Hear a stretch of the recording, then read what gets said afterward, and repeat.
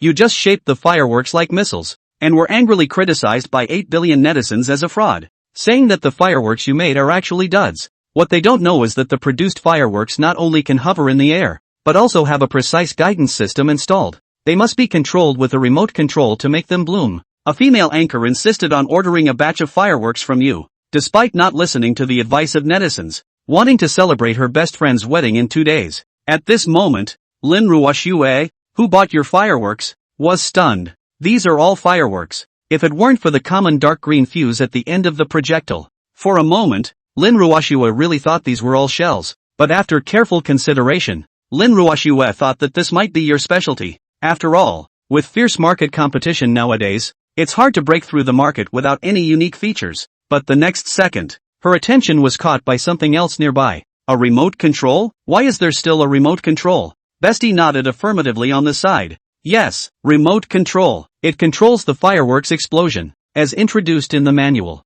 Lin Ruoxue fell silent immediately. It can't be. Which family's fireworks come with a remote control? At this moment, she saw the cannon frame and barrel in the corner again. Lin Ruoxue began to doubt life a little. Is this fireworks or the Italian cannon of the second platoon leader? The friend beside me looked desperate. The delivery address for the fireworks was her home. Do you know what I went through to bring these fireworks back home? I was almost pinned to the ground by a detective on the way. They thought I had illegal weapons, but after inspection, it turned out to be fireworks indeed. The audience in the live broadcast room was stunned looking at these fireworks on the ground. Whose fireworks are paired with independent warheads? Whose fireworks have complete launching devices? Is this for setting off fireworks, or is it to attack neighboring countries? Lin Ruoxue's chest rose and fell slightly. She had said in the live broadcast room before, it's just fireworks. What could go wrong? Now looking at the shapes of these fireworks, she couldn't help but worry. If all the fireworks on the ground fail to ignite, the whole wedding will become a joke.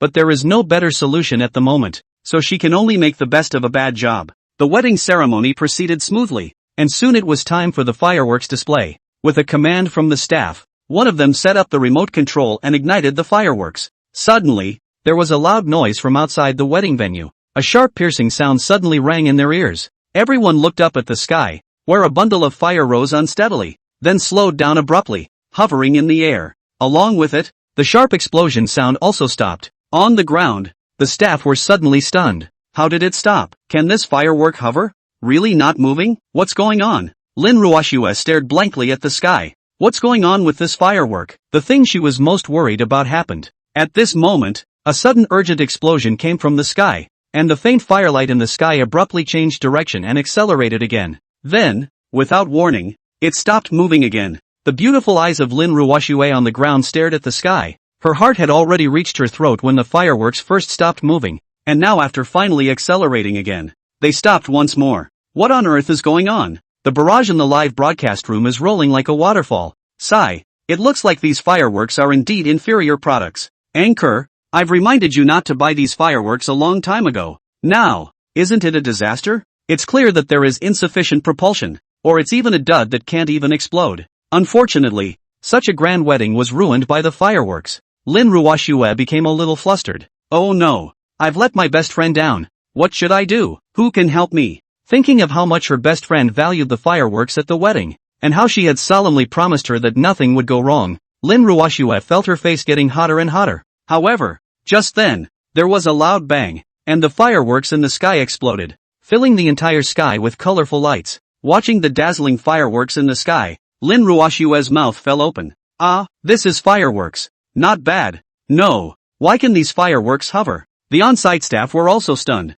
hovering twice, accelerating 3 times, and finally successfully blooming. What's going on here? Try again. There must have been some unexpected situation. The staff nodded one after another and quickly went to ignite the next firework. However, this firework seemed even more peculiar. It actually looked like a shell and even came with a corresponding cannon. The staff lit the fuse with a lighter, then carefully inserted it into the cannon. The scene resembled a mortar, and with a slightly muffled sound, the firework shot up into the sky. Instead of blooming or hovering, it started spinning. It spun around the entire wedding venue, circling round after round without any sign of stopping for a while. The staff were dumbfounded again. Just as they had sent away a hovering firework, now they were faced with one that spins in circles? What principle is this? Is this fireworks or a missile? Meanwhile, inside the wedding site, The crowd of guests looked at the midair in shock and confusion. There, the fires from the fireworks bloomed and still flickered faintly. In most of my life, I have never seen fireworks that can hover. It's been a long day. However, just as everyone's faces were different and they were still thinking about the hovering fireworks, a dull roar of fireworks once again resounded off the field. Another fire burst into the sky. It's spinning in circles, non-stop spinning. Everyone froze in place. What's this about fireworks? On the red carpet, the groom looked up at the fireworks that kept spinning above his head bobbing with them.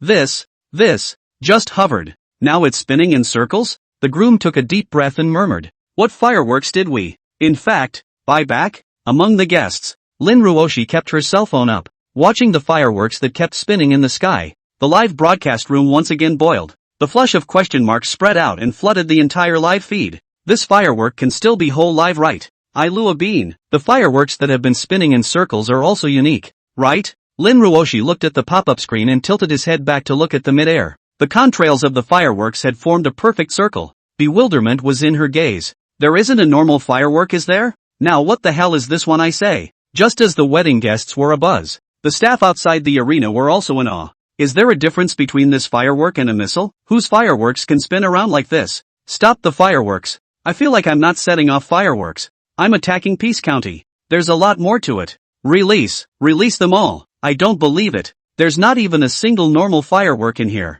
For a while, the crowd looked at the fireworks all over the ground. Their gazes were a bit stunned. Can't say for sure. There's not really a normal one in these fireworks. At that moment, someone spoke up. Put this on. This one looks ordinary. At those words, the crowd looked over. On the floor, a 4-square box lay peacefully, with a green fuse peeking out of the corner. Everyone was relieved to see it. It also seems that normal fireworks exist, at least from the outside. And it couldn't be more ordinary. Immediately a staff member came forward and set it on fire. Hearing the snorting sound of burning fuses, the crowd stepped back slightly, their expectant eyes converging on the firework. Finally, a normal fireworks display for once. However, for a split second, a sharp cracking sound suddenly rang out. A dense stream of firelight shot up into the sky like a raging storm. Then, it exploded in the air. That battle was like a Jessica rocket launcher. Wedding sight. The guests watched as a fierce fire raced by, their faces dramatically changing. Holy shit, there's a missile coming in. Missile, a hammer. That's a firework. What? Fireworks? With such intense fire coverage? That's clearly a Jessica. Listening to the murmuring around him, he looked at the dense fire in the sky. Lin Ruoshi's clenched little hand slightly loosened, and she couldn't help but let out a long breath. These really aren't military weapons? Why, it's exactly like the missiles on TV. Just now, when she heard this amazing commotion, she really thought something had happened. That said, these fireworks, how one looks more like a cannonball than the other. Inside the live room, the atmosphere was heated and the pop-up surged. The waterbenders who were just diving in are now completely sitting on their hands. It is recommended to go and take a hard look at the Fancy Creek Fireworks manufacturing factory. I have reason to suspect them of arms trafficking. How many rounds in a fucking minute? And it's not stopping. The intensity of this fire coverage? Give this fireworks to Old Lee and they can hit the island mainland. The fireworks continue to bloom. After a brief period of chaos at the wedding, everyone got back to normal after realizing it was just fireworks. Only, Lin Ruoshi, who had just clearly said that she wanted to record the beautiful moments of her best friend's wedding, At the moment, however, the cell phone in his hand was pointed at the sky photographing the fireworks. She stayed in the same position, a little tired though, but the scene in front of her was so shocking that she wished the viewers of the live broadcast, too, could witness it with their own eyes. The water users watched the live feed with rapt attention. The moment, listening to Lin Ruoshi's voice, their fingers flew over the keyboard and kept swiping the pop-up screen. It seems to be true. I didn't even notice it just now. When Ruosu said that, I also realized that all these fireworks, they all flew to the same place, and then blew up. What kind of principle is this? Have you guys noticed that even though they exploded at the same point, their behavior is completely different? Yes. Every firework shot travels a different route. There doesn't seem to be any pattern. This is so wrong. Once reminded, everyone else noticed the strange phenomenon as well. At once, everyone was confused. Who's seen this before in all the years of fireworks? Hover even. The routes are all different. It's also that the second and third accelerations are barely acceptable and forget about it. But the breaking point, how come they're all in the same place? This discovery was hard for everyone to accept. How did this happen? Are these still fireworks? Looking at the rapidly scrolling pop-ups, Lin Ruoshi was a bit dazzled, just when she didn't know what to expect and was a little confused. In the afterglow, a comment caught her attention. Why does it look and feel a little like precision-guided missile technology to me? I happen to study this area, so maybe I'm being sensitive, but the results presented are really too much to think about. 2. Though the pop-up flashed by, she was careful to catch it. Read about it. Lin Ruoshi's heart thumped and her expression was inexplicable. Precision-guided missile technology? Lin Ruoshi froze, her small mouth opening into a circle as she sucked in a breath of cool air. Couldn't understand it, but was blown away. Under the ear of various short videos, the precision-guided missile thing is still more or less known. If memory serves, this is pretty high-end military technology, right? Nope. Fireworks can have that kind of technology? The pop-up was clearly not the only one she saw. Some of the viewers in the live feed saw the same. In an instant, the pop-ups then began to flare up. No. Really? Or are you really too sensitive? What's with the reference to missiles? Does that mean the fireworks are on the table? This brother, elaborate, bragging, right? It's just a firework, and it's still capable of this? Some viewers didn't believe him. There were also some viewers who wanted him to come out and answer the question. How does a little firework have anything to do with missiles? Could this be a military strategic firework? One time, the atmosphere in the live broadcast room once again reached a climax. The pop-ups were all over the place, and the heat went up even a little bit. A moment later, the man responded, I can't really say right now, but you guys wait. I'm going to go ahead and place an order for a couple fireworks. I'll get back to you after I've scrutinized it. Seeing this, the crowd was a little disappointed. I would have thought that this person would have been able to straighten out the mystery of the fireworks. Who knew he would have to look into it? But on second thought, seeing as how he's talking about it, there's no way he can really figure out the secret. Thinking about it, everyone got a little excited. I'll wait for you. Brother, don't stand us up. That's right, these fireworks are so much fun. I'll go buy a few to play with. Lin Ruoshi withdrew her gaze, doubt written all over her delicate little face. This little firework seems more and more out of place. What the hell is going on? After half a day's thought, I couldn't come up with anything. Lin Ruoxi's pretty face puffed up slightly and immediately deflated again. LOL. Better focus on the wedding. And at this time, the village of Fengxi. Looking at the cold and empty live room, Liang Qinghe's frowning brows never opened up. On the whole face, there was just sadness written all over it. Several days have passed, except for a few orders sold at Lin Ruoshi's girlfriend's not long ago. Other than that, the number of orders, 0. Not a single deal was ever made. I'm the only one who's gotten this far in the crosswalker mix, aren't I? Liang Qinghe is under a lot of pressure now. If the fireworks business doesn't work, how is he going to face those villagers of Fengxi village? How to go about talking to them? Sorry, the project failed and everyone is going to remain poor for a long time. Every time he thought about it, he couldn't be happy. Now here's the situation. There are fewer people who used to chase him down and curse him into the booth. At this rate, how can rural revitalization be achieved? Liang Qinghe propped up his face with one hand and looked at the screen in boredom. Suddenly, I realized that at some point, there were hundreds of people on the air, and the number of people online is still going up. Hiss, what's going on here? Liang Qinghe was a bit surprised and looked at the screen incredulously. Had he spent too much time in the village and was hallucinating? Come closer. It's true. Soon, many pop-ups floated across the screen. Fireworks are fun. Are they still available? I want to order. Ordered. Don't fail. Place your order anchor. Hurry up and ship it. Don't be insensitive. Fireworks are so much fun. I'll take a couple orders. The beeps for successful orders are frequent. In the blink of an eye, there have been more than a dozen new orders. Liang Qinghe was completely confused. Where did this big group of people come from? How come they all started ordering without saying a word? No, what's wrong with you guys? Looking at the orders that were still rising, Liang Qinghe couldn't help but ask. However, no one paid any attention to him at all. Everyone silently placed their orders and then fishtail out. Watch as the live feed quickly returns to calm. Liang Qinghe rubbed his eyes, wondering if he was having a dream. However, the 50 or so orders in front of us could not be faked. Returning to his senses, Liang Qinghe breathed slightly sharply for a few moments. Don't know exactly what's going on though, but it's the ability to sell the goods that counts. Not to mention, selling so much more. Selling fireworks by live banding is kind of seeing a little bit of a good thing. Thinking of this, a smile appeared on Liang Qinghe's face and he looked down at his cell phone. He slid his finger across the screen. Go over those orders. Ha! His finger stopped, and Liang Qinghe let out a soft eep and moved closer to the screen. Is this shipping address serious? 203 Military Industrial Research Institute? What's a place that conducts scientific research doing buying fireworks? Liang Qinghe frowned slightly, feeling that it was a bit strange, but he didn't think about it in detail. Anyway, one is a seller. Regardless of that, waving away the thoughts in his head, Liang Qinghe was about to pack and ship. Just then, a system beep suddenly sounded in his ears. Ding! Congratulations to the host for completing the task, selling 50 orders of high-tech fireworks through live banding. Mission reward, shoulder-mounted fireworks launch pipeline technology. Liang Qinghe was stunned and was instantly delighted. He muttered, "What a surprise. This sudden wave of orders actually accomplished the task directly.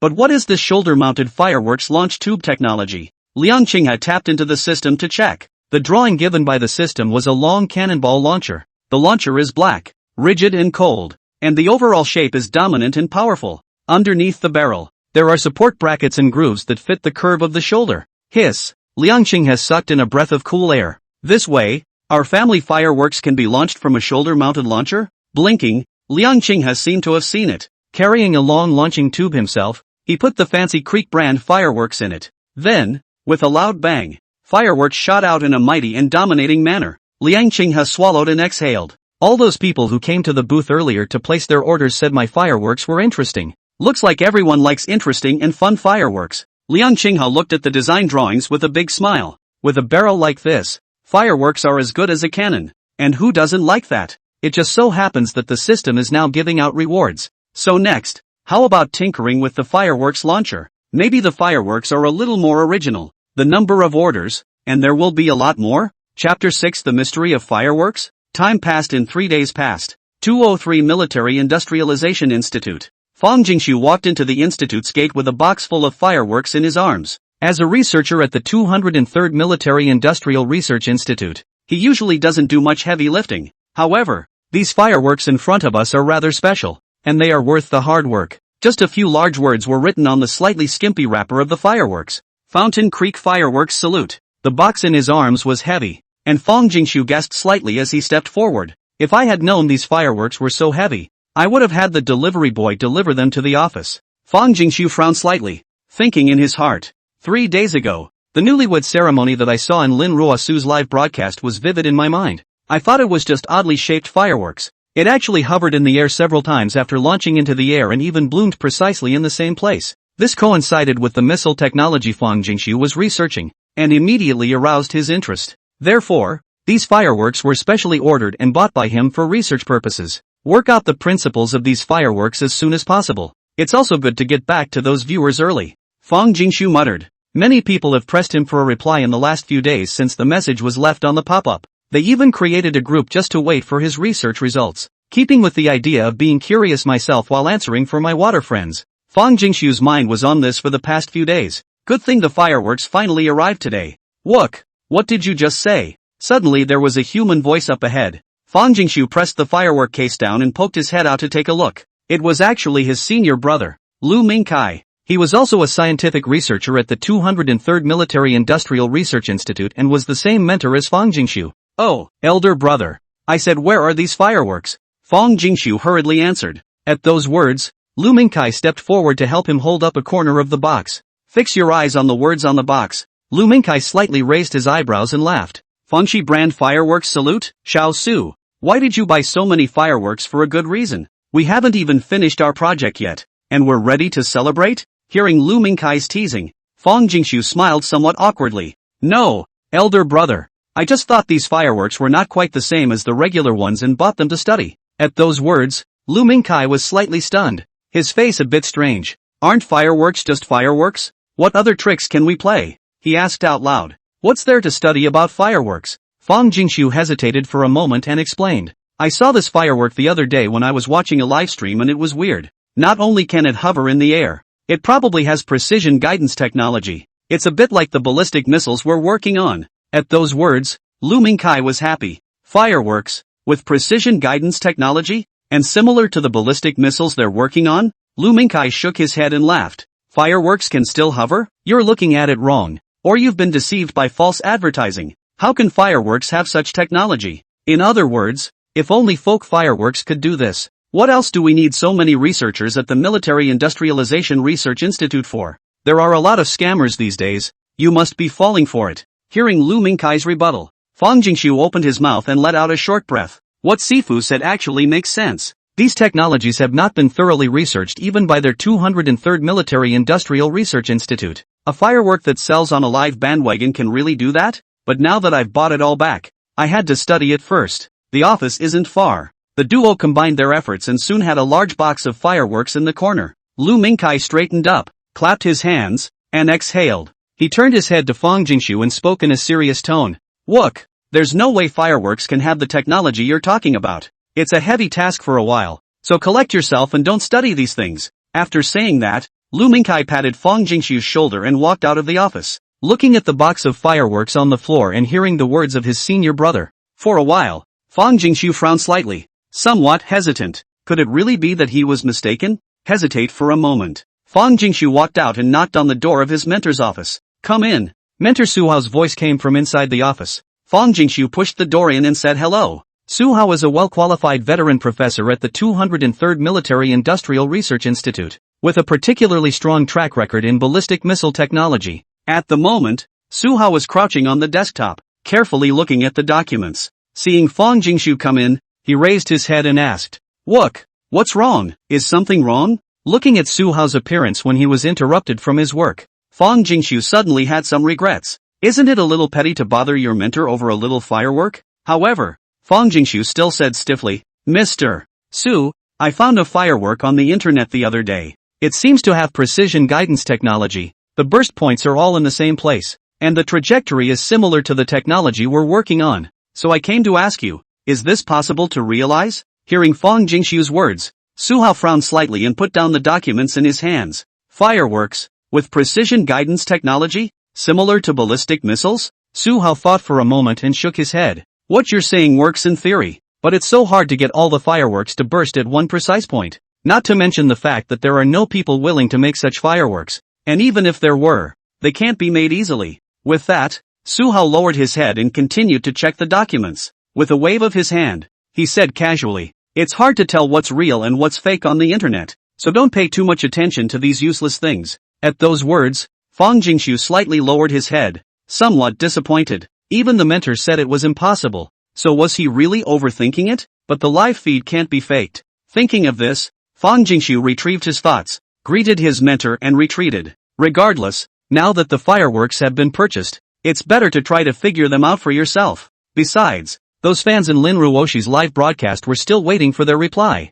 Fang Jingshu made up his mind and went back to his office to start researching. Pull a random firework out of the box. Fang Jingshu walked over to the lab table and carefully unwrapped the wrapping paper, spreading out all the contents inside, mostly normal powder fuses and such. That's when something unusual fell off the end of the fireworks. Ha, what's this? Fang Jingshu picked it up and looked at it. It was a small black bauble the size of a fingernail cap, facing the light and flipping through it carefully. Fang Jingshu narrowed his eyes slightly. I don't think there's anything like that in normal fireworks. Is there? Could it be that it guides the travel path of the fireworks and determines the location of the explosion? Muttering to himself under his breath, Fang Jingshu placed the small thing on the tabletop. This was followed by a couple of fireworks from the box. One by one, they all came apart and had this exact same black bauble on the end. A smile appeared on Fang Jingshu's face. I didn't expect to have a clue so soon. So there's a big box of it. Do an experiment to verify it. Science, being rigorous, can never arrive at results based on theoretical speculation alone.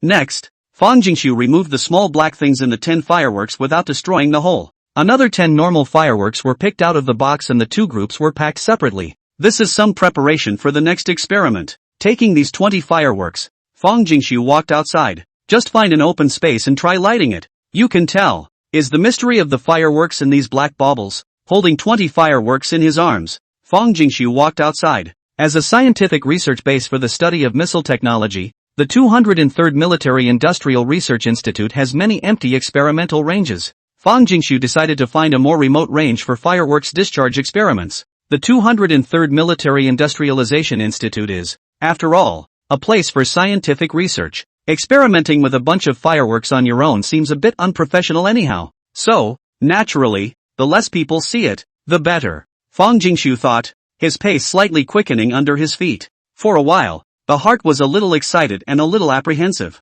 Just then, turning a corner, a figure suddenly appeared on his face. Fang Jingshu hurriedly stopped his footsteps and fixed his eyes. His face became a little strange. Ah, elder brother. Why are you back again? The person who came face to face was none other than Lu Mingkai. At those words, Lu Mingkai took a step back, his face showing surprise. He then looked at the fireworks in Fang Jingshu's arms and wondered, Xiao Su, what are you? Hearing Lu Mingkai's question, Fang Jingshu's eyes glanced to the side, his expression somewhat uncomfortable. Elder brother, I was just about to do an experiment. I was thinking that it would be good not to run into anyone, but this time I turned the corner and ran into elder brother. And he reminded himself to wind down not too long ago. This is going to be really awkward. Hearing Fang Jingshu's reply and looking at his unusual face, Lu Mingkai frowned slightly. Taking a look at those fireworks, Lu Mingkai frowned. Fireworks experiment? Fang Jingshu nodded and let out a bitter smile. It's all bought back. Gotta experiment. I took part of those fireworks apart and they all had one of these in them. Saying that, Fang Jingshu slightly sidestepped and pulled out a few black gadgets from his pocket. At that, Lu Mingkai glanced at him and reached out to take it. Looking down, he couldn't tell for a moment exactly what it was. Seeing that he was examining it carefully, Fang Jingshu also proceeded to speak. I thought it might be because of this little thing that these fireworks could. Talent for what? Lu Mingkai raised his head and interrupted with a leathery smile. To be able to hover in the air and have precision guidance, the same as our ballistic missile technology? Casually stuffing the little black things into Fang Jingshu's pocket, Lu Mingkai patted his hands clean of the remnants of gunpowder. Why are you still wasting time on this stuff? You know yourself that these highly sophisticated technologies can't be in fireworks, right? Lu Mingkai's face was slightly serious. Hearing elder brothers teasing and questioning, Fang Jingshu opened his mouth but didn't speak, only shaking his head stubbornly. No matter what, this matter must be clarified. Now that the black gadgets have been discovered, there is at least a clear direction for research. How can you just give up?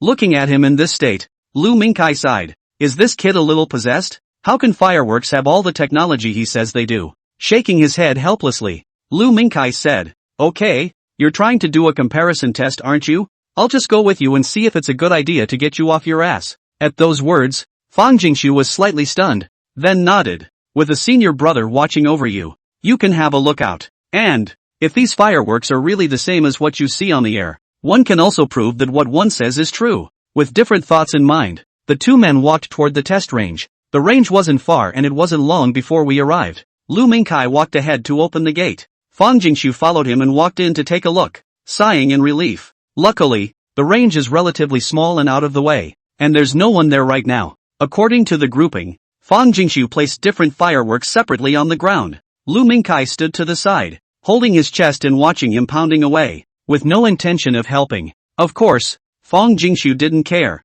Just set up the fireworks one by one and brought the fire extinguisher from the side. I also wonder if my removal of the little black thing had any effect on the fireworks themselves. It's better to be prepared first. Seeing that everything was ready, Fang Jingshu then lowered his head and pulled out a lighter. Ignite! Hearing the snorting sound of the fuse burning, Fang Jingshu took a few steps backward and eyed the fireworks. This one is the one that removed the little black thing. Only a sharp popping sound was heard. The fireworks shot straight up into the air and then exploded. None of that tricky routing or hovering. It's no different than regular fireworks. Fang Jingshu's face was delighted as he quickly stepped forward. On the side, Lu Mingkai skimmed his lips. Isn't this just like regular fireworks? Off the top of my head, it's just a little more power and a little higher flying. Without looking back, Fang Jingsu took out his lighter and lit a firework again. This time, it was without removing the little black thing. Quickly stepping backward, Fang Jingshu looked at the fireworks expectantly and said, Senior, this is the original firework that hasn't been disassembled.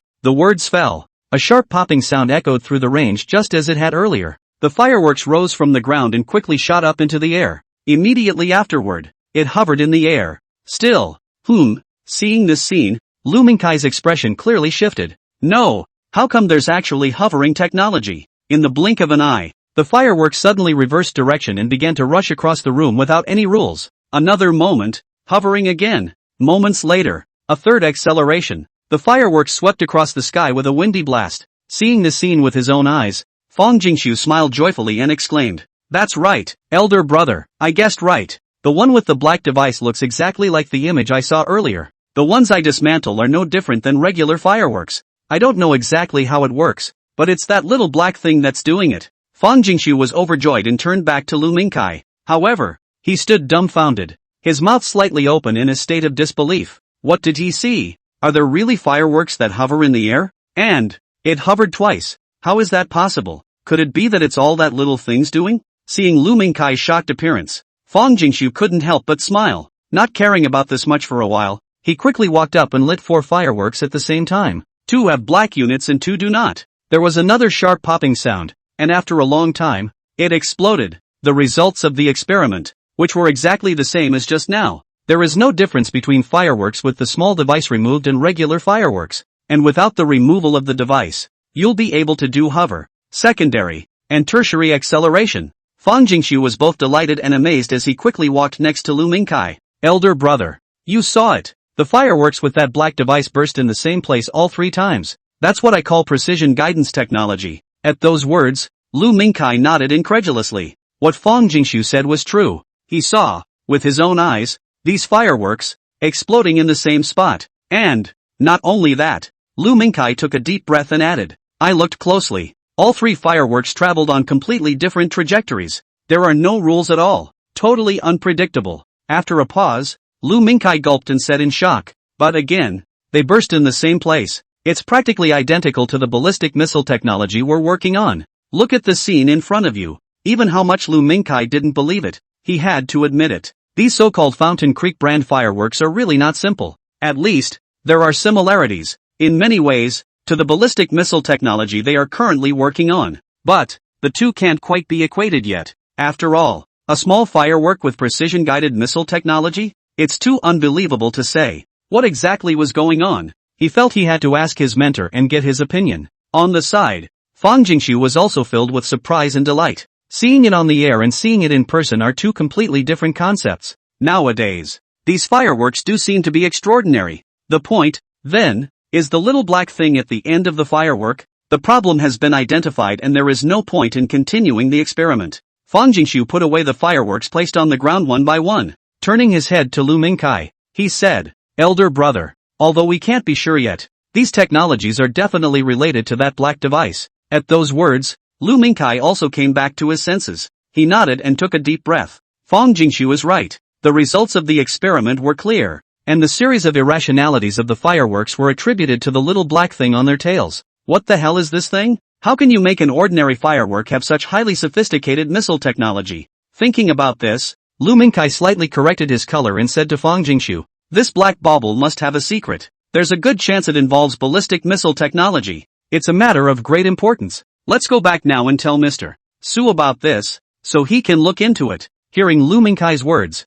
Fang Jingshu nodded, though a thorough examination of the little black thing has yet to be made. But at a cursory glance just now, it should also be a device with an internal structure. It needs to be given to a tutor as soon as possible for dismantling and research. Mentor Su Hao, a senior researcher at the 203rd Research Institute, is known as the father of precision-guided missiles. With his research, he will surely be able to figure out the mystery. Thinking of this, Fang Jingshu's heart became a little anxious. The 2 men picked up the fireworks and walked briskly out to the range. Just then, the cell phone in Fang Jingshu's pocket vibrated slightly. A series of sharp message beeps then rang out. Hearing this sudden voice, both of them were stunned. Lu Mingkai turned his head and flirted with a slight suspicion. Senior brother, business is so busy? The messages won't stop ringing. Listening to his senior brother's inquiry, for a moment, Fang Jingshu was also somewhat at a loss. He handed the fireworks in his hand to Lu Mingkai and took his cell phone out of his pocket. Open it. It was actually Lin Ruoshi's fanbase where many people were at INGM. Brother, it's been days. Have you received the fireworks? How's the fireworks research going? Any results yet? Come out and take a dip. How's the research going? Messages such as these are asking about the results of the fireworks research. At one point, dozens or hundreds of people at him. Seeing this, Fang Jingshu smiled faintly. These people are in a hurry, so it's no wonder their cell phones keep ringing. Good thing I just finished the experiment and have a clue. With his feet slowing down slightly, Fang Jingshu replied, fireworks received and have begun research. This firework is indeed extraordinary, just like the one I saw earlier in the livestream. And I found a gadget on the end of the fireworks that looks like a guidance device for ballistic missile technology. However, it's still unclear exactly how it works, and further research is needed. Everyone stay calm. We will inform you immediately after we have the results. Seeing Fang Jingsu's reply, the fan base boiled over. A few days passed, and the odd fireworks were always on everyone's mind, and the curiosity in their hearts only grew. Now that there is finally a research progress, The water users are naturally talking about it. Many of those who were diving in earlier have also come out to express their views. For a while, the messages within the fanbase were scrolling fast. What this brother says is very true. I also found this little device when the fireworks I bought back popped. Yeah, I found this stuff too, but you guys really don't say. These fireworks are really fun. Launching fireworks is just like launching missiles. Wherever you point them, it's just too good to be true. I bought it too. This isn't fireworks. It's clearly the 2nd Battalion Commander's Italian cannon. Even after seeing the effects of these fireworks in person at Lynn Roche's livestream. But many people also place orders just to give it a try. Who knew that these fireworks not only had the exact same effect as what they had seen before, but they had even worked out quite a few ways to play with them. The fireworks, simply amazing. Browsing through the various messages from his water friends, Fong Jingshu couldn't help but smile. It seems that many people, not just him, have bought this firework. All have discovered its wonders as well. To the side, Lu Mingkai raised his eyebrows when he saw the way he couldn't help himself. The kid had been silent since he pulled out his cell phone, and now he was laughing out loud. What the hell is going on? Curious in mind, Lu Mingkai came over and looked down. Inside the fanbase, messages from waterbenders were still scrolling upward at a rapid rate. Are these fireworks really as fun as you guys say? It's not all watermen, is it? It's true, it hits where it's pointed, just like the missiles we see on the news. You can also make several fireworks explode in one place. The scene, not to mention how spectacular. Really fun. I'm not going to lie to my family. I'm even thinking of getting a couple more orders. Looking at the messages from his water friends, Lu Mingkai was slightly stunned and then dumbfounded. Fantastic fireworks with ballistic missile technology. I can't believe I'm actually being treated like a common plaything. He looked at Fong Jingshu and laughed. If all the wonders of this firework are really the cause of that little thing, then it would be a waste for it to be used to make fireworks. Hearing Lu Mingkai's words, Fong Jingshu snapped back from his fanbase and his eyes lit up. Sifu was right. According to the experiments, all this fireworks ballistic missile technology is the work of this little device. One has to figure out exactly how it works. And these fireworks aren't that expensive, so that little device must not have cost much either. If it can really be studied and understood, and even applied to the military, would be a huge cost savings on ballistic missile technology. Thinking about this, Fong Jingshu breathed slightly sharper, put the cell phone into his pocket, and the pace of his feet suddenly accelerated. Must get a mentor to work on this device as soon as possible. The other side, although it was already close to noon, Lin Ruoshi had just woken up from his sleep. She stretched languidly and yawned with her small hand over her mouth. Sleepily opened his cell phone, and in a daze saw another 99+ message in the fan group. What is everyone talking about this early in the morning again? Lin Ruoshi muttered in a small voice and casually clicked into the fan group. Seeing the content of the intense discussion among the water users, Lin Ruoshi was slightly stunned, and her sleepiness was suddenly reduced by a large portion. Why are we talking about fireworks again? Lin Ruoshi held her cell phone in one hand and couldn't stop sliding her hand upwards. It wasn't until she saw Fong Jingshu's reply that she realized. So this guy's got some research going on. A little device that allows fireworks to do so many tricks? With some surprise in her heart, Lin Ruoshi didn't think carefully and continued to scroll down. Her beautiful eyes lit up slightly when she saw her water friends raving about the fireworks. Are these viewers converted? Before each one of them scoffed at the fireworks. But now how come each one of them is trying to push up? Or is this little firework really that much fun? Murmuring, Lin Ruoshi slightly tilted her head, a smile appearing at the corner of her mouth. Why don't I try a few orders? That looks like so much fun. Chapter 9 The Fireworks to Riches Conundrum. Fountain Creek Village. Liang Qinghe packed the fireworks in his hands against the order and straightened up, exhaling heavily. Looking back, the floor was already full of boxes, large and small. These are the fireworks that will be sent for shipment. Reaching out to wipe the sweat off his face, Liang Qinghe looked at the cell phone screen and laughed. The fireworks just ordered are packed. Don't worry everyone. It will be shipped as soon as possible within 2 days. Inside the live broadcast room, dozens of viewers were watching online at the same time. The pop-ups were few, but still kept scrolling upward one by one. Anchor, I placed another order. The fireworks are very effective. I'm very satisfied. A friend recommended it to me. Said these fireworks are different from the regular ones, so place an order and try it out. Anchor, how come the order I placed yesterday hasn't been shipped yet? Hurry up and ship it. I can't wait to play it. Looking at these pop-ups, Liang Qinghe smiled slightly and busily responded. Okay, order received. Packing for you now. Rest easy for those families who haven't shipped yet. It will be shipped as soon as possible. Saying that, Liang Qinghe bent down again. Over the past few days, the live fireworks business has been getting better and better. with people coming in and placing orders every day. Not only that, but the positive reviews have skyrocketed.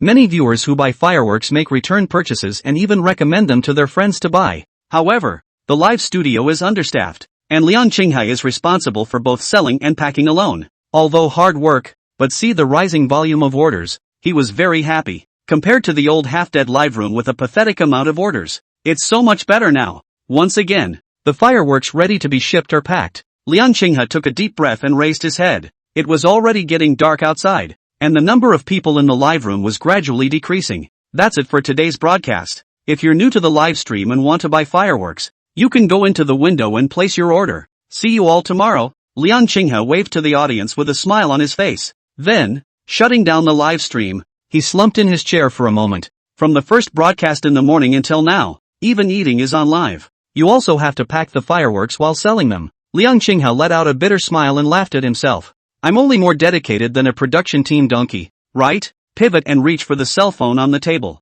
Look at the increasing number of orders and the higher and higher turnover. Liang Qinghai had a pleased smile on his face. Tired, yes, but rewarding, too. Not only did the volume skyrocket, but it also gained a lot of fans. Sort of a small way to get the reputation of the Fountain Creek brand of fireworks out there. Fireworks launchers are also already in production and will be available for sale in a few days. By then, I'm afraid more people will come to buy fireworks. Liang Qinghai muttered to himself, squinted his eyes slightly and stretched comfortably. Now that more people are placing orders, the momentum is steady. Can be considered to see the beginning of selling fireworks to get rich. At that moment, footsteps came from outside the house. Soon, in walked a plainly dressed old man. Liang Qinghai got up and looked toward the door. Greeting, village chief, it's so late. Why are you here? The visitor was called Wang Qinghai, the village head of Fanxi village. He has been the mayor of Fanxi village for more than 20 years and is very familiar with the situation in the village. The two usually work together to organize villagers to help the poor. Looking at the house full of packed fireworks, Wang Qinghai sighed. I'm not worried. We sell these fireworks, but it's too hard to ship them. The village is inside a ravine. The roads are rugged and in disrepair, and it's far from the town. Those villagers who ride their motorcycles to deliver fireworks to town for shipment say they can't make the run. Sales of fireworks have slowly picked up over the past few days. He was looking at it with joy. The fireworks are sold to benefit the entire village of Fountain Creek. But again, delivery problems, too, are slowly coming to the fore. The villagers have mentioned it to him several times. Upon hearing this, Liang Qinghai frowned slightly and nodded helplessly. This is indeed a problem. Fanxi village is located in a remote mountainous area, and a round trip to the town by motorcycle can take up to an hour. Coupled with the increasing number of orders, there is a bit of a shortage of manpower, and the fact that the trail is rugged and difficult to navigate adds a bit of danger. Thinking for a moment, Liang Qinghai couldn't think of any method for a while, so he only responded, Village chief, I'll figure this out. But the fireworks are still for sale. It's hard to find such a way to get rich, but we can't let this difficulty choke us off. Hearing Liang Qinghai's words, Wang Qinghai's face eased slightly. In order to realize poverty alleviation and prosperity, it is inevitable to encounter difficulties and obstacles. Now that the fireworks are selling better and better, it may really be possible to realize poverty alleviation in Fanxi village from this direction. Naturally, it is not to be taken lightly. With this in mind, Wang Qinghai nodded and agreed. Right, but it really didn't occur to me in the first place that this little firework would sell so well. And it's not complicated to make, so villagers can get started. If this momentum continues, there is no problem getting out of poverty. Seeing Wang Qinghai's joyful face, Liang Qinghai smiled slightly and shook his head. It's too early for that. It's not enough to keep our fireworks industry going as it is now, and there's still a lot of issues we have to address. At those words, Wang Qinghai was slightly stunned. Today fireworks orders are increasing and momentum is building. What's wrong with it other than it's a little hard to ship? Looking at Wang Qinghai's confused look, Liang Qinghai smiled and explained. As of now, we are facing 3 problems to get rich by selling fireworks. First of all, there is the road transportation problem that you just mentioned. The slow time and inefficiency of having to ride a motorcycle on a mountain road to deliver goods. On top of that, our shipments are too small, and with only so many people in the village, our capacity is limited, and we're a little too slow to produce fireworks. Hearing this, Wang Qinghai unconsciously nodded his head, his brows slightly furrowed. What Liang Qinghai said made sense. Not many people in the village are capable of doing fireworks manufacturing work. If the number of orders grows in the future,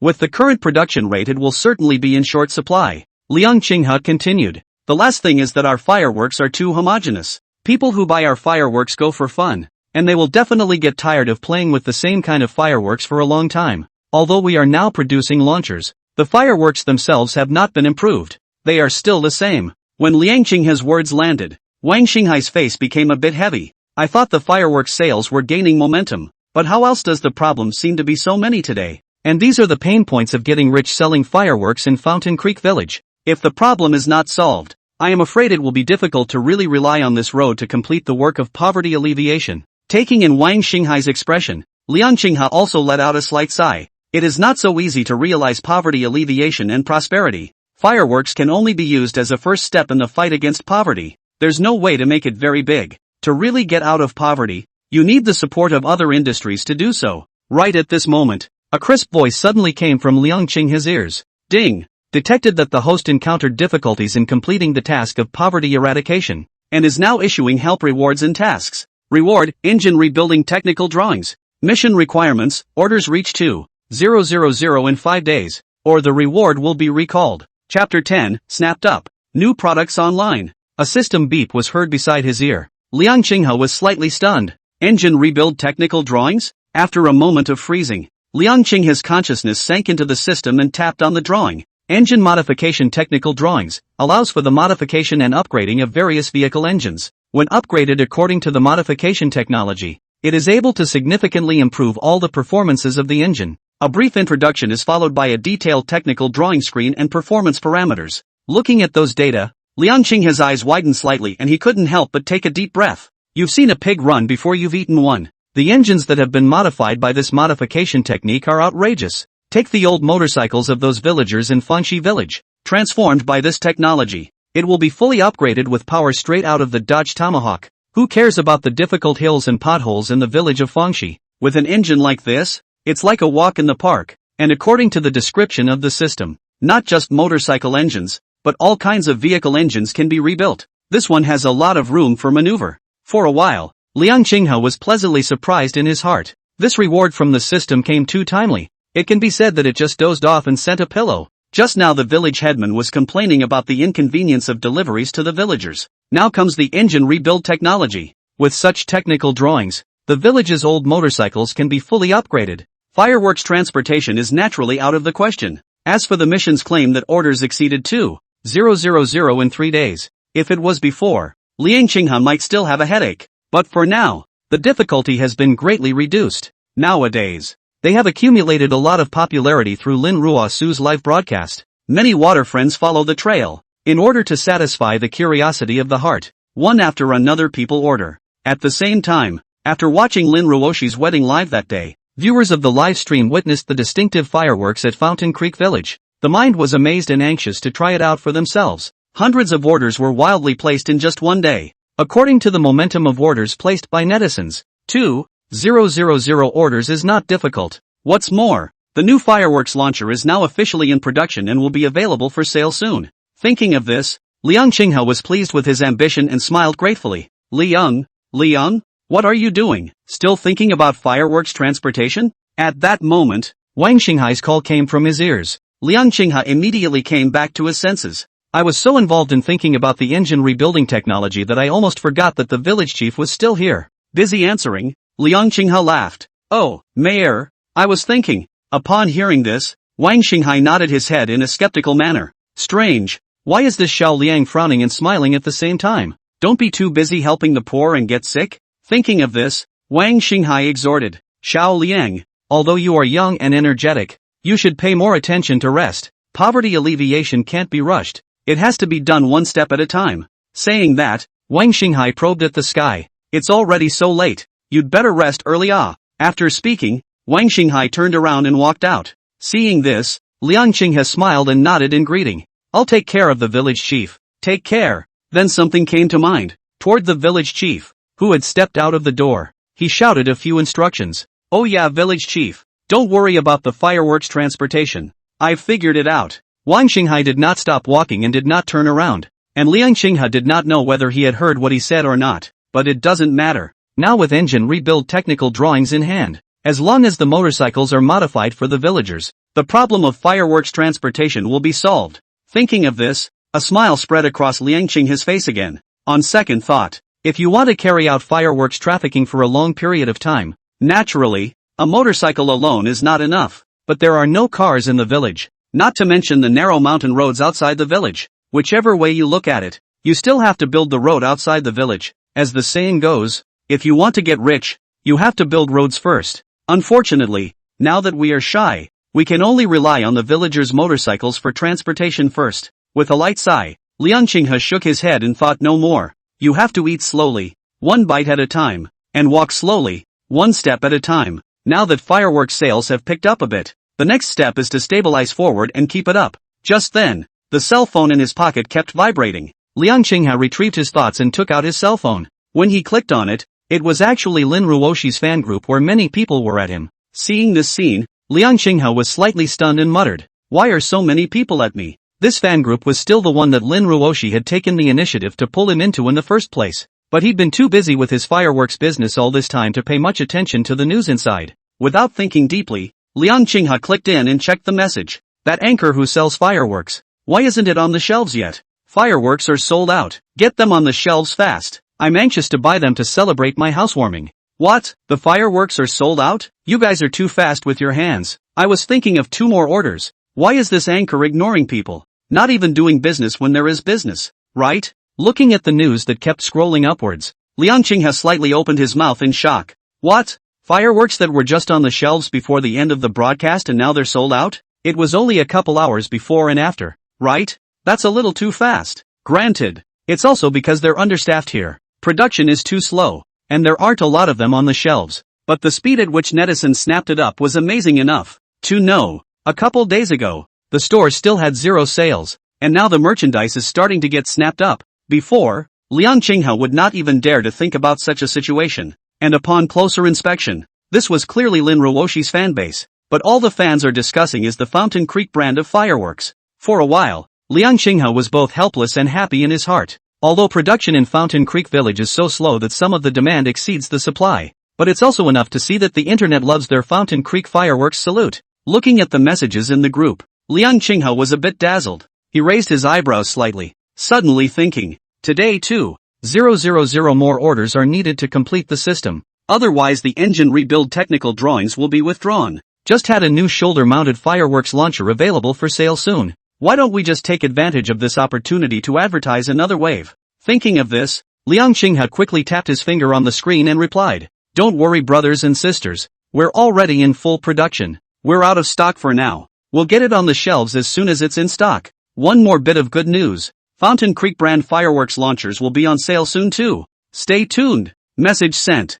Among the flush of Liang Qinghe's paragraph stood out as particularly eye-catching. The messages within the fanbase fell silent for a moment. An instantaneous outburst followed. Is everyone this crazy? This is sold out? I haven't gotten a single order yet. Can the anchor hit the shelves as early as possible? I'm anxious to buy it and play it. The production team's donkey doesn't take such a break. What? A new fireworks launcher? When does it go on sale? I'll set my alarm to grab it. Anchor, what kind of launcher? Can you reveal it? Seeing the message Liang Qinghe sent, the atmosphere within the fanbase instantly boiled over. What? I can't even buy fireworks. And you want a fireworks launcher on the shelf? Is there any law? Is there any law? Chapter 11, People are happy. Look at the messages that are flooding the fanbase. A smile appeared on Liang Qinghe's face. I didn't realize that these internet users were so excited about the new fireworks launcher. By then, when it is officially on the shelves, it will have sold well. But what they say about slow fireworks on the shelves is a real problem too. Now that Liang Qinghe's side is short of manpower, the production speed of Fengshi brand fireworks is indeed a bit slow. The matter should also be taken seriously. Thinking of this, Liang Qinghe retrieved his thoughts and looked down at his cell phone. I was about to continue checking messages within the fanbase when a private message suddenly showed up on the status bar. Liang Qinghe fixed his eyes on it. It was actually a private message from Lin Ruoshi. Seeing this, Liang Qinghe's eyes lit up and immediately clicked in. In the meantime, Lin Ruoshi was dressed in pajamas, lying lazily on the bed. A small smile played at the corners of her mouth as her fingers tapped on her cell phone keypad. Poverty anchor, I ordered your fireworks the other day. I'm very happy with the results. I hope you keep up the good work. Lin Ruoshi put down her phone and stretched after sending the private message. Then he picked up the glass of water on the nightstand and took a light sip. A smile couldn't help but appear on her face when she thought of the Fengshi brand fireworks. The fireworks were a real eye-catcher at my best friend's wedding not too long ago. Guests at the banquet said the fireworks were a good buy and added a lot of color to the wedding. Her best friend even complimented her a couple times because of it. After a while, Lin Ruoshi himself became quite interested in the fireworks. So a few days ago, she placed an order for a few fireworks at Liang Qinghe's. When it was lit, the effect was actually exactly the same as what I saw at my best friend's wedding. I've been playing with fireworks for years, but I've never seen anything so different. Not only can it hover in the air, but it can even accelerate several times and change trajectory. Also, seeing it in person is very different from burning it yourself. The sense of manipulation of where to point her finger was just too much for her to handle. At that moment, the cell phone lying on the bed vibrated. Lin Ruoshi put down his glass of water and picked it up. It was Liang Qinghe's reply. "Oh, yeah, you can support a few more orders if you like. I'll consider giving you a discount if you're a regular customer. And, we're about to launch a new product. Interested in learning more?" Seeing Liang Qinghe's reply, Lin Ruoshi's head tilted slightly. Surprise and curiosity were written all over her pretty face. New product? Is it some fun new fireworks again? Thinking of this, Lin Ruoshi instantly became interested. She sat up straight and looked down as she quickly replied. "New product? What's that?" On the other side, Liang Qinghe saw Lin Ruoshi's inquiry and was about to reply. On second thought, one of the important reasons why Fengshi brand fireworks sell so well is because of the traffic that rubs off on Lin Ruoshi.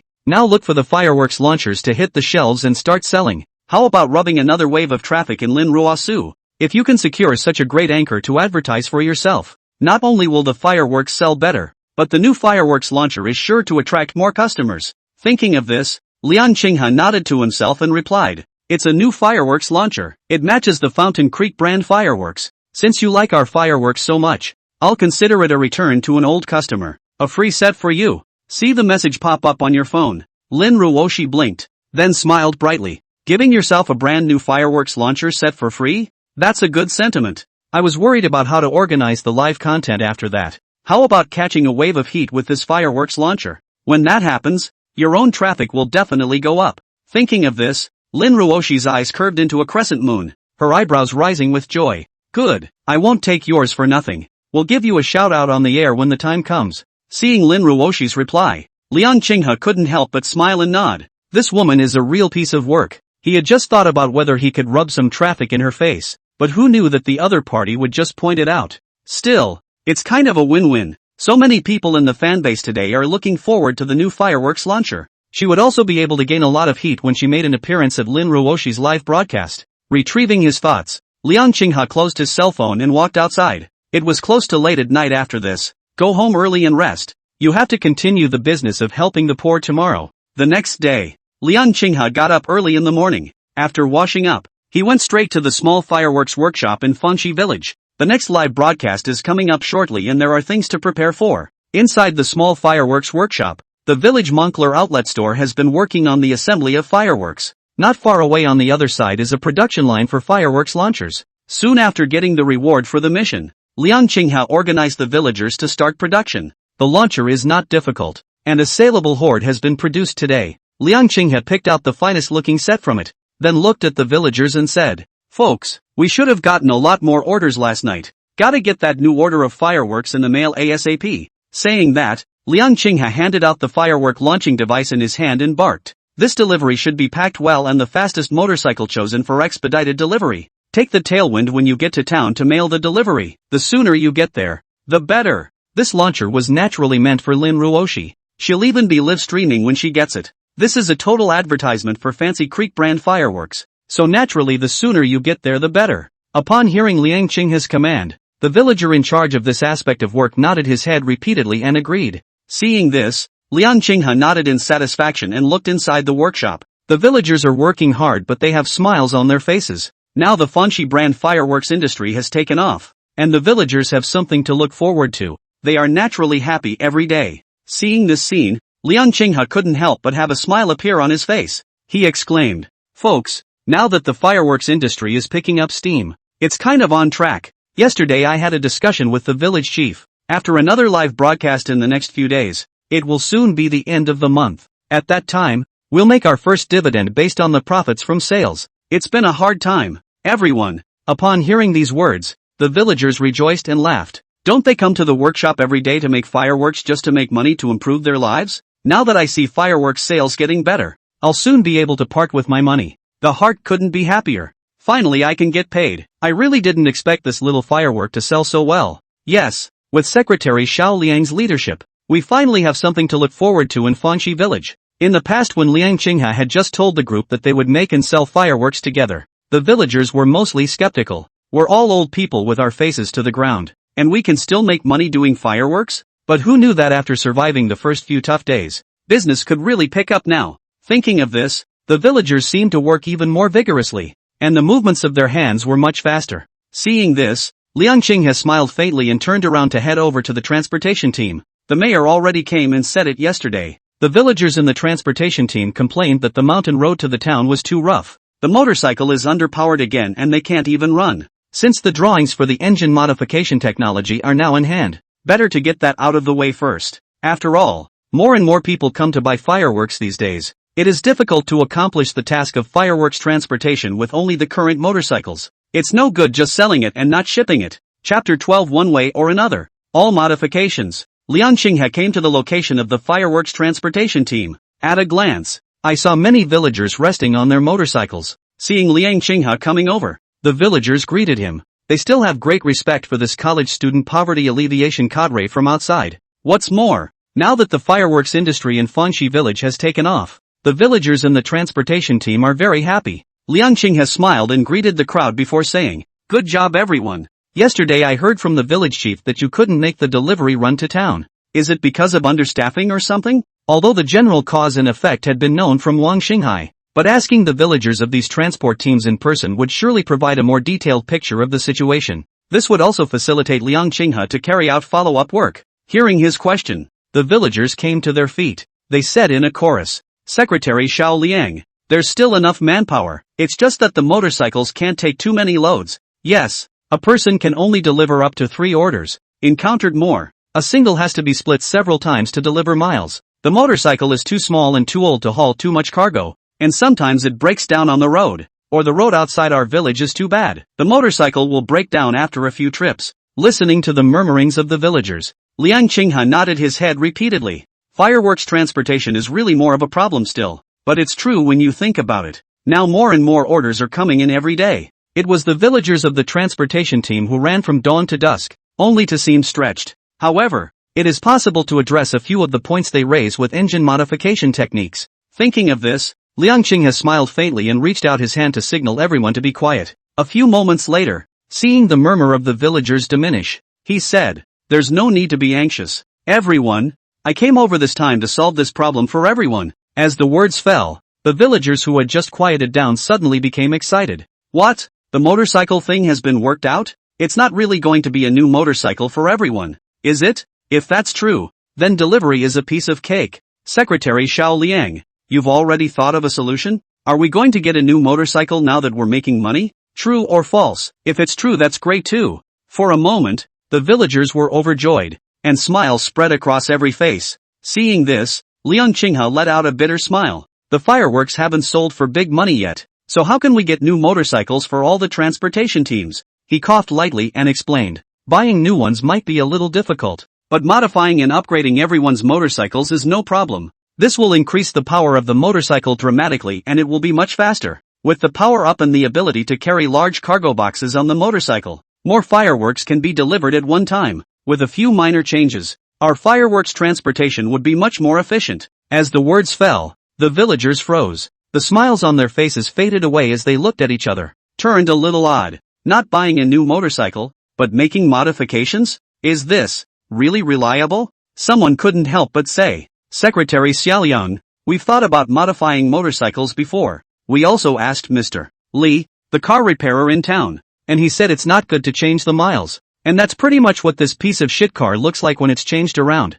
right?" When these words came out, the villagers nodded their heads and looked at Liang Qinghe with a slight hesitation in their gaze. The village's motorcycles are all old and aged, so I'm afraid they're not very good for tossing. Not to mention that professional car mechanics say it's not a good change. Seeing this, Liang Qinghe let out a bitter smile and didn't do much to explain. "It's okay, people, trust me. Just drive the car to the back of the workshop. Whether it's a success or not, you have to try before you know." Hearing Liang Qinghe's words, he looked at his chesty look. The villagers glanced at each other, and with a little faith, They drove their motorcycles to the open space behind the workshop. This is the place where Liang Qinghe used to study fireworks and put a lot of tools. Usually not many people come. Watching the villagers park their motorcycles, Liang Qinghe nodded in satisfaction. Another batch of orders were sold last night, and already this morning a transportation team of villagers delivered them. This should be the last order for a few days. Shortly, new fireworks and launchers won't be hitting the shelves that quickly and will have to wait until the next broadcast.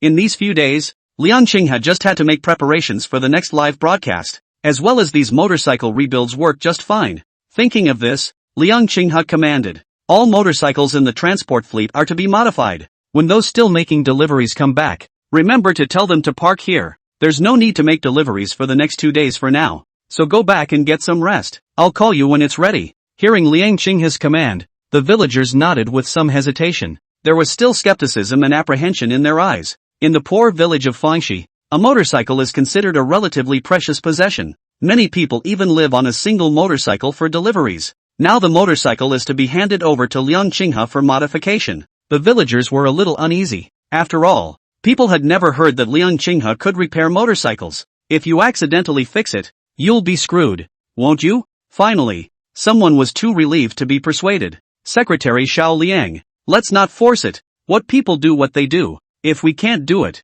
we'll have the town motorcycle mechanic rebuild it for us. It's a big deal to spend a little money, and if it's not possible, we can still run here with all our might. As soon as these words came out, some villagers immediately chimed in. Yes, Secretary Xiao Liang, our fireworks are selling better and better now. You'd better spend more time on fireworks. The villagers nodded. Now that we see the fireworks selling better and better, there's always something to run for. Don't pick up the pieces and lose the watermelon. Although Liang Qinghe remodeled the motorcycle also for the sake of the fireworks business, but they are really afraid that the motorcycle did not work well, but the sale of fireworks will be yellow. Listening to the villagers' words of advice and persuasion, Liang Qinghe nodded his head repeatedly and couldn't stop agreeing. After a good deal of comfort and reassurance, the villagers left reluctantly, the object of disenchantment, naturally, is their motorcycle. Seeing the villagers leave, Liang Qinghe let out a long sigh of relief and sat down on his butt on the stool. He was naturally aware of the villagers' concerns and took them to heart.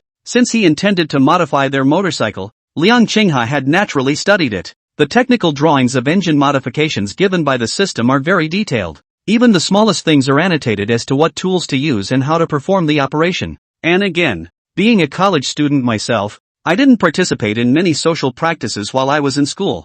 The usual associations. Associations like the Electronics Hobbyist Association are organized to do voluntary repair work. He was often involved in such activities, hands-on, naturally. It was on this premise that Liang Qinghe decided to take matters into his own hands and modify the villagers' motorcycles. Otherwise, if the villagers' eating utensils are really spoiled, will it not be the reverse of poverty alleviation? Retracting his thoughts, Liang Qinghe's consciousness sank into the system. Start studying and eating through that engine rebuild technical drawing. The drawings do not only contain modification techniques for some parts of the engine, the motorcycle has also been adjusted accordingly at all levels of detail. Seeing this, Liang Qinghe pondered a little and muttered, one way or another, let's just change even these details. It doesn't look that hard anyway. The remodeling techniques given in this drawing are not complicated and the steps are very detailed. With drawings like these, an ordinary man who has never touched an instrument can do the job. After a long time, Liang Qinghe came back to his senses. His eyes went to those motorcycles on the side, and a smile appeared at the corner of his mouth. It's just nice to have drawings. It all feels completely different. Chapter 13, the motorcycle is all but finished. Look at the motorcycles parked in the vacant lot. A confident smile surfaced on Liang Qinghe's face. Just looked at these motorcycles and it was nothing. But now after studying the engine rebuild technical drawings in detail, it was as if his eyes were open to perspective. It's easy to see where upgrades can be made and where new parts can be added. Liang Qinghe even felt that he was now more professional than the town's car mechanic. Taking a deep breath, Liang Qinghe stood up, feeling energized. Without further delay, he dragged a toolbox aside and walked toward a motorcycle. The car was extraordinarily worn out, and its appearance could even be described as miserable. Modify this motorcycle first, as an experiment of sorts. Nothing else. At least Liang Qinghe can afford to pay for it. Time passed and soon 2 days passed. On this day, the villagers of the fireworks transportation team in Fangxi village got up early. Out of the house, the group walked together toward the fireworks workshop. Although it's been a good couple days without deliveries, but the villagers were still hanging on by a thread, and none of them were resting well. just because his motorcycle is still at Liang Qinghe's for modification. Now that 2 days have passed, the group is finally unable to hold back their inner worries and curiosity, and have come together to see the progress. It was still early in the day, and the village chickens had only just crowed for the third time shortly after. A group of villagers came to the open space behind the fireworks workshop. Just looking at it, everyone was confused. Where is the empty space in front of us that used to be empty? There were many motorcycles lying around inside, but most of them were dismantled beyond recognition. The floor was strewn with parts all over the place and large, dirty patches of oil. The villagers looked at the scene in front of them incredulously. Everyone's heart sank hard. Done. It's completely over. These motorcycles are not upcycled. It's sent here to be scrapped en masse. It's the motorcycle repair store in town that's not this messed up, right? And the worrisome state those motorcycles are in now. The mechanic shakes his head when he looks at them. The villagers' breathing gradually became rapid, their faces unsightly. This is a rebuilt motorcycle? Can I still have this bike? I told you I shouldn't have given the car to Xiao Liang. Why don't you guys stop him a bit? It's over. Now I really can't explain to that old lady at home. Helping the poor and the needy has put my motorcycle in. What can we do? Looking at these dismantled motorcycles, the villagers were angry and anxious. Some even started to break into song. Seeing that this was the end of the matter, it was suggested, "It's useless for us to be in a hurry here. Let's go to town and get a mechanic while it's still early. Let him see what's going on, and maybe he can remedy it." With these words, the villagers saw hope. The motorcycles were dismantled to a scrap-like appearance, but if a professional mechanic came, it might be possible to recover it. With this in mind, the villagers finalized their ideas and walked quickly outside the village as one. When we get to town, we'll have to haggle with the mechanic. If the motorcycle is really scrapped and can't be repaired, it's not too late to come back to the village chief and Liang Qinghe. It is noon. Liang Qinghe squatted on the ground and soldiered on tightening the screws on his hands. He then tossed the wrench in his hand aside and stood up to take a long breath. Sweeping a glance at the motorcycles and parts all over the ground around him, Liang Qinghe clapped his hands and lamented. It's a long way to go. There's so much left to remodel, to save money, except for the first car which used parts from a town repair store. For the rest of the engine parts, Liang Qinghe chose to buy them online. The delivery was finally delivered this morning, but to save time, he hadn't been idle for the past 2 days. Nowadays all the engines of the motorcycles have been removed and some small parts have been altered. The next thing to do was to add each of the parts that arrived and put the bike back together. With the experience of the first car, plus the added benefit of detailed technical drawings of the modifications, Liang Qinghe's engine rebuild program went well. The one just screwed in is the second modified motorcycle. This motorcycle has been modified with all the upgrades it needs, just waiting for some simple tests to be performed. Even if it's completely done. Taking a step back,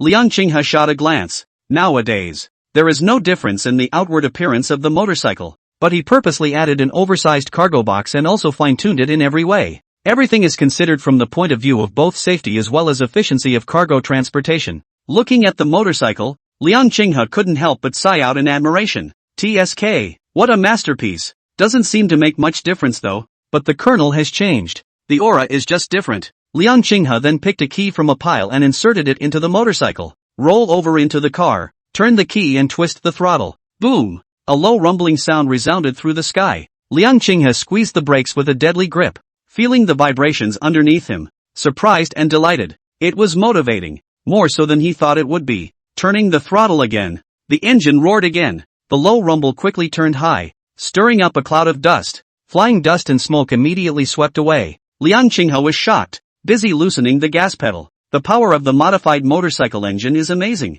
With such a motorcycle, wouldn't the efficiency of fireworks transportation go up miserably? At this time, outside the fireworks workshop, Wang Xinghai and the villagers with the town's maintenance master just came here. Hearing that deafening roar, the crowd froze. A villager shouted eagerly, "What is this again? Xiao Liang isn't going to blow up our motorcycle, is he?" When these words came out, the crowd was shocked, and the pace of their feet got faster and faster, anxious to see what's going on. Seeing this scene, Wang Xinghai frowned slightly, somewhat alarmed. He also heard from the villagers that Liang Qinghe had scrapped their motorcycle. That's why I accompanied over to find out what was going on. Who knew that as soon as I arrived I would hear such an amazing commotion? Wang Xinghai looked to the side of the maintenance master, busy asking, "Master Li, what is that sound?" At those words, Li Yongkong sucked in a breath of cool air, both shocked and puzzled. "It's a motorcycle engine." Hiss. "This engine. It's not simple. Motorcycles like this are rare in our town." Having worked on motorcycles for many years,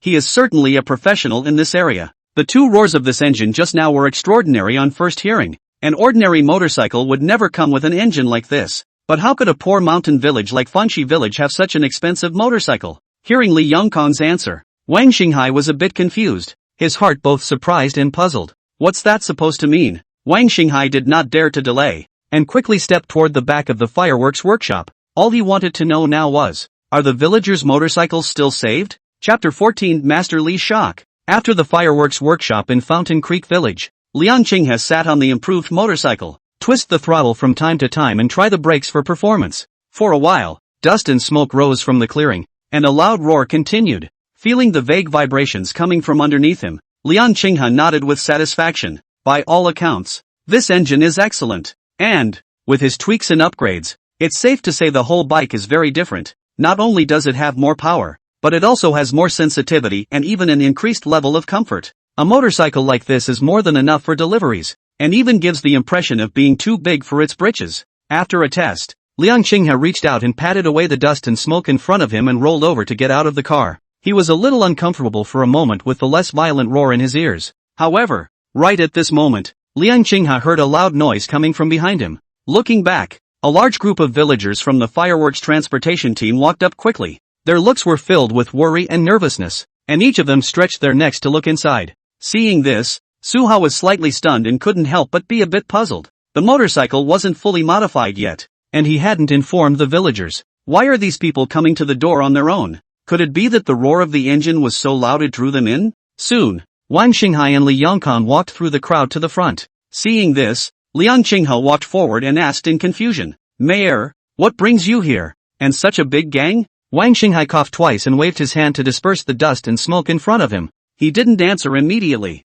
just frowned and looked around. The ground could be described as a mess. Not only were there many parts strewn about, but they also added a large oil stain, coupled with the yellow soil that was billowing from the sky. The scene was chaotic. What made him even more nervous was the number of motorcycles strewn across the ground, but it was all torn apart and looked no different than scrapped. Oddly enough, two of the many dismantled motorcycles appeared to be intact. There is also a very large cargo box added to the tailgate, which looks a bit odd. And when I just came in, I seem to have seen Liang Qinghe riding a motorcycle, and there didn't seem to be anything unusual about it. What the hell is going on here? Looking at the scene in front of him, Wang Xinghai was both apprehensive and puzzled, and stepped forward to pull Liang Qinghe aside. "Liang, how's the motorcycle?" Meeting Wang Xinghai's slightly anxious gaze, Liang Qinghe was a bit strange. "What's wrong with the mayor? Looks so nervous?" Without much thought, Liang Qinghe answered frankly, "Not bad, village chief. The motorcycle rebuild is still going pretty well. The results are much better than I expected." When these words came out, the villagers were dumbfounded. Aha! What did he just say? The motorcycle remodel went well? In an instant, the villagers all looked up, their eyes filled with shock and disbelief. Meaning, not only are these motorcycles not scrapped, instead, the remodeling was successful? But looking at these motorcycles, it's clear that they're no different from rags. The news came so suddenly that the villagers couldn't believe it. Facing each other, none of them spoke. At that moment, Li Yongkang came forward, his eyes fixed on the modified motorcycle. He could sort of see that it was the motorcycle that had just made the roaring sound. And from a professional point of view, listening to the sound of that engine, you can tell that this motorcycle is not simple. Li Yongkang looked at Liang Qinghe and asked out loud, "Boy, this motorcycle, you fixed it yourself?" At those words, Liang Qinghe looked over with his gaze and was slightly stunned. "I don't think there's anyone like that in the village, is there?" On the side, Wang Xinghai was busy explaining, "This is Master Li Yongkang from the repair store in town. The last time you asked me for parts, you bought them from him." Hearing the village chief's explanation, Liang Qinghe came to a realization. With that, he nodded in response. "Yes, I simply modified the motorcycle's engine. There's more power now, and folks are good to walk the hills." When these words came out, Li Yongkang frowned slightly and glanced at him with some skepticism. "Rebuilt engine for good mountain roads? I'm afraid it's not that simple," Li Yongkang asked as he leapt to his feet. "Can I get my hands on it?" Liang Qinghe nodded casually, not caring. Seeing this, Li Yongkang's face was delighted and he rolled over to sit on the motorcycle. "With that, you take hold of the handle and give it a slight twist." A low rumble instantly exploded in the courtyard. Li Yongkang's body shook and his eyes widened. "Hiss, that's a little too much power, isn't it? If I hadn't squeezed the brakes tightly, I'm afraid I would have flown out with the car." On the side, Wang Xinghai couldn't help but ask when he saw that Li Yongkang's expression was a bit odd. Master Li, how is this motorcycle? Is it okay? Upon hearing this, Li Yongkang waved his hand and quickly said, hold on. I'll look again. After saying that, Li Yongkang gulped and took a deep breath to calm down slightly. The handle was then returned. The roar of the engine resumed, one after the other. The tires rubbed on the land, quickly stirring up a cloud of dust. Li Yongkang squeezed the brakes with a death grip, his right hand loosening and tightening, sending and releasing. Squinting slightly, he felt it delicately. A moment later, he let off the gas. Frowning, his pupils constricted slightly. It's not right. It's so wrong. The engine not only has plenty of power, but it gives a smooth fueling without any half-hearted stuttering. This is the performance of the most expensive motorcycle in your own store. Li Yongkang was a bit incredulous and hurriedly rolled over and got off the motorcycle, then crouched down and came up for a closer look. It's really not a new engine by the dated look and style. Not new, just a repair modification. Li Yongkang raised his head, his gaze filled with horror and disbelief. This technique, it's something. Own professional car repair for 20 years in engine rebuilding techniques. I'm afraid it's not up to that level. Thinking of this, Li Yongkang couldn't help but look Liang Qinghe up and down. This young guy, is it possible that he majored in motorcycle auto repair? At this point, the villagers of the transportation team standing on the sidelines have long been unable to hold back and have gathered around. They don't know anything about engine rebuilding techniques, just heard this motorcycle ride a lot louder, and I wonder what the hell is going on. Immediately, someone came next to Li Yongkang and asked nervously, Master Li, how's the motorcycle? Yes, Master Li, we're not looking for more. It's good to be the same as before. As the words fell, all eyes converged on Li Yongkang. Nervous with anticipation, the villagers waited for his reply. Even Wang Xinghai couldn't help but walk a little closer and listen sideways. Seeing this, Li Yongkang licked his lips and nodded heavily. Very good. At least the hills outside your village are completely out of the way. Chapter 15, Master Li's Little Numbers. Hearing Li Yongkang's reply, the villagers were overjoyed. Engine rebuilding techniques they don't understand. But as long as the rebuilt motorcycle can go on the mountain roads, just the best possible outcome. This finally solves the problem of transporting fireworks, and after that you can deliver with confidence and boldness. For a while, the villagers were all smiles. They looked at Liang Qinghe excitedly and praised him repeatedly. I told you that Secretary Xiao Liang is good. Not only does he know how to make fireworks, he also knows how to modify motorcycles. Yes, Secretary Xiao Liang is worthy of being a senior student from outside. Just great. Well, we can deliver fireworks in peace from now on. The villagers are talking about it and are overflowing with excitement. The gaze that looked at Liang Qinghe was filled with admiration and praise. I had thought everyone's motorcycles were going to be scrapped. Who knew that the motorcycle mechanic came and took a look at these motorcycles, and not only were they fine, but they were better than ever. The challenge of transporting fireworks, too, has been solved. This can all be attributed to Liang Qinghe. Wang Xinghai stood among the villagers, relieved and at the same time, he could not help but be very happy. As the mayor of Fangxi village, he has to make decisions on big and small matters in the village. If Liang Qinghe really broke the folks' motorcycles, Wang Xinghai would have a headache. Who knew that this little bean was really something when it came out? With that in mind, Wang Xinghai laughed. Just fix it, Xiao Liang. It's really hard for you to remodel so many motorcycles by yourself. At those words, Liang Qinghe waved his hand. Village chief, this is all I should do. On the side, Li Yongkang couldn't help but be slightly stunned as he listened to the village chief as well as the villagers. Listen to them. The motorcycle was modified by the young man in front of you alone? And there's more than one or two, with all the motorcycles in the yard to be modified? Li Yongkang looked surprised and couldn't help but take another look at Liang Qinghe. Such a fresh-faced young man doesn't look like he's learned motorcycle repair, either. How did he,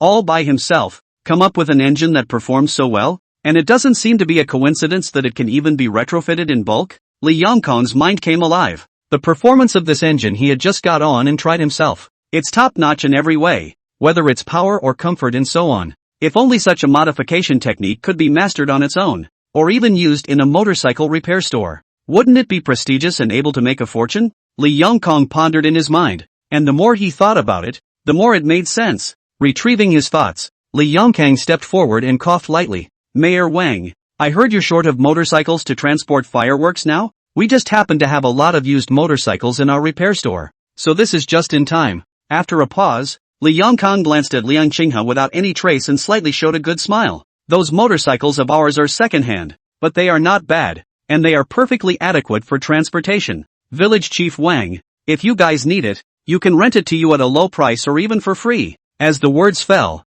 a look of surprise appeared on Wang Xinghai's face. Although Liang Qinghai has now modified the motorcycle, but the village does still lack a number of motorcycles for transportation. It would be great if we could actually rent or borrow some from Wing Li. Wang Xinghai nodded repeatedly and laughed. Master Li, if it really works out, thank you so much. Li Yongkang smiled and waved his hand. Well. On the side, Liang Qinghai felt something strange in his heart as he listened to the conversation between the two, but it wasn't taken to heart. The village does have a shortage of motorcycles to transport fireworks these days, which isn't a bad thing. Li Yongkang looked here and saw that Liang Qinghai didn't seem to have any intention of refusing. His heart was pleased. He was busy stepping forward and laughing. I really didn't expect that Secretary Xiao Liang, who is so talented, would actually repair motorcycles. This engine rebuild is so bad that I, an old car mechanic, am ashamed of myself. Why don't we add our contact information and have a nice chat afterward? As he was talking, Li Yongkang pulled out his cell phone from his pocket.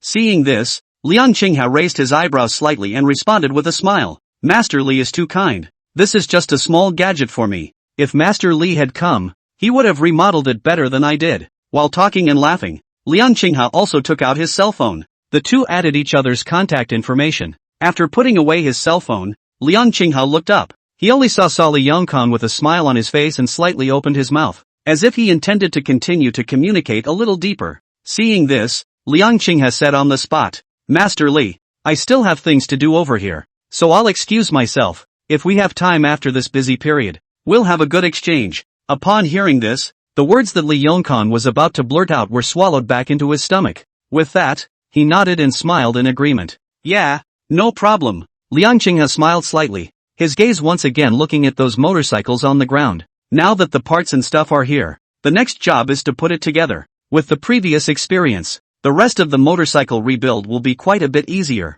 I'm sure it won't be long before all the motorcycles in the transport fleet are converted. In addition to remodeling motorcycles, Liang Qinghai's mind is still mainly on fireworks right now. There will be a new broadcast in a few days. Not only will a new batch of fireworks hit the shelves at that time, but fireworks launchers will be officially on sale. Preparation should be done. On the side, Li Yongkang saw that Liang Qinghai was in deep thought and did not seem to have any intention of continuing the exchange. He shook his head without regret. Then he looked at Wang Xinghai and said, Village Chief Wang, there's nothing more for me to do here, so I'll go back first.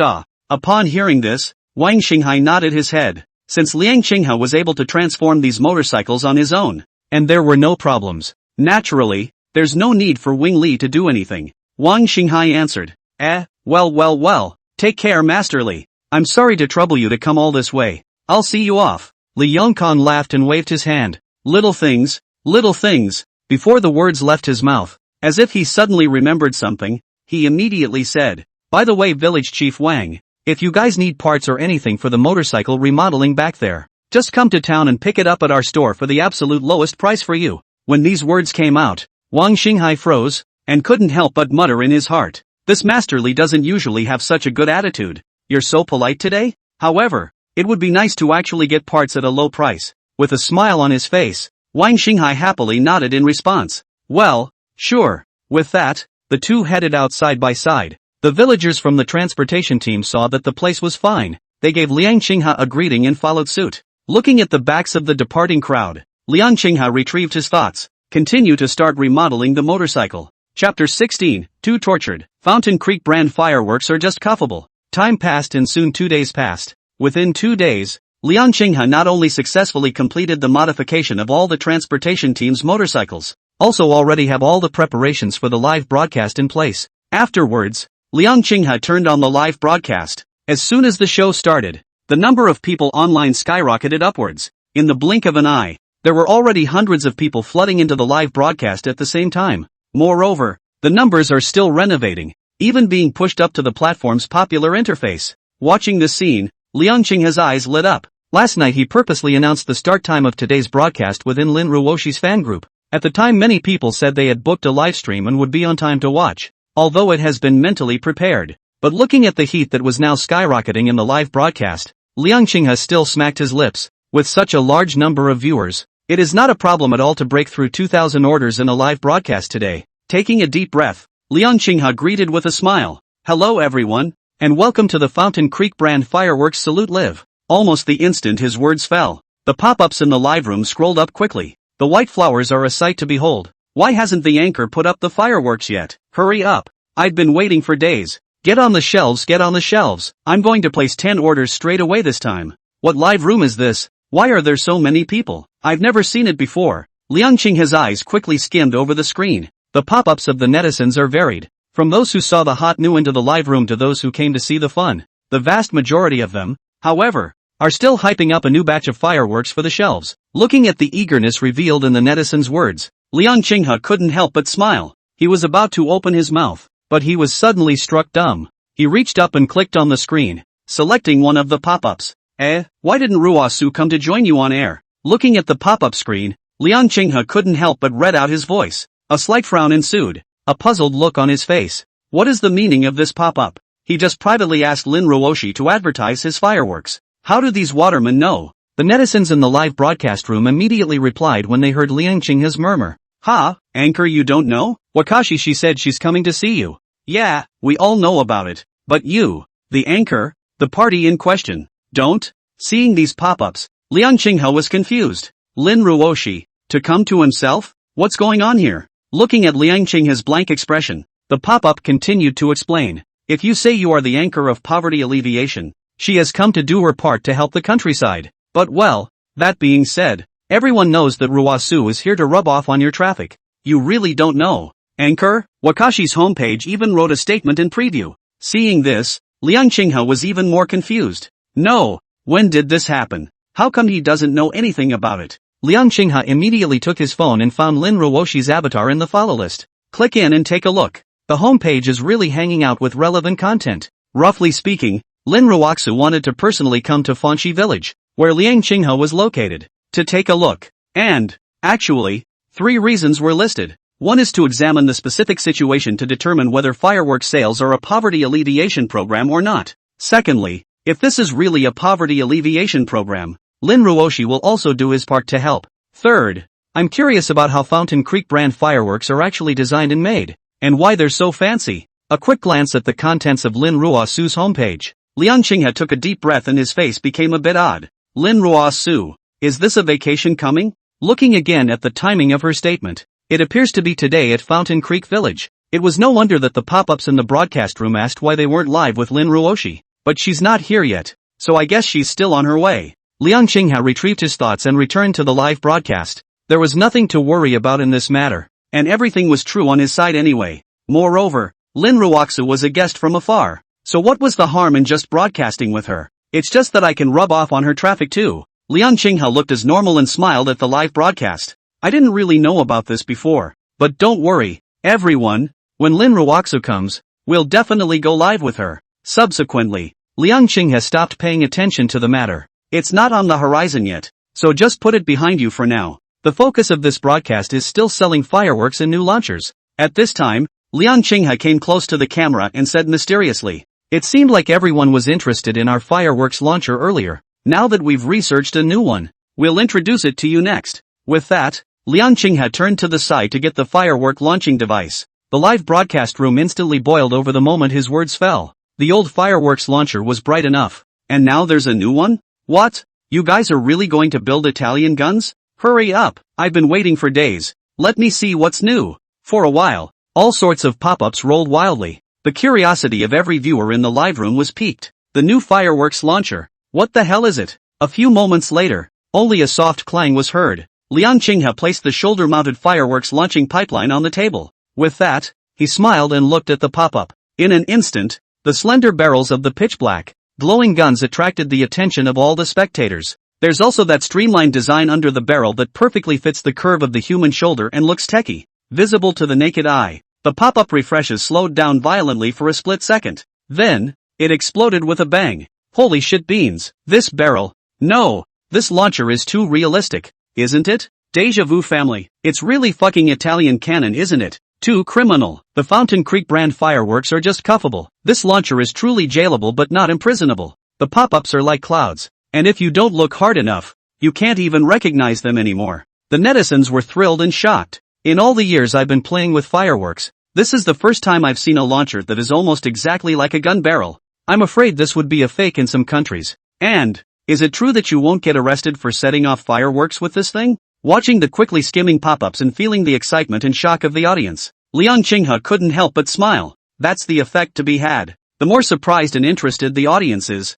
the better the fireworks and launchers will sell. Seeing that the atmosphere had reached a climax, Liang Qinghe coughed lightly, just about to start detailing this new fireworks launcher. However, he saw the pop-up screen painting a steep turn, and drifted the screen in unison. Wakashi is on the air. The group retreats and assembles at Wakashi's. Anchor. Wakashi said she's already in your village. Chapter 17. This motorcycle is not right. Looking at the pop-up screen that had taken a sudden turn, Liang Qinghe was slightly stunned. Subsequently, he then saw that the number of people online in the live broadcast room had directly reduced by a large half. Seeing this, Liang Qinghe blinked and let out a bitter smile. Good guy. The ones who came to his live room were all Lin Ruoshi's fans, right? However, seeing that there were so many people missing, the live room looked a little bit colder. Doing demos and presentations doesn't seem to be working now. Liang Qinghe put down the shoulder-mounted fireworks launcher in his hand and pondered for a moment. On second thought, now Lin Ruosu is on his way to Fanxi village. It didn't take much thought to realize that she would inevitably turn on the live stream. Otherwise, the audience in the live broadcast room will not be able to run away in a puff of smoke. So, instead of detailing it to dozens of viewers now, it would be better to wait for Lin Ruosu to come along. With her huge fan base and exploding live heat, introduce yourself again properly, while working with her to get a wave of program effects, leaving aside for the moment how many viewers will order it. The live stream alone is sure to take it to the next level. The fireworks at Fountain Creek Village, along with the shoulder launchers, will also be familiar to a wider audience. The exposure goes up. The sales of fireworks and launchers will slowly increase. Liang Qinghe understood. If you just rely on Lin Ruoshi's traffic, you won't get far. There is only self-reliance and development. It takes one step at a time to make steady progress with Fountain Creek brand fireworks. It is only then that the village of Fountain Creek will have a foundation to move forward. Making up his mind, he said to the live broadcast audience with a smile on his face that didn't move. Families, since we have guests coming, let's go together to greet them. Fanxi village has rugged mountains. The road is not very well traveled. The first time the great anchor comes here, I'm only afraid that he will get lost. As for the fireworks launcher, we'll just wait for our guests to arrive before we do the demo. In the meantime, Lin Ruoshi arrived not far outside Fanxi village. She held the live broadcasting device in her hand and was warmly greeting the fans in the live broadcast room. Good morning, family. Today Ruoxu, disguised as outdoor anchor, came to the village of Fanxi where the anchor of poverty alleviation. It's such a hard road here. The cars can't even drive up, and Wakashi has to walk a long way. So hard. Saying that, Lin Ruoshi pouted slightly, her complexion slightly aggravated. She then turned the camera slowly around once. Inside the live feed, the surrounding scenery was visible. As far as the eye can see, the surrounding area is overgrown with weeds and heavy rocks. The hills that surrounded it could be vaguely seen under the cover of trees. The forest also vaguely heard a few birds chirping, more empty and lonely. In the middle of a wild countryside,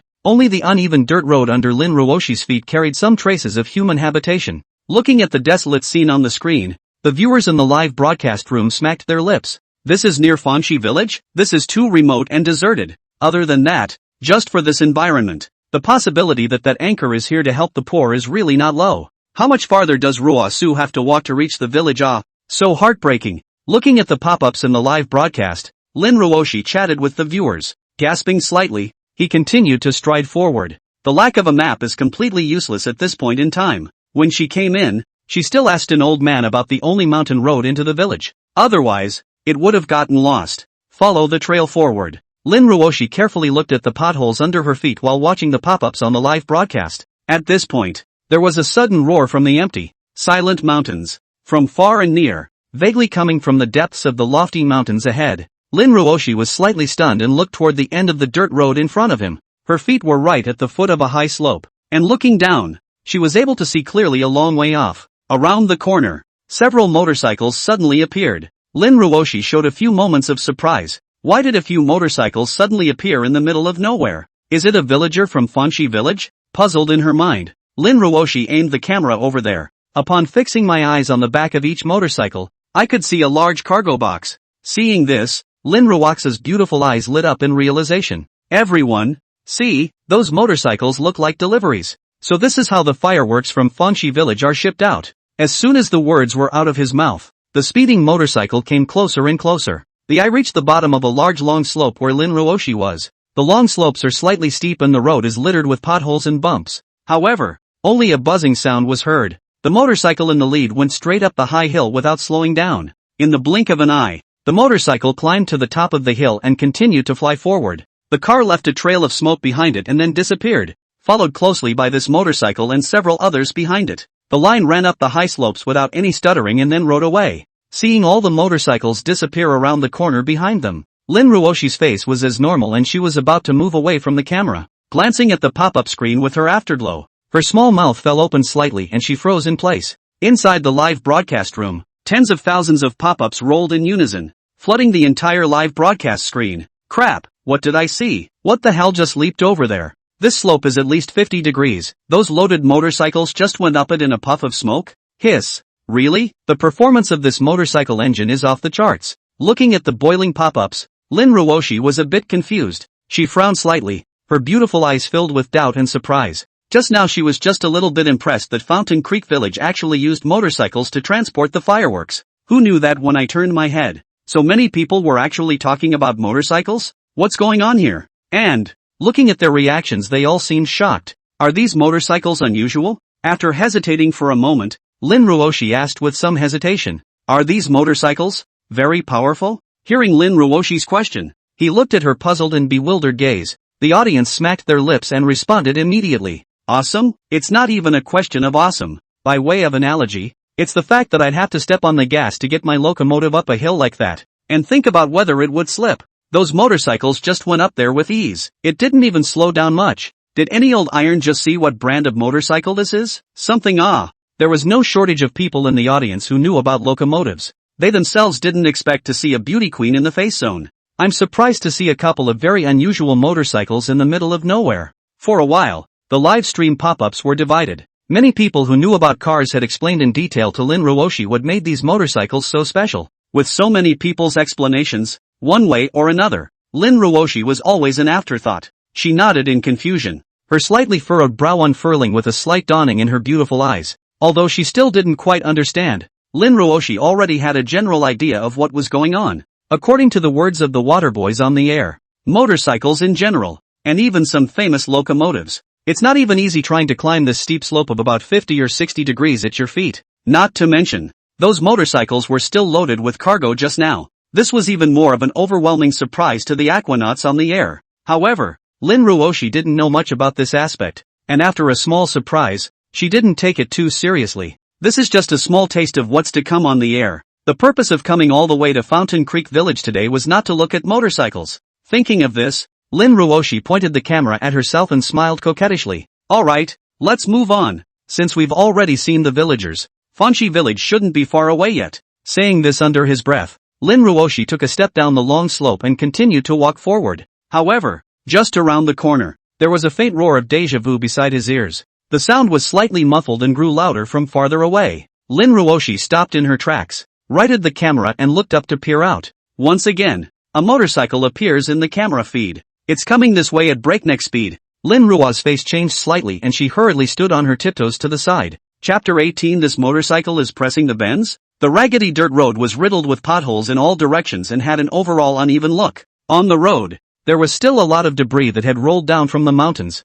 The spring seeping out of the mountain made the dirt road even more muddy and messy. However, the oncoming motorcycle showed no signs of slowing down. Dirt roads strewn with potholes looked like a straight road under a motorcycle. It ran over the gravel and mud-covered road with ease, its body steady as a rock without being half affected. Even the car's full cargo didn't move a muscle. The motorcycle came from far away and soon arrived in front of Lin Ruoshi. Seeing that someone was nearby, the villagers transporting the fireworks still slowed down slightly. The motorcycle whizzed by as tens of thousands of people watched on the air. The sound of tires running over gravel could even be clearly heard. However, the villager driving the motorcycle had a bland face, as if he was not now driving on a potholed, bad road. Instead, it's a four-way con. See this scene. The live broadcast room, which had just regained its calm after a long time, once again erupted into a heated discussion. The pop-ups brushed the screen as if they were going to overflow. You're going this fast even on this shitty road? And on top of that, the motorcycle is so stable? I'm convinced, even if the engine is so powerful,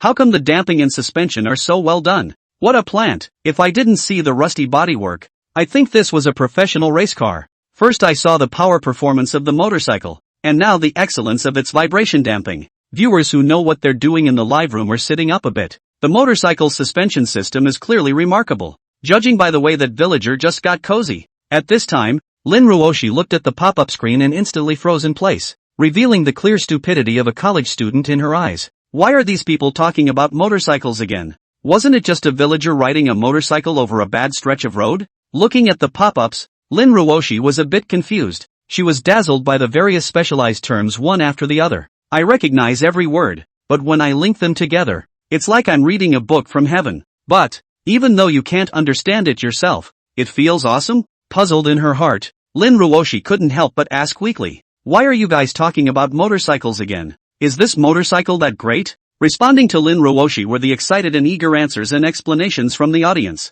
If you don't understand, the comfort of this suspension is simply unbeatable. I think it's even comparable to a professional race car. I'm a biker myself, and at least my car is definitely uncomfortable on these roads. Even among a crowd of people who were doing the answering, there were also responses from people claiming to be motorcycle repair apprentices. My master teacher said that he couldn't even get this motorcycle suspension technology to work. A teacher with 20 years of experience in car repair. Looking at the dazzling array of rapidly renovating pop-ups, Lin Ruoshi was dazzled. Although she didn't understand it, she was greatly shocked. This motorcycle, is it really that good? How could she not see that at all? At that moment, a long pop-up screen came into view, and Lin Ruoshi fixed his eyes on it. Anchor, I'm the manager of the Fan Shang Racing Club. Can you give me the contact information and address of this motorcycle modification technician? We are interested in recruiting him heavily to come to our club as a technician. Looking at this long stretch of pop-ups, Lin Ruoxi's small mouth slightly opened and she couldn't help but click into this person's homepage to take a look.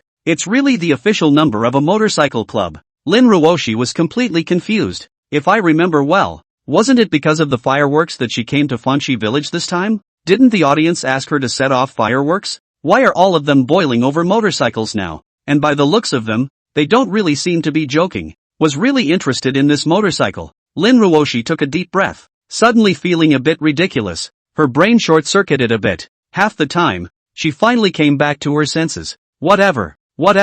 It was getting late, so it was better to get to Fanxi village early. Thinking of this, Lin Ruoshi collected his mind and thought no more. She continued to stride forward, even as her footsteps couldn't help but quicken quite a bit. Lin Ruoshi traveled all the way forward. Soon after, we encountered a few more motorcycles. Looking at the style of these motorcycles, it seems that they are all specialized for transporting fireworks. Seeing the motorcycle gradually approaching, Lin Ruoshi aimed the camera. She pursed her red lips gently and mumbled in her mind, "There's another motorcycle coming. I don't suppose there'll be anything very impressive this time?" While thinking, Lin Ruoshi turned her head to look forward and back. There are neither steep slopes nor smooth roads. There didn't seem to be anything special about it other than the fact that the trail was narrower. Seeing this, Lin Ruoshi was slightly more at ease. Her feet were subdued and she continued on her way. Still, at the request of viewers, the image was purposely locked onto the motorcycle that was getting closer and closer. Soon, a line of motorcycles whizzed by, and Lin Ruoshi turned around as the camera followed them. It's just a normal ride. Nothing special except a little faster, Lin Ruoshi thought in his mind. Meanwhile, the villagers in the picture ride around the corner. They are slightly shorter, with their center of gravity lowered and their upper elbows extended. A line of motorcycles leaned inward and raced around the corner in the blink of an eye. Looking at the scene in front of her, Lin Ruoshi was somewhat stunned. Even if she didn't know her way around, she'd seen it on video. I think it's called crimping? Lin Ruoxu busily looked down at the pop-up. A series of question marks spread across the screen, and it was hard to even see the live feed. Such a small road. Such a big curve. No slowing down and pressing the curve? Am I hallucinating? There's still such a big cargo box in the car that they're pressurized to bend around corners? Who saw what motorcycle? Isn't that balance and handling way over the top? The audience in the live stream had gone completely crazy. Fully loaded and easy to go up high hills, easy to dampen potholes, and now a small road to press through big curves. Following Lin Ruoshi's footage today, they had wave after wave of shock that didn't stop at all. The audience was completely numb. This motorcycle, it simply broke their perception. Who would have thought that Fanxi village, a tiny village in a remote mountainous area, since it is so crouching tiger hidden dragon? Looking at the white pop-ups in front of her eyes, Lin Ruoshi felt a little dizzy. Is this motorcycle really as awesome as they say it is? And it seems to be excellent in every way? Is this still a village in need of poverty alleviation when it can afford a motorcycle that performs so well? With infinite doubts in her heart, Lin Ruoshi simply stopped looking at the pop-ups. Her pace quickened as she continued on her way. Although from time to time villagers delivering fireworks would pass by on this road, but the neighborhood was full of patches of mountains and forests, and there was no telling if there would be any wild animals. As a girl, she still had a few fears in her heart and only wanted to arrive within Fangxi village as soon as possible. Retracting her thoughts, Lin Ruoshi raised her head, but she saw a young man walking not far away. He had his cell phone up in his hand and was coming his way. Chapter 19. Do you know anything about technology and you're talking nonsense here? Looking from afar, Lin Ruoshi saw that this person was Liang Qinghe. Her face broke into a delighted smile, and she couldn't help but feel relieved. In this desolate mountainous backwater, it was nice to see Liang Qinghe, a person who was considered to be more familiar. Lin Ruoshi was still happy in her heart. She aimed the camera over there for a moment and laughed tweedily. Everyone, look, I've successfully met up with the anchor of poverty alleviation. With that, Lin Ruoxu smiled brightly at the camera, then walked forward quickly. From a distance, Liang Qinghe saw Lin Ruoshi walking on the side of the road. With a live broadcasting device in his hand, he switched the camera from time to time. Seeing this scene, Liang Qinghe couldn't help but feel some surprise in his heart. Rather, he didn't expect that Lin Ruoshi would actually run all the way to Fangxi village by herself. And let's not even talk about the courage and execution. It's no wonder that people can become big anchors with millions of fans. The two of them walked closer and closer. Liang Qinghe stood not far in front of Lin Ruoxu and greeted him with a smile. Lin Ruoxu, welcome to Fangxi village. Seeing this, Lin Ruoshi arched her eyebrows slightly and winked. Hello, rotary anchor. Saying under her breath, Lin Ruoshi walked to Liang Qinghe's side, aiming a scissor hand at the camera. One eye curved into a crescent moon. Both faces appeared on the live feed at the same time. The live feed instantly boiled over. This kind of opportunity to face off with a beautiful anchor woman. They wanted too. What is the virtue and ability of this kid selling fireworks to make a great beauty like Ruoxu come to his door in person? For a while, the pop-ups rolled and the audience was envious. Looking at the increasing heat in the live broadcast room, Lin Ruoshi was delighted in her heart. A flash of joy also flashed across Liang Qinghe's face. More heat in the live room can mean more exposure. That's a good thing. Thinking of this, Liang Qinghe jokingly suggested, it's been a long journey. Why don't we talk about it first in the village? Conditions in the village are a little worse. At least you have a bowl of water to drink. Upon hearing this, Lin Ruoshi nodded her head happily. The two of them walked along the dirt road, forward together. This place is not far from Fangxi village, and every now and then you can see the villagers transporting fireworks passing by on their motorcycles. They would greet Liang Qinghe when they saw him, and Liang Qinghe responded one by one, urging them to be more careful and drive slower on the delivery road. Watching the scene, Lin Ruoshi pondered. Yet glancing at the pop-ups, there was some crying and laughing. Careful with deliveries? Anchor, are you not aware that they deliver and press the bends? And drive slower. You don't even slow down for corners. It's normal. The motorcycle is so good. It's me, I can drive it to the sky. Looking at the audiences spitting from a tricky angle, Lin Ruoshi puffed and laughed. Seeing Liang Qinghe looking over in confusion, her heart moved and she asked smoothly, you transport your fireworks out on motorcycles? These motorcycles look so awesome. They drive like flatland on such a difficult mountain road. Upon hearing this, Liang Qinghe responded, not without some doubts. Is this motorcycle awesome? It's just a little more power. It doesn't seem like a big deal, does it? Thinking in his heart, Liang Qinghe casually answered, motorcycles are nothing. They feel sloppy. It's just a simple mess to make transportation easier. At those words, Lin Ruoshi was slightly stunned, a look of dismay appearing on her pretty face. Sloppy? Random mess? That's not true. These viewers just listed a whole bunch of them. Lin Ruoshi was puzzled in his mind and cocked his head. While thinking back to the things the audience had just said, he continued, is that so? But I heard from the audience. What kind of shocks and suspensions do you guys have on this motorcycle? And the balance is awesome, eh? Hearing Lin Ruoshi's words, Liang Qinghe gave her a suspicious look. Then he replied carelessly, shock-absorbing suspension balance? Isn't that something every car has? With that, Liang Qinghe spread his hands and continued, it's just a means of transportation for fireworks. And it's nothing strange. After speaking, Liang Qinghe no longer delved into the matter and led Lin Ruoshi to continue walking towards the village. It's still imperative that we sell the fireworks well. As for the motorcycle,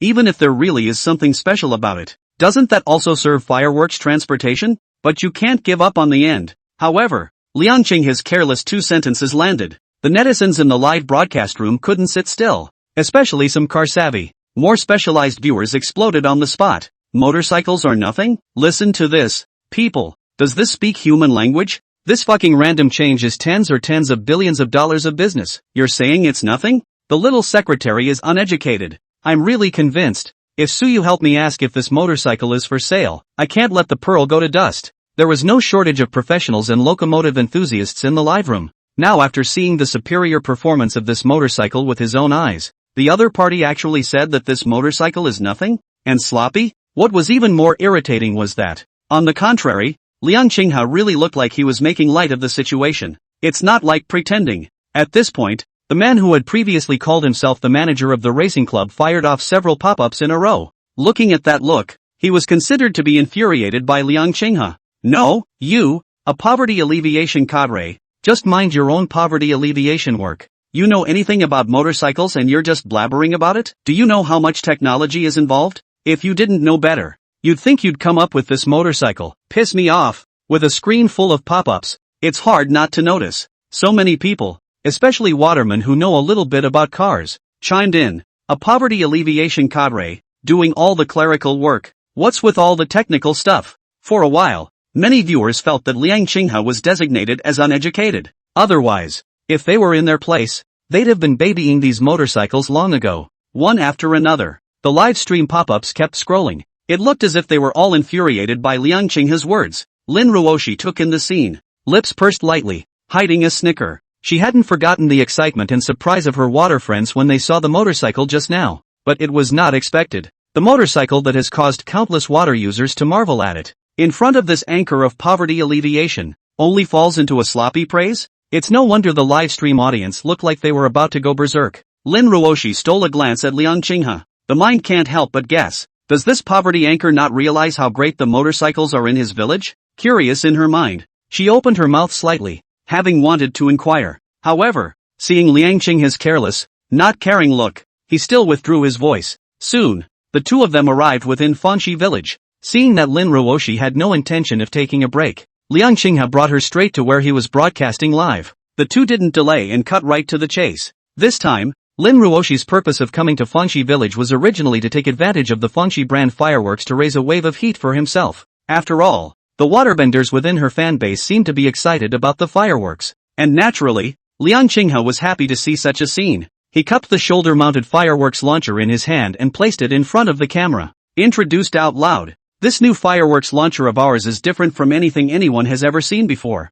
Not only is it shoulder-mounted, but it's equipped with relatively precise aiming technology and great stability. Use it with the fireworks we've introduced in the past for amazing results. Listening to Liang Qinghe's introduction, the viewers in the live broadcast room were immediately aroused with curiosity. With the past performance of the Fountain Creek brand of fireworks in front of us, everyone is very excited to see how this newly introduced launcher will perform. For a while, viewers sent pop-ups egging them on. Anchor, don't say it. Take a shot at it. Show it off and see how it works. I've been waiting for days for this launcher. Let me see how it really works. With a lot of pop-ups floating on the screen, many of the audience members who hadn't been aware of the Fountain Creek brand of fireworks in the past couldn't help but be interested. The heat in the live room gradually rose. Looking at the audience's encouragement, Lin Ruoshi's heart stirred. She had long since received the firework launcher Liang Qinghe had sent her earlier. Just a little bit about it though. Haven't tried it myself yet. Now looking at this realistically modeled shoulder-mounted fireworks launcher and listening to Liang Qinghe's introduction,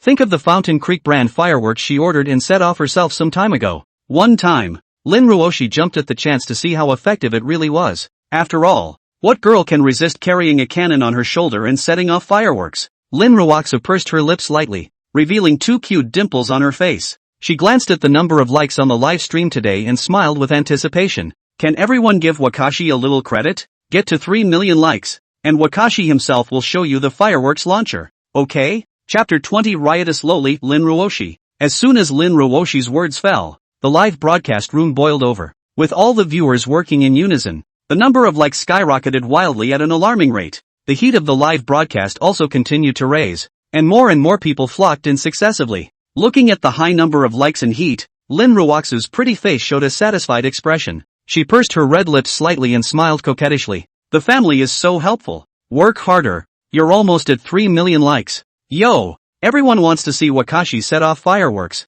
right? When these words came out, he looked at Lin Ruoxu's expectant expression. the tens of thousands of viewers in the live room were even more sold out. On the side, Liang Qinghe witnessed this scene and couldn't help but secretly smack his lips. Lin Ruoshi is worthy of being a big professional anchor. Between these three words, the atmosphere and heat in the live broadcast room was instantly pushed to a climax. Not only that, but the number of people online in the live room was gradually climbing. Soon, the number of likes went straight past the 3 million mark, and the momentum is not decreasing. In the blink of an eye it reached 3.5 million, and still continues to rise. Seeing this, Lin Ruoshi smiled brightly. Well, thanks for the support, family. Next Wakashi will give a personal demonstration of this firework launcher. Keep your eyes open and watch. Saying that, Lin Ruoshi pursed her red lips and winked at the camera. She then shouldered the fireworks launcher and placed it gently over her shoulder. Feeling the weight on her shoulder, a flash of surprise appeared on Lin Ruoxi's pretty face. This fireworks launcher looks big.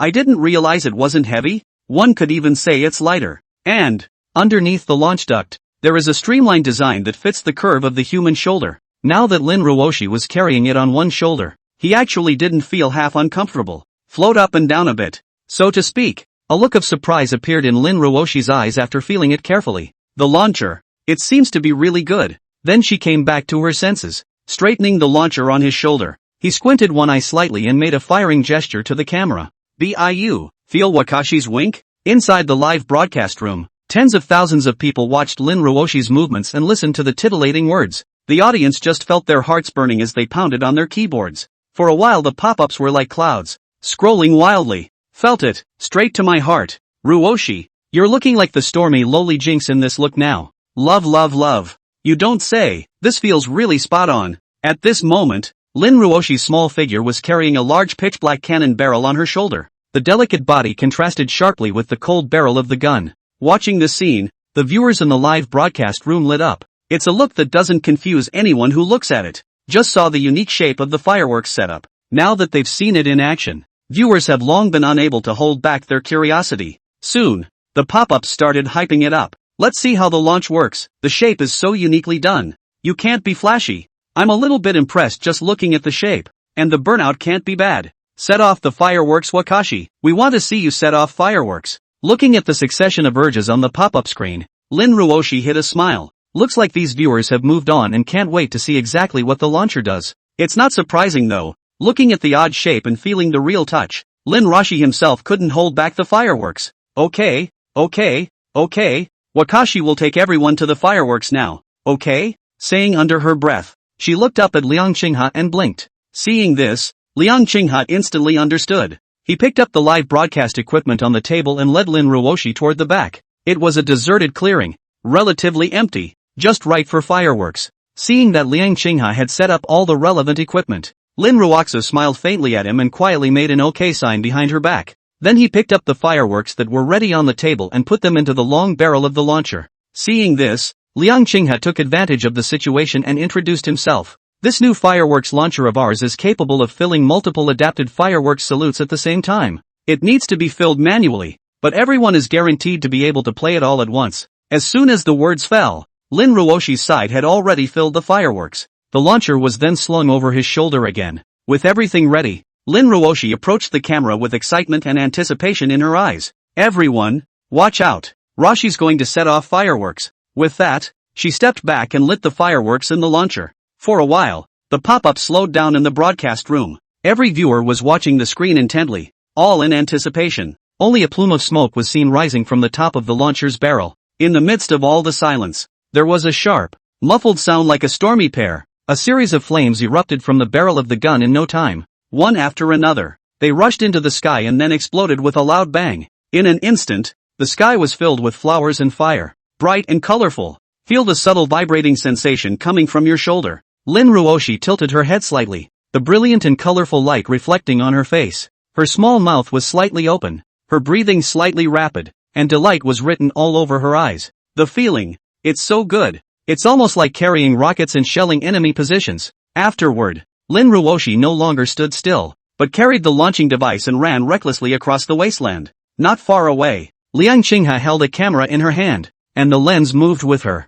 Against the backdrop of the bright and brilliant fireworks, the sound of rapid shelling was interspersed with Lin Ruoshi's silvery laughter. No matter how much she steered or accelerated, the fire bursting from the launcher was not the least bit messy. Instead, It followed the direction of the trajectory and continued to rush high into the air, followed by a loud explosion. The whole sky is colorful and spectacular. Witnessing this beautiful and strange scene with their own eyes, the viewers in the live broadcast room were shocked. This fireworks launcher worked even better than they thought it would. Hiss, no way, it's been playing back to back for almost 3 minutes. Why isn't it over yet? Holy shit beans, can you load this much at once? This is almost fire coverage. Shooting that fast, and still on the run, and actually pointing and hitting, it's a bit outrageous. Ow. Get on the shelf, anchor, that launcher is sick, I want to order it. Liang Qinghe held the camera in his hand and looked at the dazzling pop-ups in the live broadcast, and couldn't help but smile slightly. Looks like the crowd is happy with this new fireworks launcher. The results seem to be pretty good. On the wasteland, Lin Ruoshi was having fun with a launcher on his shoulder. She didn't come back to her senses until the fireworks in the contraption had burned out. He's still on the air himself. Lin Ruoshi walked to the camera out of breath. Her eyes filled with undisguised excitement and thrill. Her hair was slightly disheveled and her face was flushed, but she didn't care. Families, this launcher is so much fun. Chapter 21, Exploding Fire, sold out in a second. The viewers in the live broadcast room witnessed the entire process of Lin Ruoshi setting off the fireworks. Not only did we see the splendor of the fireworks, but we also experienced the outstanding effect of the launchers. At this moment, they had long been unable to hold back their excitement, and they had all been deeply attracted. Who can resist the realistic look and dominating styling? Carrying a howitzer is not carrying the launcher in a frenzy and hitting it wherever you point it. That scene, how charged is it? Those who know say you're setting off fireworks. Those who don't know think you're attacking Peace County. Lin Ruoshi had an intense smile on her face as she reached out and lifted her hand over the messy strands of hair to pull it behind her ear. She then gave the camera a thumbs up as she carried the blackened barrel in one hand.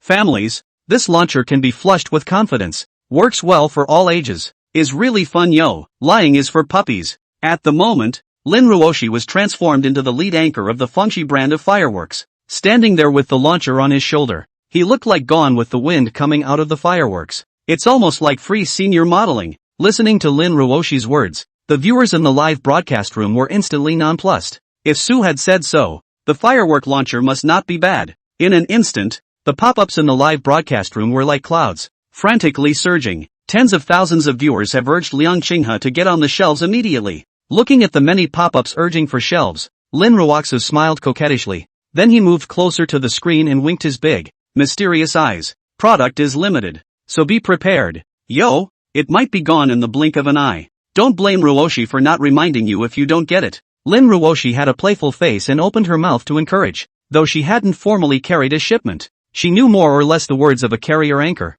First, you will get everyone's curiosity up, and then you will create a sense of nervousness about the scarcity of preparedness. Naturally, a few more orders can be sold as well. When Liang Qinghe heard her words, the corner of his mouth hooked into a smile. Can't get it? I'm just afraid that Lin Ruoshi is overthinking things a bit. In the past few days, Moncler outlet store, overtime, enough to produce more than 500 orders. With such a large stockpile, how could it not be enough? Lin Ruoshi's words really also made the water friends in the live broadcasting room feel uneasy in their hearts, and they were a little worried about not being able to grab it. The main thing is that the Fountain Creek brand of fireworks is indeed unique, and the shoulder-mounted launcher demonstrated by Lin Ruoshi just now was even more eye-catching.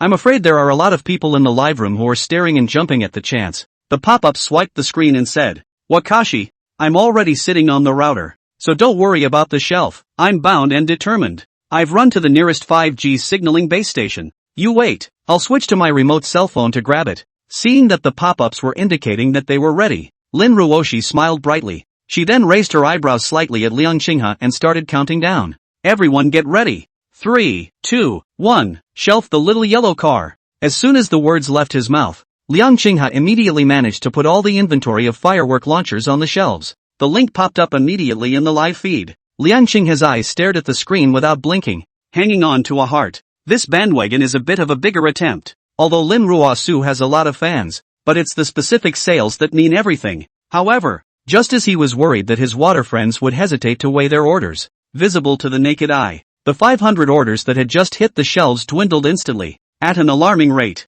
500, 300, 99, 10. When he came back to his senses, two gray but startling words came into view. Sold out. Liang Qinghe froze in place on the spot, his pupils widening in disbelief. 500 orders, and it's gone? From the shelf, to now. It was only a second or two before and after. Where are the goods? What about the 500 orders? It happened somewhat suddenly. So much so that Liang Qinghe was unable to return to his senses for a long time. It was a while before he slowly responded. He took a deep breath. A flash of excitement welled up on his handsome face. Joy spreads on his brow and a smile spreads. That's a horrible speed to place an order. 500 orders. That's what the villagers have been busy with for days. I thought it was enough. But who knew it would all be sold out in the blink of an eye? With such high sales, it seems that the audience is interested in the launcher. Business will definitely be better in the future as well. At this point, the viewers in the broadcast room stared in awe at the link to the small yellow car that showed it was sold out. Both couldn't help but rub their eyes and wonder if they were mistaken.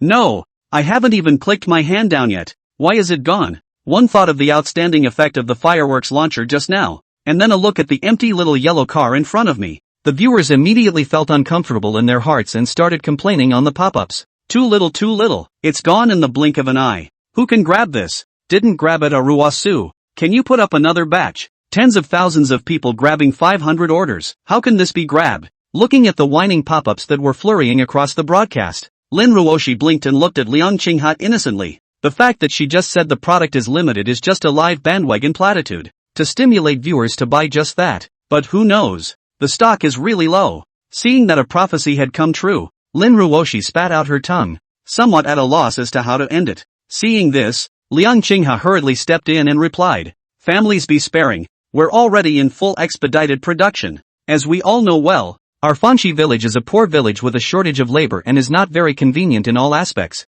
These 500 sheets have been rushed out by the villagers day and night. Don't worry, everyone, we'll definitely speed up and continue production, and it'll be on the shelves as soon as possible." Looking at Liang Qinghe's sincere appearance, Lin Ruoshi gently pursed her red lips. Then he stepped forward and stood in front of the camera, warmly reassuring. "Well, don't be discouraged if you didn't get it. There's still a chance afterward. Everyone trusts the poverty alleviation anchor and will definitely put new goods on the shelves as soon as possible." Under Lin Ruoshi's gentle words of comfort, the viewers in the live broadcast room finally calmed down. It was sad not to grab a fireworks launcher though, but there's nothing to be done about the lack of stock at the moment, so I can only hope that the new stock will hit the shelves soon. Seeing the audience in the live broadcast room settle down, Liang Qinghe was slightly relieved. It was also true that he didn't expect Lin Ruoshi's fans to be so crazy. 500 orders. Say no more. And look again at this point. Not only are orders for fireworks launchers sold out, even the new Fountain Creek fireworks salute that was on the shelves before the start of the show today is showing is sold out. But in doing so, orders must have topped 2,000. Sort of successfully completed the task that the system had released not long ago. Thinking of this, a smile appeared on Liang Qinghe's face as he slowly let out a breath. On the side, Lin Ruoshi smiled slightly as she watched the audience stop complaining. At that moment, a slight movement in her heart suddenly reminded her of one of the purposes of her trip. It's to see if the Fountain Creek brand of fireworks is really a poverty alleviation program. Thinking of this, a look of curiosity and anticipation suddenly appeared on Lin Ruoxi's pretty face. She turned her head to Liang Qinghe and said, "Now that the fireworks launchers are sold out, can you show us the production plant? The fans and I would love to see how your fireworks are produced." Saying that, Lin Ruoshi looked towards the camera and smiled playfully. Everyone must be dying to see it, right? When these words came out, the audience in the live broadcast room came back to their senses. All of them remembered the purpose of Lin Ruoshi's trip to Fanxi village. For a moment, the audience responded. "Of course I want to. Wakashi, go quickly. I've been curious for a long time. Quickly, I must see for myself if this is a poverty alleviation program or not. Now, let me see the workshop where the fireworks are made." The pop-up picture that was just discussing firework launchers shifted instantly. The audience was hyped and egged on, all curious in their minds. What kind of workshop makes such unique Fountain Creek brand fireworks? Chapter 22. Is this your fireworks workshop? Looking at the flurry of pop-ups in the live broadcast room, Liang Qinghe smiled slightly. Having already read the statement Lin Ruoshi posted on his homepage before, he naturally knew what the other party meant at this moment. "I am afraid that I want to verify in person whether the fireworks business in Fanxi village is a poverty alleviation program or not." Liang Qinghe's side was not unavoidable. And, since so many viewers wanted to see the fireworks workshop in Fountain Creek village, might as well just take advantage of this time to sidestep it. This will do quite a lot of good to the fireworks business afterward, and it will also promote poverty alleviation in Fanxi village. Thinking of this, Liang Qinghe nodded and answered with a smile. "Good. Then let's go together and see how the Fancy Creek brand fireworks are produced." Hearing Liang Qinghe's affirmative answer, Lin Ruoshi's face instantly revealed a delighted smile. nodding her head obediently and smiling at the camera. The poverty anchor is taking us on a tour of the fireworks workshop. Families keep up with Ruoshi. We're heading out. Seeing this, Liang Qinghe did not delay any longer and led Lin Ruoxu towards the fireworks workshop in the village. Inside the live broadcast room, the audience couldn't help but look forward to it when they heard the conversation between the two. Witness firsthand all the unique features of Fountain Creek brand fireworks. Everyone was very curious as to what the inside of the fabrication shop looked like. Among the tens of thousands of viewers in the live broadcast, Fang Jingxiu was also watching the live broadcast. Seeing that it was finally time for his long-awaited session, he couldn't help but brighten up. The mood was slightly agitated. Previously, Fang Jingxiu and his senior brother Lu Mingkai had roughly studied the Fengshi brand of fireworks after discovering a little bit of clues. Immediately, he handed the small black thing in the fireworks to his mentor, Su Hao. During this time, as the three of them, the teacher and the student, delved deeper into the study, they had gotten some insight into the magic of fireworks. It was an even deeper realization of the magic and uniqueness of the fireworks. Since the fireworks can be so awesome, I'm sure the workshop where they are made must be very high class, right? Even, he ventured to guess, the fireworks workshop, only to be compared to their lab. After all, the teacher was a big fan of this firework and said it was extraordinary. With this thought in his mind, Fang Jingxiu couldn't help but concentrate even more. Turn on the recording screen and, without looking away, watch the live stream carefully. The outsiders look good. The insiders look good. There is bound to be something unique about the other side's high-specification workshop. For them as researchers, there are also many places where they need to learn from good deep-rooted grassroots researchers. So, Fang Jingxiu didn't want to miss such an opportunity to learn. Not only would this be important in understanding the origin of this firework, it would even be quite beneficial to their subsequent research. Just as Fang Jingxiu made up his mind to observe the fireworks workshop in Fengshi village, the audience is also talking, and the pop-ups continue. A little bit of anticipation old iron. With fireworks this awesome, the production shop must be extraordinary. I think so too. The fireworks feel like they're very technical, and the workshop must be pretty fancy too. If it's really a poverty alleviation program, Fengshi village must have attached great importance to the fireworks business, and definitely allocated large sums of money to the fireworks workshop. Viewers expressed their opinions in the live broadcast, and some had even begun to speculate on the cost of the fireworks workshop. Lin Ruoshi followed Liang Qinghe forward, checking the pop-ups every now and then. Look at the audience's reasoned speculation and analysis. Lin Ruoshi also couldn't help but nod secretly. According to Liang Qinghe, since the production of Fengshi brand fireworks is not high, I'm sure the fireworks must have been highly technical and sought after for quality. With this in mind, the fireworks production workshop must be very advanced as well. Between the flood of thoughts, the curiosity and anticipation in Lin Ruoshi's heart increased. Hastily, he took 2 quick steps to keep up with Liang Qinghe's footsteps. I seems to have a ways to go, and there's not much live content for a while. Lin Ruoshi simply deflected the camera from time to time to show the village appearance within Fengshi village.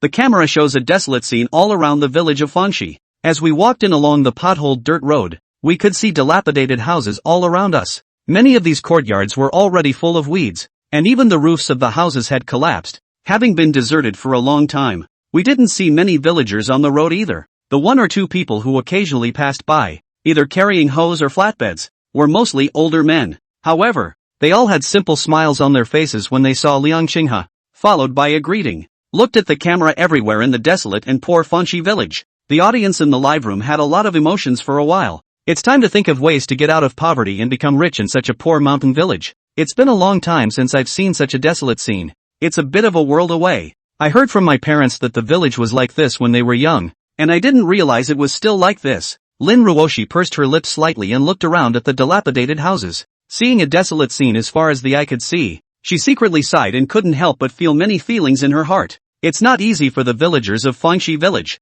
Such a penniless village is surrounded by mountains and transportation is inconvenient. It must be very difficult to get rid of poverty. Nowadays they should only be able to get rich by selling fireworks as well. Fortunately, the business of Fengshi brand fireworks has taken off now, and I think it will get better and better in the future. Thinking in her mind, Lin Ruoshi was slightly out of her mind, only subconsciously taking steps. However, at some point, Liang Qinghe in front of him had stopped. In a trance, the 2 figures almost collided. Lin Ruoshi exclaimed in shock, and was busy fixing her heels, slowly letting out a breath. At the sound of the voice, Liang Qinghe turned back to her and gave her an apologetic smile before saying, "Here we are. This is where the fireworks are produced in Fengshi village." Upon hearing this, Lin Ruoshi, who had just been startled, suddenly brightened up with a surprised expression on her face. He was busy stepping forward and fixing his eyes on it. The entry was a low rural adobe house, not much different from the surrounding houses except that it looked bigger. Watching this scene,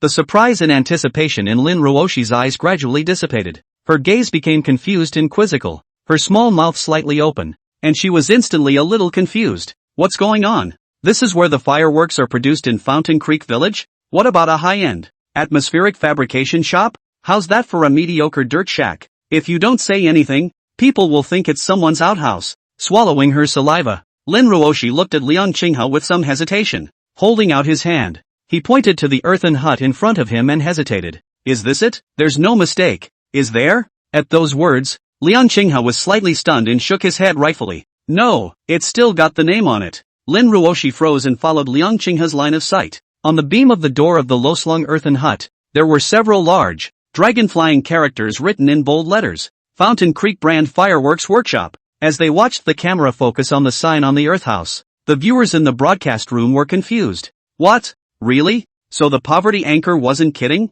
In an instant, everyone's scalp went numb, and the pop-ups exploded into a frenzy. This is the production plant for Fountain Creek Brand Fireworks? There's no screw up. Such awesome fireworks, built right here? Poverty anchor? I'll give you a chance to reorganize your language. Is this really where your fireworks are produced? Chapter 23. Where are your tech positions? Looking at the dilapidated earth house in front of me and the signboard of Fangxi Brand Fireworks Workshop, the audience was in disbelief. Is this where they make the Fountain Creek fireworks they're so crazy about? Not so much a high-end plant, but at least something to talk about? What's the point of this thatched adobe house? Among the shocked audience, Fang Jingshu was even more dumbfounded, feeling that his entire body was a bit confused. He gulped and rubbed his eyes in some disbelief. What? It can't be a mistake, can it? This is where fireworks are produced in Fountain Creek Village? That fireworks carrying cutting-edge technology came from this place? Thinking in his heart, Fang Jingshu only felt greatly shocked. According to his idea,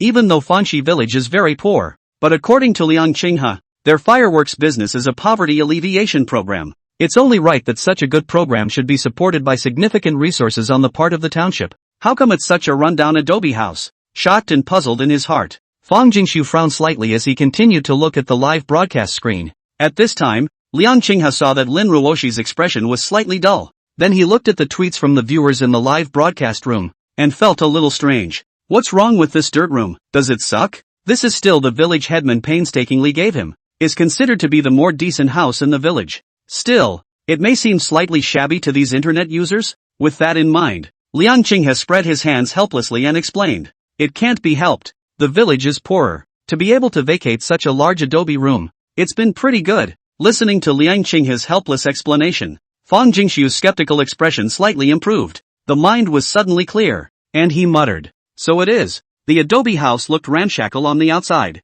Nothing out of the ordinary. It must be because of the poorer conditions in Fountain Creek Village. As the saying goes, money should be spent. Even if there is support from the government, it is still money used for poverty alleviation, and naturally, it cannot be used for decorating the exterior. Although the fireworks workshop looked shabby on the outside at the moment, it was certainly very different on the inside. You can't judge a book by its cover, and the same is naturally true of a house. Moreover, the production of such high-tech fireworks, of course, requires a professional scientific research team to conduct research. What Fang Jingshu cared most about was still the technical aspects involved in this firework, as well as its research and development team. At the same time, think of yourself experimenting in a windowed lab. And these researchers who do practical work for poor mountain villages can only do their research in such a humble environment. Fang Jingshu couldn't help but feel admiration in his heart. These researchers, all of them, are examples for him to follow. Meanwhile, inside the live feed, Lin Ruoshi also nodded thoughtfully when she heard Liang Qinghe's explanation. Rather, I didn't expect Fangxi Village to be so difficult. There wasn't even a decent workshop for fireworks production, and work had to be carried out in such earthy rooms. Lin Ruoxa pursed her red lips slightly and looked at Liang Qinghe, saying seriously, there's also the quantity and quality of fireworks under these conditions. It's really hard on you and the villagers of Fangxi Village. Upon hearing this, Liang Qinghe just smiled faintly and waved his hand. It's actually okay. I'd better show everyone inside. Saying that, Liang Qinghe and Lin Ruoshi walked in unison towards the fireworks workshop. Inside the live room, the audience listened to the conversation between the two. Shocked and intrigued, they watched the screen intently. On camera, Lin Ruoshi follows Liang Qinghe inside the workshop. The entry was a fairly spacious field with the walls around it simply painted. It was bright and tidy, though not extravagant. Following Liang Qinghe inside, you can see several different production lines. Next to them sat some villagers, working on production and packing. They look like older men and women, but they are not slow. The entire production line doesn't seem to be efficient, but it does seem to be well organized. Looking at these images, Lin Ruoshi's eyes lit up slightly and she couldn't help but nod. From this, it seems that this fireworks business in Fangxi village should indeed be a poverty alleviation program. Whether it's the fireworks production line now seen located in the village, or the villagers using motorcycles for fireworks transportation, nothing is highlighting this. Thinking of this, Lin Ruoshi's heart was suddenly flooded with a strange emotion. Under such difficult conditions, the villagers still have to work hard on fireworks production as a way to get out of poverty and become rich. Then he thought of Liang Qinghe's cold and quiet live room and dismal business when he first met him not long ago. Lin Ruoshi sighed quietly in his heart. Then without moving, he took out his cell phone and photographed the situation in the workshop. If there is a chance, it is better to help this Fangxi village as much as you can. After taking a few pictures, Lin Ruoshi put her cell phone in her pocket, then took a step and continued walking inside. At the same time, she aimed the camera at the scene around her. The viewers were able to get a clear view of what was going on inside the workshop. Soon, many people in the live broadcast room began to send out pop-ups and talk about it. You really don't say. This looks rough on the outside, but the production line looks pretty good on the inside. Other things aside, that's 2 meters of fire extinguisher. Safety measures are really in place. It's just that the environment is a bit poor, but everything else is okay. I see that these grandparents are quite skillful. These are ordinary positions, right? Ruoxu, can you show us the technical posts? See what's going on with these fireworks. Looking at the pop-ups in the live broadcast room, Lin Ruoshi was slightly stunned, and a smile appeared on her pretty face. In fact, she was very curious about the wonders of the Fountain Creek brand of fireworks. Now it just happens to be here, just in time to figure out the oddities altogether. Thinking of this, Lin Ruoshi slightly tilted her head to look at Liang Qinghe and asked tentatively, where are your tech positions? Can you show us? Just one look. Saying that, Lin Ruoshi blinked her big eyes expectantly, her attitude very sincere. She also knew that the fireworks business in Fangxi village was a poverty alleviation program though. But these fireworks are, after all, a commodity and involve some unique technology. It's considered a trade secret. If Liang Qinghe had rejected it outright, it would have been reasonable. Inside the live broadcast room, the viewers, along with Fang Jingshu, brightened up when they heard Lin Ruoshi's words. They were all very interested in the Fountain Creek Village fireworks technology. Everyone wants to know what's going on with the magical fireworks. For a while, the viewers in the live broadcast room started to get hyped and expectant. However, when Liang Qinghe heard Lin Ruoshi's words, he suddenly let out a light eep with his head full of confusion. Technical positions? What technology is needed to build a firework? Isn't that something you can do with your hands? Liang Qinghe scratched his head in confusion and replied with some hesitation. What kind of tech position? That's our entire fireworks line. If you have to say, these grandparents, they're all technicians. Chapter 24 Mindsets Fall Apart. Liang Qinghe said this. Fang Jingshu, who had been crouching inside the live broadcast, had his breath suddenly stuttered. His eyes snapped open and the expectant smile on his face dissipated. It then turned into a face full of dismay and disbelief. What do you mean? Something wrong with your ears? What language did this anchor just speak? Why does he seem a little confused? These Moncler Outlet Store are the skilled employees of Fountain Creek brand fireworks? Are they the advanced research team they thought they were? What a joke! Fang Jingshu took a deep breath and couldn't help but slap his face. Is the world crazy or is he crazy? The fireworks with such advanced guidance technology are made by these grandparents in front of us? And look at the way they produce it. Or hand rub it? Fang Jingshu's mind completely collapsed. He and his brother and mentor had been studying something that was only tentatively understood for days. Fireworks that are highly likely to carry military-grade technology actually come from the hands of Moncler Jackets Outlet, a poor mountainous area. Looking at their simple and naive appearance, Fang Jingshu only felt that he had studied and researched for so many years. It's all the wrong direction.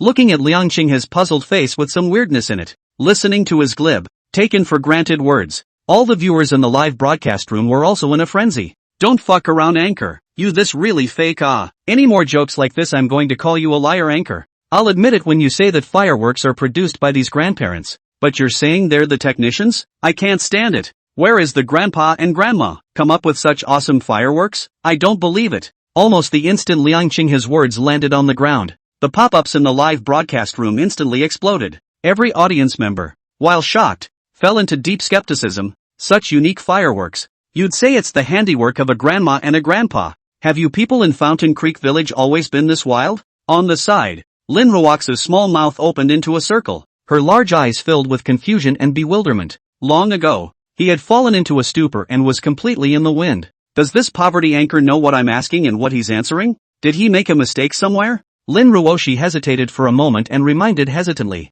That. I'm talking about technical positions, eh? Don't these grandparents do all the production and packaging work? After a slight pause in her words, Lin Ruoxu was afraid that Liang Qinghe would mishear her again and hastily added. It's the kind of job that requires a lot of skill. Liang Qinghe clearly heard Lin Ruoxi's plummy question. It was all a bit of self-doubt for a while. Where's the problem? He frowned slightly, nodding his head in a deserved manner. Yeah, our entire fireworks line is here. Saying that, Liang Qinghe took a step forward and pointed to the production line on the side and continued. This has been the most technical job in our fireworks workshop. At those words, Lin Ruoxi hurriedly probed out to take a look. It was an older woman, with an elaborate graduated measuring device in her hand, who was familiarly loading gunpowder into the fireworks. And, it's fast, almost 10 seconds apiece. Looking at this scene, Lin Ruoxi opened her mouth slightly and was dumbfounded. She could sort of see what Liang Qinghe was saying about having technical skills. It just means that the job requires precise control of the amount of gunpowder used in the fireworks. What kind of technical skill is that? As long as your hands don't shake like a cafeteria ant, you can do it perfectly, okay? Spitting out a sentence in her heart, Lin Ruoxi simply stopped delving into this matter with Liang Qinghe and asked instead, in that case, can I communicate with them? Upon hearing this, Liang Qinghe didn't think much about it and casually nodded his head. Sure, go ahead. Receiving an affirmative reply, Lin Ruoxi's slightly speechless face instantly glowed with a touch of joy. Since we can't find a breakthrough from Liang Qinghe here, it's always okay to ask these villagers directly, right? They've been around for so long, they'll always know some useful information. Thinking of this, Lin Ruoxi's heart snickered with joy, her face slightly flushed with two small dimples. With that, she walked over to the large woman filling the gunpowder. Instead of going straight to the point, he asked with a gracious smile, Auntie, what do you think of working here? The older woman who was working froze slightly, and then a flash of joy appeared on her face. I was worried that I was a bit bored, but I didn't realize that suddenly there was a beautiful girl to chat with. The older woman grinned and immediately opened up. That's good. It's a pretty good job, and it's not exhausting. Secretary Xiao Liang is also kind to us, especially thinking of us. We are very poor in Fanxi Village, and now that the fireworks business is picking up, we finally have something to look forward to. Hearing the older woman's chatter, Lin Ruoxi smiled sweetly. Then he immediately followed the other's words and took advantage of the situation. Yes, the fireworks you produce are very popular online. A lot of people liked it and complimented you on your fireworks. Says you Fountain Creek brand fireworks are not easy. As soon as Lin Ruoxi's words fell, the big mom froze and gave her a somewhat confused look. Fireworks selling well is of course a great thing. But what did this pretty girl say about fireworks not being easy? What does that mean? Thinking for a moment, the older woman responded with a hesitant, uncertain face. Well, we don't understand it either. But it's not a hard job to do. Just load a gunpowder pack under the wrapping and you're done. Secretary Xiao Liang said that our fireworks are no different from others. Just that they look a bit more eccentric. Otherwise, it seems sloppy, doesn't it? Mouthing the words, the older woman pondered for a moment, then nodded affirmatively. That's what Secretary Liang said before is right. However, Big Mama landed on her feet with some words. Lin Ruoxi was instantly confused. She took a deep breath and just felt like her young mind had been hit hard. This Big Mom's careless tone was practically the same as Liang Qinghe's. This fireworks, are they so worthless in your eyes? At the same time, the viewers in the live broadcast room felt like a million horses were racing in their hearts. A flood of question marks immediately overwhelmed the entire live broadcast screen. Big Mama, I'll give you a chance to reorganize your language. What do you mean you're done with loading a powder pack and wrapping it down? What do you mean by sloppy? Auntie, you've had enough. You call fireworks that hover in the air pointing anywhere sloppy? Do you have some kind of misunderstanding of the word? The audience was a little unsettled when Big Mama's words fell. It even felt like my thoughts and opinions were being challenged. Reflecting on what we've seen and heard all day today, the netizens are almost freaking out. The motorcycle felt mediocre and the fireworks felt sloppy. Are you all aliens in Fanxi Village? Just how outrageous is something that you guys find abnormal? Among the many jaw-dropping spectators, Fang Jingxiu was completely numb. Now even if someone had told him that the villagers of Fanxi Village could hand-rub a nuclear bomb, he would have recognized it. This Fountain Creek Village just can't fucking be reasoned with at all. Chapter 25, A Billion Points of Creativity for Fireworks. Seeing that Lin Ruoshi had just looked expectant, but now she was suddenly silent, Liang Qinghe felt a little strange in his heart. Is there something wrong with Big Mama's answer? It doesn't seem like it, does it? Just being honest. But on second thought, Lin Ruoshi was a girl after all. It was normal for her mind to be a bit more complicated. Thus, Liang Qinghe stopped thinking deeply and turned to the pop-up screen. With just one glance, his mouth opened slightly and he snapped out of it. The live stream was flooded with countless pop-ups. The vast majority of them spit in the face. Seeing how crazy the audience was, Liang Qinghe frowned slightly puzzled in his heart. One or two is fine. Why are so many people reacting so violently? It's too much of a fuss. Seeing the increasing number of question marks on the pop-up screen, Liang Qinghe spoke out to explain. Everyone is exaggerating. Our fireworks are just a little more creative than normal fireworks. Not as unbelievable as you think. If I had to say, it's just plain old fireworks with a little bit of unique fancy styling and a little bit of eye-catching features. With so many old fireworks factories in China, we at Fanxi brand are still newcomers in this area and need to learn more. Saying that, Liang Qinghe looked slightly serious and was extremely sincere. As a poverty alleviation cadres with heavy responsibilities, they should have faced up to the gaps and kept their feet on the ground. If one becomes complacent at the sight of a few compliments, how can one carry on with the work? And, in his opinion, Fountain Creek fireworks do add just a little bit of creativity. Compared with those old fireworks enterprises in China, the road of Fanxi village, a long way to go. Even if they were aware of these ideas as well, it would only take a few days to realize them easily. Thinking of this, Liang Qinghe was even more firm in his heart and did not take the exaggerated words of the audience to heart. However, the tens of thousands of viewers in the live broadcast room were completely tense when they heard his words. If it wasn't for the fact that the kid's sincere look didn't look like he was pretending, the guys really thought he was faking it. But it's puzzling. Look at his demeanor. As if he doesn't really know the particulars of his own fireworks? Listen to him. Is he talking like a human being? It's safe to say that every word that popped out of his mouth challenged the audience's tightly wound mind. Almost the instant Liang Qinghe's words landed on the ground, the pop-ups in the live broadcast room became even more frantic. The viewers who had just held back from joining the ranks of the trolls also manipulated their keyboards at this moment, transforming into land key fairies. Okay, brother, don't say it. I believe it. Really, but please stop. A little creativity, a little fancy, a little functionality, $1 billion. Indeed, $1 billion.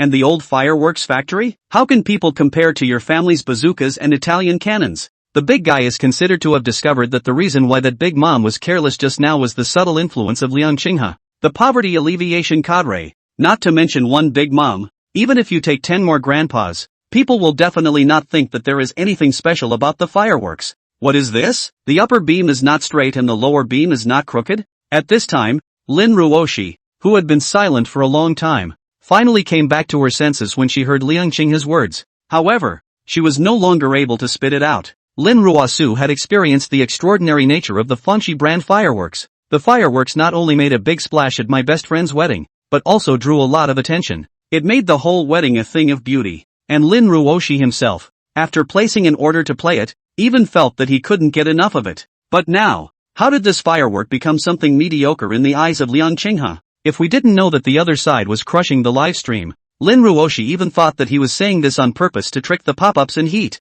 At the same time, Fang Jingxiu, who originally thought he was completely numb, after hearing these few words from Liang Qinghe, he only felt a heavy hammer hit his chest hard. Then he saw the other party's look of conviction, even deep conviction. Fang Jingxiu even took a few deep breaths and forced himself to calm down. It's hard, it's really hard. Myself, along with my senior brother and a few of my mentors, had spent the last few days studying the gadgets in that firework daily. It's only now that I've even scratched the surface. And this poverty alleviation cadre is so mediocre and sloppy? It's called drought of flood, isn't it? People are so angry with each other. Between the flood of thoughts, Fang Jingxiu's emotions slowly stabilized. On second thought, I should show the recorded screen of this live broadcast to my mentor Su Hao later. I couldn't see anything myself, so maybe my mentor could sense something? Anyway, Fang Jingxiu didn't believe that the grandpa and grandma in Fanxi village could come up with such a good thing. If that's the case, what's he still doing at the institute? Just come straight to Fanxi village and learn the skills from the grandparents.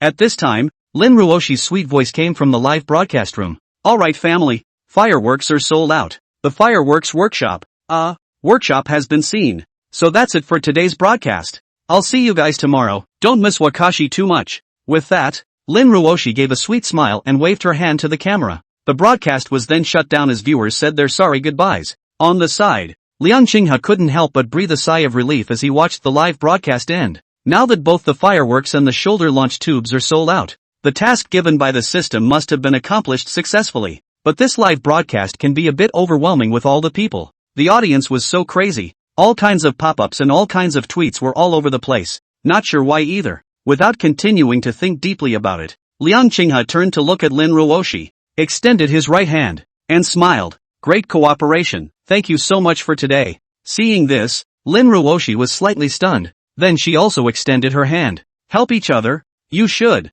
Saying that, Lin Ruoshi guffawed, two small dimples appearing on her face. It was a day of ups and downs, so to speak, but in terms of live results, it was a particular success. Unfortunately, in the end, it did not satisfy his curiosity, but instead almost choked to death by an older woman and Liang Qinghe too. Seeing that it was getting late, Liang Qinghe took Lin Ruoshi to dinner. The meals are good in the village of Fountain Creek, although it is relatively poor. There was no more preparation in a moment of haste, and as a sign of good faith, Liang Qinghe purposely picked a villager's home who was a good cook to entertain Lin Ruoshi, the honored guest who had come from afar. At the dinner table, Lin Ruoshi, who had been hungry all day, didn't care about the image of the beauty of the big anchor. That gorging appearance made Liang Qinghe look blank. Lin Ruoshi was unconcerned and asked while eating, is your Fangxi village continuing to focus on the fireworks business in the future? Upon hearing this, Liang Qinghe replied after a little thought, it's still mostly fireworks at the moment,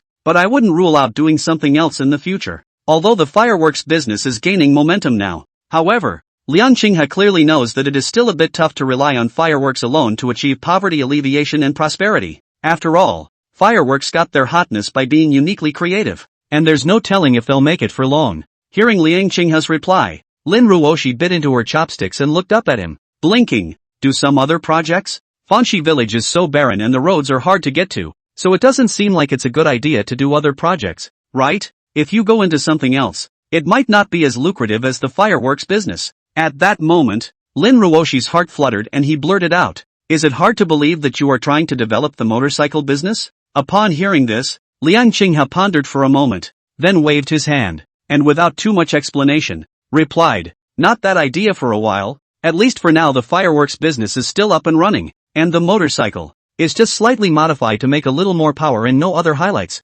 Plus there's no money to put together a motorcycle line right now. Hearing Liang Qinghe's reply, he looked at his slightly frowning appearance of serious thinking. Lin Ruoshi took a deep breath and opened her mouth slightly, but in the end, she didn't say anything. Burying his head in his bowl of rice, he concentrated on eating. Chapter 26 Fireworks. Who developed them? In the meantime, 203 Military Industrialization Institute. Inside the office. Seeing that the live broadcast ended, Fang Jingshu let out a long breath. A finger slide then saved the video in its entirety from earlier. Thinking for a moment, he got up and ran towards the experiment. The fireworks production plant seen on the air just now, and what that poverty alleviation cadre said. Fang Jingshu felt that it was necessary to show his mentor. Now their research has temporarily stalled, making it difficult to go any further. Maybe the teacher can tell a little something. Plus, such a wonderful live broadcast and the moving words of that poverty alleviation cadre, but you can't enjoy it alone. Soon, Fang Jingshu came to the lab.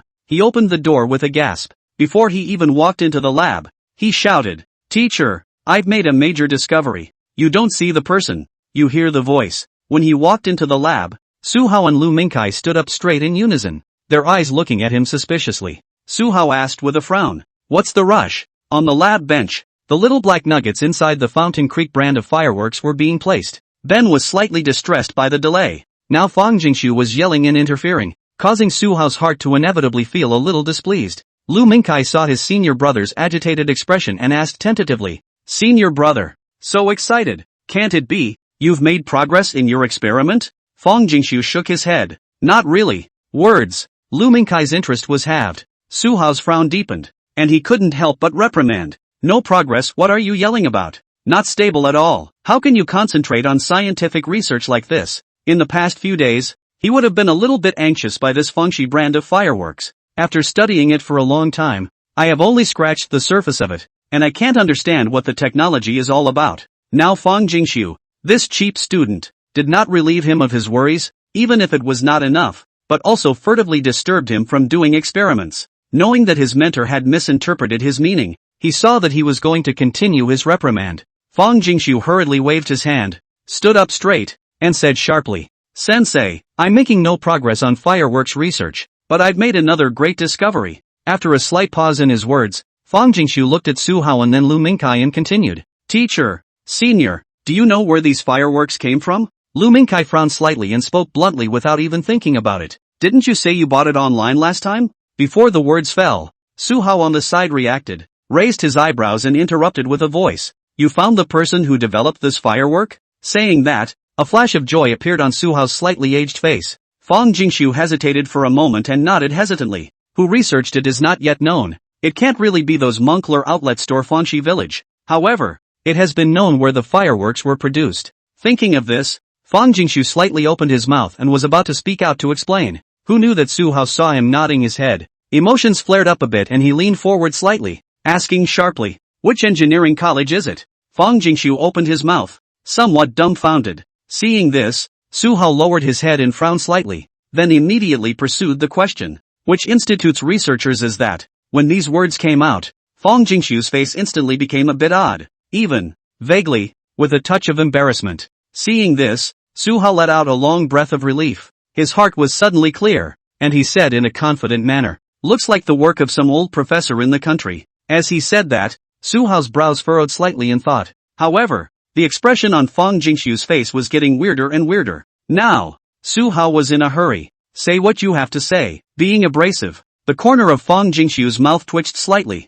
He'd wanted to say it all along, but the teacher hadn't even given it a chance. The questions were so tight that he didn't have a chance to say anything. Fang Jingshu had the heart to spit. However, as he watched the dissatisfaction on Su Hao's face become more and more obvious, he still swallowed his words. Fang Jingshu didn't dare to slow down and hurriedly took out his cell phone from his pocket. "Teacher, senior brother, I can't explain the specifics. You guys might want to check out this video first." As the words fell, Su Hao and Lu Mingkai looked at each other, though both were anxious to find out what the fireworks were all about. However, Fang Jingshu had said so they could only temporarily collect their thoughts and come over to check it out. Lu Mingkai reached out and clicked on the video. A beautiful anchorwoman then appeared on the screen momentarily. Su Hao and Lu Mingkai both let out a puzzled sound at the same time. Immediately, their faces both changed, and their eyes looked at Fang Jingshu in an odd manner.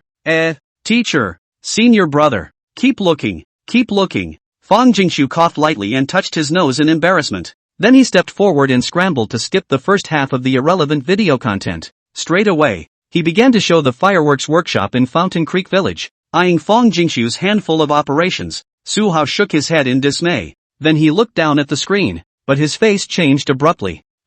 Wait! Su Hao hurriedly took off his presbyopic glasses and got close to the screen to take a closer look. Mouthful of words. Fountain Creek brand fireworks workshop? The fireworks we're studying, produced from here? Su Hao raised his head and looked at Fang Jingshu in surprise, his heart greatly surprised. Is this the factory where the high-tech fireworks are made? That's a little too shabby, isn't it? However, in the face of Su Hao's surprise and doubt, Fang Jingshu only nodded with a bitter smile. Seeing this, Lu Mingkai, who was on the side, also showed the same look of astonishment. The dilapidated adobe house in front of me. How is it linked to that fireworks with ballistic missile technology? The video is still playing, and it looks like the two anchors are ready to go inside the workshop to take a look. The two of them, Su Hao and Lu Mingkai, were busy retrieving their thoughts and concentrating as they continued to look down. Soon, the two were able to see the overall assembly line environment of the workshop. Lu Mingkai's eyes widened slightly and he gently sucked in a breath of cool air. Hiss, this fireworks workshop is quite professional, but, wouldn't that be a little too scribbly? As he said that, Lu Mingkai looked up at Su Hao, but saw that he also had a shocked look on his face. Frozen for a moment, Su Hao frowned in confusion. TSK. Shouldn't be it's not even if it's shabby outside, but is the workshop so Spartan too? I thought it would be a higher specification production plant. Years of experience in scientific research told Su Hao, manufacturing an excellent technical product is not possible without an excellent production environment. But nowadays it seems that this guideline doesn't always seem to apply. Su Hao's heart was filled with doubt and confusion as he continued to look down. Next, the camera moves in closer. Under Su Hao and Lu Mingkai's tightly focused attention, they saw older men and women speaking in fluent dialects. While gabbing and talking and laughing, he recklessly fiddled with the fireworks in his hand. all hand-rubbed from filling with gunpowder to finished assembly. In an instant, both Su Hao and Lu Mingkai froze in place, completely confused. The fireworks in the hands of these villagers were the same kind as the ones he had been studying all this time? High-tech fireworks that you treat with care and they just hand-rub with abandon? What? Su Hao's jaw dropped as he looked at Fang Jingxiu and asked in astonishment. The fireworks? That's how they're produced? An old professor himself who has been deeply involved in ballistic missile technology for decades. Let's not talk about how great the technology is, but at least it's very experienced. However, even so, for the black technology inside the fireworks, it is a long time no progress, deep headache. But now what? A small workshop in the village of Fangxi, where Moncler jacket sailed the grandparents sit side by side. You're laughing and joking, and you're hand-rubbing technological fireworks? For a moment, Su Hao froze in place. Chapter 27, The Crouching Tiger and Hidden Dragon of Fangxi Village. Watching the video of the rambunctious working Moncler jacket's outlet women, Su Hao couldn't help but fall into deep suspicion. Is this what you call a poor mountain village? How is it that when you compare yourself to them, it seems like you're the one who hasn't seen the world? On the side, Lu Mingkai also sucked in a breath of cool air and scratched his head in puzzlement. How did this happen? This production process is a little too scribbly. Think about the careful research process a few people have been going through these days, and then look at the ruggedness of the others. Lu Mingkai only felt that his young mind had suffered a violent attack. Who makes such a technical product purely by hand-rubbing? Looking around, there weren't even a few decent precision instruments within this fireworks workshop. Where do they get their data support? Where did the technology development come from again? Just as Lu Mingkai was completely in a mess. At that moment, Su Hao came back to his senses and looked at Fang Jingxiu as an afterthought. Swallowing, he asked hesitantly, is this really a poverty alleviation program? As the words fell, Su Hao himself fell into deep doubt. He prided himself on being quite old and having seen many strange and bizarre things, but really never seen poverty alleviation by selling arms. Oh no! Fireworks, and, still, such high-tech fireworks. Isn't a normal poverty alleviation program one that involves agriculture, forestry, animal husbandry and fisheries or whatever,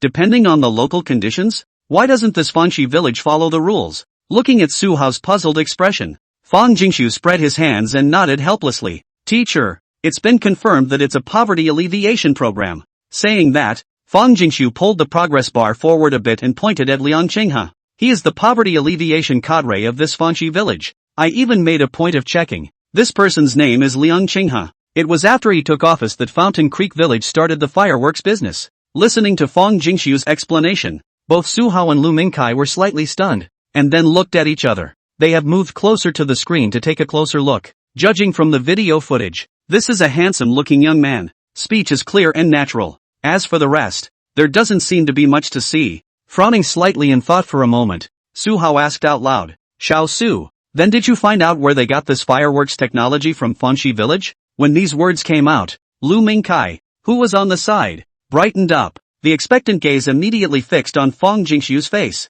Everything else can be ignored for now, but this fireworks technology situation is something that definitely needs to be clarified. If you can apply this technology to the military industry, then the ballistic missile technology they have developed will take wing. However, Fang Jingxiu just shook his head helplessly and splashed a pot of cold water without mercy. I don't know about any of this. Someone did ask about that before, but that poverty alleviation officer said that these grandparents are the technicians for the fireworks. As the words fell, Lu Mingkai suddenly had a stunned expression and was speechless. Su Hao even glanced at the young man in that video and clenched his teeth fiercely. Trade secrets, don't want to talk about it, just don't talk about it. What grandparents are technicians? Who would believe that? Fooling the old man? If only this kind of technology could be researched by grandparents in the countryside. Then what was his own name as an old professor at the Military Industrial Research Institute? With that in mind, Su Hao felt a little depressed for a moment. Then he shook his head helplessly and sighed. Anyway, this fireworks technology would never have been created by Fangxi Village itself. We can't penetrate such cutting-edge stuff for a while. They either bought it from somewhere or hired a professional technician. Speaking under his breath, Su Hao couldn't help but feel a bit sorry. With such black technology, it would be a waste to use it to make inexpensive fireworks. If we can learn the way and master this technology as soon as possible, and use it properly in the military industry, that would be the best outcome. Unfortunately, I'm afraid that with just the speed of their current research, it's not going to be possible anytime soon. At this time, Lu Mingkai suddenly voiced out a proposal. Sensei, we don't know the specifics of this technology. I don't know when it's going to end if I keep mulling it over like this. Why don't we go to Fangxi village together and ask about the specifics of this firework? When these words came out, Su Hao's slightly disappointed face changed slightly. He didn't answer right away, but thought darkly for a moment. With the current progress of the three of them, teacher and student, there really wouldn't be much progress in a short period of time. Since this was the case, going directly to that Fangxi village to find out what was going on didn't seem like a suitable choice. And, even if they themselves do figure out this fireworks technology later, if we were to apply it to military products, we would also need authorization from Fangxi village's side. How about just checking it out before it's too late? Thinking of this, Su Hao instantly finalized his idea and nodded his head. In that case, let's get the job at hand properly organized as soon as possible. After we're done with this, we'll go to Fangxi village and check it out. As the words fell, both Fang Jingxiu and Lu Mingkai had happy faces. With that, they nodded in response. The other side. Fanshawe Racing Club.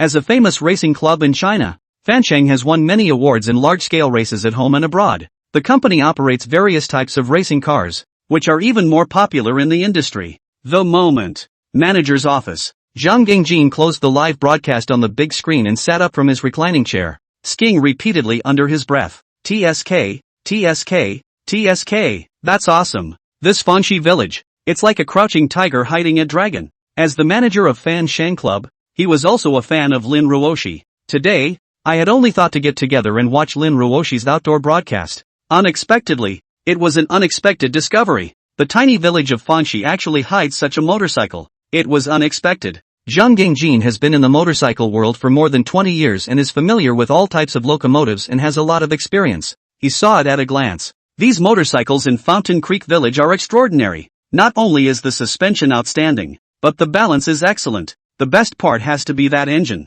With a low rumble like a lion. You can tell the engine is unusual as soon as you hear it. Each one has plenty of power, smooth fueling, and is fully comparable to the race cars in their clubs. And even, possibly beyond. Thinking of this, Zhang Gengjin could not hold down his excitement. Standing up, he paced the office uncontrollably. Logically speaking, it was absolutely impossible for this impoverished Fangxi village to afford a motorcycle with such good performance. Then there is only one possibility that their motorcycle engine was modified. And, the technology is great. That said, there must be a very skilled motorcycle mechanic in Fountain Creek Village. Zhang Gengjin's eyes lit up, then narrowed slightly as he muttered. If only we could get this master to join our club. If you can't, it's nice to be able to buy this remodeling technology. Muttering to himself under his breath, Zhang Gengjin couldn't help but secretly smack his lips, only feeling his heart on fire. It wasn't hard to see with his vision that if they could use this technology in their race cars, it's like a tiger with wings. In his mind,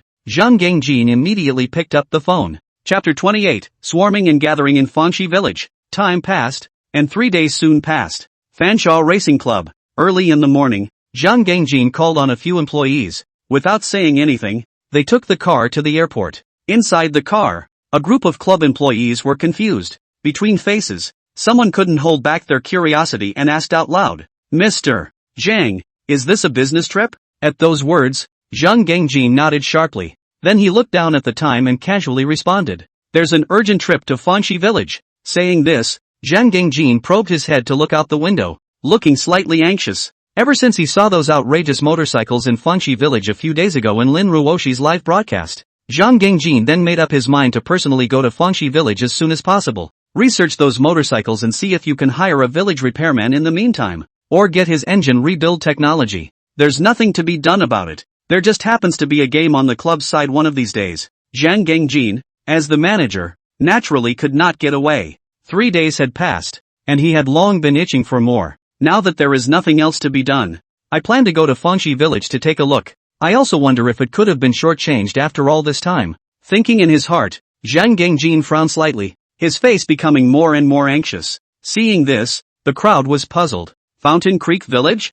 By the sound of the name, it must be some kind of small countryside, right? From memory, it seems like I've never heard of it at all. What's Mr. Chang doing there in good time? But looking at Zhang Gengjin's appearance, he seemed to attach great importance to it. Could it be that it's something big? As the crowd puzzled, another voice inquired, "Mr. Zhang, what is Fangxi village? What's the point of going there?" At those words, Zhang Gengjin took a deep breath and just shook his head slightly. There was no more explanation. The foot of the mountain outside the village of Fangxi, Su Hao's teacher and student trio got out of the car and couldn't help but take a deep breath. feeling the fresh mountain air. Several people looked up and around, unable to stop looking around. The trees were covered with emerald green and the surrounding area was quiet except for the birds chirping in the forest. If it weren't for the fact that there was a twisting and bumpy path winding up the mountain in front of us, Su Hao and the others couldn't even believe that there would be people in such a primitive, desolate ravine. At this time, Fang Jingshu surveyed the path and said, "Teacher, senior, it's almost time for us to walk up here on our own. The road back there is so bad and small no one wants to drive in it." Upon hearing this, Su Hao and Lu Mingkai both nodded slightly. The three were about to step forward. Instead, a sudden sound of a car was heard beside his ears. Turning their heads, they were surprised to see a van coming up behind them and pulling up in front of them. Soon, the car door opened. Several people got down from the car, their gazes looking at the three Su Hao teachers and students. For a while, the two sets of people who didn't know each other looked at each other, both somewhat at a loss. Looking at the old man with gray hair and the two young guys wearing glasses in front of him, Zhang Gengjin narrowed his eyes slightly. He himself had traveled all the way by boat and made several twists and turns before arriving at the foot of the mountain outside of Fangxi village. Who knew that before entering the village, I would meet some like-minded people? It wouldn't be one of your own peers, would it? Here to rob the motorcycle tech? Thinking in his heart, Zhang Gengjin left a heart. Then he looked at Su Hao, his face full of smiles,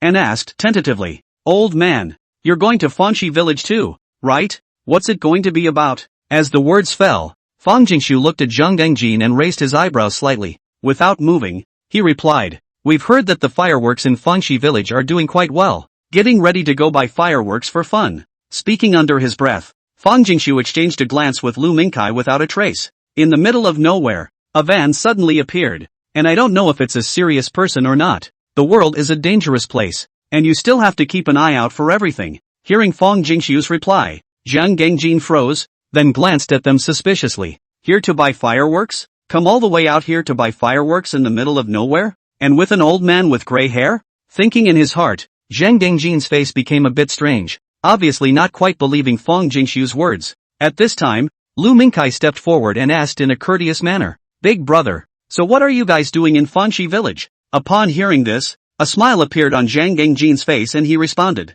"Isn't this a coincidence? We're here to buy fireworks too." Now, not only is Su Hao a few people froze, Zhang Gengjin behind a few club employees are also stunned. "It's been a long way to get here, and my body is going to sit apart. Seeing as there's a hill to walk to get the fireworks?" In their hearts, they were puzzled, but the crowd still didn't raise their voices to ask. For a moment, the two groups of people stared wide-eyed, then laughed heartily together. Just then, the crowd heard a roar coming from far away and glanced sideways. I saw 7 or 8 motorcycles driving over not far away. The sound of villagers on motorcycles talking and laughing could be heard faintly. Seeing this scene, Fang Jingshu immediately brightened up. Having seen Lin Ruoshi's live broadcast before, he naturally knew that these were fireworks transporters from Fangxi village. Moreover, looking at the direction they were traveling, it seemed to coincide with the fact that they were returning to the village after transporting the goods. Thinking of this, Fang Jingshu hurriedly greeted loudly, Grand Master, we're going to Fangxi village to buy fireworks.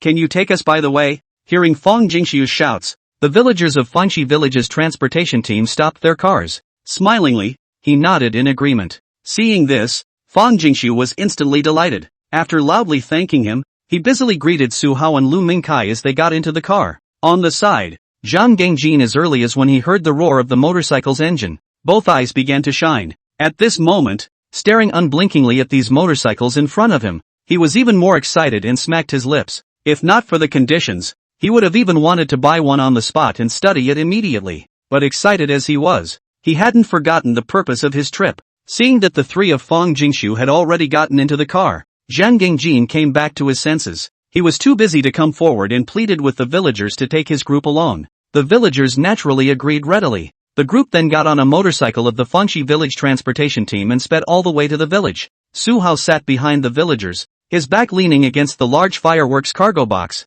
with a few moments of amazement in his expression. "It's such a worn-out motorcycle. It's even better to drive so fast. A dirt road littered with potholes and gravel along the way, and it drives so smoothly?" On the workshop he was still apprehensive, and even prepared for an old bone to be shaken apart. Who knew that all the way through, the motorcycle was 4 flat, even a little cozy? Amazed, Su Hao couldn't help but feel a few moments of doubt. How can a motorcycle so worn out perform so well? Is a bit strange. Su Hao frowned slightly and couldn't help but fall into deep thought. Just then, Another motorcycle drove past. Su Hao's thoughts were interrupted and he fixed his eyes on it. The person sitting in that car was none other than Zhang Gangjin. Bizarrely, Zhang Gangjin had a very strange expression on his face. There was a hint of excitement in the amazement, a hint of horror in the excitement, and, every now and then, he looks around at the motorcycles. The slightly narrowed eyes actually looked mesmerized. Seeing the situation, Su Hao frowned slightly, an odd color surging up on his wrinkled face.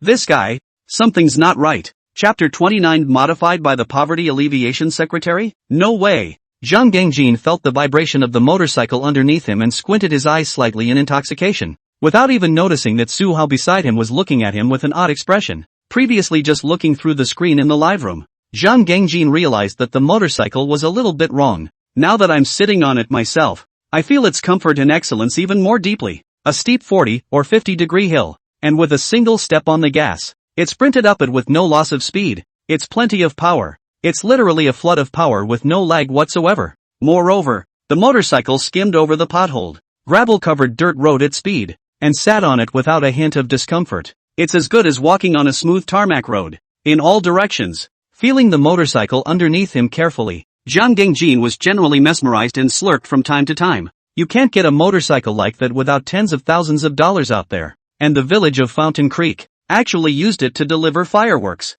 It is simply a waste. Thinking in his heart, Zhang Gangjin secretly made up his mind. This trip to Fountain Creek Village is a must to get the engine technology. With that kind of technology, their club's motorcycles could probably be upgraded and improved a bit. There will be another tournament in a short time, when the sales club is bound to hit the ground running. Between the flood of thoughts, Zhang Gangjin was excited, and his heart was on fire. Not much longer. With the motorcycle whizzing along, the group arrived within the village of Fangxi. It was only until the motorcycle stopped that Zhang Gangjin came back to his senses. The heart was slightly startled. How long has it been? How did it get here? When I first watched Lin Ruosu's live broadcast, she had walked a short distance up the mountain. Moreover, the mountain passes were so rough and bumpy along the way, it was surprising that they were still so fast. This motorcycle, it's really something. With that in mind, Zhang Gangjin rubbed his hands together excitedly and couldn't help but squint at those motorcycles. The mesmerized eyes even looked a little lewd. At this time,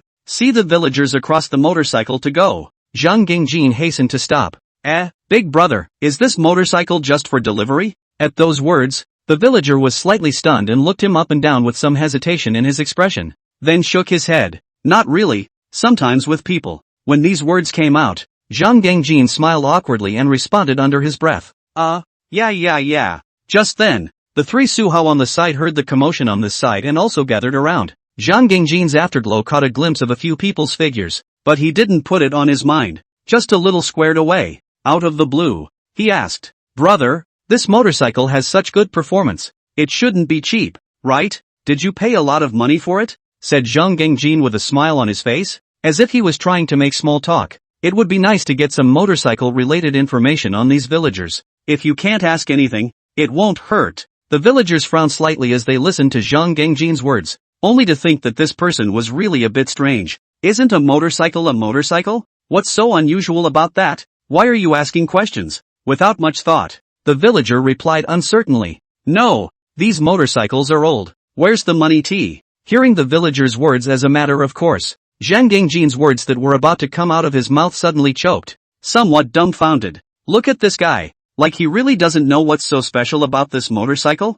At this time, Su Hao, who was standing on the side, glanced at Zhang Gangjin without any trace. Then he looked at the motorcycle in front of him. In fact, he also thought that these motorcycles seemed to be different from the ordinary ones, especially since it was such a comfortable and smooth ride just now. However, this was not Su Hao's area of expertise after all, and at this moment a cursory glance, it's hard to see exactly what's wrong with it. Seeing that the crowd's attention was on the motorcycle, Fang Jingshu's heart moved slightly. Unable to help it, he frowned slightly and secretly sized up Zhang Gangjin and his group for a few moments. The performance of this motorcycle was excellent. Fang Jingshu was aware of that. Otherwise there wouldn't have been so many people reacting so violently in Lin Ruoshi's live room in the first place. But right now, it seems that Zhang Gangjin, these people have been pursuing the question, but it is a little strange. Aren't they here to buy fireworks? Why are you so interested in motorcycles now? Unable to think of a reason for a while, Fang Jingshu simply stopped thinking deeply. Just then, only to hear Zhang Gangjin still chattering and asking, "Brother, is this motorcycle of yours modified? That's a pretty good modification. And it feels like your motorcycle performs pretty well. Hearing Zhang Gengjin's words, the villagers nodded thoughtfully. A grin ensued and replied, yes, with this modification, the motorcycle is still miles better than before. We used to deliver from morning to night, but now it's so much easier. To say it has to be our little Liang secretary. Hearing this, Zhang Gengjin's face changed violently, and his eyes widened a bit. Secretary Xiao Liang? Isn't this the poverty alleviation cadre from Fanxi village? He's a civilized public official and he modifies motorcycles? Zhang Gengjin was incredulous and hurriedly interrupted. Wait, big brother, do you mean to say that these motorcycles were modified by your secretary Xiao Liang? The words were abruptly interrupted, and the villager frowned slightly at Zhang Gengjin and casually responded. Yes. In an instant, Zhang Gengjin's brain was confused and froze in place. No, that literate poverty alleviation cadre who can modify motorcycles?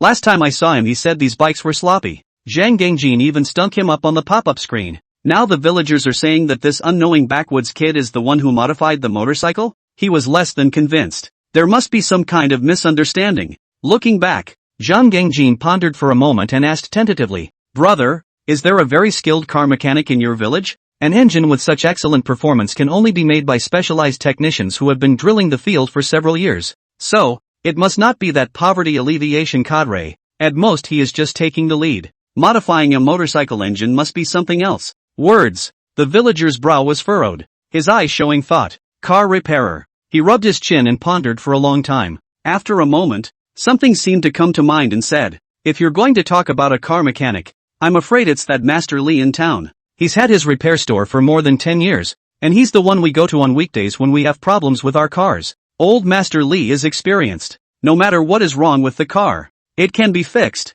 Before the words fell, Zhang Gengjin's face suddenly became happy, and then he laughed out loud. That's right, and a lot of questions. Let's just say how that Secretary Liang can modify the motorcycle. It turns out that the town master modified it. It was almost a wasted trip. The villager was startled by Zhang Gengjin's laughter, and his words ended abruptly in the middle of his sentence. He blushed inexplicably, and the thought crossed his mind. This guy's not a psycho, is he? How crazy. Zhang Gengjin didn't pay attention to the villager's eyes, but just let out a long breath of relief, and suddenly his heart was greatly settled. He then looked behind him to the club staff and exclaimed with a sense of ambition, guys, come with me, let's go to town. Saying that, Zhang Gengjin was all smiles as he walked out with big strides. If we can find that Master Li in town, we can get the motorcycle rebuilding skills, and then use this technology on your own club's motorcycles. Think about it. The arc of Zhang Gengjin's mouth. Rising. Chapter 30, Careless. Return to Fanxi village quickly. Zhang Gengjin was ecstatic and brought along a group of people from the Fansheng club.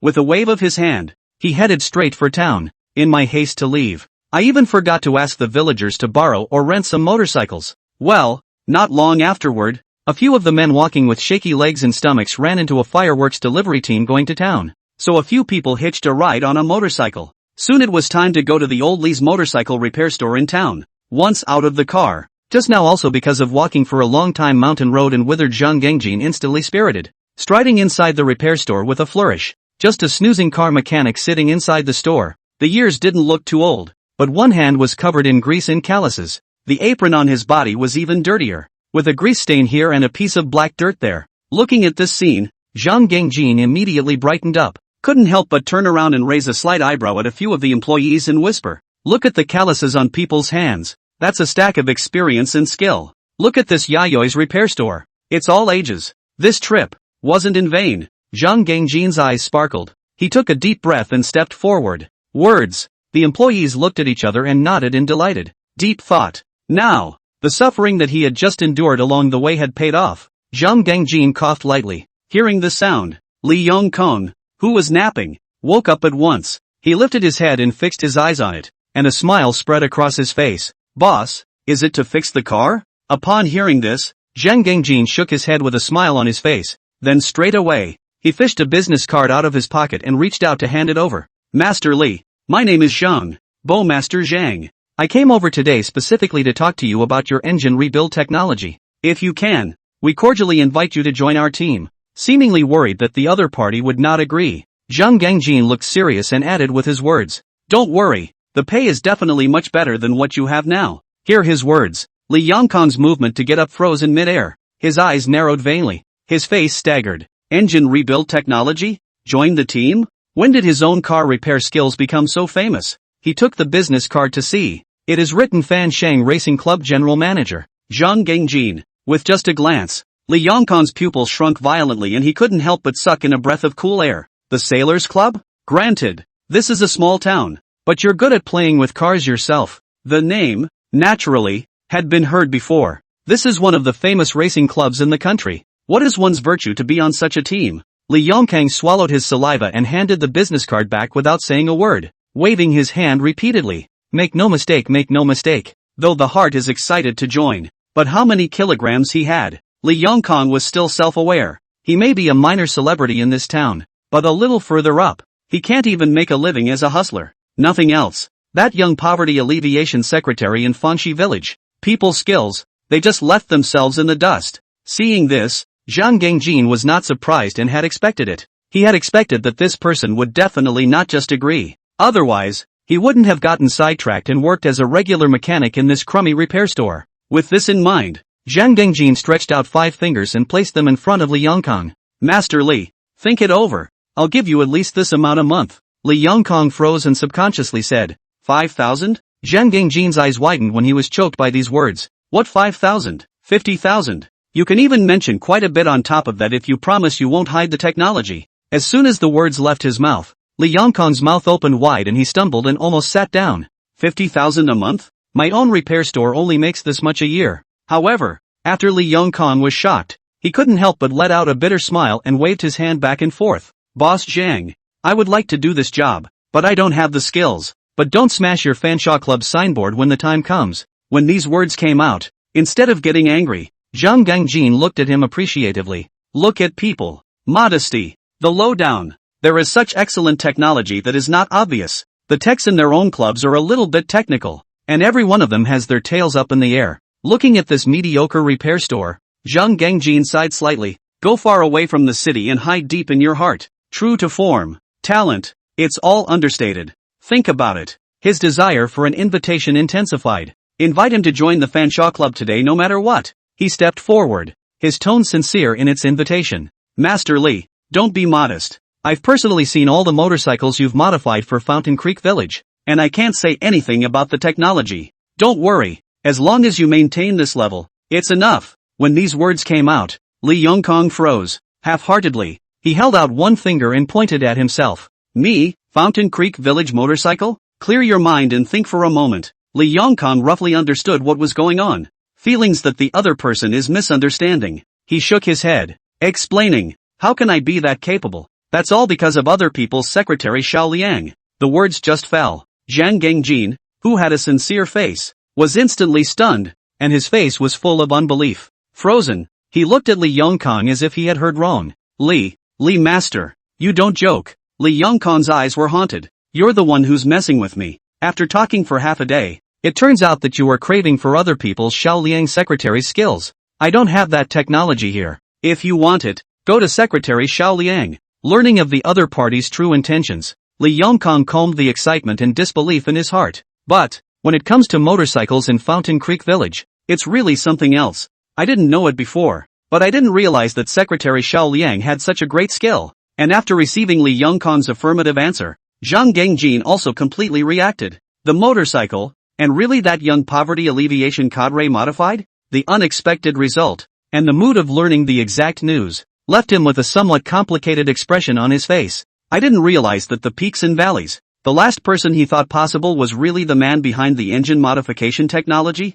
Zhang Gengjin took a deep breath. Surprise and shock followed one another, leaving him unsure whether to laugh or whistle at the moment. Not only Zhang Gengjin, those club employees behind him were also confused. So, the tech guy is in the village? Then what were they doing all the way to town in such a hurry? Several people looked at me. I looked at you, and then looked at their bosses in unison. Li Yongkang knew the other party's purpose, and was not annoyed, and even had a feeling that he was looking for a soulmate in a high mountain and flowing river. Good lord! Finally someone who knows what they're doing is here. He was the only one who knew how outrageous those motorcycles were before and couldn't even find anyone to brag about them. Nowadays it's sort of shared. Li Yongkang could not hide the excitement on his face and laughed excitedly. Boss Zhang is really discerning. I'm telling you, that motorcycle engine is truly outrageous. That power. Halfway through his words, Zhang Gangjin interrupted him. Master Li, thank you for the information. We'll talk again sometime in the future. After saying that, he didn't wait for Li Yongkang to reply.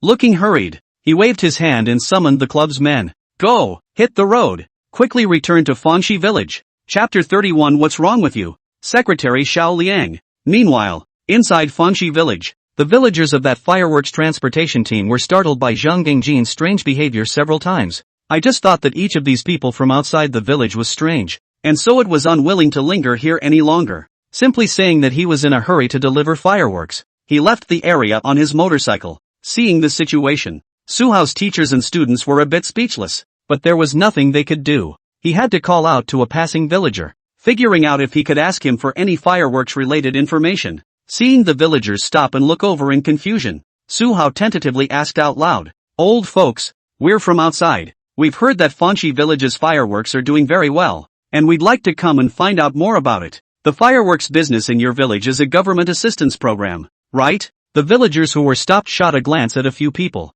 While his heart was wondering, he couldn't help but feel a few moments of joy. These days more and more people are coming from outside the village. It seems that this fireworks business is really making a name for itself. This is a good thing to take seriously, the villager thought, then shook his head and replied, "No, it was Secretary Xiao Liang's idea to let us sell fireworks. He brought it up himself," said the villager. A joyful color surfaced on his face and he grinned. "If it weren't for Secretary Xiao Liang, where would we have such a good job? Now that the fireworks in Fangxi village are selling well, folks have something to look forward to." In the past, Fangxi village was filled with farmers who lived from the ground up, counting on the annual harvest. Where can you make money by rubbing fireworks every day like you do now? Such a good life can be brought about by Secretary Xiao Liang. With that in mind, the smiles on the villagers' faces grew wider. However, the three of them, Su Hao, who heard these words, froze and then looked at each other. Not a government-supported program? Then how did they come up with such high-tech fireworks? Is it really possible to rely on those technicians?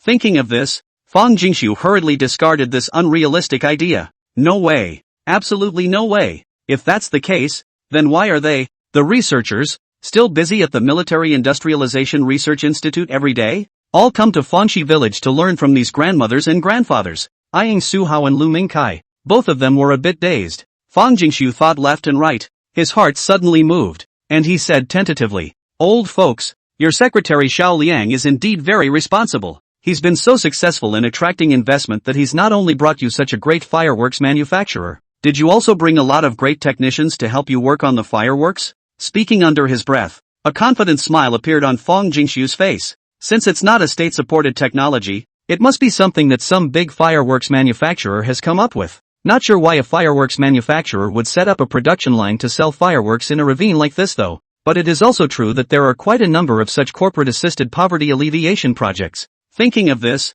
Fang Jingxiu was complacent and instantly felt that he was close to the truth of the matter. On the side, Su Hao and Lu Mingkai both returned to their senses when they heard some of his inquiries. With that, they cast approving glances at him. This is a very level question. However, when Fang Jingxiu said this, the villager was instantly a bit confused and frowned in confusion. What fireworks vendor? What technician? Where in the village are these things? I've never heard of it, let alone seen it. Puzzled in his mind, the villager suspiciously shot Fang Jingxiu a glance and blurted out, "You're a decent-looking kid, but you're talking nonsense with your eyes open. Our village is in such a state of disrepair that it's a good thing we're not starving. So how can we have money to find any vendors? Still, what technician? I see you like technician Lu." As the words fell, the confident Fang Jingxiu was suddenly confused. He looked at the villagers incredulously, then at Su Hao and Lu Mingkai. However, the two of them also froze in place, their eyes blank and somewhat at a loss. Reacting, Fang Jingxiu couldn't help but suck in a breath of cool air,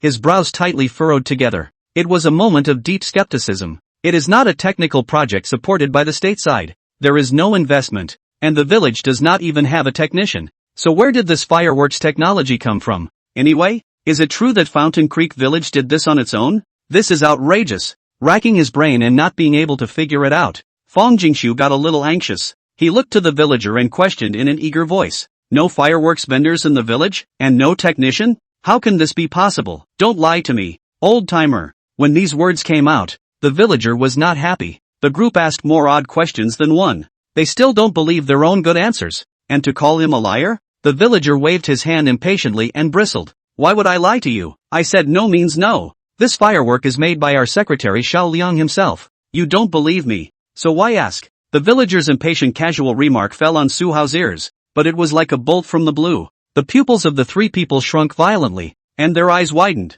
Ha! This firework is from Liang Qinghe's hand? Did this villager say it wrong or did they hear it wrong? Su Hao's brows were tightly locked, and he was so agitated that his breathing was shortened by a few moments. Couldn't help but step forward. Old-timer, this is no joke. Did you guys get this fireworks? From Secretary Xiao Liang himself? How is this possible? As the words fell, Fang Jingxiu and Lu Mingkai nodded in agreement. Disbelief was written all over his face. Seeing this scene, the villagers became even more displeased and shook their heads in an unfavorable manner. Why don't these people believe what they say? What's wrong with Secretary Xiao Liang making his own fireworks? Why are you so shocked? It's just fireworks. What's all the fuss about? You haven't seen the world. Disgruntled and depressed, the villagers said unhappily. Who else could it be but Secretary Xiao Liang? What's wrong with you? Secretary Xiao Liang? She's a college student. It's easy to build a stupid firework. At those words, Su Hao had the intention to retort, but he was speechless. Fireworks,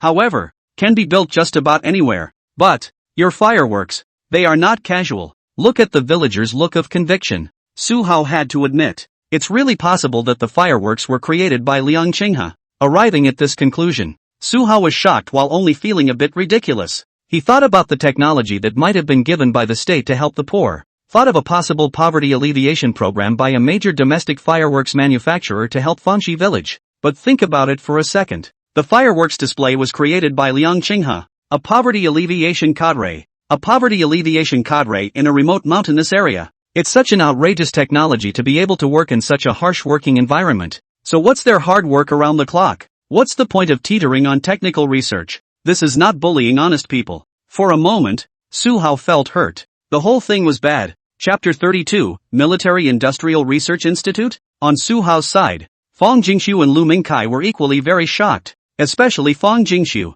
At this moment, his eyes were wide open and his breathing was slightly rapid. It only felt that what the villagers said in their mouths was unusually absurd. From watching Lin Ruoshi's best friend's wedding live until now, Fang Jingxiu was considered to be more familiar with Liang Qinghe as a person. But in his impression, the other party was just a relatively young cadre of poverty alleviation. How did you become the author of the Fountain Creek brand of fireworks technology now that you've swung into action? Is there really no misunderstanding here? Those are high-tech fireworks with ballistic missile technology. How could it come from the hands of this mediocre poverty alleviation cadre? At this point, Su Hao finally came back to his senses from the shock and doubt that filled him. He unconsciously gulped and looked at the villager with a palpitating heart, saying, "Old folks, in that case, can you take us to meet Secretary Xiao Liang?" As soon as the words left his mouth, Su Hao was worried about the villager's refusal and added, "We have something very important for him." After speaking, Su Hao's slightly cloudy eyes showed some bright light, showing sincerity and eagerness.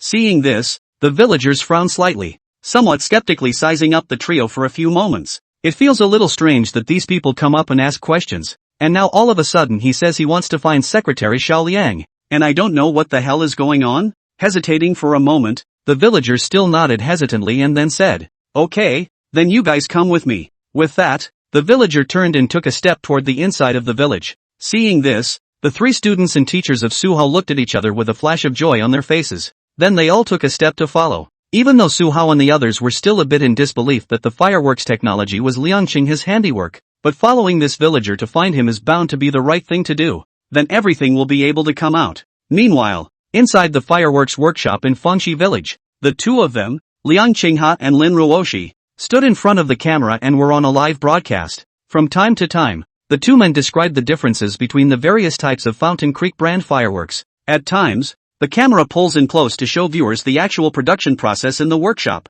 With Lin Ruoshi, a big anchor with her own traffic, present, the heat of the live broadcast room remained high. At this time, tens of thousands of people were watching the live broadcast online at the same time, and the pop-ups were like clouds that kept rolling. Gifts of all kinds never cease. In the past few days, Lin Ruoshi thought about how he just didn't have any live content in the near future. It was hard to come all the way to Fangxi village again, so he just stayed for a while longer. Within a few days, she also turned on the live stream from time to time, while attracting heat with the unique scenery of remote mountainous areas. It is also considered to be a contribution to the poverty alleviation work in Fangxi village. With her help, the reputation of the Fountain Creek brand of fireworks is now growing. Even orders have increased dramatically by quite a bit. At this time, Lin Ruoshi eyed the live broadcast viewers who were paying attention to the fireworks production line in Fangxi village. A slight sigh of relief followed by a lazy stretch. Taking advantage of the momentary leisure, she slightly tiptoed over to Liang Qinghe's side. A small flirtation.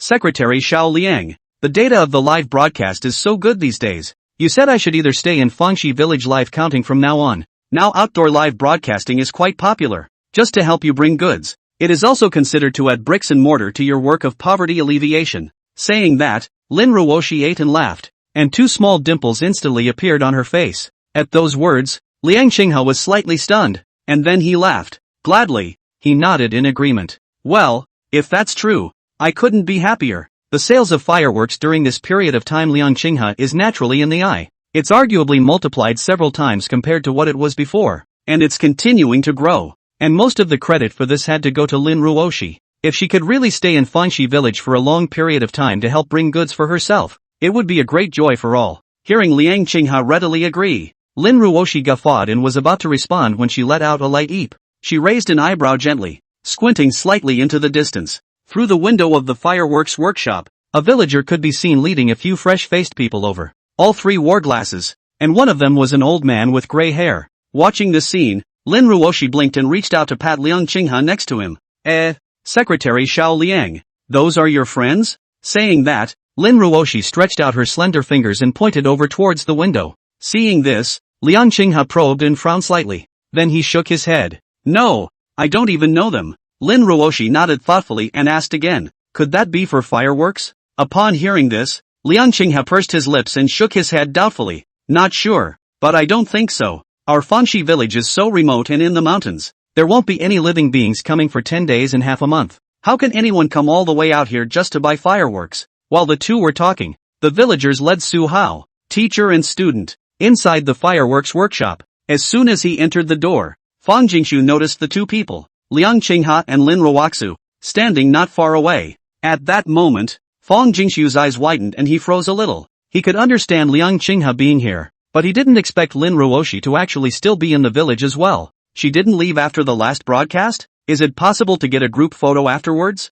Between the generalizations of his mind, Fang Jingshu was stunned and followed behind Su Hao and the others, walking over quickly. As Lin Ruoshi's loyal fan, he used to watch every live broadcast without fail, but he did not expect that his visit to Fangxi village because of his scientific research work would become a small fan meeting. Su Hao walked in the forefront of several people, squinting slightly through his presbyopic glasses at the excessively young poverty alleviation cadres in front of him. For a moment, one couldn't help but be filled with doubt. This young man, no matter how you look at him, doesn't look like someone who can build that high-tech fireworks. There's no way to even associate him with the image of a scientific researcher. At this moment, Fang Jingshu came forward, forcibly resisting the urge to look at Lin Ruoshi to the side. Stretching out his right hand to Liang Qinghe, he said, "Hello Secretary Liang, we are researchers from the 203rd Military Industrial Research Institute. You may not remember much about me, but I've watched your live streams and studied the Fountain Creek brand of fireworks you make." When these words came out, Liang Qinghe's eyes glazed over and he was a bit confused. A researcher at the Military Industrial Research Institute? What are you doing here for a reason? Is there anything to study in this raggedy Fountain Creek village? Despite being both surprised and puzzled in his heart, Liang Qinghe politely extended his hand to shake the other party's hand. On the side, the curious Lin Ruoshi was also taken aback when she heard Fang Jingshu's words. The little mouth involuntarily opened slightly and scrunched his neck, then moved his feet to stand back. Boy, Military Industrial Research Institute, that's where the munitions are made. Is something going on here in Fountain Creek Village? Blinking, Lin Ruoshi was both puzzled and nervous, but her heart suddenly moved. But, this is great live streaming material. Thinking of this, a sudden surge of courage came out of nowhere in Lin Ruoshi's body. Walked over to the live feed equipment in full view of the crowd and pointed the camera this way. Chapter 33 Let you help the poor you build missiles? Begging for votes. Inside the live broadcast room, the audience was also shocked when they heard the conversation between several people. A few random raw faces that are actually from the Military Industrialization Institute? Even in the consistently outrageous village of Fountain Creek. This is pretty bombastic. Watching this scene in front of him, the live broadcast pop-ups instantly boiled over. 203 Military Industrial Research Institute? Isn't that a well-known military research center in China? It seems to specialize in missile research. Holy shit, I think I've seen this old man on TV before. It seems to be Professor Su Hao? How did they come to Fangxi village? What's going on? For a while, the atmosphere in the live broadcast room was heated. With curiosity, doubt and excitement wrapped around the tens of thousands of viewers. There was more than a little talk. There was no shortage of military buffs in the audience who knew more about the military side of the industry. At this moment, when he heard Fang Jingshu's few words, his jaw dropped in shock. The 203rd Military Industrial Research Institute is a very famous scientific research center in China, with countless achievements in missiles. It's even a little known around the world. The old man with gray hair and presbyopic glasses was an old professor of scientific research who had been on TV several times.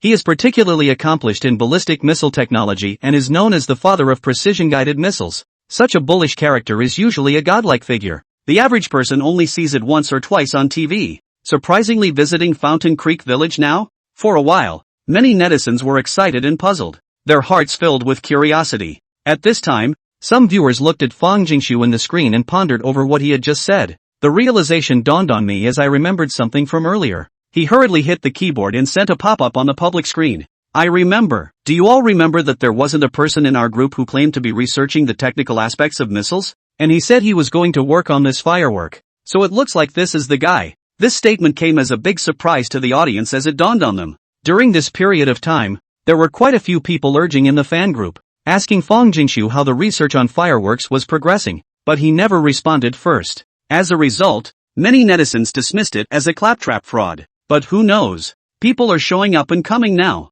Or did it go straight to the village of Fountain Creek by 1,000 miles? The audience who came back to their senses were in an excited mood, and the number of pop-ups became more and more terrifying. The heat is rising fast and the number of people online continues to be high. Dude, you're being too real. You told me you were a big shot at the Military Industrial Research Institute. I apologize to you for my recklessness and misstatements in the group earlier. Dude, play it real. According to this, did Professor Su and the others come here for the fireworks in Fangxi village? Are the fireworks outrageous to this extent? All the old professors from the Military Industrialization Research Institute have come here in admiration. Just as a crowd of netizens were watching the live broadcast intently, excitedly speculating as to the truth of the matter, Su Hao stepped forward and walked to Liang Qinghe, said with a friendly smile, Secretary Liang, truth be told, we're here for the Fangxi brand fireworks. Saying that, Su Hao reached out and held his presbyopia glasses, sighing with emotion. This fireworks technique of yours, it's not easy. These days of deep research,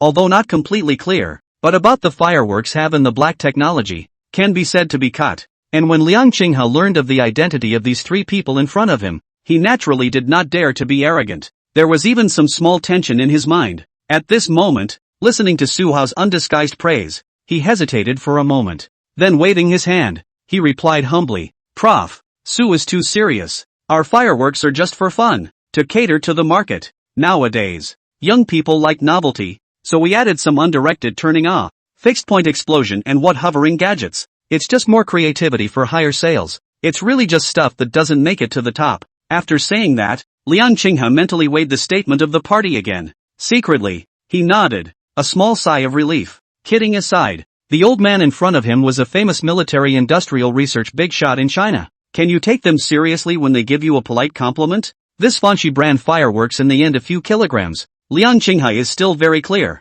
Now that so many people are watching, if he really believes these few polite words, that would be a shame. Thinking in his heart, Liang Qinghe was complacent, only feeling that he had perfectly grasped the human condition in the society. However, Su Hao's breath suddenly stuttered when he heard these words. Take a deep breath. For a moment, it was hard to know what to say. Casual fun that doesn't make it to the top? Does that speak human language? Su Hao's mood had been in a flurry since he arrived at Fangxi village. At this moment it was even more completely taut. At his side, the two of them, Fang Jingshu and Lu Mingkai, were also dumbstruck. His face was twitching uncontrollably. If not for Liang Qinghe's serious face, they would have thought that the other party was deliberately pretending. Something they've been studying for days and can't figure out. How dare you blush and say it's not up to scratch? Who is this pointing at? At this time, Su Hao took a deep breath and waved his hand repeatedly, finally slowing down. Then straight away he said, Secretary Liang, I'll tell you explicitly, the fireworks you've come up with are very similar in some technical ways to the missiles we're working on. And even, in some places, you guys are doing even better. It's come to this. Su Hao also almost understood that the other party only really didn't know the power of Fangxi brand fireworks. Just, as the words landed, Liang Qinghe was dumbfounded and greatly shocked. Fireworks, similar to missiles? How do those two words fit together? Our village casually builds fireworks to make some money, and now you're saying we're building missiles? Liangqing has sucked in a mouthful of cool air and locked his brows, only to feel his mouth drying up and he couldn't help but swallow his saliva. On the side, Lin Ruoshi was even more dumbfounded, her small mouth slightly open, shock and doubt written all over her pretty face, feeling that what she's been carrying in Fanxi village for the past few days is not fireworks, but arms? Is there a mistake somewhere? In the meantime, the live broadcast audience was hearing Su Hao's words. The pop-ups went into brief downtime. Fireworks? Missile technology? What did they just hear? The next moment, the live feed completely exploded. Like a floodgate opening, the pop-ups went into a frenzy. A flood of question marks covered the entire screen. Hiss. We're not buying fireworks. We're buying arms? Is that something to talk about? A prophecy has come home to roost. I told you the fireworks could be tortured or cuffed. Now there's finally a sentence. Okay brothers, I didn't think we'd buy arms one day. Previously, everyone was skeptical that this Fountain Creek brand of fireworks seemed a bit outrageous, from its appearance to its effectiveness. Now it's finally confirmed. Can fireworks technology be linked to missile technology without being outrageous? Let you go down to the countryside to help the poor and revitalize the countryside. Now that's good. Started building armaments under the gimmick of the fireworks they produce? Chapter 34, Liang Qinghe, the second time in a row. Just as the crowd was in a state of shock, outside the fireworks workshop, there was a sudden roar of a motorcycle. Upon hearing the deafening sound, Su Hao and the others were stunned, and then they all probed to look out the window. Several dusty strangers were seen driving toward the fireworks workshop on motorcycles covering the transportation crew.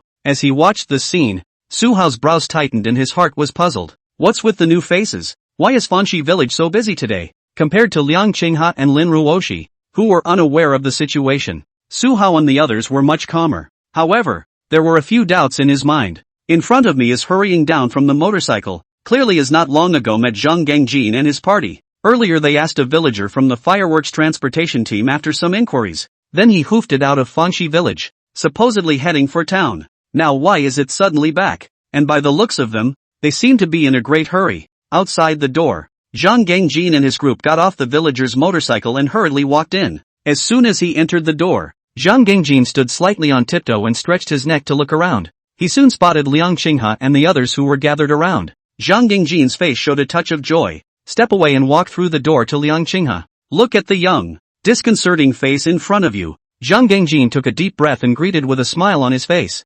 Secretary Liang, I've finally found you. Words. Liang Qinghe looked at the other party with a puzzled face. Who is this man? You don't seem to recognize it yourself, do you? He frowned slightly and sized up Zhang Gangjin twice. Asked, are you? When Zhang Gangjin heard it, he instantly reacted and hurriedly touched a business card from his pocket. Holding it with both hands, he handed it to Liang Qinghe. Introduce yourself. Secretary Liang, I'm Zhang Gangjin, the manager of the Fansheng Racing Club. You may not have heard of me, but I have a reputation for you. No, it's a long way to come straight to your Fanxi village just to see you. With words in his mouth, Zhang Gangjin's face was serious. The slightly narrowed eyes revealed an unmistakable sincerity. However, Liang Qinghe lowered his head, looking at the business card in his hand, stunned. Racing club manager? Looking for himself? Is there some kind of misunderstanding? And, what's going on today? Another military industrial research institute. Another racing club. What the hell is going on here? What about the rush? At the same time, what did this manager say about his reputation being as good as gold? Where did a small, remote mountainous poverty alleviation cadre of his own come up with any kind of reputation? Looking at the scene in front of her, Lin Ruoshi, who had been eating at the side, was also a bit confused. Big eyes flickered with a college student-like stupidity. Things had gotten so far that she had completely lost her ability to think, completely in the wind. In the meantime, the audience in the live broadcast room also instantly exploded when they heard Zhang Gangjin's words. The Military Industrialization Institute hasn't figured it out yet. What's with the racing club over here? What's this all about? The audience was intrigued and excited. At the same time, many people have active minds and noticed the end at once. This manager of Fansheng Racing Club, it seems that he has appeared in the live broadcast before, as if, he even angrily scolded Liang Qinghe for not knowing what he was talking about. Inside the live room, the audience had different thoughts. The pop-ups, which had just slightly decreased in number,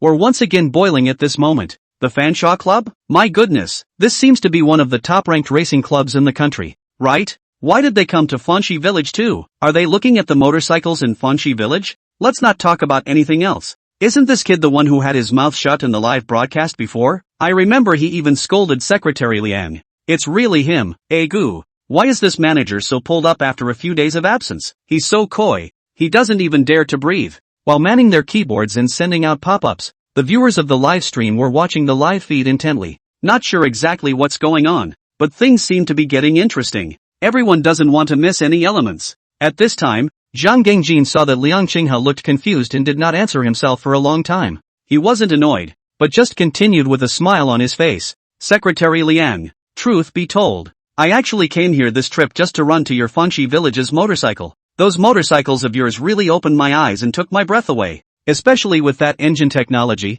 even an old biker like me is blinking. Hearing this, Liang Qinghe took a deep breath and frowned, somewhat confused again. These motorcycles in the village, are they that powerful? This manager, it's a bit too much, isn't it? Thinking in his heart, Liang Qinghe was very puzzled and looked at Zhang Gengjin with suspicion. It's still a little hard to believe. The village transportation team's motorcycles were all modified by Liang Qinghe himself. I've tested it dozens of times before and after, but he really didn't think there was a big difference between these motorcycles. Isn't it just a little more powerful? How special can a motorcycle used to deliver fireworks be? After secretly thinking for a while, Liang Qinghe scratched his head and replied as a matter of course. Manager Zhang is flattered. These motorcycles don't seem to be as exaggerated as you said, right? I think it's just that. It's all old and just randomly modified to have more power. Overall, there doesn't seem to be any bright spots. Manager Zhang, you must have gotten it wrong somewhere. Saying that, Liang Qinghe thought deeply and nodded with conviction. As soon as the words fell,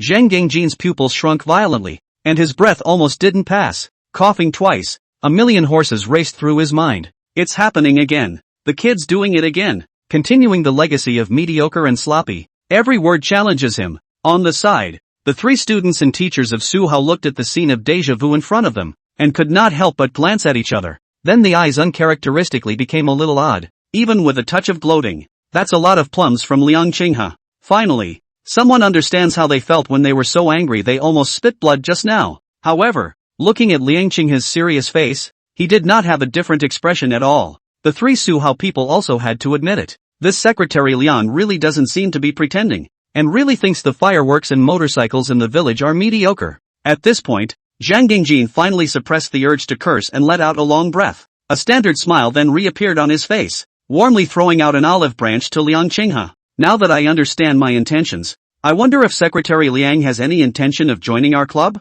Don't worry, we will absolutely hire you with the highest pay package. Saying that, Zhang Gengjin's face surfaced with hopes and expectations, his eyes brightly looking towards Liang Qinghe. However, Liang Qinghe only frowned slightly and shook his head with little hesitation. Join a racing club? He can still stay in Fengshi village to continue the great cause of poverty alleviation. How can you just leave? With that in mind, Liang Qinghe politely declined. Thank you Manager Zhang for your thoughts, but that won't be necessary. And I don't think I have the skills. As the words fell, Zhang Gengjin's face changed slightly and he couldn't help but take another deep breath. You don't have the skills? What an outrageous motorcycle you have in Fountain Creek Village with no skills. Without much thought, Zhang Gengjin licked his lips and continued. In that case, does Secretary Liang have any intention to sell your engine modification technology? Don't worry, the price is absolutely satisfactory. Chapter 35, Diminutive Little Old Man? Listening to Zhang Gengjin's words, Liang Qinghe frowned slightly and thought, not without a few moments of doubt. Selling engine rebuild technology? Is this technology that outrageous? Now even the overpayment is coming. But in Liang Qinghe's opinion, these technologies seem to be really just like that. What's so special about it? After a moment's hesitation, Liang Qinghe shot a skeptical glance at Zhang Gengjin. However, he found that his face was extremely sincere, even permeated with a seeming anxiety. It's like you want to have that technology in your pocket right now. Liang Qinghe's doubts deepened in his heart, and he hesitated a little for a while. At this time, Su Hao, who was on the side, came forward and said with the same slight urgency, Secretary Liang, I don't think there's any need to rush this motorcycle technology matter. Can we talk about your Fountain Creek Village fireworks technology first? When these words came out, Liang Qinghe instantly came back to his senses. He looked at Su Hao and was about to speak. Zhang Gengjin, who was at the side, was not happy and stepped forward to stop in front of the two, looking at Su Hao and said, this old man. You guys can totally talk about buying fireworks later. Words a little pause, Zhang Gengjin face full of smiles, words but slightly strong, continued, This secretary Liang and I are talking about tens of millions of dollars of big business right now. Let's just get this out of the way for us first, and then you guys can take your time talking about buying fireworks, okay? As the words fell, the group of Sailsun Club employees behind Zhang Gangjin also thought deeply. There was a chorus of voices. Now that they have seen the special features of the motorcycle technology in Fanxi village, several people naturally distinguish the situation. If Zhang Gangjin can really succeed in acquiring this technology, then of course their club will also increase their earnings significantly with it. And under the rising water, they, the club employees, naturally get better welfare benefits. Several of the employees spoke up to discourage them. Let Su Hao and the others talk about the fireworks later. Seeing that his side's momentum was getting higher, Zhang Gangjin smiled with complacency. As the saying goes, if the old man had known better, he would certainly not have fought with him any longer. It wasn't necessary. It's just a few of them buying some fireworks. When can't they? Do you have to pick a time when you're talking about such important business? Besides, it's just a couple of fancy fireworks, which is not as important as this advanced motorcycle rebuilding technology. However, under Zhang Gangjin's leathery gaze, Su Hao didn't retreat as he thought he would. Even, Zhang Gangjin saw that those two young men did not even look at him squarely from beginning to end. The two of them just stood still with bland faces, not moving. The smile on Zhang Gangjin's face tightened a bit, and he couldn't help but frown slightly. Suddenly he realized that things seemed a bit off. At this point, Su Hao took a deep breath, unwilling to delay any longer. So, he looked at Zhang Gangjin and said calmly, "Manager Zhang, get reacquainted. My last name is Su." A single word. How? Old man, I'm not much. Mediocre. Now working at the 203 Military Industrial Research Institute. These two are my students. Su Hao wore a smile that looked harmless. Just. His words fell on Zhang Gangjin's ears, but they were a thunderclap on the flat earth. 203 Military Industrialization Institute? Senior. Prof. Su Hao. The smile on Zhang Gangjin's face disappeared in the blink of an eye, his mouth slightly open and full of astonishment. The words came out of his mouth and he didn't know what to say. Who would have thought that in such a remote and small countryside, one would actually meet a professor from the National Institute of Military Industry? He didn't even know if he was lucky or not. Lost in thought for a moment, Zhang Gangjin hurriedly returned to his senses. Walking forward, he offered his hands and shallowly shook the other man's hand. So it's old Professor Su. Disrespectful. You guys talk. We're a small business. We can't afford to delay our research. Zhang Gangjin smiled awkwardly and busily led the few people behind him backward. The crowd of club employees were all dumbfounded, all wide-eyed, not daring to take a breath. That's a military industrial research institute. They can't afford to mess with a small racing club. Seeing Zhang Gangjin and his group retreating backward to make way, Su Hao smiled faintly and nodded at their side, saying, "Thank you, Manager Zhang. Sorry for delaying your business talk." As soon as the words fell, the corners of Zhang Gangjin's mouth twitched, and he was busy waving his hands in succession. "Professor Su is too polite. You guys talk. There's no rush on my side." As he spoke under his breath, he saw Su Hao nodding slightly to look at Liang Qinghe. No longer paying attention to this side, Zhang Gangjin couldn't help but let out a long breath. Then a wave of surprise and deep doubt flooded his mind. The Military Industrialization Research Institute, MIRI, is engaged in scientific research on military matters. So why did it suddenly come to Fanxi village? Listening to what Su Hao just said, it seems to be related to the fireworks in Fanxi village? Between frowning and deep thinking, Zhang Gangjin suddenly remembered the special of those fireworks, and his heart was slightly moved. Is it any wonder that these fireworks are really so outrageous that military researchers have to keep a close eye on them? This is a bit too ridiculous, isn't it? Zhang Gangjin was puzzled in his mind and could not help but concentrate on Su Hao and Liang Qinghe. Seeing that Zhang Gangjin and the others honestly stopped interrupting, Su Hao looked at Liang Qinghe, taking a deep breath and about to speak. Lu Mingkai, who was on the side, suddenly came forward and whispered, "Teacher, that anchorwoman seems to be still live. How about?" At those words, Su Hao was slightly stunned, then nodded. The next step is to have an in-depth conversation with Liang Qinghe about the fireworks technology in Fanxi village. Although the matter is not exactly a military secret, but it is better to keep the relevant details out of the public eye. This female anchor had tens of thousands of viewers in her live room, and Su Hao was aware of it. If any information was accidentally leaked in full view of the public, it would certainly add some unnecessary trouble. Seeing Su Hao nod his head in agreement, Lu Mingkai slightly corrected his color and turned his head to look at Lin Ruoshi, who was hiding behind the camera, eating melon and eating deliciously. At the same time, Fang Jingxiu, who was on the side, heard the whispered conversation between the two. He scratched his head a little awkwardly and couldn't help but look over as well. For a while, Lin Ruoshi, who was originally a small transparent person, instantly became the focus of the scene. Seeing so many eyes converging on her, Lin Ruoshi's gaze was bewildered and she couldn't help but feel a bit flustered. Seeing this,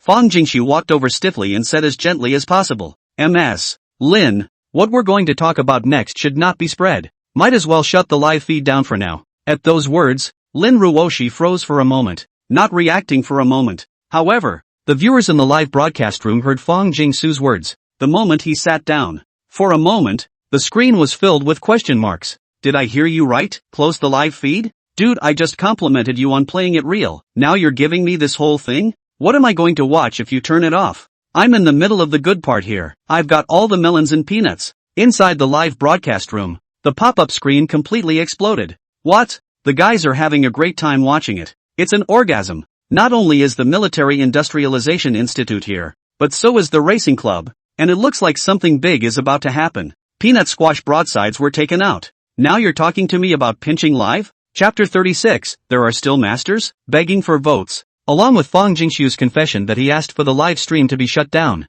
Inside the live room, pop-ups swiped and scrolled at a rapid pace. But, clearly, it's all spit and protest. There were even vocal waterbenders who left messages of abuse. I was watching it and was actually closing the live feed. Who's happy about that? Lin Ruoshi frowned slightly, gently biting her lower lip, and couldn't help but look embarrassed. As the heat continued to rise, there were nearly 100,000 viewers in the live broadcast at this moment. Now that everyone was watching with great interest, if she simply closed the live broadcast, I was afraid that it would cause many people to be dissatisfied. Those fans were fine, and there were many passers-by who clicked into the live stream out of curiosity. In this way, it sort of somewhat corrupted Lin Ruoshi's roadkill. On the side, Fang Jingxu took in Lin Ruoshi's overwhelmed expression. Taking a deep breath, he stepped in front of the camera with a smile on his face. The next matter to be talked about involves confidentiality and is not convenient to disclose. So I apologize. There's nothing Ruoshi can do about this. So I hope you won't make things difficult for her.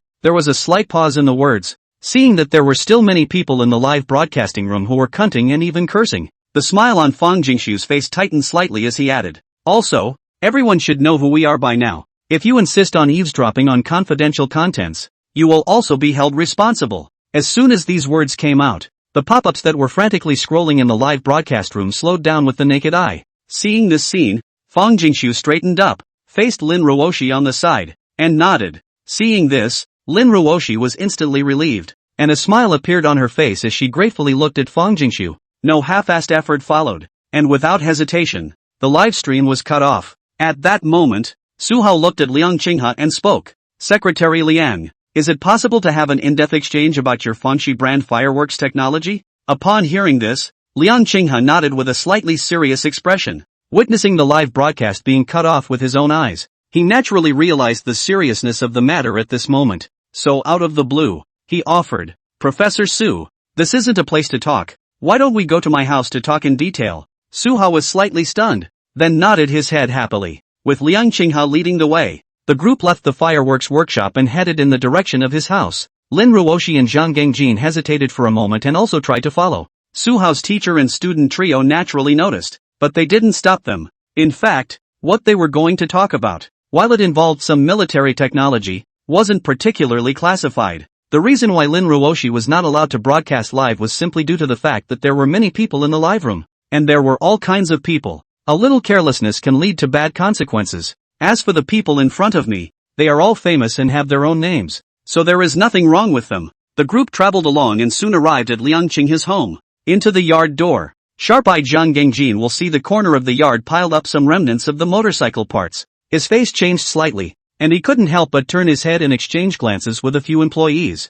This was followed by an even stronger internalization of the idea. From this, it seems that the motorcycle in Fanxi village should really be modified by Liang Qinghe. This also means that that particular engine modification technology must be in its hands as well. Liang Qinghe walked ahead without paying much attention to the expressions of the several people in the club. Just greeted everyone and poured everyone a cup of tea after they sat down. After taking his seat, Liang Qinghe looked at Su Hao and took the initiative to speak. "Professor Su, I've just given it some deep thought, and I still don't think the fireworks are as exaggerated as you guys make them out to be. There's a real possibility that you guys got it wrong somewhere. Those so-called fixed-point explosions and hovering techniques are just some innovations we did to open up the market. Speaking under his breath, Liang Qinghe looked serious, without any hint of a joke. He was not presumptuous. It's the genuine feeling that this whole thing is ridiculous. Got myself a reward from the system and built a random firework. As a result, people from the Military Industrial Research Institute came to me and said that the technology was the same as that of the missiles?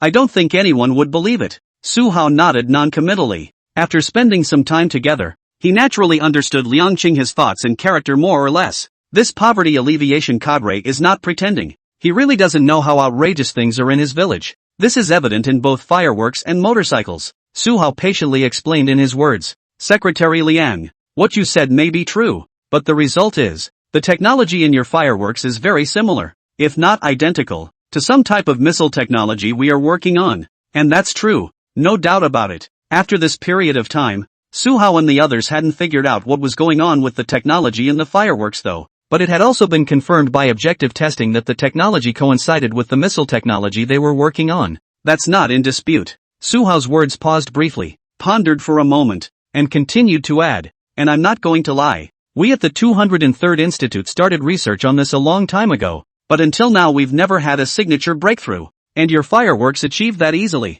As soon as the words fell, Fang Jingxu and Lu Mingkai also nodded their heads in deep agreement. To say it's impossible, they're the ones who thought it was the most impossible in the first place, but the truth is out there now. As much as a few people didn't want to admit it, it was the truth. Looking at the shocked look in Liang Qinghe's eyes, Fang Jingxu took a deep breath and added, Secretary Liang, I can vouch for the fact that this is true, and it's not an isolated case. I ordered and researched it back when I first saw Lin Roche live. Every Fountain Creek brand firework you sell has this kind of advanced technology. When these words came out, Liang Qinghe took a deep breath and frowned tightly, instantly falling into deep thought. And beside him, Zhang Gengjin's eyes had stared as wide as a bull's eye for a long time. It was only when he looked at Fang Jingxu at this moment that he finally realized. This is the person who was previously known as the mouth-high brother in Lin Ruoshi's fan group. Not only is he really a researcher, he's a researcher at the Military Industrialization Institute. What's even more outrageous is that the fireworks in this Fanxi village really have black technology,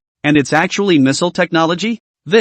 You wouldn't dare to act like that in a TV show, would you? Think of the way you scoffed at these fireworks before. Zhang Gengjin only felt incomparably confused. Who would have thought that a remote mountain village that engages in fireworks would be able to come up with missile technology? Is this a private arms build? Now producing fireworks is a high-risk occupation? Or is the bar so high to produce a firework now? I can't believe you need research and technology in the military industry? Viciously sucking in a mouthful of cool air, Zhang Gengjin at this moment looked at Liang Qinghe again and only felt awe in his heart. Thought it was awesome that he came up with a motorcycle tech already. Who knew? There are high tricks? What a great surprise for a small village. Chapter 37 My eyes are the ruler. Just as Zhang Gengjin was feeling very shocked because of Su Hao and Fang Jingxu's words, even some of the moments that are unthinkable, Lin Ruoshi looked at Fang Jingxu, similarly somewhat confused. She frowned gently, her small mouth slightly open, as if a big question mark was written on her pretty face. Listen to this researcher. Did they watch their own live broadcast and buy fireworks? And that's why they chased them to Fanxi village? The implication is that she's the one who lured these might people here? Thinking of this, Lin Ruoshi fluttered her big eyes and couldn't help but gulp. Seems understandable. But, big shocker, if it wasn't for the fact that the current circumstances didn't allow it, Lin Ruoshi would have really wanted to spit out a sentence out loud. Families who understand. It's just selling a firework out of the goodness of my heart to bring the goods. What's with the military missiles all of a sudden? What a speechless son. On the side, Su Hao saw Liang Qinghe frowning deeply, seemingly pondering, and did not answer. He took a deep breath, and for a moment, his heart couldn't help but feel a few moments of urgency. In fact, as Su Hao had said earlier, the technology in the Fanxi brand of fireworks coincided with the missile research program they were studying. And this missile technology is a very cutting-edge field of scientific research worldwide. Today only a few countries in the world have full mastery of it. As the 203rd Military Industrial Research Institute specializing in missiles, the country was tasked a long time ago to catch up in this technology. And Su Hao, as one of the most senior professors in the institute, is the main person in charge of this project. However, it was not to be. Even though Su Hao has very high attainments in missile technology and possesses rich scientific research experience, there is still no breakthrough in this technology for a long time. It is even more difficult to successfully develop it and catch up. Under such a premise, when Su Hao learned from Fang Jingxu the day that this Fanxi brand fireworks had such technology, shocked and in a very excited mood. Even thought I saw hope and light for the success of the research project. However, there was nothing to be done. After several days of research by the three of them, the teacher and the student, they had only figured out a little bit of the skin by now. The likelihood of trying to master this technology as quickly as possible is slim to none. It is also for this reason that they are forced to put down the scientific work at hand. It's a long way to Fangxi village, just to find out what the hell is going on with the ballistic missile technology in this firework. Retrieving his thoughts, Su Hao looked at Liang Qinghe and said sincerely, "Secretary Liang, truth be told, this missile technology being researched by our 203rd Military Industrial Research Institute is crucial. It has extraordinary significance for our nation's entire ballistic missile field. If it's possible, I hope Secretary Liang can give it careful consideration." As soon as the words fell, Lu Mingkai, who was sitting on the side, could not help but put down the teacup in his hand, and looked at Liang Qinghe with expectation in his eyes. Compared to Fang Jingshu, he had been studying under Su Hao for a longer time. It was also a better understanding of just how much Professor Su valued the research of this missile technology. It had almost become a knot in his stomach. "I have even been known to skip meals and sleep from time to time in order to do research. Nay, the progress of the project has been extremely slow. Now it's hard to see hope in a tiny firework. Naturally, I wouldn't want to miss this technology for anything." Taking a deep breath, Lu Mingkai also spoke out. "Secretary Liang, we sincerely hope that we can reach a cooperation with you. If you are willing to share or sell this technology, we will be able to make an early breakthrough in our missile development program. It's kind of adding to our country's missile business." Listening to Su Hao and Lu Mingkai's heartfelt exhortations in his ears, Liang Qinghe was still a bit confused for a while, just feels so shaken inside, as if in a dream. He himself was merely getting some innovative elements in the fireworks for the poverty alleviation program in Fangxi village. Now he's actually being told that this stuff is missile technology? And from what Su Hao and the others were saying, it wasn't just any missile technology. It's even significant to the field of missile research across the country. This was completely beyond Liang Qinghe's scope of understanding. Not understanding, and greatly shocked. In the meantime, Lin Ruoshi, who had also heard the conversation, as well as Zhang Gengjin's few people, were completely messed up at this moment. One held a teacup in his hand, his head lowered and he didn't dare to breathe. Who would have thought that a poor mountainous village could produce national-level missile technology? And the technology, it seemed, was far less simple than they had thought. Even missile experts like Su Hao were at their wits' end with this technology. This seems a little too informative. For a while, everyone couldn't help but steal a few glances at Liang Qinghe. What is the origin of this seemingly harmless cadre of poverty alleviation? Seeing the eagerness in the eyes of Su Hao's teacher and student, Liang Qinghe took a deep breath and after hesitating for a moment, he asked with some hesitation, "Professor Su, we have this fireworks technology. Sure, we don't need a full multi-agency assessment to check for authenticity? If this technology is not the kind you want, won't it be a waste of time?" Liang Qinghe still had a few hesitations in his heart, and the truth was that it was just too unbelievable. If he hadn't seen that the reaction of Su Hao's few people didn't look like a fake, he would have thought that the other party was joking even now. Who builds a firework can get missile technology? This is too unbelievable. Hearing Liang Qinghe's words, Su Hao didn't hesitate for a second and shook his head straight away. "You can rest assured in this regard, Secretary Liang. I am a professional in the field of missile technology, and my eyes are the ruler. Even if your kind of technology can't be directly utilized in missiles, it can still inspire us greatly." Su Hao's face was serious, and the words he uttered carried a decisive, unquestionable emotion. It seems to have concluded that the technology in the Fountain Creek brand of fireworks is the kind they want. Seeing this, Liang Qinghe let out a long breath and pondered for a moment before saying, "In that case, then Professor Su, allow me to return to my senses and think for a few days? I'll be sure to get back to you as soon as I figure it out." Speaking under his breath, Liang Qinghe slightly straightened his face with a serious expression. This firework is, after all, a poverty alleviation program in Fangxi village. If it is given to the 203rd Military Industrialization Institute as missile technology, I also wonder if it will have an impact on the village of Fountain Creek's ability to continue the fireworks business in the future. Now with this poverty alleviation program, Fangxi village has finally made some economic progress.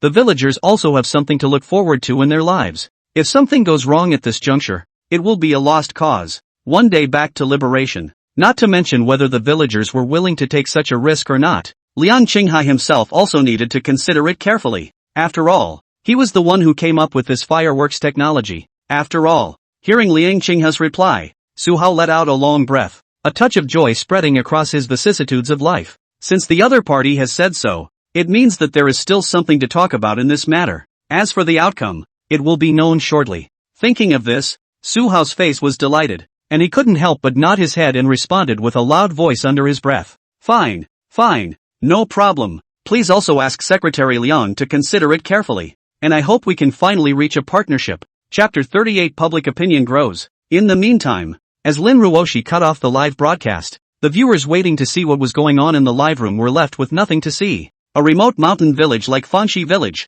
which is not well known. People from the Military Industrial Research Institute went, as did the country's leading racing clubs. Eyes were on the brink of catching a glimpse of what was going on and witnessing the culmination of several bizarre events. As a result, the live stream was suddenly cut off. Who's to blame for this? For a while, the crowd felt extremely sorry for the situation, and at the same time, it was difficult to suppress their curiosity. Both wanted to know what was going on back there. Among the nearly 100,000 people in the live broadcast room, there was no lack of many good people. In order to satisfy their own gossip and curiosity, they have run to the major social media platforms to post words to discuss the matter, especially under social media accounts related to Lin Roche and Fan Shang Racing Club. Many netizens who watched the live broadcast and learned about the matter converged and talked about it. Too bad for the families. It was a great time to watch, and then the clunker went off the air. Other than that, this time is a long time to see. That Fanxi Village fireworks really have missile technology. Capped. I still have unfinished arms. Not at home now. Where are the fireworks? I don't intend to set them off. Keep them for my collection. With the audience buzzing. Gradually, public opinion grew. There are even many marketing numbers that sell eyeballs and smell the hidden traffic behind this story. After a little editing, the work is then posted on all major social and media platforms. As a result, more and more attention is being paid to the topic of Fountain Creek Village fireworks involving missile technology. It even caused quite a stir on the bib, and the heat skyrocketed. Many netizens were informed of the news and saw the discussion of Live Monster through various channels. A fireworks poverty alleviation program in a poor village involving advanced missile technology? The old professor from the 203rd Military Industrialization Institute traveled to get his lesson in person? Tiny Fanxi Village Crouching Tiger. Hidden Dragon. Suspected hidden high-tech village? The uninformed netizens laughed coldly when they saw these outrageous statements. I got on my keyboard and started to make friendly comments. Nowadays, marketing numbers really dare to discuss any topic for the sake of heat, and they dare to write nonsense about the topic of military industry? It looks to me like the fireworks makers of this Fanxi brand are buying heat to sell their wares. And the fireworks involve missile technology? I don't believe you. How come a lot of people still believe it? It's making me sick of being stupid. I can't do it. I'm going to get an anti-fraud app. How can a popular product like fireworks be compared to the advanced missile technology it symbolizes? Or a poor mountain village in the middle of nowhere got it right? Such news is outrageous. It's simply alarmist. Public opinion continues to fester under. More and more netizens are paying attention to this, adhering to the principle of not believing rumors and not spreading rumors. A flood of rebuttals and mocking remarks quickly filled the comments section of the relevant topic. Netizens agree. Either these news are made up by marketing numbers to get eyeballs, or they are just blackmail. It's not actually very nutritious and can only be dismissed as a laughing matter. Not long ago, news of the arrival of the 203rd Military Industrialization Institute in the village of Fanxi spread. It soon gained the attention of the county government of Longmen County, where Fountain Creek Village is located. A poverty alleviation project involving subordinate village-level units and a famous domestic military-industrial research institute. As soon as this news broke, it attracted the attention of the relevant authorities. Yuan Yuanxing, a Chongmen County cadre, did not dare to slack off after learning about the relevant news. Immediately began to discern the truth of the matter by all means. However, it was an emergency. It was not possible to fully determine the accuracy of this news for a short period of time.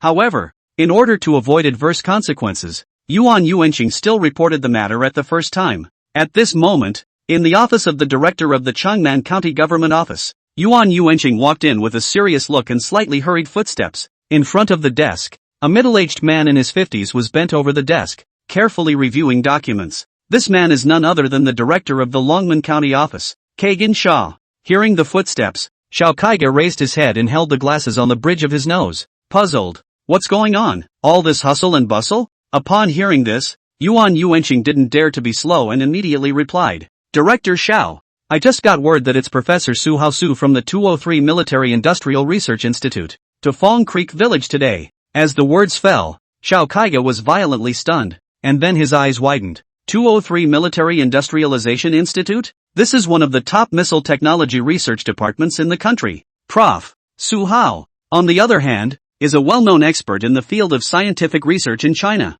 a military giant that has won several national awards. Xiao Kaiga put down the pen in his hand and stood up with a tang sound. Looking at Yuan Yuanqing with a face full of shock, he hurriedly asked, "Where's the news from? When did it happen? Professor Su went to Fangxi village? How come we don't have any news at all?" Speaking under his breath, Xiao Kaiga locked his brows, his face full of shock and eagerness. Faced with this different set of questions, Yuan Yuanqing took a moment to think about it and replied in a busy voice. "The news came up from below. It's not clear exactly where it came from, but it should be unmistakable. It seems like it was just this morning, and we weren't notified by the 203rd Military Industrialization Institute." After a slight pause in his words, Yuan Yuanqing glanced down at the time and added, "If my guess is good, Professor Su and the others should have been in Fangxi village for some time." Xiao Kaiga stood in place, listening to Yuan Yuanqing's report in a daze. For a moment the mind was filled with doubt. Professor Su, as a leading figure in the field of military industry, what's he doing in Fangxi village with nothing to do?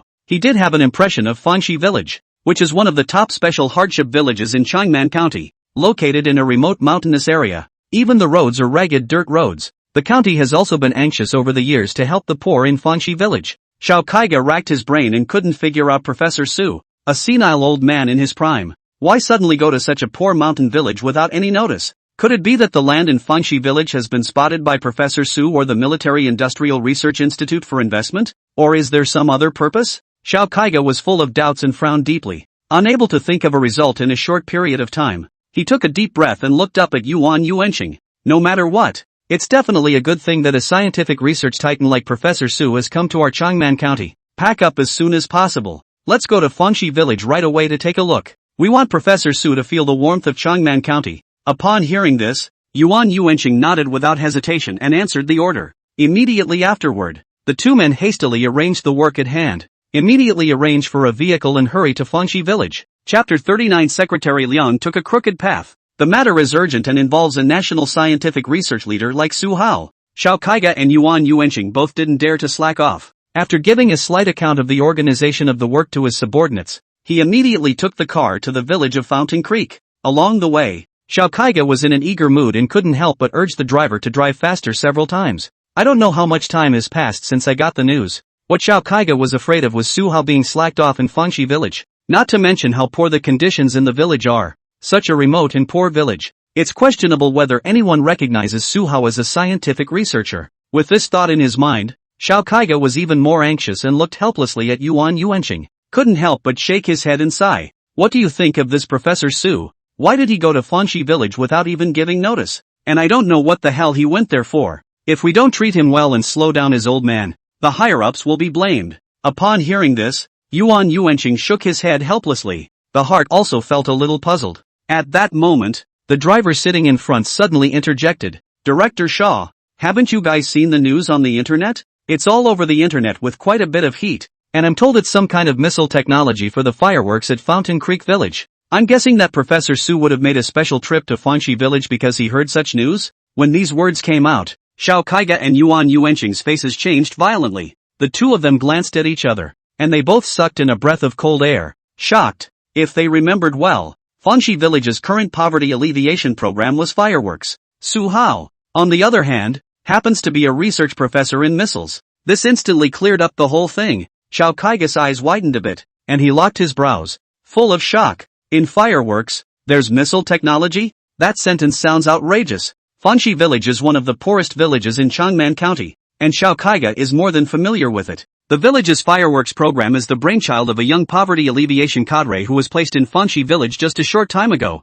It seems to be called something like Liang Qinghe. Under such harsh conditions, it was a problem for the villagers of Fangxi village to maintain their subsistence. A poverty alleviation program that can make missile technology out of fireworks? Is that possible? Between the generalizations of his mind, Xiao Kaiga instantly figured out what was going on. Slamming his thighs together, he let out a sigh of emotional terseness. Liang Qinghe, you're confused. I knew none of today's young people had their feet on the ground. Before I went there, I said I would do a good job. Now I'm getting the whole false propaganda thing. Speaking under his breath, Xiao Kaiga couldn't stop shaking his head, his face full of despondency. Yuan Yuanqing wasn't slow to react, and when he heard him say this, he immediately understood what was going on. The feelings of that Fangxi village poverty alleviation cadres is not good fireworks sales, The hole on the crooked way. With all the news on the internet now, he must have used it to generate heat on purpose, trying to use this to create a gimmick to attract people to buy fireworks from Fountain Creek Village. The problem was that the netizens were not fooled,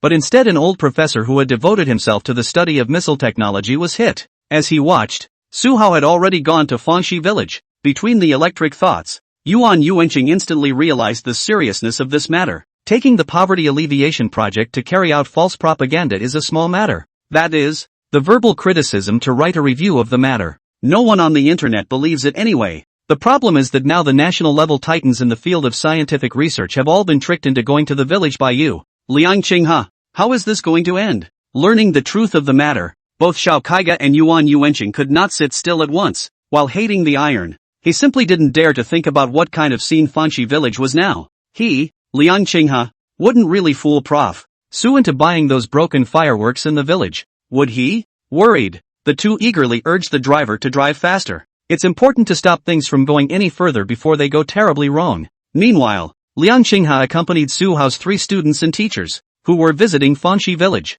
The village was extremely desolate inside and outside, but the mountains were still relatively beautiful. Although Su Hao, several people are eager in their hearts, want to finalize the fireworks technology cooperation matters as soon as possible. However, nowadays, there was no hurry, so he only agreed to stay within Fangxi Village for a while, allowing Liang Qinghe to consider it. Previously, Zhang Gangjin also knew that this fireworks technology involved significant, half a moment to talk about a result, and naturally, as the manager of the Fansha Club, he couldn't stay out of town for long. With nothing else to do, the group had no choice but to leave first. On the way out, Zhang Gangjin also implored Liang Qinghe, be sure to contact him by phone if you have an idea for a partnership or sale in motorcycle rebuilding technology. At this moment, Liang Qinghe led the way and was introducing the village scene to Su Hao and the others. In a trance, however, he suddenly saw that 2 people were walking towards the head of the village. The footsteps were so hurried that they could not wait 3 steps to come here. Liang Qinghe frowned slightly,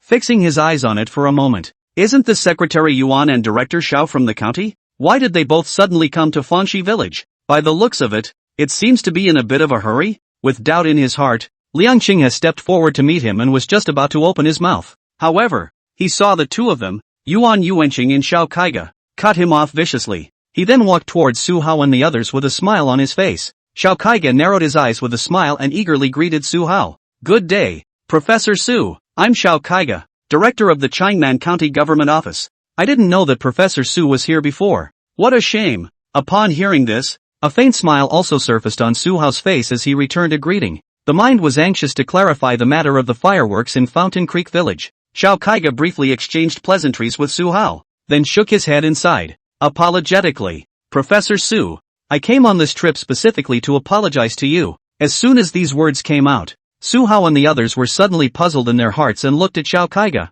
Liang Qinghe, who was standing next to him, was even more stunned. Somewhat at a loss, Xiao Kaiga let out another sigh, glancing at Liang Qinghe before looking at Su Hao. Shaking his head helplessly, he said with affection, Professor Su, I'm really sorry. Our little Liang secretary's ideological construction didn't do the job. Likes to engage in something or the other. Relying on false propaganda tactics for claptrap should be severely criticized. However, this little secretary's nature is not bad, but only the line is wrong to go on a crooked path. I hope Professor Su will forgive. Xiao Kaiga's face was sincere and straight to the point, without the slightest appearance of trying to avoid the problem. However, listening to his heartfelt words, Liang Qinghe as well as Su Hao and the others were instantly confused. False advertising, claptrap, and crookedness? What's going on here? This cadre from the county, how come he criticizes on the first meeting? Seeing that the faces of Su Hao and the others did not look right, Yuan Yuanqing, who was on the side, was even more worried.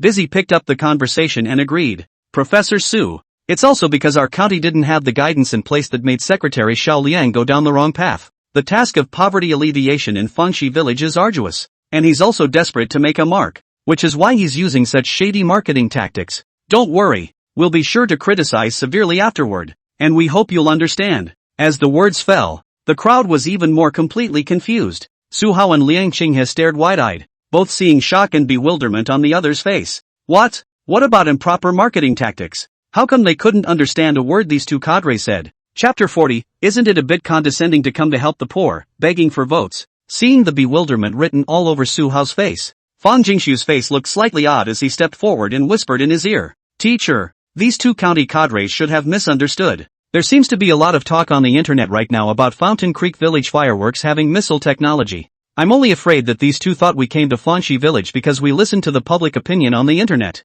Listening to Fang Jingshu's explanation, Suhao was slightly stunned, and then came to a realization. It turned out to be a misunderstanding. They had previously arrived in a hurry and had not interfaced with public officials on the Longmen County side. The other party naturally didn't know what his teacher and students intended to do in Fanshi Village. Coupled with the rendering of public opinion on the internet, this has led to a misunderstanding. And as you can see from this, the leading cadres in Longmen County don't seem to know much about the fireworks program in Fountain Creek Village either. At least, did not realize the special and rare nature of this fireworks technology. After things were clarified, Suhao couldn't help but cry and laugh for a while. These two Changman County cadres are also underestimating people. Does he look like the kind of person who casually listens to mere words on the internet? Watching Xiao Kaiga and Yuan Yuanqing pull the bewildered Liang Qinghe aside, the expression was serious and a small reprimand was given. Suhao laughed, busy waving his hand, and spoke out to explain. Director Xiao, you guys are misunderstanding me and also Secretary Xiao Liang.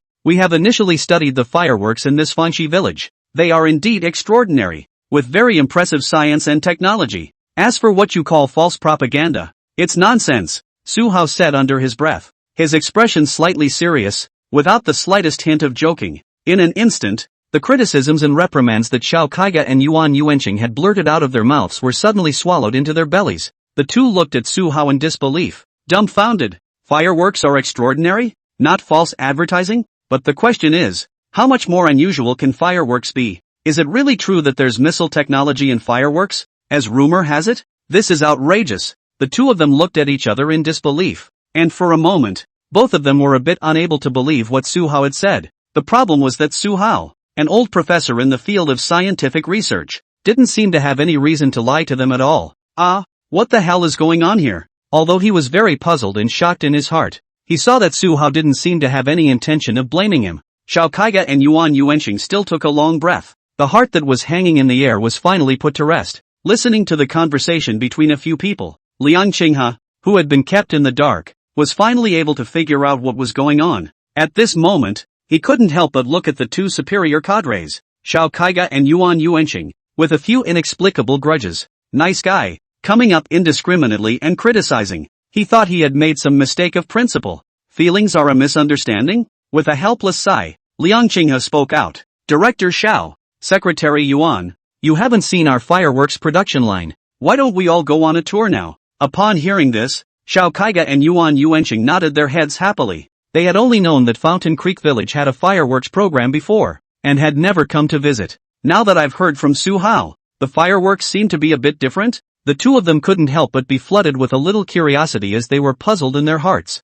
Just took the opportunity to see it. The group, led by Liang Qinghe, walked together towards the fireworks workshop in Fanshi Village. As soon as he entered the door, Xiao Kaiga was instantly brightened. Couldn't help but nod slightly in admiration. I didn't realize that you guys had a decent fireworks line. Upon hearing this, Liang Qinghe just smiled faintly and did not answer. The fireworks workshop is not large, just divided into several assembly lines. The group chatted idly and soon strolled through the entire workshop. Seeing that they had finished the tour, Xiao Kaiga and Yuan Yuanqing looked at each other and couldn't help but both wonder a bit. The fireworks in this Fanshi village seem to be just a bit oddly shaped, right? Aside from that gimmick, it looks flat. Where's the extraordinary like what Suhao said? Also, these fireworks were hand-rubbed by some grandparents the entire time. They couldn't even recognize a few big words, making the fireworks even more unskilled. Liang Qinghe didn't pay attention to the hidden doubts and wonderings on the faces of the two superior cadres. Leading the group to the cubicle he normally used for live broadcasts, he poured a cup of tea for each of them. After taking his seat, Suhao lowered his head to take a sip of hot tea, then looked up at Liang Qinghe. There was a hint of appreciation and admiration in his gaze under the old flowery glasses. After surveying the situation for a moment, Suhao spoke with a smile on his face. Secretary Liang, I've just taken a close look at your fireworks production process. If my guess is correct, you should be the only one who has mastered this fireworks technology, right? Liang Qinghe, who was pouring tea, sniffed back and then nodded. Seeing this, the smile on Suhao's face increased, and he couldn't help but nod his head. And he expected good. This fireworks project from top to bottom is Liang Qinghe single-handedly organized. The village is full of uneducated grandparents in such a situation. Not only did Liang Qinghe come up with such advanced missile technology on his own, he was also able to refine it into many simple assembly line steps. This shows that Liang Qinghe is still very capable. Taking a deep breath, Su Hao slightly straightened his color and continued. Secretary Liang, I still hope that you can carefully consider the cooperation project we talked about earlier. The characteristics of air hovering, targeted strikes, and precision guidance embodied in your fireworks are all technologies that our missile field is currently in dire need of supplementing. If we can really master it, our country's military missile field will be able to move to a new level. I hope you can facilitate this cooperation, and you can mention whatever you need. Su Hao's words of sincerity landed on the ground before Liang Qinghe could say anything. The two men, Xiao Kaiga and Yuan Yuanqing, who were leisurely drinking tea on the side, were glaring fiercely, almost spit out the tea in his mouth. What hovering strike guidance they didn't understand. All the two heard was that the country was able to take a new step forward in the field of missiles. Fireworks. Can the entire nation's missile technology be dramatically improved? The two of them looked at Su Hao dumbfounded and greatly shocked. Previously, they only knew that Su Hao said that this fireworks technology was unusual. What exactly was unusual about it? The two didn't even have an idea. Even after visiting the fireworks workshop in Fanxi village, it felt nothing more than that. However, Prof. Su just said, the fireworks really involve missiles. Or is it state-of-the-art military technology? Almost instantly, Xiao Kaiga and Yuan Yuanqing coincidentally looked at Liang Qinghe. There was shock and disbelief in his eyes. Xiao Liang, the poverty alleviation secretary, is actually so powerful? With this kind of skill? How come they didn't know anything about it before? Such a talent as a village poverty alleviation cadres is not a bit of a condescending. Chapter 41, Cooperation Reached. Liang Qinghe didn't pay attention to the reactions of the two leaders on his side. He listened carefully to Su Hao's words and nodded thoughtfully. Thinking for a moment, he looked up and replied, Professor Su, truth be told, I don't think it's impossible to cooperate with your institute, but our fireworks business is, after all, the village's poverty alleviation program, which is why I have so many concerns. Anyway, I have to save the village folks. They've been living a hard life for too long. Speaking under his breath, Liang Qinghe's face was slightly solemn and sincere. Fanxi village has been known as a poor village in the area for many years, and most of the villagers are living beyond their means. In the past, there was no good way out, and people could only rely on farming to barely make ends meet.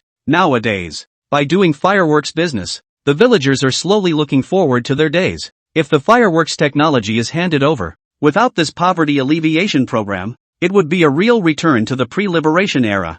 This was not what Liang Qinghe wanted to see. At this moment, Xiao Kaiga and Yuan Yuanqing, who had just been immersed in shock, came back to their senses. Hearing Liang Qinghe's words, the two men's faces changed slightly. Unable to help themselves, they all gave him a wink. This little Secretary Liang, he's so ignorant. I just thought he was awesome, but now I'm getting confused. Prof. Su is a national treasure and a giant in the field of scientific research, and has made countless contributions to the country. The fact that people are now personally coming over to Fanxi village to talk about cooperation is already something that they are begging for, and it represents the 203rd Military Industrialization Institute. The country. Now you're actually making a deal? What's going on here? Moreover, this fireworks technology is what the country needs. If Fanxi village hands it over, it will be considered a contribution to the country. The benefits will naturally come to Fanxi village at that time. There's no such thing as hesitating and squirming. Between the electric thoughts of his mind, Xiao Kaiga shook his head helplessly and let out a secret sigh.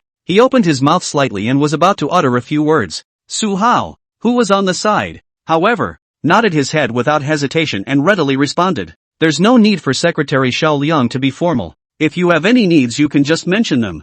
I know that this poverty alleviation program of yours is also a top priority, and I can understand your appeal. As long as the request is reasonable, the country will definitely support and fulfill it. Saying that, Su Hao put down his teacup and couldn't help but sit up slightly straighter. The cloudy eyes brightened slightly with a look of respect. Although he has been engaged in scientific research at the institute for many years, facing cold instruments and experimental data, Su Hao is not an unsympathetic person. On the contrary, after seeing and experiencing firsthand the poverty of Fanxi village, he had long since decided that he would try to satisfy as many of Liang Qinghe's or Fanxi village's requests as possible in the matter of cooperation. The sales and fireworks of Fanxi brand fireworks Su Hao saw in his eyes. He knows that this poverty alleviation program has been considered the lifeblood of Fanxi villagers' lives. Nowadays, since we have to take people's technology, we definitely have to safeguard the livelihood of the folks as well. Listening to Su Hao's words, Xiao Kaiga and Yuan Yuanqing opened their mouths slightly but were dumbfounded, then looked at each other and smiled. They have been cadres in the system for so long that they know more about these things. Since the state has taken a liking to Fengxi Village's fireworks technology, it certainly won't take it for nothing. However, the nature of this matter is naturally not quite the same between Su Hao taking the initiative to mention it and Liang Qinghe negotiating the terms on his own. The two were surprised that they didn't expect Su Hao to be so nice. Not only did they guarantee that they would be compensated, but they were very sincere about it. In this way, it has led to a good thing. In the face of Su Hao's promise, Liang Qinghe did not reply immediately. Instead, he bowed his head in thought for a moment, then responded, Professor Su, I've thought it over carefully, and I'm afraid that given our Fengxi Village's situation, welfare or subsidies or anything else wouldn't be very beneficial. We would still like to give us financial support if we can. As a poverty alleviation cadre in Fengxi Village, Liang Qinghe has been rooted in the grassroots for quite some time. He was very clear. With the situation in Fountain Creek Village all things considered, giving any support is not as direct as money. This is the biggest demand of the villagers today. In addition, according to Liang Qinghe's conception, he could not get rich only by this subsidy for selling fireworks technology. It can only be said to be treating the symptoms but not the root cause. It can improve the life of the villagers, but it is difficult to directly change the poor situation of Fengxi Village. Under such conditions, Fengxi Village still has to find a reliable way to get rich, like a new poverty alleviation program or something. And the most important thing you need to start a new program is money. Therefore, it was only after comprehensive consideration that Liang Qinghe put forward such a condition. Su Hao's eyes lit up when he heard Liang Qinghe's words. Nodding his head with a smile on his face, he responded, Good deal, the money thing is not a problem. Even if the state bought out your fireworks technology at a high price. Speaking of this, Su Hao's words stuttered slightly. Raising his eyebrows slightly in thought for a moment, he once again looked at Liang Qinghe, who was sitting across from him. The words were sincere. After that the state will fund the help and send a sum of money directly to the people. Also, consider that your situation in Fountain Creek Village is unique. I will report it at that time. If there are any good projects, we'll focus on Fengxi Village. When these words came out, a look of surprise appeared on the face of Liang Qinghe, who was listening attentively. So it seems that the other side is really paying a lot of attention to the technology in this firework. Not only promised to give financial support, but also promised to report to the state to provide key assistance to Fengxi Village. Although it has not yet been capped, but this also shows that Su Hao is full of sincerity. Between the generalization of his mind, Liang Qinghe did not respond immediately, but only slightly lowered his head into contemplation. On his side, Xiao Kaiga and Yuan Yuanqing exchanged glances, but both saw delight and excitement in each other's eyes. There is not only state-funded financial assistance, but also focused care. In this way, the village of Fountain Creek, which has been a source of anxiety for the county government, not only will the villagers' lives be slightly improved, but there will also be more opportunities for them to completely shed their poverty-stricken village hats in the future. In addition, the village of Fountain Creek has entered into a partnership with the state. The Nagoman County side, as its parent organization, will naturally gain a lot of benefits. The success of this partnership is a happy one for all. With this in mind, Xiao Kaiga and Yuan Yuanqing were both in an eager mood and could not help but look at Liang Qinghe. Such a good offer. What is this Secretary Liang still hesitating for? You're not thinking of bargaining, are you? The two of them had the intention to mention a few things, but it was not easy to interject directly. For a while, he could only look over there frequently, his heart dry and anxious. Under the gaze of two county government officials several times, Liang Qinghe finally came back to his senses. He raised his head to meet Su Hao's slightly expectant and excited eyes, nodding slightly in agreement. Thank you, Professor Su, for taking care of Fengxi Village. In that case, happy cooperation. Saying under his breath, Liang Qinghe's face spread a smile. Chapter 42, Ordinary Cadres of Poverty Alleviation, Requesting Votes. Seeing that Liang Qinghe agreed to cooperate, Su Hao's eyes lit up with joy. He was busy stretching out his hand to shake his hand, and said under his breath, Good, happy cooperation. And many thanks to Secretary Liang for supporting our country's missile research field. Mouthing the words, Su Hao was filled with smiles. The Emperor has finally reached a cooperation to obtain this special fireworks technology. With minor modifications and adjustments to the original, we will be able to successfully apply it to the missile field, breaking through the necklace technology that has been studied for a long time without progress. On Su Hao's side, the two of them, Fang Jingshu and Lu Mingkai, exchanged glances. It was also hard to hide the excitement and elation on his face. Su Hao has been for the sake of this missile technology to devote their efforts, sleep and food appearance they have seen in the eyes. More so, He knew the great significance of this technology to Su Hao. With a premise like that, no one expects it. I can't believe I was able to get such a surprise in a poor village in a remote mountainous area. Now that the cooperation has been successfully reached, it has not only cleared a piece of the mind of several people, and in the near future, the entire country will see a major advance in the field of missiles. Su Hao was in an excited mood and held Liang Qinghe's hand tightly for a long time without letting go. With a hidden glint in his eyes, he said with full sincerity and gratitude, "Secretary Liang, words can't even express how excited I am right now. Anyway, I really appreciate you being able to share the technology. In the future, if we encounter any difficulties in the course of our research, I still hope that you will be able to give us unstinting advice." Speaking under his breath, Su Hao's face was solemn, without the slightest hint of a joke. Ultimately, the fireworks technology was developed by Liang Qinghe. Whether the process was accidental or not, he certainly has his own unique take on this technique. For researchers such as Su Hao, who are not yet deeply involved in this technology, these are extremely valuable lessons. Upon hearing the words ungrudging instruction, Liang Qinghe froze for a moment, then let out a bitter smile. Prof. Su, a national missile expert, has to ask him for advice? This is too much to look down on him as a small cadre of poverty alleviation.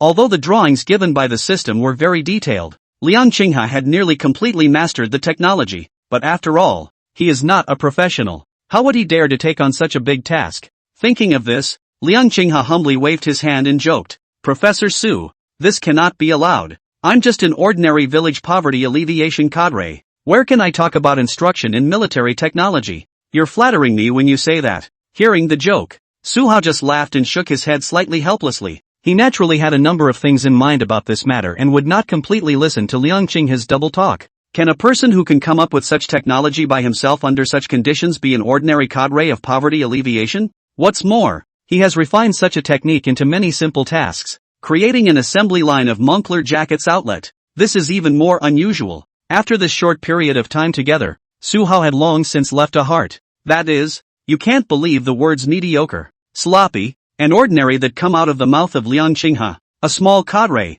Otherwise, without realizing it, things get more and more outrageous. Taking a deep breath, Su Hao retracted his thoughts and gazed at Liang Qinghe. A slightly more serious outburst admonished, "By the way, Secretary Liang, since this technology has already been sort of handed over to the state, then you, Fangxi village, can't sell this firework in the future." Upon hearing this, Liang Qinghe didn't say much and just nodded his head in understanding. As a matter of fact, he had expected this as early as when Su Hao had first proposed his intention to come. The fireworks in Fountain Creek Village involve missile technology, which is now considered to be turned over to the state on a buyout basis. Under such a premise, the state would certainly not be happy to see such technology circulating in the private sector. This is not only for the sake of people's livelihood and security, but also for the fear that certain ill-intentioned forces outside the country may take advantage of the situation to steal this technology. However, in this case, after the fireworks poverty alleviation program was cut off, Fangxi village really had to find another way out.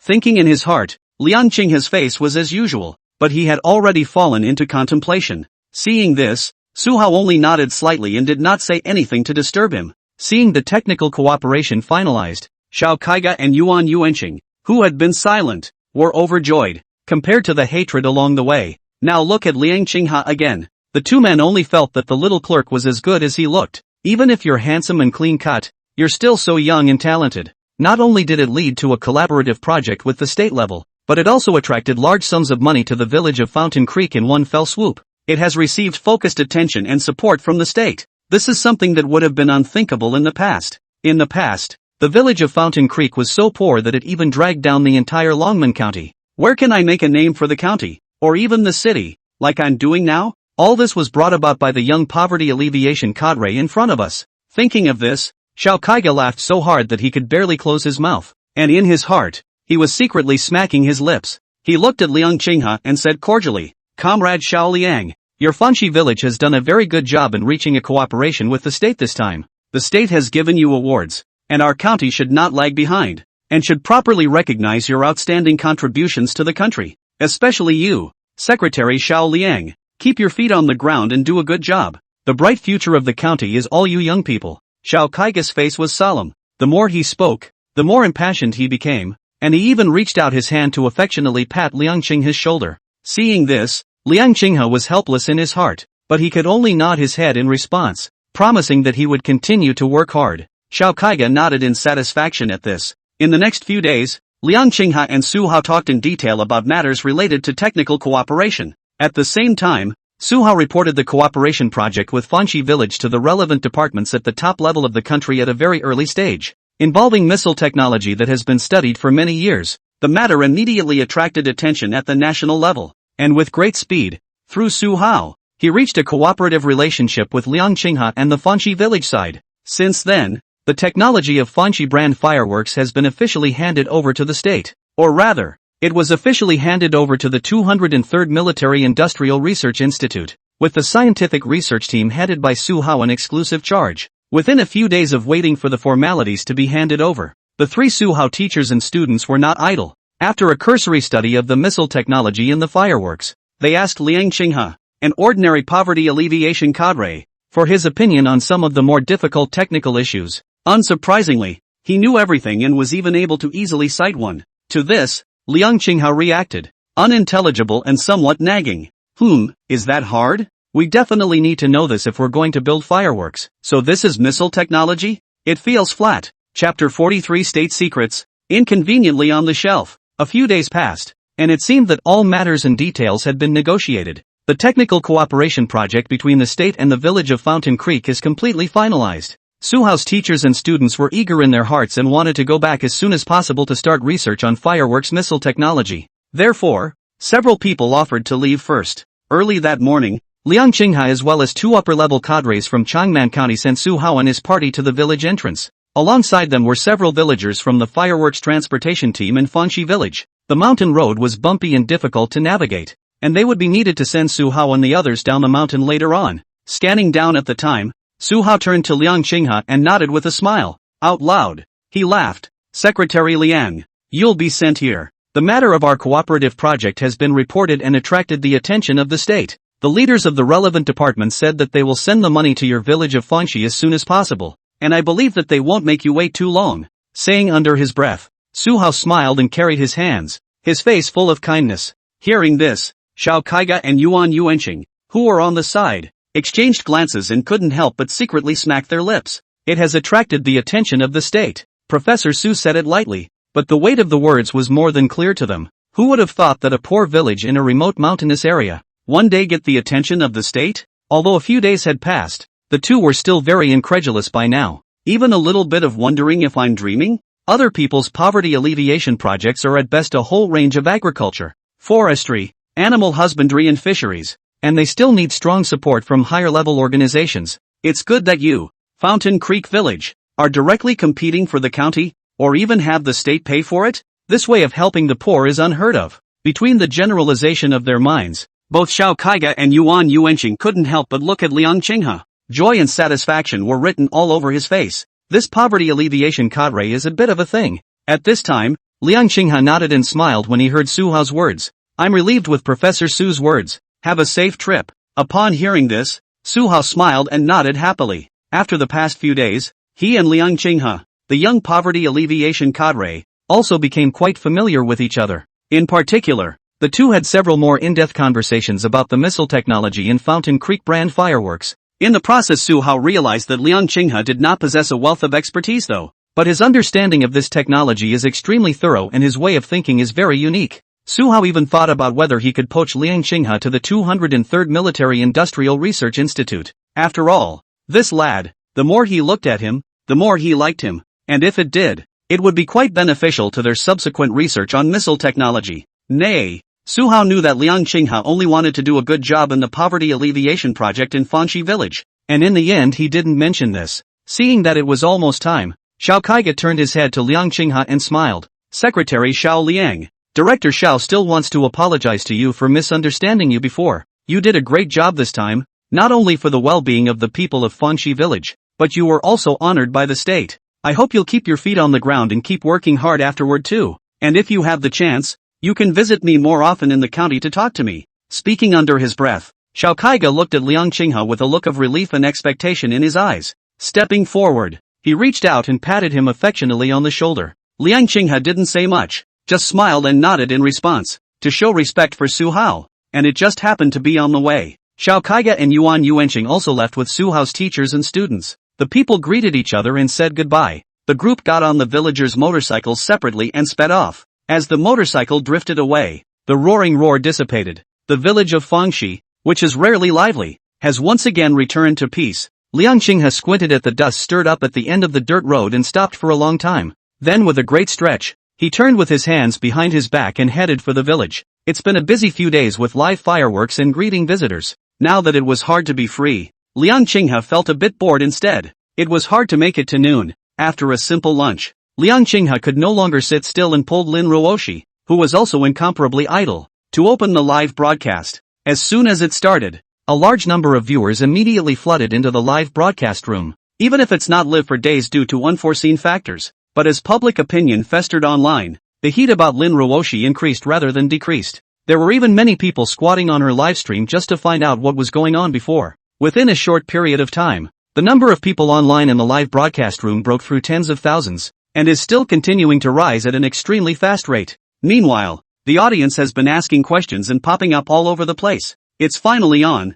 Ruoshi, you made me wait so hard. Ruoshi, quickly give us an answer to our questions. What happened before? Hurry, hurry, hurry. I still have all the melon peanut broadsides I left last time. Just waiting for you to start broadcasting and eat melon. Viewers have been holding their breath for days, wondering what the heck was going on with the outrageous sights they saw earlier. Is there really missile technology in the fireworks at Fountain Creek Village? Their motorcycles seem to be extraordinary as well? Thinking about this, the audience was tickled to death, and could not even wait to run to Fangxi Village themselves to find out what was going on. Now that it's hard to wait until Lin Ruoshi and Liang Qinghe are on air, it's only natural to ask for clarification. However, in the face of wave after wave of prodding and questions from the audience, Lin Ruoshi could only spread his hands helplessly and comforted in a soft voice. Don't ask. These things involve state secrets. We're not at liberty to say. You guys don't want to see that Wakashi gets arrested and taken to the station, do you? Looking at Lin Ruoshi, she gently pursed her red lips with an innocent expression.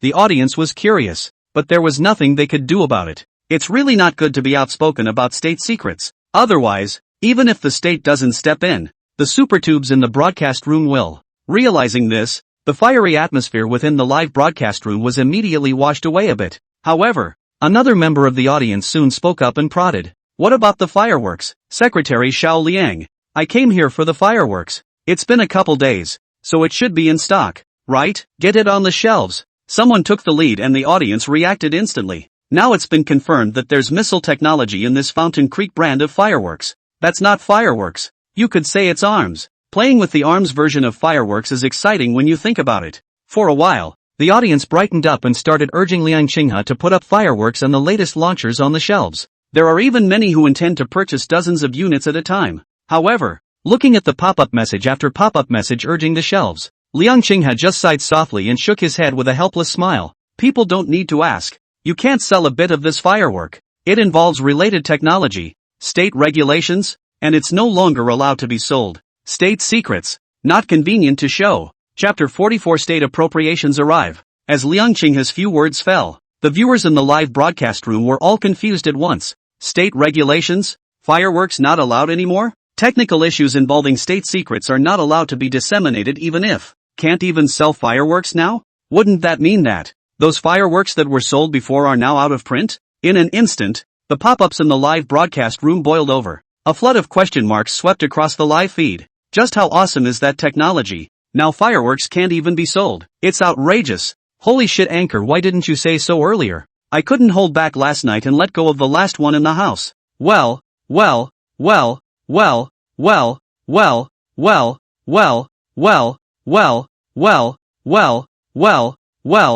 well, well, well, well, well. There's no other fireworks with missile technology in the world. No one expected that the peculiar Fountain Creek brand of fireworks would die out completely after just less than half a month of fire. And, still, the state has stepped in to monopolize it. For a while, the audience in the live room expressed incomprehension and was greatly shocked. There were many viewers who still had Fountain Creek fireworks in their homes and left messages on their pop-ups to show them off. This scene is even more hateful to those customers who didn't keep an eye out. At the same time, there was remorse in his heart. Such fun fireworks, say they won't let you sell them. And it's a firework with missile technology that is unique in the world. If I had known, I would have bought more and stocked up before. Looking at the various pop-ups from the audience in the live broadcast room, Liang Qinghe and Lin Ruoshi could only helplessly shrug their shoulders and express their love. The two then chatted with the audience for an hour or so. After getting off the air, Lin Ruoxu leaned back in the chair behind her, narrowing his eyes slightly. He stretched lazily in a big way.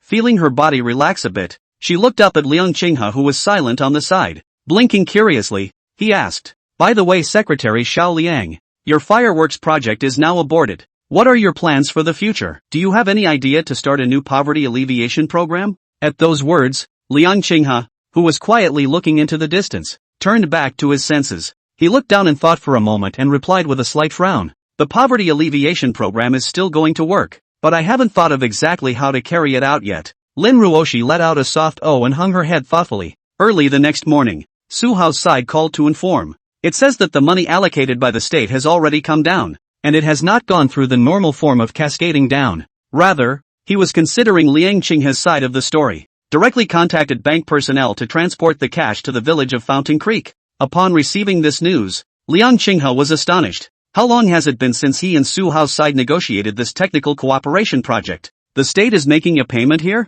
The speed, too, is amazing. And, still, the cash is delivered directly to the village. Liang Qinghe was pleasantly surprised. Working with the state is a real afterthought. At this moment, Liang Qinghe stood at the entrance of the village and was greeting a group of bankers as they walked towards the village. As soon as they met, the head of the bank side shook his head helplessly and complained out loud. "Secretary Liang, your mountain road here to the village is too difficult to walk. None of our money trucks can even get in. Luckily you guys have enough motorcycles here. With such a large sum of money in the village, let's build a good road sooner rather than later." Speaking under his breath, the person in charge gave Liang Qinghe a somewhat envious look, even though he is on the banking side and works with money every day. But to be honest, it was the first time he had seen so much cash. The piles of mold were smacking. Upon hearing this, Liang Qinghe answered and smiled somewhat awkwardly. "I was looking forward to the money being delivered, but I had forgotten that the road outside the village was bumpy and the car couldn't get there. It's a good thing I had the bright idea to have the transport team's motorcycles waiting at the foot of the mountain ahead of time. Otherwise this mountain road is going to give these bankers a good beating." See that all payments have been delivered. Liang Qinghe instructed the villagers to drive motorcycles to take the bankers to the bottom of the mountain. All the villagers within Fangxi village were then immediately summoned. Convene a dividend meeting. For a while, the news that Secretary Xiao Liang was going to hold a dividend meeting spread. Neighbors told each other, and villagers were so delighted that they dropped what they were doing. Hordes of people hurried outside the fireworks workshop, gathering together. A group of Fangxi village villagers were all smiling and laughing, exchanging words among themselves. Every now and then a burst of excited laughter erupted. "I said these days our fireworks workshop, why stop working miles? It turns out to be selling fireworks earn money to pay wages. Secretary Xiao Liang is really something. I wonder how much each family can get this time. Egu, we are buying better and better fireworks, and we will have a good life in the future." The villagers are eagerly waiting for it. From being a farmer who used to face the soil to the sky, he now works in a fireworks workshop every day. Aren't we all just looking forward to making more money and having a better life? Now that they are finally going to be paid, the villagers can't hide the excitement in their hearts and are smiling from ear to ear. At this time, Liang Qinghe scanned the circle and saw that the people had almost arrived. He walked a short distance in front of the villagers and coughed lightly. One after another, the voices of the villagers were lowered. One by one, their eyes looked brightly toward this place, and all the corners of their mouths were covered with delighted smiles. Seeing this, Liang Qinghe took a deep breath and said loudly, "Folks, I've called you all here today to make an announcement. Due to state regulations, from now on, we can't sell our fireworks." The words fell, and the scene was silent. The smiles on the villagers' faces froze, turning into shock and dismay. Fireworks can't be sold? It's looking like the fireworks program has just taken off and everyone's life has something to look forward to. Suddenly it says it can't be sold? The villagers' eyes were wide open, their mouths slightly open but wanting to speak. Just let out a helpless sigh and put his head down. For a while, a deep loss swept through every villager present. Some people couldn't help but voice their comments, and some people even felt a little anger in their hearts. What happened to the good program? Why is it gone again? I think we just don't want to revitalize our Fangxi village. How good our fireworks program is. We're not allowed to sell it just because we're not allowed to sell it. Alas, Xiao Liang's secretary good hard to get up the project. Just like this they screwed yellow. Really? Alas, the fireworks program not only made money, but also gave hope to the villagers who were used to living a hard life. Now without saying a word, suddenly the sale is not allowed. What kind of a thing is that? Seeing the villagers disappointed and even righteously angry, Liang Qinghe took a deep breath and busily spoke out to comfort him. There's no need for everyone to worry. We can't sell our fireworks because of a special reason. The state has given our village of Fanxi a sum of money to compensate us. Each of us will get a cash grant. Chapter 45, State Appropriations Handshaking? Liang Qinghe said under his breath and stepped back a little. With that, he lifted the black cloth behind him. A mountain of money piled up by cash suddenly appeared in front of the crowd. There was an outcry. The villagers who had just been disappointed and indignant suddenly stared in disbelief, and their breathing became rapid, greatly impressed and excited. This is so much, my goodness. How much money must this be? This is real money. Secretary Xiao Liang. Don't joke. Why do I feel like I'm dreaming? So much money. The state has given so much money to our Fanxi village. The villagers who had farmed for most of their lives and stayed in Fanxi village had never seen so much money. All they could feel was a blaze of cash piling up before their eyes. For a while, all the villagers were in incomparable shock and dismay. Is all this money? It's all the money that the state sends down to be distributed to everyone? A sudden surge of joy surged through everyone. In an instant, everyone was beaming with joy, and had even become so excited that they were incoherent. The deep sense of loss that he had just felt had long since been thrown away. At the same time, Lin Ruoshi, who was standing not far away, was dumbstruck and instantly froze in place. Her eyes were glued to the mountain of cash. I'm afraid I would have salivated on the spot if I hadn't been supported by what little lucidity I had left. Previously, she had already guessed that Liang Qinghe and Su Hao had negotiated a cooperation project. The state is sure to send a ton of money down, but who would have thought there would be so many? Spare her, a blogger with millions of followers and tens of thousands of viewers in the livestream every day. It's far from earning that much even now. After a long time and a daze, Lin Ruoshi finally came back to her senses. She swallowed hard, her chest rising and falling slightly, then took a deep breath. Aim the camera in your hand, which is broadcasting live, at the exaggerated mountain of money. In an instant, the live broadcast room, which had just been calm, was abuzz. The pop-up exploded straight away. A flush of question marks floated across the screen and covered the sky. Hiss. Ilo Lugo. How can so much? I have never seen so much money in my life. What? This is all money? Real money? Dude's got a bad heart. Don't do it. Is it really true that the state didn't have a shaky hand and put in an extra zero when they allocated the money? That's outrageous. I'll move the account to Fanxi village right now. Secretary Xiao Liang, you stay there for now. I'll go now. Looking at the mountains of cash piled up within the live broadcast screen, the tens of thousands of people in the live broadcast room were all dumbfounded. This is all money? I thought it was a pile of red paper. If you didn't tell me. Red paper wouldn't even dare to pile it up like that, would it? Isn't your village Fanxi known as a poverty-stricken village for thousands of miles around? How about you try another poor village? The audience's minds were broken in the face of this outrageous scene, witnessing with his own eyes the heartfelt smiles on the faces of the villagers. Liang Qinghe was overjoyed and overwhelmed with emotion. After coming to Fanxi village for so long, I have finally taken a steady step on this difficult road of poverty alleviation. The heartfelt smiles of folks don't lie. Returning to his senses, Liang Qinghe took a deep breath and said loudly, next we'll officially start handing out money. Folks don't fight or grab. One by one come up in order. Everybody's in on it. As soon as the words left his mouth, a burst of cheers violently erupted amongst the villagers. The crowd looked at me and I looked at you, all clearly feeling each other's joy and happiness. Although the fireworks program can't be done nowadays, it's a joy to get this large sum of money subsidized down by the state. This heavy money in my hand is more solid than anything else. Watching one by one, the villagers received their share of the money. The village head Wang Xinghai stood on the side, somewhat at a loss for words while only feeling a million emotions in his heart. The gaze that looked at Liang Qinghe was even more filled with infinite gratitude and relief. He has been the village chief of Fanxi village for more than 20 years, and faced with this poor village hat that can never be removed, Wang Xinghai was more anxious than anyone else in his heart.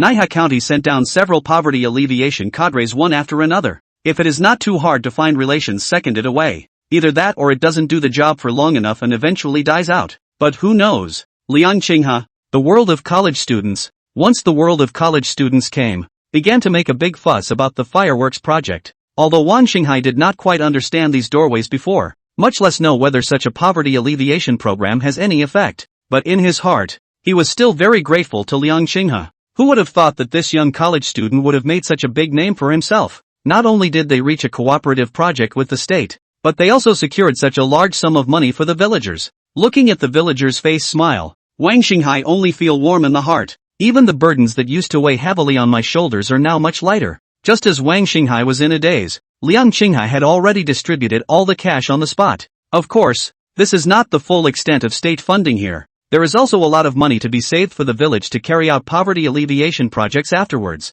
which he has already kept in his bank card as public money. The villagers thanked him joyfully after receiving the money and went home one after another. Liang Qinghe let out a long breath, and a relaxed smile could not help but appear on his face. At this time, Wang Xinghai came forward and asked with a cordial smile, "Xiao Liang, I heard Director Xiao and the others say earlier that you seem to want to continue working on poverty alleviation. Any ideas now?" Upon hearing this, Liang Qinghe turned his head to look at the village chief and shook his head and laughed. "No, village chief. I plan to make another whole poverty alleviation program out of our Fangxi village, but I'm not thinking about what I'm going to do for a while now." Wang Xinghai narrowed his eyes and smiled, nodding slightly. Whether it is the previous fireworks program or the current matters related to poverty alleviation. In fact, it has always been mainly Liang Qinghe in charge. All he had to do was help organize the villagers to facilitate the work as well. Liang Qinghe had all these things in his heart, and he only asked casually. After the two of them chatted for a few moments, Wang Xinghai had to deal with official business and left first. Liang Qinghe picked up the piece of black cloth on the ground and folded it in his pocket. This is a good thing. If you have to pay out money afterward, it's convenient to use it to create surprises for the villagers. With this thought in his mind, Liang Qinghe let out a bitter laugh to himself and shook his head helplessly. We don't even have a clue about the next poverty alleviation program right now. Thinking of giving money to the villagers? Taking a deep breath, Liang Qinghe retrieved his thoughts. His feet were about to take a step toward Lin Ruoshi, but he suddenly froze. Ding! You have triggered a new mission. Main quest, build roads and bridges to help Fangxi village improve its infrastructure. Mission reward, unknown. Corresponding rewards will be issued depending on the degree of completion. Ding! Side quest, find the next poverty alleviation project for Fangxi village. Mission reward, anti-loosening screws. Chapter 46. The state steps in to check the water meter. A system beep suddenly came from his ears, and Liang Qinghe couldn't help but stop in his tracks. After listening carefully and clearly, a helpless, bitter smile suddenly spread across his face.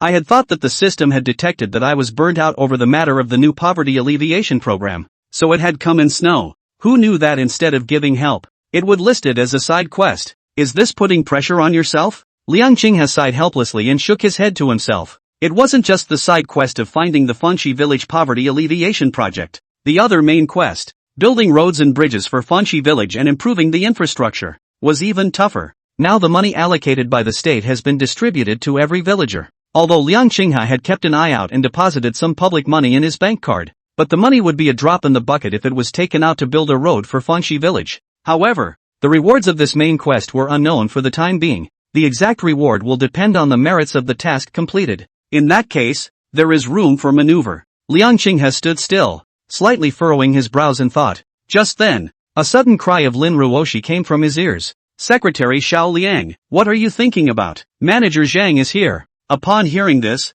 Liang Qinghe instantly came back to his senses. Manager Chang? Zhang Gongjin? Slightly stunned, Liang Qinghe busily raised his head and looked over to Lin Ruoshi's side, only to see that not far behind her, a figure came this way with hurried footsteps. Seemingly noticing Liang Qinghe's line of sight, the man even stretched out a hand and raised it above his head to shake it. Unsurprisingly, this person was none other than Zhang Gongjin, who had come to Fangxi village once not long ago. Rather, I didn't expect him to come back after only a few days. With that in mind, Liang Qinghe walked forward and said with a smile, Manager Zhang, why didn't you say hello before you came so I could have someone pick you up? Walking closer, Zhang Gongjin gasped slightly under his breath and waved his hand and laughed. It's not in the way. I have experience this time, and I borrowed a motorcycle from that masterly in your town to drive up here. Just stopped at the entrance to your village. The two men exchanged pleasantries and headed inside the fireworks workshop. Lin Ruoxu held up a cell phone and followed behind. For her, a dedicated and great anchor,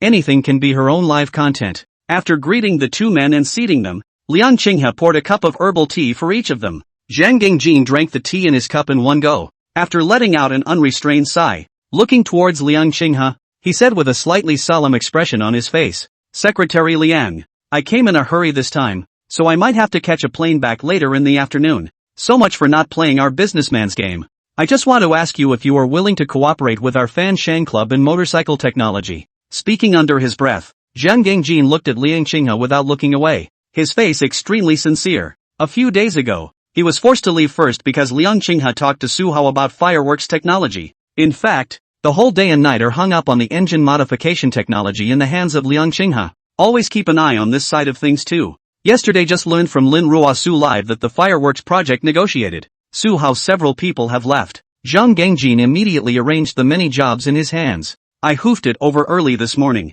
It was to talk to Liang Qinghe about the cooperation or sale of engine rebuilding technology. Feeling Zhang Gangjin's eager and fiery gaze, Liang Qinghe drew in a light breath. His eyes brightened slightly, and he suddenly realized.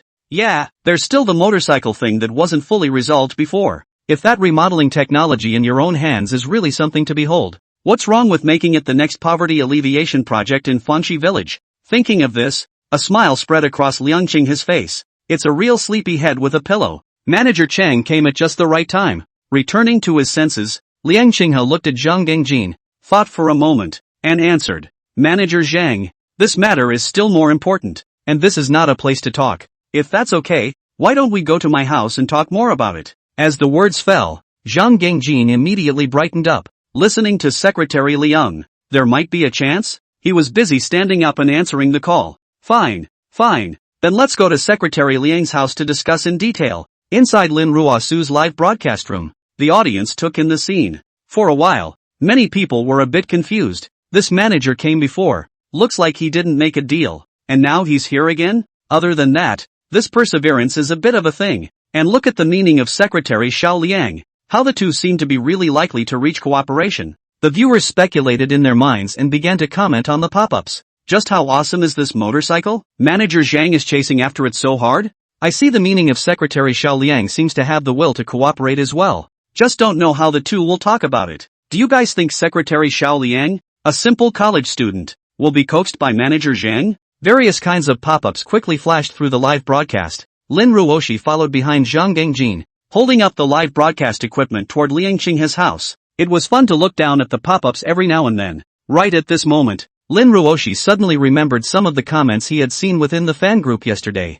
With a slight heartbeat, he whispered a gentle reminder. By the way family, recently there was some talk in the Wakashi livestream about selling Fancy Creek brand fireworks at a high price. Don't believe it, people. Most of these are scammers. However, as soon as Lin Ruoshi said something, many people in the live broadcast room brushed up question marks. Seeing this, she couldn't help but furrow her pretty eyebrows and pout slightly. What's so strange about being just a reminder? Isn't that for the fans too? With that in mind, Lin Ruoshi gazed at the pop-up screen carefully. There was an exaggerated widening of the eyes, and the little mouth could not help but open wide. Ruoshi, you're still talking about fireworks. Just after showing off in your live broadcast yesterday, my house got water meter checked. Holy shit, you don't say. My family's fireworks are all turned in too. I thought I was the only one so miserable. Me too. It's still the government people who came and said they were going to recycle and dispose of it all. Looking at the pop-ups that were echoed in the live broadcast, it wasn't just Lin Ruoshi. The rest of the audience was also instantly confused.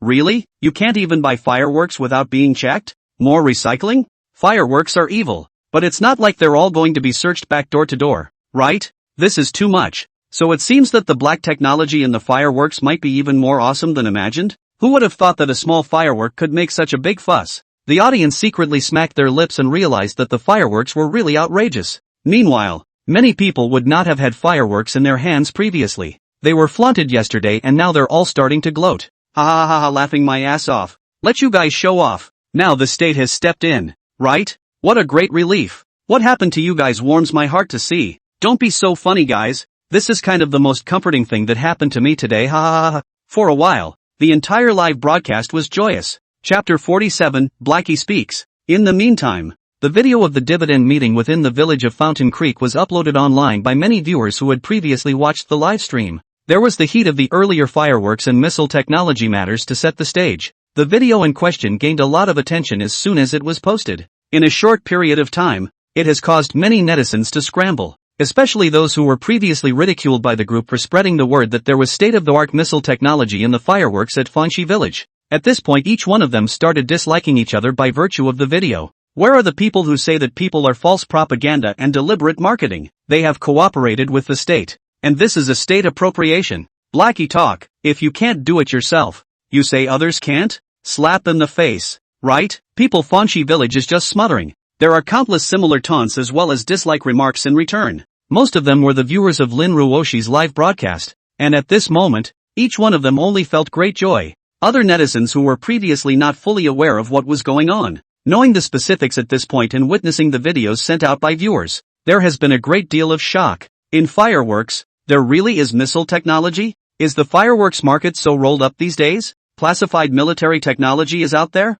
And, with such a large amount of money allocated by the state, how outrageous must that technology be? For a while, the internet about Fanxi village on fireworks missile technology and the country to reach a cooperative project once again rushed to the hot search. The heat is on and the netizens are talking about it. Holy shit beans, there's really missile technology in the fireworks? What's the origin of this Fanxi village? I admit I spoke a little louder before. Wouldn't you have gotten this pile of cash out earlier and nothing would have happened? It's time to say no. Luckily the country stepped in. Such a sick firework. If we let it develop, the friends don't need to do anything. Netizens who had previously questioned and mocked the incident though still had doubts in their minds and found it too unbelievable. But at the moment it had to succumb to reality. They've put up a whole mountain of money. Why are you still so stubborn? It's not a joke when the state personally funds it. As public opinion on the internet festered, more and more people paid attention to the events in question. It's not just Fountain Creek Village that's being buzzed about by netizens. Even Longman County, the parent organization of Fountain Creek Village,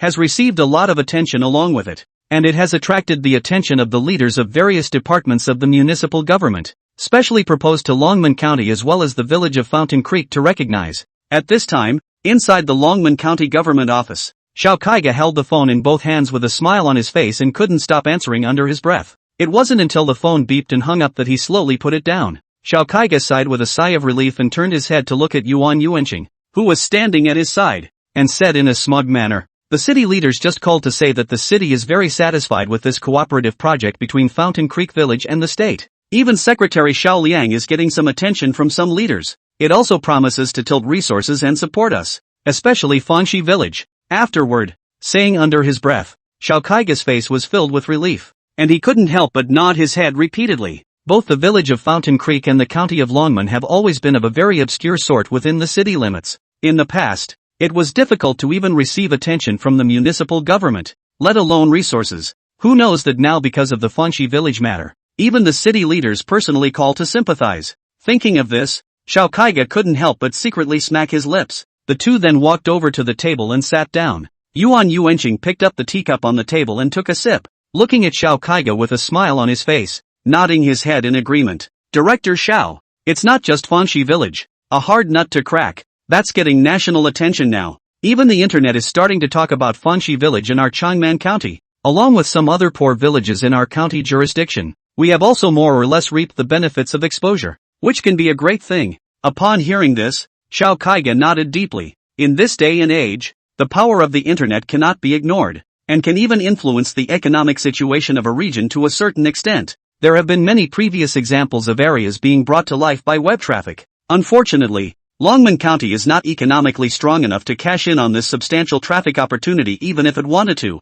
I'm afraid it's not enough. But in any case, the village of Fountain Creek, which used to have a national reputation, and Longman County, it is already a good thing to reap the attention of government officials and even some netizens today. Thinking of this, Xiao Kaiga relaxed and took a long breath, not without emotion. Secretary Xiao Liang still did a very good job this time. In the past, I thought he was a young college student. Even if he was full of enthusiasm, he would soon be smoothed out by the hard conditions of Fanxi village. Who knew that he had really made such a big name for himself? What a hero! As a matter of fact, when the county had just decided to have Liang Qinghe as a special poverty alleviation cadre in Fanxi village, the county government, including Shaw Kagel and others, is very unimpressed with him. After all, the conditions in Fanxi village are indeed too difficult, and many experienced and accomplished senior poverty alleviation cadres in the past were unable to gnaw on this piece of hardcore. How far can Liang Qinghe, a fledgling college student, go? However, to everyone's surprise,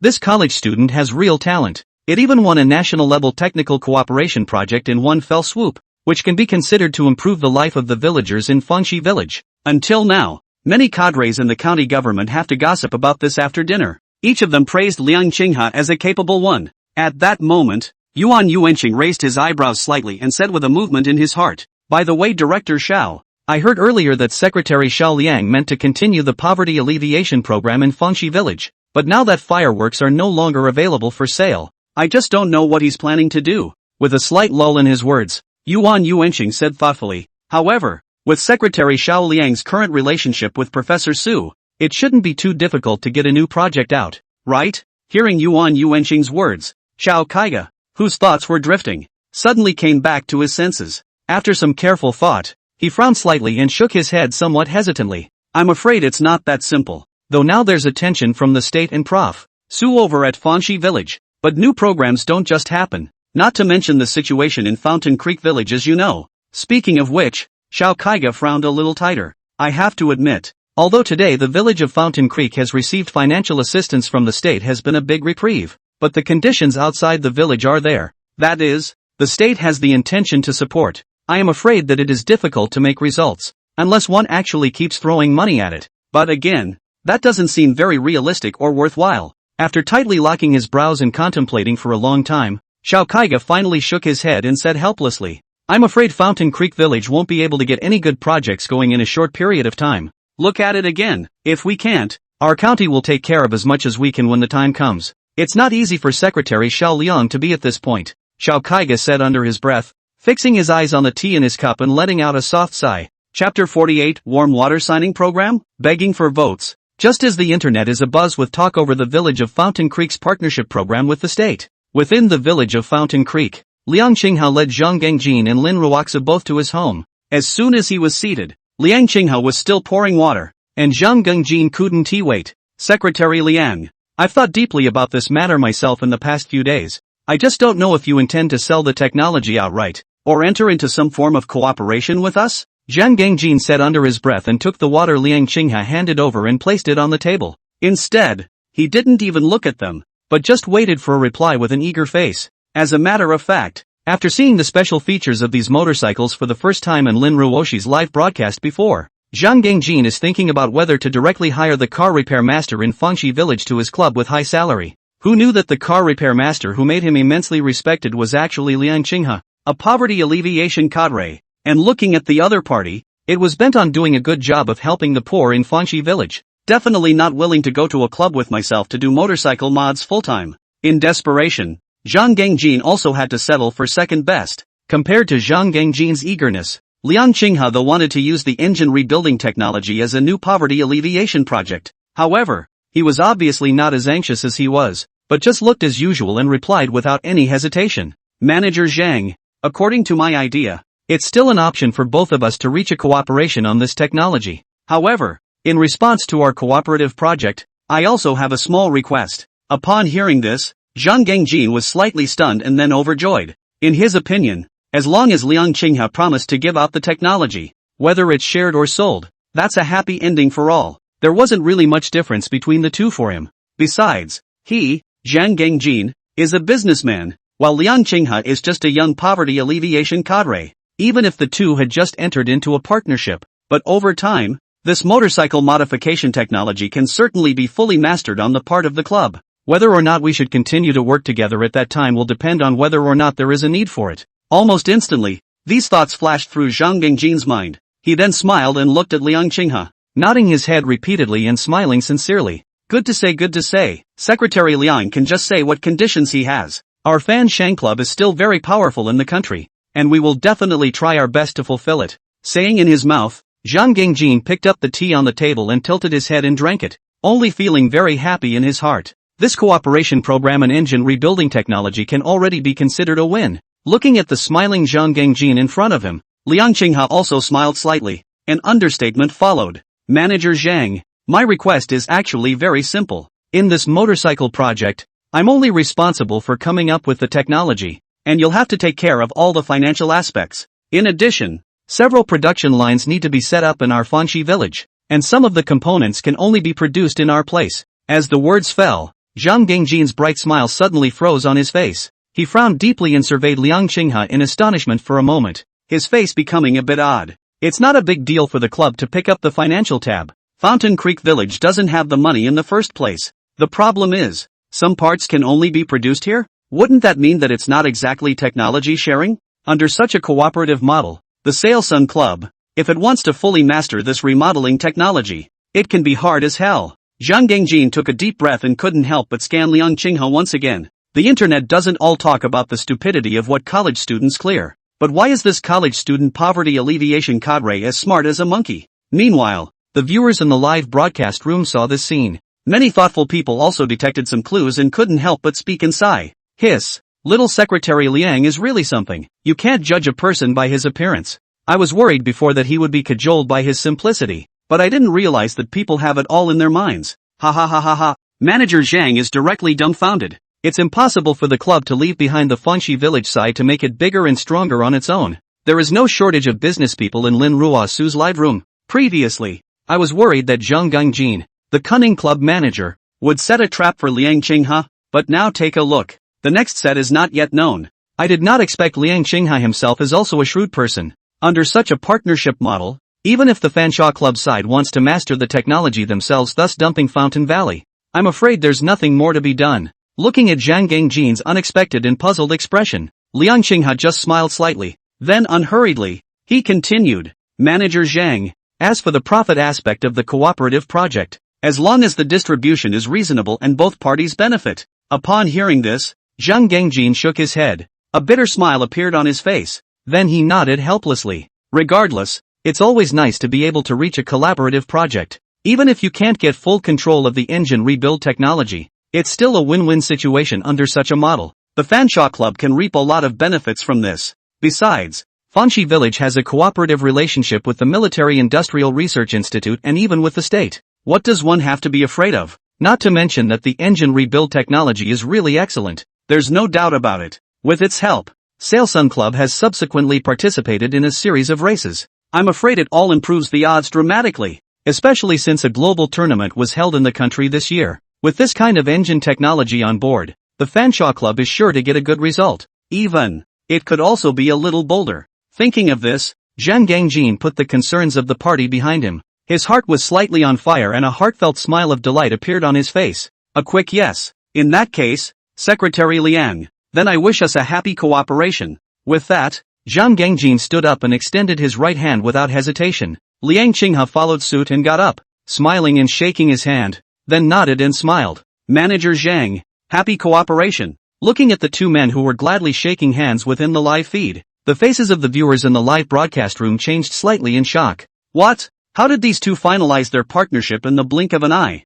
The village of Fountain Creek is even worse. It's already poor. But Fanshan Club is a famous racing club that leads the industry in China. That's how easy it is to make a deal with a poor village in a remote mountainous area? Is there some kind of magic in this Fanxi village? With the Military Industrial Research Institute in the front and the racing club in the back? One and all are happy to work with them. For a while, the uninformed audience was a bit dumbfounded. There was a flurry of manipulating keyboards and snapping up question marks on the pop-ups. What's going on? How is it that two people are working well together while I'm looking down to take a bite? This is a top racing club known in China. How did it reach a cooperative project with a village? Is that motorcycle technology really that outrageous? Is there any know-it-all brother to explain it to me? It's too exaggerated. Not to mention the audience. Even Lin Ruosu, who had been listening from the sidelines, was a bit confused. The cup of hot water he was holding in his own hand was still warm. How come you've decided to work together in a few words? Chapter 49, Fraudulent Financing in Fanxi Village?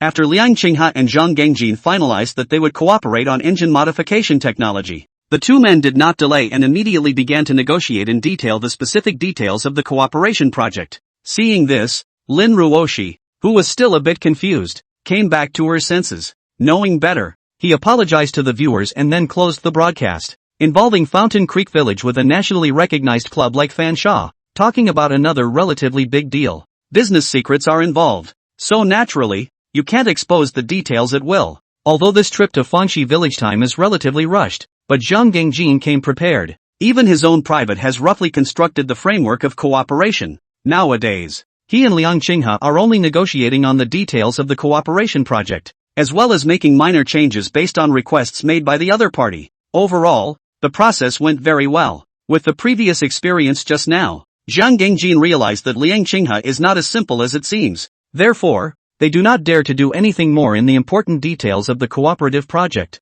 It even made some concessions in the distribution of benefits between the two sides, as an expression of its sincerity. Soon after, the cooperative project was negotiated. Seeing that some negotiation down has been noon, Liang Qinghe specially instructed the villagers to prepare a table as quite sumptuous meal. After Zhang Gangjin gulped down his meal, he hurriedly bid farewell to Liang Qinghe and immediately left Fanxi village to catch the afternoon flight.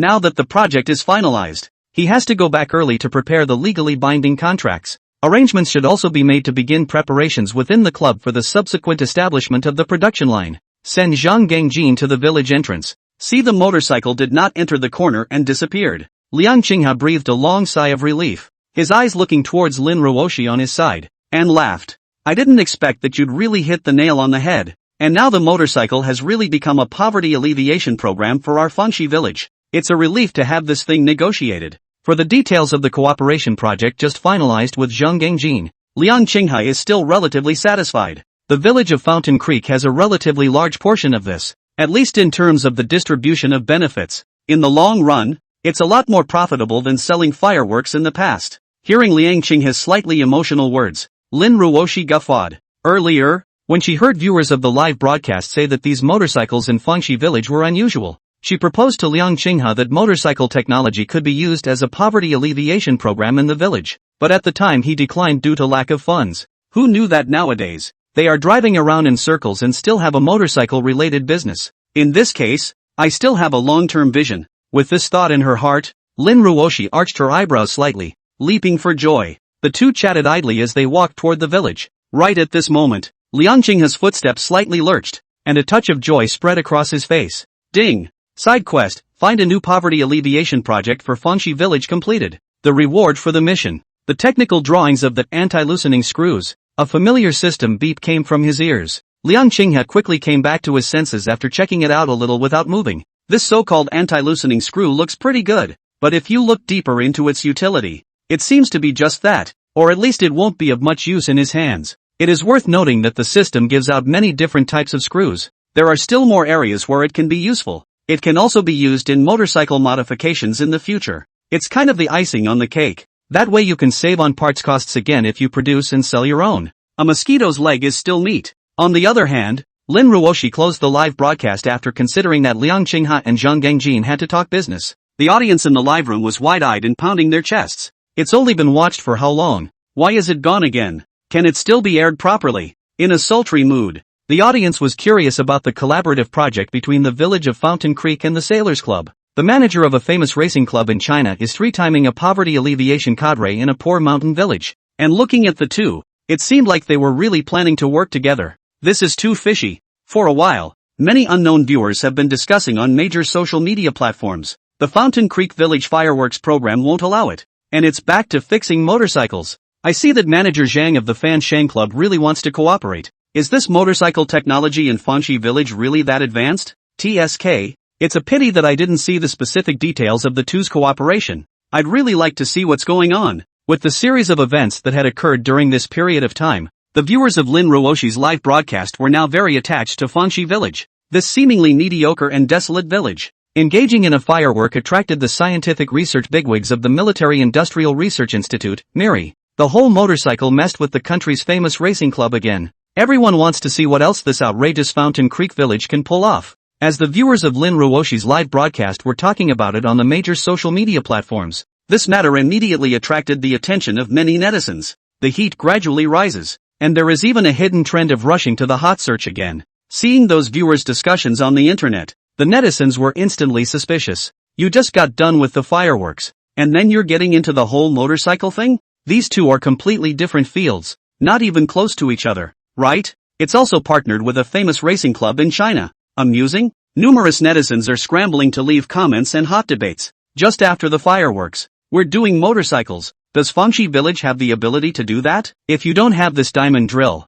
don't take the porcelain work. What a mess. Thinking that if you succeeded once at fireworks you can succeed a second time, and messing with motorcycle technology, makes people laugh. This Fangxi village wouldn't be engaging in fraudulent financing to help the poor, would it? Whose poverty alleviation program is in such a mess? Fangxi village is a poor mountain village with nothing to show for it. By chance the whole fireworks technology was bought by the state. Even if thinking of getting a motorcycle nowadays? It's something that requires skill. Can it be something you just straighten out? For a while, major online social media platforms were flooded with many netizens singing and even mocking remarks. Everyone feels that Fountain Creek village is a bit adrift now because of its previous negotiated partnership with the state. Meanwhile, as time passes, news of the motorcycle technology cooperation program between the nationally renowned racing group, Fan Shang Club, and the village of Fangxi has also spread. In the face of various comments on the internet, the general manager of the Fansheng Club, Zhang Gengjin, also came out to speak under the official account.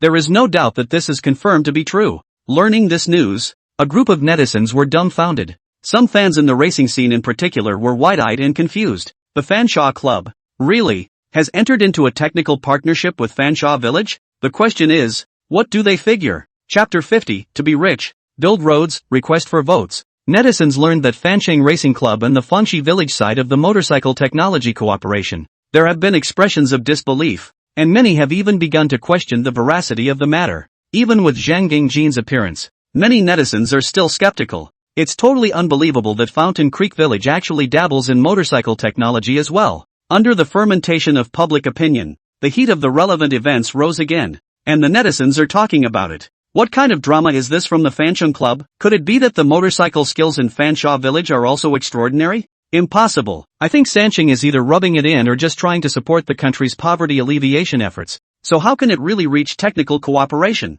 It's outrageous enough for a poor village to come up with fireworks that have missile technology. It's impossible to come up with a whole lot of motorcycle technology as well. Similar statements have been made under the topic related to the village of Fountain Creek entering into a partnership with the Sailors Club.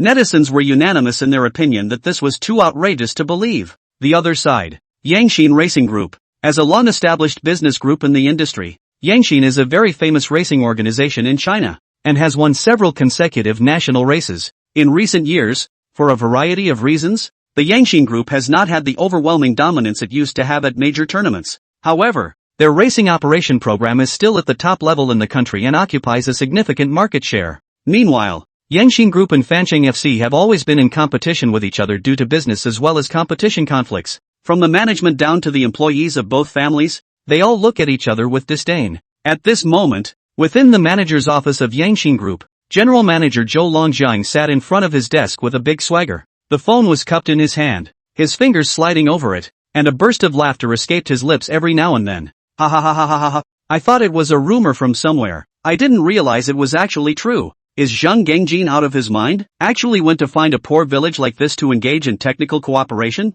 That really gave me a whole laugh, ha ha ha. There were also a few employees of Yangshin Group standing in the office, but Zhou Longjiang didn't care, and only felt his tears coming out of his eyes as he laughed. Previously, when he first learned the news from his subordinates, he was so surprised that he even thought it was a rumor for a while. But who knows, in the scarf after a search found that the general manager of Fansheng Zhang Gengjin even came forward to confirm this matter. Indicates that the Sailsun Club does have a technical motorcycle partnership with the village of Fountain Creek. This time, Kenbi really will be Zhou Longjiang happy. How powerful can a motorcycle from a poor village be if it is special? Which of those cars at national level races are not tuned and studied by professional technicians over a long period of time? Isn't that better than the village motorcycle skills? For insurance reasons, Zhou Longjiang had previously asked his staff to learn about the motorcycle technology in Fangxi Village. However, there is very little information about this on the web. The vast majority of what came up in the search were questionable and mocking comments from netizens. Seeing this information, Zhou Longjiang, who was not optimistic about Fangxi Village, was completely relieved. As the saying goes, the eyes of the people are sharp. Everyone says there's no way Fountain Creek Village has any colorful motorcycle skills. Can you make it out of thin air? Besides, it would be outrageous if a poor village really has such technology. Thinking of this, Zhou Longjiang laughed openly for a while, only to feel that his body had never been so relaxed and comfortable. It was a long time before he finally came back to his senses. A TSK came out of his mouth, and the corner of his mouth hooked into a disdainful smile as he said, "It won't be long before this year's national motorcycle event, and I was worried before that the chances of a win over at Fanshawe were high. Now it seems that I was still too high on them. Fansheng Club is no longer to be feared. No surprise, this year's championship will be our Yangshin's again." When these words came out, the group of employees in the office also nodded their heads in deep agreement. Time passed, and soon half a month passed. During this time, Zhang Gengjin made a special trip to Fangxi Village after completing the compilation of the contract for the cooperation project between the two sides. After making sure that there were no problems with the various items of the contract, Liang Qing has signed it. Now half a month has passed, and a few days ago Zhang Gengjin called to notify. It says that the procedures related to the formation of the production line have been approved and the construction work can officially begin. Consider building a line of qualified engine parts in the village. Liang Qingha led the villagers to simply widen the road up and down the mountain outside the village to facilitate the transportation of relevant materials. After a lot of labor, the cars at the bottom of the hill were finally barely able to drive up. However, this widened road can only make do temporarily, and there are also some safety hazards. In the long run, it's bound to be hard to use. At this time, the entrance to Fangxi village, delivery masters frowned tightly, full of helplessness as they drove their trucks into the village to unload. Many others got out of their cars, their mouths still complaining that the road was too difficult. Watching this scene, Liang Qinghe couldn't help but shake his head and sigh. His eyebrows twisted into a Chuan character. Such a simple widening of a temporary road is now stretched to the limit.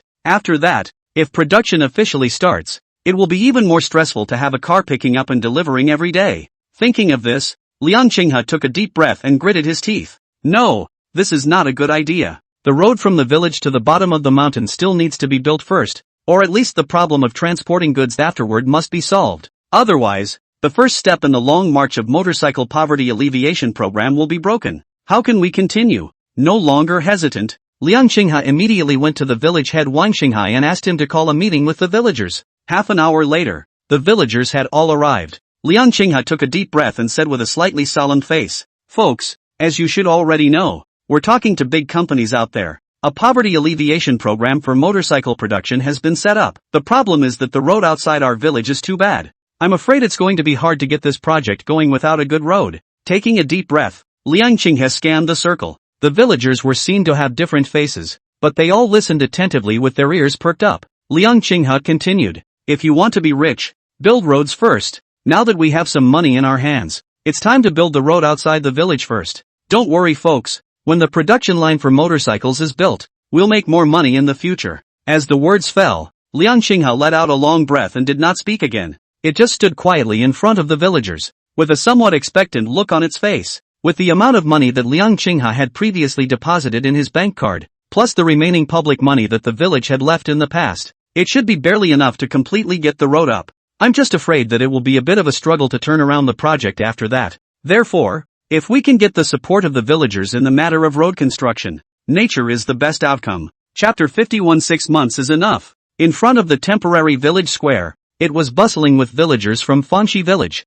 He learned that Liang Qinghe had called them over to discuss the matter of road repair. One time, the villagers mingled and whispered, "Building roads is a good thing, especially for Fountain Creek Village, and it is convenient for every household. There is only one goat path in and out of Fountain Creek Village that barely allows motorcycles to pass, and it would be nice to widen the road to allow larger vehicles to come in. In any case, it benefits every villager. Just, building roads means money. They just made some money from the fireworks program and haven't even warmed it up to take it out again." For the simple and frugal villagers, there is really some reluctance. Seeing that the villagers could not decide, Liang Qinghe was about to persuade them. At this point, the village chief frowned and knocked on the table in front of him, speaking aloud. "I agree with Secretary Xiaoliang's proposal. Fangxi village must go out if we want to completely remove the hat of a poor village. Otherwise, even with the best projects, we can't sell our products." This time, Secretary Xiaoliang went out of his way to secure a project for Fangxi village once again, and the project must not be suspended because of the road problem. Wang Xinghai nodded slightly towards Liang Qinghe before taking a slight step back. Liang Qinghe coughed lightly. "Folks, the state will bear part of the cost of this road repair for rural revitalization. So, people shouldn't have too many concerns. Nowadays, the production line of motorcycles is under full construction. If the subsequent road problems affect the transportation of products, it would be a small loss for a big loss." The villagers were already a little shaken in their minds, and many of them even had the intention of repairing the road. Now that he heard Liang Qinghe say this, he immediately made up his mind. "I agree with Secretary Xiaoliang's proposal. The road in Fangxi village should really be widened." "That's right, when a road is open, 100 people will prosper. Only when the road is opened up can we become rich.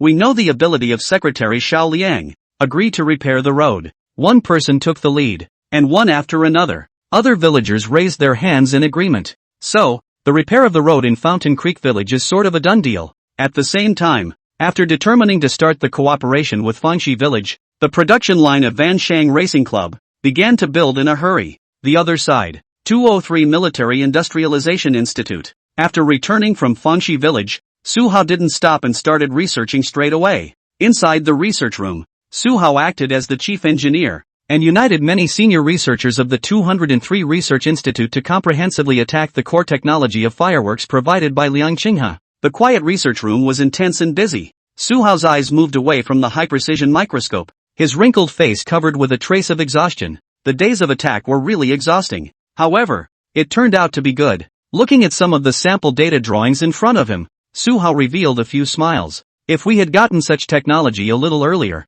long was technology in surface-to-air, air-to-air, short and medium range, long range, and other types of precision-guided missiles would have definitely broken through a long time ago. Unfortunately, he shook his head slightly, his eyes containing a hint of regret. Fang Jingshu agreed with a smile while organizing the instruments on the table. Teacher, it's not too late to get it. The task of developing precision-guided missiles is imminent, but there has been no major breakthrough at any of the institutes. Even if some of the core technologies are mastered, amazing damping and the forward stance of the motorcycle is not much affected. This steep hill that makes other clubs' motorcycles a bit of a struggle is for this new motorcycle from the Fansheng Club. Effortless and easy to sail on. See these. The eyes of the onlooking racers narrowed vainly as the pressure on their bodies increased dramatically. The new motorcycle from the Fanshawe Club is as scary as it gets. The track that was just there. It was very tough to keep their motorcycles at an even speed, let alone drive up easily. Many motorcycles have suffered at this track. Didn't realize. It's amazing how easy it can be with a sales club car. This is not good news for them. The stronger the opponent, the less hope they have of winning. Watching Lilu driving his motorcycle back to his original position, the many racers sighed lightly. The competition this year is going to be unprecedented. Just as they were planning to return to the base and start training again. At this point, an eagle-eyed assistant suddenly pointed at the track where the motorcycle of the Fansheng Club had just test-driven and shouted, "You guys, why is there suddenly a black line on the track?" Hearing his exclamation of surprise, the crowd looked in the direction he was pointing. Indeed, in the middle of the track, which was previously full of muddy puddles, there was an additional black line that overlapped with the car's trajectory. A racer grabbed his binoculars and fixed his eyes. That's not a black line, it's oil. The Fanshawe Club car is leaking oil. A stone has stirred up 1,000 waves. Other racers have grabbed their binoculars and stopped to look away. Sure enough, it really is an oil line. Before that, the black line didn't even exist on the track. Only when a motorcycle from the Fanshawe Club drives by. Doesn't this mean that oil leaking from the Fanshawe Club's car? Putting down their binoculars, several of the racers looked at each other and saw the gloating in each other's eyes. Not a moment too soon. They couldn't help but crack a smile. Ha ha ha ha. Sailors Club car leaking oil? Gold and jade. And they think their engine is so awesome, but it leaks oil? Hiss. Scared to death. Thought Fansheng Club was going to make a strong comeback and win this year's crown. But this? By sending an oil-leaking race car. Are they planning to take this year's Best Popularity Award? The racers laughed more than a few times, and the worries they had just had dissipated in the moment. A motorcycle that leaks oil and still wants to win an award? Being run down, the oil is leaking out. And the other side. Lilu parked the car accurately and took off his helmet. The joy on his face simply could not be suppressed. This motorcycle, it's awesome. However, he glanced over, only to find several of his assistants full of sadness and frowning. Lyle was stunned. What's wrong? Chapter 64, Young man, you have a lot of grievances. Race car training track. Sailsun Club lounge area. Lilu parked the car and took off his helmet, looking at the sorrowful faces of several assistants, deeply puzzled. What's going on here? Sullen. What's wrong with you guys? Sad face. The performance of this car and the engine. Still not satisfied? Lyle pressed the helmet against his thighs and ran a hand through his hair. Hands on. He was now impressed by the motorcycle's engine and performance. Not bad for the latest model. Excellent in every way. The assistant's eyes were inexplicable as he pointed to the back and then to the gas tank. Lou, there are no words to describe the performance and engine of this car. But, it leaks oil. There were no problems at first and they were very happy with this model of motorcycle. But, the problem came when Lyle traveled to the third lap. They saw it with their own eyes. The motorcycle that sped through the situation was leaking oil all the way to the ground. Look at the striking black line on the track. That is the great work of this motorcycle. The smile on Lyle's face came to an abrupt end. Head down. Looking at the gas tank. Sure enough, it was found. The ports that were airtight are now actually spraying oil outward,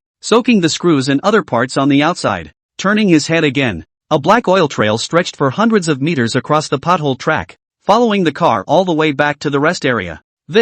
Lily's two eyes went wide, instantly confused. Why is the car leaking oil in the first place? That is to say, just now, his own passion was at its peak as he crisscrossed the track. Participants and assistants from other clubs have witnessed their cars leaking oil, and you didn't even realize it, and you were enjoying it? Think about it. Lily's originally happy face, inadvertently, surged with a touch of embarrassment. He pretended not to care as he glanced over to the other club rest areas. his excellent eyesight clear. They were pointing their fingers in this direction while their faces were still laughing every now and then. This is clearly a joke on him. It's over, shame on you. Lilu instantly retracted his eyes, looking as if he hadn't noticed. But the dodge in his eyes was so obvious. In order not to continue standing around making a fool of himself, he hastily ordered, "Move the car in, hurry." This was a place he didn't want to stay for a moment. When they got back inside, the assistants rushed to check the motorcycle. It was only after a while that Lilu asked in a deep voice, "What's going on? Why is the car leaking oil when it's fine?"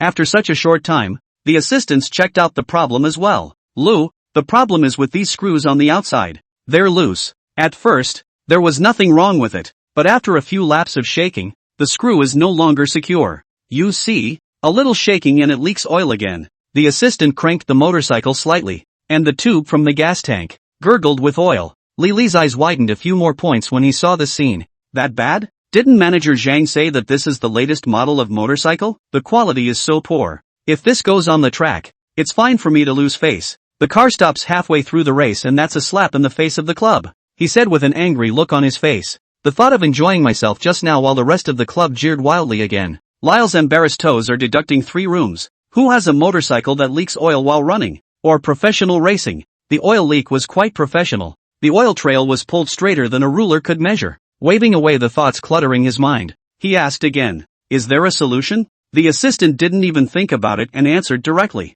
"Lu, this is a production problem, not something we can fix. It's best to inform Manager Zhang and have him communicate with the producer. If the car breaks down because of the driving process, they can repair it. But now this falls into the category of being a problem from the factory and the blame is not on them at all." When Lyle heard it, he thought it was the same thing. "Pick up the phone and report the matter directly to Manager Zhang." When Zhang Gangjin on the other end of the phone heard this, he was incredulous. "What? The car is leaking oil? And this?" Lyle kept it short and simple. Without saying a word, Zhang Gangjin hung up the phone and said he would come over immediately. Didn't have to wait long. Zhang Gangjin came directly to the training base, and at a glance, he saw a strip and trace in front of the rest area. "Look again at the motorcycle. It's also true that the motorcycle is leaking oil as Lyle said. Tell me exactly what's going on." Zhang Gangjin frowned and looked the motorcycle up and down. It was fine when it came out of the factory. How come it leaked oil as soon as it arrived at the training ground? Lyle picked the highlights and went into detail.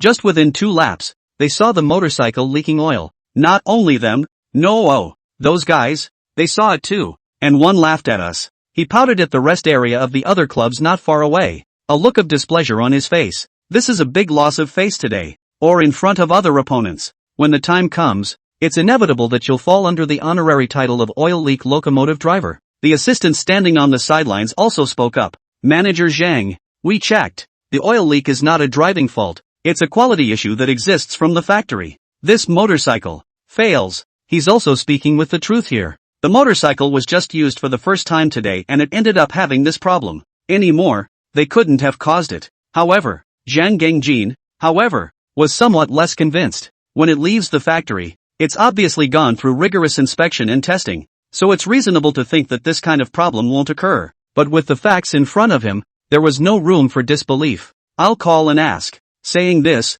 Zhang Gangjin directly dialed Liang Qinghe's phone. When the call came through, he opened the door and spoke frankly. "Secretary Liang, there's a problem with the motorcycle." Liang Qinghe was shocked when he heard this. "Something wrong with the motorcycle? It's been quality checked at the factory, hasn't it?" Now all of a sudden the question is being voiced. He inquired hastily. "Manager Zhang, what exactly is the problem?" "Oil leak," Zhang Gangjin replied in a deep voice. After waiting a moment, he added, "Secretary Liang, do you have time now? Come straight over if it's convenient. I'll send you the address." Liang Qinghe thought about it. Describing it over the phone does seem a bit generalized. It's better to see it in person to know. He nodded in agreement. "Okay, I'll be right over." Afternoon. Liang Qinghe arrived at the training ground by car. Zhang Gangjin briefly introduced each other and led him to the car. Liang Qinghe followed all the way. But, walking along the road, he felt a wave of unkind eyes coming from behind every now and then. Looking back, it looks like the racer? There was something inexplicable about his eyes, with a touch of sultriness, and a hint of irritation. It was very complicated and baffled Liang Qinghe. "It's like they're meeting for the first time, right? Why are you so angry with yourself? Is it hard to believe that it's because of motorcycles?" Chapter 65, Tit for Tat. Feeling Li Li's inexplicable gaze, Liang Qinghe's heart flooded. However, he didn't think much of it. It's still some distance from the rest area of the training ground. Liang Qinghe walked forward, followed Zhang Gengjin, and asked, Manager Zhang, why don't you tell us about the motorcycle in detail? On the phone, Zhang Gengjin simply informed the motorcycle oil leakage. The other did not say much. Just, the batch of motorcycles produced in Fanxi village was strictly inspected. And when they were being transported out of the village, there were people from the Fancheng club who came over to personally inspect them. Nowadays. And suddenly you're told the car has an oil leak? Zhang Gengjin slowed down his pace and looked at Li Lu, who was looking a bit depressed at the back. Li Lu, talk carefully with Secretary Liang.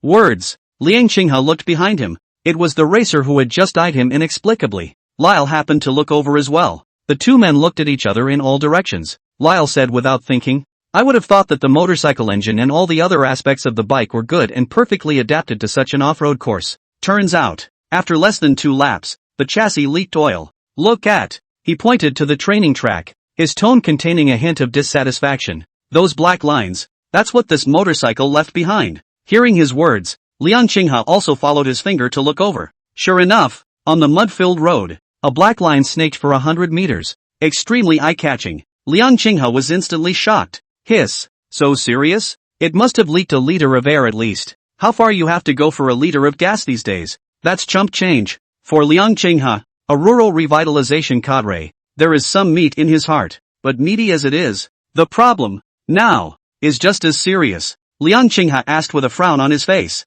How long have the symptoms been there? Was it there from the beginning? Or did it come on over a period of time? As soon as the words left his mouth, Lyle replied in a good-natured manner. Didn't I just say that? We hadn't even ridden 2 laps and it started leaking oil. He was obviously a bit annoyed at Liang Qinghe's knowing question. Originally, he had been mocked by the other members of the club somewhat naggingly, and now the unprofessionalism of this poverty alleviation secretary had caused Li Li's anger to rise from his heart. Zhang Gengjin reprimanded as he took his hand. Lyle, show some respect in your attitude. Now that the exact problem has yet to be found, hold your stinking face back. It's not true that motorcycles have problems, and they are still more serious oil leaks, but the problem hasn't been analyzed yet either. Li Lu said this as if it was Fanxi village's fault. He didn't want to cause dissatisfaction on both sides because of such a verbal argument. After all, collaboration still needs to continue. Li Lu snorted coldly and glanced at Liang Qinghe, muttering under his breath. Is there any need to think? It's definitely a merchandise issue,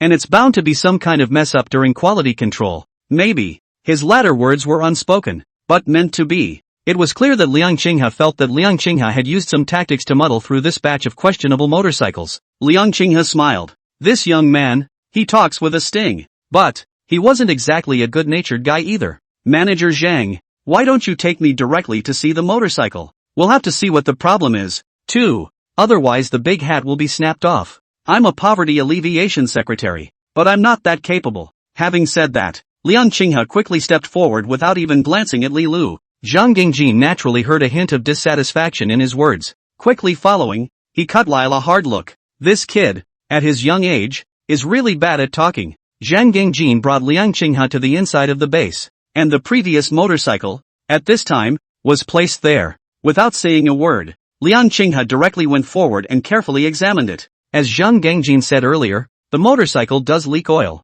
and it leaked quite a bit, staining the screw parts under the tank, etc. with oil. After all, Liang Qinghe had previous experience in modifying motorcycles and had gone through systematic learning. One time, start with the gas tank and carefully troubleshoot. No production problems were found all the way down. Unable to help himself, he frowned slightly. Lyle, who was standing in the back, saw this and whispered to his assistants. Pretending, don't need to think about it, it must be a problem during production, and pretending to be serious about the inspection. The aides clustered around him chimed in. That's right, there was a problem right out of the factory and it had to go back to the drawing board to be rebuilt. A small workshop is a small workshop, and what it produces is not guaranteed at all. If any other major manufacturer produced it and coupled it with this engine, I can't even imagine how awesome this motorcycle would be. Shame. A good motorcycle ruined for the manufacturer. The voices of the assistants whispering were not too small, and Liang Qinghe could hear them clearly. Only, he was now too fully engaged in troubleshooting to be angry with them.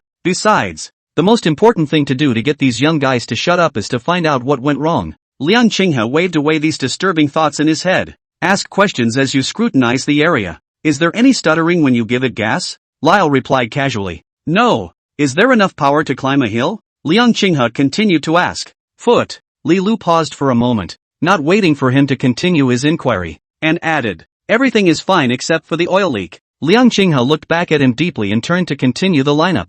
None of it is a problem, so he probably knows what the problem is. He tightened the screws holding the tank to the inlet and outlet ports, then wiped the surrounding area clean of oil. Patting the motorcycle, he said to Lyle, get on the bike and take another lap around the track. I'll see what the details are. The problem is finding out. Gotta verify that, though. When Lyle heard his request, he was not happy. With a motorcycle that leaks oil, you're going to let him go for a lap on the track? Wasn't he embarrassed enough just now? He shook his head no outright. Don't go. If you want to go, you go yourself. Besides, you've been told the problem, and you can't even solve it? No way, no way? Li Lu seemed to be smiling. The dissatisfaction on his face was already undisguised. When Zhang Gangjin saw this, he let out a long sigh in his heart. The temperament of these racers, he knew. Self-entitled. A good car is their life. Now that he saw such a good engine being so spoiled, he obviously vented his temper on Liang Qinghe.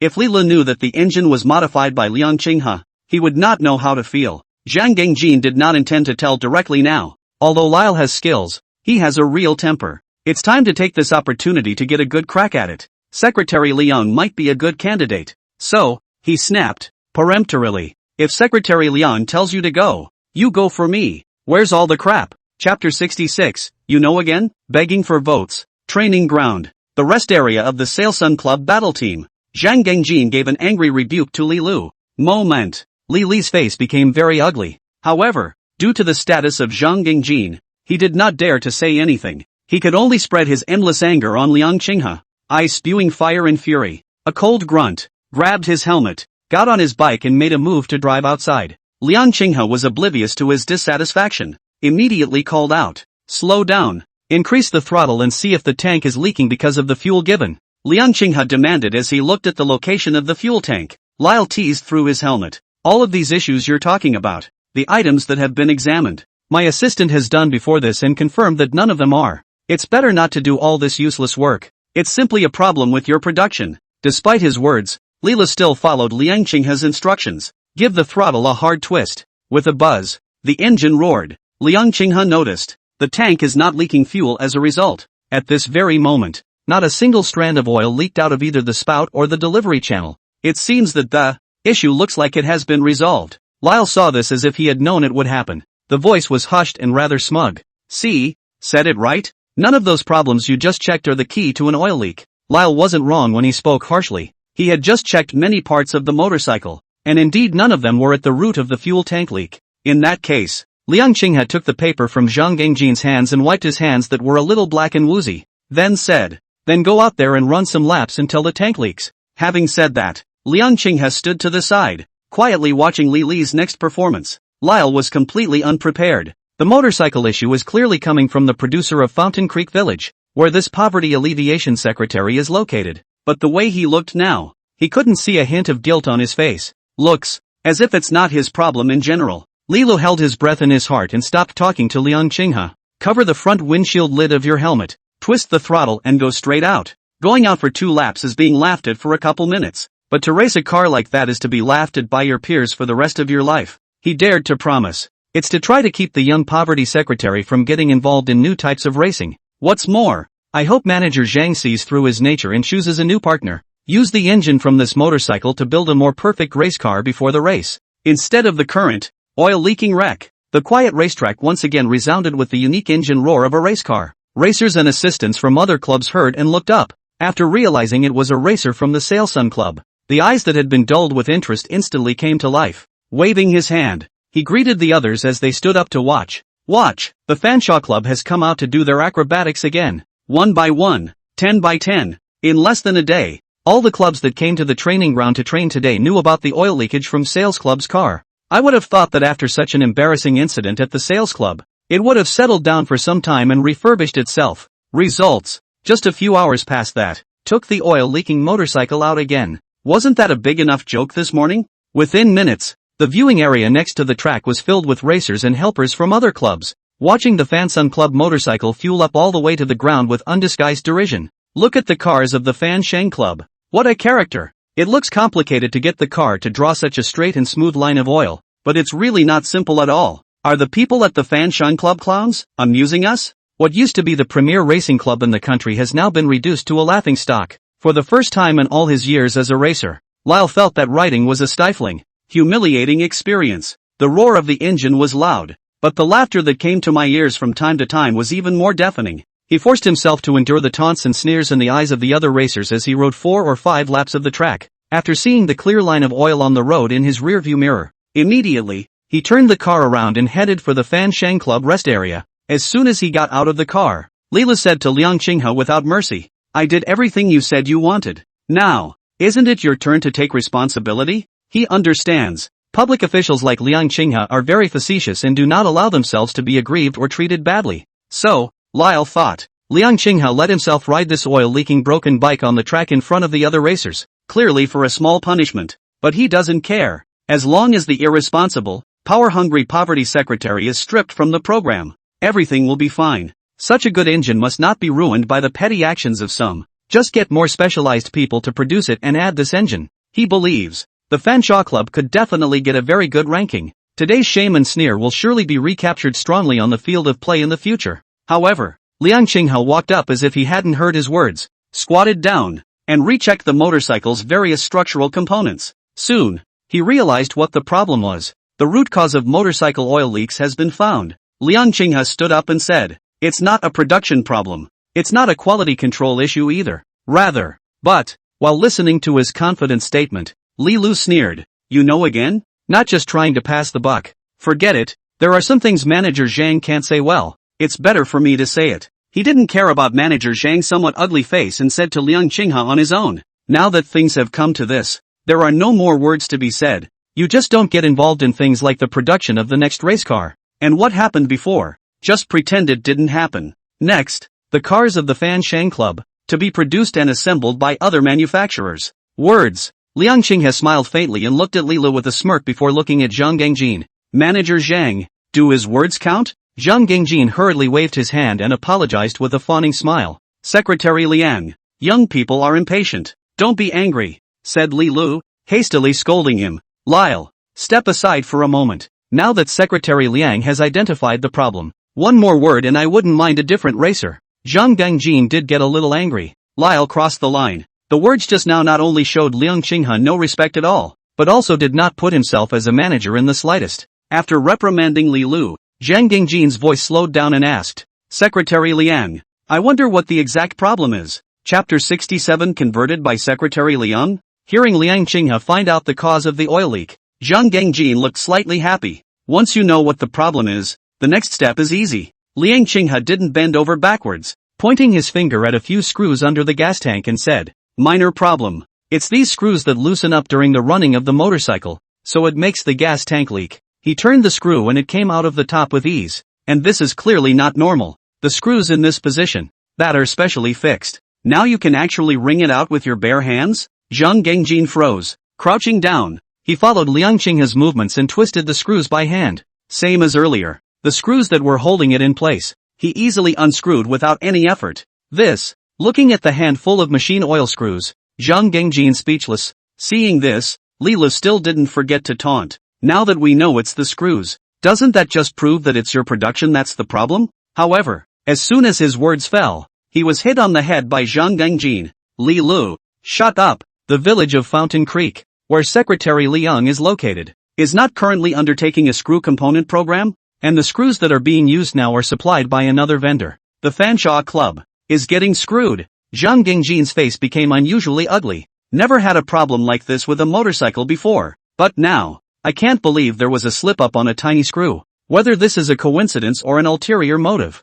Zhang Gangjin has no way of knowing. The immediate concern is to fix the racing screws. He picked up his cell phone and dialed the screw supplier directly. As soon as the phone was connected, he cursed at the other party. However, the supplier is not a vegetarian, or there is a backing behind it. Being scolded by Zhang Gangjin, he directly put down his stall and said that he would no longer supply screws for the Fan Shang Club. Then they hung up. Zhang Gangjin couldn't help but spit with an angry face. "Son of a bitch, don't let me grab you by the pigtails, or you'll eat your words." Pissed off is pissed off, but the problem has to be solved. He looked at Liang Qinghe and asked, Secretary Liang, do you have any solution to this problem? This supplier has stopped supplying screws to the sailing club and is more than willing to address the issue. Nowadays, Zhang Gangjin can only put his hopes on Liang Qinghe. Li Lu, who was on the side, also stopped talking at this time. He heard the call between Zhang Gangjin and the supplier just now and understood it. It is the suppliers who are responsible for the present situation, and it is the suppliers who should take the main responsibility.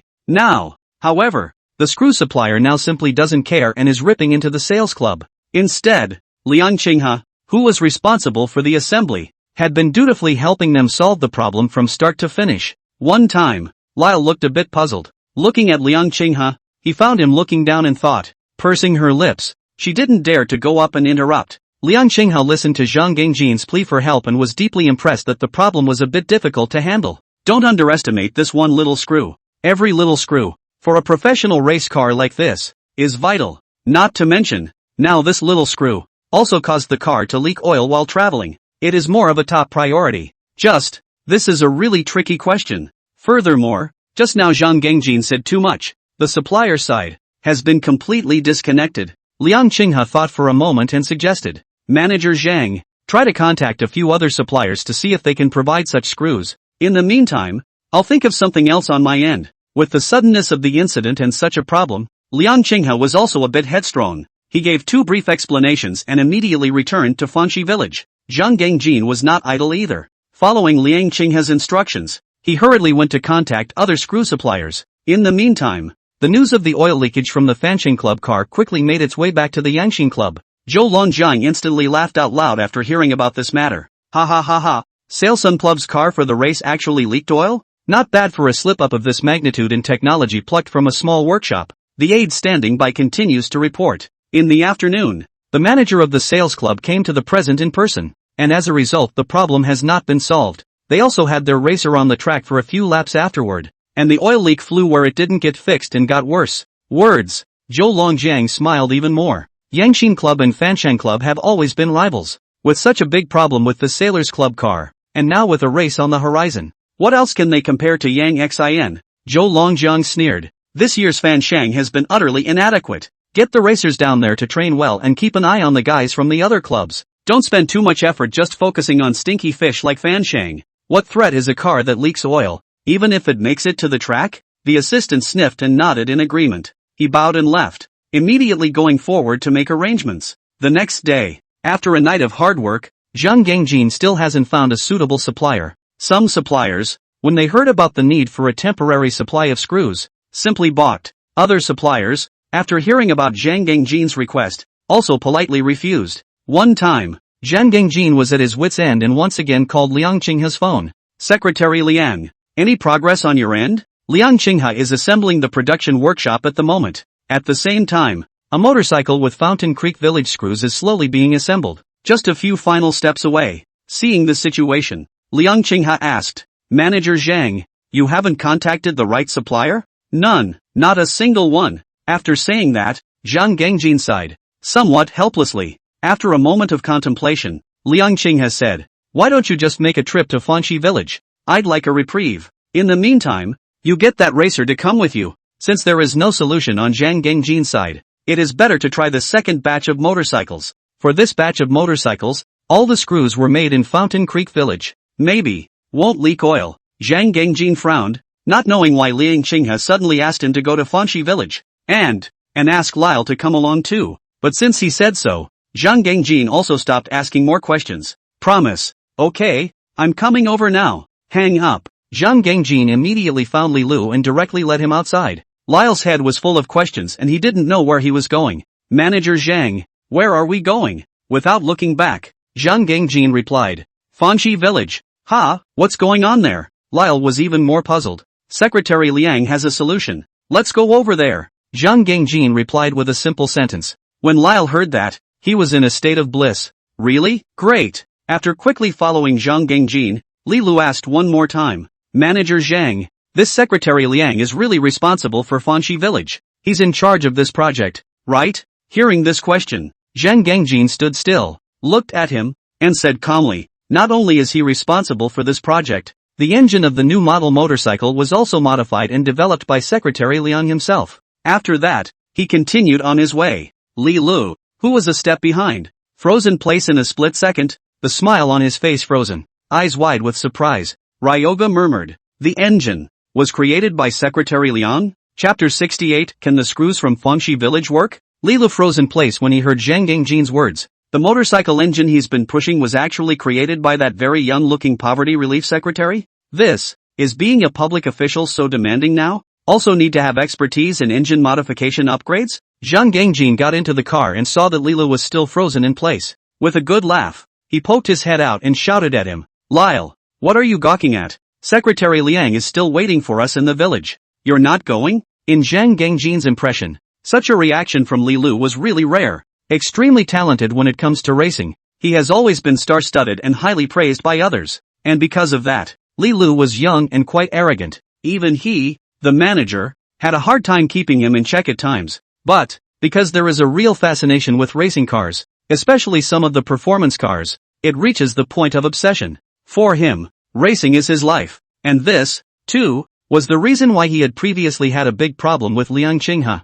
Motorcycle engines are very unusual in their performance, but are checked by problems like oil leaks. Lyle inevitably had a grudge in his heart. Just now after hearing that the engine was modified by Liang Qinghe, I don't know what kind of attitude he will have when he faces him again. Lyle got into the car, still looking soulful. When Zhang Gangjin saw this, he smiled slightly and didn't say anything, starting the car by himself and driving in the direction of Fangxi village. Road. Lyle, who took a long time to return to his senses, couldn't help but ask, "Manager Zhang, the motorcycle engine is really modified by Secretary Liang. You're not bluffing me, are you?" He was really feeling a little out of his mind. The engines on the race cars, those are top of the line. The average professional chef can't always get it right. Now I can't believe that a poverty secretary has gotten it so bad. Zhang Gangjin gazed ahead and replied without looking away. If it wasn't for Secretary Liang's messing up, why would I have made a special trip to Fangxi village some time ago? Moreover, obviously there are other manufacturers who are willing to cooperate with us.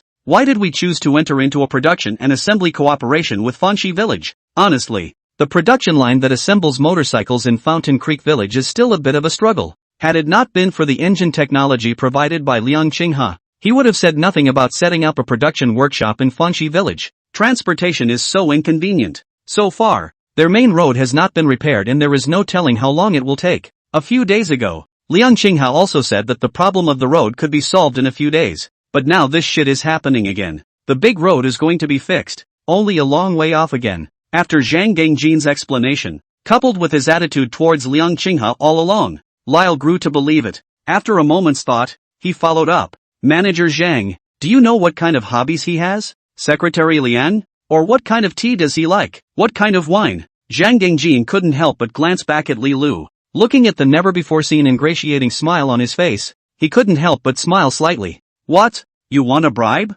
Don't engage in this when Secretary Liang directly kicks you out, there will be you crying." Looking at Li Li's somewhat dejected expression, Zhang Gangjin patted him and comforted him. "Don't worry, Secretary Liang won't be as unintelligent as you. What should be is still what should be. But, you kid attitude to put a little respect is. This kid, if it wasn't for Secretary Liang's good temperament and not being so general with children, early on in the training ground, it took its toll." Lyle hurriedly nodded his head in agreement. Definitely. It was my fault before. When the time comes, I will apologize properly to Secretary Liang." While talking, the two drove to the entrance of Fangxi village. Subsequently, get on a villager's motorcycle and follow the old goat road into the village. And Lyle, who was sitting in the car, felt the extraordinary nature of the motorcycle at once. The motorcycle engine is extraordinary, to be precise. Thinking of what Zhang Gangjin said just now, he was even more convinced that the engine was made by Liang Qinghe. For this reason, he was even more nervous and worried in his mind. Secretary Liang wouldn't hold a grudge, would he? How did you get so rude and aggressive in the first place? Leela had endless regrets in his heart. With such thoughts in mind, it wasn't long before the two arrived at Fangxi village. Zhang Gangjin has been here many times, and he found Liang Qinghe in a light way. Without saying much when they met, Liang Qinghe directly stated the solution. "Manager Zhang, without further ado, the solution I've come up with so far is to change the screws for the car." Saying that, Liang Qinghe brought the two to the motorcycle assembly plant, and Zhang Gangjin was puzzled by his words. Change the screws for the car? If we could do that, why would we need to come all the way to Fangxi village? Zhang Gangjin said with a frown. Secretary Liang, I've tried to contact them, and in a short period of time. There is no other supplier who can take the lead in supplying us with the same type of screws. I'm afraid this program you're talking about just won't work. Liang Qinghe smiled slightly. Why don't you try the screws made in our village of Fanxi first? Zhang Gengjin froze. Screws made in Fountain Creek Village? For a moment, he remembered. Last time, Liang Qinghe said to him that Fanxi Village will subsequently produce screws on its own and use them on motorcycles. For one thing, Fountain Creek Village will have an extra income, and for another, the sales club will have one less expense. Now it seems that the village of Fountain Creek is ready to produce screws? It's just a small workshop of screws. A small factory that can meet racing level standards? Zhang Gengjin was slightly worried. Secretary Liang, a race car of this level has high requirements for every single component. Even that supplier's screws can't meet the requirements. Produced by Fanxi Village, in a short period of time. I'm only afraid. He did not say the words too full. After all, the screw factory is also brought up by Liang Qinghe. If you really want to deny it outright, you are worried about causing resentment in the other party. Liang Qinghe nodded. Manager Zhang's concern is not unreasonable, and I also have this in mind. It's just that the situation is urgent right now, and you can't give a solution on your end first time. So, what I'm thinking is that it might be a good idea to give it a try and then think about it. If it works, that's best. If it doesn't work, there's still time to prepare other programs. Zhang Gengjin bowed his head in deep thought. Li Lu on the side had been looking at Liang Qinghe, and seeing that his manager was not willing to agree for a long time, his heart was dying of anxiety. Secretary Liang, this program is simply not too good, and not a waste of time. Just try it. The manager is hesitating. What? Lyle stepped forward and replied with a smile on his face. I think Secretary Liang's proposal is very good and can be implemented completely straight away. Time waits for no one. As long as there is any possibility, we must try. With a straight face, he was close to directly pulling Liang Qinghe and going to the test. Liang Qinghe was slightly surprised when he heard Li Li's words, especially seeing his face with a hint of respect. Liang Qinghe frowned slightly, feeling a bit puzzled. Do young people nowadays change their faces so quickly? Yesterday, he was treating himself with an attitude of deep hatred and bitterness. Today it's completely different. Zhang Gengjin looked at Li Lu helplessly before nodding towards Liang Qinghe. Okay, then try what Secretary Liang said first. Chapter 69 passed the test perfectly. Zhang Gengjin's promise to Liang Qinghe's request is also a stopgap measure. After all, it's like what Liang Qinghe said. There is no other way now but to beat a dead horse. Lyle was thrilled to hear this. In a hurry, he said, Secretary Liang, why don't we hurry and try the workshop? The look of impatience on his face, as if replacing it with a screw from Fanxi Village would really work. Zhang Gengjin cried and laughed. This kid. Liang Qinghe was also a bit confused. Why is this racer named Leroy acting so excited? What if the motorcycle still leaks oil when the time comes and you point your nose at it again? Shaking his head, Liang Qinghe stopped talking and led the two towards the production workshop. These days, he made a point of telling the villagers to assemble a car as soon as possible. Doing the math, I should be able to get one done today. When Liang Qinghe arrived at the production workshop, he approached the village head Wang Xinghai to inquire about the situation. When the village chief heard about it, he immediately replied, Secretary Xiao Liang, we haven't forgotten what you ordered us to do. One was expedited out last night. After Wang Xinghai finished speaking, he led the three to the garage. Opening the door, there was a brand new motocross bike sitting inside. Liang Qinghe asked in a hurry, with screws made in our village? Wang Xinghai nodded. That's right. We ran out of screws from the previous batch, and this batch is full of the screws you sent over. Liang Qinghe nodded his head to show that he understood, then signaled Li Lu to come forward. Go up there and try it. Run 2 laps on the village path. Be careful. The village roads are bad. Lyle had been waiting for that for a long time. Smiling, he stepped forward, answering with slight respect as he did so. Don't worry, Secretary Liang. I have a good idea in my heart. With that, he mounted his bike, took the helmet from the village chief and twisted the throttle. Buzz, he said, pulling the car onto the muddy road through the village. It was fast and technically sound. In the blink of an eye, the car disappeared at the end of the road, and there was only a low rumble that resounded in the middle of the empty valley. Zhang Gengjin's mind was not on this car. He looked down and played with his cell phone, constantly looking for another supplier. Liang Qinghe took it all in and didn't say anything more. Not only does Zhang Gengjin have no bottom in his heart, but Liang Qinghe himself actually does not have much certainty. This is a professional racing car, and every part has extremely high requirements. The reason he was going to try it with the screws from Fountain Creek Village was just a matter of chance. Again, without a lot of hope. Not much time passed. About 10 minutes. The sound of the car came from far away and the figure of Lyle and the motorcycle appeared at the entrance of the village. He put the car back in drive and took off his helmet, unable to hide the excitement on his face. Before Liang Qinghe and Zhang Gangjin could inquire, Li Lu panted. Secretary Liang. Manager Zhang. Look, the car isn't leaking oil. He got out of the car and pointed to the spot at the gas tank. Zhang Gangjin, who was sliding the screen of his cell phone, stopped his hand movements and immediately raised his head to look over. Sure enough, as it was before, where the pipeline was, it should be covered in oil at this point. But now, surprisingly, there are no grease stains at all. It's clean. It was what it was, and it's what it is. Zhang Gangjin was slightly surprised. I'm surprised there's no oil leak? He put away his cell phone and walked up quickly. How far did you ride just now? Did you notice anything unusual about the gas tank during that time? Zhang Gangjin asked while carefully observing. Lyle took a deep breath and his breathing gradually became steady. He shook his head and replied. I rode from here all the way to the entrance of the village, keeping an eye on the fuel tanks, pipelines and other places as I rode. But from start to finish, there was nothing out of the ordinary, and the screws that hold the pipeline, etc., in place, hadn't loosened in any way. Li Li's eyes twinkled as he looked towards Liang Qinghe with some excitement in his expression. Fountain Creek Village produces screws that really work. With such a bumpy road, he was still driving very fast. The screws, however, never loosened. Liang Qinghe acted far less excited than Li Lu, as he similarly walked up and looked up and down. At the same time, reach out and try to unscrew the screws. It turns out, the screws didn't budge and actually showed no sign of loosening at all. Liang Qinghe was a bit surprised in his heart. Is it that stable?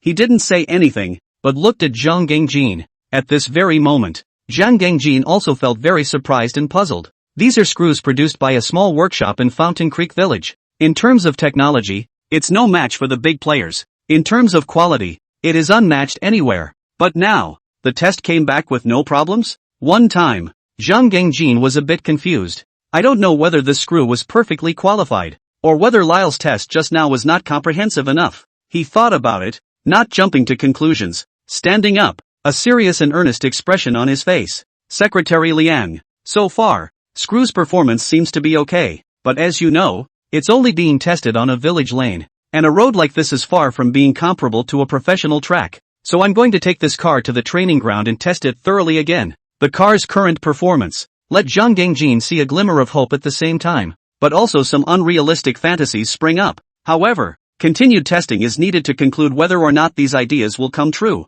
Liang Qinghe naturally had no problem with it, and he felt the same way. No problem, leave it to the professionals. When you guys go back, conduct multiple rounds of testing as soon as possible. It's best to invite professionals to conduct a comprehensive evaluation of safety, performance, and other aspects. If it doesn't work, there is still time to remedy the situation. If it works, it's for the best. Zhang Gangjin's eyes were filled with gratitude. Subsequently, there was no longer any hesitation, and he asked Liang Qinghe to call up a few villagers, and a few of them together transported this car to the entrance of the village. Next, together with Lyle, the car was transported to the training ground as fast as possible, horseshoeing and multiple rounds of testing. Zhang Gangjin even followed Liang Qinghe's instructions and invited professional people to conduct a comprehensive assessment test. Later in the evening, the crowd was exhausted, but finally the test was over. The results of the test were amazing. Car safety is up to standard. All performance indices are up to standard. No safety hazards were found in the components. Seeing this result, Zhang Gangjin's eyes flashed with essence and his face was filled with incredulity. I can't believe. Actually works. He hadn't thought about it at all. The least hopeful village of Fangxi was the one that gave him a heavenly surprise. The data from the test showed that the screws from Fountain Creek Village fully complied with the standards. And, even more than the screws from that previous supplier, they match. Lyle was also incredibly excited. Great! The problem is finally solved. Secretary Liang is awesome. He clenched his fist slightly and let out a long breath in his mind. The resolution of the oil spill means that everything is still possible for the sales club. Even, there's a bigger possibility. And it's all thanks to Secretary Liang. Thinking of this, he hurriedly reminded Manager Zhang, hurry up and tell Secretary Liang the good news. Chapter 70 Restarting Bridge Closing Operations, Requesting for Votes, Training Ground Lounge. Li Lu lovingly stroked the motorcycle in front of him, his face unable to hide his excitement. Nowadays, motorcycles are considered real race bikes. It's perfect in every way, with power, speed, damping and more. Most important, previous problems with oil leaks and loose screws have been completely resolved. he couldn't help but urge Zhang Gangjin. Manager Zhang, Secretary Liang doesn't know the test results yet. Hurry up and inform him. I'm sure Secretary Liang will be very happy when he finds out. In less than a day's time, Li Li's attitude towards Liang Qinghe had made a direct 180-degree turn. At this very moment, he had nothing but admiration for Liang Qinghe, modified and upgraded the engine on his own. It makes it possible for the Fanshawe Club's entry to compete for the championship. Nowadays, more than anything, it's saving the day. Solved the motorcycle dilemma in the nick of time. It's safe to say, Liang Qinghe was all their hope. Zhang Gangjin nodded, picked up his cell phone, and dialed the other party's number. As soon as he was connected, he told Liang Qinghe the good news directly. Secretary Liang, the test results and assessment results are out. This motorcycle, produced and assembled in-house by the village of Fountain Creek,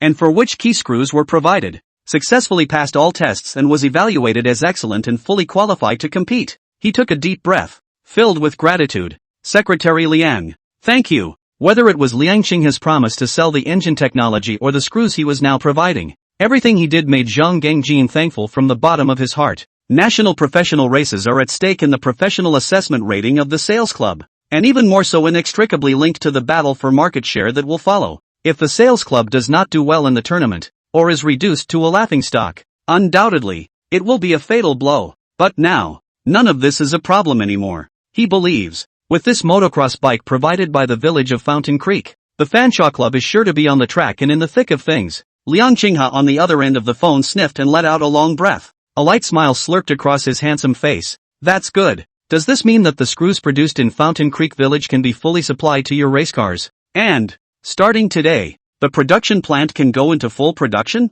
Since the other party has been professionally tested and said there is no problem. It also shows, screws produced in small workshops are qualified. This is good news for Liang Qinghe. The village of Fountain Creek will have one more avenue of income. Zhang Gangjin replied affirmatively. Secretary Liang, don't keep it, go into full production. In the future, Fanshi Village will serve as one of the main production bases for the Fanshan Club. He was not an ungrateful man. Liang Qinghe worked hard and took care of everything for Fanshan Club. It would be too much to ask if I didn't have a little something to show for it. So, he intends to list Fanshi Village as the main production base for this model of car, and give most of the profits to Fanshi Village, sort of a thank you to Liang Qinghe. But, Zhang Gangjin suddenly remembered again. It seems that the main road and bridge in the village of Fountain Creek have not yet been fully repaired. The bridge's debt combining project, moreover, was halted. This is not good news for the Fanshawe Club. After all, later in the season as a competing club, they will need dozens more spares. Again, during the races, there are also racing exhibitions, dealerships, etc., which also require the use of many cars. The main road is impassable and the bridge is not yet built. These cars, how do we get them out of here? Zhang Gangjin stepped to the side and hid his voice and instructed. Secretary Liang, the problem of the car is now considered completely solved. I also need to trouble you to keep an eye on the bridge and try to open it to traffic in the near future. We desperately need to ship the cars we produce. Liang Qinghe naturally knew the urgency of the matter. He made a soothing remark. Manager Zhang, don't worry. I've dealt with the construction team side and initially discussed a plan. In the next 2 days, an attempt will be made to address this program. He had already studied the drawings given by Fong Dingyo thoroughly and was expediting the production of fixing screws for that model. Not surprisingly, it will be ready for mass production in about 2 more days. A bridge fit test will be conducted at that time. As long as the relevant data is satisfactory, it can be briefly opened to traffic. Hearing his words, Zhang Gangjin was slightly relieved. He was relieved that Liang Qinghe was doing his job. At least, so far, the cooperation has been very pleasant and smooth. After 3 days of preparation, Liang Qinghe's small workshop was finally producing the screws needed for the bridge. Construction team leader Fong Daniel looked at the screws and nodded slightly. All other aspects aside, the screws look like they're really something. Little Secretary Liang, it looks like there has been a special study. That was not something he meant to patronize. In the end, Fong Daniel is a dry engineering. Use screws not tens of thousands, but also thousands. You can roughly guess if the screws are good or not by looking at them. Liang Qinghe smiled modestly. Captain Fong is flattered. Whether it's good or not can't just be looked at. The main thing is to see if it can support the bridge and make it stable. Fong Dingyo nodded in agreement. Secretary Liang is right. Indeed, the screws used on the bridge should not only look good, they should work. While the two were talking, the workers that Fong Daniel had previously called over arrived one after another. He called out, take all those screws to the site and start work tonight to restart the bridge closing. The workers, in pairs of 2, each carried a basket of screws and placed them on a borrowed motorcycle. Then get on your bike and carry those screws over to the bridge. Secretary Liang. Whether it works or not depends on tonight's test. Go away. He waved goodbye and rushed to the bridge construction site. The bridge closes again tonight and there is still a lot of work for him to take care of. Liang Qinghao watched him leave and sighed in his heart, praying silently. Let's hope it works out. Nightfall. The village folks all went to sleep. Liang Qing has sat alone at home with the light on, looking at the brightly lit construction site in the distance, waiting quietly. Bridge construction site. Fang Dinyo remotely directs cranes and laborers, and works on the bridge deck closing. In the meantime, the bridge project's construction crews, safety crews, testers, and other staff, are all in place. Fang Dinyo gave an order. Close up. The bridge deck, which had long been aligned in position, snapped together with precision. Thanks to large machinery and labor, the bridge deck reinforcement workers who were ready to go swarmed over the bridge, and with the help of machines, they reinforced and stabilized the bridge deck as fast as possible. Time passes quietly. Around 3 in the morning, all screw reinforcement operations were completed and the workers left the site. Safety officers and testers enter the field, started to fully inspect and test the stability of the bridge deck, as well as testing the safety of the various intersections and reinforcements. Fang Danius sat in the middle of the shed, light a cigarette. There was a boing and instant smoke in front of them. Rough and dry face, full of worry and tension. Chapter 71 Outrageous data, all up to standard. Fang Danius sat in the shed at the construction site, smoking a stifling cigarette. Not a moment too soon. Smoke billowed from the middle of the shed. After a long wait, the test workers at the front have not yet sent back the test results. This made him feel more and more bad in his heart. Is it really a hit or miss? Alas. Fang Dania let out a long sigh, his face unable to hide his disappointment. Although it has been mentally prepared not to look favorably on the screws produced in Fountain Creek Village, but it turned out to be really so, and it was a different feeling. Stomping out the cigarette in his hand, he got up and headed toward the construction site. In the meantime, bridge operation site. After the bridge deck closing work was completed, surveyors and safety officers proceeded to carry out survey and assessment work on the bridge. At this point, Xiao Lu, the safety officer responsible for the measurement and assessment, took the measuring instrument and recorded it while measuring. Bridge stability indicator. Pass. Bridge level. Up to standard. The angle of inclination of the bridge is actually only 4-inch exclamation point. Xiao Lu looked at the measurement panel with surprise and some disbelief. It seems to think it measured wrong. Zeroed the instrument and measured it again. The result of measuring again is still the same as earlier. 4-inch. Phew. He let out a long breath, his eyes widening slightly. Assessed in accordance with scientific evidence of bridge safety, non-pre-stressed girders shall have the top of their supports tilted slightly forward, but not at an angle of inclination exceeding 5-inch. But now, bridges and decks reinforced with Fountain Creek Village brand screw installations actually tilt further than safety standards, reaching a staggering 4-inch. It's really a bit unbelievable. Such figures they had not been able to achieve in the past on large bridge structures. And those bridge decks still use specialized screws made by large manufacturers. Xiao Lu was unable to return to his mind for a long time. Wouldn't such a measurement be the equivalent of saying, Fountain Valley brand screws that are superior to screws made by a major manufacturer? His pupils constricted, finding this simply unbelievable. If that's true, those big factories that have billions of dollars invested in R&D every year and countless government subsidies, wouldn't be a crazy slap in the face? People's little impoverished villages. There is no financial commitment. There is no large supply of talent. There is not even a national targeted help. But it's such incredibly difficult conditions to produce professional screws that rival, or even exceed, those of the major manufacturers. It was the first time he'd seen it since he'd grown up. Contemplating for a moment, Xiao Lu understood. This is a matter of great importance, and there can be no room for negligence. So, even now it is late at night, even though he had just finished testing it once. But to ensure that the data is absolutely accurate, he started from scratch, once again taking all the data, including the bridge deck bridge, and remeasuring it. 3:51 a.m. The second measurement is all over. As with the first time, the numbers were not only up to par, they were excellent. The bridge, now fully equipped for traffic, and looking at the data on the instrument in his hand, Xiao Lu no longer stayed. Return to the construction office as fast as you can. Results. Not long after running out, he looked at Fang Dinyo who was walking leisurely. Xiao Lu looked delighted, panting, and walked up quickly. Captain. Fang Dinyo saw the visitor and his footsteps lurched. Taking a pack of cigarettes out of his pocket, He pulled one out and handed it to him. Measurements are over? Looking at the other party with a hurried face,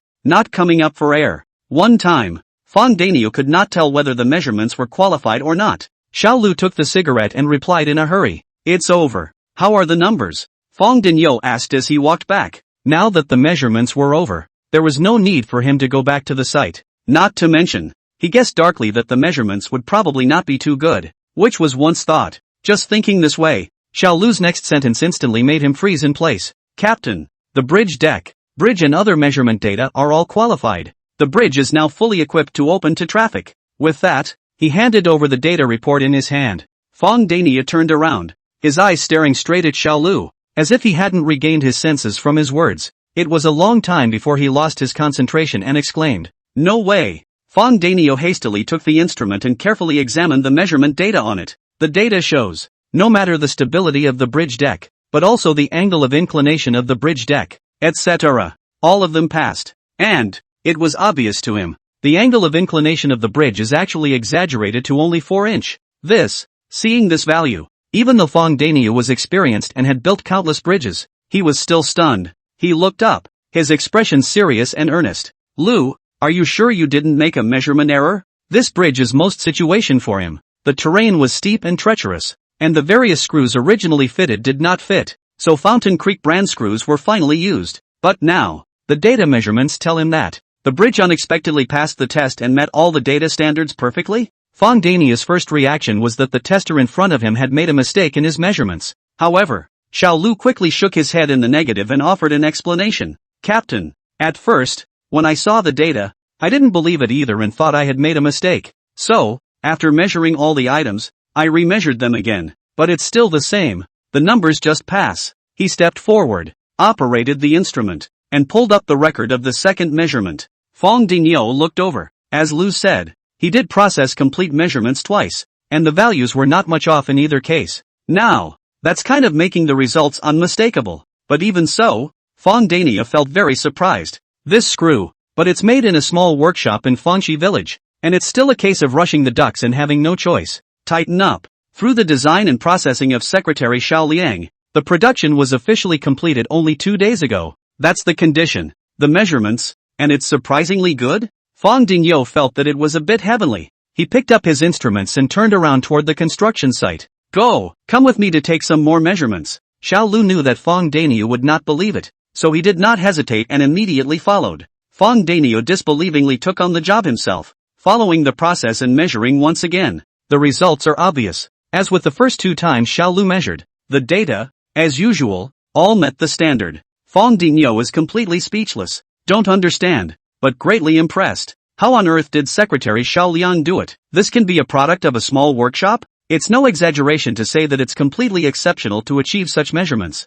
That is the existence that can go to the market, go out of the country, and compete with the international first-class products. But it's such a product. Surprisingly, it's from a poverty alleviation village? Or a small workshop without even workers? For the first time, Fong Dania felt that he was somewhat unseen. Chapter 72, It's just a common screw. Fong Dania looked at the measurements on the instrument for a long time, unable to return to his senses. The facts were in front of him, and there was no room for disbelief. Just, what puzzled him to no end was how that young poverty alleviation secretary, in the end, managed to do it. No specialized equipment, without the help of a senior engineer, with just a few large machines that are about to be obsolete inside a small workshop, you can get screws that are that high of a professional level. Truly amazing. On the side, Xiao Lu has heard of this Secretary Liang. He frowned, thinking for a moment, analyzing. Captain, I think Secretary Liang should have had such screwing skills a long time ago. It's just water under the bridge right now,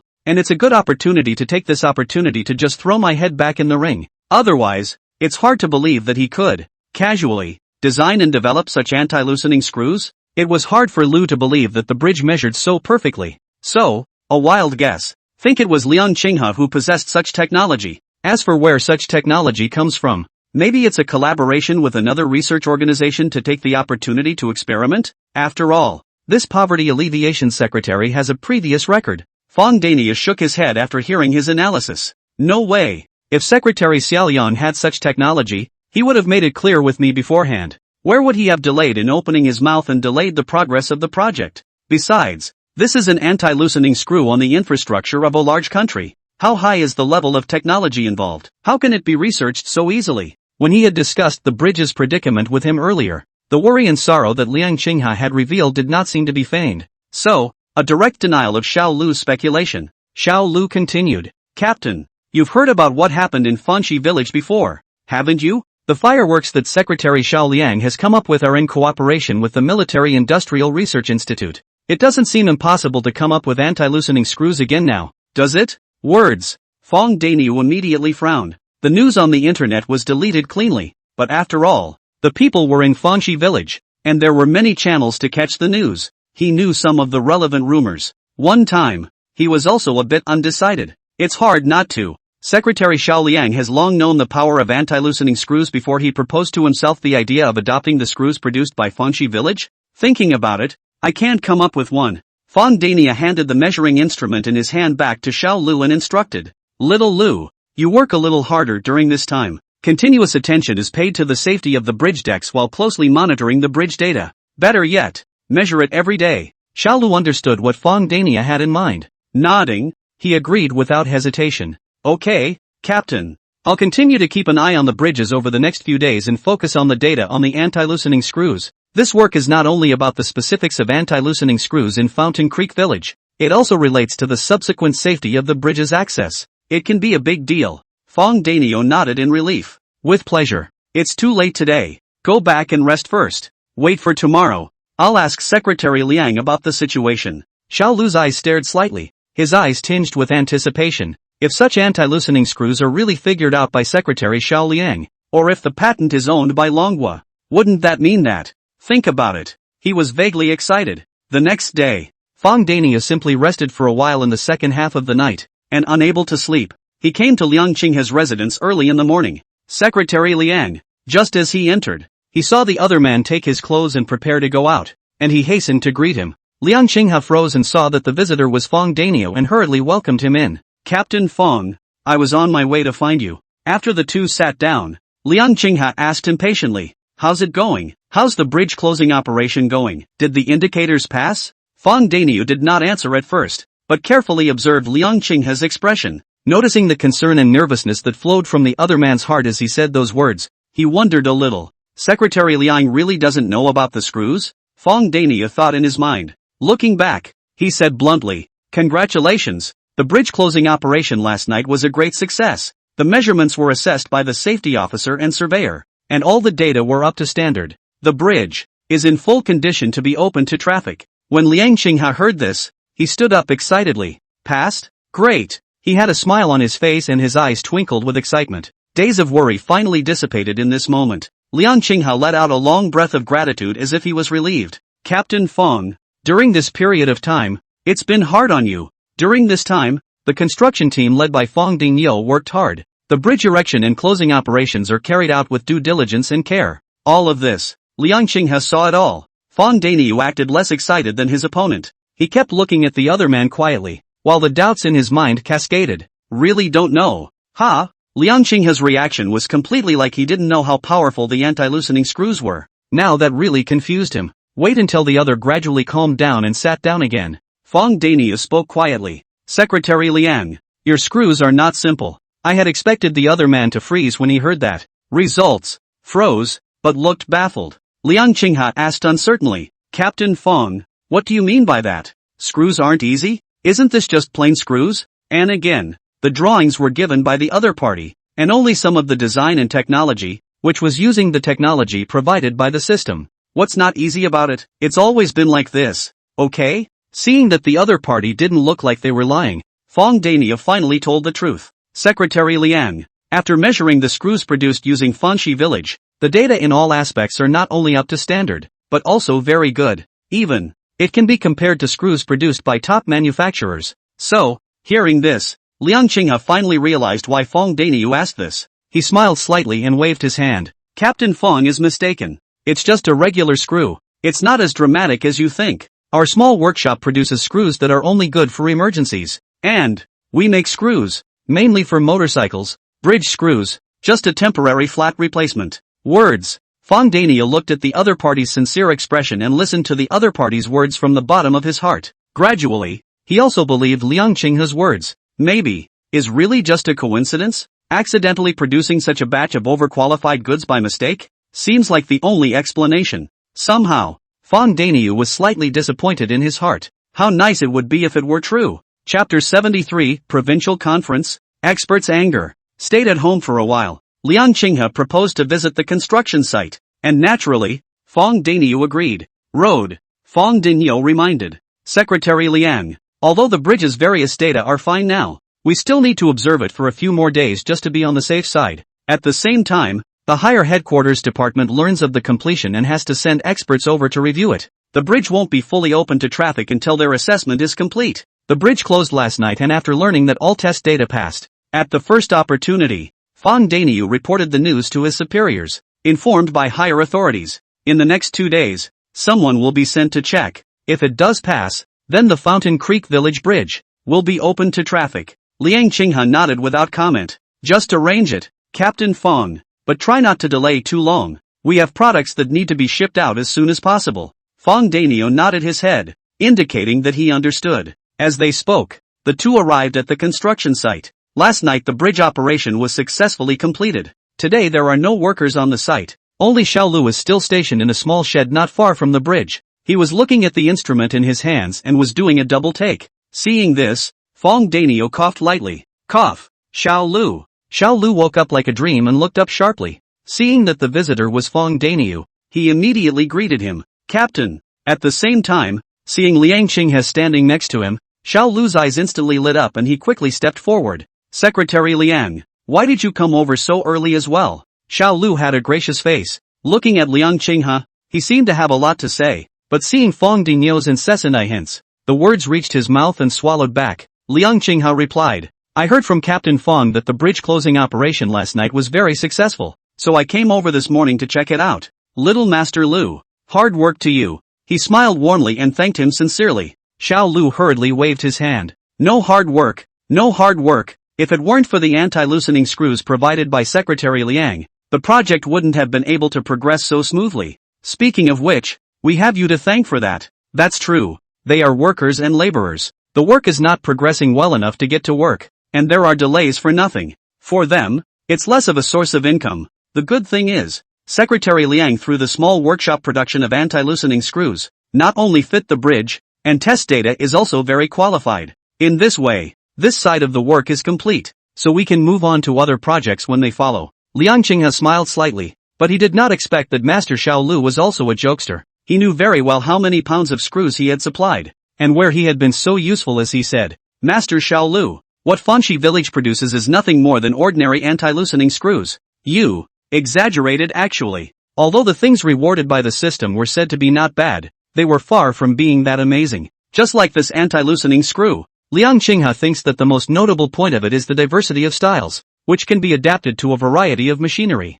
engineering and so on. Otherwise, he also couldn't get the drawings and produce screws that could be used on bridges in just a few days. As for the performance and technical content of the screws, at best, just barely. Mr. Lu is a young man, but he's quite good at what he does. Taking care of his own face, he gave all the credit to himself, a small secretary for poverty alleviation. However, when Xiao Lu heard the words, his face froze and he looked at Liang Qinghe blankly. After a long time, he looked at Fang Daniu who was standing next to him. The eyes were full of inquiries. Does Secretary Liang mean by this that he is really not clear about the gold content of anti-loosening screws? Plain old anti-loosening screws. Who has ordinary screws that can meet such high standards? Anyway, have worked on so many projects so far. None of the domestic manufacturers, yet, can do this. Xiao Lu wanted to ask more, but Fang Daniu hurriedly changed the topic. Xiao Lu, show us the bridge. When he finished, he winked sharply. Xiao Lu understood and said no more. The bridge was analyzed and explained to the two men while they were given a tour.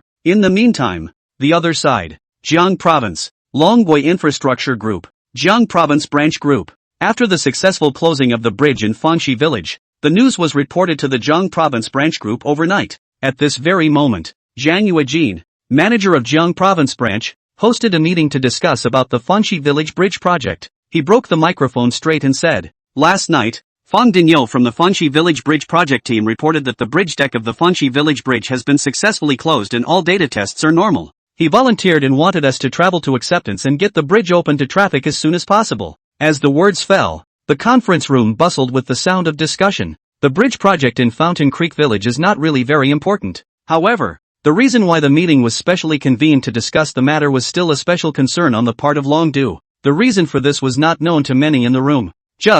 They sniffed earlier. The bridge was suspended for a while due to mismatched screws, and will need to wait for adapted screws from a major manufacturer before being put back together. Why did a few days go by and it came back together and worked? Sitting to the lower left of Zhang Yuejin, an old man with slightly graying hair heard this, and his wrinkled face was suddenly filled with anger. Nonsense! Didn't I tell Fong Dinyo before to wait for the notice? Who told him to take the liberty and proceed with the bridge closing? The old man's name was Tang Tian, a bridge expert in the Jiang province branch of the Dragon Country Infrastructure Group.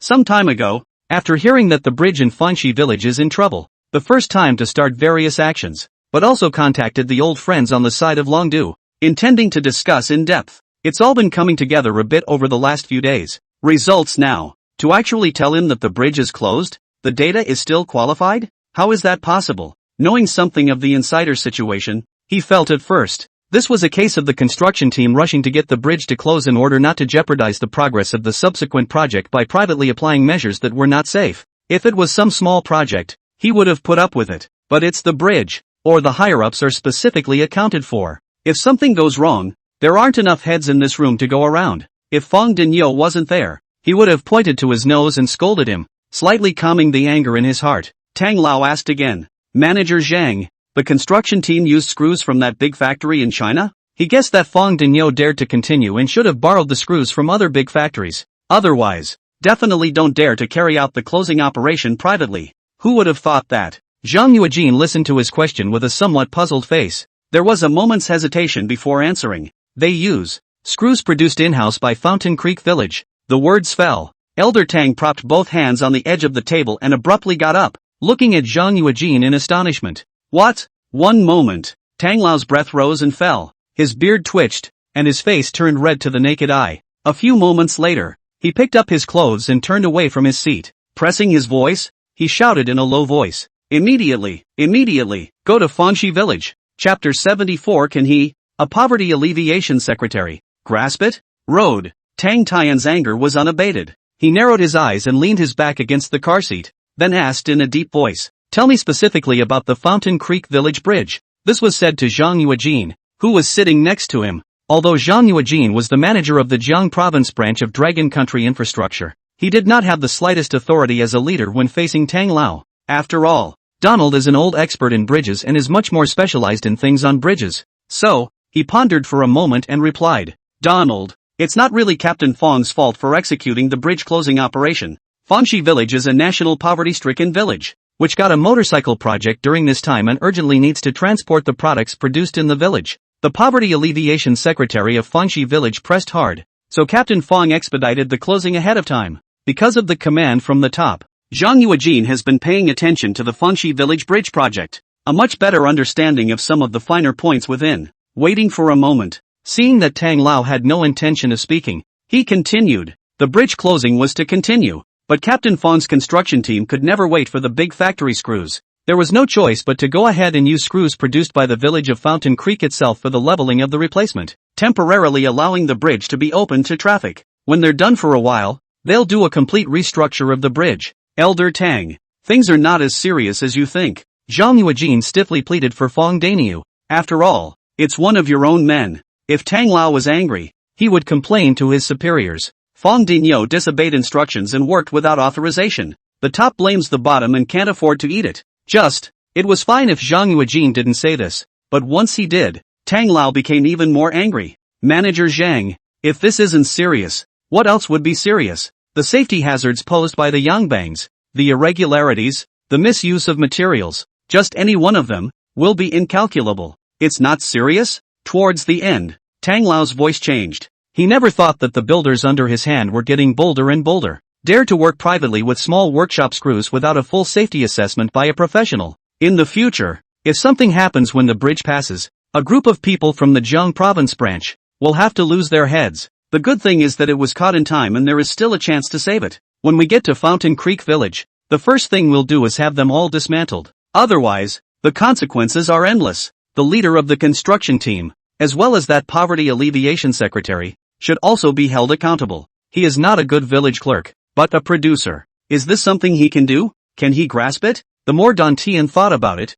the angrier he became. Suppressing his anger, he said, I heard that the poverty alleviation secretary of Fanshi village is still a youngster. It's no wonder he's bold enough to do something like this. But, after this matter, there is no need for him to continue to be the village secretary. If today he dares to build industrial screws privately, will he dare to build rocket missiles tomorrow? Humph. He grunted coldly and reclosed his eyes, no longer speaking. On the side, Zhang Yuejin let out a long sigh, his head full of sorrow. Now this, Fong Dainio's construction team, as well as the poverty alleviation secretary, are afraid to be heavy. Donald has always taken bridge safety very seriously. Nowadays, they kind of completely touched his bottom. The car was rushing along. Mid-afternoon, a group from the Jiang province branch arrived at Fanshi village. Subsequently, take a motorcycle from Fountain Creek village into the village road. Looking at the village surrounded by mountains and deep ravines, the anger that Tang Tian had been unable to quell for a long time could not help but gradually cool down at this moment.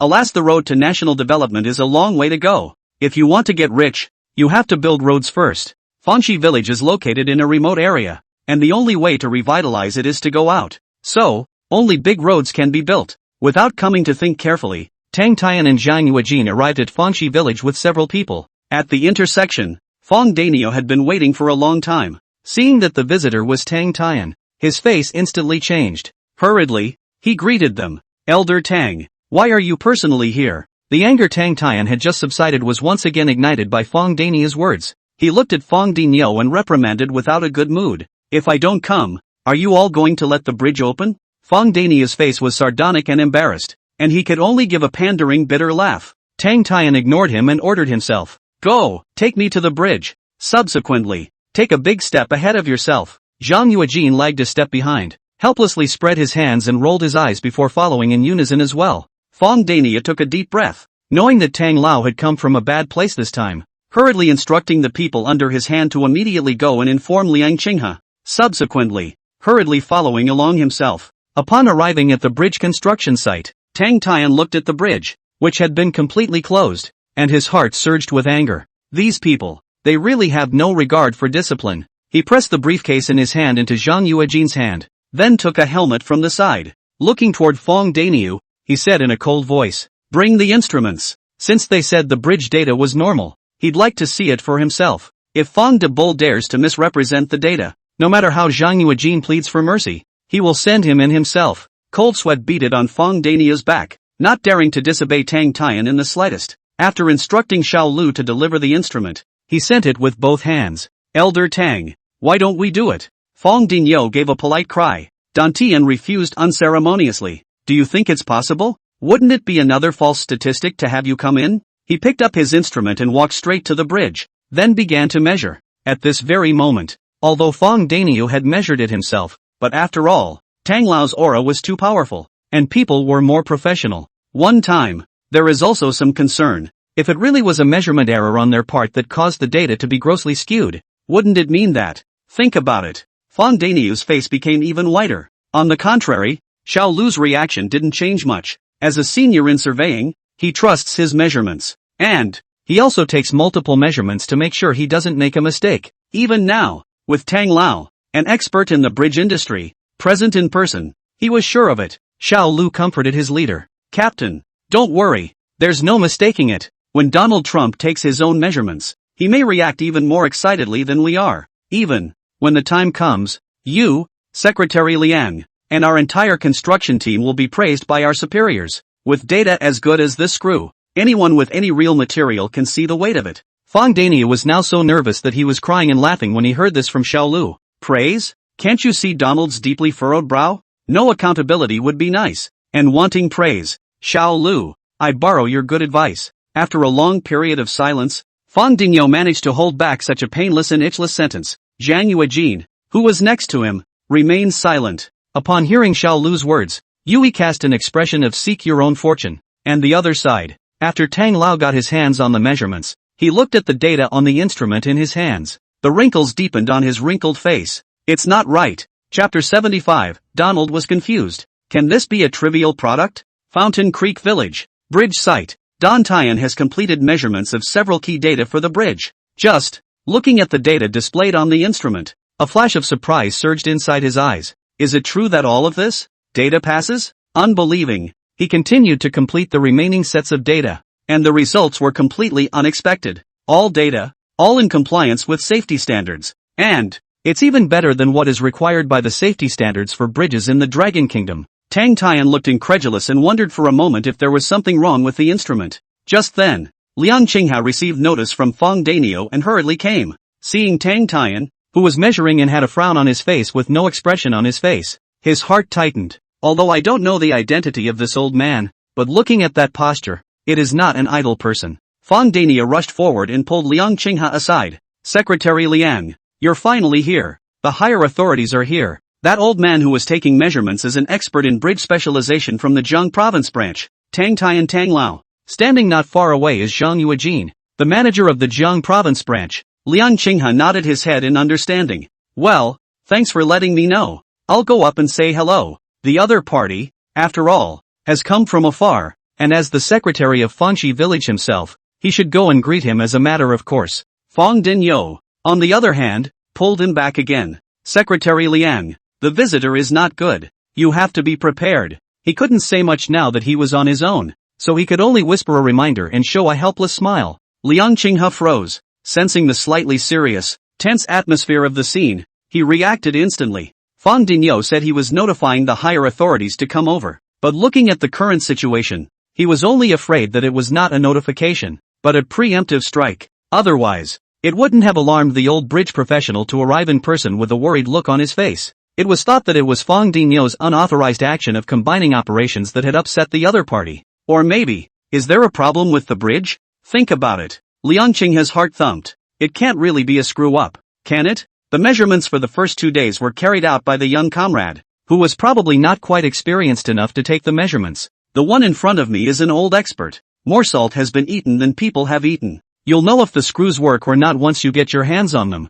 Coincidentally, that's when Don Tian finished his measurements and looked up. Seeing the visitor so young and standing at the front, without much thought, he guessed that this was the young poverty alleviation secretary of Fangxi village. Seeing the situation, Tang Tian grunted coldly, his face showing dissatisfaction, as he cleared the measurement data on the instrument in his hand to zero. Liang Qinghe took in the reaction on his face and the uneasiness in his heart increased. It's over. A helpless smile crossed his face. He was about to go up and say hello when he saw the other man start measuring again. In this case, Liang Qinghe was not in a good position to interrupt and could only wait quietly. The moment. Tang Tian's heart was quite different. It was thought that the various figures reported by Fong Dinyo were false, but after measuring it with my own hands, it was actually true. Not half fudged. It's really puzzling and surprising. So, he was going to measure it again. Still can't believe the data is really that perfect. It's not that he's trying to egg it on. It's mostly for bridge safety. But, dozens of minutes later,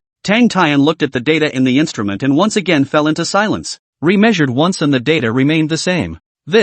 He was speechless. The screws on the bridge, aren't they made in Fountain Creek Village? How can such a trivial product be used on a bridge and still pass safety measurements? It's still a triple whammy? After so many years in the business, this is the first time I've seen it myself. Thinking for a moment, Tang Tian turned his head toward Fong Dinyo, came to him, weighing the instrument in his hand and questioning it. Fong Dinyo, you honestly explain. This instrument, did you guys tamper with it? With data this good? There is only a theoretical possibility that it exists. All he could think of was that this measuring instrument had been altered by Fong Dinyo and the others with some parameters. However, when Fong Dania heard this, he wanted to cry. Let's not even talk about whether or not he has that kind of ability to change instrument parameters. That is, he doesn't have the guts. Elder Tang, you have truly wronged me. Just give me 100 guts. I wouldn't dare to do such a thing. Tang Lao, this top hat buckle down. The superiors really want to pursue the responsibility. They do not die but also have to take off layers of skin.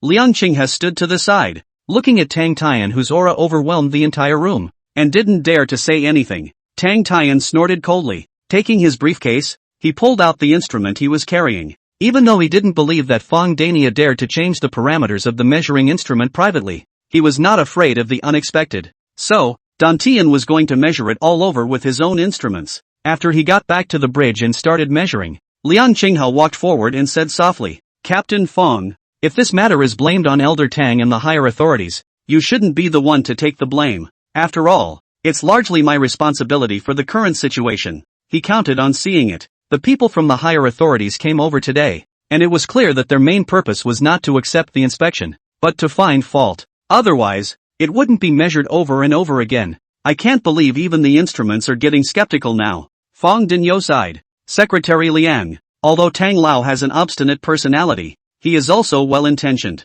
Bridge safety. Human lives are at stake, and he's worried about, well, the safety of access once it's open to traffic. Also, the bridge measurements. They're really there are times when the numbers are too good to be true. As it is at this moment, Tang Lao was clearly thinking that such data was too perfect and something must have gone wrong somewhere. To this, there was nothing Fong Dinyo could do, and measure the site. After Tang Tian measured it with his own instrument, the data displayed was exactly the same as just now, without a single deviation. Now he has absolutely nothing to say. It really is. He took a deep breath and froze, staring at the data on the instrument for a long time. No matter how surprised he was, the facts were in front of him and there was no room for disbelief. Just, how the hell did that happen? Unintelligible and greatly shocked. The problem of the bridge in Fangxi village was previously known through the mouth of Fong Dinyo. Also understand the seriousness of this issue. For this reason, they also held special meetings for in-depth discussions. He also personally called his old friend to discuss the solution remotely.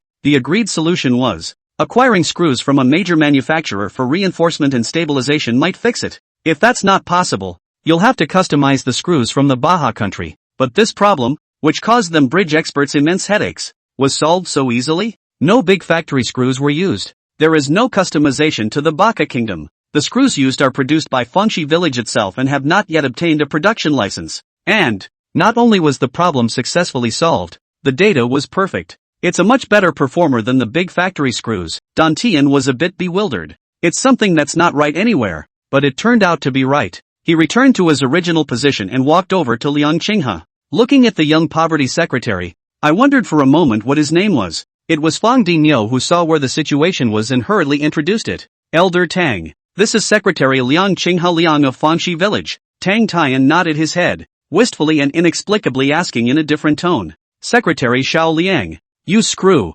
Chapter 76. You call this a production plant? Requesting for votes. Liang Qinghe looked at Tang Lao with a look of desire and knew that he was about to inquire about the specifics regarding the screws. Solely and without hesitation, he admitted it frankly. Elder Tang. The screws used on the bridge are all manufactured by me. Obviously, Donald is going back to his roots in characterizing the illegal matter of private bridge closing operations. Once characterized, the persons concerned will certainly be exempted from accountability. And, key personnel may also be criminally liable. The program of adopting the screws produced independently by Fangxi village was proposed by him, and Fong Danyu and the others had no choice but to agree. So, that responsibility needs to be his. Tang Tian didn't expect Liang Qinghe to admit it so dryly, but didn't think much of it, but pressed on. And can you tell me specifically how you produce the build? After many measurements, the safety data of the bridge, it has been determined that there is no problem, so there's no doubt about it. Preliminary determination. The anti-loosening screws, produced in-house by the village of Fountain Creek, have no quality concerns. Even, the measurement data also gives a preliminary indication that this type of screw, extremely good. It is better than the screws produced by those first-class countries in the international arena, such as the Baca kingdom. He desperately wanted to know how Liang Qinghe had produced it. Could it be that he has designed a brand new production machine? Or is there a whole new screw design scheme? This was all something he desperately needed to figure out. Words. Liang Qinghe hesitated some, then opened his mouth. How was it produced? In fact, there is no special production process. It's privately to the captain of the party to ask for screw models after the first few days of processing and designing the relevant drawings. And then, just this and that, the machining and fabrication. The screws that the bridge will use. It's done. He thought back. It seems as if there is no particularly elaborate procedure for producing the screws for the bridge. The drawings were processed on their own, and then the related techniques were learned through the system. As for the machines, they are also bought used and then repaired and modified themselves. Beyond that, there is nothing. Tang Tian was stunned. Random production? The drawings that were done a couple days ago? Or was it done alone? His eyes crossed over Liang Qinghe and looked at Fong Danyu and Xiao Lu and the others standing behind him. They were only seen nodding their heads silently after listening to what Liang Qinghe had said, expressing their approval. Tang Tian was not calm in his heart. It's a lot of skill for one person to complete the design and production of screws. The main thing, the screw is still very unusual. Moment. Tang Tian's eyes changed when he looked at Liang Qinghe. If it's true what he said, this young secretary for poverty alleviation is not simple. Unthinking, Tang Tian's reaction fell into Liang Qinghe's eyes, but he thought that the other party was angry and wanted to pursue responsibility along with Fang Daniu and the others. Liang Qinghe hurriedly added, Elder Tang, regarding the design, fabrication, and production of the screws, all of it was taken care of by me alone, with absolutely no other people involved. If your old man wants to be held accountable, hold me accountable alone. He had a straight face and looked as if he was ready to die. Hearing this, Tang Tian's face was astonished. Now he also understood why Liang Qinghe admitted so dryly just now. Turns out it was a mistake to think he was going after him. Doesn't he realize how powerful the screws he produces are? Tang Tian couldn't help it in his heart. But now, anxious to know the exact details of screw production, I didn't linger too long on the subject for a while. He continued to ask, can Secretary Liang take us to see the production site? We need to understand the situation again. Don Tian needs to know exactly how these screws are produced. He ventured a guess. To be able to create such an excellent screw, the equipment must be very advanced. I just don't know through what channels the other side got these devices. By the way, the Dragon Kingdom is stuck in the field of anti-loosening screws, and other countries are absolutely not allowed to sell the relevant equipment. So, where did the equipment for producing screws in Fountain Creek Village come from? Is it hard to avoid surveillance and import secretly? But even so, do they have that kind of money for foreign equipment? There were too many doubts waiting to be answered in Tang Tian's mind. Liang Qinghe naturally had no problem hearing the other party's request. No problem, please follow me, Elder Tang. After saying that, he took a step ahead and walked towards the village. Things have come to this point. Might as well cooperate with the other side. Maybe even a lighter sentence. All the way along the goat path, Tang Tian and Zhang Yuejin looked at the village's high and short houses, as well as the environment surrounded by mountains on all sides, and couldn't help but sigh in their hearts. How difficult it is to get out of poverty in such a place. There are no resources to be had and no transportation to be had. It has been extremely difficult to still be able to live. Between the feelings, led by Liang Qinghe, to the screw production workshop, Liang Qinghe opened the door and reached sideways to invite Tang Tian and the others to enter. Elder Tang, Manager Zhang, this is where the screws are produced. Words. Tang Tian's heart stirred as he quickly stepped forward and walked in, intending to take a good look at the precision equipment inside. However, what he saw in his eyes, made him freeze in place. Secretary Liang, is this really your production workshop? Tang Tian couldn't help but ask. Where does everything in front of you look half like a high-specification screw manufacturing plant? The small, low-slung bungalow is surrounded by walls that are simply poured concrete and whitewash. The floor was also unfinished, just a layer of concrete, cracked in places. And the precision equipment that you have been longing for is nothing more than an old device covered in grease and with badly worn parts. If Liang Qinghe hadn't informed him that this was the production workshop, he would have thought it was a maintenance store from the last century. Can this be a high-specification manufacturing plant? Liang Qinghe hurriedly explained. Elder Tang, this is the production workshop for screws. Look, here are some more screws from previous production. He walked up and kicked a basket of screws sitting in the corner. These screws are used on motorcycles. I just haven't gotten around to shipping it out yet and it's sitting here for now. Don Tian walked up and took a look at them, reaching out and lifting a few to look at them. Craftsmanship-wise, it doesn't look very special, but the screws are angular and the helix is regular, which is nice. He asked, what are these screws used for? Motorcycles. The motorcycles on the Sailsun Club use our screws, too. Liang Qinghe explained simply. Elder Tang was slightly stunned. Sailsun Club. He had heard of it. A famous racing club in the Dragon Kingdom. Rather, I didn't realize that they actually used the screws from Fanxi Village as well. Surprised, Tang Tian put down the screws and looked at Liang Qinghe, his face very serious as he demanded. Secretary Liang, can you produce a batch of screws on site? We need to see it with our own eyes. In the meantime, record the production works and keep them for subsequent use. Such a humble setting. Such an antiquated machine. Can you really produce the screws on the bridge? Liang Qinghe's face was slightly puzzled, but after a moment's reflection, it became clear. It's all about seeing is believing and taking evidence on the spot. According to the movie, should this be called a mock crime scene? Sighing,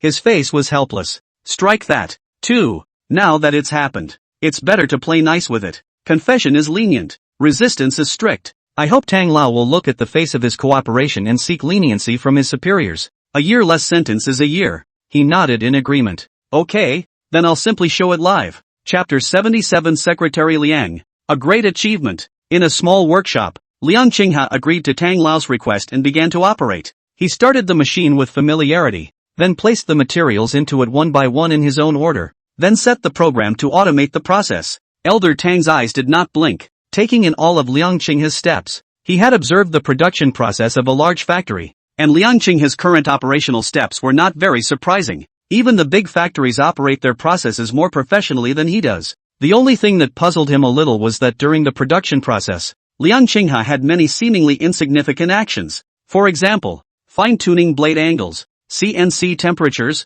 and so on. Tang Tian took note of all these doubts, intending to discuss them with Liang Qinghe when he had the chance to follow up. Among the thoughts, 30 minutes went by in a flash. Under Liang Qinghe's personal operation, a batch of anti-loosening screws was produced. After the cryogenic cooling, he nodded his head. Tang Lao, this is the complete production process of anti-loosening screws. Take a look. Words. Dantian stepped forward quickly, put on his gloves, picked up one of the screws in the frame, held it in front of his eyes, and examined it carefully. Freshly baked screws are cooled by cold water but still have a hint of warmth left. From the outside, the screws are medium-sized, but after all, Tang Tian is an old expert, who has been deeply engaged in the bridge profession for decades, and has also seen the screws of many big factories at home and abroad. So, a moment's observation reveals the difference in this screw. I can't believe the carbonized structural steel is used, as well as the threaded teeth thermal spray technology. Tang Tian made a surprised sound. Just now,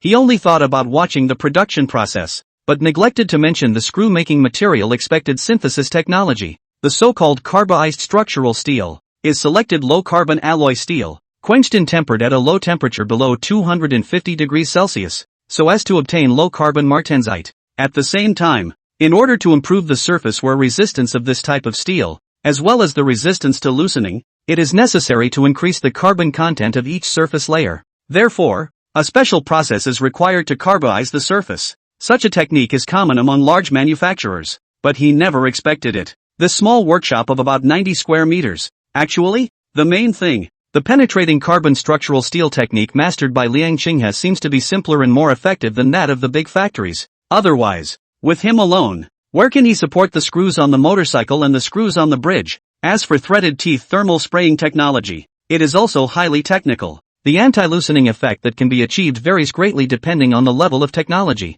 Generally, such technology is not easily leaked by big manufacturers, especially those foreign monopoly manufacturers are encrypted in layers to prevent technological breakthroughs. But it was not expected. Liang Qinghe has mastered this technology as well? Tang Tian's heart became more and more unsettled. He took the measuring instrument out of his bag and immediately got to work measuring, wanting to know whether the screw was up to standard or not. The results are obvious. The data, in all cases, meets the criteria for use. Although he had been psychologically prepared, but seeing such a result, Tang Tian still could not calm down for a long time. Unbelievable. The anti-loosening screws that have been attacked by major manufacturers in the Dragon Kingdom for decades now have the potential to achieve a breakthrough in a small, impoverished village. If this were to let those old guys from Dragon Capital know, they would only be scared off their teeth. Aside, seeing him muttering one moment and looking agitated the next, Liang Qinghe was a bit confused. What's going on with Donald? Looks like there's a lot of interest in this screw? He couldn't help but ask.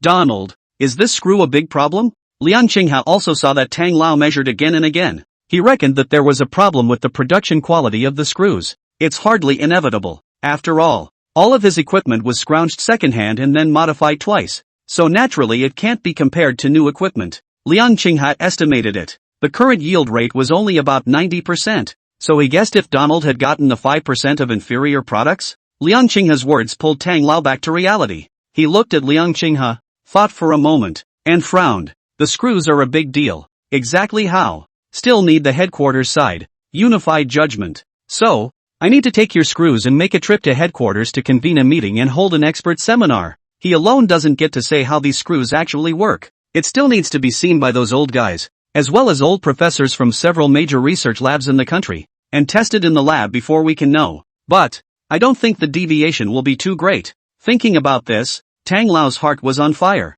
The Dragon Kingdom is only about to make a major breakthrough in the field of anti-loosening screws. Liang Qinghe was slightly confused by this. And an expert seminar? That's sentencing yourself to death. There was nothing he could do but nod his head in agreement. Then I'll trouble Elder Tang. Liang Qinghe was incredibly depressed in his heart. It's all about assigning blame and thanking people. It's done. What a little knife to the ass eye-opener. While standing on the side, Zhang Yuejin, who hadn't spoken for a long time, detected a hint of something unusual. In particular, Tang Lao's reaction was more than a surprise to his heart. He knew Tang Lao's character extremely well, hot-tempered and say it like it is. But after coming to Fangxi village, except for 1 or 2 dislikes towards Liang Qinghe, after that there was a change in attitude, especially after seeing the data of the screws after measuring, and also after seeing Liang Qinghe's production process. Elder Tang's attitude towards Liang Qinghe could only be described as gentle. When had he ever seen Elder Tang treat a junior who had made a mistake in such a manner? Liang Qinghe was the first.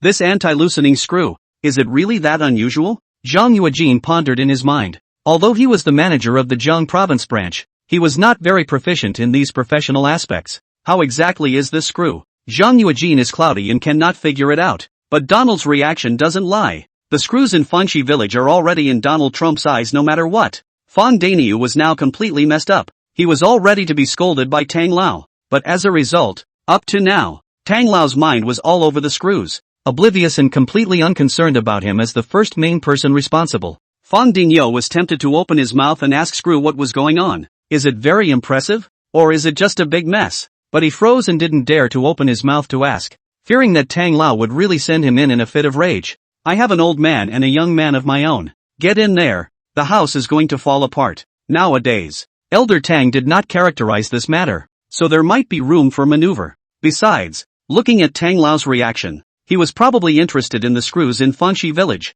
Maybe, it's not so sure that something really good is going to happen. Donald did his work with thunder and lightning. Immediately after deciding to go to the headquarters for a meeting, he instructed Fang Daniu to fill a bag full of screws for him. Then, up and out the door. Before leaving, he saw the depressed Liang Qinghe standing aside. Elder Tang stopped and patted his shoulder and said in a serious tone, Secretary Liang, wait for the meeting and discuss the results. If the screws are really like that, you're doing a great service. When he finished, he left with a smile on his face. And when Liang Qinghe heard this, her face became even more ghostly. Great work. Are all the old experts in the field so fond of the yin and yang? Chapter 78. Which manufacturing powerhouse made this screw? Tang Tian and his party came and went quickly. After taking the screws produced by Liang Qinghe, he left in a hurry with a hint of joy on his face. On the contrary, Liang Qinghe, at the moment the heart was full of mixed feelings and sorrow. This time, I'm afraid I'm in big trouble. The private use of screws of your own manufacture on the bridge involves serious safety issues.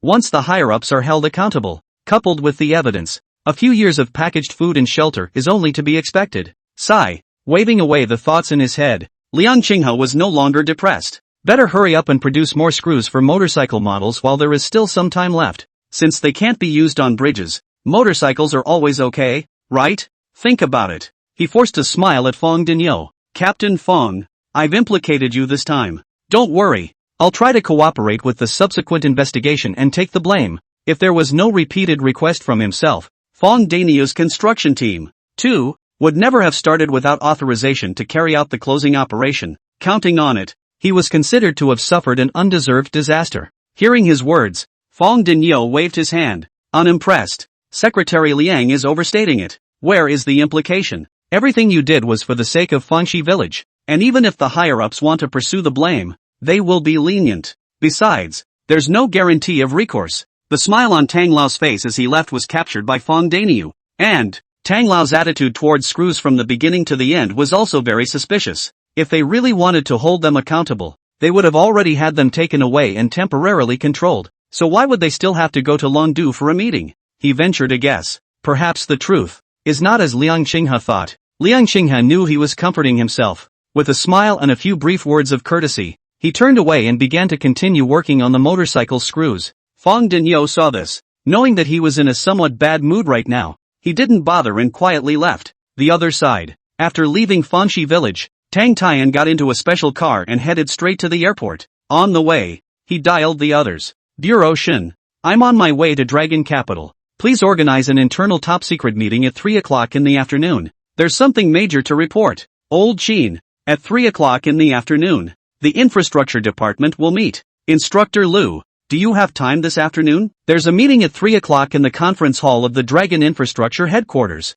The minds of the people who received the call were filled with confusion. Why did Donald suddenly ask for a meeting in good time? In particular, Shen Chang, the director of the National Construction Bureau of the Dragon Kingdom, was puzzled. On the phone, Tang Lao also did not tell in detail what exactly was the reason for the meeting. It's still a top-secret meeting, but by the tone of his voice, things seemed very tight. Tang Lao does things calmly and steadily. If it's not an urgent matter, it's bound to be not so. What's so important anyway? Thinking slightly for a while, Shen Chang no longer hesitated. Immediately followed Donald's instructions and notify the relevant people in place. 3 o'clock in the afternoon. Tang Lao arrived at the headquarters of the Dragon State National Construction Bureau on time. Carrying a bulging briefcase, he was in a hurry and on his feet. Opened the door to the conference room, where many people are already waiting. The moment he saw him, Director Shen Chang, who was sitting in the first place, immediately got up. Elder Tang, you're finally here. He stepped forward and welcomed Dantian in,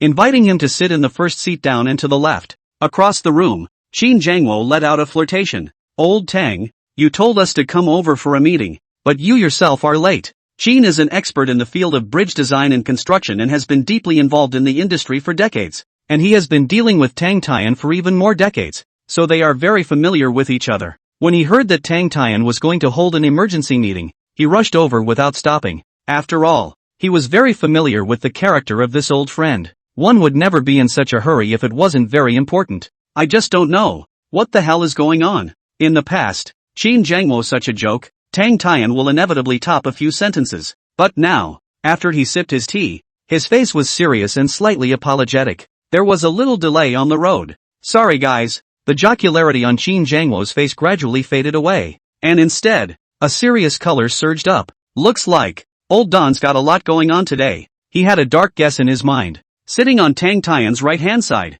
a middle-aged man whose hair was sporadically dotted with a few gray hairs looked at the bulging bag in Tang Tian's hand, and then opened his mouth to ask. Elder Tang has traveled thousands of miles to urgently come to Dragon Capital to convene a top-secret meeting. I wonder what exactly he's up to. The person who opened his mouth is named Lu Fuqian, a veteran technical backbone of the Yijin Industrial Group, but also the industry's top experts in industrial screws. Yijin Industry is a leading fastener company in Longwei, mainly produces GB, ANSI, DIN, ISO and other types of high-quality bolts, nuts, screws, fine line, non-standard special fasteners and railroad passenger line fastener system. Fuqian Lu has been in the research department since the inception of Yijin. Until now, he has led a team that has achieved extraordinary results with industrial screws, bolts and other components. Many products, moreover, have become national standards. Today was suddenly called over for a meeting. Lu Fuqian's heart was also really curious. I don't know exactly what's going on. His question caused the entire room to focus their eyes on Tang Tian. At this point, as the presiding officer of the meeting, Shen Chang resumed his seat in the first place. He asked softly as well. Elder Tang, time is precious. Why don't you inform everyone directly? Dantian nodded in silence and opened his briefcase, pulling a large bag of screws out of it. Cluck on the tabletop. Gentlemen of discerning eyes, how about this screw? By now, his serious face was finally relaxing a bit. After taking out the screws, he instead slurped on a smirk. Words. Those present couldn't help but frown slightly. Instead of saying exactly what was going on, they pulled out a bag of screws first. What kind of drugs is Donald selling in his gourd? The mind was greatly puzzled, but the people still took one over from the bag each, and carefully speculated and observed. Qin Jiangwo put on his old-fashioned glasses and surveyed for a while before saying, the screws are good screws, the grain is clear and smooth. Fine workmanship. I can see that the craftsmanship is very good. It should be something from a big factory. Other experts watched and commented. The screws, which are really nice, have a good anti-loosening effect with even thread spotting. The bolts have a special anti-loosening fastening, and it's obvious that there is a special design. Elder Tang, where did you get this? Is it a new product from a major foreign factory? A number of experts, in quick succession, asked questions. Tang Lao smiled without saying a word. A mysterious face, lowered his head and sipped his tea, but his eyes were looking at Lu Fuqian from time to time. Noticing his gaze, Lu Fuqian observed for a moment and said, as everyone has said, this model of screws is, indeed, extraordinary. The abrasion resistance and anti-loosening properties are excellent. A product like this, at least Yijin can't get it right. Only the big factories in those foreign countries can get such fine screws. After the evaluation, Lu Fuqian put down the screws and asked with a smile, Elder Tang, don't sell yourself short. This screw, what country did you get it from? The German state, or the Baga state? throughout the world. Only these two countries are at the forefront of anti-loosening screws. So, it's hard not to suspect that it's a screw-up in both countries. Elder Tang put down his teacup, smiled slightly and shook his head. Instructor Lu, you guessed wrong. This screw is not imported from abroad, but produced independently in Dragonland. A word fell. The crowd that was originally full of anticipation, waiting for the answer to be revealed, had an instantly stagnant expression on their faces. Elder Qin even exclaimed in shock. What? We produce our own? Chapter 79, Screw. From the Village of Poverty Alleviation, begging for votes, National Reconstruction Agency, top secret conference room. Qin Jiangwo rose from his seat in shock after listening to Elder Tang's words. What? Our country produces its own? He stared at Tang Tian with wide eyes and an unbelievable expression. Those present were speculating about which screw manufacturing powerhouse such a screw would come from. The German state? Bakaland? Eagle Saw's country? After all, these countries are at the forefront of other countries in the field of industrial screws, especially anti-loosening screws, but unthought of. Tang Lao's words were completely out of everyone's speculation. Screw, surprisingly from your own country? Shen Chang, who was sitting in the first place, also had trouble looking shocked. Surprised, he frowned slightly and shook his head back and forth. Elder Tang, this joke is a bit too big. We are well aware of the situation in Dragonland on the anti-loosening screw. So far, even the few big factories in the country are unable to produce such screws. So the screw, by no means, can be a domestic masterpiece. As the director of the National Construction Authority, he knows more about the infrastructure and construction industry in the country than anyone else. In his intelligence network, he had yet to hear of any major manufacturer making a breakthrough in anti-loosening screws. Elder Tang's words were definitely a swindle. Although the others didn't say anything, they all nodded slightly, expressing their approval for Xin Chang's words. Indeed, those present were not only experts in various fields such as the construction industry and the bridge field, but also the technical backbone of the screw factory. If there was a company in the country that could produce such excellent anti-loosening screws, they would have known about it. Why is it necessary for Donald Trump to personally come to the meeting to inform us? However, hearing Xin Chang's words, Tang Lao's face remained certain. He smiled softly. The screws did come from the country. That's a fact. And, for such a great event, how could I dare to take the trouble to have all of you gathered urgently to come to a secret meeting? Their reaction was what he had expected. Not to mention them. It is himself. If not personally went to Fanxi village, personally saw the screws, as well as Lian Qinghe personally hands on the operation. He does not believe that the screws from Fanxi village. This is something that, no matter how you look at it, reveals incredulity. But the facts speak for themselves. The anti-loosening screws that have been stuck in the Dragon Kingdom for decades may indeed now be broken through by the Poverty Alleviation Secretary of Fanxi village himself. All that's missing today is a series of lab tests and multiple professional evaluations. Although Lu Fuqiang did not act as surprised as Qin Lao, the surprise on his face was still plainly visible. Seeing Tang Tian slurping a faint smile at the corner of his mouth, he obviously guessed that they would react in this manner. It follows from this. Donald is definitely aware of the specifics of this screw. At this moment, the conference room was awfully quiet, and everyone was slowly digesting what Tang Lao had said. Shen Chang, in particular, had wrinkles on his forehead that were almost squeezing into barcodes. Industrial anti-loosening screws from the Dragon State. Such a big thing. He actually did not know at all. As the director of the National Building Authority, this is a serious dereliction of duty. He thought darkly in his mind. We'll have to do a proper mapping of the screw industry up and down the country when we're sure this is true. Lu Fuqiang didn't know what was in his mind. Seeing that the crowd was silent, he coughed lightly and asked, Elder Tang, can you tell me which major factory in China this model of screws came from? According to Lu Fuqiang, there are several other screw manufacturers of the same size as Yijing, such as Burui and Wanji. Neither has heard of a major breakthrough with a particular model of anti-loosening screw.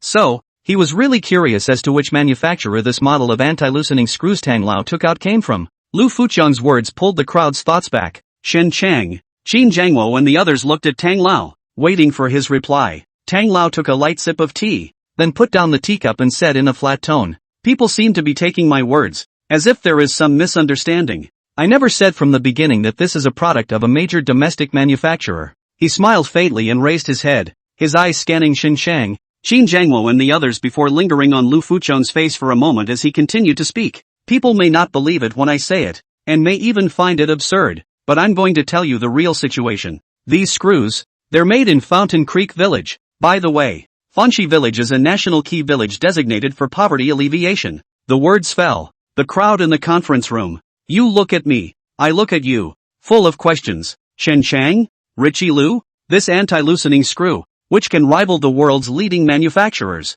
is from a small village within the Dragon Kingdom? How is that possible? Sheen denied it outright. Old Don, don't be ridiculous. These are industrial anti-loosening screws, so it would be understandable to say that they are made by some major manufacturer. You're actually telling me that it came from a rural area? Oh, whatever reason you give. I won't believe it. Industrial anti-loosening screws, involving many high technologies. At the same time, there are also very high demands on equipment and technology. How is it possible for a rural area to produce such screws? Are you kidding? When this is a turbocharged toy. Lu Fuqiang, who was sitting next to Tang Lao, also looked skeptical. He was still guessing in his mind as to which major domestic factory's product it was. As it turned out, Donald confessed that it was the small rural workshops that messed it up, even though he has seen a lot and studied for decades in the field of anti-loosening screws. But this is the first time I've seen something like this. The first feeling was that Donald was joking. Not to mention director Shin Chang. After Tang Lao opened his mouth to reveal the source,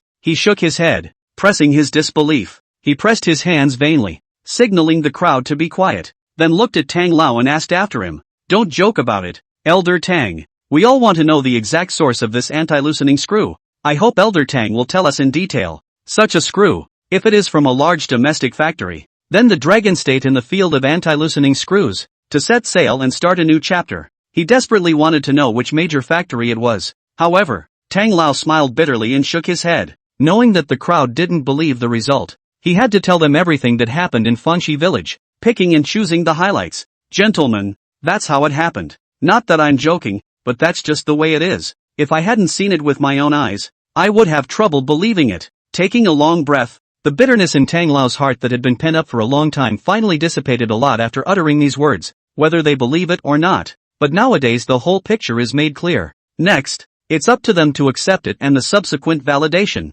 The moment. A long silence fell over the conference room. Everyone, including Shin Chang, looked bewildered and a bit frozen after hearing what Elder Tang said. These screws actually do come from the countryside, and it's a village for the poor. I don't know how much time has passed. It was Shin Chang who broke the silence of the conference room. He rose abruptly, his eyes bursting with essence, suppressing the excitement in his heart. He said in a deep voice to Old Tang, "Elder Tang, we need to go and check it out in person. Please lead the way. This matter is not trivial. As the director of the National Building Authority, it is important to see the truth and find out what is true. After all, concerning the Dragon Kingdom's 10,000 infrastructure projects. Chapter 80 Dragon Capital Big Brother Visits. Something big happened? In the top-secret conference room. After listening to Tang Lao's description, Director Shen realized the seriousness of the problem. If the anti-loosening screws sitting on the table were really made by Fountain Creek Village, the matter was not trivial. It is imperative to go there as soon as possible, in the shortest possible time, to communicate with that poverty alleviation secretary. These are industrial anti-loosening screws, decades in the making. No significant progress has been made by any of the state-owned enterprises or teams in the Dragon State. Now suddenly there's a breakthrough. Either way, it's something to be happy about. Tang Lao was not as excited as Shin Chang at the moment. He patted the back of Shin Chang's hand and said, "Director Shen, there's no need to be in such a hurry. That's where I came from, Fountain Creek Village, and the situation there is stable and everything is under control. Besides, the village is very safe with our men guarding it." Hear that? Shin Chang's nervousness was slightly lowered. He sat back in his seat, relieved. It's still Elder Tang who is considerate. After taking a sip of tea, Shin Chang was still a little surprised in his heart. "I didn't expect check and balance our country for decades of anti-loosening screws, but let a poverty alleviation secretary to straighten out." He smiled and shook his head, his heart a mix of emotions. Thinking of many possibilities, Dragon is bound to make a breakthrough in the field of anti-loosening screws. But, never in a million years did I think it would be in such a way. Elder Tang laughed and didn't say much on the topic, but suggested, although it can be roughly confirmed that this type of screw meets the national standard, but to be on the safe side, it is desirable that the institutes and laboratories, as well as the administrative units, make professional measurements. It's not that he doesn't trust the screws, but he feels that, without official certification, he always feels uneasy in his heart. After Qin Jiangwo, Lu Fuqiang and the others heard this, they also felt that this should indeed be the case. No matter how they look to the naked eye, they still have to be tested by professional equipment to see the true picture. Shin Chang looked at the crowd and asked, "What do you all think?" Qin nodded. "Agreed. Others echoed the sentiment. Testing of indicators should be carried out in the fastest possible time. Seeing this, Xin Chang immediately ordered, Elder Qin, you immediately lead the laboratory team to verify the experimental data on the anti-loosening screws produced by Fangxi Village. Instructor Qin, please bring the screws and utilize the precision instruments in Yijinli to conduct the test. He stood up and solemnly admonished, guys, it's urgent and sudden, so I hope the test will be taken care of as soon as possible. After the results are out and it is confirmed that the model screws are indeed real, travel to Fountain Creek Village on the same day. An order was given, and those present led the way. Everyone is looking forward to the final review. The next day, after a restless night, the crowd rejoined the conference room to report the results of the test. Qi Lao, the density alignment value and corrosion resistance of the anti-loosening screws are all qualified. Fuchan Lu, tapered triangular threads and wavy threads meet the design criteria and the dispensing layout with thermal spray technology is perfect. Everyone else, pass the test. A pass resounded through the conference room. Elder Tang smiled with more than a smile on his face. A stone in his heart finally fell to the ground. It has now been verified by several departments and scientific research institutes and is now fully established. The anti-loosening screws, designed and produced by the hand of Liang Qinghe, the Poverty Alleviation Secretary of Fangxi Village, are fully compliant with national standards. This model of anti-loosening screws reaches the world-class level. It is no exaggeration to say that it is on a par with the screws of the Baga and German states. Xin Chang abruptly got up and couldn't help but shout, yes, Longbui is finally stepping to a new level in the field of industrial anti-loosening screws. The Baga Kingdom will try to snag us and disgust us in this field again. Such days will never return. Xin Chang's words were exactly what the crowd had in mind. In the past, the Baga Kingdom knew that the Dragon Kingdom could not break through the loose screws in the industrial defense, and not only asked for a price, but also deliberately stuck. Especially in the years of high-speed development of high-speed rail in the Dragon Kingdom, the despicable action is a source of anger. But now, such a situation will not happen again. Longbui has its own independent design and production of anti-loosening screws. It's not too late. After Xin Chang lamented a few words, his expression was corrected and he immediately commanded, take the test report. Departure. Fangxi Village. In the meantime, the news that bigwigs at all levels of the Dragon Capital would be arriving at Fangxi Village. Tang Lao, in the first instance, informed Fang Daniu. Fang Daniu's face changed drastically when he heard this news. What? The leader of Dragon Capital is coming? His heart thumped, and after hanging up the phone, he immediately told Liang Qinghe about it. Secretary Liang, I'm afraid this matter has become a big deal. Fang Daniu's face was full of sorrow. He hadn't expected at all that Tang Lao had lured all the bigwigs from Longdu. This is not going to be easy. Liang Qinghe was also surprised to hear this news. You've turned the tables on yourself? Even a group of leaders from Longdu came in unison. It's too big a battle. On the surface, he did not move, but in his heart, he was worried. It seems that the leaders of Dragon Capital have come over to ask for a statement. Sigh. Liang Qinghe patted Fang Daniu's shoulder and forced a smile. Soldiers come and go. Captain Fang, don't worry. I'm here. 2 o'clock in the afternoon. Liang Qinghe and Fang Daniu were waiting in the village early in the morning. But, instead of waiting for Tang and the others, they first waited for manager Zhang of the Fansheng Club. Seeing Liang Qinghe standing at the entrance of the village and looking forward to it, Zhang Gangjin was touched in his heart. Secretary Liang, we're all old acquaintances. There's no need to be so polite. And there's still labor for you to personally come to the village entrance to greet us. He laughed and greeted him with both hands. Shaking hands. Liang Qinghe was a bit embarrassed and did not know how to answer for a while. If you speak the truth frankly, you will inevitably make Zhang Gangjin lose face. Solely, he did not say so explicitly. Smiling, he asked, Manager Zhang, come here, this is. Zhang Gangjin replied in a hurry. Secretary Liang, the game will start soon. I came over to ask how the bridge is coming along. Is it ready for traffic? The races were intense and training was in full swing. The club is, right now, in need of a lot of motorcycles. However, Liang Qinghe's face grew more and more inexplicable when she heard his words. Fang Daniu, who was next to him, even looked at Zhang Gangjin with a grudging look in his eyes. Quieting a bit, Liang Qinghe replied helplessly. I'm sorry, Manager Zhang. It's only going to be a while before the bridge opens smoothly. We've run into a bit of trouble. The smile on Zhang Gangjin's face suddenly faded away. Some time ago, I heard Liang Qinghe swear to guarantee, and I thought that it would be open to traffic in the next few days. Didn't realize. It's going to be a while. Isn't that delaying the game? Was about to express his dissatisfaction to Liang Qinghe. Just then, there was a sudden roar of motorcycles at the entrance to the village. Zhang Gangjin was instantly attracted to it. Look around. A village motorcycle? neatly organized, drove in slowly from the village's goat path. On the back of each motorcycle, a man sat,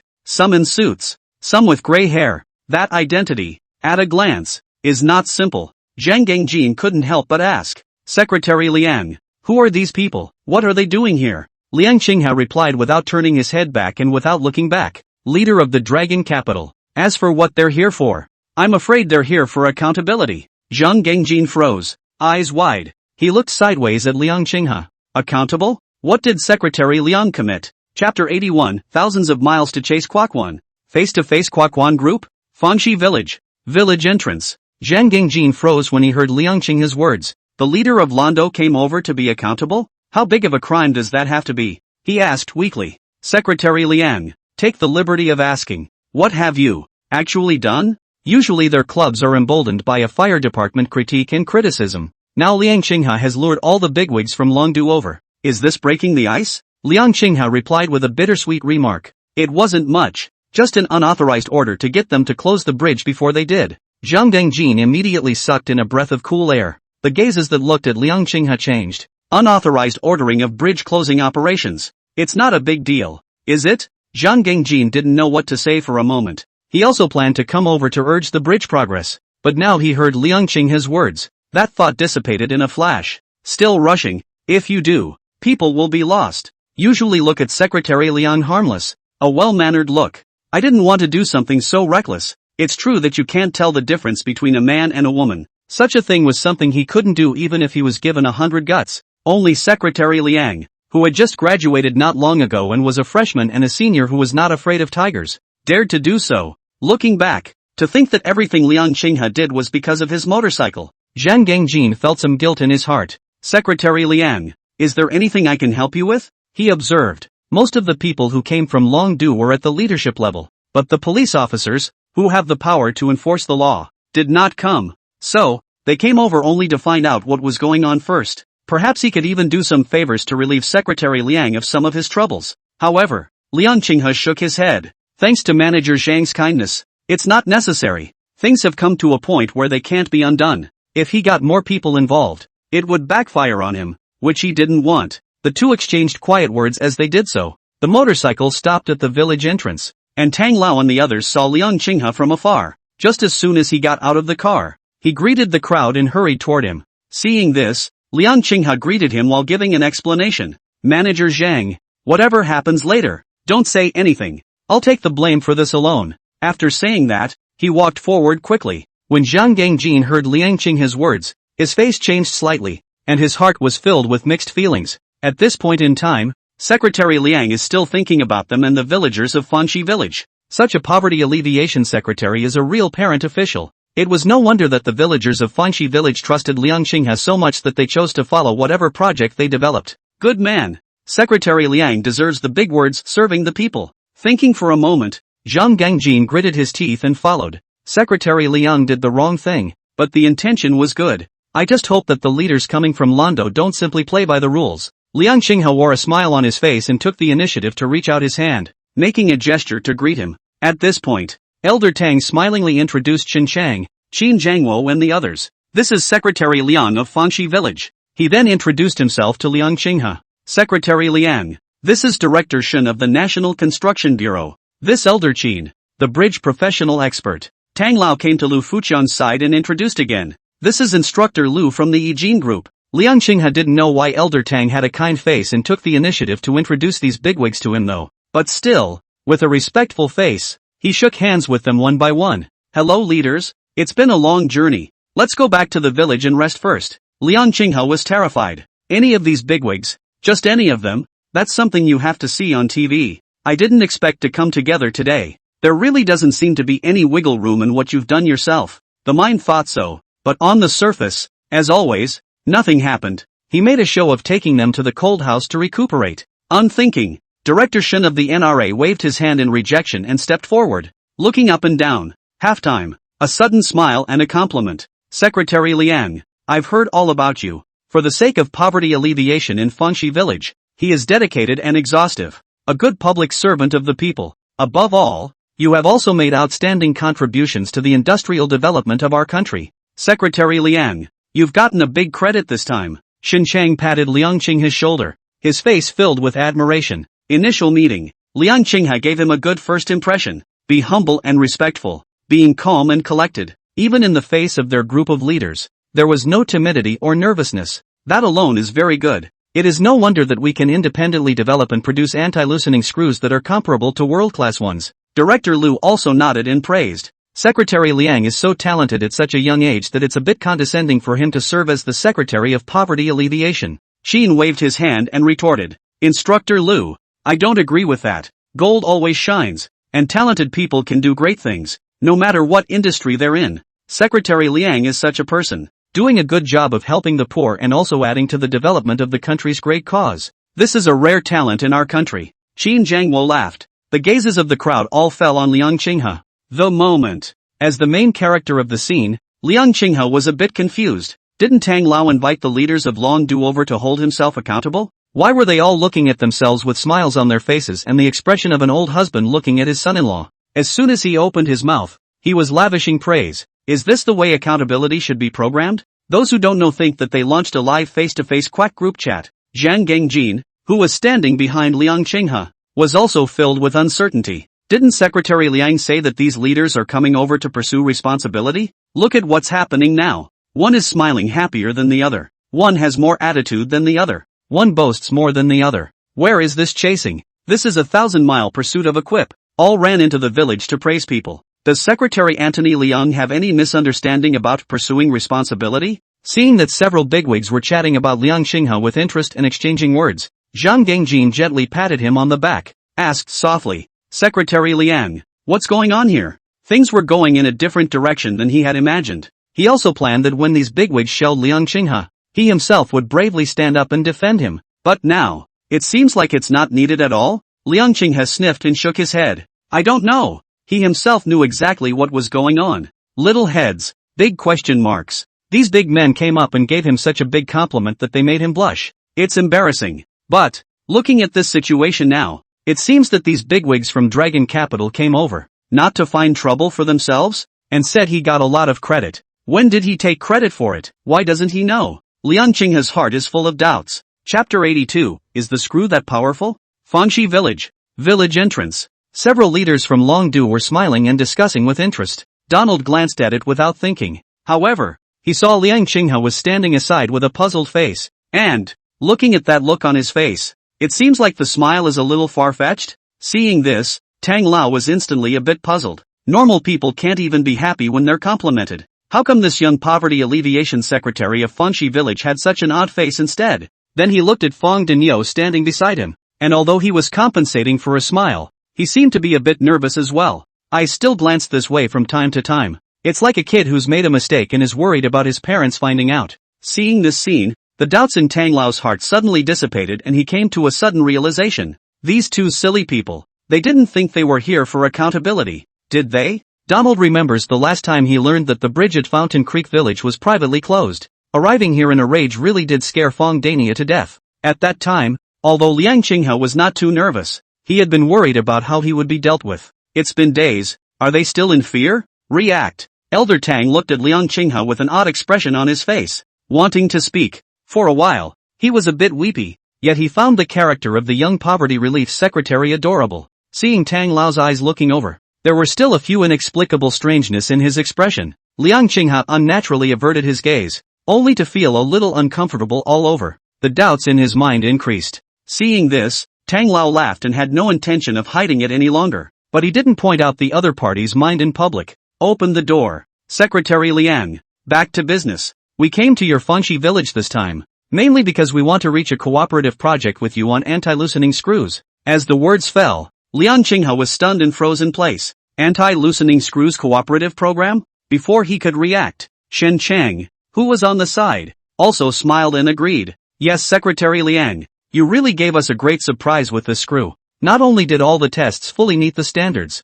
but it also broke through the cutting-edge industrial technology that our country has been stuck with for years. It's comparable to the technology of the Baka Kingdom and the German Kingdom. 2. Listening to Old Tang and Shin Chang's words in unison. Next to them, Qin Jiangwo and Lu Fuqiang also nodded with deep concern. His face was full of smiles and relief. However, Liang Qinghe, who was being watched by the crowd, stared wide-eyed, His face was a mixture of bewilderment and dismay, full of big question marks. Anti-loosening screws are not on par with industrial manufacturing powerhouses, and a breakthrough in national-level choke point technology? Liang Qinghe's eyes widened slightly, and his pupils contained a touch of incredulity. Designed and produced the screw yourself? So great? Is that why all these bigwigs are gathered together in Fountain Creek Village? He was speechless for a long time. For a moment, it was difficult to adjust to this sudden surprise. Liang Qinghe are thinking about how many hours a day they have to pedal the sewing machine inside and whether they will comply with the labor laws. The results are telling him now. The national team is visiting in person to talk about cooperation. After a long time, Liang Qinghe slowly came back to his senses. Phew! He took a deep breath, and his thumping little heart gradually calmed. Liang Qinghe naturally believed in Elder Tangs and their words. Are screws made in small workshops really that strong? It also breaks through the necklace technology and surpasses the top foreign enterprises. It's as if his screws have caught up with the Baga and surpassed Germany. But Liang Qinghe felt that the screws were very average, didn't find anything special at all. Seeing Liang Qinghe's face with a few strange expressions, he didn't seem too convinced. Lu Fuqian laughed, feeling that this poverty alleviation secretary of Fanxi village doesn't know how powerful his screws are. He stepped forward and said sincerely, Secretary Liang, you have to trust the judgment of our professionals. This screw that you have developed really makes us teachers who have been deeply involved in the related field for decades smack our lips, and it has superb significance for our nation's civilian and even military industries. I hope we can negotiate cooperation in this area. Looking at Lu Fuqian's sincere appearance, and then looking at the several other leaders' look of conviction. Although Liang Qinghe was a bit hesitant, he still chose to believe it. However, he was still a little puzzled. Since he was here to talk about cooperation,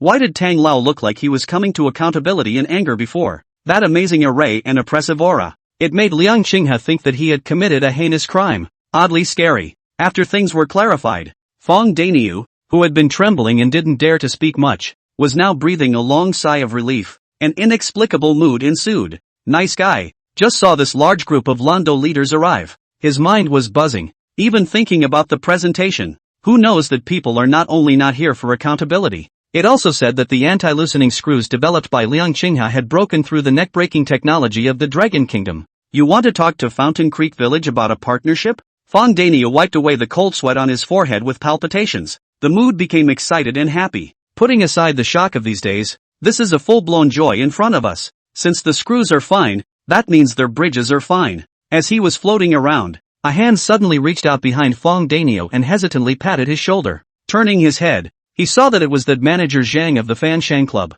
only to see his mouth wide open at the moment, his eyes staring round, disbelief written all over his face. Did I mishear you or what? The leaders just said that Secretary Liang's screws broke through the neck-breaking technology? Zhang Gangjin swallowed hard and continued in confusion. And the state is going to enter into a partnership with Fountain Creek Village? Fong Daniel nodded rightfully. Seeing this, Zhang Gangjin finally completely accepted the absurd scene in front of him. He sucked in a breath of cold air, the shock on his face increasing rather than decreasing. What? Another collaborative project with the state? Why did he feel this scene was familiar? Previously, Zhang Gangjin originally thought that he already knew Liang Qinghe well enough. He wouldn't care too much no matter how amazing things happened. After all, the poverty alleviation secretary of this Fanxi village simply could not be treated with common sense. But who knew that the other party just casually built a small screw, but also can attract the attention of many bigwigs of Longdu industry. Even the state is going to talk to Fanxi village about cooperative projects for this screw? Standing frozen in place, Zhang Gangjin had been completely messed up, didn't understand it, but was greatly impressed. As he was shocked, Zhang Gangjin raised his eyebrows slightly and his heart moved. Hiss, that's not right.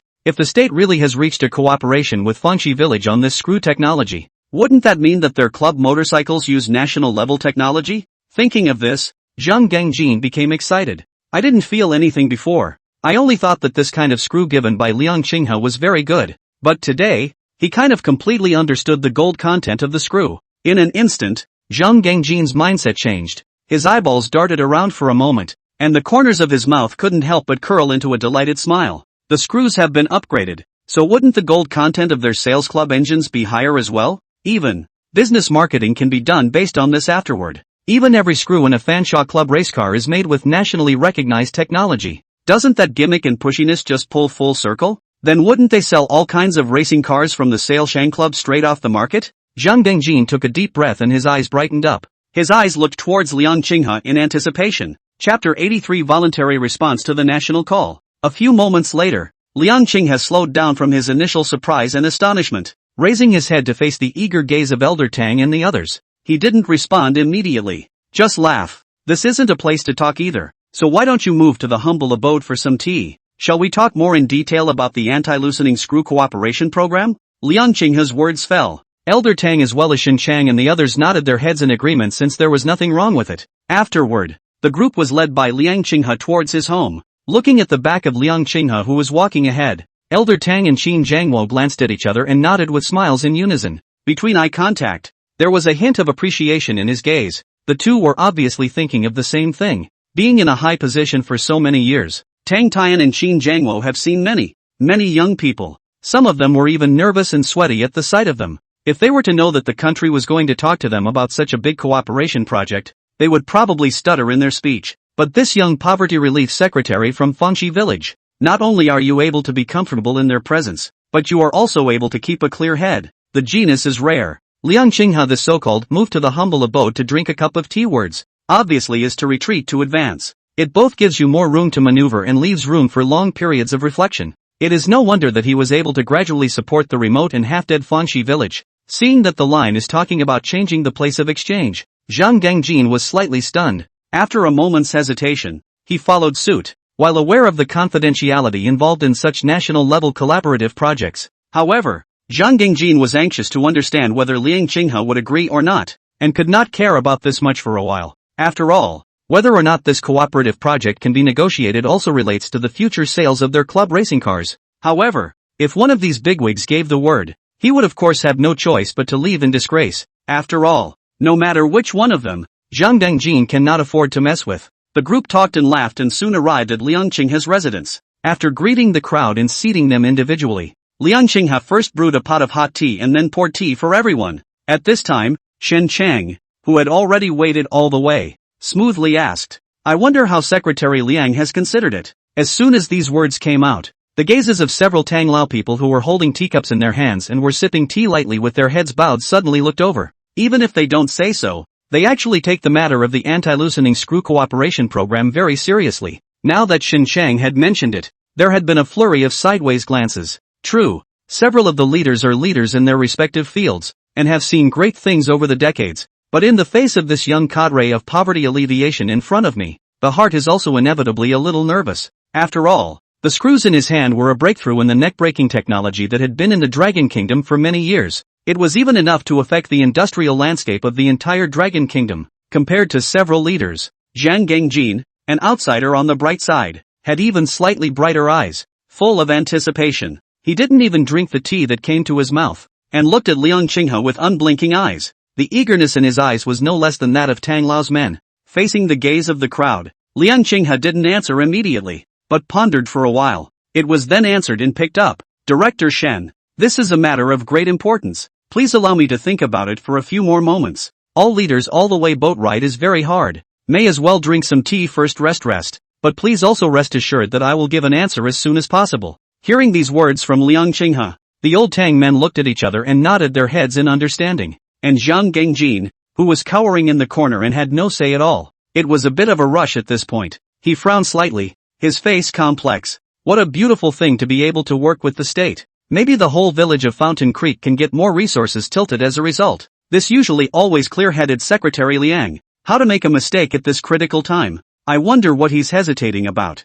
A silence fell over the room. Liang Qinghe slightly lowered his head to gaze at the emerald green tea leaves in his cup. The mind is generalized. In fact, he had just thought about it for a long time while he was on the road. Still not very willing overall. Refer to the words military industry mentioned in the words of Lu Fuqian just now. Liang Qinghe guessed that if he really responded to this cooperative project, then I am afraid that this anti-loosening screws will be like the previous fireworks. The state directly monopolized and used as military technology. But the question is, Liang Qinghe talked to Zhang Gangjin when he first repaired the oil-leaking motorcycle of the Fan Shen Club. Afterwards, it is intended to further cooperate in the screw industry. It can be said as the exclusive supply manufacturer of screws for Fansun Club racing. It's a very lucrative deal. When you break it down, it doesn't even compare to the motorcycle engine partnership program. This is naturally of great benefit to the poverty alleviation work in Fangxi village. and if the anti-loosening screw technology to the state, or to reach other forms of cooperation. It's more stable and reliable though, and benefits will be guaranteed, but it is doomed to lose the huge potential market and high profits of private industry. Therefore, Liang Qinghe still prefers not to cooperate with the state. After all, what Fanxi village needs most now is still money. Thinking of this, Liang Qinghe took a deep breath and was about to open his mouth to refuse. Instead, a familiar system beep suddenly came to his ears. Ding! You have triggered the side quest. Mission requirement, to reach the technical cooperation with the official anti-loosening screws of the Dragon Kingdom. Mission reward, high-tech fishing rod. Penalty for not completing the task, recovery of the drawing of the anti-loosening screw. Listening to the familiar, not half-emotional system beep, Liang Qinghe swallowed back the words that were about to come out of his mouth. Momentarily confused. Immediately afterward, his eyes glazed over and his face became unusually odd. What's this about the system? Forcing yourself to agree to cooperate, right? It was the first time he had seen a penalty for not completing a mission. Wouldn't one have to say yes without saying yes? The result is that the drawings are turned in anyway, except that one goes to the state and the other to the system. Thinking of this, Liang Qinghe was inevitably a bit depressed. The mission aside, what about this high-tech fishing rod? I'm not a fisherman. Why do I need this? At this moment, Liang Qinghe's heart moved slightly and narrowed his eyes thoughtfully. Based on previous experience, the rewards given by the system seem to be a bit of everything? In that case, this so-called high-tech fishing rod shouldn't be far behind. Maybe it's some kind of black tech that can make anglers never Air Force or something. That's a lot of uses for it. After all, according to authoritative statistics, 99% of anglers are pilots. Without thinking any further, Liang Qinghe raised his head to look at the long-waiting Tang Lao and the others. Taking a deep breath, he said with a firm and serious expression, "Leaders, I am willing to answer the call of the nation. Volunteer to enter into a cooperative program with the state for anti-loosening screws." Chapter 84 beat the screws to cabbage pieces. As Liang Qinghe's two powerful words fell, look at his determined look like he wants to join the organization. Tang Tian and Xin Chang, who had just been a bit nervous, immediately had a delighted smile on their faces. Looking at each other, they nodded in relief. Should not say, this Liang Qinghe little comrade's awareness is still very high. Before they even made an offer, the other party voluntarily agreed to cooperate with the state. Such behavior of sacrificing ego for the greater good is deep in the hearts of several leaders. Xin Chang smiled with his palms, and the crow's feet at the corners of his eyes seemed to have brightened up a few points. Well, with Secretary Liang's anti-loosening screw technology, wait until mass production. We'll never have to spend huge sums of money on screws from the Baka and German states again. Strive to reduce anti-loosening screws to cabbage prices and ease the burden on our nation's military and infrastructure industries. Speaking under his breath, Xin Chang clenched his right fist and raised it in front of him. His face was firm and composed, and he exuded a magnificent aura. As the director of the National Building Authority, he was well aware of how much money the Dragon Kingdom had spent over the years because of this tiny screw.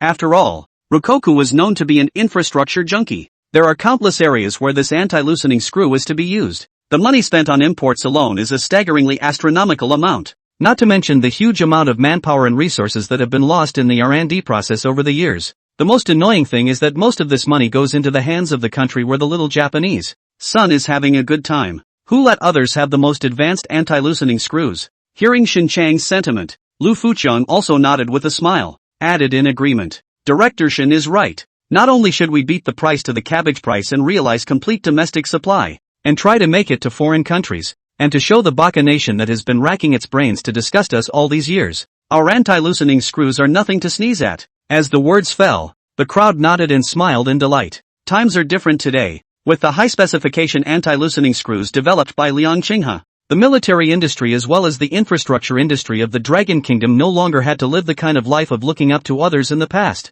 After a few words, a few people got back to business, started to discuss in detail with Liang Qinghe about matters regarding the details of cooperation. Listening to several leaders consult and analyze one another, Liang Qinghe nodded and responded from time to time, but was actually a bit distracted. In the grand scheme of things, after learning about the performance and function of anti-loosening screws, naturally, he wanted to enable the country to enjoy the benefits of this technology as well. After all, this one little screw, it would allow the Dragon Kingdom to save an unknown amount of money spent on the military industry and infrastructure every year. But so much for that. It is true that the Fountain Creek village side receives much less profit. Therefore, Liang Qinghe is now depressed and entangled the anti-loosening screws this way is not working. The next step is to think of a whole new program to help the poor. After all, Fountain Creek Village is so short of money. The folks are still waiting for him to lead them out of poverty and into prosperity. However, the reality is, until now, the payments for road and bridge repairs have not been fully made up.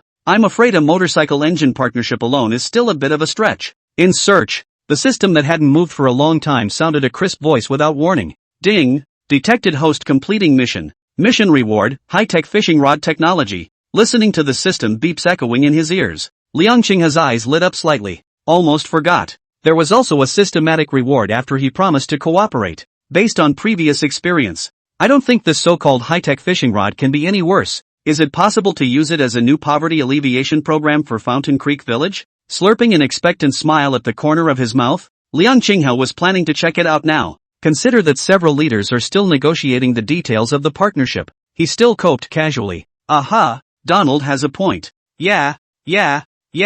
Not a huge departure from what I expected. Subsequently, taking advantage of the fact that the crowd wasn't paying attention to him, Liang Qinghe's consciousness sank into the system. Ben wanted to take a cursory look at some information about that high-tech fishing rod technology. Yet just a casual glance, Liang Qinghe was then completely dumbfounded. This so-called high-tech fishing rod seems like a mediocre piece of fishing gear. Aside from a little more flexibility, there's no bright spots at all. One moment, the look of anticipation on Liang Qinghe's face dissipated and turned both helpless and depressed. I would have thought that the rewards would have been better this time with such a special request from the system. It was even thought of as a new poverty alleviation program for Fanxi Village, but now it seems that the road is afraid to be a bit difficult, not to mention the fact that no one will look at their own uninspiring rods produced in a remote village. That is, if we really want to build a factory for this reason, I am afraid that it will be very difficult to turn over the funds. Thinking of this, Liang Qinghe let out a helpless sigh. Frowning slightly, he couldn't help but put on a bitter face. At that moment, the closest Tang Tian heard a sigh. At once, he noticed Liang Qinghe's worried face and a worried look. Tang Tian was slightly stunned, then instantly realized, this Secretary Liang was, after all, the poverty alleviation cadre of Fanxi Village, and was bent on doing a good job of alleviating poverty here. Look at the way he looks. I'm afraid that the cooperative program with the state has caused the other side trouble. Thinking of this, Tang Tian gently touched Xinchang next to him with his elbow. Noticing the situation over here, Xinchang's heart moved slightly. After a moment's thought, he then interrupted a few others and said, Secretary Liang, we know where your concerns lie. Please also relax. The country needs your technology. So naturally, we won't let your Fanxi Village suffer. Afterward I will negotiate with the relevant departments to build a new screw factory in your area. Specially for the country's engineering needs, all the villagers of Fanxi Village can be employed, and all the benefits are in accordance with the standards of employees of state-owned enterprises. Is this good? Hearing these words, Liang Qinghe came back to his senses, and his brows relaxed slightly. If that's the case, it does provide some relief to the village of Fountain Creek's cash flow problems. At least the villagers are guaranteed a basic livelihood. The corners of Liang Qinghe's mouth pulled up a grateful smile as he nodded in response. Many thanks to Director Shin for hanging on to the folks. Upon hearing this, Zhang Gengjin, who was on the side, followed suit and became happy. The smile on his face was quite a bit brighter than Liang Qinghe's, and he couldn't help but nod repeatedly. The mind floats. Nice guy. Special for national needs. As soon as those words left his mouth, the aura came straight to him, so to speak. Wouldn't the screws used in your own club car be a national special? Zhang Gengjin sucked in a mouthful of cool air and instantly narrowed his eyes with a smile. Hiss. No more. Other racing organizations are still begging to talk to major domestic and international manufacturers. This is straight up national level with the same screws yourself. Who's stronger? Who's weaker? That's a tall order. Chapter 85, Dumb and Dumber, Seeking Votes.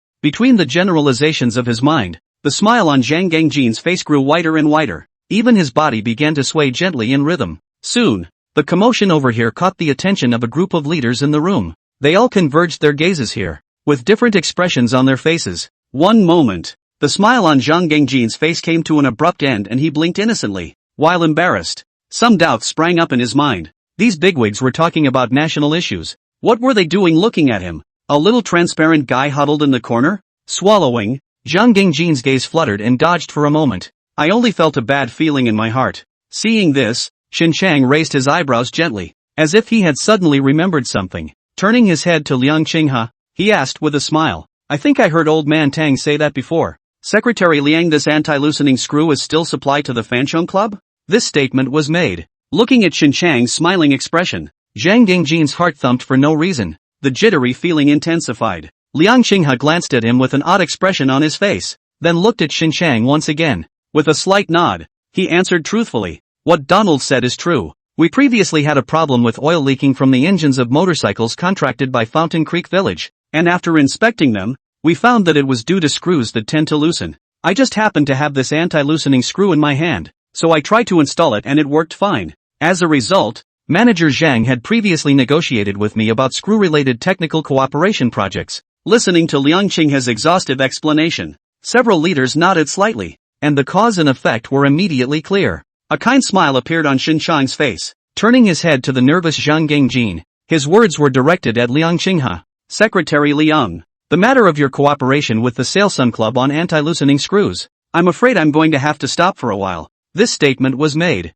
Zhang Gengjin instantly understood the cause of that unpleasant feeling. Fountain Creek can't produce screws for the club anymore? For a while? How long a stretch is that? Zhang Gengjin's brain buzzed, and he didn't come back to his senses for a long time. Seeing the situation, Xinjiang coughed lightly and patiently explained to the other party in a very reasonable manner. "Manager Zhang, you also know that this anti-loosening screw of Secretary Liang is a national necklace technology. It involves national industrial secrets that must not be stolen by countries with evil intentions. If you use it on a civilian motorcycle, it's a big deal, not to mention the risk of leaks. I hope Manager Zhang can take the big picture into account and appreciate the country's difficulties and good intentions." The words fell. On the side, Lu Fuqiang and the others also chimed in with a few words of comfort. The anti-loosening screw is not as simple as a tiny screw on the surface. To be able to be called a national-level necklace technology, naturally has its own special features. In the Dragon Kingdom, where all infrastructures are in dire need of improvement, as well as the development of military power is increasingly accelerated,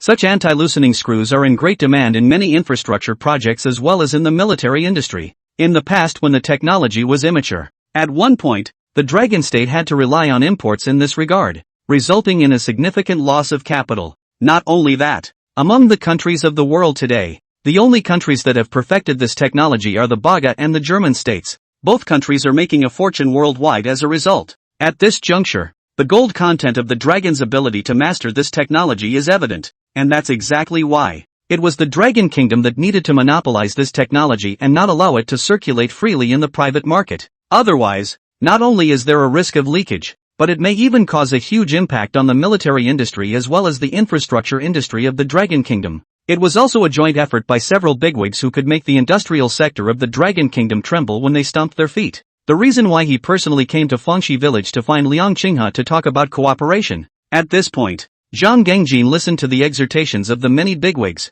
The look of bitterness and helplessness on his face was lingering. Even the mind is a little broken. Such a good anti-loosening screw to use on the engine. Now it's climbed the ladder and is labeled nationally certified. Zhang Gengjin also thought that he could use this gimmick to publicize it. Even reveries have been made of the skyrocketing sales of Sailsun Club Racing. But today, a word from the leaders. The sales are gone, the gimmick is gone, and even the screws are gone. Zhang Gengjin wanted to cry without tears, and his heart was incomparably depressed. If he had been faced with any other situation, he would have thought about how to fight for it. But how could he dare to comment on something that involved national industrial secrets? Thinking of this, Zhang Gengjin sighed and cried out, "Leaders, I am willing to answer the call of the nation. Voluntary abandonment of screw partnership program with village of Fountain Creek." When these words came out, Zhang Gengjin seemed to have been drained of all his strength. The frosted eggplant wilted in an instant, and every now and then he shook his head and sighed, muttering something in a million pitying whispers. Looking at this tearful scene in front of them, all the leaders looked at each other and smiled, nodding in relief. I can't imagine that this manager, a businessman, has such a high level of awareness. Not bad. There's an old saying in the Dragon Kingdom that those who know what's good for them know what's good for them. Listening to these two words of Zhang Gengjin's expression of loyalty, Liang Qinghe's face looked a bit odd, feeling a sense of déjà vu, but only coughed lightly and said nothing more. At this time, Lu Fuqiang laughed and went forward to pat Zhang Gengjin's shoulder. Manager Zhang doesn't have to be too discouraged. Since your Fan Shang Club has a need for screws, why don't we let the state take the lead and reach a cooperation in this area with our Regine Group? Although our Regine screw technology is not as good as Secretary Liang's, it's more than enough to use on a motorcycle. I can guarantee that the screws supplied to you will have no quality problems and will be considerably cheaper in terms of price. Hearing this, Zhang Gengjin's eyes brightened slightly, revealing a flash of joy. The face looked much better. Regine is a well-known big enterprise in China. and it has a long and good reputation in the industry. It's also a beautiful thing to enter into a partnership with them,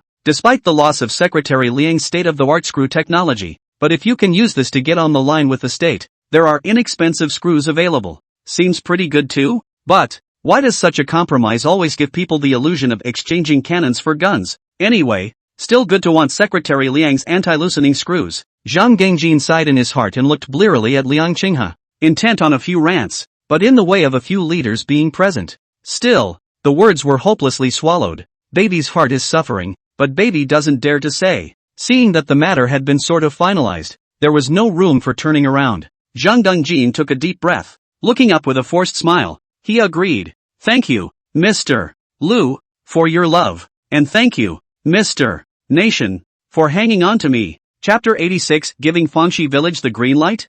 Fangxi Village, Liang Qinghe's home. After some discussion among the people, all the relevant details about the cooperative project had been negotiated. Just when everyone was talking to each other, there was a sudden call from outside the house. Secretary Liang. Is Secretary Liang home? The words of the people in the room came to an abrupt halt. Liang Qinghe was slightly stunned and looked puzzled. The voice sounded familiar, but for a moment I couldn't remember who it was. Without much thought, Liang Qinghe answered, "At home, you come right in." The words fell, and within moments, the door to the room was pushed open. In walks a young man dressed casually with a clean-cut face. Liang Qinghe fixed his eyes on Fang Jingshu, who he hadn't seen for a long time. His eyes lit up slightly and a gracious smile appeared on his face. Busy greeting each other to take a seat and get up to make tea. As soon as Fang Jingshu entered the door, he was startled to see this room full of people sitting here. So many people? What the hell? Uncertain, Fang Jingshu couldn't help but mutter darkly in his heart. Secretary Liang's house is really lively,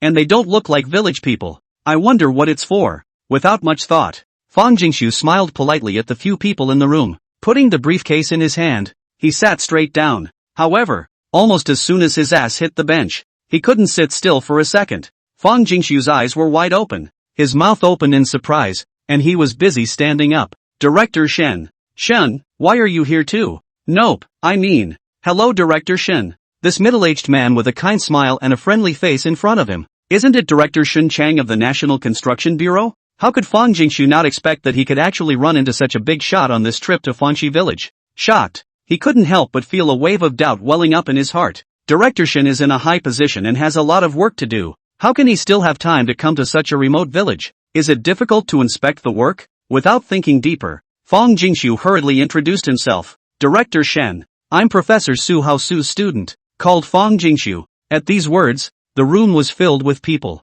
They had still heard of Professor Su Hao, who was the top expert in precision-guided missiles in the Dragon Kingdom, a titanic figure in the field of military industry. But what is Professor Su's student doing in Fangxi Village? And looking at Liang Qinghe, it seems that he has some friendship with him? At this time, Tang Tian's heart stirred and he frowned slightly. I've heard some of my subordinates catching wind of it before. Su Hao seemed to have come to this Fangxi village once because of some firework technology. At the time, he didn't take it to heart, just thought it was a meaningless rumor. But now it seems hard not to be true. Thinking of this, Tang Tian raised his head and asked right to the point. Are you looking for Secretary Liang for something? The moment these words came out, the gazes of the crowd immediately converged on Fang Jingshu's body. Obviously, everyone is more curious about this, becoming the focus of the scene in an instant. Fang Jingshu was inevitably a little nervous, an involuntary gulp. These people who were able to sit around with Director Shen, he didn't recognize them though, but one could guess that the other party's identity was definitely not low.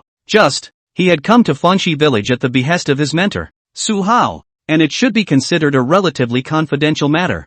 I don't know if I can talk straight in front of these people. Between hesitations, Fang Jingshu stammered a bit and hesitated for a long time without answering. Seeing this, Xin Chang casually waved his hand and comforted. It's okay, we're all family members in the room. We have to sign a non-disclosure agreement. The dropping of the head will be noticed by all. But you may say so. Words. Fang Jingshu nodded helplessly. Out of the blue, he explained. Teacher asked me to come over this time because he wanted me to speak to Secretary Liang. By studying his fireworks technology, we realized a breakthrough in short-range precision-guided missile technology. Saying this, Fang Jingshu's words were slightly stuttered as he reached out to take the tea served by Liang Qinghe. After nodding his thanks to the other party, he turned his head to look at Xin Chang and the others who were either shocked or puzzled. Taking a deep breath, he continued. In addition, During this time the teacher has gained an in-depth understanding of the situation in Fanxi village. To thank Secretary Liang for his outstanding contribution to the military industry, he made a point of focusing on policy and finding some relevant resources.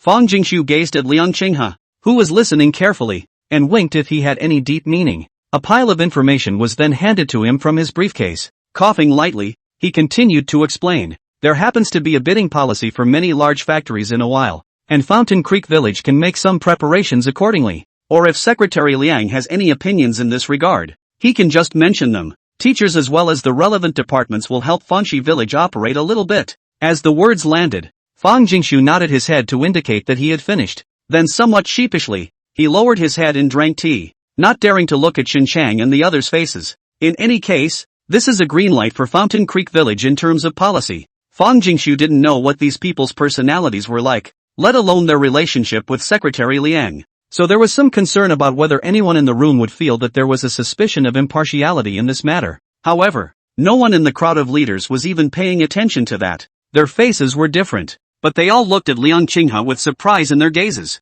Previously, everyone had more or less heard that the 203rd Research Institute had made a big breakthrough in precision-guided missile technology, but none of it is particularly well understood. But now it was suddenly realized that this matter was actually related to Liang Qinghe as well? This little poverty secretary not only messed up the anti-loosening screws, even a little bit of missile technology, especially Dan Tian, who has a more comprehensive understanding of the matter. At this moment, his eyes widened slightly, his face was slightly shocked, and his eyes were full of surprises when he looked at Liang Qinghe. He had learned about the situation before, but didn't know the truth of the matter. Even think the odds are that it's a rumor, and it turned out to be true? A bright light shone in Tang Tian's eyes. At once, the poverty alleviation cadres of this Fanxi village were highly regarded. This little clerk, he's really something. Looking at the shocked colors on the faces of the many leaders, Zhang Gangjin, who was cowering in the corner, hemmed and hawed. The corners of his mouth couldn't help but rise slightly, inexplicably pleased. A small voice muttered, "Secretary Liang is really getting popular." Immediately afterward, the smile on his face collapsed again and he let out a helpless sigh. Think back to the experiences associated with Fountain Creek Village during this time. There had been two opportunities in front of him to make himself rich and let the sales club ride the storm, but he didn't cherish it. Now that one of them is completely gone, the one in front of us is about to say goodbye. Now looking back, Zhang Gangjin only regretted it. But it's a good thing there's that solid engine program that won't leave you alone. It gives the sales club something to be proud of. Thinking of this, Zhang Gangjin swept away the disheveled color and nodded with complacency and complacency. Other programs are good, but gone is gone. But as long as the engine program is still clutched in hand, Sun Club Racing would have easily killed the other organizations. The rocking of the boat is just around the corner. Chapter 87. The project is finalized and officially issued. Anti-loosening screws related cooperation projects negotiated. Xin Chang and a group of other leaders got up one after another and offered to leave. They are either in high positions or are the best or even leaders in their respective fields. Weekdays are very busy. If it weren't for the fact that anti-loosening screw technology is really at stake, nor would he take time out of his schedule to personally rush to Fanxi Village like this. Now that the relevant cooperation matters have been negotiated, there is no need to stay on. On the way out, Shen Chang, as the director of the National Construction Bureau, once again fervently expressed his heartfelt gratitude to Liang Qinghe. It also offered to apply to the relevant authorities as soon as it returned to Lundu, put the anti-loosening screw technical cooperation program in place as soon as possible, and early construction of the screw factory in the village of Fountain Creek. When things are finalized, someone will come to sign the agreement and explain the follow-up. Liang Qinghe has sent the crowd all the way to the village entrance. He was about to instruct the villagers to take the leaders down the mountain on motorcycles as they had come. Qin Jiangwo saw this and waved his hands. Tolerant couldn't help but speak out to stop it. Secretary Liang, that's not necessary. There's no problem with this bridge you've built. It's open for normal traffic and our driver is already outside the village. Everyone knows your village's motorcycles are good, but folks drive a little too hard. At our advanced age, we won't be uncomfortable sitting, but we're afraid our hearts won't be able to take it. Qin Jiangwo spread his hands and said hopelessly. The crowd burst out laughing. Liang Qinghe scratched his head in some embarrassment and smiled sarcastically. He knew that the villagers of Fanxi drove motorcycles fiercely. Sometimes I can't help but sweat when I ride in their car. Not to mention a few of these leaders in their advanced years. But awkwardness is awkwardness. Hearing these words, Liang Qinghe was still very happy in his heart. Qin is a renowned expert in the field of architectural design as well as bridges. When he says the bridge is fine, that must be the nail in the coffin. If you want to be rich, You have to build roads first, and now the roads have been repaired. I'm sure that getting out of poverty and becoming rich shouldn't be too far away, right? Thinking of this, Liang Qinghe let out a long breath, a smile of ease and pleasure spreading across his brows. At that moment, Xin Shang seemed to have suddenly thought of something. His eyes crossed over Liang Qinghe's shoulder and looked at Zhang Gangjin behind him. Smiling kindly, he spoke out in reminder. Manager Zhang, speaking of motorcycles, the Sailors Club had previously used the batch of motorcycles from the Fountain Creek Village screws and had to be recalled and remanufactured. But I hear there's a big national tournament coming up in a little while. The ones you used for competition can continue to be used, but in the future, they can only be kept in private collections and are not allowed to be sold out. Here the end.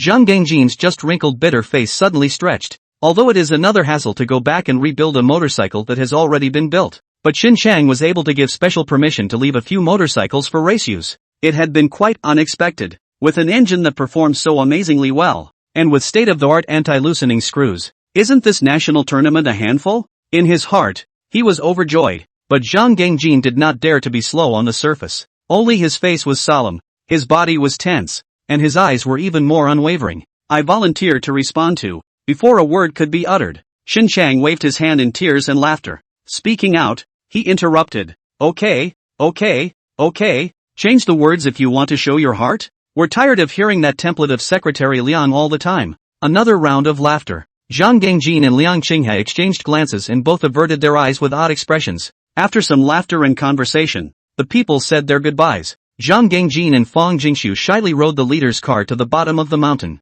Among them, Zhang Gangjin was in a hurry to get back to preparing for the upcoming national motorcycle races, and Fang Jingshu was only supposed to come over to take a message and send the bidding information in the meantime. Now the words have been brought, and the bidding has been made clear to Liang Qinghe. Naturally, there was no longer any need to linger. Watch the crowd leave. Just as Liang Qinghe turned around and prepared to return to the village, however, he suddenly saw Fang Dania running over in a hurry not far away. Looking at him, he seemed extraordinarily giddy. Shouted excitedly from a great distance. Secretary Liang, the leader of our group just called and said he learned about the situation on the Fangxi village side, complimenting me on my good work in this ministry. They're going to give me a promotion and a raise. It's really thanks to your blessing, Secretary Liang. Thank you so much. Arriving close, Fang Dinyo panted, his eyes filled with a surprised smile. I don't know if it was because of the run or the excitement. His face flushed red and he couldn't stop the corners of his mouth from rising. Upon hearing this, Liang Qinghe's eyes lit up and he responded with delight.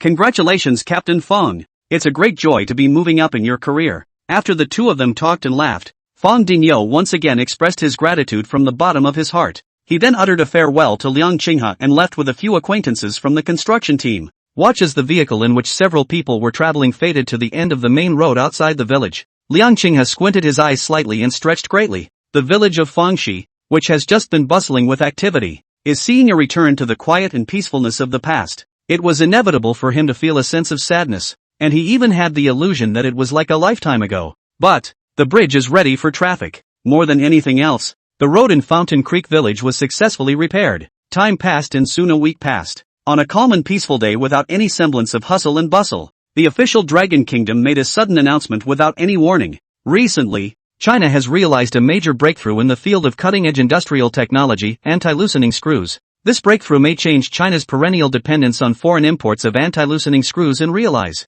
The news caused a huge stir across the country. Numerous news media outlets, newspapers, etc., immediately synchronized their coverage of the story. In the meantime, all major online social media platforms, the relevant news immediately dominated the first hot search. It has attracted countless netizens who are clamoring for a discussion. Hiss, am I reading this wrong? Our country has achieved a major breakthrough in anti-loosening screw technology? Given our official low-key personality, a major breakthrough, I'm afraid, means it's been fully realized. Really? The anti-loosening screw technology that has been stuck in the neck for decades has finally been realized? Jin is greatly alarmed. Doesn't that mean we don't have to look at the face of the Baka Kingdom and the German Kingdom anymore? A universal celebration. Numerous netizens were shocked to see this news. Anti-loosening screws. That's a cutting-edge industrial technology that has been stuck in the necks of the vast majority of countries in the Dragon Kingdom and even the world for many years. How can you suddenly realize a major breakthrough without saying a word? This not only means that the industry of the Dragon Kingdom can thus be freed from the many constraints of the past,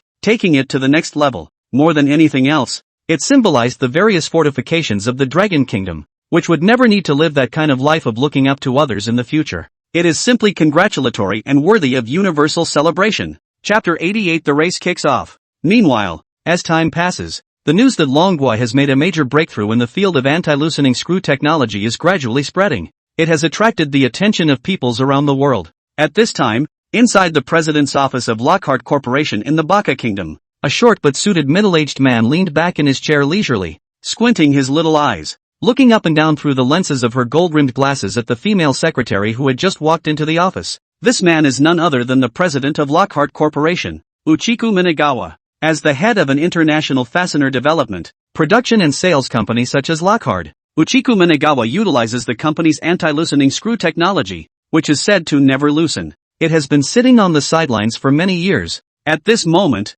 the female secretary frowned, not paying too much attention to the lewd little glances of Bukawa Niku. Just a heavy-faced, urgent voice reported, "President, according to the information we just got, the official announcement of the Dragon Kingdom claims a major breakthrough in the field of anti-loosening screws, and it is highly likely that this will be used to change the heavy dependence on imports of the past." The female secretary had not finished her sentence. The pupils of the just-around-the-clock leisurely Manakawa Niku snapped, and his small eyes immediately widened. The body tensed and exclaimed in shock, "What? Rokoka took care of the anti-loosening screws? How is this possible?" In an instant, Bukawa Niku lost his mind of just ogling the female secretary's figure. Eyes fluttering, heart alarmed, he'd been sitting on his hands for years since he'd inherited the presidency of Lockhart. As long as the company's anti-loosening screw technology is not breached, such good times will continue. However, without any warning, the Dragon Kingdom actually claimed they had a major breakthrough all of a sudden. You should know that Longway is the country with the highest demand for anti-loosening screws in the world, especially during the years they built the high-speed railroad. I don't know how much profit Manakawa Niku made from it. Is it true that the days of making money lying down like this are going to be gone? Eyes on the soulful and shocked look on the face of Manakawa Niku. The female secretary who was interrupted wanted to say something, but it was as if she had already gotten used to it, solely presenting the information in his hand directly to the hands of the Ministry of Kawao Niku. At the same time the mouth continued, "President, we have confirmed that the news was officially released by the Dragon Kingdom, but it's not certain that it's real, and they don't give specific data on industrial products." At these words, it was as if Bukawa Ichiko had suddenly grabbed a life preserver. First, he froze for a moment, then snapped out of it with a cold laugh. I see. This news must be false. If the news is true, why do they have to hide it like this? I'm afraid it's an attempt to use this to show the world, and especially us, to try to hit the outgoing price of our anti-loosening screws. Oh, the poor Dragon Kingdom has no choice but to play such despicable tricks. Manakawa Niku droned on under his breath, disdain and sarcasm written all over his face. Such business tactics have become commonplace internationally. At the beginning of the German country with similar means to the Baga country's anti-loosening screw industry caused a certain impact. If not, with the weak basic industrial capacity of the Dragon Kingdom, how is it possible to develop anti-loosening screw technology that only a few countries have mastered? Even if they do develop it, there is also a high probability that it is a modification on the products of the Baka Kingdom, and after that, it will just claim that it is a self-developed technology. The Rokoku had seen enough of these routines from Manakawa Niku. Disdain. He smiled coldly at the thought. All right, the Dragon Kingdom likes to play tricks and fakes. It's not something to be afraid of. Must have been driven mad by our high prices. Pathetic and ridiculous. At that, the female secretary nodded thoughtfully.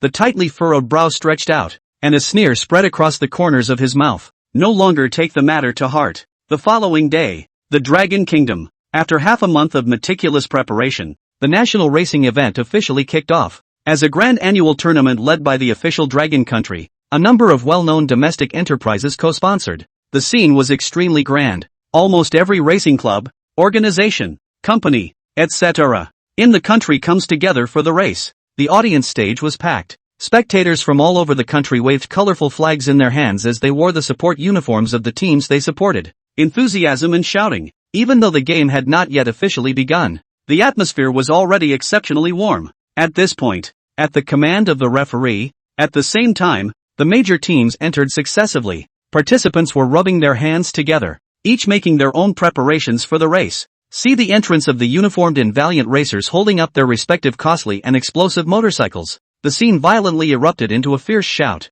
deafening and straight to the sky. Feel the tension and the passion of the tens of thousands of spectators in the room. As Li Lo looked around, a heat wave surged through his body. and his mood was agitated. This time, he must lead Fan Shang Club to win the national tournament. One thought to this. Li Li's gaze sharpened and a confident and determined smile showed on his face. However, just as his heart was pounding, a sneering laugh not far away suddenly drilled into his ears. Look at the Fan Shang Club. They're actually using the same kind of motorcycle that leaked oil last time. Ha ha ha ha ha ha. Li Lu frowned and his face became gloomy. Immediately after that, several more unrestrained and shrill laughs rang out. I'll be damned. A motorcycle with an oil leak is being raced? When did Fancheng get so shabby? It makes me laugh. TSK. I've long said that Zhang Gengjin is brainwattage. Put so many big factories do not find. Looking for a broken mountain village cooperation. Don't say it. Friendship first, competition second. Unfortunately, Fan Shang is destined to second, can't even get it.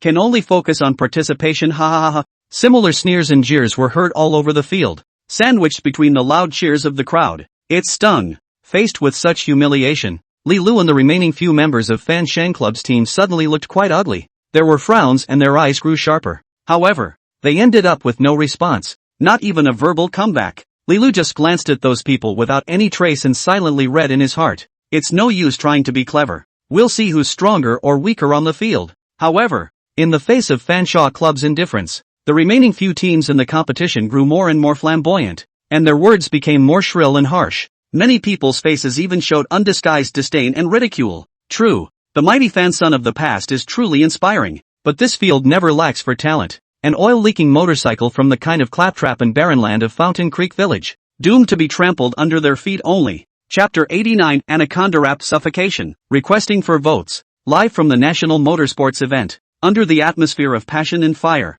all the racers from the various teams were ready for the final preparations. At this point, numerous runners mounted their motorcycles and parked in front of the start line to wait in anticipation. They were all sharp-eyed, their hands gripping the handlebars of their motorcycles. It was like a sharp arrow ready to fire, just waiting for the referee to give the word to shoot out into the wind. Throughout the arena, the atmosphere became incredibly tense and anxious. Even the shouts of the spectators in the stands diminished considerably as they stretched their necks to stare. Some, even more, have held their breath. Right at this juncture, bang! A shot rang out and the blocking doors dropped in unison. The sound of engines rumbled on the scene, and all the motorcycles were like arrows leaving the strings. It shot out in a flash and was lightning fast. However, many runners were just neck and neck for a split second. Immediately afterward, several motorcycles plunged forward, leaving the rest behind in the blink of an eye. It's windy, it's fast, and it's running away from the world. Seeing this unbelievable scene, the many racers who were lagging behind suddenly had their pupils shrunk and were greatly shocked.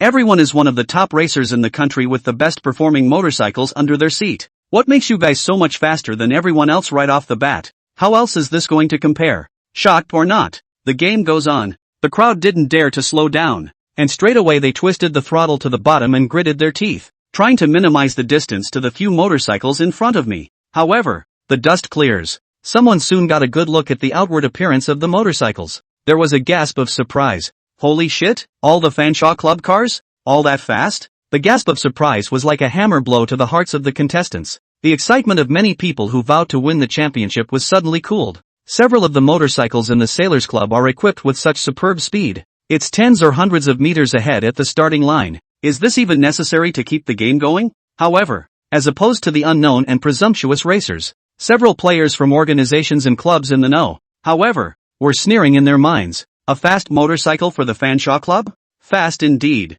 But what's the point of being fast? They don't last long at all. How far can a motorcycle that leaks oil sustain such extreme speeds? Maybe the tank will leak clean in one lap. Thinking about this, a look of disdain appeared on the faces of the players in the know. Just do your best to keep yourself in the second tier. When the energy of the Sailors Club dissipates, it can leapfrog into the lead. And then it was a 1-2 punch. In the meantime, Grandstand VIP area. The leadership of many of the teams, clubs and companies were here to watch the game.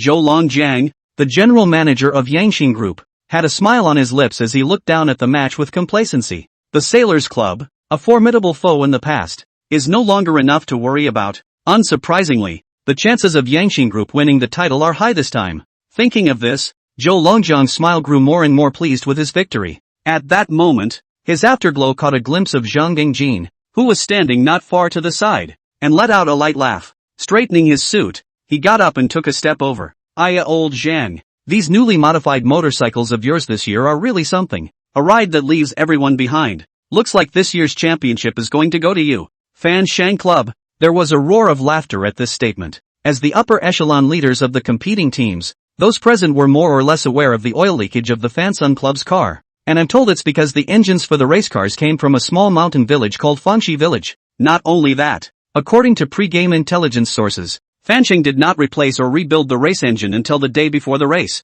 This means that their current lead is only temporary. It won't be long before the oil leak reveals itself, doomed to be no match for the title. It's a bit up in the air whether we can even keep the top three. And naturally, Zhou Longjiang was sneering back, creating laughs for everyone. In the face of the laughter of the crowd, Zhang Gengjin, who was in the center of attention at the scene, only slightly hooked the corner of his mouth, without retreating or avoiding. He turned his head to look at Zhou Longjiang and smiled politely, with manager Zhou's kind words, "We'll see what happens." Seeing this, Zhou Longjiang's eyebrows tightened slightly, but then quickly stretched out. Zhang Gengjin's reaction was flat and not as irritated as he had imagined. But so what? It's just a dead duck. By the time the race is over, Fansun is destined to be the laughingstock of the house. Yang Xin, on the other hand, is a strong team to grab the title. On the track, the intense and exciting motocross races are still going on. The old gods kept the many informed racers in the second tier, quietly waiting at the forefront. The Sailsun motorcycle lost the battle because of an oil leak.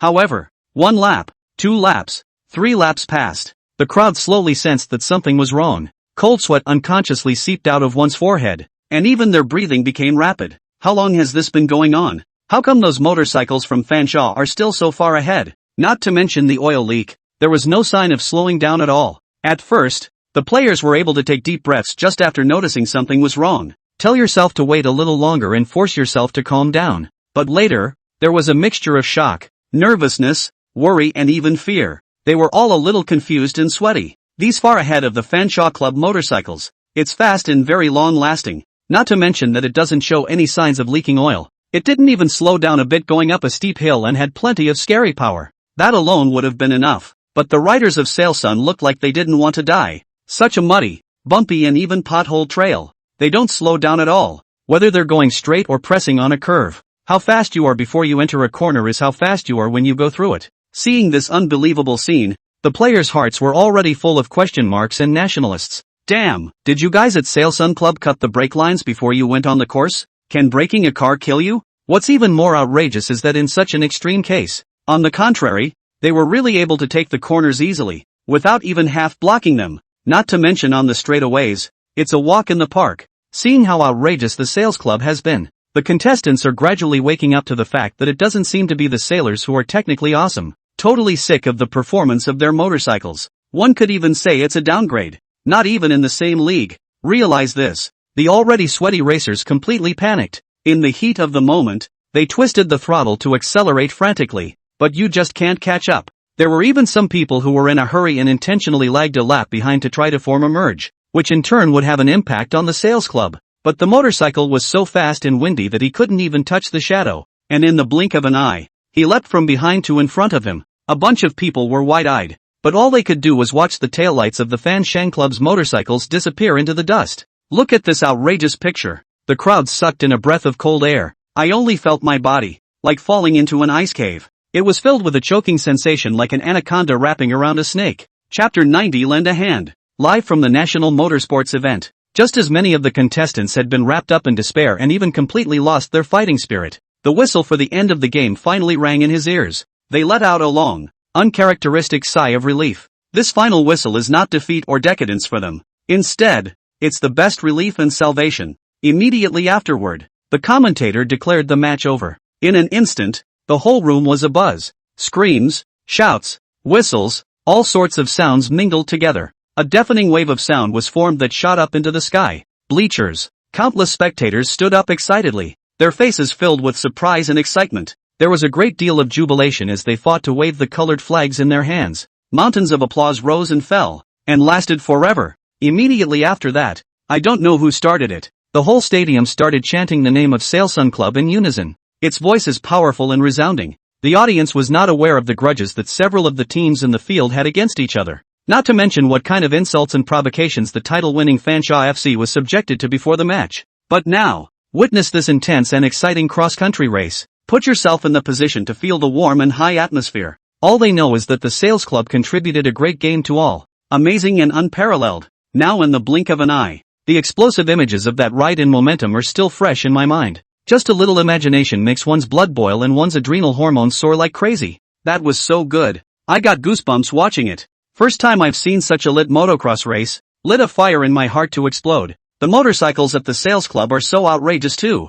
I'm a pervert for a pervert. It's simply a one-sided crush. An absolute descending blow. Similar exclamations and fervor rose from the audience. Everyone was overwhelmed by the excitement of the match. However, the VIP seat that had just been laughing and talking had fallen into a deathly silence at some point. The faces of the leaders of many racing clubs and racing organizations were extremely hard to see, even to the point of looking as if they were dead. The loud cheers and applause around them were extraordinarily harsh, yet unmistakably audible. A stark contrast to the silence here. At this moment, a big question mark hung in everyone's head. Didn't they say that the Fan Shang Club's cars leaked oil and were not to be feared? Isn't it true that they have completely fallen off the face of the earth and are not worth mentioning? Who the hell is TM passing this news around? That one motorcycle winds up with all the performance of a blowout. You're saying they're leaking oil? If only our own company could build such an outrageous motorcycle. It's just blowing up straight after running this race, and the leaders have to smile and praise it for blowing up. And then think about the ridicule and mockery that the crowd had just directed at the Fan Shang Club.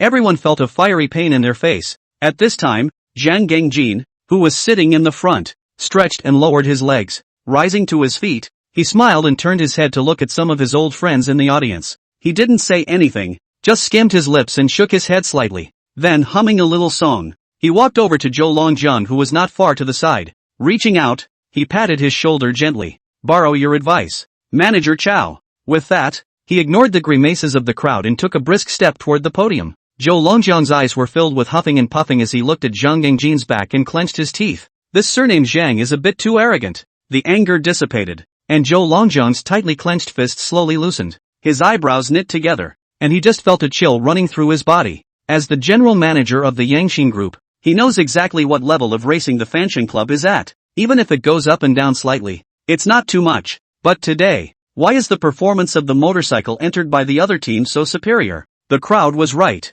It's not even a volume opponent. Could it be that the impoverished mountain village called Fanxi Village? Is it really the reason for the skyrocketing performance of Fansun Racing? One thought to this. Zhou Longjiang frowned and narrowed his eyes slightly in thought. With the national motocross event declared over, the news spread quickly with major media outlets. Meanwhile, videos related to the live matches were uploaded to major online platforms through different channels. That tense, exciting and heart-wrenching competition instantly drew a warm response from many netizens nationwide, especially a couple of the motorcycles that were riding in the dust at the Fanshawe Club. More than anything else, it has attracted the focus of countless people. As the saying goes, you've seen a pig run before you've eaten it, and it used to be in everyone's mind. Motocross is about a group of competitors with similar conditions, equipment, etc., competing for skill and ranking. In that case, how is it that your Fanshang's motorcycle leads by a couple dozen meters right off the bat? What about not slowing down for uphill corners? And the pothole-filled, muddy cross-country course?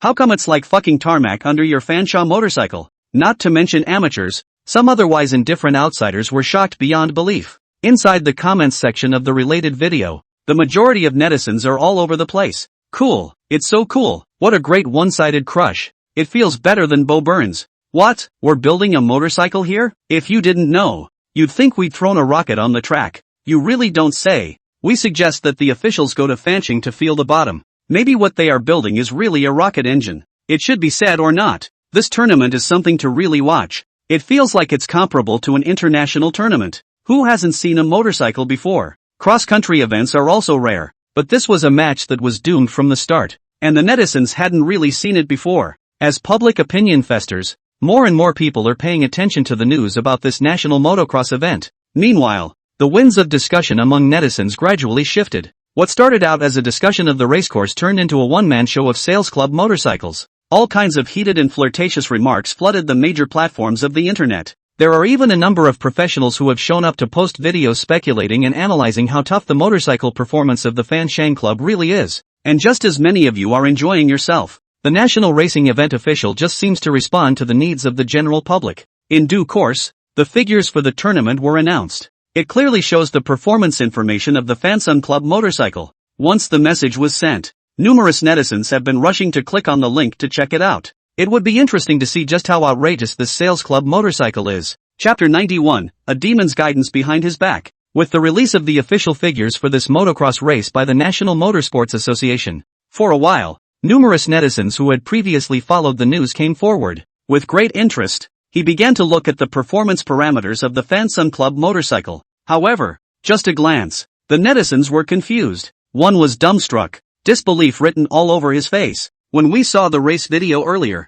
many of us expected that the motorcycles of the Fansun Club must be very superior. But now that I've seen it with my own eyes, it's still a shocker. This motorcycle, top speed reaches 450 kilometers per hour, but also has a 2.4-second acceleration time of 100 kilometers. Not only that, but it also comes with a lot of technology that only the world's top motorcycles can have, making it both in power, suspension and safety features. It's all reached an extremely unimaginable point. On the contrary, the motorcycles used by the few remaining teams in the competition. Originally it seemed sort of respectable, even in the world of motorcycles, but now it's so comparable. Let's just say it's a world of difference. And it's miserable. So far, the general public has reacted even more violently. Within the comments section of the official posting of the national racing event, it's all over the place and the screen is full of question marks. It's as if the only way to fully express the shock and disbelief of the netizens is through this. Soon, more and more people learned about the information.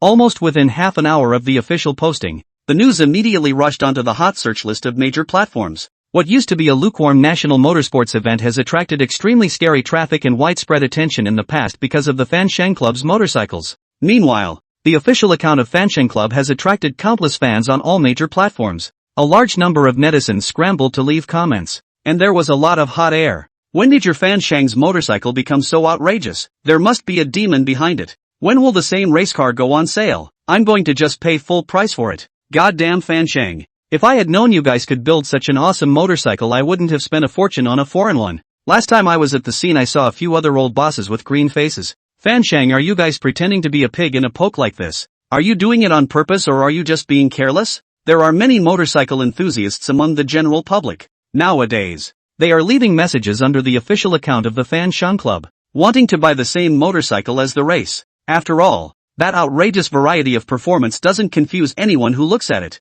At the same time, with the development and expansion of online public opinion dynamics, the news was also noted by the relevant staff of the Industry and Information Technology Department of the Dragon Kingdom. Considering its high impact, the initiative was immediately made and reported to the higher authorities. At this time, in the office of the Director of the Industrial Management Bureau of the Ministry of Industry and Information Technology, Xia Xinji, a director over 50 years old, was frowning slightly in thought. In front of him, a staff member with a document in his hand was carefully reporting about this national racing event. Unsurprisingly, its debriefing focuses on the motorcycles of the Fansun Club. At first, Xia Xinji was still able to concentrate and listen carefully. However, to the back, he couldn't help but widen his eyes slightly, a bit of surprise and disbelief on his face. Race motorcycles are actually this good now? Especially that Sailors Club. It's just a broken lead. Xia Xinji does not know much about the motorcycle field, but through the data comparison given by his subordinates, it is enough to see the slightest thing. Secretly smacking his lips for a moment, he looked up at his subordinate and asked, "How has the sailing club done at tournaments in past years?" The subordinate replied almost without thinking. Fansun used to be one of the strongest teams competing for the title, but definitely not as crushingly dominant as they are now. And objectively speaking, the motorcycles they produce and sell, while considered top of the line in the country, are nowhere near that. In particular, the speed, horsepower, and torque, etc. of the Fansun motorcycle can now be said to have taken a quantum leap forward. The initial speculation of the relevant authorities is that they have made a technical breakthrough in the engine. Speaking of this, the subordinate took a deep breath and opened his mouth slightly. Moreover, his expression seemed to carry a few oddities. Seeing the situation, Xia Xinji frowned slightly and tapped his fingers on the desktop. "Say what you have to say. What does it look like to stammer?" When these words came out, the subordinate's body stood straight and did not dare to slack off. "Yes, our technical research and development department, based on preliminary measurements of the data, it says that some aspects of this engine technology can even be used to build airplanes." The corners of Xia Xinji's mouth tugged as his pupils shrunk slightly. So exaggerated? Feeling incredulous in his heart, Xia Xinji looked up at that subordinate. For a while it was not clear whether this was a pompous joke by the technologists or a real thing. If it's true, it's a little too outrageous. Frowning for a moment, Xia Xinji withdrew his thoughts and let out a long breath. Either way, it's prudent to get to the bottom of this. As the director of the Dragon Country's Industrial Management Bureau, Xia Xinji had seen enough outrageous things in his time. 6 months ago I heard about a professor who got missile technology from civilian fireworks. Not long ago there was definite news that the Dragon's anti-loosening screw technology was also touched by the private sector. Outrageous, but have to admit, it's the truth. As it is, maybe there's some kind of black technology in this Fan Shang motorcycle, too. Thinking of this, Xia Xinji no longer delayed and immediately instructed his subordinates to notify the relevant departments. Contact the Sailsun Club as soon as possible. Meanwhile, inside the lobby of a 5-star hotel, led by Zhang Gingjin, a group of Fansheng Club members have gathered together and are carrying out a celebration banquet after winning the championship. There was a lot of drinking and laughing. This time Sailsun Club won the national event in a crushing fashion. The genius raised the eyebrows of the crowd, especially the several contestants. At this time, each one of them drank their faces red, yet it was still hard to hide the look of pride and excitement on his face. And Zhang Gingjin, who was the general manager, was now red-faced, with the corners of his mouth almost grinning up to his ears. Just as he was eating and drinking his heart out, one of his men, however, came over on hurried feet and leaned over to whisper in his ear, "Manager Zhang, an official is here to see you." Upon hearing this, Zhang Gingjin's hand movements gave way and he turned his head in confusion. Officials? Is it hard to be an official of a national racing event? What are you doing here at this hour? What an interruption to the pleasure of eating. Thinking of this, Zhang Gingjin skimmed his lips in some displeasure. A casual wave of the hand. Eating is the biggest thing in the world. Let them wait. At least let me eat before I say no, muttered under his breath. Zhang Gingjin was about to continue enjoying the delicacies when he caught a glimpse of his afterglow. But suddenly, he saw that the subordinate's face looked difficult, and his expression seemed to carry a few points of strange tension. Zhang Gingjin was first stunned, then his heart snapped and he opened his mouth in dismay. Official? Not daring to be slow, he hurriedly put down the dishes in his hands, not even having time to pull a piece of paper to wipe his mouth. With an anxious face and hurried steps, he headed out the door. Chapter 92 Rushing the engine? Begging for votes. Upon learning of the official arrival, Zhang Gingjin was anxious in his heart and did not dare to be slow. After getting downstairs, he immediately started the car and hoofed it in the direction of the Fan Shang Club's headquarters. Fortunately, the hotel where this celebration was held was not far from there. It's only a 20-minute round trip. Nonetheless, Zhang Gingjin was a little nervous. He looked to his men, who were driving, and asked somewhat anxiously, "What did the person say when you just got the call? Did it say which side of the official leadership?" At those words, a touch of bitterness spread across the faces of the men. A helpless response answered, "Manager, at the time, the person just said that they were notified by the Ministry of Industry and Information Technology to pay a visit. Nothing else was said." When I heard the words Ministry of Industry and Information Technology, how dare I ask more questions? At those words, Zhang Gingjin opened his mouth and couldn't help but shrink his neck. Notified by the Ministry of Industry and Information Technology? That's not much to go on. After all, he wouldn't quite dare ask more questions in his place. I just don't know. Which unit is the leader coming? Also, there's no telling what the other guy came to do. Harboring such concerns, Zhang Gingjin frowned tightly, and the worries in his heart increased. Soon, the car pulled up in front of the gates of the Fan Shang Club. With just a glance, Zhang Gingjin noticed that there were several imposing figures sitting in the hall.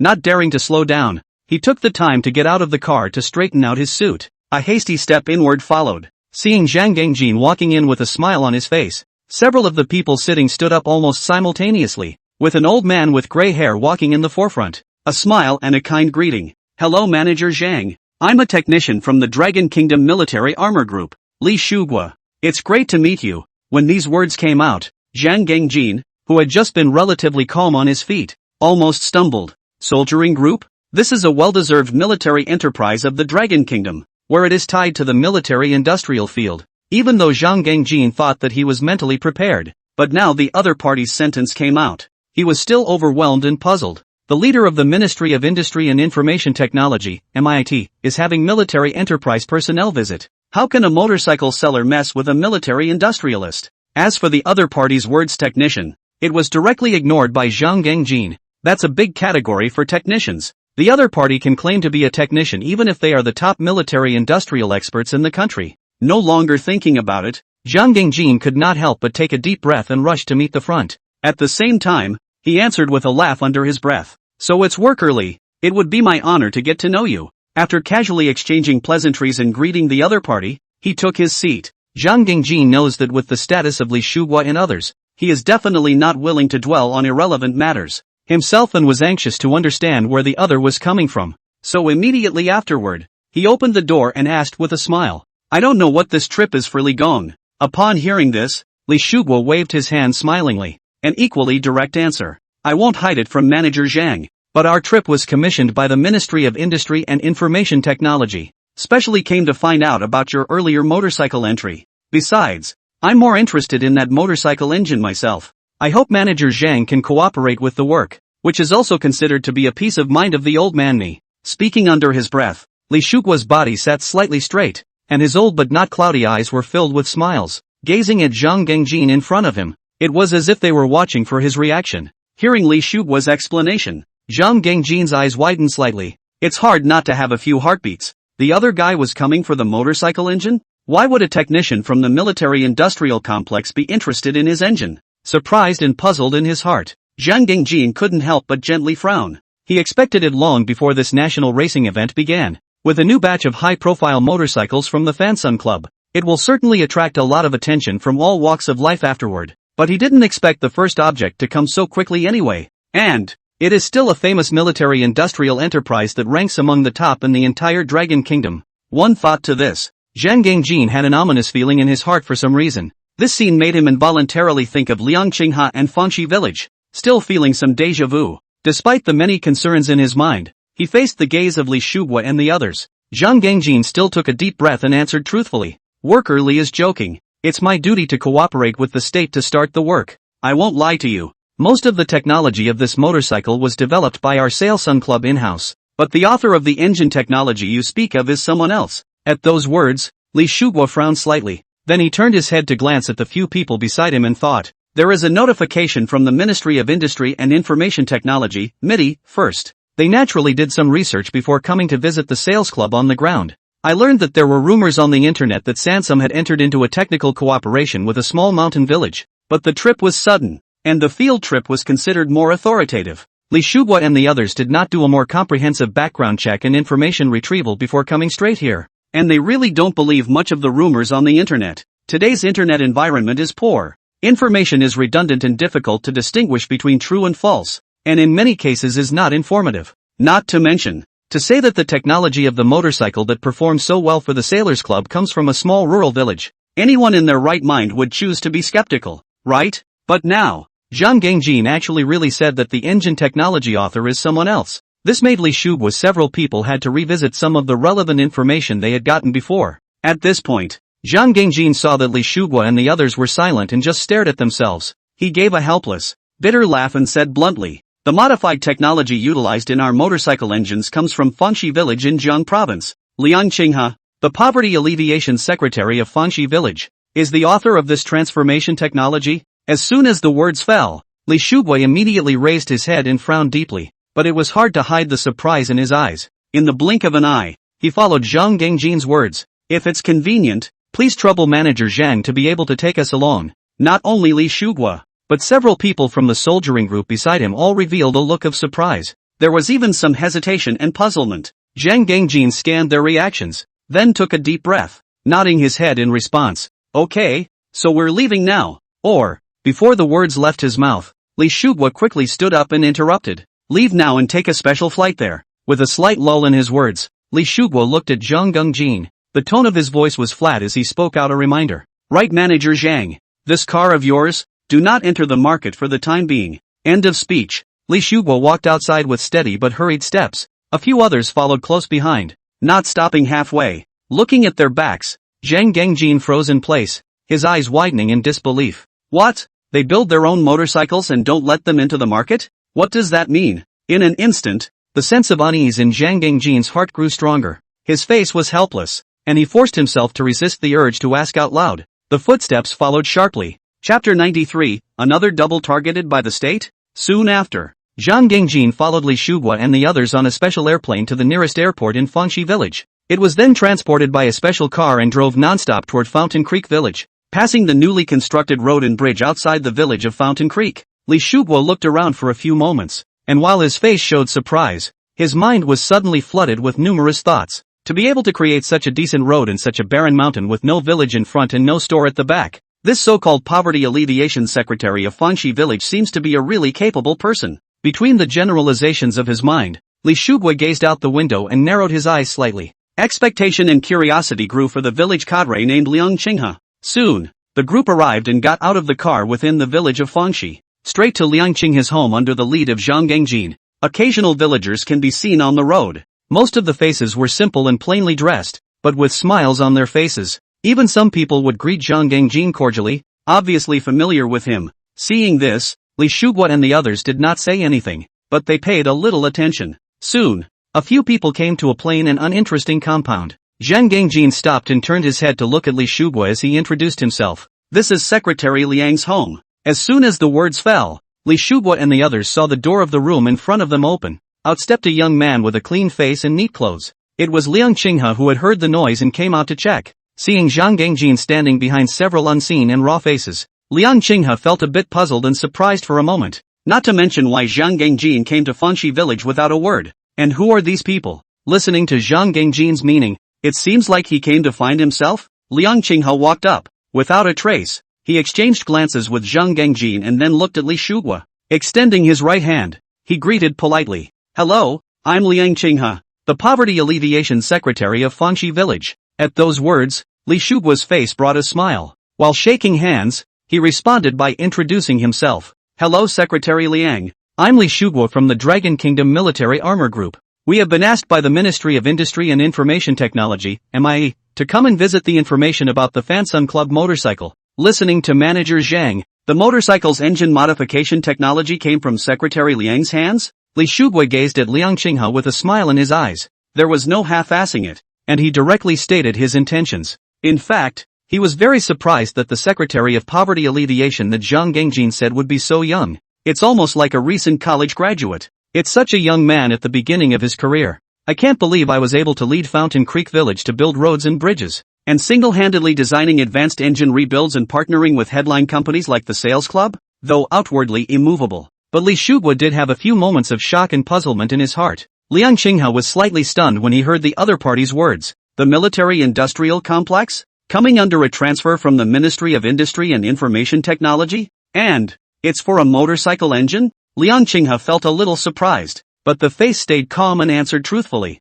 Manager Zhang is right. The engine rebuild technology on their motorcycles is really my work. When these words came out, the smile on Li Shugui's face tightened up a lot. His pupils shrunk slightly, and he looked surprised. An engine with such advanced technology. Surprisingly, it was really modified and upgraded by this young secretary. You should know that this engine technology has shocked many experts in related fields. If used properly, it could even solve some of today's Dragon Kingdom's difficulties with certain special combat vehicle engines. Taking a deep breath, Li Shugui's face became serious and extraordinarily earnest. Secretary Liang, if it's convenient, let's take a step to talk. At those words, Liang Qinghe glanced at him and nodded slightly. Together with Zhang Gangjin, the three of them walked towards the house. The ones traveling with Li Shugui, on the other hand, stopped outside the door. Spread out stations around the entire house. By the looks of it, it seemed as if he was going to guard the door in case anyone approached. Noticing this, Zhang Gangjin couldn't help but gulp. These guys aren't loaded plainclothes,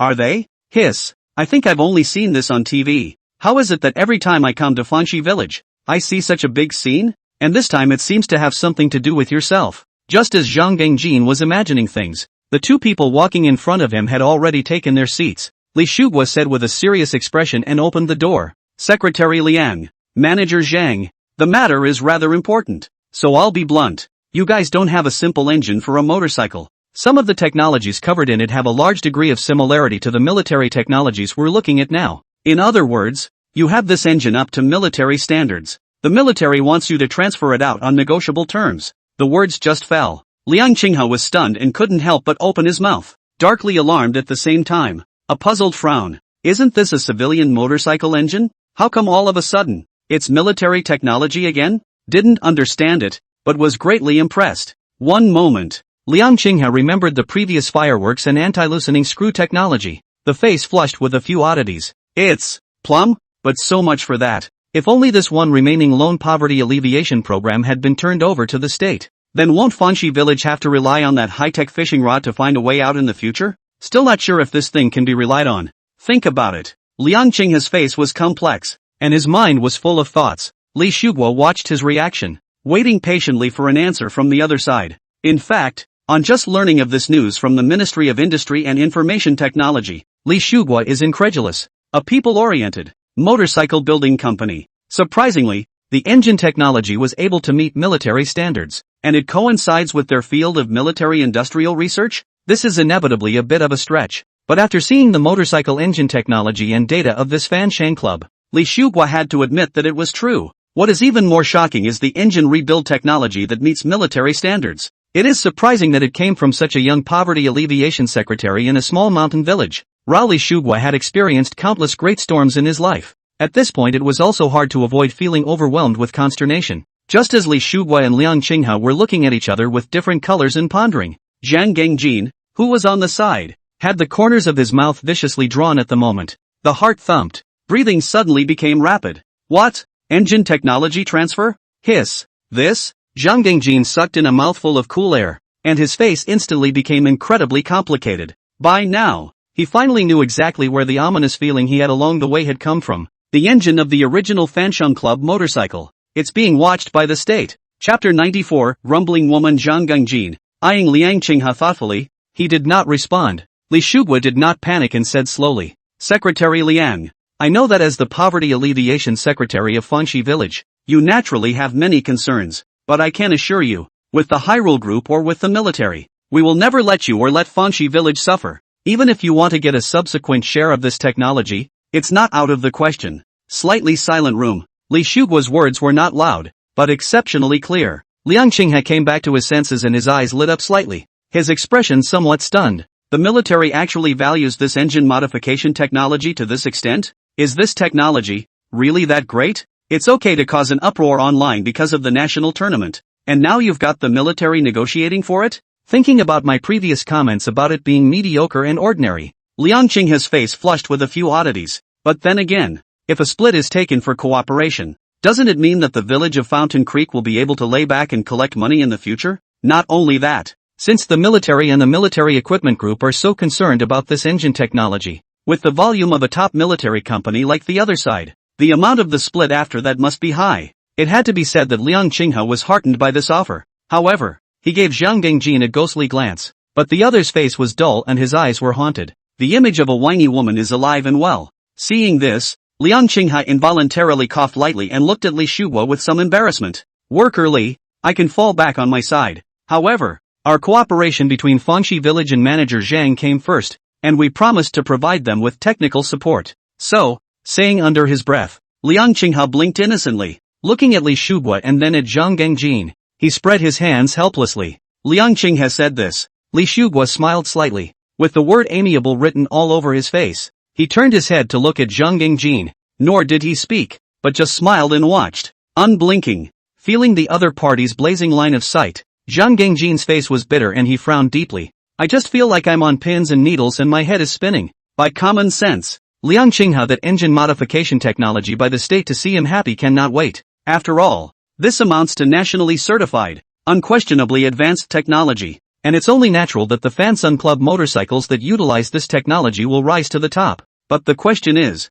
now the national racing event has just ended. The Fanshawe Club has made a good name for itself nationally and is just about to expand its market share. Seeing that sea of orders pouring in front of your eyes, now it's sudden bad news. Said engine technology is being targeted by the state for inclusion in the military? Wouldn't it be better to say, is the Fanshawe Club going to lose touch with this advanced engine rebuild technology forever? Thinking of this, Zhang Gengjin's face became more and more ghostly. The eyes even revealed an inexplicable sense of resignation. What's even more outrageous is that this isn't the first time. The anti-loosening screw technology that Liang Qinghe had come up with earlier was something that the Sailsun Club was planning to adopt. As a result, it was taken away by the NRA directly before it was even warmed up in its hands. At that time, Zhang Gengjin was still thinking. In any case, he still has an advanced engine technology in his hands, which is the last resort. But now it's good. Go to a race and get the engine in with it. Zhang Gengjin sighed and couldn't help but look at Liang Qinghe. Is it because you don't get along with Secretary Liang or something? Why can't anything good come in a hot bite? Every time I was about to flex my muscles, I was directly cut off by the state. It's even more chest thumping. In favor of himself, he didn't dare to resist. At the thought of this, Zhang Gangjin was depressed and even had a few moments of indignation. The heart was in a hurry. He negotiated stiffly, whiningly. Mr. Li, our Fansheng Club is counting on this engine technology. It's fine if the anti-loosening screws are gone before. If the engine is all gone, what are we going to do about the Fansha Club? As soon as the words fell, Li Shugua, who was smiling without saying anything, changed his color slightly. Frowning slightly, he asked in some confusion, anti-loosening screws? What does that have to do with anti-loosening screws? At those words, Zhang Gangjin was stunned, then suddenly realized. Out of the blue, he explained, it's the anti-loosening screw technology that Secretary Liang straightened out. Previously, this technology was also originally intended to be a collaboration with our Fansheng. As a result, when the director and experts of the NRA came, they handed it over to the state without saying a word. It's fine if our motorcycles are missing screws, but if the engine technology is all gone, Zhang Gangjin continued to whine, chattering under his breath. But Li Shugua's attention was no longer on him. Instead, he looked at Liang Qinghe with a face full of shock and disbelief. Not long ago he did hear that the Dragon Kingdom had made a major breakthrough in the field of anti-loosening screws, though delighted by it. But not much attention has been paid to this aspect of the news. The question is, this technology actually came from Liang Qinghe as well? Li Shugua, who had always been calm and collected, couldn't help but suck in a breath of cool air at this moment. His eyebrows were filled with shock and puzzlement. What is this little Fanshi village poverty alleviation secretary all about? Li Shugua's face flushed with a few oddities. Taking a deep breath to force himself to calm down, he turned his head to look at Zhang Gangjin. So it seems, this manager Zhang of the Fansheng Club is indeed a bit pathetic. Every time I look at a technology, I just turn it into the state. Read about it. Li Shugua thought for a moment and waved his hand to interrupt Zhang Gangjin's ramblings. Out of the blue, he said reassuringly, Manager Zhang, we are fully aware of your situation and fully understand your plight. However, Secretary Liang, this engine modification technology is indeed a matter of great importance. The military needs it very much. How about this? We, the Hyrule Group, will provide you with an engine technology. Although it's definitely not as good as Secretary Liang's, it's at least quite a bit better than the ones on the market. Also, another consolation payment to your Fansheng Club. How do you like that? The words just fell. Zhang Gangjin, who had just been sad and full of grievances, suddenly lit up in front of his eyes. As we all know, military technology that is directly linked to the cutting-edge and advanced Hyosung Group, as one of the top military industrial enterprises in China. The engine technology they took out was not as good as Liang Qinghe's though, but it's also definitely dramatically beyond all the technology on the market. In this way, Liang Qinghe and the military reached the matter of cooperation. Seems harmless enough for the Fansum Club? Not to mention, there's a nice consolation prize to be had. One thought to this. Zhang Gangjin's attitude suddenly made a 180-degree turn, as if he was worried that Li Shugua would back out. Almost the instant the other's words landed, immediately picking up the conversation. Deal. Chapter 95. There is a red-topped document you should have said earlier. Time passed, and 3 days soon passed. During this time, the news of Sailsun Club winning the national tournament has been on the hot list for a long time. Meanwhile, public opinion is gradually expanding. More and more people are learning just how outrageous the performance of the Fansun Club's motorcycles can be. For a long time, many amateurs in the field of motorcycling have taken a keen interest in this motorcycle, not only after reading the parameter list rave reviews, and spontaneously left a message under the official account of the Fansun Club, day and night asking or prodding questions related to motorcycles on the shelves. A motorcycle with such outrageous performance is still independently researched and developed by our local enterprises in Longhua, the light of national products. Manager Zhang, you've got the skills to win the title. You've got the skills to get on the shelf. Don't hide behind it and keep quiet. I know you're watching. Please put it on the shelves. Just give it a pre-sale price first. I've waited until the flowers are thankful. It doesn't matter even if the price is higher. Man, it's not bad. Just please hurry up and put it on the shelves. Similar comments scroll through the comments section of the official club sales account on a daily basis. There are even many people who traveled a long way to go to the headquarters of Sailsun. It's all about snapping up the first batch of motorcycles. But it was under these circumstances that the sales club actually dragged its feet for days. Let's not talk about having a motorcycle launch party. Just not a single official statement of response has been issued. However, the motorcycle fans who ate the closed door not only did not flinch, but became more and more frantic. No way. Who let Fansun's motorcycle performance break down and crush it? It's a far cry from other businesses. On this day, just as the outcry grew louder and louder in the major platforms of the internet, the official account of the Fansha Club without any warning A statement was suddenly synchronized and updated. The Sailors Club is deeply honored by the outpouring of love. However, due to certain unavoidable factors, our race model motorcycles cannot reach the market for the time being. We apologize for any inconvenience caused to the fans. This statement from the Fanshawe Club came out. The public opinion that had been brewing for days detonated instantly. The comments section was flush with question mark after question mark. Within half an hour of the statement being issued, the related comments directly exceeded the 100,000 mark and are still skyrocketing at an extremely fast rate. The community was shocked by all the netizens who followed the story. There was an outcry of disbelief. What do you mean? Find a better excuse for not being on the shelf? What's the unavoidable factor? Is it intentionally engaging in starvation marketing to stay off the shelves? Trying to inflate the price? I also think it's hunger marketing. Grandma, this has just made a name for itself and you want to cut the leaks? We take you as the light of the country. And you want to gripe us to death? What's the point of not putting it on the shelf yet?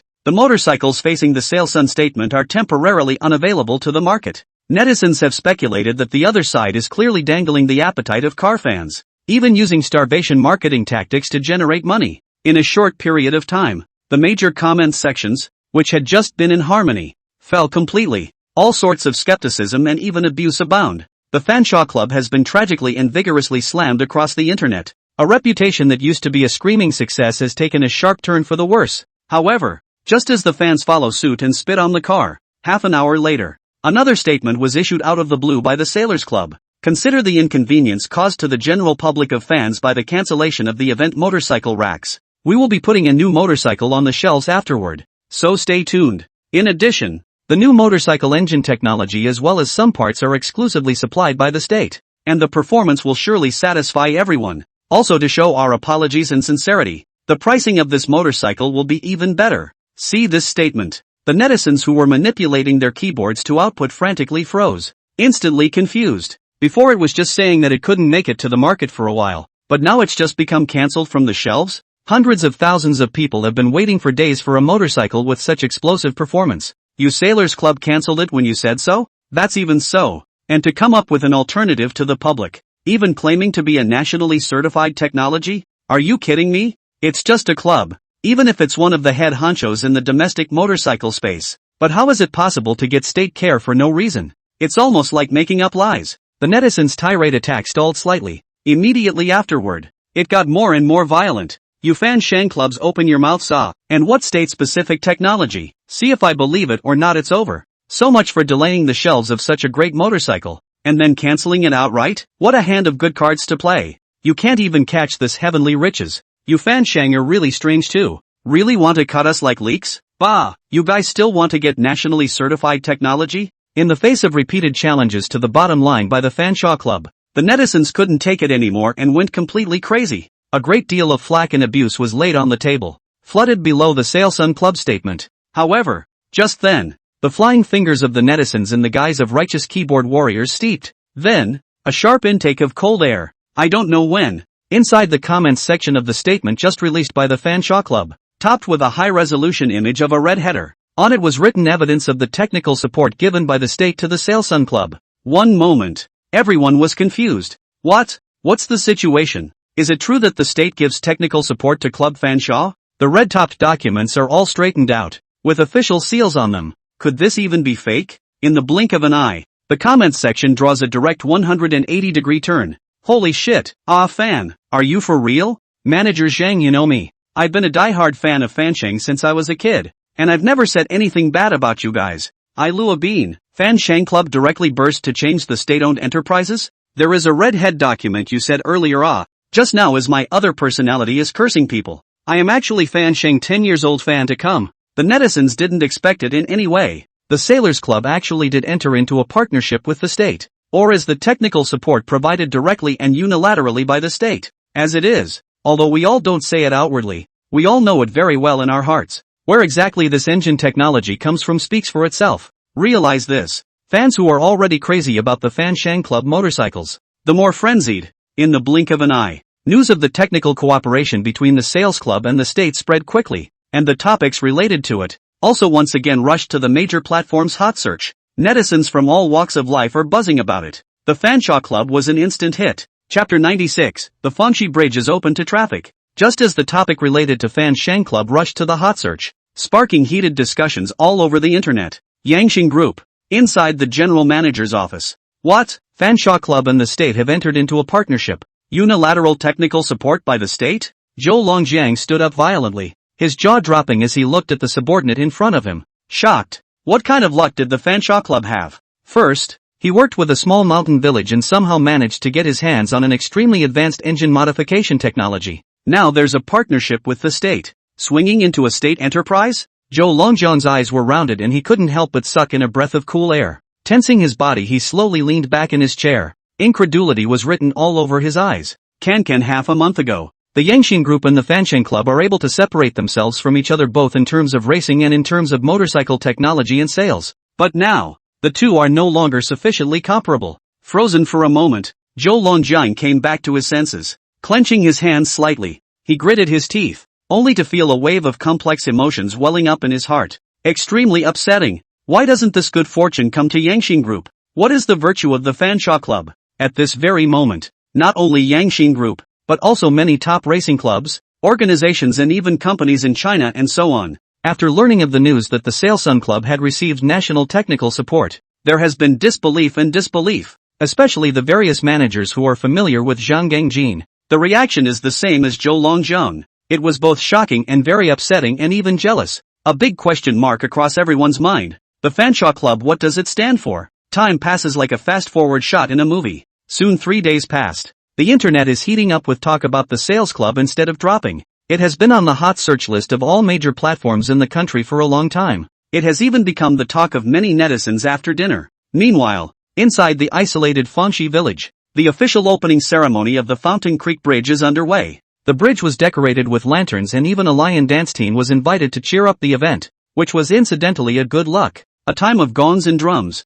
firecrackers, lively. It was impossible to resist the enthusiasm of the village head Wang Xinghai as well as the villagers. Liang Qinghe, as the Poverty Alleviation Secretary of Fangxi Village, personally cut the ribbon. Boo! Only a blast of festive cannon was heard. Liang Qinghe cut the scissors in his hand, and the colored ribbons broke and flew everywhere. The villagers' celebrations and shouts of approval came from all directions at once. The applause was deafening. Excited and delighted smiles spread across all faces. Nodding their heads in succession, their mouths murmured, "Good, good, we've not only built a road, but also a bridge, so we'll have a bright future. The bridge is so big, long and stable that just looking at it makes my heart happy." Secretary Liang said, "Now there are roads and bridges, and in the future our families will buy cars. Think about it. I told you that Secretary Xiao Liang is a capable one. We can't go wrong following his leadership. Listen to the giggles coming from your ears." Wang Xinghai applauded vigorously, and his eyes even vaguely glistened with tears. Thinking about the years of being the village chief in Fangxi Village, I have never been as happy as I am today. Like the villagers said, Fangxi Village will only get better in the future. Not far. Liang Qinghe put down the scissors in his hand and felt the lively and joyful atmosphere around him. Looking around the room, I couldn't help but smile. Now the Fangxi Bridge is finally officially open to traffic, and even the main road directly under the mountain is also unobstructed. It used to be a 40-minute trip on a motorcycle. Now it's a 10-minute walk. Going forward, both large and small vehicles will be able to go up and down the hill with ease. It's convenient, to say the least. One thought to this. Liang Qinghe's heart moved slightly, suddenly flooded with some feelings of disappointment. That said, the first intention to build the road and bridge was still for a joint project with the sales club. But now even the engine technology has been turned over to the Dragon military. The project naturally fizzled out. Also, although a few days ago Li Shugui negotiated a cooperation, Fangxi Village will be in the form of a share of the profits. But this alone still seems to be a stretch for so many villagers in the entire Fangxi Village,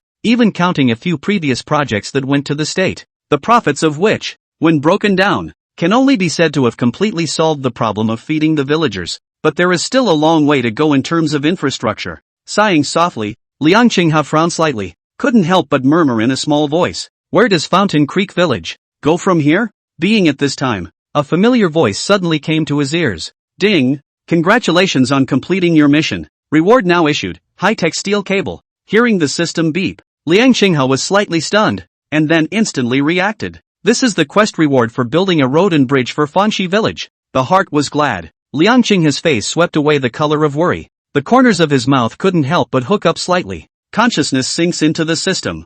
Immediately check out what this so-called high-tech steel cable is all about. A few moments later, Liang Qinghe returned with an odd expression. The corners of his mouth twitched, and some speechlessness spread in his eyes. This high-tech steel cable really lives up to its name. It's just a steel cable. And look at its presentation, which is the same as a high-tech fishing rod. Liang Qinghe even doubted it. Are the two complementary? One is a high-strength fishing rod in its own right, and one can be used to make high-strength fishing line. The fishing guy called it straight from the inside. The question is, didn't the system say before that the reward for building roads and bridges was dependent on the completion of the task? The road and the bridge were praised even by those construction experts before them. How come the rewards given by the system are so shabby? Is it really possible to set up a fishing tackle factory as a new poverty alleviation project for Fanxi village? Liang Qinghe was a bit depressed, but he wasn't too discouraged. There is a foregone conclusion. He preferred to believe that it was his own eyes that were too low, and therefore he had not noticed anything special about either. After all,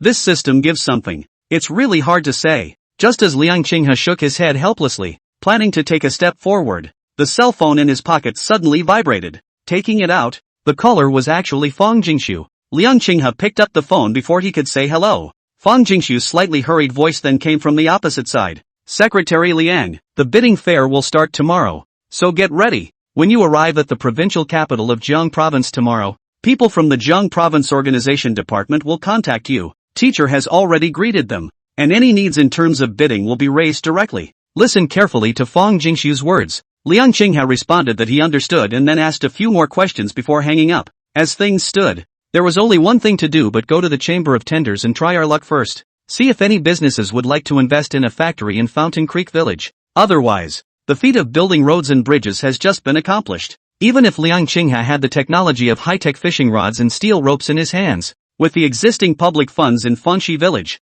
I'm afraid it's difficult to support myself to fund another whole poverty alleviation program out. One thought to this. Liang Qinghe gently furrowed his brows and looked distantly at a verdant green in the mountains. If you think about it. Chapter 97, isn't this one way to help the poor? Asking for votes. Early the next morning, Liang Qinghe came to the site of the bidding chamber according to the address given by Fang Jingshu. Was planning on wandering around on my own first. Instead, a young woman in workplace attire walks right up to her. It looked to be about 23 or 24, with the declining sun and a trademark smile on her face. Hello, I'm Tansy, a staff member of the organization department of Jiang Province. May I ask if you are Mr. Liang Qinghe Liang from Fanxi Village? Words. Liang Qinghe's footsteps lurched as he smiled and nodded his head in response. Hello Ms. Tan, I am. It seemed that this was the person that Fang Jingshu had said that the organization department had approached him. Rather, I didn't expect the other side to be so professional. He had just arrived at the venue himself and was recognized. Hearing the affirmative answer, Tansy guffawed. Reaching out his hand, he signaled Liang Qinghe to walk towards the inside of the venue while introducing under his breath. Mr. Liang, according to the information we got before, your party is trying to find some companies that have the willingness to invest to cooperate. Is that right? This bidding chamber has a total of. Tansy's voice was gentle, her tone unhurried as she introduced herself. A smile was always on her pretty face, but she carried a few moments of curiosity and doubt in her heart. She had just received instructions from her superiors not long ago, requested to be approached today by a poverty alleviation cadre from a poor mountain village in Changman County. At the same time, try to reach any reasonable request of the other party within certain limits, even including the other party's intention to cooperate with the enterprise, regardless of the objective conditions, to make every effort to facilitate cooperation. To Tansy's surprise, it is such a superior green light object. Just a mediocre poverty-stricken village is just. Even their poverty alleviation cadre looks like a recent college graduate. Would any business really want to work with them on such terms? Tansy had some suspicions in her heart, but she didn't move on the surface. Just a serious introduction to the many companies that are participating in this bidding chamber. But, most of her referrals are only at the county level, and many of them are local businesses in Longmont County. As for municipal enterprises, there are very few, because Tansy knew it well. In addition to approaching Liang Qinghe, she also had the task of facilitating the other party to reach a cooperation with the enterprise, but with the remote and penniless conditions of Fanxi Village, I'm afraid it's going to be very tough. And again, even if this is a task handpicked by the higher-ups, it is not possible to let these conscientious enterprises in Jiang Province eat a dumb loss for no reason. Businesses, however, have to pay taxes every year. As for the cooperative project on the Fanxi Village side, it's just a task. Of course, if she could, Tansy would still do her best to help the other party facilitate the cooperation. That's why she only picks small businesses that are good to talk to for introductions. After all, Bigger businesses are unlikely to look at Fountain Creek Village. Liang Qinghe didn't know that Tan Sisi beside him had a lot of thoughts in her mind. He just followed along as he moved forward, listening carefully to the other person's introduction, also looking up from time to time to observe the conditions of those businesses around them. Just then, the two walked side by side around a corner. Facing it was a large rowdy, but slightly slumped corporate venue. After gazing intently for a moment, Liang Qinghe suddenly brightened up. "Ms. Tan, wait, let me see this one," saying under his breath. Liang Qinghe took 2 steps forward. "Quiet your breath and scrutinize the conditions of the business before you." Seeing this, Tansy froze, her small mouth slightly open, wanting to speak. This. Seeing that Liang Qinghe had already walked in, helplessly, Tan Sisi deflated. Although he was inexplicably apprehensive, he only took a step to follow. Let's hope this young secretary Liang is just a casual observer. Liang Qinghe entered the venue of the business called Jinhui and looked around for a moment. Couldn't help but nod in satisfaction. This is the same company that produces fishery-related supplies. Among the main products is clearly the fishing rod. As it is, if the other party is willing to invest in the production of high-tech fishing rods in Fanxi Village, it might bring in a good amount of income. The system rewards rods, even if they may not be top of the industry. But based on previous experience, it certainly won't lose to the products of other companies on the market, right? The most important thing is, just produce a mediocre fishing rod yourself. It's never going to be cut off by the state again, is it? If that's true, it's really no good. Thinking of this, a smile appeared on Liang Qinghe's face as he turned his head to look at Tan Sisi behind him. Out loud, he asked, "Ms. Tan, this business seems quite nice, how about talking to them?" When these words came out, Tan Sisi, who originally had a few apprehensions in her heart, suddenly froze. Red lips pursed slightly, speechless. However, seeing Liang Qinghe's expression of frankness in face of expectation, she still introduced herself helplessly. "Mr. Liang, this is one of the leading enterprises of fishing paraphernalia in our Jiang province. Although it has been gradually waning in recent years due to business competition, how can I say? A skinny camel is bigger than a horse, I think." Tansy blinked her big eyes innocently, showing some hard colors, and didn't continue. "It's true that what you fear comes to you. Although this Jinhui company is now weak, but how to say is also one of the important enterprises in Jiang province. Let such a provincial enterprise cooperate with a poor village like Fanxi Village? Will the other guy want it? This is cooperation at the best of times, but isn't it unilateral poverty alleviation at the worst of times?" Faced with Tansy's desire to speak, Liang Qinghe didn't care, just said, "That's right, Ms. Tan. I think this business is more in line with our objective conditions in Fountain Creek Village, or how about communicating with them first?" As the words fell, Tansy was a little confused. Was he too euphemistic in his speech, or has this Secretary Liang always been so courageous? Besides, what do you mean this business is quite compatible with the objective conditions of the village of Fountain Creek? She did the profile. Fanxi Village, such a poor village in the ravine with a lack of resources. It has literally nothing to do with fishing gear. This young Secretary of Poverty Alleviation is really open for business. For a while the mind was full of thoughts. Tansy resisted the urge to spit and gave a trademark smile. "Okay, Mr. Liang, let's go together and communicate with them." With that, the two of them took a step towards the reception in unison. This way, He Yongfeng, the administrative director of Jinhui Company, was playing with his cell phone in a bored manner. The afterglow caught a glimpse of someone coming this way and fixed his eyes on them. Seeing that one of them was carrying a work permit from the organization department of Jiang province, he was immediately brightened up, hurriedly stood up and greeted him with a smile and extreme eagerness. After a greeting, Tansy didn't drag her feet in the slightest and explained straight away. "It's like this, director, this is Fanxi Village's poverty alleviation cadre, Secretary Liang Qinghe. We came here to talk to your company about entering into a cooperative project with Fanxi Village. If it's convenient now, let's communicate in detail." Tansy's words fell. Almost instantly, He Yongfeng's eager smile dissipated and his brows tightened abruptly. The face changed steeply. Chapter 98, It doesn't matter who comes. He Yongfeng frowned, looking at Tan Cc with some disbelief. Poverty alleviation village officials? Talking to their company about a partnership? These words together made He Yongfeng think for a moment that he hadn't heard wrong. However, looking at the serious expression on Tansy's face, he knew it was true now. One thought to this. He Yongfeng was almost exasperated and laughed, his face instantly turning cold. The administrative director of his own Hall Jinhui company, in this bidding venue to stay for a morning are not available. It's hard to hope for one that wants to work together. It turned out to be a poor village. Is this a sincere attempt to cooperate? It's a countryside poverty alleviation come to life. True, Now Jinhui is really in a rather delicate position in the market, and it can even be said that the tiger has fallen to the ground. But with their past reputation and volume of leading enterprises in Jiang province, it's not so bad that it's working with a poor village nowadays, is it? Thinking of this, He Yongfeng's heart inexplicably welled up with some irritation. However, considering that there were people from the organization department of Jiang province present, he still said patiently, Secretary Liang, I believe you are aware of our current situation at Jinhui.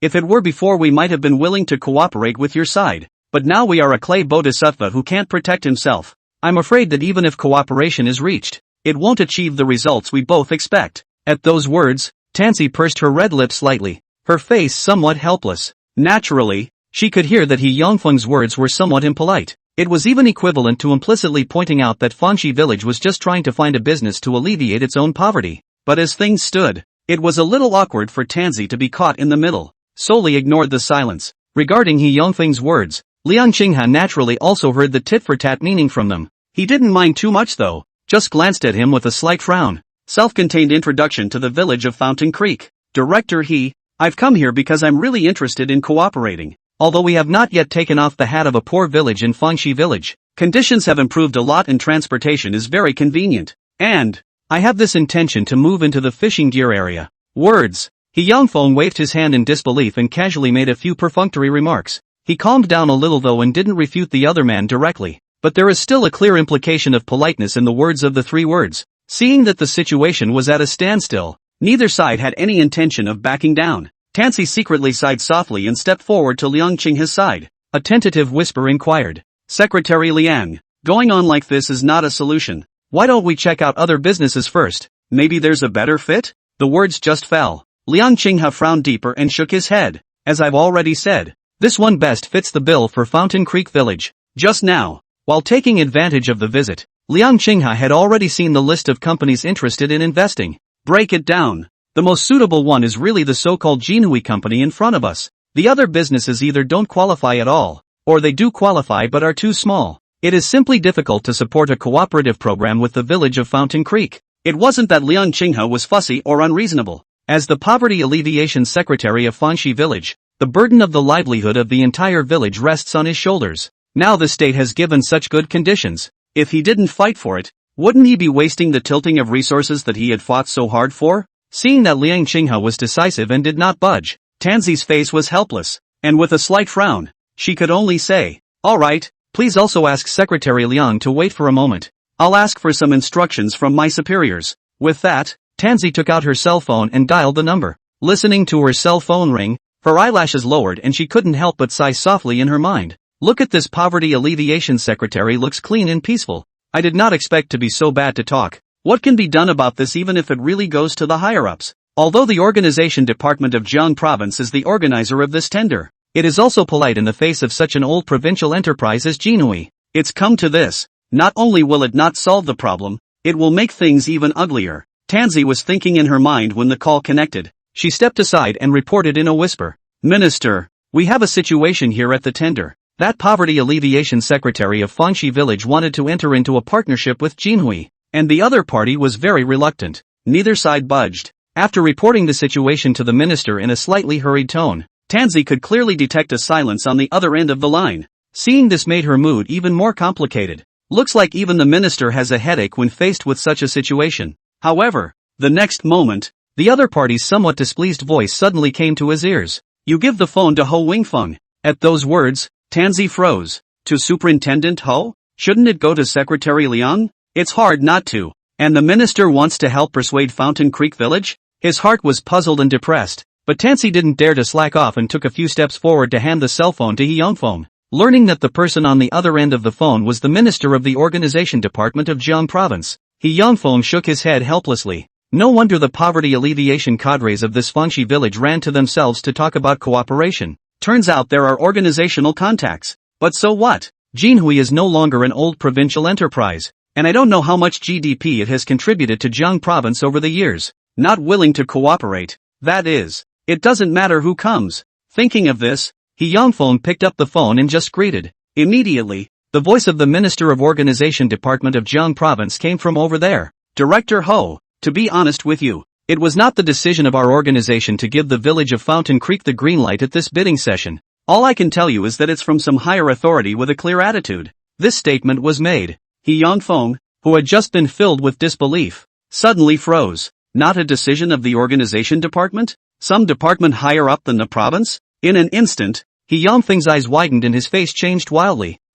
This? He swallowed hard and looked at Liang Qinghe with a bitter smile. This Secretary of Poverty Alleviation. Is he playing pig in a poke with himself? You should have said so. On the phone, the minister took a deep breath and continued. Of course, the province knows that it's not easy for you Jinhui right now. So as long as you agree to a cooperative project with Fangxi Village, the province will give some subsidies and benefits. You also have to understand our difficulties. He Yangfeng nodded repeatedly and hung up the phone. The gaze that looked at Liang Qinghe was incomparably complicated. And he said helplessly, Secretary Liang, let's initially finalize our cooperation project first. But I still have to go back to the company and talk to the general manager in detail about the specifics. I'll contact you when the results are in. Is that okay with you? Words. Liang Qinghe let out a long breath, his face slightly easing as he nodded in response. No problem. Listening to the conversation between the two, the small mouth of Tansy at the side was slightly open, already jaw-dropped. What's the situation? He Yangfeng, who was just now full of determination and did not budge. How is it that a phone call comes down with a direct 180-degree turn in attitude? Could it be that? Tansy looked at Liang Qinghe, who had a calm face. Taking a deep breath, her big fluttering eyes were filled with curiosity and shock. Chapter 99, Fangxi Village bullies too much. Time passes. After the bidding is over, He Yangfeng is anxious in his heart. Without lingering in the same place, he hoofed it back to Jinhui's headquarters, then walked straight towards the general manager's office. Just entering the door, He Yangfeng's eyes focused on a middle-aged man with a big belly behind the desk. This person was about 50 years old or so, with an unusually fat body. It was Zhou Taihong, the general manager of Jinhui. He looked up with a slight frown at the sound of footsteps. Just as he was about to make a voice inquiry, He Yangfeng was the first to open his mouth sharply. Mr. Zhou, in the morning at the bidding meeting, a poor village named Fangxi Village wants to talk to us about cooperation. I gave it a straight no at the time, but the head of the organization called. It says that this village of Fangxi is the object of an instruction from a certain department of the state to make every effort to bring about cooperation. I have no choice but to tentatively agree. But this, speaking of this, He Yangfeng showed a difficult face and wanted to speak. Perhaps it was because the party was walking too fast. At this point, he was slightly out of breath, and his chest rose and fell slightly. Listening to He Yangfeng's rushed words and looking at his eager appearance, Zhou Taihong's face changed. Frowning deeply, his pupils shrinking slightly, flooded with deep amazement and confusion. What kind of poor village is this, to be able to get direct attention and resources from the state sector? Immediately afterward, some dissatisfaction and annoyance showed in Zhou Tai's red eyes. The company is not struggling right now, but it is exceptionally difficult. It's come to this, and you're dumping over a drag queen? The Crown says it is conducting a collaborative project. Isn't it actually a unilateral poverty alleviation effort by Cam Wei? Think about it. Zhou Taihong took a deep breath and only felt extremely depressed in his chest, followed closely by a hopeless sigh. In any case, that's an official directive. Consider yourself unlucky. Zhou Taihong raised his head to look at He Yangfeng, who also had a bitter face, and commanded, Old He, don't think too much when it's already happened. It's better to approach the Fountain Creek village side as early as possible. Allocate some money to go over there for a good cause, or to give the higher-ups an answer. Speaking under his breath, Zhou Taihong waved his hand, signaling He Yangfeng to get things done earlier. However, this statement was made. He Yangfeng's face became more and more ugly as he stammered, wanting to speak. Seeing the situation, Zhou Taihong's movement stalled, and his heart was suddenly flooded with some bad feelings. He Yangfeng hesitated for a moment, but still explained. Mr. Tao, what that poverty alleviation secretary from Fangxi Village means is that he wants us to invest in building a moderately sized fishing tackle factory in their place, primarily used to produce fishing rods. Bang! Before the words were finished, Zhou Taihong slammed the desktop fiercely and stood up violently. Gnashing his teeth, he cursed angrily. Damn outrageous. Isn't this getting a bargain? It's not enough to rake in a fortune from us, but you're thinking of building a factory? When is this a game? It takes money and people and technology to build a factory. Is it something they can handle with a tiny Fangxi village, or are they going to continue to bleed us dry? Zhou Taihong cracked his mouth, even breathing a few times faster. It would have been unpleasant to be taken advantage of for no reason. As a result, the other side even stomped on it. There is simply no heavenly reason to deceive people. Seeing that Zhou Taihong was agitated, He Yangfeng's face changed. Not daring to be slow, he hurriedly spoke out to explain. Calm down, Mr. Zhou, calm down, I haven't finished yet. According to that Secretary Liang, we just need to contribute money to invest in a factory. The people and the technology they have themselves, so that still works out to be a significant sum though. But he promises that subsequent sales won't require us to ask questions, and the profits will be split 70-30. As the words landed, the anger on Zhou Taihong's face slightly converged. Doubtful asked, meaning, as long as we build the factory, we don't have to worry about anything afterward? He Yangfeng hesitated for a moment, but still nodded affirmatively, though I thought it was a bit odd myself. But in the morning at the tender meeting and that Liang secretary to talk, the other side does mean this. Receiving an affirmative answer, Zhou Taihong took a long breath and slowly leaned back to sit down. Frowning in thought for a moment, he said, in that case, the condition is not too harsh. After that you talk to them as such, spend as much as you can, but also pay attention to the safety of the plant. Black-hearted business we cannot do. Zhou Taihong seemed to have compromised and finalized the matter of building a factory for Fengxi village. As for the other party mentioned the sales profit of 7 or 3 accounts, Zhou Taihong simply do not think about it. It's just a poor village with no money. Take the villagers as employees. There are enough people. But what about technology? Zhou Taihong does not believe that a poor village can get any fishing rod technology. As it is, even if we build a factory, what money will we make? Not to mention 30%. Even if 10% was given to him, he wouldn't even bother. Do you really think business is that easy? This fishing tackle factory in Fengxi village will have to thank heaven and earth if it can last a month or two without going out of business. Shaking his head, Zhou Taihong no longer thought about it. Just looking to He Yangfeng, he commanded, get this shit over with early and don't focus on that Fountain Creek village side of things. It's still important to market the new products we've developed as early as possible, and try to grab a little more of the market. Fill the holes from before. Mouthing this, Zhou Taihong sighed lightly. If not, Jinhui is afraid it's really going to struggle. In the meantime, technical R&D workshop of Longhua Military Equipment Group, Li Shugua, with his assistants and students, was scrutinizing Liangqinghe's engine modification technology. In front of him lay a modified motorcycle engine from the village of Fengxi. At this point, Li Shugua's stretched brows suddenly furrowed, and his face changed slightly. Ha! Li Shugua's soft eek was not loud, but students and assistants who were doing other work around them looked over. Seeing Li Shugua's expression somewhat complicated, the crowd looked at each other, all of them somewhat unsure. Someone asked out loud, Teacher, what's wrong? This engine technology, is there a problem? When these words came out, the crowd inevitably became a bit nervous. They all know, this technology was obtained from a poor village by Li Shugua with a lot of effort, although this engine had been studied a little before, and was initially judged to be useful in advancing and improving their military technology. But this technology from the private sector, especially from a poor village, no one can guarantee that there will be no problem until an in-depth study is conducted. Just as the students and assistants watched slightly nervously, Li Shugua narrowed his eyes slightly and said with a puzzled face, this engine technology has been preliminarily tested before and is an improvement to our tank engines. But now that it's been fully researched, how does it seem? Not compatible with our tank engine technology? Could it be that we misjudged before? The words fell. The hearts of the people present simultaneously thumped and their eyes widened slightly. Face to face. Chapter 100, what kind of factory are you building under these conditions?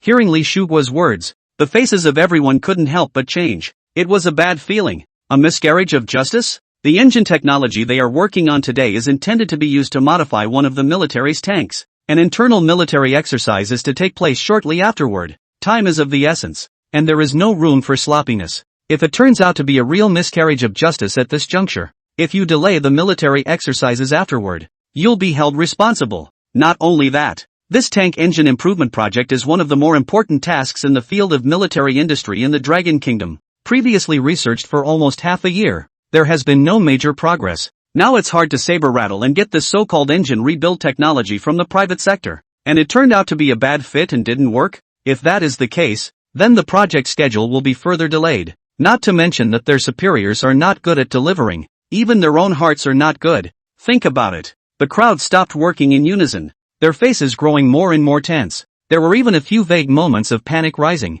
For a while, the atmosphere in the technical workshop seemed a little gloomy. Between faces, someone wanted to speak up and ask what the hell was going on right now. However, seeing Li Shugua's increasingly serious expression, he eventually wanted to stop talking. Don't dare speak out of turn. Ryoko. Li Shugua came back from his contemplation, his brows already thoroughly depressed together. Obviously it didn't get any better. He took a deep breath and shook his head a little distractedly. Don't think about it so much. Dig deeper. Let's see if it's a miscalculation or not. Or something else. If it's just not possible. Li Shuguo's words stalled. His eyes slightly condensed. And he did not continue. Words. The students and assistants did not dare to slow down and continue to get busy. 3 days later. Fangxi Village. After finalizing the project between Jinhui and the village of Fangxi, He Yangfeng came over in person with the contract, and by the way, he intended to explain the relevant matters. At this point, riding over the recently constructed Fountain Creek Bridge, the driver surveyed the scene around him.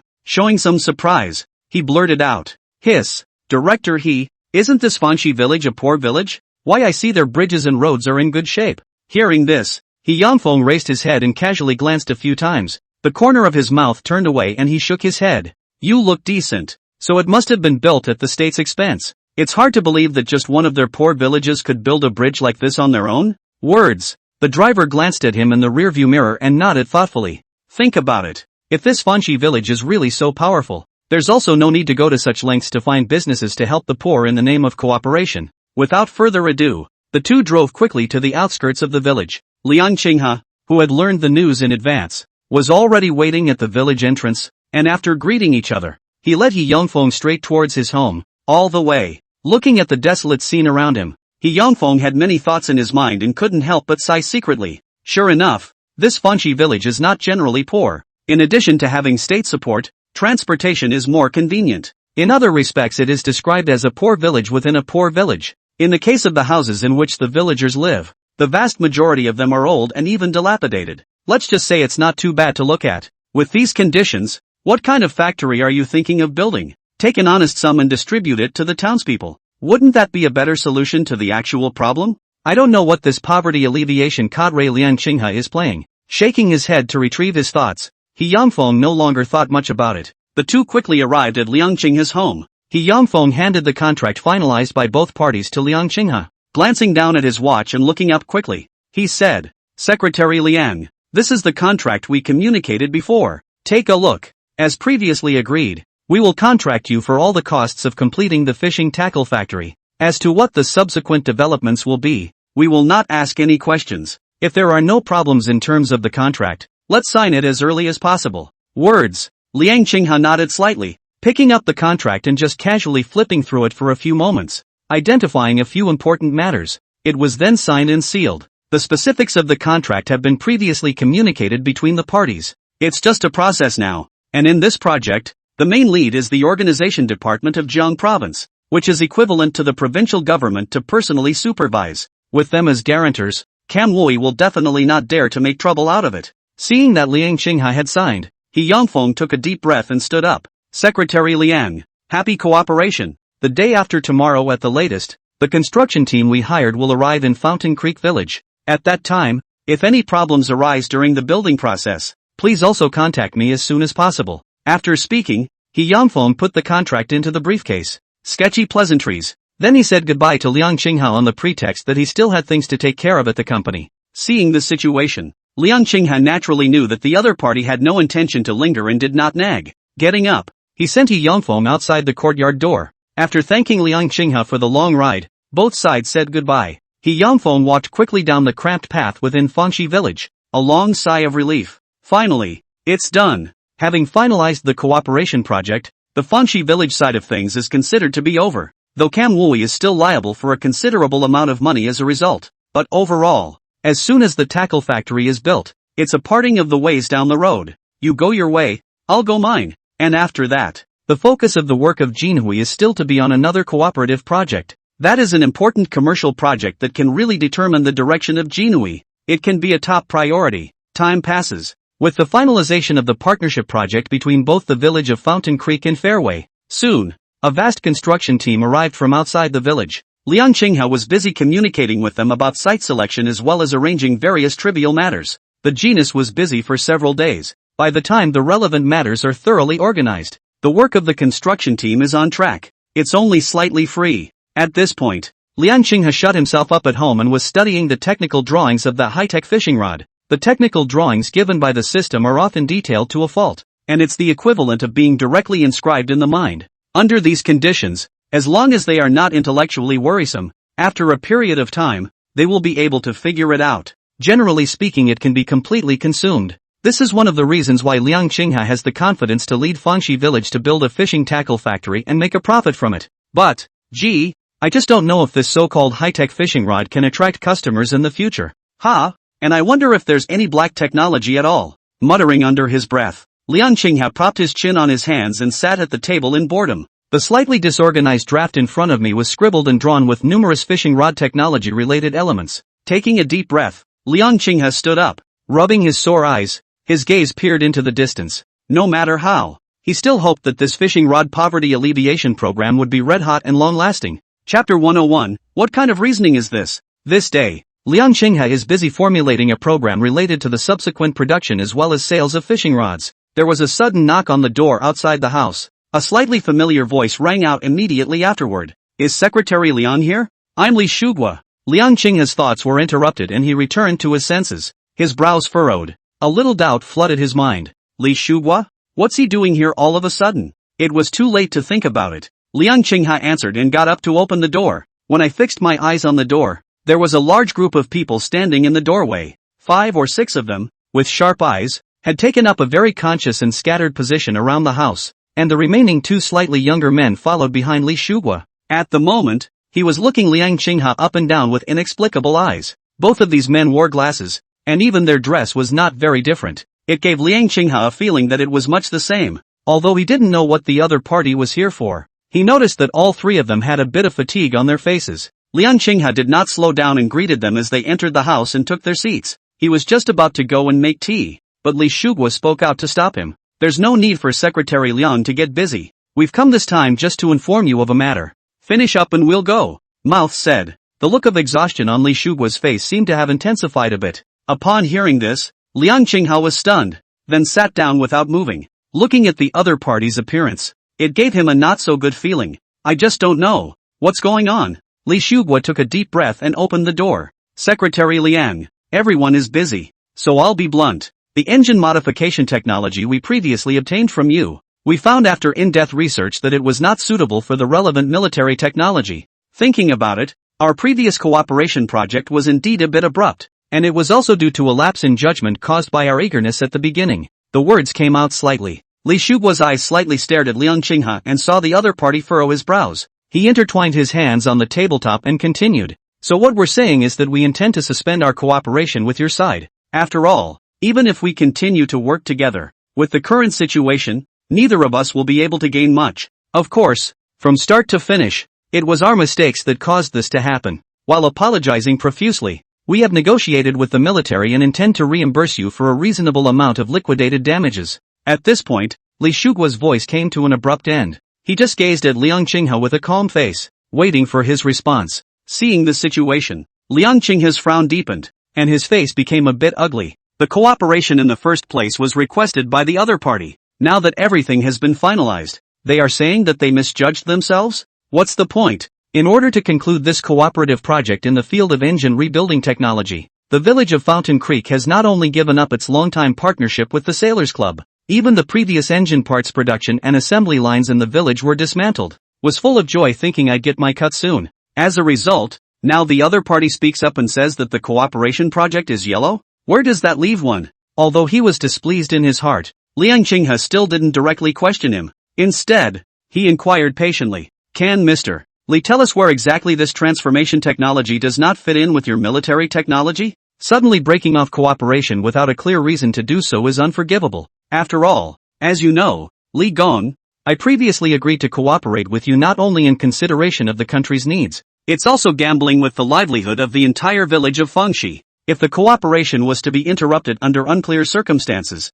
Liang Qinghe would never agree. Whether it's the previous fireworks technology or the anti-loosening screw technology, though all were rewarded handsomely after being turned over to the state. But all that was done then was a one-shot deal. Now that the bridges and roads have been hemorrhaged, there is little left. Break it down. The village of Fountain Creek has only one source of funding left to get a cut of the engine rebuild technology, not to mention the fact that the matter of building a fishing tackle factory is now being prepared. Although on the surface it is said that Jinhui single-handedly contracted the project Big Head, but from a factory building down to subsequent production and sales, where do you need money? Inside and out? stopped the engine cooperation program at this time. It's almost as if Fengshi village has returned to its pre-liberation days overnight. Thoroughly floundering, seeing that Liang Qinghe's displeasure was already overflowing, Li Shuguo also frowned slightly and sighed helplessly, pushing the envelope. Secretary Liang, I also know your difficulties as the Poverty Alleviation Secretary of Fengshi Village, but you also know that all of our technologies in the military armor group are tied to our military industry. It is indeed inconvenient to disclose these matters involving state secrets. What I can say for sure, though, is that your engine modification technology really doesn't work. Secretary Liang, I'm sorry, but there's really no way. Hear these words. Liang Qinghe was speechless. The other party's heartfelt words and sincere attitude made it impossible for him to pick any faults, but at the same time, it was really distracting for a few moments. Rather than having such a calm and collected nature, he was somewhat tempted to curse at this moment. Both sides were wide-eyed, neither one speaking. For a time, a long period of anxiety and silence fell upon the house. Liang Qinghe and Li Shuguo had different faces and thoughts in their minds, both looking for countermeasures. For a long time, instead, it was the two students behind Li Shuguo who were sullen. In the face of this scorching scene, a few moments of depression and anger brewed in their chests while their hearts were burning with anxiety. During this period of time, their entire project team has been working almost day and night, without sleep, to study this engine modification technology,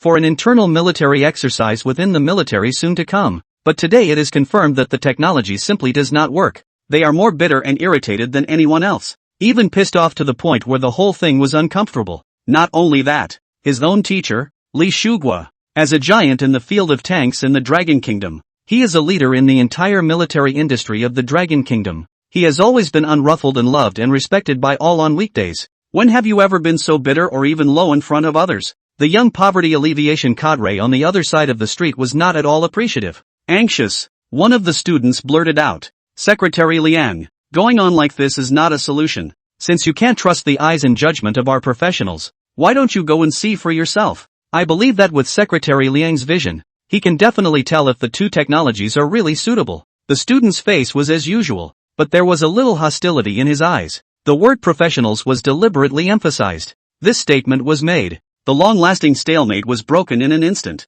Liang Qinghe ignored the other party's sarcasm. Instead, his eyes brightened slightly, and his depressed brow relaxed considerably. The engine modification technology given by the system was naturally something he had already completely consumed. Regardless of what the situation is really like over there, it's better to go to the scene yourself than to argue about it here. Maybe there really is something wrong somewhere? It was natural for Liang Qinghe to strive for such an opportunity. Think about it. He gazed at Li Shuguo and inquired, what does Labor Li mean? At those words, those two students looked at each other, both of them showing astonishment. Their words were only meant to secretly taunt each other and relieve their anger. Who knows? This poverty secretary is actually planning to visit? You think this is a game? Faced with this sudden scene, Li Shuguo was also unprepared. He naturally knew the intentions of his two students, but when it comes down to it, it doesn't seem like a bad idea to want to break off the collaboration. As for military secrets, there doesn't seem to be much of a problem if you sign a non-disclosure agreement. Just hope.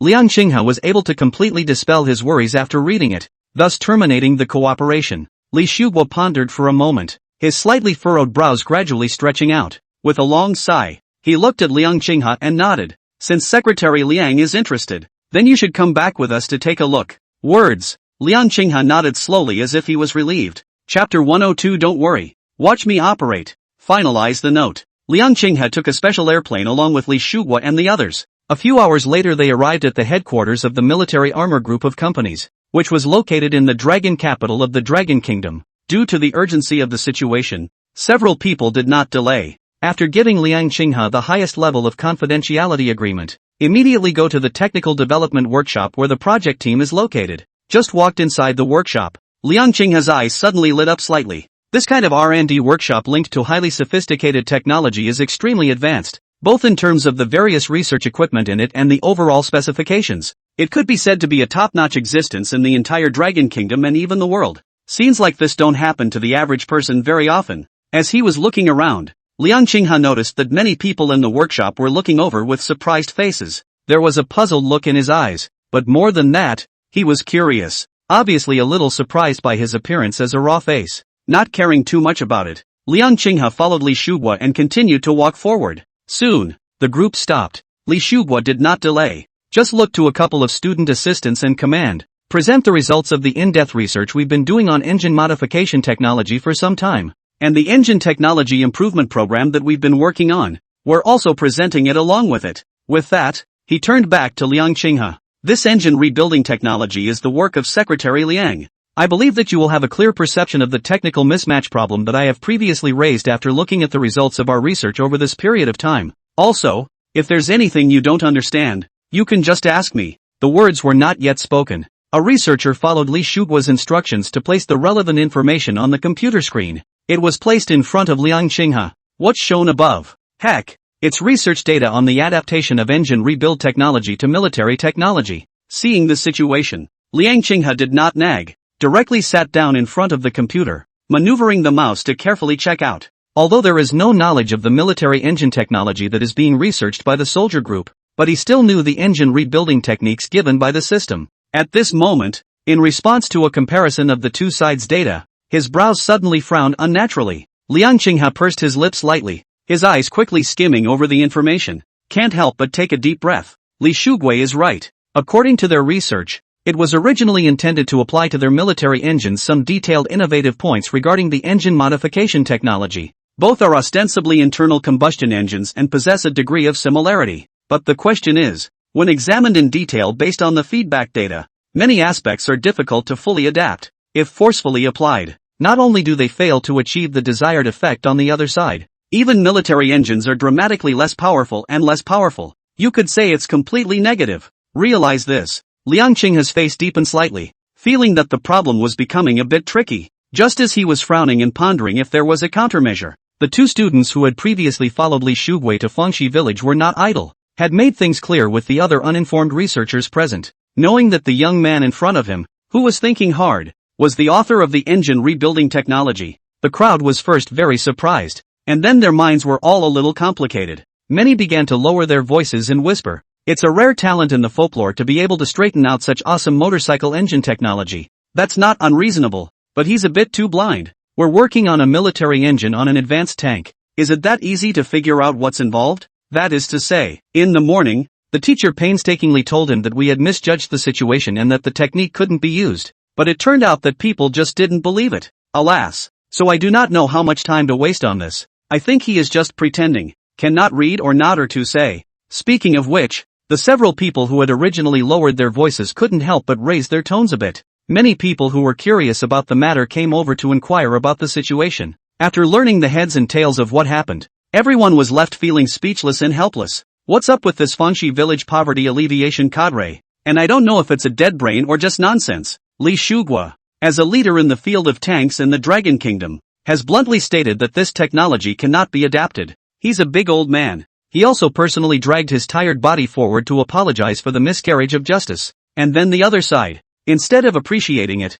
made a scene in the R&D workshop? It's simply uncalled for. Seeing that the military exercise was imminent, they would have had a headache over the tank engine. And now this whole crap. If there is no accident, this national account of the project task, only to plan to fizzle out. Just as the whining and complaining of the crowd grew louder, it even caused Li Shuguo to frown. When he wanted to speak out and rebuke, Liang Qinghe, who had never spoken, was hesitant and asked with some uncertainty, "By the way, you guys have this engine. Is it used on tanks?" This statement was made. The many assistants and students next to him stared in disbelief. Unbelievable was written all over his face. After all this, you don't even know what kind of engine this is? Then what's the point of pretending to check? It's a waste of everyone's time. Someone just couldn't look away and blurt it out. Yeah, it's the tank engine modification project that we're undertaking. You just realized that. Ha! Words. Liang Qinghe froze in place, somewhat confused. A moment later, he turned his head with an odd expression on his face,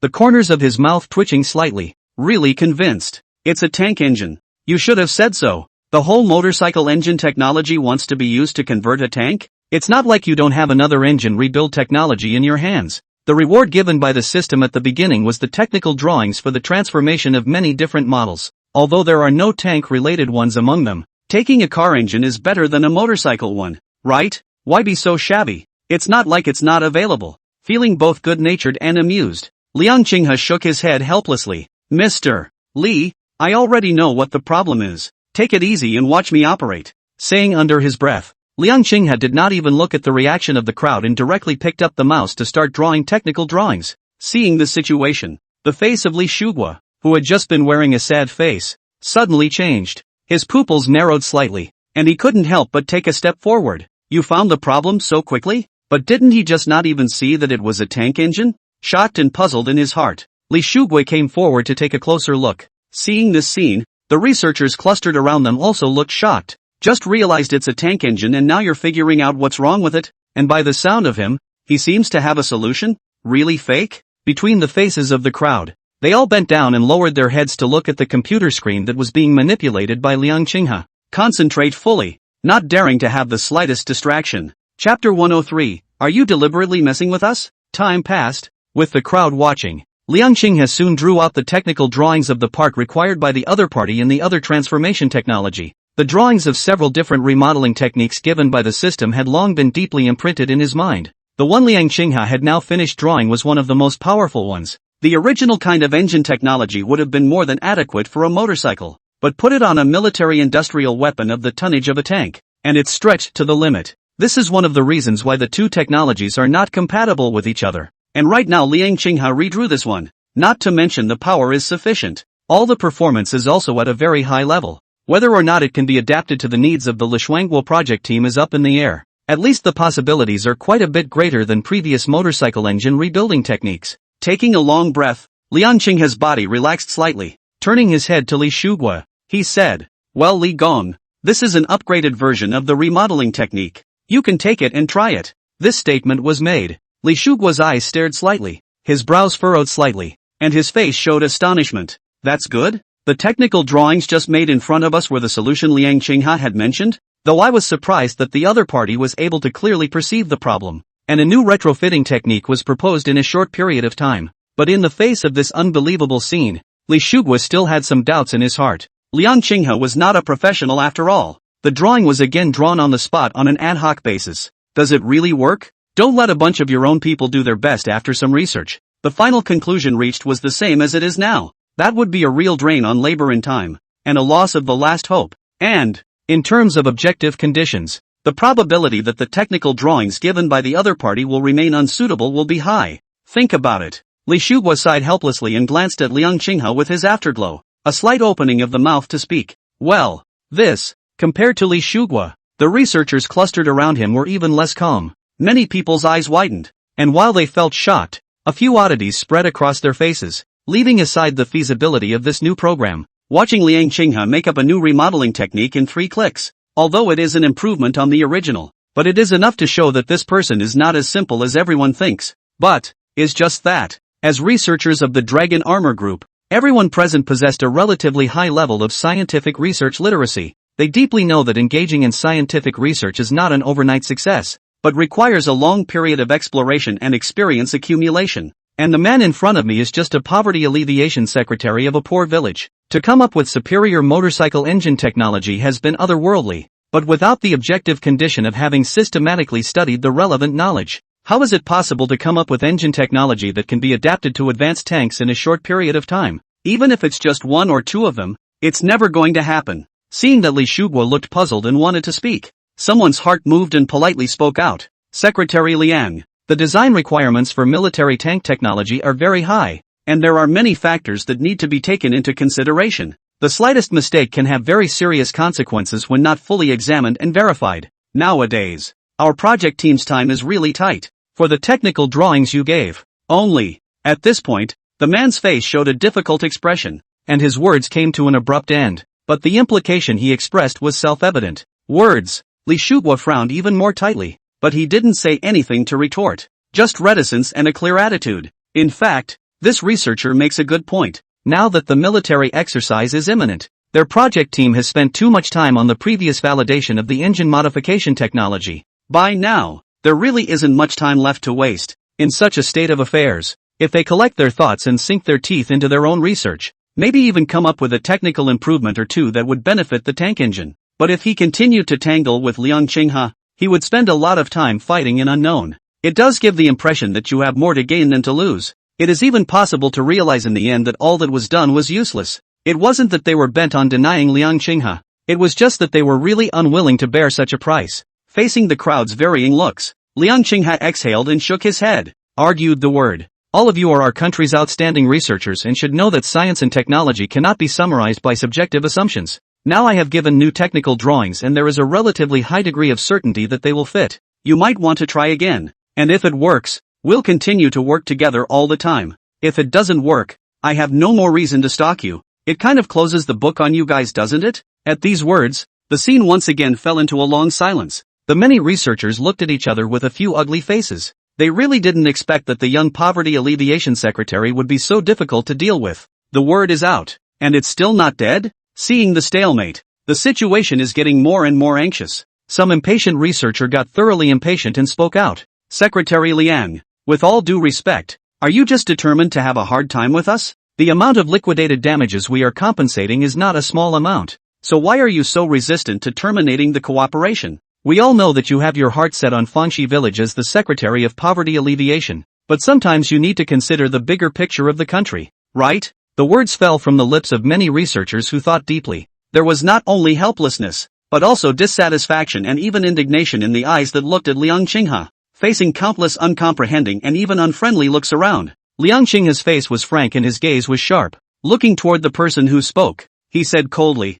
"First, if I hadn't considered the needs of the country, I wouldn't have turned in the engine modification technology at all. By continuing to work with Fanshawe, the village of Fountain Creek can earn an amount that is untold times higher than the liquidated damages. Secondly, but if you know more about the village of Fangxi, you will know that we have done no less for our country than one of your project teams. I hope that our exchanges will be on the subject. There is no need to be so pinned down." This statement was made. The man's breath stuttered and his face instantly reddened, intent on making a rebuttal, but unable to utter a word for a long time. Not only him, the faces of those researchers around him changed. Many people couldn't help but lower their heads in the face of Liang Qinghe's frank but sharp eyes. At that moment, Li Shuguo let out a long sigh and waved his hand. "Since Secretary Liang is confident, let's try again. But like you said, if it still doesn't work, our cooperation should be officially terminated." As things stood, Li Shuguo was also vaguely impatient. This stalemate will not lead to a result. Not to mention that the military exercises were just around the corner,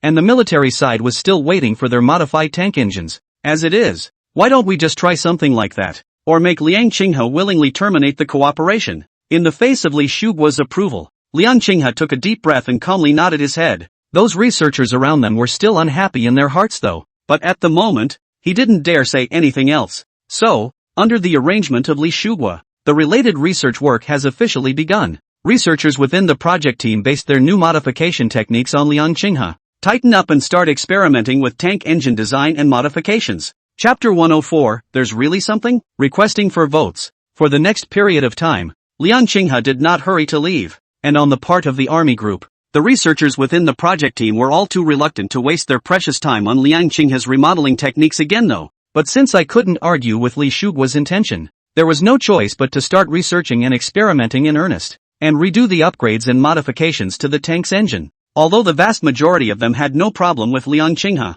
he was also quite unimpressed with the new engine rebuild techniques he gave. Still, these distractions are discarded in scientific research. Whatever the job at hand, it was done meticulously and with great care. Such a scene was seen by Liang Qinghe. In his heart, he couldn't help but feel admiration for these outstanding researchers of the Dragon Kingdom. This day, Liang Qinghe came inside the technical research and development workshop as usual. At a glance, he saw several slightly younger researchers gathered together. Look at that look. It looks like they're discussing something at work. Maybe it's because the questions are tricky. Several of them frowned unnaturally, their complexions tinged with a bit of apprehension. Seeing this, Liang Qinghe immediately became interested. Without skipping a beat, he took a step, noticed his figure. Almost at the same time, the faces of the few people who were discussing it enthusiastically all showed some odd colors. Then the words snapped to silence. Seeing Liang Qinghe's face showing curiosity, as if he didn't care about the few people's abrupt words, one of them took a deep breath and said as politely as he could,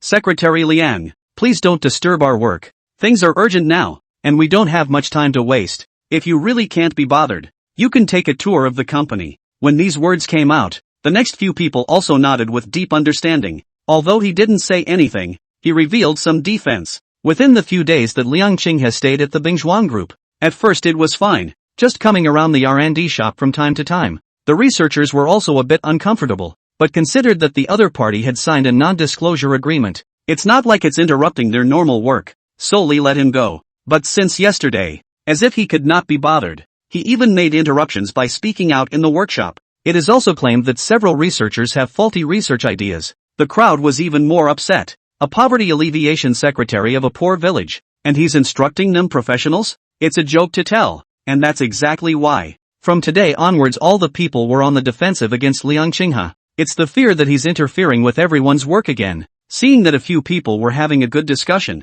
they changed their faces when they saw themselves coming over. Liang Qinghe bristled, somewhat unimpressed. Admittedly, he's not as specialized in tank technology as these guys, but no one in the world knows more about that engine rebuild technology than he does. Their research ideas were already questionable, and they won't let themselves talk about it? It's not just to finish the research sooner. Liang Qinghe let out a helpless sigh and waved his hand. It's okay, you guys keep discussing the issues and I'll just listen in. Promise not to butt in. Seeing the situation, several people looked at each other for a moment, and somewhat suspiciously looked Liang Qinghe up and down for a few moments. Still hesitant to drop his defenses, he continued to start the discussion. The design of magnetorheological elastomer-based engine dampers still seems to have some problems. We need more than just a theoretical analysis now. We may need to validate it with an experimental test. It may be necessary to construct a new dynamics model of the engine mount system as well, or else there could easily be errors when the underlying parameters have been changed. But that makes the work considerably more intense again,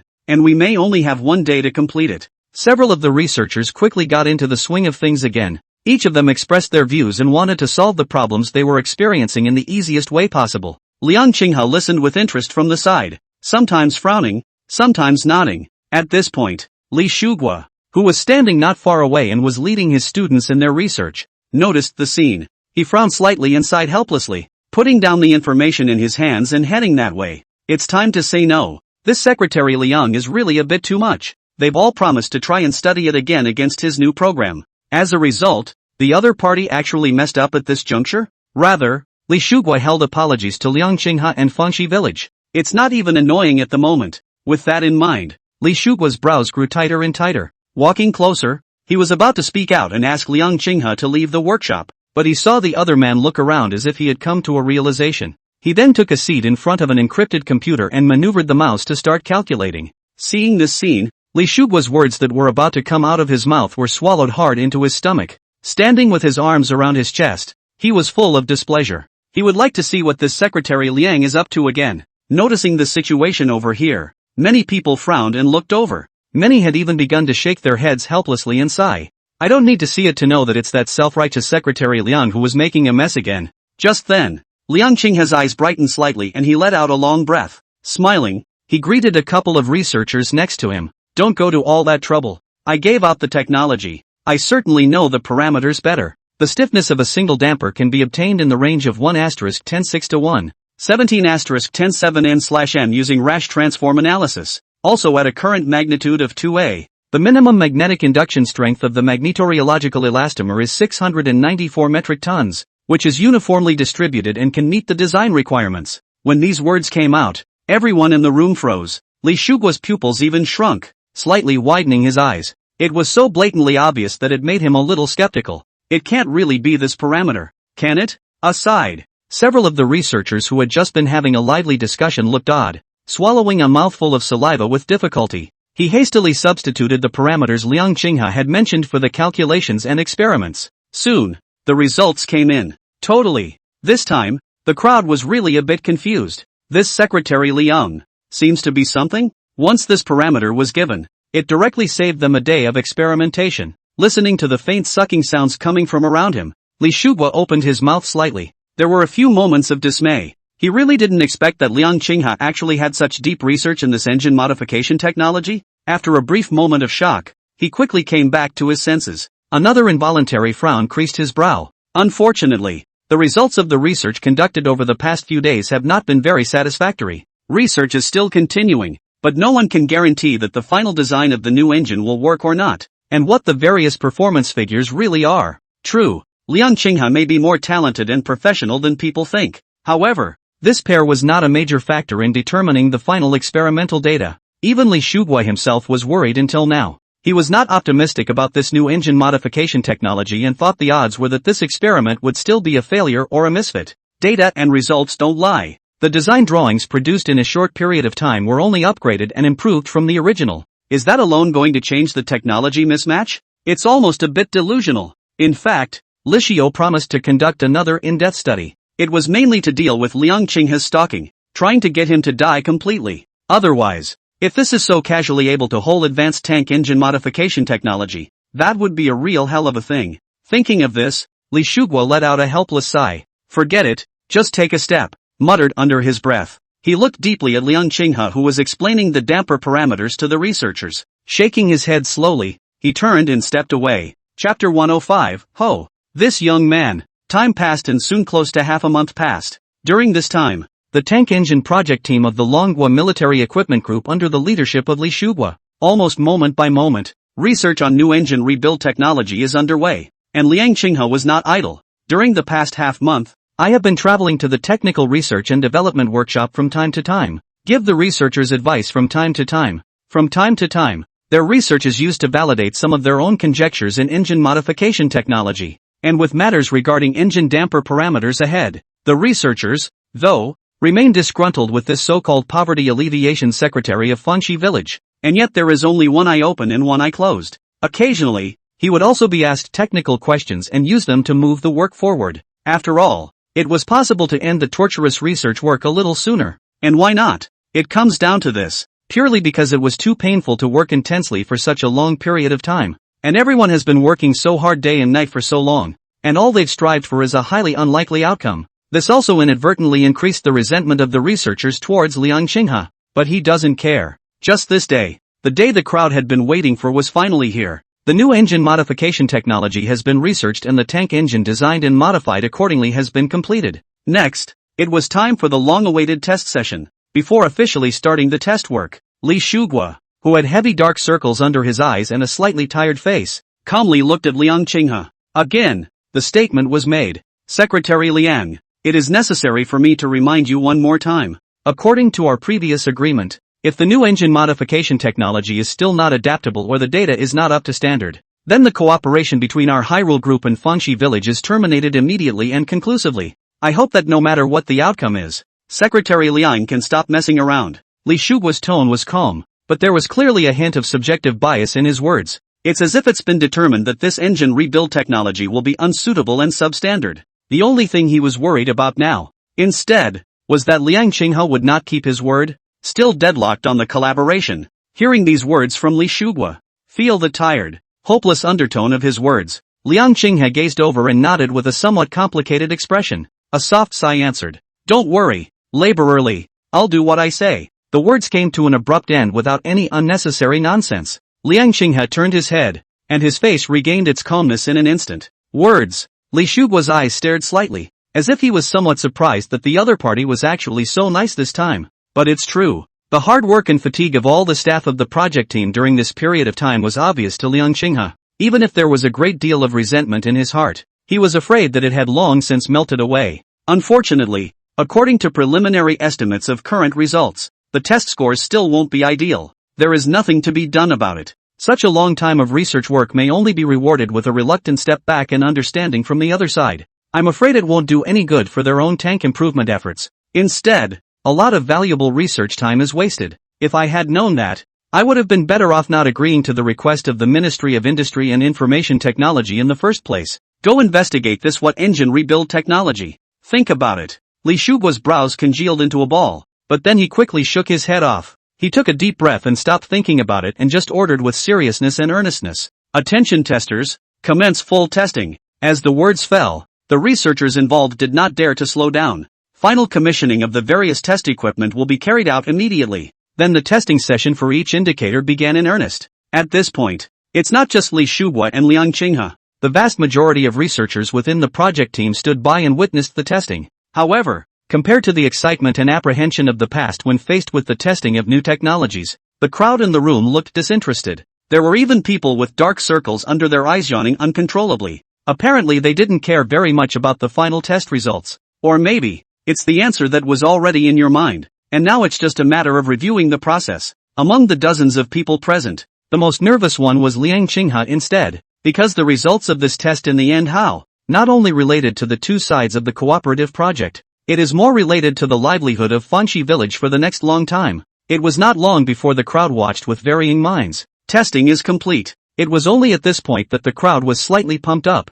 The tester who had visually reported the data walked out as well. Yet strangely enough, the tester's expression seemed a little odd. He looked down to double-check the test data in his hand, hesitantly looked up, and swallowed hard. Measuring. Test data. All up to standard. A number of data, showing substantial benign growth, far exceeding the norm. As the tester's slightly trembling words rang out, the entire R&D workshop was suddenly plunged into a long silence. The crows are silent and a needle can be heard. Everyone's eyes were wide open, with dismay and incredulity written all over their faces. Immediately afterward, breathing became rapid. All test data met the standard. A number of figures far exceed the standard? What's the situation? Almost instantly, many incredulous gazes converged on Liang Qinghe. There was a lot of jaw-dropping and shock. What's with this Secretary of Poverty Alleviation? A temporary improvement in an engine rebuild technique that not only fits perfectly, it also dramatically improves the performance of the tank's engine in every way? Hiss. This data, it really isn't a mistake?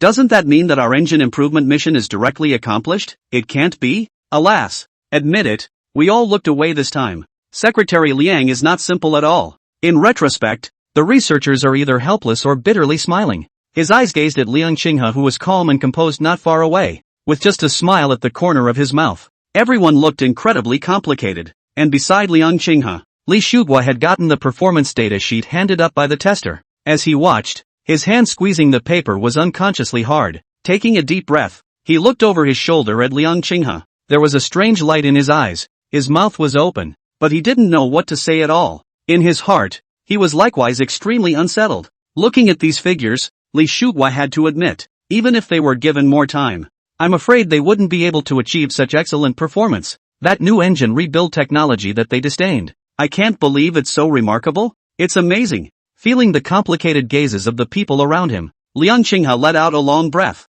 He didn't feel anything in particular, just a lot more relieved. Since this remodeling technology works, it seems that the cooperative project should be able to continue. But, Liang Qinghe furrowed his brows slightly, his right hand resting on his chin as he pondered. It's better to double-check just in case. Don't get yourself back to the village by then and have some kind of problem over here. So, to play big, to prove it to them completely and utterly. Having made up his mind, Liang Qinghe said with a faint smile, Laborer Li, in order to stop something like this from happening again once and for all, why don't we have a live test? This is the only way to best validate the research results. This statement was made. The crowd, still deep in shock and bewilderment, could not extricate themselves. Unbelievably, he looked at Liang Qinghe. Nice guy. This is just after a simulation test and you're volunteering for a live test? Li Shuguo also looked stunned and blinked unnaturally. Ooh, this young man. Chapter 106. Which part went wrong? Hearing Liang Qinghe's sudden request for a live test,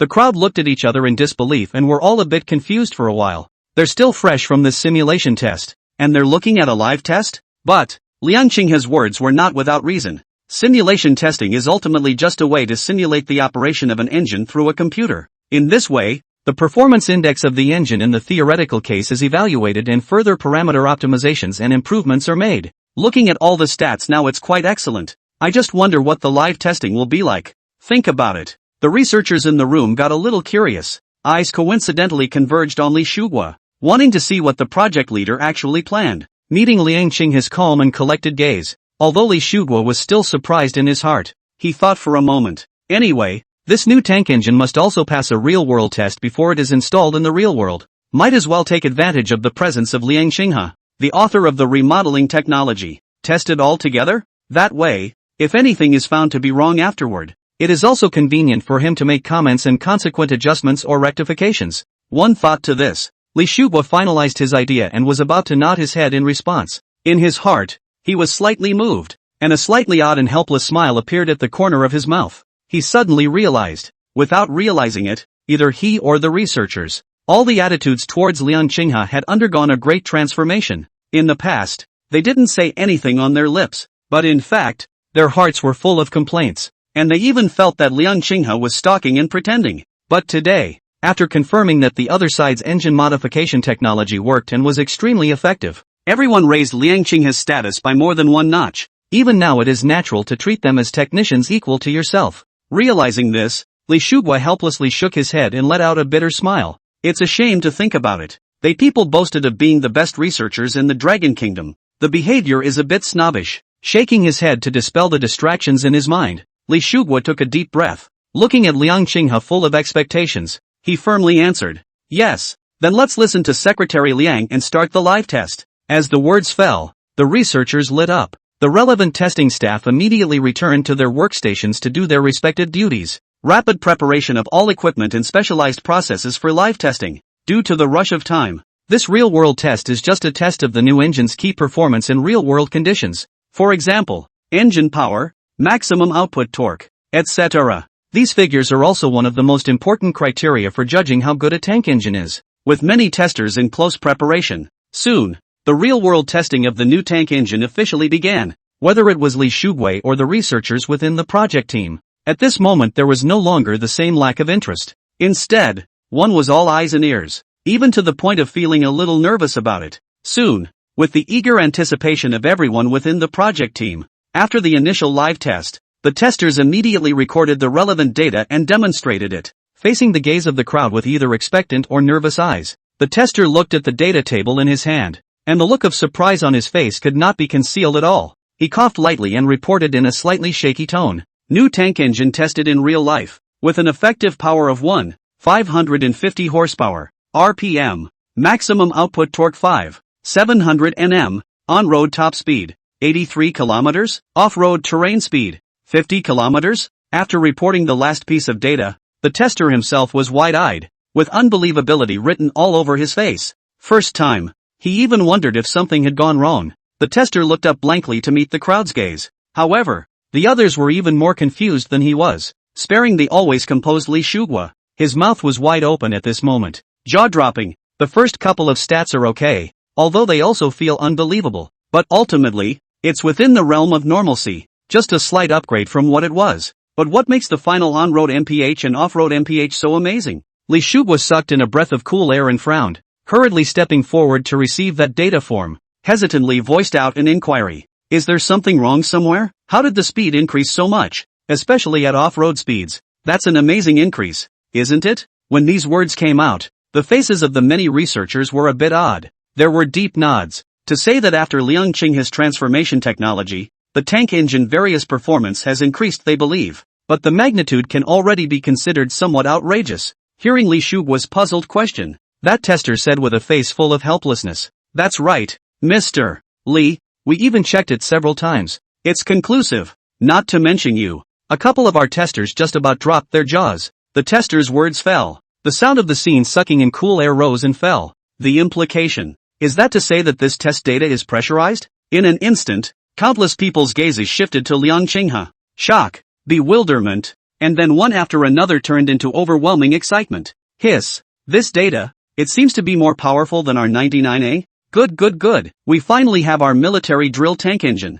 I really didn't expect that Secretary Liang would actually be so powerful. The engine rebuild task that took so long to toss out. And this is just done? The many researchers were emotional and excited as they came close to Liang Qinghe. Each face was filled with long-lost joy, and there was a great deal of celebration and thanksgiving. There were also quite a few people who blushed and apologized for their previous rudeness, vainly asking for Liang Qinghe's forgiveness. In the face of this sudden jubilation, Liang Qinghe naturally wouldn't take the small dispute from before to heart. With a smile on his face, he eagerly greeted and exchanged pleasantries with all the researchers. At this point, Li Shugua, who was full of shock, also came back to his senses. He held the data form tightly in his hand and took a step to Liang Qinghe's side. Taking a deep breath, he said with a mixture of gratitude and apology, "Secretary Liang, first of all, I want to apologize to you. Earlier we were inevitably anxious to complete the engine rebuild task as soon as possible because of the impending military exercises. I'm afraid it's been a lot of trouble for you in the meantime.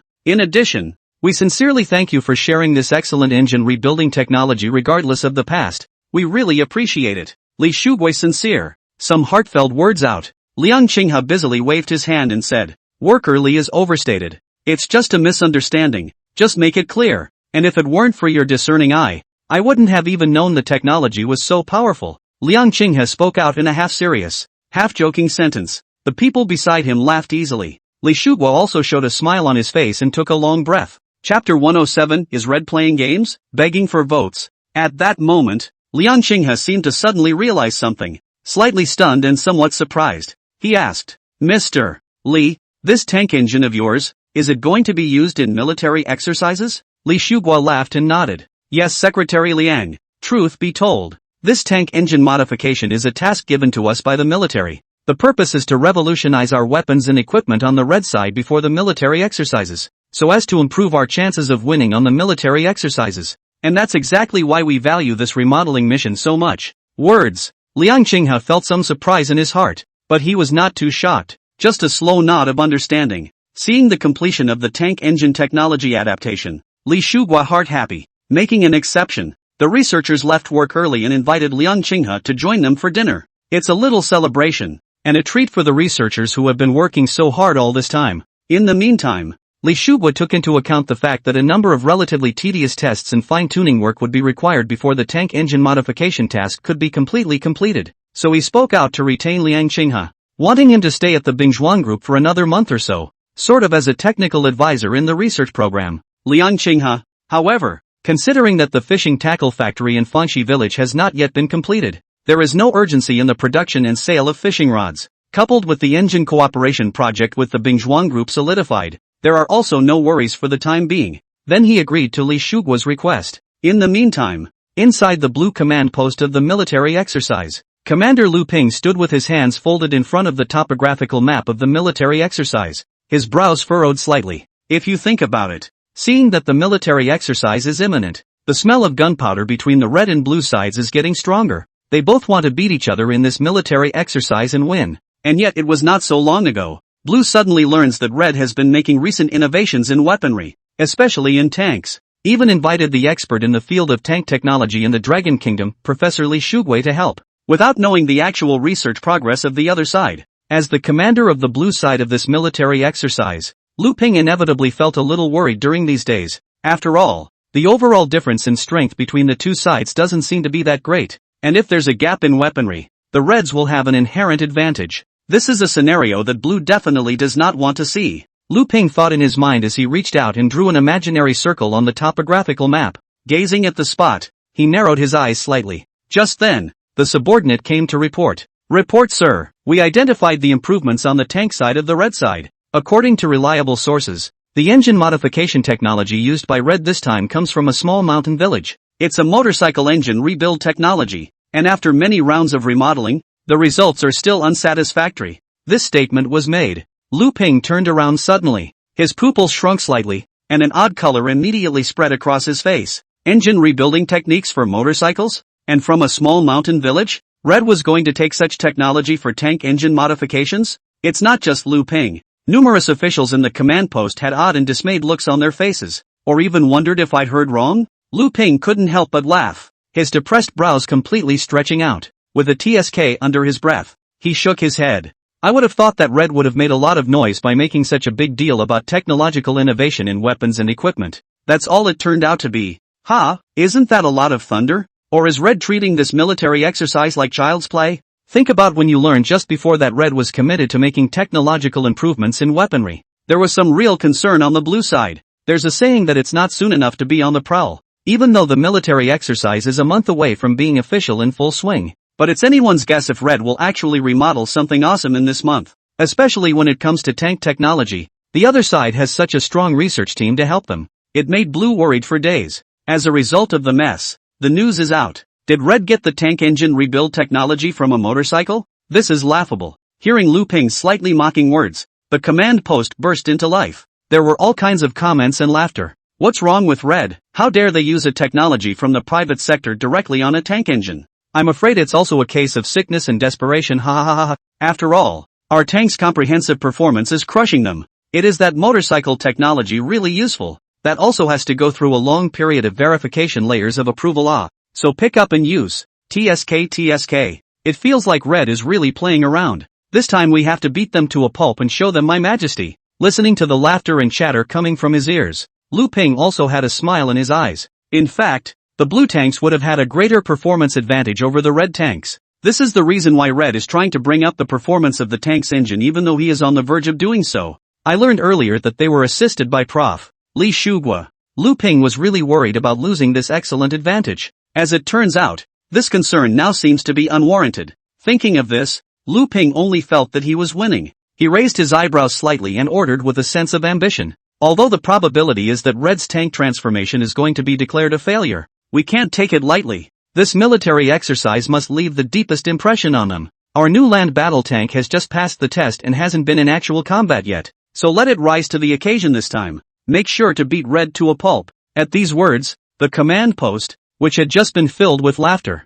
fell silent. Between the people looking at each other, their faces showed some surprise. The implication: is it time to deliver the most powerful blow where the opponent is shortest? That tough? We're all comrades in arms. This is a little too unforgiving, isn't it? But, if their new land battle tanks were to be deployed, I'm afraid that the Red side would really not even be able to resist. It's a feeling of being so powerful that the enemy has no power to fight back. And what soldier wouldn't aspire to that? Thinking of this, the eyes of the crowd glowed brightly, their gazes becoming incomparably determined and expectant. Sessions. Not only can you get a glimpse of the new tank's excellent real-world performance, it can also be used to blow the victory right out of the water. There is no question of winning this military confrontation. With these many thoughts flashing through their minds, the crowd answered in succession. Yes, beat Red to a pulp and show me the way. Let's just take Red and start them off with a big surprise. Show them all what the real king of land warfare is. Chapter 108, What's all the fuss about? A month passed. The long-prepared army military showdown has officially begun.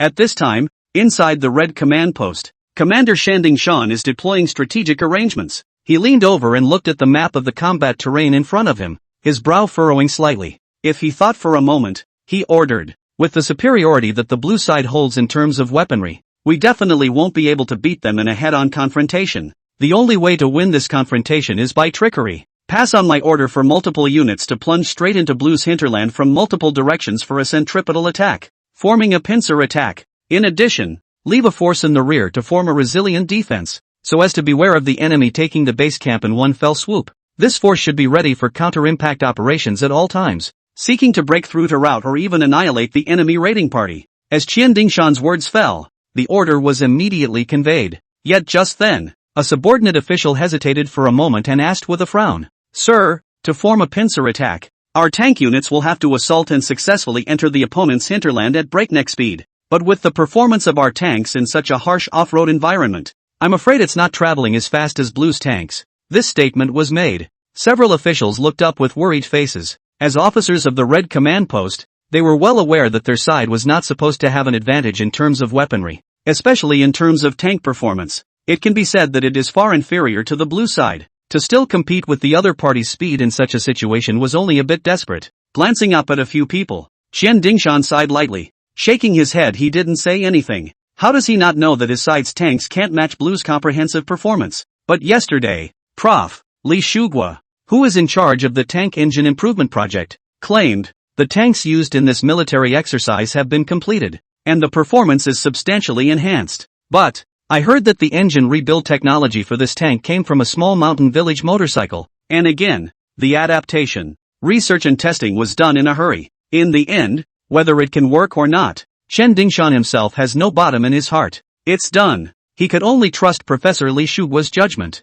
Think about it. Chen Dingshan took a deep breath and ignored the slightly worried and doubtful eyes of his many subordinates. Only the frown grew tighter. Meanwhile, the blue command post. Lu Ping leaned back in his chair with his arms around his chest, his eyes sweeping over the topographical map. Although his face was slightly serious, a light-hearted smile could be clearly seen in it. To their blue side, this has been a no-holds-barred rivalry game. Have the advantage in weaponry performance? As long as the tactical arrangements don't go terribly wrong, Red has almost no chance of flipping the game. But, the military exercise has only just begun, and the most taboo thing to do is to take it lightly. At that thought, Lu Ping put away the smirk on his face and coughed lightly. Slate said, Everyone pay attention. With our equipment and strength, it's enough to easily dry out the Red troops. But just in case something unexpected happens, we'll have to go all out just so we can give them a hard time. As the saying goes, we must make full use of our strengths on the battlefield. Therefore, I have decided to use the strategy of ambush and kill in one blow.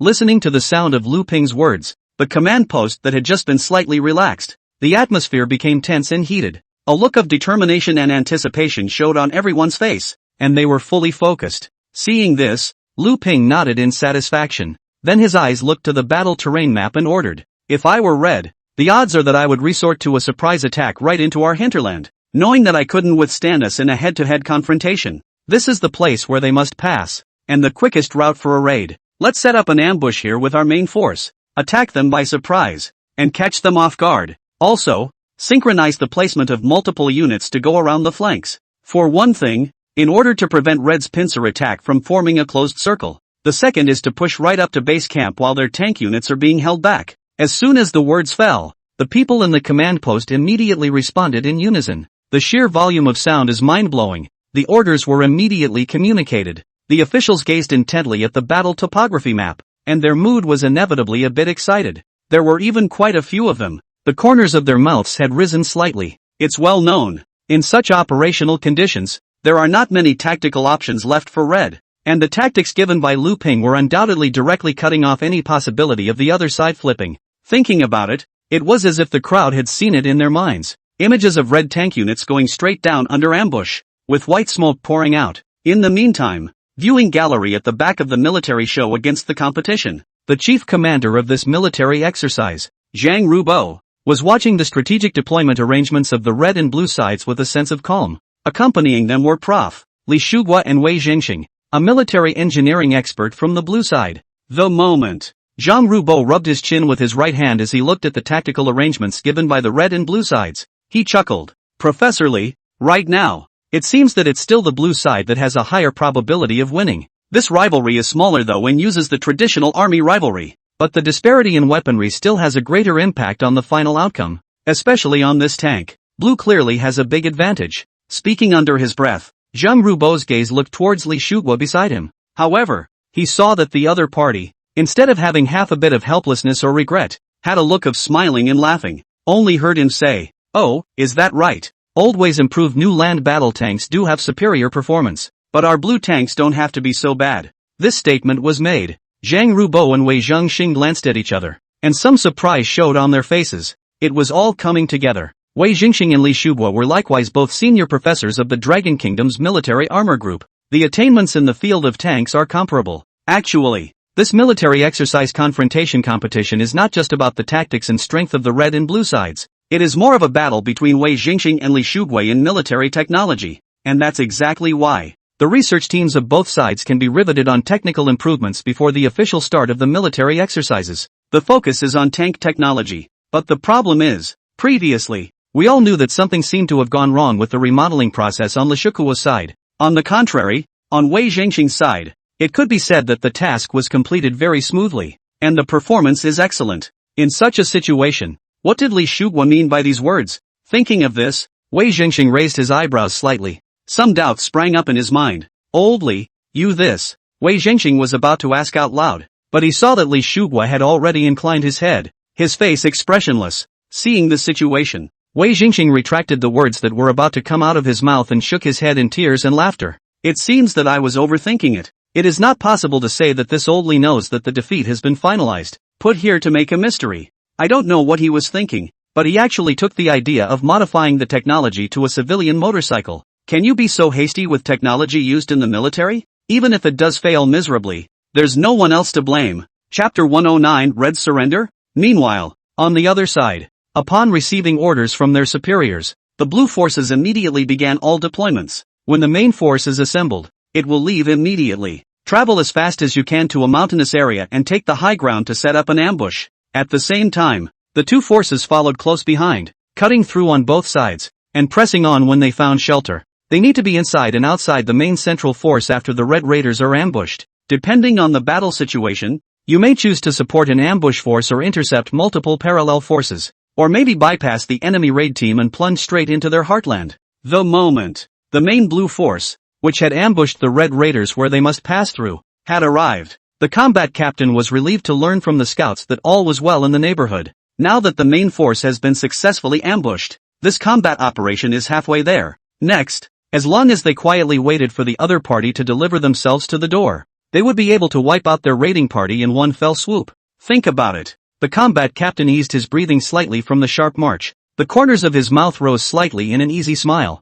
The Red forces would never have imagined that they would just send a large number of troops to arrive here first and set up an ambush. Even if the opponent realizes this and chooses to go around the sides, it will also directly encounter the other two forces of Blue. In that case, under the combined siege formed by the three forces, Red's fate would only be more disastrous. I'm afraid that before they can react, the entire force will be directly annihilated. Just then, the lieutenant bowled over and walked quickly. Captain, according to our predicted arrival time for the Red side, they're afraid it'll be another half hour or so. You see, the brethren are kind of exhausted from all the hasty marching. Should we give them a 10-minute break? Words. The captain came back to his senses and gave the lieutenant a good-natured smack, laughing and cursing under his breath. You're the only one who can be lazy. If they want to rest, they won't rest themselves? Why do you have to tell them? I think you boys are just looking for an excuse to come over to my side of the fence and get comfortable. Still putting on airs with me. Bah! The lieutenant grimaced and took the punch. Seeing that his mind had been torn apart,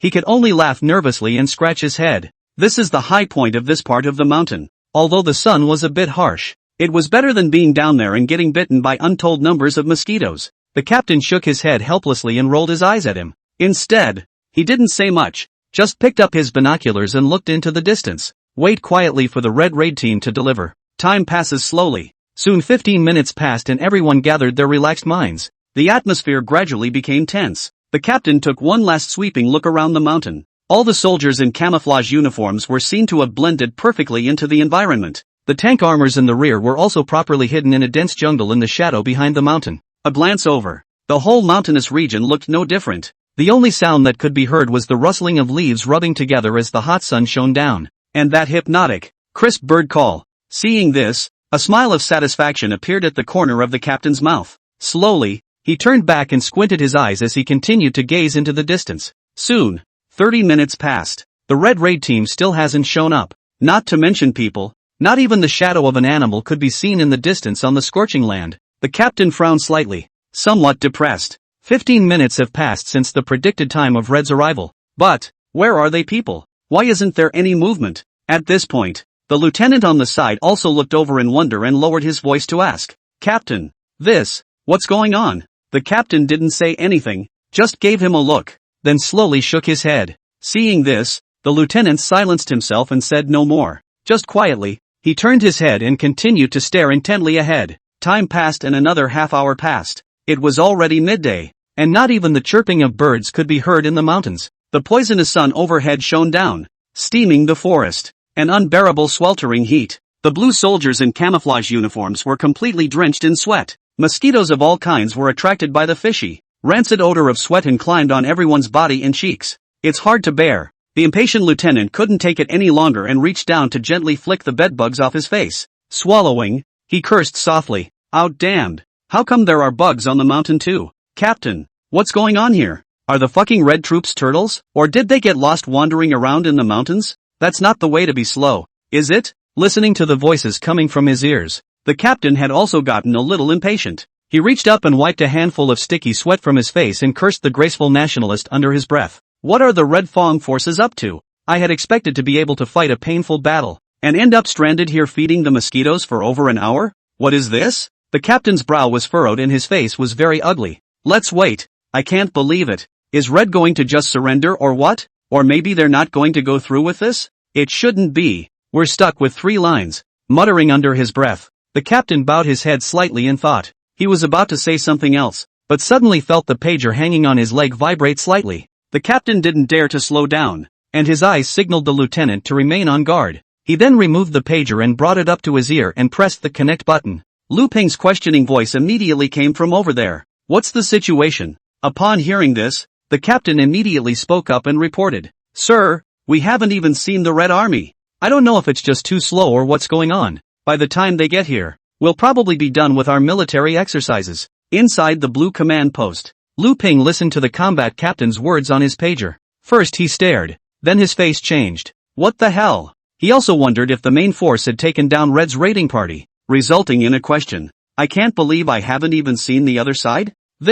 Could it be that one has just made a strategic deployment? Or are you overestimating your opponent's speed? Mentally wondering, Lu Ping reached up and ran his hand through the short hair on his head, hissing lightly. His brows knitted together and his face became a little odd. Think for a moment. Lu Ping said as he gave orders to the combat captain on the other end. You will be patient for another 15 minutes, and be at ease. Red's weaponry does lag a bit behind and we need to be understanding. However, Lu Ping's words had not yet landed. Suddenly, alarm bells are ringing throughout combat command. Immediately after, there was a burst of intense gunfire from outside, and the deafening sound of cannon fire. Enemy attack! Enemy attack! Chapter 110, the barrel of the gun is up to his face. In an instant, alarms went off throughout the blue command post. Lu Ping snapped in mid-sentence. What's going on? It was fine just now. Why did the alarm suddenly go off? Lu Ping's words came to an abrupt end, and he hurriedly turned his head to look around. Trance. Only to see that the subordinate officials are also full of confusion, and are looking left and right for unknown reasons. With a condensation between his eyebrows, Lu Ping was about to open his mouth. All of a sudden, there was a sudden burst of intense gunfire outside. It's still far from here, but extraordinarily clear. Lu Ping's pupils shrunk slightly, his face showing dismay. For some reason, an extremely ominous premonition suddenly surged in his heart. It was too late to react. Immediately in his ears came the urgent shouts of his subordinates. Enemy attack! Enemy attack! Sir, we're surrounded! Lu Ping turned his head violently, his eyes widening as he stared intently at the anxious-faced subordinate. Incredulity was written all over his face. Shocked. What? We're surrounded? It's the Red Force? This can't be right. Lu Ping cursed out under his breath and flung down the pager in his hand. Taking 3 steps forward, he immediately walked over to the real-time surveillance screen. Lean over and take a look. Just see inside the surveillance screen. Around the command post, the hills were filled with tanks and armored vehicles of the Red Forces. Farther out, there are also multiple forces massing from different lines. The sound is so strong that the black clouds are pressing down on the city. Looking at the unimaginable scene in front of him, Lu Ping swallowed a mouthful of saliva with difficulty, and his breathing instantly became rapid. He stood fixedly in place, his eyes filled with confusion and horror. Completely confused. What is this? How did the command post get surrounded without anyone realizing it? Didn't the front line have 3 lines of troops running in parallel, completely stifling the possibility of a red raid? How did it come about? Frozen for a moment, Lu Ping quickly came back to his senses and his heart sank. He straightened up, his face instantly turning ugly. Who the hell said Red's tanks were slow? Who said they were poor performers? How long has it been? And the barrel of the cannon is up in my face. Listening to Lu Ping's angry curses, the group of officers in the command post were both anxious and nervous at the moment. Some even had a fine layer of sweat already seeping from their foreheads. Neither one was expected. The red tank units that had been kept out of their sight. I can't believe that I was able to penetrate straight into the hinterland and surround the blue base camp at such an amazing speed. Seeing the many subordinates each with an ugly face, Lu Ping gritted his teeth and took a deep breath to force himself to calm down. Before that, Blue's large force has split into 3 to ambush and block Red's raiding party, to command the retained forces. It is not expected to last long under the pincer attack formed by multiple opposing forces. Keep this up. Blue is really going to get straight up end of the base camp and declare a crushing defeat. Lu Ping's brows furrowed as he suddenly turned around, quickly copied the pager that was still on the table, ordered sharply. The command post is under attack. We're surrounded. Immediately, come back with support as fast as you can. As the words fell, Lu Ping turned his head to look at his subordinates, immediately following the order. Organize a counterattack immediately. No matter what, we must hold out until the main force returns. Not long ago, Blue's main force ambush. The combat captain endured the sweltering heat of the midday mountains, breathing heavy and slightly rapid. While keeping an eye on the front, he reported the situation to the Blue command post. The words were followed by a moment of silence on the pager's end at first. With that came Lu Ping's unhurried command. You will wait patiently for another 15 minutes. At ease. Red's weaponry does lag a bit behind and we have to be understanding. Here half of it. The captain gritted his teeth helplessly, already somewhat annoyed. It's all thanks to the Red Army that we've been smothering and sweating and feeding mosquitoes in place for so long. If they arrive later, must kill the other party without leaving a single piece of armor to vent his anger. However, suddenly, a sharp, shrill siren came suddenly from the pager. Immediately afterward, Lu Ping's words came to an abrupt end. Incoming ears. There were only shrill alarm bells and anxious reports from subordinates. The captain's breath hitched and his face changed instantly. Not daring to slow down, he hurriedly put the pager close to his ear. Enemy attack! Enemy attack! Sir, we are surrounded. Now the captain was instantly confused. What's the situation? Just now Lu Ping was old enough to mock Red. How do you blink and get raided? The captain's mouth twitched and he sucked in a breath of cold air. Hiss! What's going on? Although his heart was overwhelmed with shock, he quickly came back to his senses. With an anxious face, he asked in a deep voice at the pager, "Sir, what's going on over there? Hello, sir?" However, there was no response from the other end. All that could be heard was the ear-piercing alarm bells that stood out in a cacophony of noise. The captain spat, frowning tightly, his face a picture of anxiety. I don't know what's going on at the command post either, but he didn't dare to make unplanned moves without orders from his commander. At this point, the lieutenant had also realized the gravity of the situation. His face was blue, he looked around and quickly lowered his head again, asked sharply, "Captain, what to do? Are we just going to wait here?" The captain glanced at him and shook his head impatiently. "The situation is unknown. Only wait first." Hearing this, the lieutenant was anxious though. There was nothing to be done but to let out a heavy sigh. Moving his shoulders, he felt even more uncomfortable all over. The captain ignored him, just cupping the pager in one hand against his ear. The heart was shocked, but it was also full of doubts and puzzles. Red's tank unit, how the hell did they raid through? They were divided into 3 lines, each heavily guarded and able to easily form a siege. However, after waiting here for over an hour, I didn't even see the other side. And then, the other side then went straight to base camp. The captain's tightened brow snapped loose at the thought. A look of disbelief appeared on his face. In this case, there seems to be only one possibility. Could it be that Red's tank units are faster than they are? Before forming a 3-line ambush, the other side was already deep in the hinterland? The captain's mind tightened and then quickly relaxed. No way. With the performance of the other tank, how is it possible to get here before they do? And to go around without an encounter between the two sides? It means that the other tank is more than a notch faster off-road than Blue. This is never going to happen. Just as the captain froze, there was a sudden blast in his ears that brought him back to his senses. Immediately after, breath hitched. The command post is under attack. We're surrounded. Immediately, come back with support as fast as you can. Chapter 111. The deer is yet to be known. Hearing the sudden rush of orders in his ears, the captain's face flushed and he immediately answered, "Yes." Immediately after, he stood up quickly and shouted orders. "Our command post is under attack. Assemble the team immediately. Hasty march at top speed. Return to defense." An almost growling command echoed through the mountains. One moment. The blue soldiers who heard the order were a bit confused. What?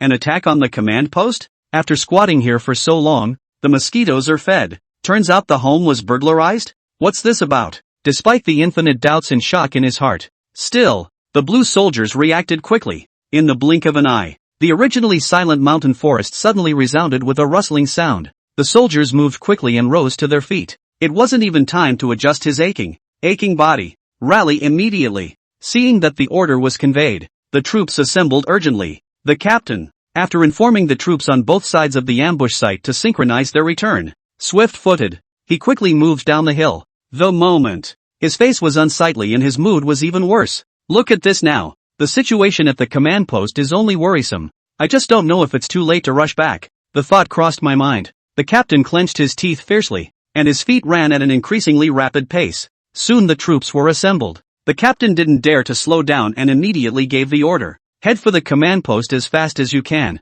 However, the group had just sped less than 3 miles to a low-lying valley and came to a screeching halt. The vast blue force was silent in its place. The captain asked, looking anxiously at the scout in front of him, "What's the situation?" The scout gasped under his breath and immediately reported back, "Captain, enemy tank units spotted in the mountains ahead. The exact number is unknown." But, the scout swallowed hard. "Ease your breathing a little." But looking at them, it doesn't even look like an ambush. It looks like, has been waiting for a long time. As the scout's words fell, one moment, the captain was dumbfounded and shocked. What's the situation? Red not only assembled multiple forces to plunge straight into Blue's base camp, even split a team to counter ambush here? That's a lot of guts. 2. Is it trying to make a mountain out of a molehill? The captain sucked in a breath of cold air, and his heart went cold. Judging from the strength shown on the surface alone, it was clear that the blue side had the absolute upper hand. But who knows how many more troops the other side has in the dark? And, nowadays, the other side not only occupied the high ground, but also vaguely formed a closed circle. The blue troops, on the other hand, were so eager to get back on defense that almost all of their teams were bunched together. In such valley terrain, if it comes to a fight, it's an absolute juggernaut. Oddly enough though, if the other side was going to ambush them, why didn't they take cover? Couldn't they just be trying to make a hold and stop them from getting back on defense? The captain possessed a wealth of combat experience, but at the moment he didn't dare to think any further. In this kind of terrain, staying 1 second longer is more dangerous. His face was anxious and he immediately ordered, "All troops on alert, retreat at once. Circle around to the left to join the detachment." Soon the order was given. The lieutenant's face was ugly, but he kept his cool. He took a deep breath and walked quickly over to the captain. "With a target as big as ours, there's no way Red didn't spot us, but why don't they make a move? And Red's main force is now besieging the command post. Is there a possibility that this side is just bluffing?" At that, the captain waved his hand without hesitation. "Be careful. A detour is just 10 more minutes away, but if we engage Red here, even if we win the fight, we'll waste at least 20 minutes, if not more." Mouthing the words, the captain glanced at the lieutenant. Shaking his head, he walked quickly forward. It wasn't as if he hadn't thought about the situation the other man was talking about, but now that the situation is critical, the Blue Force can no longer afford to take any risks. It is imperative that you return to the command post for support as soon as possible. No more. It also had to be assembled with either of the forces on either side, or else it was determined not to step into the opposing ambush. Subsequently, without suffering any resistance, the main Blue Force quickly turned around, past the original ambush and prepared to go around to the left. Seeing that the situation was still under control, and that the rear was not being pursued by the other side, the captain was slightly relieved, but still didn't take it lightly. The soldiers were instructed to remain on guard at all times. However, just then, the scouts report again. "Team, Captain, a large number of Red Force troops have been spotted ahead, and is rapidly approaching our forces." The scout gasped under his breath, his eyes filled with horror. I don't know if it was due to shortness of breath or nervousness. One word even had a slight trill to it. The scout said this. The captain's pupils snapped shut and his jaw dropped as he looked at the other party. A sudden rise in pitch. "What? How is that possible? How can they still have troops? And why is so fast?" By now, the captain was truly and completely confused. It's not just him. Aside the lieutenant, and the many blue soldiers around him, all confused. What the hell is Red up to? It's all the same numbers, the same formations, the same strength. How come they're all over the mountains? Red's main force split into several squads and multiple lines, forming a pincer attack around the command post. As it turned out, there were two more not-so-small forces here for an ambush. Back and forth. How? Is there something wrong somewhere? The captain took a deep breath and suddenly felt a little dizzy. The lieutenant had cursed out next to him. "Shit, damn, in the middle of the day. Captain, what to do? It's really going to be the end of the game if this keeps up." The words just fell. The captain immediately came back to his senses and hurriedly ordered, "All of you, spread out and line up immediately. Synchronize front and back alerts. Take cover." Special squads circled around the hills on both sides to the rear of the enemy, forming a counter-pinch. "Tanks." A series of orders came sharply out of the captain's mouth. Without the slightest delay, the soldiers reacted instantly. Soon, all aspects were deployed. The rumbling sound of the approaching tanks of the Red troops was already faintly heard in the ears of the crowd. The captain was breathing heavily, bent over the dense forest of the mountains. The gaze was firm, as well as a little ruthless. So what if it creates a back-and-forth attack? This is the main force of the blue side of them. The deer is yet to be seen. Besides, since the other side has divided two forces to surround here, the Red force on the command post side must not have been as large as previously thought. As long as that side can be stalled for a while, when the two forces on either side of the ambush site succeeded in returning to the defense, the situation would be reversed. Think about it. The captain's heart was sure, and his face became stoic and rigid. He took a deep breath and bellowed, "Brothers, you must hold on. The longer it drags on, the better. Show Red what we're made of." The words fell and echoed continuously through the mountains. 3 words that swing. One moment. Blue's morale is soaring. Chapter 112, Red's tanks are terrifying as hell. As the combat captain's impassioned words fell, the blue troops were instantly demoralized. A resolute and sharp look spread across the faces of all the soldiers. I just felt all over my body, my blood boiling. Not sure what Red is playing at though, but as long as the military exercises are not over, they are never defeated. 15 minutes then passed. So what? We were totally annihilated, so what? I'm just not convinced. Why are you laughing? You guys haven't won yet, so don't get too happy. Look at you guys being so proud of yourselves. Wait, the victory must belong to our blue side. The moment. The soldiers of the blue side's main force looked around at the red side's men with a displeased expression. Mouths perked up. A few of them were depressed, and most of them were full of defiance, even to the point of righteous indignation. Just now, after 15 minutes of sparring, blue is attacked by red, who has the advantage in every way. All gone. Nonetheless, they have an extremely strong faith in their hearts. Thinking they had accomplished their mission, they bought time for the other two ambush forces to return to support. As long as it's in time, Wait for these two forces to successfully return to defense. In conjunction with the troops stationed at the command post, the situation can certainly be reversed. With that in mind, the blue combat captain squinted at the red captain beside him. It's still the same. Before the dust settles, the deer is yet to be seen. The red captain saw the look on his face and reached for his shoulder, laughing under his breath. What? Still not convinced? You're not still thinking that the troops on either side will be able to get back in time for support, are you? To tell you the truth, our tank units on the red side have just left from here to go after them though, but I reckon it won't be long before they catch up. The red captain had a smile on his face, but his expression was extraordinarily serious, a look of conviction and words. Seeing the situation, the blue captain's mouth twitched and he grunted softly. Yeah, I admit we're in the gutter this time, but that's a bit of a stretch, isn't it? It's all tank formations, and with the performance of your tanks, you'll never be able to outpace us in terms of traveling speed. This statement was made. The blue soldiers around them responded in kind. Who here doesn't know that Red's tanks are underperforming? Especially when it comes to off-road speed. It's not even close. In such a case, the red tank formation first spent 15 minutes in combat here. It was only a short time ago that he set out in pursuit. How is it possible to be a late bloomer? To put it mildly, this is a fool's errand. Listening to the murmurs of agreement coming from around him, he looked at the unimpressed expressions on the faces of the blue soldiers. The red captain was instantly amused. Nice guy. How about the fact that Blue hasn't realized the gravity of the situation until now? Or did you find out but couldn't believe it?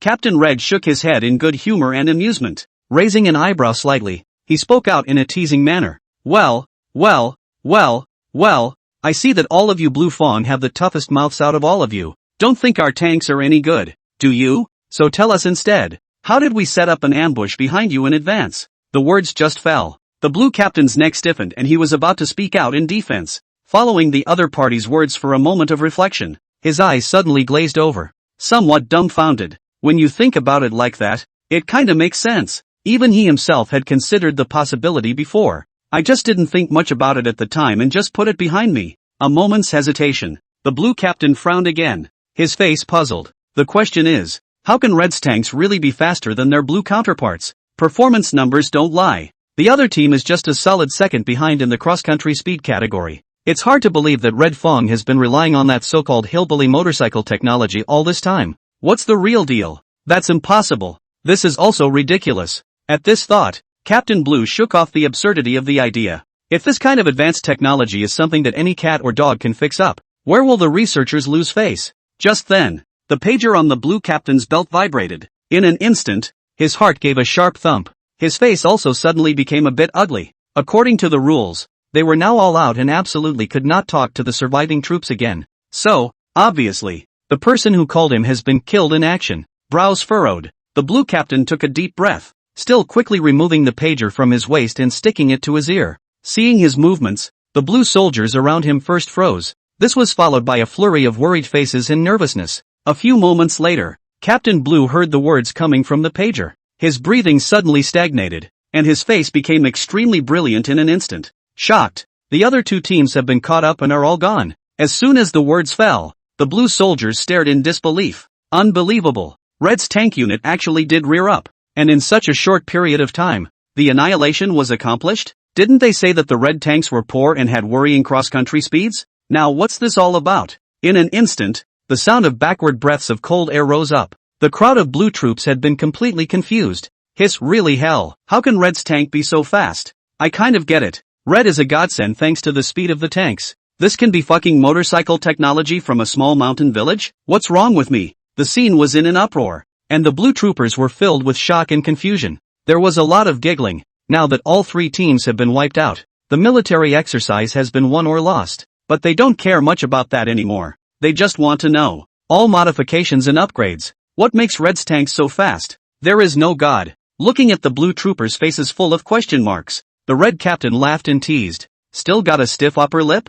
Then was then. Now is now. Our tanks have been completely transformed after the upgrades and modifications. Speaking under his breath, the corners of the Red Fong captain's mouth rose slightly. Actually, the red troops had just learned that their own tanks were still ineffective after many rounds of remodeling. It can be very worrying. After all, in such a confrontation match of the Army's military exercises that take a traditional approach to combat, tanks play too important a role. At that time, as the official military exercise was getting closer and closer, The soldiers of the red side of the force were even mentally prepared for a crushing defeat. It was at this time that news suddenly came out, claimed that their tank conversion program took motorcycle engine technology developed in-house by a poor mountain village. Learn this, the heart hanging in the air of the Red Army finally died. Self-research in poor mountain villages? Or a motorcycle engine? It would be a real hell of a thing for such a remodeling technique to work. However, to everyone's surprise, the technique not only works, it's brilliant. It makes the red side tanks much more capable. Even in this military show against the competition, it presents a complete crushing situation. It is simply horrible as hell. Chapter 113. Something is wrong. Something is so wrong. Meanwhile, on the other side of the military exercise battlefield, outside the blue command post, the garrison troops are still resisting. However, in the face of the red force's onslaught, they were already like candles in the wind. It could be completely overrun at any time. At this moment, inside the command post, watch as the red tank formations as well as the special operations teams inch closer. Listen to the gunshots and artillery booms coming from your ears. Commander Lu Ping's face was hard to see. His brows were thoroughly depressed together, as if twisted into a twisted rope. The mind struggled with countermeasures, but could not find any way out. As things stood, the tactics of the red force were fully developed. Not only did it succeed in completely encircling the blue command post, but its attack was like a tiger descending from the mountain. With each impact, the blue side suffered heavy casualties. At that moment, a subordinate eagerly voiced out a question. Sir, it won't work. At this rate we'll be completely overrun in less than 10 minutes. At the sound of the voice, Lu Ping did not respond. There was just silence as he stared intently at the surveillance screen without saying a word. By now, any strategy has lost its effectiveness. The only thing blue can do is to trap the beast and drag it out for as long as possible. This time, the red side deployed less than half of its total siege force, but it has also been far outnumbered compared to the forces stationed at the command post on the blue side. But this way, as long as the command post side can hold out until the three main forces on the front line return to the defense, it will certainly be able to reverse the situation. Even the total annihilation of the Reds' besieging forces, laying the foundation for victory. The question is, will it really last until then? Just as Lu Ping was lost in thought, he suddenly noticed that all sorts of noises were still going on outside, but the few subordinate officers in the command post had fallen silent. With a thump in his heart, Lu Ping's pupils slightly shrunk. He was about to gaze at the security feed when he heard a sigh in his ear.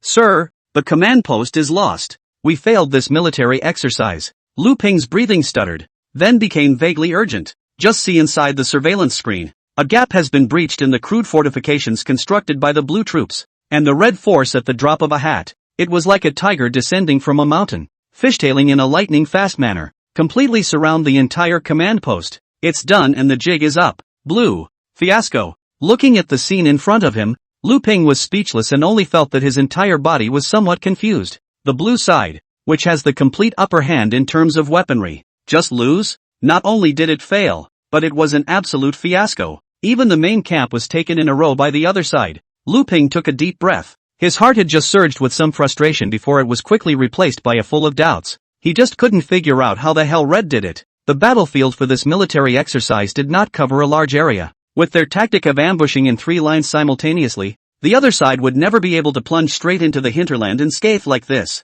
even to the point of making a centripetal attack and forming an encirclement. Lu Ping frowned deeply, then slowly shook his head. Though puzzled, he felt that there must be something strange about it. It's not right. It's so wrong. With the blue command post being wiped out, the military exercise match came to an end with the red side winning. Shortly afterward, the red and blue forces assembled. The commanders of the two sides also met first. The moment. Lu Ping squinted at Chen Dingshan, who was beaming and smiling smugly in front of him, forcing down the gush of displeasure that welled up in his heart. He asked with a puzzled face, "Old money, don't stop gloating here. Tell us what's going on. How did you escape the ambush when we had 3 lines of simultaneous ambushes to advance and retreat? I really can't figure it out. If you're going to raid, isn't that the way to go?" Seeing Lu Ping's face full of doubts, Chen Dingshan laughed. He raised an eyebrow slightly and shook his head in mock secrecy, tooting and sighing. "Hiding? Why should we hide? No way, old Lu. Don't you get it? Our tank units drove through it fair and square." At those words, Lu Ping's face sank, and he was a bit displeased. Drive through openly? How is that possible? A target as large as a tank unit, and their ambush team was a full 3 units, stuck all the necessary paths to death. In such a situation, Red's multiple forces are able to penetrate from different directions? This is not a tease. I'm afraid? Lu Ping pulled the corner of his mouth.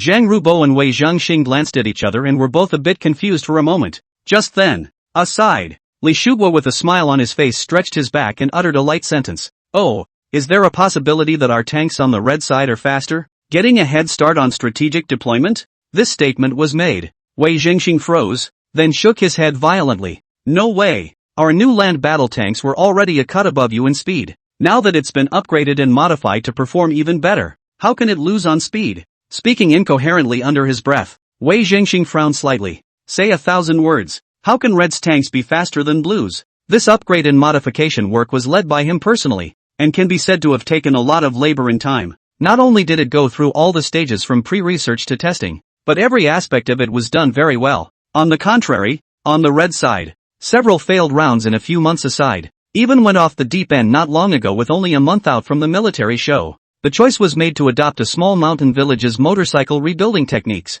In Wei Zhengxing's opinion, this is not what the sword to go off the beaten path, is clearly fishing for the side door, and can even be said to be crooked. Scientific research is rigorous, and military technology requires long hours of in-depth study and fine-tuning. What's the point of fooling around like this? I'll be damned if I'm going to make it. As it turned out, Red's so-called motorcycle engine modification technology still failed. Could it be that Li Shuguo's research team is the one that came up with the new remodeling technology in one whole month? And the conversion was completed without incident? This is even more unlikely. However, right at this moment, Wei Zhengxing suddenly froze and turned his head to look over. Only Li Shuguo shrugged his shoulders easily and looked over with a smirk. Seeing the situation, Wei Zhengxing swallowed a mouthful of saliva and suddenly thought. The other side also seemed to have a confident look when the military exercise had just begun. Could it be that? At this point, Zhang Rubo looked at the two men's expressions and apparently realized this as well. Sighing bitterly, he shook his head. Old Wei, I've just gone over the tactical arrangements of Red and Blue again,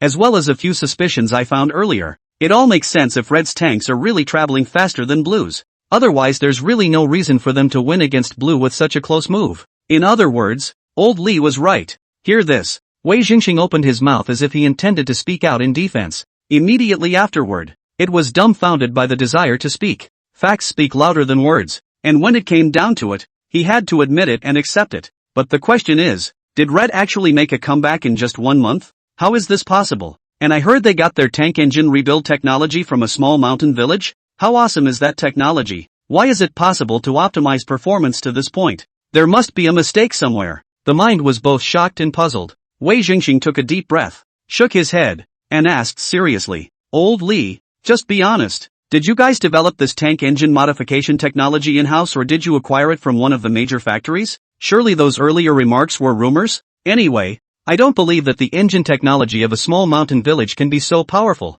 When these words came out, Zhang Rubo also looked over with interest. All else aside, as a result of this military exercise, the tank combat power of the Dragon Army has been realistically improved. He also wanted to know what the technology was all about. However, in the face of Wei Zhengxing's serious question, Li Shuguo's face became a bit odd. After a moment's hesitation, he explained, You believe me, Old Wei, though it is a bit unthinkable, but this technology was really developed in a small mountain village, and people are still known as poor villages in the province. Even the technical drawings were made on site from the originals. Li Shuguo added a sentence in his heart, but still didn't say it directly. Old Wei has a bad heart in his old age. He has to understand. However, just hearing these two words coming out of Li Shuguo's mouth, Wei Zhengxing had widened his eyes, and even his breathing became rapid, unbelievable and shocking. Not being able to think too much, he excitedly stepped forward and grabbed Li Shuguo's wrist. Sharply, he continued to ask, Where's the author? Who is the author?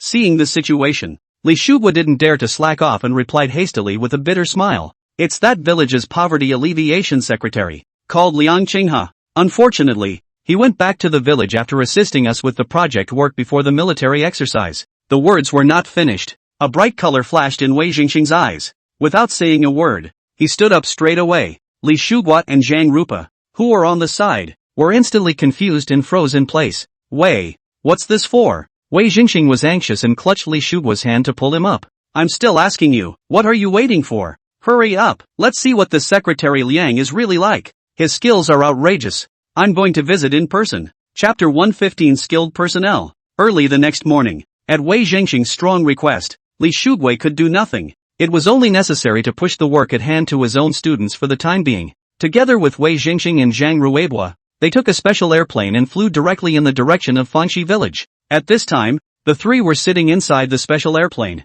Only Wei Jingxing could be heard rambling and complaining under his breath. Ugh! I told you I should have just visited Fanxi village yesterday. You guys have been hard at work dragging this out. The whole thing tickled me so much I couldn't sleep all night. Seeing Wei Jingxing's lips turn over, all sorts of whiny words popped out from them, and by the looks of it, it seemed like there were a few hints that it wouldn't be easy to stop. Li Shugua let out a helpless sigh and waved his hand to hastily interrupt. Alright old Wei, you're still annoying as hell with this old habit of yours. Don't think about it, the sun was going down yesterday. Are we going to stay there for the night? I'd say you don't have to exaggerate too much, okay? Sputtering under his breath, Li Shugua and Zhang Rubo looked at each other and both shook their heads with a bitter smile. They and Wei Jingxing could be considered old friends for many years. The man is good at everything, except that he tends to get emotional when it comes to things related to his scientific work, even to the point of descending into fanaticism. Right now this is the perfect example. Yesterday, if not for the two of them together to stop, Wei Jingxing may have been in the mountains. Do not know the year.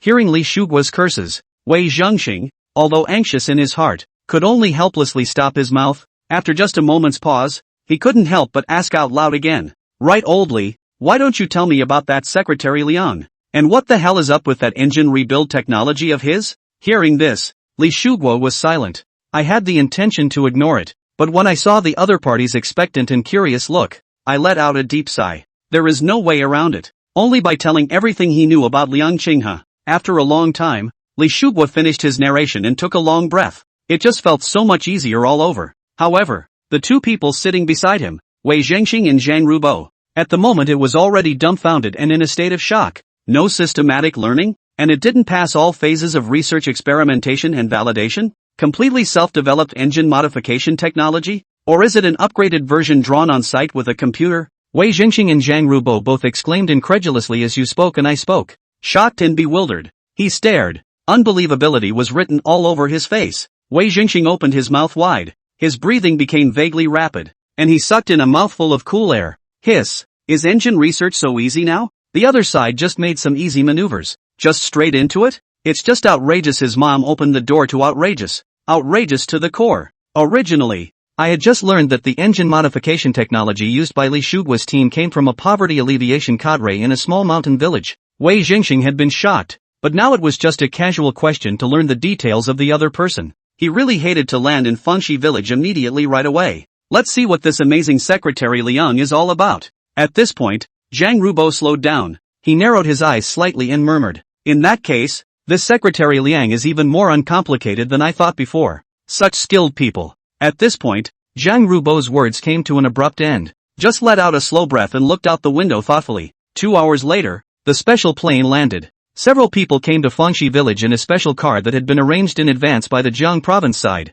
Just get out of the car. Li Shugua didn't even have time to stretch and pound his back before he was urged by Wei Jingxing to walk toward the village. Soon, the group arrived outside Liang Qinghe's courtyard. In between, Li Shugua had spoken to the other party on the phone. Therefore, as soon as the several people arrived, Liang Qinghe, who had been waiting for a long time, greeted them. Smiling, he greeted a few people individually. In the face of this handsome-looking young guy in front of him, Wei Jingxing only gave a perfunctory response. Then he busily looked into the courtyard and asked with a slight urgency under his breath. Ah, hello, we're here to see Secretary Liang Qinghe Liang. The words were not finished. Next to him, Li Shugua's face showed consternation and glared at him without any good reason. Rushing out to interrupt. What are you doing? Wei, this is Secretary Liang Qinghe Liang. When these words came out, Wei Jingxing was violently stunned. Then he looked at Li Shugua incredulously, and then at Liang Qinghe, a face full of questions and shock. What? Poverty alleviation cadres in Fanxi village. The author of that outrageous tank engine modification technology. Surprised to be such a young lad? Not only Wei Jingxing, Zhang Rubo, who was on the side, also showed a look of dismay at this moment. Frowning slightly, he looked at Li Shugua with an odd expression. Nice guy. After all the fuss, this old Li didn't even say the most crucial information. Who would have thought the other guy would be so young? It's a total piece of meat and potatoes to have a skilled person at such a young age. Seeing that both of their faces looked a bit odd, Li Shugua also instantly realized that he had not introduced Liang Qinghe's age previously. He smiled a little awkwardly. Hastily changing the subject, he greeted the crowd and went inside first. Several people took their seats one after another. Wei Jingxing could no longer hold back his curiosity. A series of questions were asked, giving a strong sense of checking out the family. It made both Li Shugua and Zhang Rupa inevitably a little embarrassed. Well before that, Li Shugua had already greeted Liang Qinghe in advance. Liang Qinghe probably knew what kind of nature Wei Jingxing had. At the moment, his face was as normal as ever, and he answered one of the other's questions with a smooth reply. Much of it has to do with tank engine modification technology, and the two of them, Zhang Rupa and Li Shugua, one can only be silent on the sidelines, watching the promised visit turn into Wei Jingxing's unilateral technical seminar. With the passage of time, seeing that the technical questions he had asked one after another were easily answered by Liang Qinghe, Wei Jingxing became more and more agitated, and an unusually bright light flashed in his eyes. I just feel so benefited and enlightened. The moment, Wei Jingxing's face was filled with a delighted and eager smile. The mouth exclaimed in admiration. Good, good, good, you really amaze me, Secretary Liang. I never thought before this that a tank engine could be modified in such a way. I really don't know how to describe my feelings. Hearing this, Li Shugua and Zhang Rubo exchanged glances and nodded with deep understanding. Just now they didn't interject though, but it's also evident in the dialogue between the two. Liang Qinghe is not only fluent in answering all kinds of technical questions, but also has a clear and highly innovative mindset. It's safe to say, his mastery of engine rebuilding techniques is very high indeed. At this point, Zhang Rubo, who hadn't said anything, suddenly looked at Liang Qinghe, slightly straightening his face and blushing with sincerity. He said, Secretary Liang, I believe you already know my identity. I would like to represent the military of the Dragon Kingdom. You are cordially invited to serve as a special military advisor to our Army Tank Corps in the field of military engineering. I wonder what Secretary Liang thinks. Chapter 116, Old Zhang. You're confused. As Zhang Rubo's words landed on the ground, a silence fell over the room. Li Shugua's pupils slightly contracted, could not help but lightly tisk. His face was full of confusion and great surprise. What? Nice guy. I feel that of the three people who came to Fanxi village, I'm the only one who didn't have a heart? He had said well before he came that he was just coming to pay a visit, and in the meantime, understand the situation of Fanxi village and Liang Qinghe's side, but the results just got here. Wei Jingxing directly opened the box, checking the same as the scene as a technical seminar, not to mention Zhang Rupa, a mouthful of people wanting a proper little secretary to be a military advisor. This battle, not afraid to scare people. Thinking of this, Li Shugua frowned lightly. I was about to say something. Wei Jingxing, who was sitting next to him, but suddenly snapped out of his daze. He straightened his back, his voice suddenly rising in pitch as he waved his hands in succession. No way, definitely not. Letting Secretary Liang be a military advisor? This is just nonsense. Mouthing the words, Wei Jingxing's face was extraordinarily serious, and his words were even more decisive, as if he thought the matter was too absurd. He was unusually resolute. Hearing this sudden shout from him, everyone present froze in place at once, and couldn't help but look over to his side with a puzzled expression on their faces. Li Shugua and Zhang Rubo both looked at each other and both felt a bit strange. Look at Wei Jingxing before and Liang Qinghe in the technical issues of the talk. A few want to introduce him as a confidant appearance. Why would you now so righteously refuse to allow him to serve as a military advisor? It shouldn't. With Wei Jingxing's intoxicated nature in the face of advanced technology and his appreciative attitude towards Liang Qinghe, shouldn't one try to persuade the other to oblige? What's going on here right now? Could it be that Liang Qinghe still didn't get into Wei Jingxing's eyes, and felt that the other party couldn't take on the duties of a military advisor? Weird. Too weird. Just as Li Shugua and Zhang Rupa were both wondering, Liang Qinghe, however, couldn't help but let out a sigh of relief. To be honest, he had just heard this sudden invitation from Zhang Rubo. He was still a bit confused. He himself is just a mediocre secretary of poverty alleviation. How can he have the virtue to serve as a military advisor in a military region? This is a job for professionals. It was good that this Prof. Wei Jingxing was still more discerning, must have seen at a glance that he was half-assed, that's why he rejected it so harshly. With that in mind, Liang Qinghe was slightly relieved. However, before he could retrieve his thoughts, Wei Jingxing suddenly slapped his thigh and raised his voice tone by another octave. Snap! Old Zhang Yuri confused. Such a powerful and skilled person. His engine modification technology has directly improved the performance of our tanks by a notch. Do you understand the gold content of this? Taking a position as a military advisor and trying to get rid of people? I disagree. At the very least, we have to be treated the same as the experts and professors of our military group. Wei Jingxing muttered under his breath and raised his hand every now and then. Between the chatter, the more he talked, the more emotional he became. So much so that the eyebrows are flying and the spit is flying. One moment, the doubts on Li Shugua and Zhang Rubo's faces suddenly melted away, turning into shock and bewilderment. even a little confused. What? Well, singing and dancing and all that commotion. Feeling like you think the military is offering too low a deal? The two looked at each other, completely dumbfounded. It's not just them. Liang Qinghe was also confused at this time. What happened to the promised eye-opener? The promised stern rejection? How come in the blink of an eye, the other party is helping themselves to a deal? The question is, the military advisor is also left out. What's the good reason for him to become an expert professor of the military armor group? He hadn't been thinking of saying yes in the first place. Seeing Wei Zhengxing's mouth hanging open, he had already talked about the issue of salary and wages. Liang Qinghe felt that something bad was happening and hurriedly spoke out to stop it. Professor Wei, you wait first. Whether it's a military advisor or an expert professor from the armed forces group, I don't even have the intention. At these words, Wei Zhengxing's words came to an abrupt end. Immediately afterward, the gazes of all three people converged. Their faces different. Seeing this, Liang Qinghe did not slack off and explained helplessly. I'm not going to lie to you.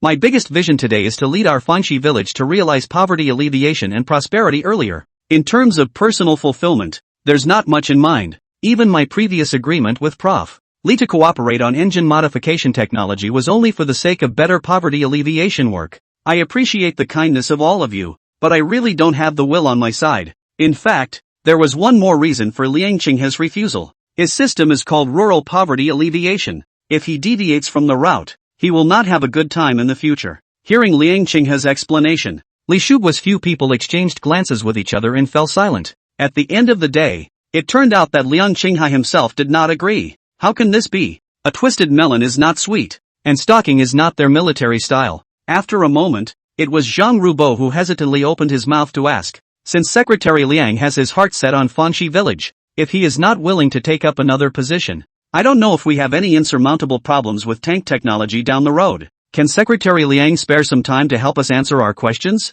Upon hearing this, Liang Qinghe was slightly relieved and nodded his head with a smile in response. That's natural. This is also considered my job to reach a cooperative program with the military. If there's really something you can't solve, just contact me. Hearing the pleading voice of Liang Qinghe, the faces of the people looked better, especially Wei Zhengxing. At this moment, he took a long breath and smiled, undisguised in his delight as if he had been pardoned. He was the one who was most eager for Liang Qinghe to agree to serve in the Bingzhuang group among the several people present. After all, he was indeed obsessed with Liang Qinghe's engine rebuilding techniques, even very interested in the man himself after some exchanges today. Although Liang Qinghe cannot go to the Bingzhuang group to serve indeed make Wei Zhengxing feel very sorry, but that doesn't mean the two have completely lost their communication. It's kind of poorly done. After this, several people did not talk about inviting Liang Qinghe to serve again. Both Wei Zhengxing and Li Shuguo cherish this valuable opportunity for face-to-face communication. There have been questions or modifications that have been brought up previously related to tank engine technology.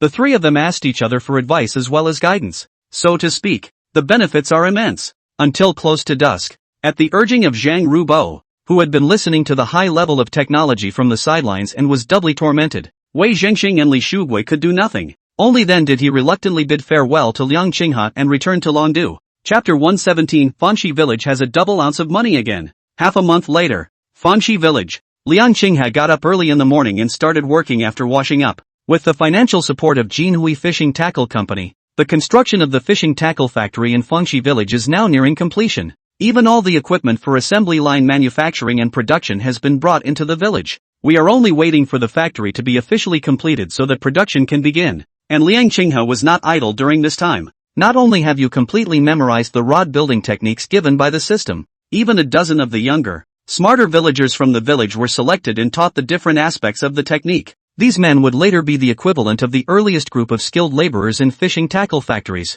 But, the factory is nearing completion, and in a few days it will be able to officially start production. Liang Qinghe encountered another difficult problem that he could not get around. Ugh, no money again. Sad ah. Liang Qinghe deflated and propped up his face. Looking at the accounts on the table, his brow furrowed slightly as he let out a long sigh. It's been a time of bridges and roads and factories, and every place costs money. With the public funds that the village of Fountain Creek has on deposit today, I'm afraid it will be difficult to support the official start of production, and the sales efforts after that. Originally, according to the advice of the village head, it was to file a declaration with the higher authorities or to seek a bank loan, but Liang Qinghe directly refused at that time. First of all, it is too difficult and cumbersome to cascade up the hierarchy to request funding. In addition, with Fanxi Village, such a well-known poverty-stricken village name in Jiang Province, will there be banks willing to borrow for the time being? Most importantly, the money borrowed from the bank has to be paid back. It would be better to borrow from Jinhui.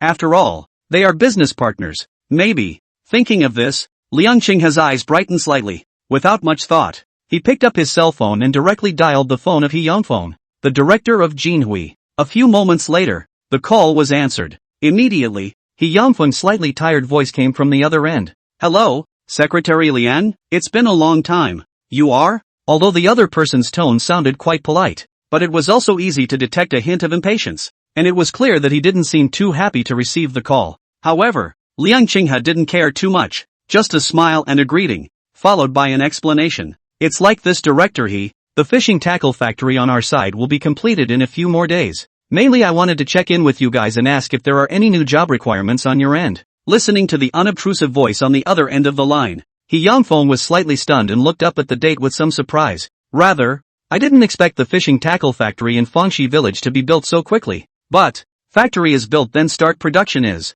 What happens after that has nothing to do with Jinhui anymore. He Yangfeng didn't bother much. He also can't wait for the fishing tackle factory to be completed earlier, which also saves him a peace of mind. Thinking of this, He Yangfeng was planning to casually make a few perfunctory remarks. However, he steeply heard Liang Qinghe on the other end of the phone cough lightly and continued with some embarrassment. Superintendent Ho, another thing is, we've just completed the factory now, and there's not much money left on the village's books. Even the money to buy raw materials is not enough. I wonder if your company can finance another startup capital, or an IOU will do. We will definitely pay it back as soon as our products are produced and we have a surplus in sales. Hearing this, He Yangfeng's face immediately changed. He gritted his teeth in displeasure and frowned deeply. Nice guy. The other party hadn't called in almost 2 months. And this sudden call sure didn't hold any good farts. A mouthful of money. Jinhui owes you Fanxi Village? He Yangfeng was depressed and had the intention to balk. But thinking of the previous general manager Zhou Taihong's account and the background of the other party,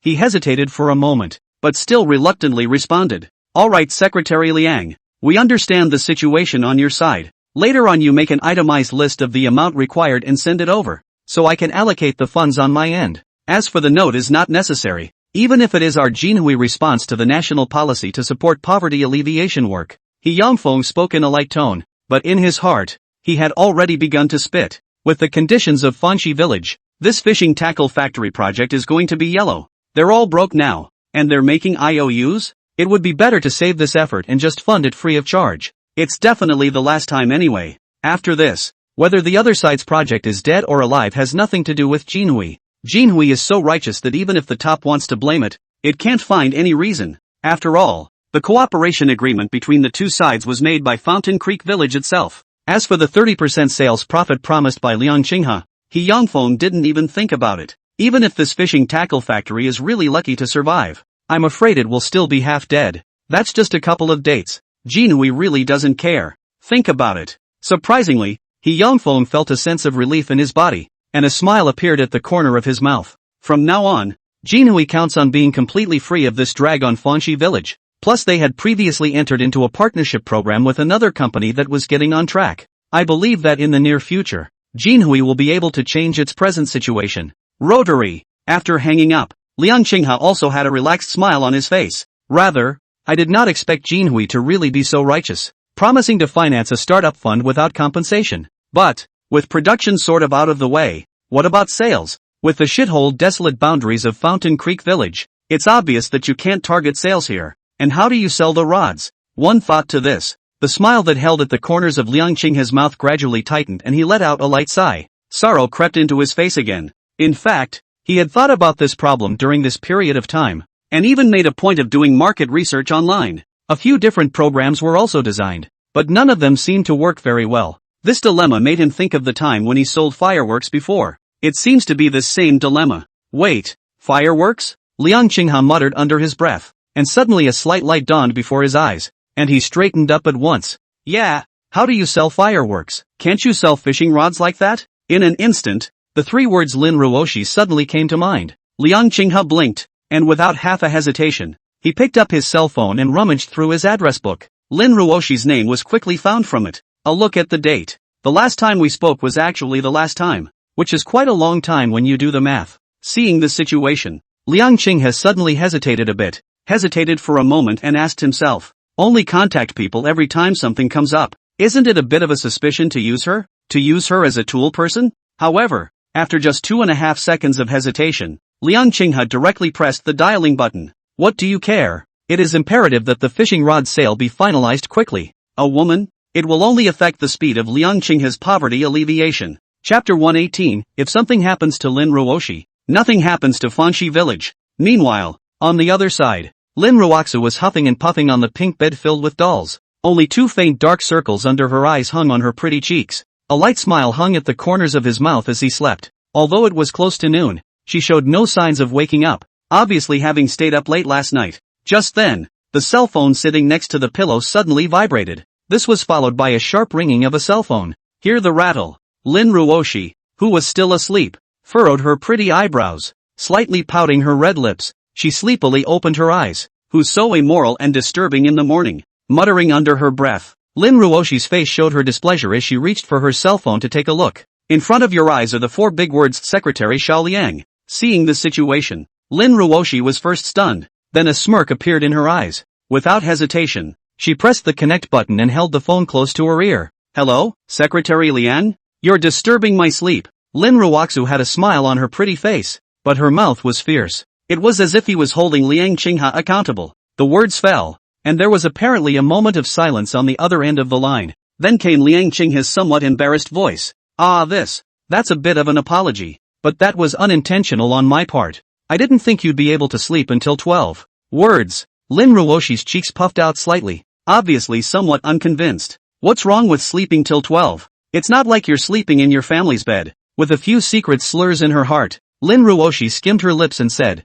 well, then I forgive you. Did you come to me out of the blue this time to ask me for something else? Just say it straight out. I've known for a long time that you're a something for Lin Ruosu, nothing for Fanxi village character. When these words came out, Liang Qinghe on the other end of the phone froze for a moment. Then his face became a bit odd. That's sad, as if he's so insensitive. But then again, I didn't expect Lin Ruoshi to have the awareness of a tool person. Now that's a good one. Subsequently, Liang Qinghe did not beat around the bush and bluntly stated his intention to invite Lin Ruoxu to come to Fanxi village to live broadcast and bring goods. Hearing this, Lin Ruoshi's eyes lit up. She was still worried about being bored out of her mind with live broadcasting every day. If she didn't know that Liang Qinghe was busy during this period of time, she would have long wanted to go to Fanxi village again, and that would be kind of a new live stream. It can be said that it is begging to be done. Think about it. Lin Ruoshi raised her eyebrows slightly and nodded her head cheerfully in response. Yeah, just wait. I'm going to take a shower and pack my bags and I'll be right there.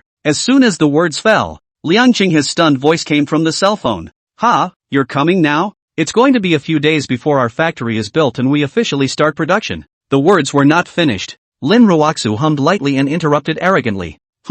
What's wrong with me going a few days early to eat a few more meals at your house? No more. I'll call you when I get there. Soon. Outside the village of Fanxi, Lin Ruoshi dragged his suitcase out of the taxi. Look around in a circle and breathe in the fresh mountain air. Lin Ruoshi's eyes were bright, a delighted smile hanging at the corners of her mouth, and her footsteps were light as she walked toward the village. I had thought of calling Liang Qinghe first, but after some thought, she made light of the situation and headed directly in the direction of the other woman's house. Just on the way, I can also see if there are any changes in the village of Fanxi, which I haven't seen for so long. Lin Ruoshi had just noticed the big road and bridge when Fanxi village was fully open to traffic when he came up in the car. Not only is it 4 flat, but it greatly reduces the time it takes to get up and down the mountain. It can be very convenient. And to think that when I first came here, the villagers had to rely on motorcycles to transport the fireworks. Lin Ruoshi was inevitably saddened. It seems that Secretary Xiao Liang is still doing a good job of helping the poor. Commendable. As she walked, Lin Ruoshi suddenly stopped in her tracks. He looked up at the not-so-distant area. His eyes widened slightly, and he couldn't help but let out a wow, only to see that several factories had risen from the ground where her gaze was fixed. Although none of the buildings are too large, they are very modern and industrial. Coupled with the fact that this is just a backward mountain village, it inevitably gives people a strong sense of contrast. Looking at several factories froze for a moment. Lin Ruoshi raised his cell phone and took a few pictures. Then with a puzzled look on his face, he muttered in a low voice. Such a good factory. Is Fanxi village preparing for some big project? I'll have to ask Secretary Liang about this later. With that in mind, Lin Ruoshi's footsteps quickened. Soon he arrived outside the courtyard gate of Liang Qinghe's house. The two met and exchanged pleasantries since learning that Lin Ruoshi hadn't eaten yet after coming all the way here. Liang Qinghe personally cooked and fried a few dishes. At this point, the two were eating their meal. Lin Ruoshi couldn't wait to ask as she feasted on the food. Secretary Liang, what new project is your Fanxi village planning to do this time? I just saw several factories being built in your village. Is it some big project? Lin Ruoshi's eyes were bright as she gazed at Liang Qinghe. Anticipation written all over her face. A couple of factories that imposing must be pretty big projects, right? Does it say? Is Fanxi village going to really get out of poverty and become rich from now on? Facing Lin Ruoshi's expectant and doubtful eyes, Liang Qinghe was dumbfounded. Then out of the blue, he explained. One of those factories is a state-funded screw factory, a sort of help program. A couple of the rest have engine parts that used to be made and a new fishing tackle factory. The next poverty alleviation project we intend to undertake is the production and sale of fishing rods. This new project is a government-led partnership, made possible by the investment of a large enterprise in Zhejiang province. This statement was made. Lin Ruoxi's small mouth was slightly open, somewhat frozen. A fishing rod? When did Fountain Creek Village get into the whole fishing pole technique? First fireworks, then engines, and now fishing rods. The road to poverty alleviation in the village of Fanxi is really full of twists and turns. But, with the conditions in Fanxi village to do this kind of business, it's no wonder that you need to come live to bring the goods yourself. Otherwise, even if it is produced, I am afraid that it will not be sold. Think about it. Lin Ruoshi guffawed, and two small dimples suddenly appeared on her pretty face. She was still very happy to help Fanxi village or to help Liang Qinghe. Anyway, he was idle anyway, and it just so happened that he also had a new live content. It's a win-win, so to speak. Soon, Lin Ruoshi said with a smile after she had eaten and drank enough and put down her chopsticks. In that case, why don't I start a live stream now to warm up your new project? I have quite a few fans who are still thinking about all the things that happened in your Fountain Creek village earlier. Just in time for you to show up and show them too? Words. Liang Qinghe was slightly stunned, then came to a realization, nodding his head in agreement. Chapter 119, Secretary Liang's limited return? Seeing Liang Qinghe nodding in agreement, Lin Ruoshi guffawed, but in her eyes, there was a few hidden hesitations and worries. Although his mouth was full of promises that he would help Liang Qinghe to carry out a live broadcast to bring goods and solve the problem of selling the fishing rod program in Fanxi village, but whether it could be done or not. In fact, Lin Ruoshi himself had no idea in his heart.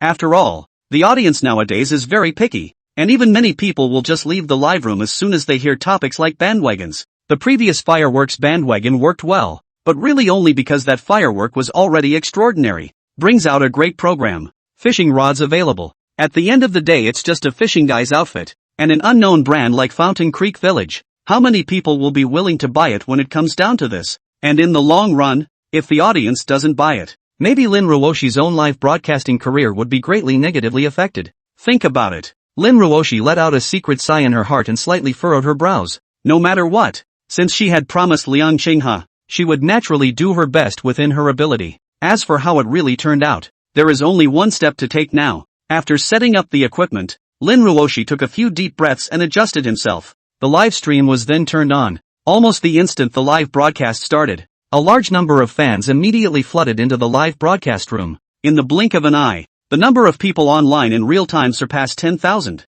And, still, it's soaring at a breakneck pace. Face the camera. Lin Ruoshi revealed a sweet smile and waved her hand in greeting. Hello, good evening family. It's been a long time. Did everyone miss me? As Lin Ruoshi's words fell, the viewers in the live broadcast room sent pop-ups in response to her. The pop-ups scroll by so quickly it's dizzying. Wow, Wakashi is so beautiful today. How come you started broadcasting earlier than usual today? Is there any new live content to show? The background doesn't seem to be at home. Ruoshi, are you traveling? All kinds of pop-ups rolled by turns, and uncounted gifts drifted across the screen. The heat is on. Lin Ruoshi always had a light smile on her face, answering pop-up questions from time to time. Meanwhile, the afterglow kept an eye on the number of people online in real time. Seeing that the number of people exceeded the 30,000 mark, the surge gradually slowed down. Lin Ruoshi cut to the chase, leaning in close to the screen with a mysterious wink and said, I'm sure you've all noticed that Wakashi isn't live streaming from home today.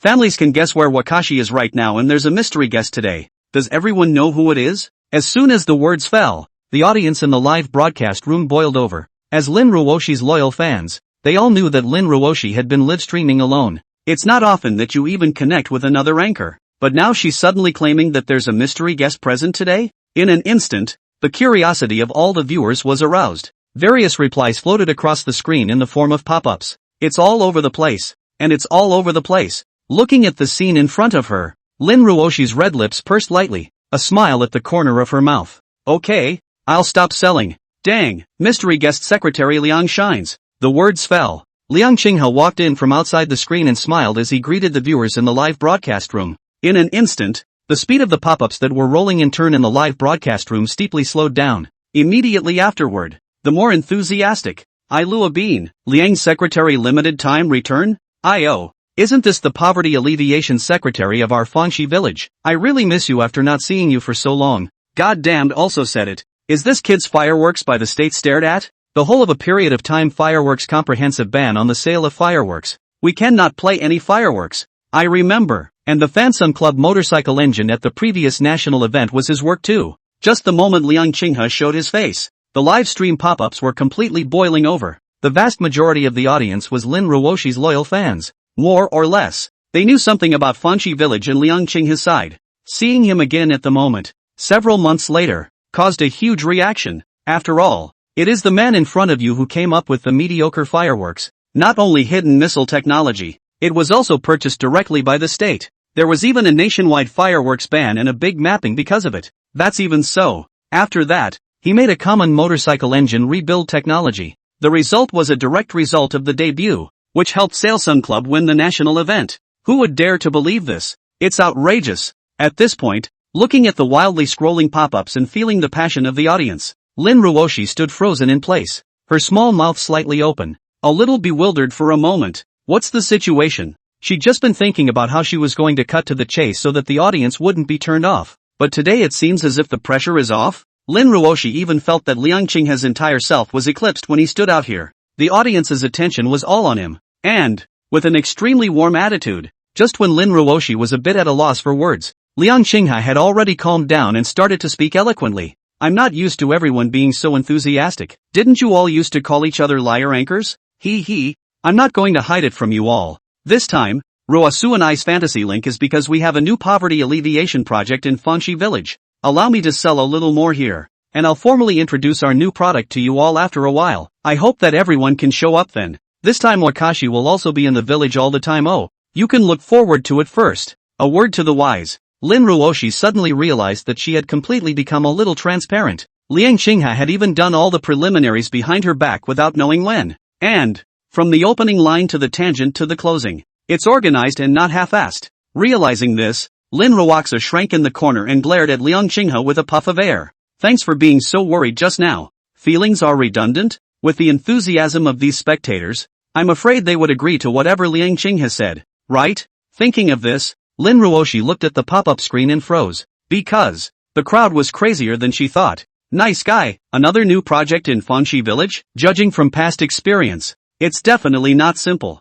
What? There are still masterpieces? Can another masterpiece after fireworks and engines continue the splendor of Fountain Creek Village? Forget about what the hell it is for now. Get it on the shelves. As long as it's Secretary Liang's product, I'll buy it with my eyes closed. Don't say anything. On the basis of the 3 words Fangxi Village, I, Wang Yu, will vote for this project. Looking at the various pop-ups in front of her, Lin Ruoshi was completely confused. No, the deal was just to warm up. How is it that with this appearance of Liang Qinghe, the audience has even begun to press for the shelves? In this condition, what was she worried about just now? Don't understand it, but big shocker. Chapter 120, testing cadres with this? Requesting votes. Just as Fountain Creek Village was busy with a new poverty alleviation program of high-tech fishing rods, with the passage of time, the anti-loosening screw industry of Longhua has gradually stepped into the right track. A few months have passed, with strong support at the national level. Not only has it successively urged several state-owned enterprises to build several new large factories,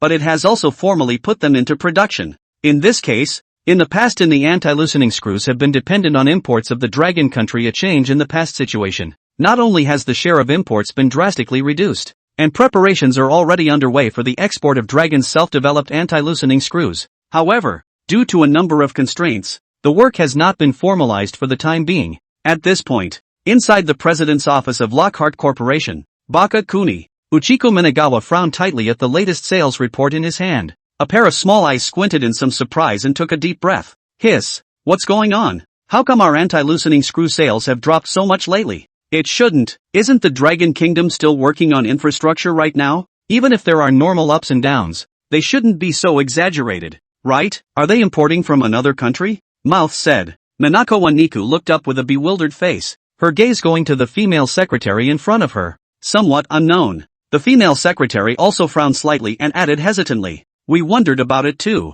But yesterday we examined the situation on the German-Chinese-Italian side. It doesn't seem like the Dragon Kingdom imports a lot of anti-loosening screws from over there. This answer was expected by Mishikawa Niku. The anti-loosening screws of the German and Italian countries are also at the forefront of the world. Though, but it's still completely inadequate compared to their Lockharts. Dragonland would never import from there if they weren't brainwashed. But the problem is, what's going on with the fact that Dragonland is indeed importing a lot less sales from Lockhart? Just as Buchikawa Niku was in deep doubt, the secretary blinked, a look of surprise suddenly appearing on her face as she hesitated. President, could it be that the news that came out before from the Dragon Kingdom is true? Did they really develop a usable anti-loosening screw in-house? This statement was made. Buchikawa Niku snapped his head up. His face abruptly changed, showing horror and disbelief. Bakayalu, impossible, absolutely impossible. It's more or less the same for the Dragon Kingdom to engage in low-end industries. So how could they actually come up with anti-loosening screw technology?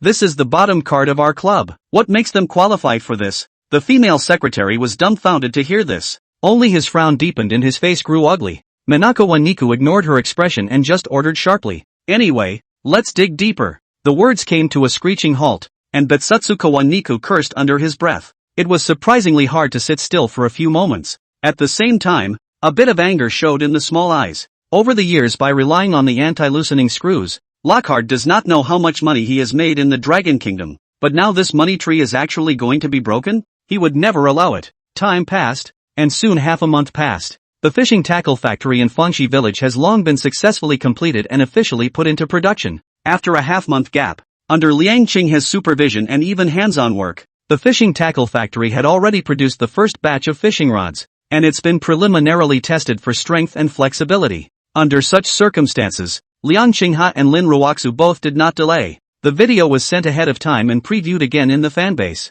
The live stream was then turned on. At this point, the live stream has just begun. With the added weight of Lin Ruoshi's millions of fan accounts, tens of thousands of viewers quickly flooded into the live broadcast room, and the heat skyrocketed. A massive amount of pop-ups came out at the same time, a dizzying array of white flowers. Lin Ruoshi, her face painted with delicate makeup, stood in front of the camera and greeted the audience. Hello family, we meet again. Today we are going to reveal the new products of Fangxi village. Are you looking forward to it? Mouth said. Lin Ruoshi's eyes smiled and curved into a two-petaled crescent moon, winking at the camera with a mysterious smile. In an instant, the pop-ups completely boiled over. It's finally time. Don't hide it. Expose what exactly is the new product. Fountain Creek Village produces the best. Get it on the shelves. My wallet has been starving for a long time. No prize guessing. Predict what new stuff Secretary Liang has come up with for us. With the fireworks and engines of the past in front of them, Lin Ruoshi's fans have long associated the village of Fangxi with the word outrageous. As long as Fountain Creek Village is messing with something, there is nothing normal about it. Seeing how enthusiastic the audience was, Lin Ruoshi and Liang Qinghe did not delay. After a little rendering, instant shelves of Fountain Creek brand fishing rods. Also synchronized within the live feed is a multifaceted display of fishing rods. The explanation is given by Lin Ruoshi, a beautiful anchor woman herself. However, just a moment on the shelf, the pop-up, which had just been extremely enthusiastic, slowed down abruptly. Immediately afterward, a myriad of question marks sprang up. A fishing rod? That's what you're testing the cadre with? This is really flat this time. I thought I could get something new out of it. Secretary Liang can't thanks to my anticipation for so long, but the whole thing is so moderate? Surely the splendor of Fangxi village is coming to a complete end? It really looks like it's pulling down a bit. Looking at the fishing pole in front of them, the audience was not happy. Everyone has been waiting for so long for something good to come out of Fountain Creek Village. Even if it's not as good as the previous fireworks or engine, that has to speak for itself, right? And after waiting half a month, you pull out this thing? Who hasn't seen a fishing rod before? Isn't it just a fishing guy's outfit? Pressing is not worth the rarity. Out of this mentality. Almost instantly, the pop-ups were covered with all the singing. With the passage of time, there were originally still people who were hesitant and skeptical. Think there might be something more to Fountain Creek Village's fishing rods. given past experience. But some time passed, and the eyes did not reverse for a long time. The pop-ups sang the praises of more and more people, and even the rhetoric got more and more heated. In contrast, the number of people placing orders is extremely dismal. Very few. Seeing this scene, Liang Qinghe and Lin Ruoxu both knew that it was not good. Stiffly continued to broadcast for 2 hours, but as they watched the numbers about to drop below 10,000, the two had no choice but to go off the air. After closing the live stream, Lin Ruoxu, who was drenched in fragrant sweat, let out a long breath and looked at Liang Qinghe with a helpless face. Red lips pursed inside. Secretary Liang, these viewers aren't buying it. Ooh, live bandwagoning is too hard. Faced with this situation, Liang Qinghe could only smile bitterly. In fact, he had guessed that the road was not so good. After all, there's not much else this fishing rod has to offer other than strength and toughness. It's definitely superior quality-wise though. But these spectators have seen the splendor of the fireworks and engines of Fountain Creek Village. How can it be that easy to buy? What's more, Fanxi Village is a poor village, without first-hand experience. Even if Liang Qinghe and Lin Ruoxu blew it out of proportion, I'm afraid there aren't many people who would let a big brand go and spend money on a product like this instead. Liang Qinghe even doubted it. Those few customers who place an order are only doing so for sentiment or Lin Ruoxu's face.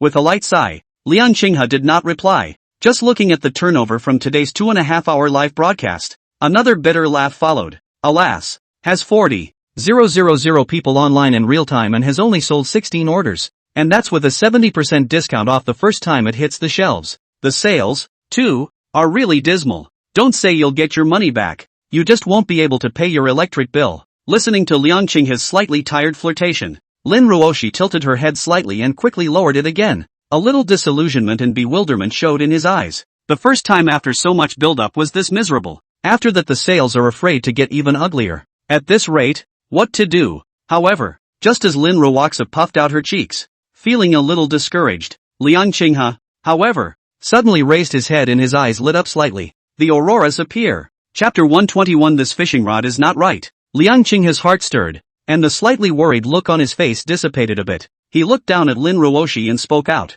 I think of an idea. We can send fishing rods to those professional fishing bloggers for free.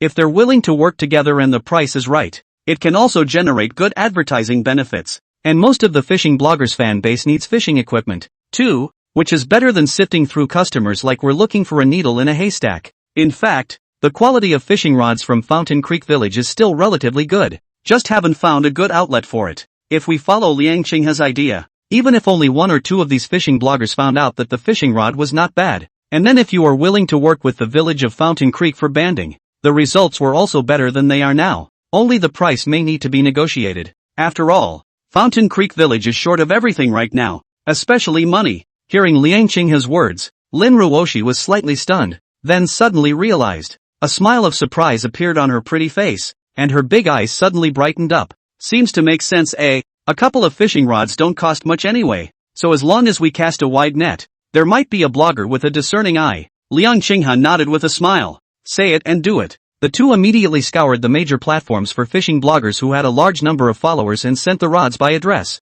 This was followed by a slight wave of advertising by sending a private message through Lin Ruoxu's account. He also introduced the advantages of the fishing rods of Fanxi Village, as well as revealing the intention of cooperation. In a short time after this, many of the nation's best-known fishing bloggers have received a fishing rod called the Fountain Creek High-Tech Fishing Rod. Yet in the face of this, the bloggers have seen it all. Most people receive their rods and just ignore them and throw them in the utility room. Some even sell them directly as scrap. After all, there were so many manufacturers of fishing gear in the Dragon Kingdom, and those who used similar tactics in hopes of advertising their brands abounded. Speaking from experience, the quality of these rods from unknown brands is often a mess. Even some of the best can be described as the trash of the trash. In the opinion of the bloggers, this so-called Fountain Creek Village fishing rod that uses high technology as a gimmick, the odds are that it falls into that bracket. Meanwhile, a certain Sound Outdoor liveboard, famous fishing blogger He Chang has just started a live broadcast. Being the last platoon of the men of Chuanyu in the Dragon Kingdom,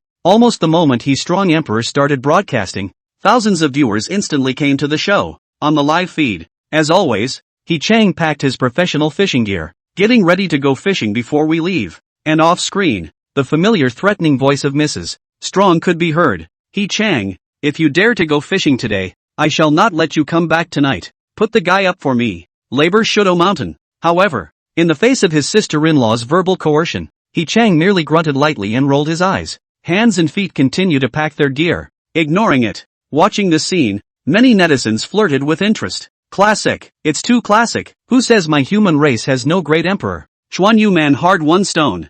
He mighty emperor alone 12 buckets. The rest of the people owe 2 buckets. Raoul Shudao mountain is useless in front of my strong brother. It's too strong. Just as the audience was having a lively discussion, inside the frame, seeing that He Chang was unmoved in the face of might, Chang's sister-in-law became angry. She walks quickly to the camera and pulls a fishing rod from the side, leaning against the wall in a gesture to step. The tone of his voice suddenly rose and his mouth threatened. He Chang, you dare to leave this door today. Take a step and I'll stomp off one of your poles. At these words, He Chang, who was burying his head in packing his equipment, raised his head and glanced up. Skittishly, there was another soft grunt, then continued on my way, with my gear on my back about to head for the door. At that moment, however, there was only a click. The fishing rod in the corner was too much for Mrs. Strong's feet and broke in two. When he heard the sound coming from behind him, He Chang's forward pace stalled slightly. However, he didn't look back, stumbling for a moment as he continued on his way. Ka-ching!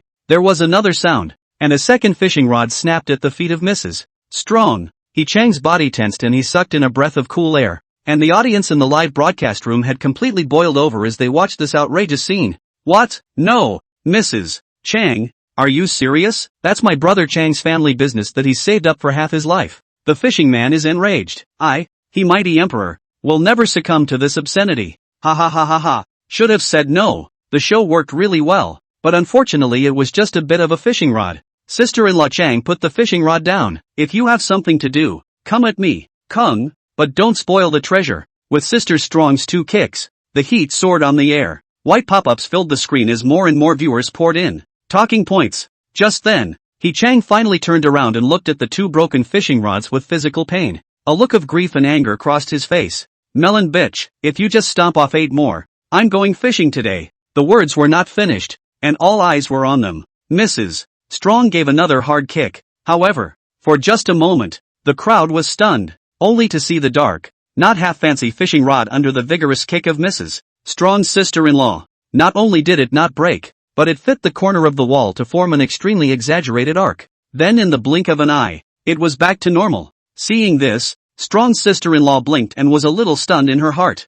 That's not true. Is this rod so strong that it can't even be stepped on with such a powerful foot? They have chosen some inferior fishing rods from small brands to use for program effects for this broadcast, especially the one in front of me, which was sent for free by some unknown brand. It stands to reason that the quality should be as bad as it is. But now, what is this? Unbelieving. Mrs. Strong's entire body almost jumped up and stomped down hard with another foot. This time, the rod was bent nearly to 90 degrees. However, it still hasn't broken. Not only that, the rod immediately springs back to its original shape. Stepping on it, Mrs. Strong stumbled and almost fell to the ground. This time, everyone was confused. The 2 of them, He Chang and Chang's sister-in-law, looked at each other with shock and bewilderment written all over their faces. What's the situation? Is this a fishing rod? If you didn't know, you'd think it was a Garo Bagua stick. Meanwhile, the viewers in the live broadcast room saw this scene. They were also wide-eyed and completely dumbfounded. One moment,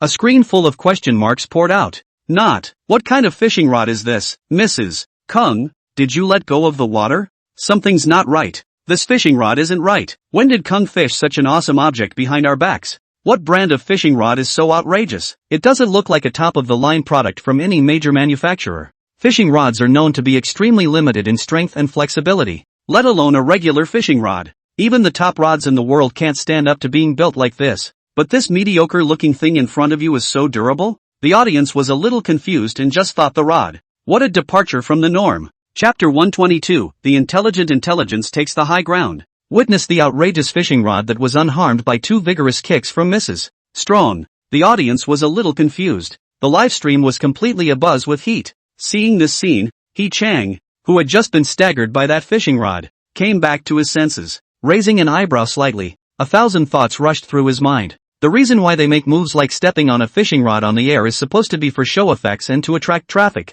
But nowadays, this fishing rod does not know what is wrong. Hard to step on and not. But then, look at the audience's increasingly enthusiastic response. Seems like it's skewed to make the show better? Thinking of this, He Chang hemmed and hawed. Drop the fishing gear you're carrying over your shoulder and walk up, smiling mysteriously in front of the camera. Guys, there seems to be something wrong with this fishing rod. Toughness and strength don't seem easy. Why don't we let's skip the fishing today and make a big splash? He Chang's words fell. The viewers in the live broadcast room who were still immersed in the outrageousness of this fishing rod could not help themselves suddenly slow down. Hearing him say that made everyone come to their senses. Soon, someone responded on the pop-up. Screwing the BOD? Is it messing with Boda? Or messing with Boda? We have a profound culture in the Dragon Kingdom. He Chang, you have to make it clear. It's time to say no. This fishing rod is indeed a bit outrageous. We'll listen to you on how Kung plans to mess it up. I don't care to see you as an Air Force when I see such an awesome rod. Tell me how to get it. Watch the pop-ups get enthusiastic and hot. He Chang nodded with satisfaction and smiled. Let's test the strength of this rod today to see how powerful it really is. Other people's evaluations are all about fishing and catching fish. But we're different. Let's do something new. Let's fish for my sister-in-law. Shall we? Let's see if this fishing rod can hold. The words were not finished. Sister-in-law Strong, who was listening with great interest, froze. You don't fish for a king. You fish for her? It means that you are no different from a fish or an octopus. Sister-in-law Chang was instantly displeased and slapped He Chang on the side of his head. Ugh, no way. If I'm going to fish, I'm going to fish you. Don't you like fishing? Let you feel what it's like to be fished today. He Chang sucked in a mouthful of cool air, covering his head that had been viciously thrown and glaring at his sister-in-law Chang without a good look. Eyes on another slap to fling down. He was busy standing up straight and righteously. Good, then let's fish for He Chang today. As soon as the words fell, the audience in the live broadcast room was delighted. Like He Chang said, most of the normal assessments are fishing or something.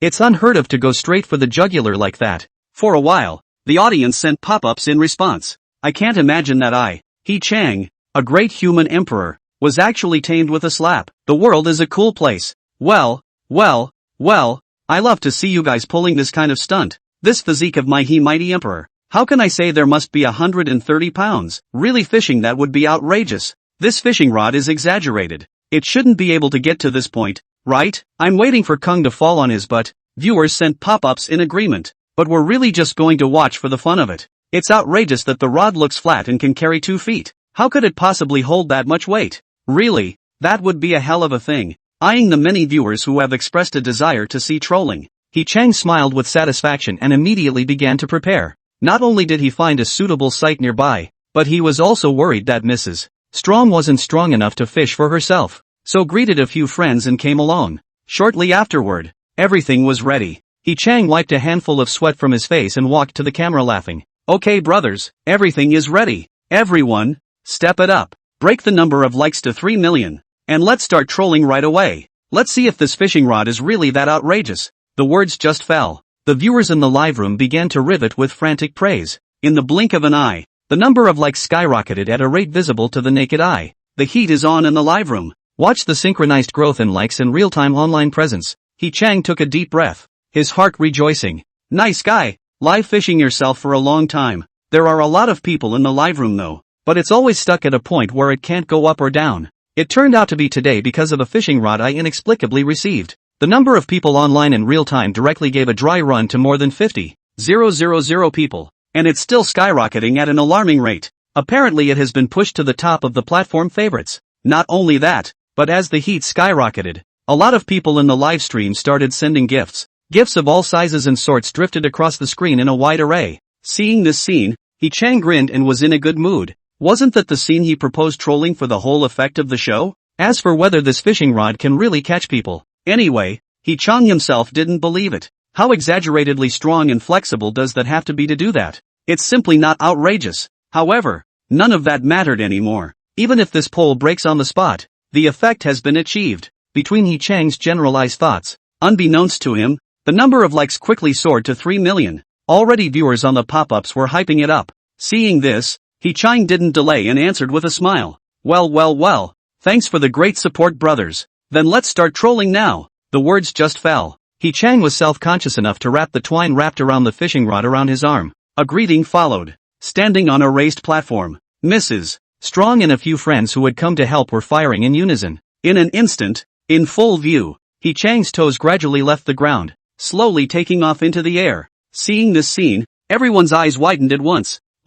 What's the situation? Did you really catch it? The viewers in the live room were a bit dumbfounded and snapped question marks on their pop-ups. Precious, are you for real? Everyone is just having fun. Why are you really fishing? No way. Am I blind? How the hell did my Django really vacate? Impossible. Absolutely impossible. What kind of fishing rod is so outrageous? I don't believe it. Everyone was shocked as they watched He Chang gradually leave the ground. Breaths were then held. The trolling was only temporary, and it was a fist's length off the ground. They all wanted to see how long the fishing rod would hold up. In the meantime, He Chang felt his feet off the ground. The virus shut down, and his brilliant intellect took the high ground again. However, he was a bit confused himself. What the hell? He's just the whole show effect off. How come it seems like you're actually floating? Is it hard to believe that it's an illusion? The Hojos are stupid. Chapter 123, In Ancient Times, Dai Yu pulled down the willow. In the meantime, watching He Chang's feet gradually leave the ground, he felt the weight coming from the fishing rod. Sister Strong's eyes glazed over, as well as those of her friends who were helping. Disbelief was written all over his face. No? You actually fished it? It's only a dozen centimeters off the ground though, but it did fish up. Watch with your own eyes as the fishing rod has bent into an amazing arc. Mrs. Strong swallowed hard and took a deep breath and exclaimed, "Step up and fish higher. Let's see how long we can hold it. We're going to catch He Chang on the shore today." As soon as the words fell, the crowd once again fired in unison. He Chang's rising trend suddenly accelerated, while that fishing rod became more and more bent, looking as if it had already reached its limit. Yet it never broke. Immediately afterward, under the combined efforts of the crowd, in a few breaths, He Chang's entire body was lifted up to a position parallel to the high platform. A peaceful landing ensued. Looking at the fishing rod again, it was almost directly restored to its original state the moment the crowd took their hands off it, as if nothing had happened just now. Watch this scene. It didn't matter if it was He Chang and the others who were at the scene, or the viewers in the live broadcast room. Instantly taught. I can't believe I actually fished it, and not just a little bit, kind of right out of the water and onto the shore. Hiss. Scary as hell. This must be one of those top-of-the-line fishing rods from overseas, right? That's bound to be. It would have taken tens of thousands of dollars less to get it done, if I hadn't washed my hair upside down. Either the top rod or it's been tampered with in some way, or how else could an adult be caught so easily? For a while the pop-ups rolled as viewers speculated on what the composition of the rod was, to actually be able to be in plain sight, trolling an able-bodied adult so easily. What's even weirder is that the rod itself doesn't seem to be half damaged. However, compared to the audience who discussed it enthusiastically, it was He Chang and Chang's sister-in-law who were really completely dumbfounded. What top foreign rods? What tens of thousands of dollars? What hands? The two of them were clear about the fact that the rod was only made by a small, unknown manufacturer in the country, let alone any brand. They had never even heard of the name. If they really had such awesome technology, I'm afraid they would have made a fortune already, right? How can you even resort to the lowest marketing tactic of free shipping? And again, it's just that the rod is both plain and mediocre looking. Where's the pie in the sky for top-notch rods? It's not right. It's so wrong. He Chang and Chang's sister-in-law both looked at each other, shocked and puzzled. His brain short-circuited a bit, pressing on to what's going on right now. Just as He Chang and Chang's sister-in-law's brains went down, they were confused in the wind. The dynamics of the discussion on the pop-up screen intensified and even divided into two factions. One faction felt that the fishing rod could not have been so outrageous and decided that something had been done. The other faction, however, argues on the merits, claiming that trolling for adults is indeed amazing, but that doesn't mean it's never possible. After all, certain rods that specialize in walleye can still do it. People from both sides were expressing their opinions on the pop-ups. There was a lot of bickering. He Chang looked back at the pop-up screen with a somewhat odd face. Blinking, the corners of his mouth involuntarily rose slightly, only to see the amount of pop-ups soar as the crowd argued. The live streaming heat is also rising again, skyrocketing like crazy. See this? He Chang mouthed to the audience to talk and not fight. In his heart, he was already happy. After all, it's traffic and heat for nothing. At this moment, He Chang let out a light eep, his eyes slightly lighting up, keenly catching a statement from a viewer in the pop-up. Stop arguing. What kind of person watches a live stream for fun and even argues? Kung, I don't think fishing for people is still enjoyable enough. How about fishing for giants? If I can actually catch the giant, then I'll take the rod. Silently reciting in his heart, He Chang pondered for a moment and couldn't help but take a deep breath. That's a great idea. Don't the guys just want to see what's going on with the rod? In that case, keep the whole thing going. Only the audience can't think of anything. There is nothing that Emperor He Chang can't do. Making up his mind, He Chang coughed lightly to attract the audience's attention, and then with a mysterious smile, he proposed. Since some people think trolling is nothing, It doesn't count. Then let's make a bigger wave. You'll just have to see if it's tough or not. As He Chang's words landed, the audience who had just been manipulating their keyboards to output recklessly froze. Make a bigger wave? How big is it? What the hell is tougher than trolling? The audience was left very confused. In an instant, the pop-up screen in the live broadcast room suddenly shifted. He Chang, what kind of ghost idea do you have again? Don't be so secretive, just tell me. Harder than trolling? How new would that have to be? Hole. I really don't believe it. What else can be done with this fishing rod? In the face of the audience's urging and questions, He Chang smiled without answering. Just picked himself up his rod and camera and got off the high platform and headed elsewhere. This next. The audience's appetite is really being trolled. Some people have even begun to rage an impotent rage on the pop-ups. Said it was going to be a whole lot tougher and didn't say exactly what it was. What's that supposed to mean? Are you kidding? Not only the audience, but also Mrs. Strong and a few of her friends who were present were uncertain. Each one of them is a monk in 2 feet, and can't make sense of it. They stood still for a moment with wide eyes, but still followed He Chang's pace. Soon after, He Chang stopped and set up his camera. This was announced to the audience with a smile. Don't the guys think trolling is not fun? Then let's pull trucks today. In the old days, Lin Dayu pulled a willow upside down. But today, I, He Chang, have a fishing rod pulling a truck. That's finally tough enough, isn't it? As soon as the words left his mouth, the audience was instantly confused. One began to wonder if there was something wrong with their ears. Fishing for people is even better. 100 or so pounds of the stuff is amazing, but not outrageous. Trucks can be. Even a light truck weighs a couple tons, right? Take this weak-ass fishing rod and pull a truck that weighs several tons. This can't even be considered a mantra. Let's just say it's egg on the face of the earth. Or the hummingbird egg touching granite kind. In an instant, the live room was filled with question marks. Everyone thought that He Chang was either crazy or just plain stupid. He Chang, did you just lose your head from the slap that Mrs. Chang just gave you? This poor boy. He's starting to talk nonsense. Do you think you're holding a golden band in your hand? The brain circuits of my mighty emperor are really different from ordinary people. But then again, this is too outrageous. Come close up. It's full of semis out there. You can't take it. For a while, all sorts of pop-ups were declared. The audience began to question, without anyone believing He Chang's bullshit. What right does a broken fishing rod have to pull a truck? It's just a delusional daydream. Chapter 124. Today there are HO strong fishing rods for trucks. Looking at the unusually hot pop-ups in the live broadcast room, He Chang laughed and was overjoyed. In fact, that was exactly the effect he wanted. As for whether or not this fishing pole is actually capable of pulling a truck, crap. He's not really crazy. So how could he possibly believe this crap? The reason for this arrangement is purely just for the sake of program effect. This fishing rod just couldn't be more outrageous or sick. And how is it possible to pull a truck weighing several tons? He Chang was a fishing guy himself, and he knew a lot about this fishing rod stuff. Pulling a couple of tons might be possible with some of the world's rare and special fishing rods if handled properly. But this fishing rod in front of me, I have to admit it's really awesome to be able to troll. But there has to be a limit to the exaggeration, right? Not to mention it's not a special top-of-the-line rod at first glance. Want to pull a truck? No way. Absolutely not. Retracting his thoughts without further thought, He Chang began to make all the preparations. A little later it's time to start fishing rods and pulling trucks.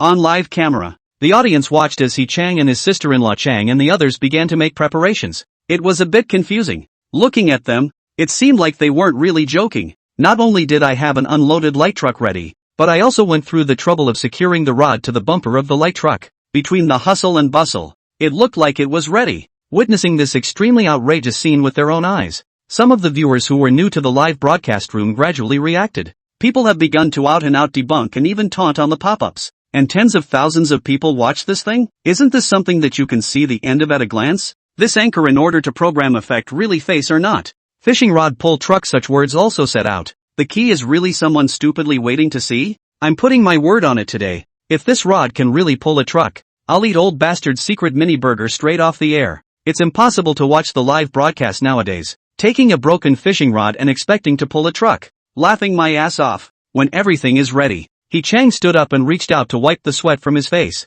Fixing his eyes on the pop-up, he chuckled in disbelief. It doesn't matter if the audience believes it or not. After all, he doesn't believe it himself. It was supposed to be just a whole job for show effects. As long as it reaps traffic and heat, that's all that matters. Retract your thoughts. He Chang patted the dust on his hands and showed the camera the masterpiece they had just prepared. Just see in the picture. A dark, long, thin fishing pole was secured to the bumper of a light truck. The rod looked extraordinarily slim and fragile in comparison. From a distance, it gave the illusion that it would snap at the slightest pinch. After the overall display, He Chang said smilingly, "Well, the time everyone has been waiting for is finally here. Next, let's get started." Fishing rod pulling trucks. The words just fell. Ho Kung, Kung's sister-in-law and a few of their friends in the audience came together. There was a tight grip on the mediocre fishing rod. Then, He Chang gave the order. All of them fired in unison, pulling their rods forward in a dead heat. The twine wrapped around the fishing rod was instantly taut under the watchful eyes of all the people in the live room.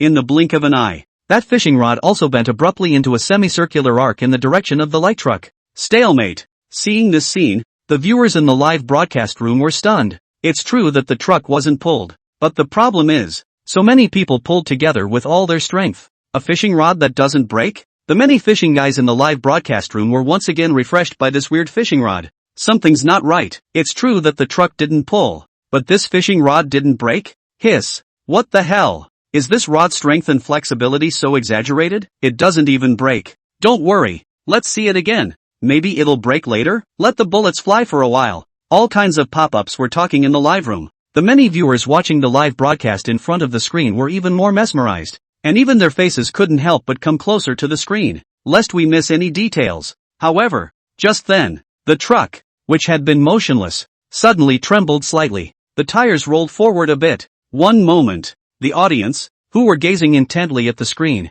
had their jaws dropped. The brain went blank. Someone tapped out a line in disbelief. Is this me blinking? I think I just saw the truck move. Just a moment after the pop-up was sent, the truck that looked like a behemoth in front of the fishing rod. Once again, it traveled forward a few centimeters. Now the spectators were absolutely certain that the truck had really been pulled. One moment, the live feed completely exploded. Holy shit, holy shit, holy shit, it's really fucking moving. What the hell is this? I'm so stupid. Crap bull, this is outrageous. Family members who get it. Forget it. Which rod is it? I want to catch the Dragon King of the East Sea. Against all odds. Truly against all odds. Whoever invented this genius is a real fishing rod. It's not just the netizens who are confused. He Chang's few people were completely confused themselves. Where's the promised showstopper? What happened to the whole fun and games thing? How is it that this truck was actually pulled by a fishing rod in the area? What about classical mechanics? What about Newton's second law? Fishing rods can pull trucks.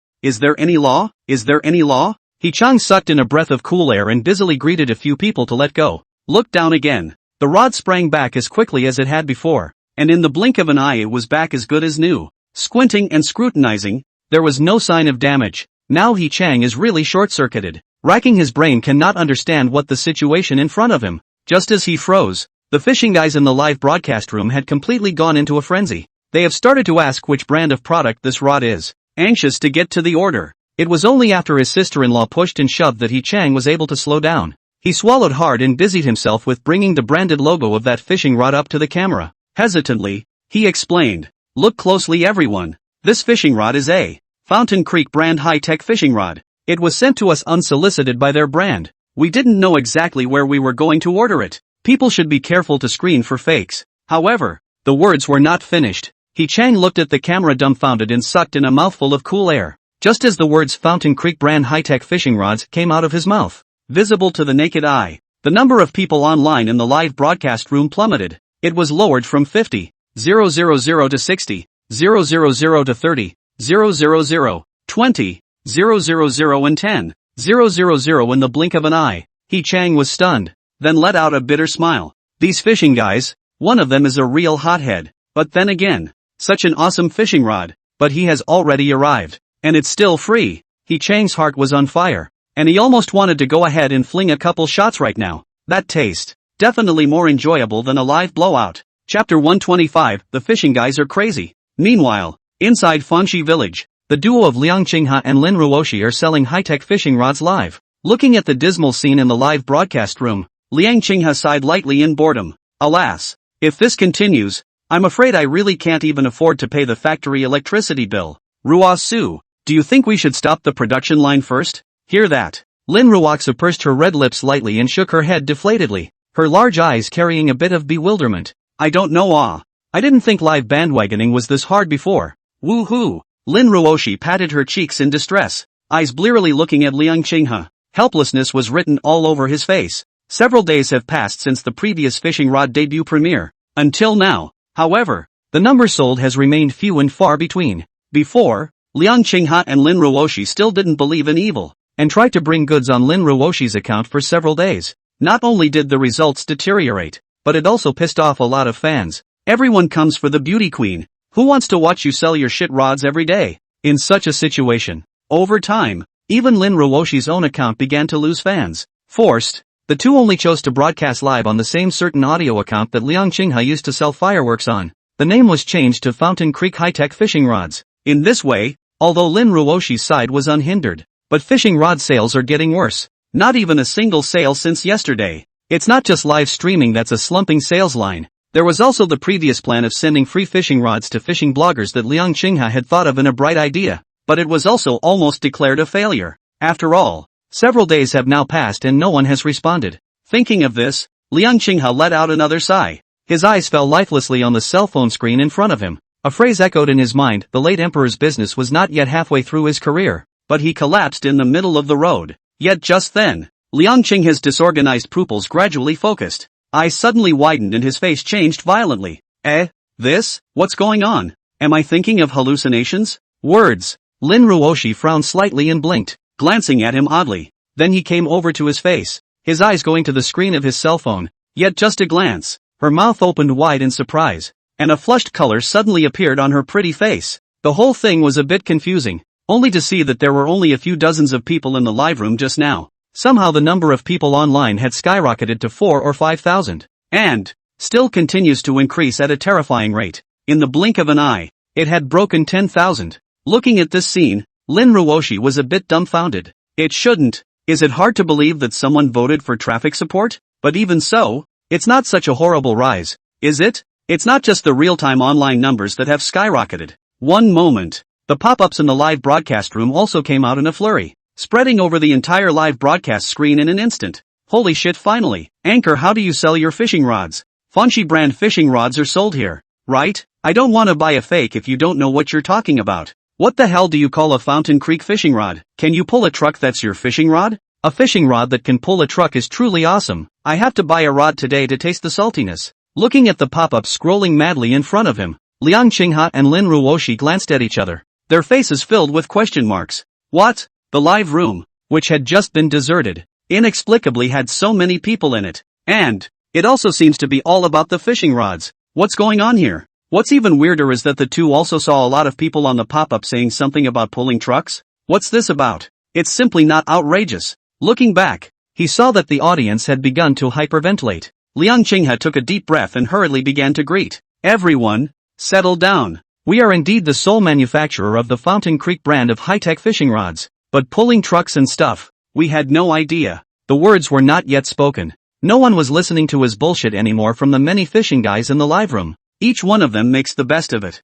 Place your order in a frenzy and spend wildly. Liang Qinghe's words came to an abrupt end in the middle of his sentence. Eyes glazed over for a moment, and he sucked in a breath of cold air, only to see nearly 3,000 fishing rods in his live window. Just as he spoke, nope, all gone. Not a single hair fell. Looking at this crazy scene in front of her, Lin Ruoshi had been completely confused, standing dumbfounded. Her small hand covered her mouth, her large eyes filled with bewilderment and shock. Bastard. Previously, she and Liang Qinghe, both of whom had been desperately yelling in the live broadcast room, had even dropped to a loss-making price, and as a result, the number of people who had placed an order had not been many at all. Results now. The two of them didn't do anything. Liang Qinghe had just replied, this place does sell Fanshi brand fishing rods, and then in the blink of an eye, it's all sold out? Lin Ruoshi only felt her little heart thumping. This scene feels like a dream. In the meantime, the moment the fishing rods were ransacked on the air, the pop-up spiked steeply. What the hell? It's out of stock before I even clicked on the link? Anchor quickly on the shelf. Out of stock. I said his monkey. These dead fishing guys one by one really fast hands. What are you guys standing there gawking for? Restock. This rod is making me itchy. Looking at the words sold out on the screen of his cell phone. At the moment the fishing guys in the live stream were dumbfounded. While calling out the sleeper, they have started urging the anchors to get on the shelves. Just kidding. This is the fishing rod that first took 2 hard kicks from Mrs. Strong, then fished up Yi Chang, and then pulled the truck. What angler in the world could not be impressed by something so awesome? If you can't buy this fishing rod, It's worse than having these nesting fairies in the Air Force every day. After all, the Air Force has a big deal to go to the market to buy a fish to fill up the face. But if you can't buy this fishing rod, it will be a regret for the rest of your life. Realize this. The many fishing guys went completely crazy. One was anxious to get on the shelves, and the words were all over the place. Seeing that the pop-ups were almost epileptic, Liang Qinghe swallowed a mouthful of saliva. Not daring to be slow,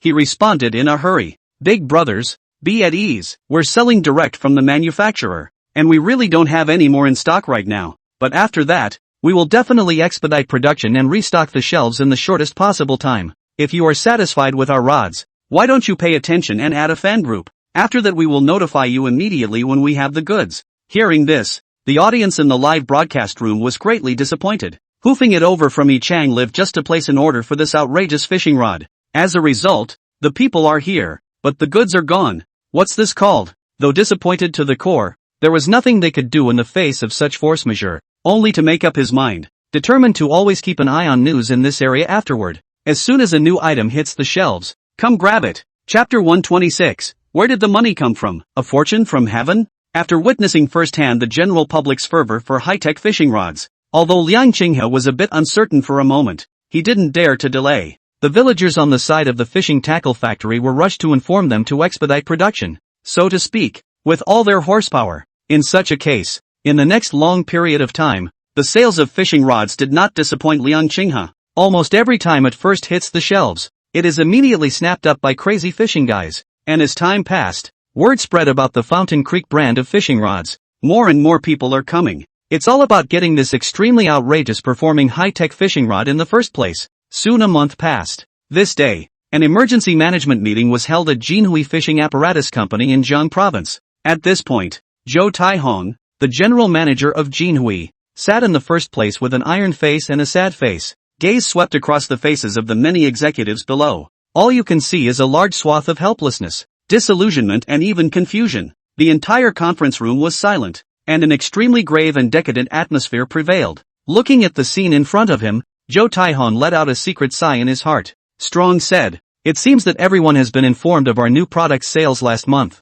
Overall, the situation at hand can only be described as very bleak. And then there's even more unfortunate news about the company with whom we've entered into a collaborative program on a new product. It can't be helped that the termination of the partnership was revealed this morning, and it's no one's fault. After all, both of us have invested so much money in research and development, and in the end sales have been so dismal." At this point, Zhou Taihong's words came to an abrupt end, and he just swept a glance at the people present in silence. None of them looked up to meet his eyes, just hanging their heads down to themselves, each with a sad face. Although the words just now are still full of gas, but Zhou Taihong's heavy mood is not lighter than anyone present. Even he, himself, was feeling a little desperate. Letting out a long sigh, Zhou Taihong's face appeared to be 10,000 tired, as if he had aged a lot all of a sudden. He waved his hand feebly and said to He Yongfeng on the side, "Old ho, you say the next one." Words. He Yongfeng, who also had an extremely complicated mood, gritted his teeth and nodded with difficulty.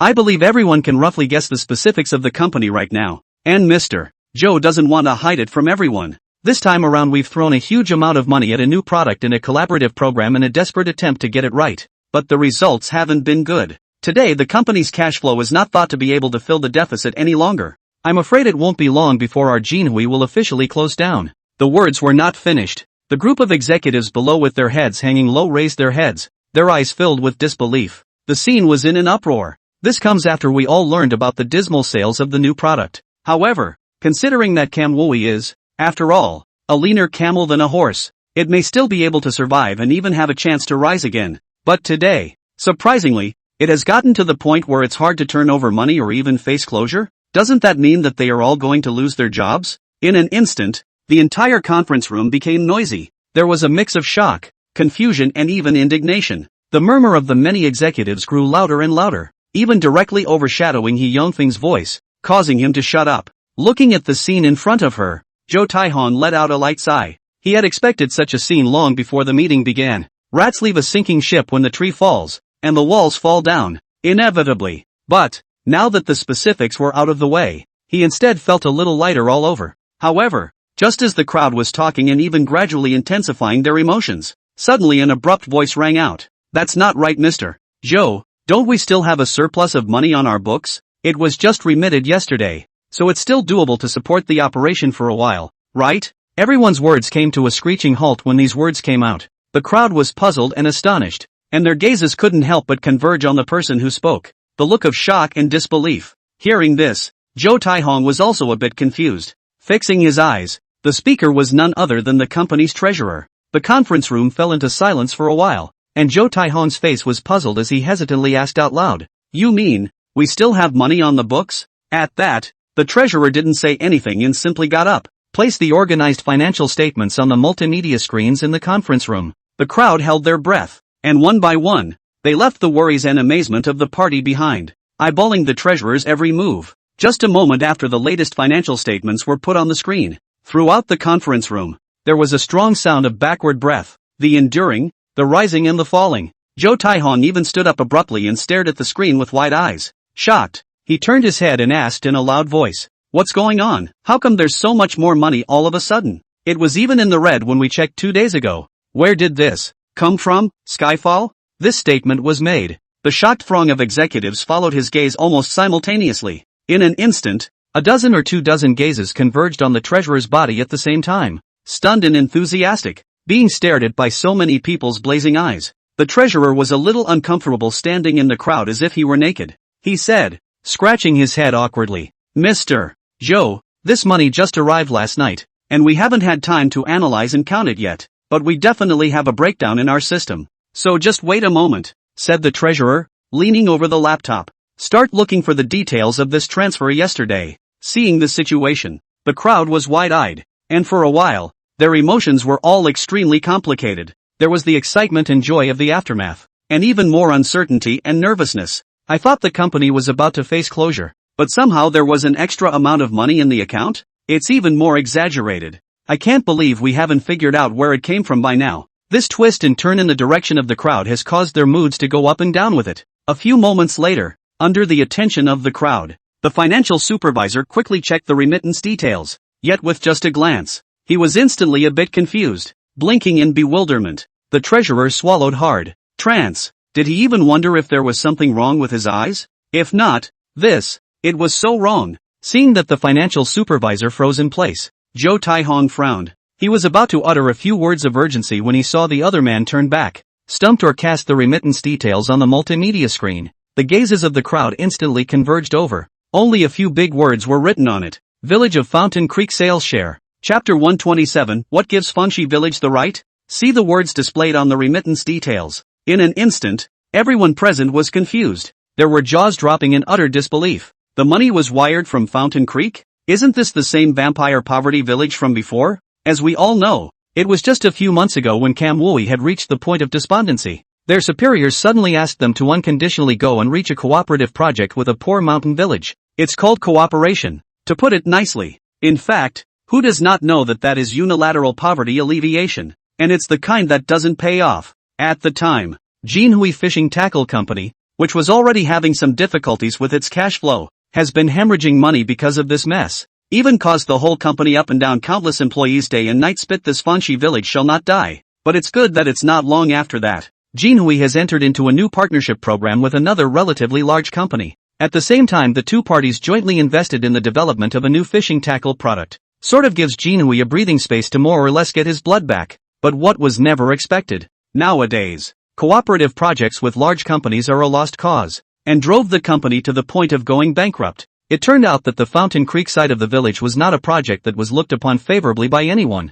Actually made a profit? And, to make such a big profit? Many Jinhui executives present. People are stupid. Zhou Taihong stared at the screen with a stunned face and sucked in a breath of cool air. Suddenly turning his head to look at He Yongfeng, he asked with his mouth wide open in disbelief. Not this, old ho. Didn't you say before that this Fanshi village project was going to be yellow 8 or 9 times? How does this program seem to really work out for them? It's not right. Before the words were finished, Zhou Tai red eyes stared round. Heart thump. He suddenly remembered that the other party had set a split ratio of 7-3 still. That is to say, this amount in front of you is only 30% of the other party's sales for the month? Zhou Taihong was really confused this time. The brain short circuits and goes blank. A poor village. No skills, no channels, not even start-up capital. And it turned out to be such an exaggerated sales volume for a month? What a departure. Seeing Zhou Taihong dumbfounded, he didn't come back to his senses for a long time. He Yangfeng swallowed a mouthful of saliva with difficulty and couldn't help but laugh bitterly. Why did the other program make it?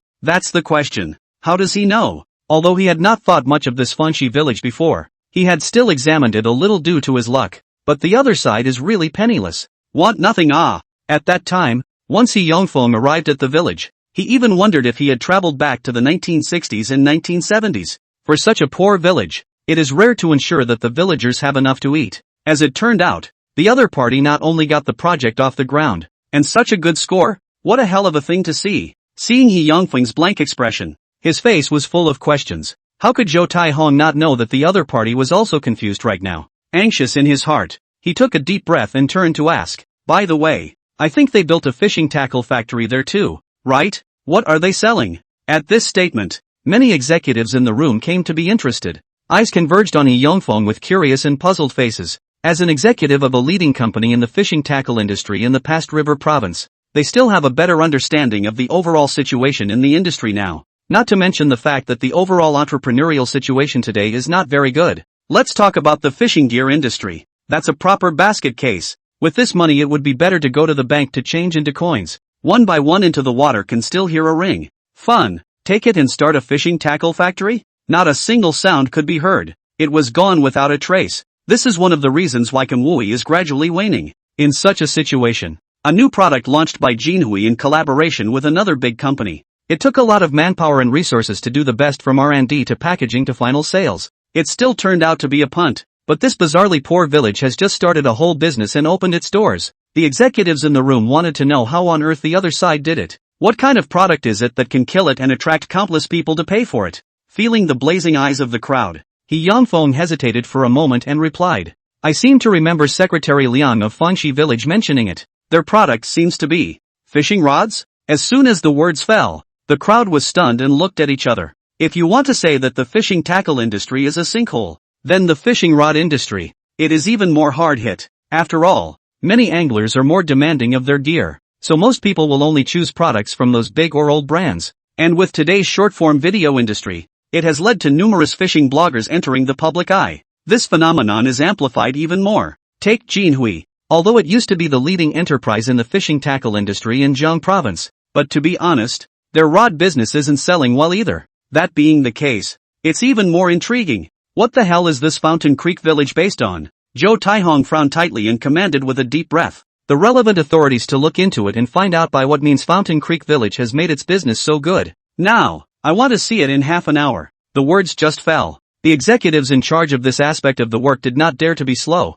and immediately set the task down. It didn't take long to receive feedback. Ho Wingfeng put the information collected by his subordinates on the screen. At a glance, the crowd froze a bit. Zhou Taihong frowned slightly and chanted out under his breath. Live streaming bandwagons through Netflix? Send a free rod review to a fishing blogger. Ho Kung fishing rod pulling trucks? Seeing this, Zhou Taihong Bungbu lived. His eyes stared, greatly surprised. Immediately below, there is an accompanying video of He Chang pulling a truck with a fishing rod live a month ago. After everyone read it, their faces became incredibly odd. It was hard to hold back the smirk on their faces as they looked at each other. What kind of fishing rod can pull a truck? This looks like some kind of backstabbing. How can anyone believe such exaggerated and deceptive marketing? And it's selling like hotcakes? Fountain Creek Village actually relies on such tactics, cutting a huge chunk out of the internet? Watch the video in front of you. Zhou Taihong even laughed and nodded with satisfaction. I thought it was because Fanxi Village had some particularly impressive technology or was supported by official resources.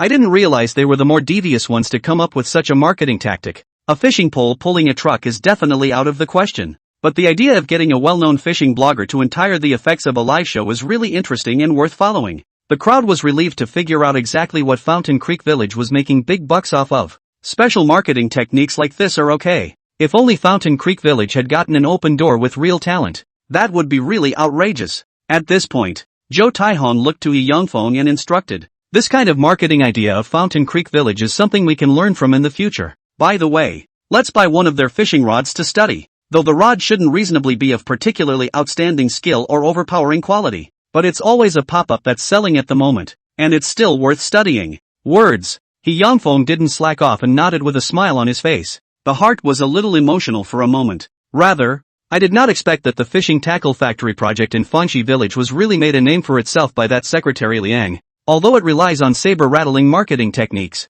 it may even only be a one-shot deal, but people made money after all, and incidentally gave Jinhui a chance to catch its breath. This is the true skill of others. Chapter 128, This fishing rod is not right. Asking for votes. 3 days later, the fishing rod research and development workshop of Jinhui Company. Teacher Zhang Guohai holds in his hand a dark, fancy-free fishing rod. Narrowing his eyes slightly, he casually glanced around. Being the leader in fishing rod technology at Jinhui, although Zhang Guohai is in his 60s, he still sticks to his post. As far as the entire Jinhui Company and even the entire Jiang province is concerned, his fishing rod skills are one of the best. With 10 or 20 years in the job, you can fully claim to be a senior figure in the company. During the weekdays, they just take their apprentices and drink tea, doing a very idle job, but getting a good salary. But just today, he got a bit of a strange gig. It's the mediocre-looking carbon fiber rod in front of you. I heard that it comes from a famous poor village in Jiang province. Of course, it's the famously poor kind.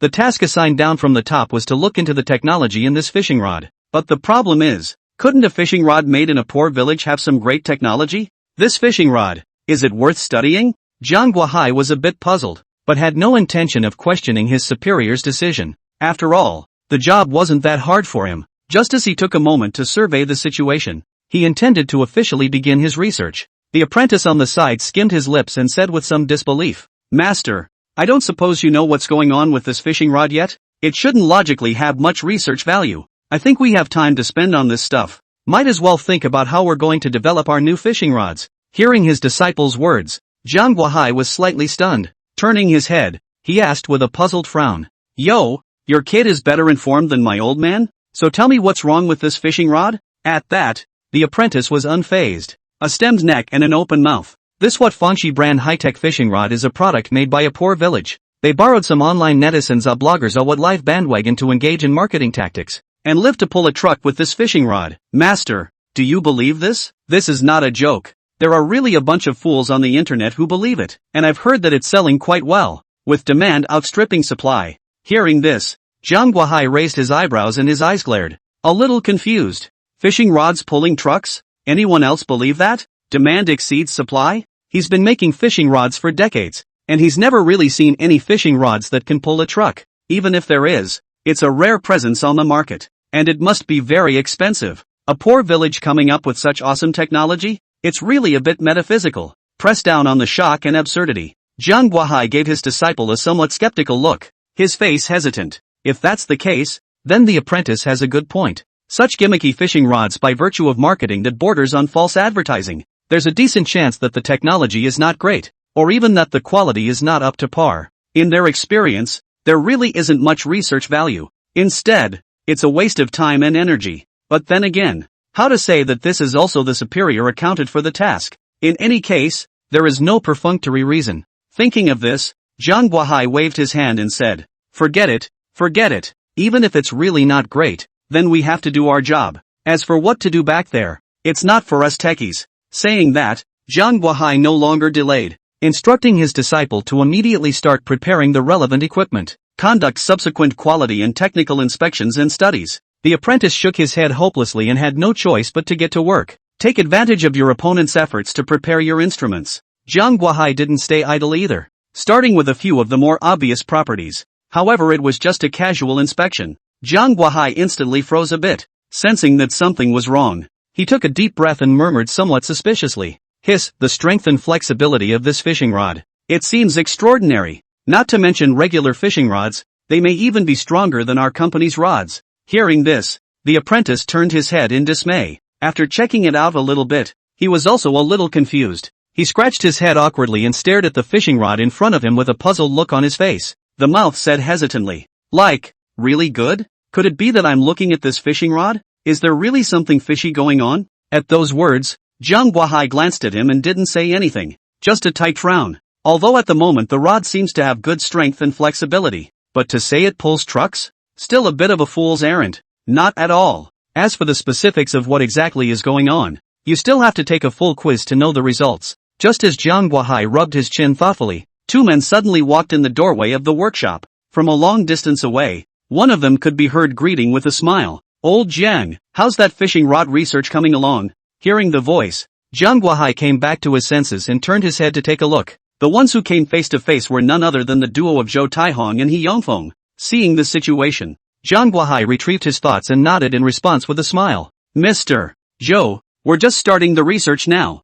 but I've just briefly quizzed it, and the strength and flexibility of this fishing rod is extraordinary." Hear that? Zhou Taihong and He Yongfeng looked at each other, both showing some surprise. They all thought before that this fishing rod in Fountain Creek Village was only selling well online by virtue of marketing tactics, but now that I've heard Jiang Guohai say this, like there's something fishy going on?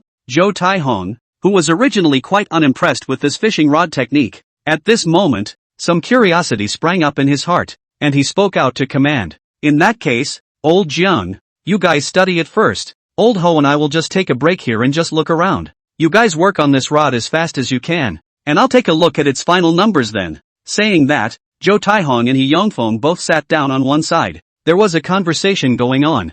Jiang Guohai didn't dare to be slow, seeing that his disciple had already prepared the torsion tester, recording device and diffuser and other research equipment. "Immediately, I started working on this slightly odd fishing rod. However, following the process of testing and researching the rod's performance, technology and material strength one by one, the eyes of Jiang Guohai and his disciple both grew wider and wider, their faces becoming more and more odd, even to the end. A layer of false sweat broke out on his forehead. Although the sessions are still ongoing and no final data results are available, but the two had found out in the process. This fishing rod, it's not right, it's very wrong. It could even be described as weird and perverted." Chapter 129, Going in to step on the sewing machine. Soon after, the final test data for the Fountain Creek brand of high-tech fishing rods is out. Jiang Guohai, who had already sensed that something was wrong, didn't dare to be slow, and hurriedly stared to check. Yet with just a glance, his pupils shrunk violently. The whole thing was frozen in place. Immediately afterward,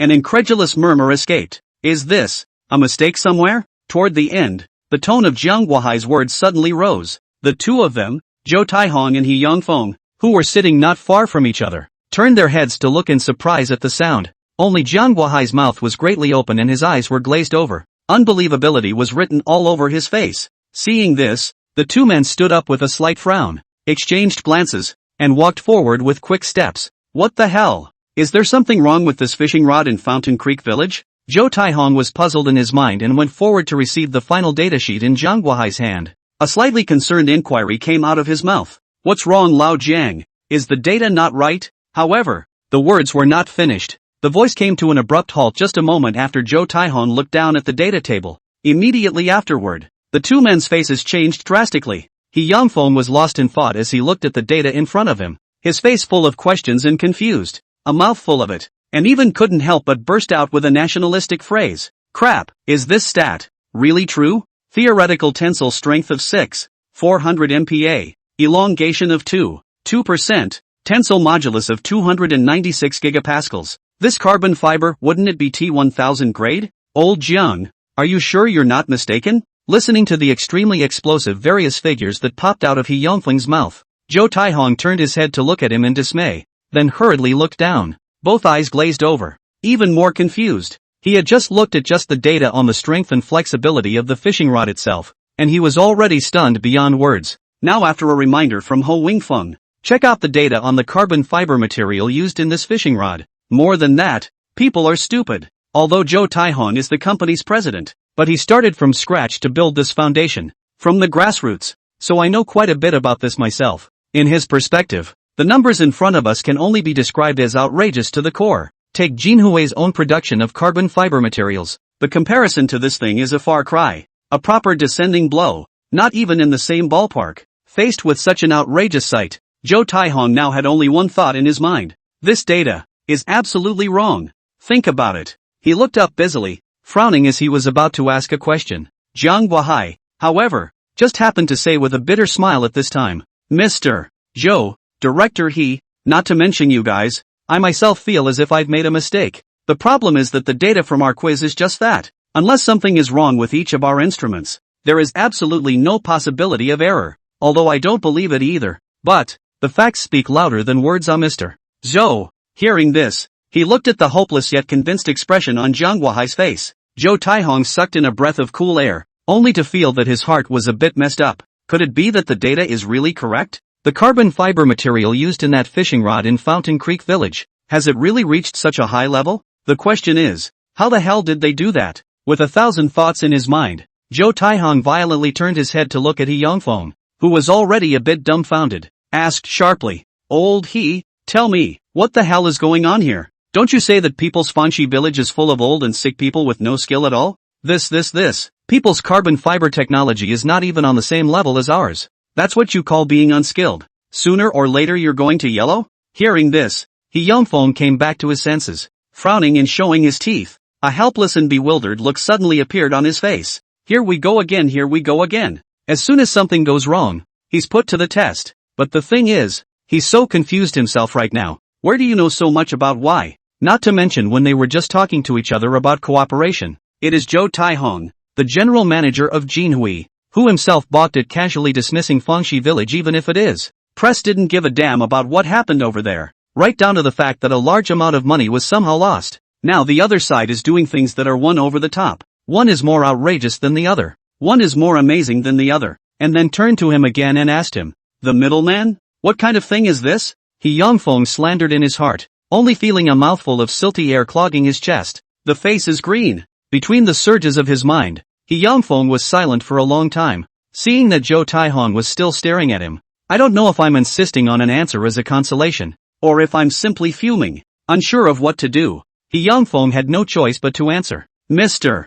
Zhou, to be honest, I didn't know they could come up with such awesome technology. Just a few days ago the meeting, I was thinking that their marketing tactics are a bit of false propaganda suspicion. Do as a hammer business cannot last long it. Who knew that people weren't just relying on marketing tactics alone, they were really something, and so much more. To put it mildly, you just ask any more questions now, and I'm in the dark." He Yongfeng said this. Zhou Taihong finally deflated and didn't stare at him one more time, but in the heart of this Jinhui boss, there is still an incomparable shock and unspeakable doubts coiled between the generalizations of his mind. Zhou Taihong suddenly thought. At first, he himself also mocked the other Secretary Liang, saying that the villagers cannot even eat enough. He thought of entrepreneurship. To ask for money without money and technology without technology is simply leading the villagers to jump into the fire pit. Might as well take the money from building the factory and hand it out. A little bit for each family and forget about it. But today it seems that young Secretary Liang not only has the skills, but also the brains. At this rate, it could be more than just saving a critical Jinhui company. Even the Fangxi village that was so poor that it was famous in the entire Jiang province. Maybe he can actually dish it out later. Just as Zhou Taihong was feeling inexplicably emotional in his heart, to the point of being somewhat ashamed, He Yongfeng's staggering voice suddenly came from his ears. "Mr. Zhou, Mr. Zhou, this data seems a bit off." Zhou Taihong was startled and instantly came back to his senses, looking that way with some dissatisfaction, only to see He Yongfeng sitting in front of a computer not far away, seemingly looking up some information, calling back to him at the moment. His breathing was slightly rapid, and even his voice trembled slightly. Seeing this, the hint of displeasure in Zhou Taihong's heart dissipated. Stepping forward, puzzled and bewildered, he said, "What's the matter? Panic?" He Yongfeng took a deep breath and swallowed a mouthful of saliva with difficulty, trembling. "Mr. Tao, if we don't get it right, we're afraid we'll have to go in and step on a sewing machine." Chapter 130 Panic. Completely flustered, hearing He Yongfeng's words, Zhou Taihong's eyes glared, clueless again. He looked at He Yongfeng with a bewildered face, only feeling that today's wave of twists and turns had made his head a little dizzy. What's all this talk about going in on a sewing machine? What's the situation? Jinhui is on the wane and even on the verge of collapse though. But Zhou Taihong, he one, did not default on employee wages, and two, did not owe a huge debt. Even if it's a bit of a downer, that's not like you're going to be taken straight in and stomped on a sewing machine, is it? Isn't this stealing a certain man's job? Zhou Taihong took a deep breath. His face sank slightly, and he pulled up his voice to question. "Old ho, that's no joke. What have we done to deserve this? What have we done to deserve this?" The words landed. On the side, Zhang Guohai and his disciple also looked over with an anxious face, puzzled and amazed. He scrunched his neck, feeling as if he'd heard something remarkable on the subject. Facing Zhou Taihong's questioning, He Yongfeng gave a bitter smile, pointing to the comparative data displayed on the computer. He showed him. "Mr. Zhou, this is really not me being an alarmist. Take a look at the official data on military-grade carbon fiber materials released by our Dragon Kingdom 2 years ago. And look at this fishing rods under our eyes. It's outrageous. He Yongfeng licked his dry lips, only feeling that his entire body was bad. Earlier, when he had just seen the data given by Jiang Guohai, he had vaguely sensed a hint of something wrong. Only at the time it was too much of a shock to put it behind me. But just now he suddenly recalled it. Isn't this T1000 grade carbon fiber material the top of the line in the world today? Even the Dragon Kingdom couldn't reach this level in the military industry as well as in aerospace and aviation. Even in the world, only the Eagle Jam and Baka countries have such technology at the moment. But today, such advanced carbon fiber materials, to show up in a poor village, and made into a fishing rod? Is it even selling like hotcakes online? Realizing this, He Yongfeng panicked. Is really panicked. People's military can be encountered but cannot be sought, and even can only take the second best to take the high price of imports or the use of lower grades of carbon fiber materials. And you're openly selling them online as fishing rods? If this causes a technology leak, can't we go in and step on the sewing machine? At this time, Zhou Taihong also saw the data displayed on the computer. The carbon fiber material used in the Fountain Valley fishing rods. It's clearly a few notches more superior than military-grade data, and not in the same league at all. One moment. Zhou Taihong heart violently thump. Cold sweat directly from the forehead down. What Ho Wingfeng thought of, he also thought through in a flash. All the same, he was panicking now, thoroughly aware of the seriousness of the situation. No way. Report it. It must be reported immediately. If we really let such advanced carbon fiber material technology leak out, the consequences are unimaginable. Zhou Taihong was so anxious and alarmed that he shouted out in a near roar. The eyes see so. He Yongfeng didn't dare to be slow, and hurriedly took out his cell phone and directly dialed the phone number of the Institute of Materials Field of the Dragon Kingdom. Now about a month has passed since the fishing rods were sold in Fountain Creek Village. Who knows how much the other side has actually sold out in this month? Judging by the 30% share they get, it's definitely not less. Thinking of this, He Yongfeng's heart became more and more anxious. Secretary Liang is really confused. Such an advanced carbon fiber material that is able to change the market today Eagle Sauce Country and Baga Country monopoly situation of the key technology. If we turn it over to the state, we'll get both fame and fortune. You have to waste it to use it as a fishing rod. Turns out it's okay now. Secretary Liang is definitely invited to tea. Even they, the investors, can't say they're responsible. Just as He Yongfeng's thoughts surged and he was nervous, the call came through. He Yongfeng didn't dare to slack off and immediately reported. Hello? This is the Jinhui Fishing Tackle Company of Jiang Province. We have important news to report. We have suspected T1000 grade carbon fiber material technology here. And after preliminary data testing it has been met. The technology is from a new carbon fiber fishing rod with exaggerated strength and flexibility. The words fell. A long silence fell on the other end of the line. A long time passed before the operator hesitantly inquired. Are you sure it's T1000 grade carbon fiber material?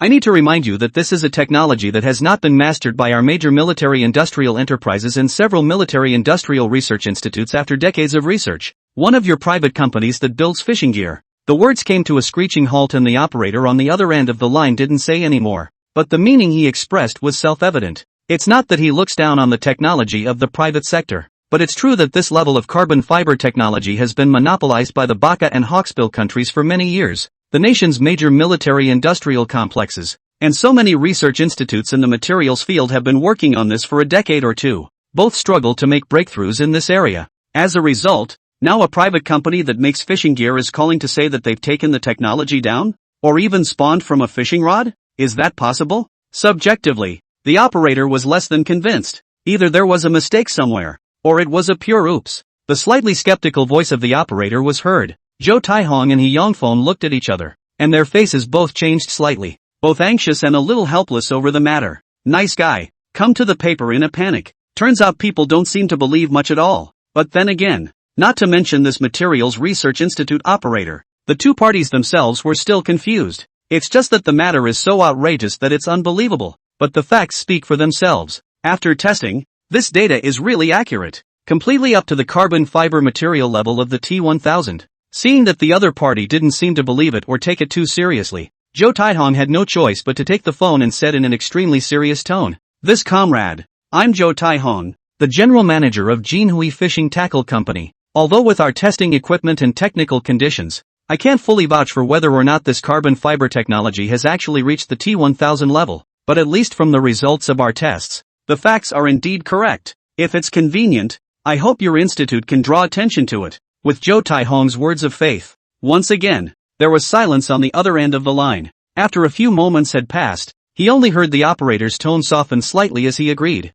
In that case, you can come to our institute tomorrow morning and send this fishing rod for inspection. We'll have specialized researchers to test and study it. Only after hearing this did Zhou Taihong and He Yongfeng's expressions gradually ease out of the importance of the matter. They intend to make a personal trip tomorrow to see for themselves if this fishing rod has really surpassed the military grade anymore. It's about their happiness for the rest of their lives. Chapter 131, Carbon Fiber Technology on the Backs of Others. Meanwhile, the Dragon Materials Research Institute, two professors, Rong Hongyun and Tang Wenxin, are conducting scientific research in the R&D workshop. As titans in the field of materials science in the Dragon Kingdom, both of them, who are now graying at the temples, have plowed deeply into the field of materials science for more than 20 years. In particular, the research on carbon fiber materials can be said to be at the top level of the entire Dragon Kingdom. In these past years, the two old men have not only led the scientific research team of the Dragon, it has successively achieved the breakthrough in the field of carbon fiber from scratch and from 0 to 1,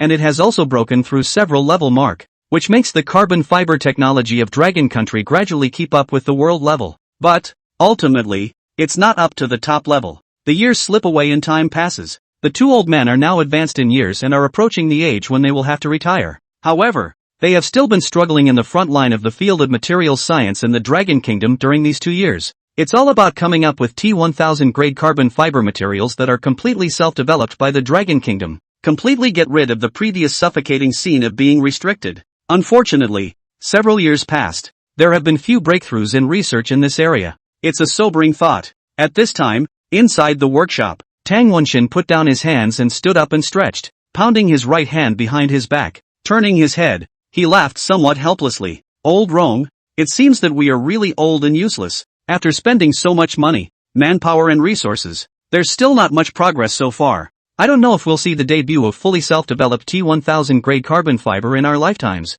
Speaking under his breath, Tang Wenxin slowly shook his head. Although there was a slight smile on his face, there was more or less a sigh of regret between his words. Rong Hongyan turned his head and smiled when he heard this. Old Tang, you're destroying your own people's honor again. Our Iron Man said it well. If there are conditions, we must go on. And if there are no conditions, we must create conditions. Now we have not come to the time of discouragement. The Space Academy to build rockets, major military enterprises to build warplanes, are counting on our carbon fiber miles. If we keep living such a life of looking up to others, looking at the face of the little Baha and the white-headed eagle in order to conduct scientific research and seek development, that will definitely not work. Hearing this, the smile on Tang Wenxin's face gradually dissipated. The expression became a few shades of grave, and he sighed heavily. He knew that what Rong Hongyun was talking about was the dilemma facing the Dragon Kingdom right now. And, looming, with the rapid development of the Dragon Kingdom in all aspects, it has gradually shown forward momentum in the field of military-industrial research with its head held high, available from today's state-of-the-art. To develop aerospace, to build rockets and airplanes, carbon fiber materials are a roundabout way to go. The problem is that the Dragon's carbon fiber material technology has kept up with the world level though, but far from the top level. For many years it has been dependent on high-priced imports from Eagle Jam and Baga countries, and in many cases it is not always available. After all, both countries, from the bottom of their hearts, did not want to see the Dragon Kingdom develop. It's hard to feel this kind of constraint, especially in recent years. The country is vigorously developing various new types of warplanes. A large amount of high-level carbon fiber material is required. This has also inadvertently greatly increased the pressure on the Dragon Materials Research Institute, and this heavy burden, and naturally fell on the shoulders of Rong Hongyun and Tang Wenxin, two leaders. In the face of the delayed progress of research and development work, the two can only dry anxious, even work day and night for a long time. It almost led to unthinkable consequences. Just as the two men were talking, their moods became a little heavy for a while. A slightly younger man suddenly walked in outside the workshop. It was the same operator who had just spoken to Jinhui's Zhou Taihong and He Yongfeng, only to see him come forward and report in a slightly hurried tone. Professor Rong, Professor Tang, just received a call from a corporation. They claim that has made relatively significant advances in carbon fiber material technology. Since I can't decide, I'm going to send it to our institute for some testing. The operator made a slight turn of phrase in mid-sentence. It did not truthfully relay the words of the two Zhou Taihongs. After all, in his opinion, the probability of the other party actually developing T1000 grade carbon fiber material technology was almost zero. As it is, instead of having two elderly professors who were first delighted and then disappointed with their ups and downs, it would be better to be euphemistic from the start, so as not to hurt the two old men with all the ups and downs. Even so, Rong Hongyun and Tang Wenxin both heard the operator's words, still couldn't help but light up, even as a delighted smile appeared on his face. Only Rong Hongyun asked in a sharp voice, "There's a relatively big advance? Which material science-related company or affiliated institute?" As soon as the words fell, Tang Wenxin also looked over with an eager face. Such good news to hear at this critical juncture. Both were in a state of great surprise and delight. As long as it's progress, even if it's just a little bit, that's good. Unexpectedly, the operator frowned slightly under the eager gaze of the two caring men. His face became a few shades of strange and hesitant. The two old think poorly, and is not domestic which high-tech enterprises self-research or subordinate research institutes research and development. The news, from a private company that sells fishing gear. The words just fell. The second old man froze. A glance at each other was filled with disbelief. Private enterprise? Or a fishing tackle seller? It's true that a number of fishing rods now use carbon fiber technology, which is sort of more or less a ride. But the problem is, civilian automotive, medical and other relatively high-precision fields with carbon fiber are not enough to military level, not to mention the fishing rods. That carbon fiber material can only be described as poor,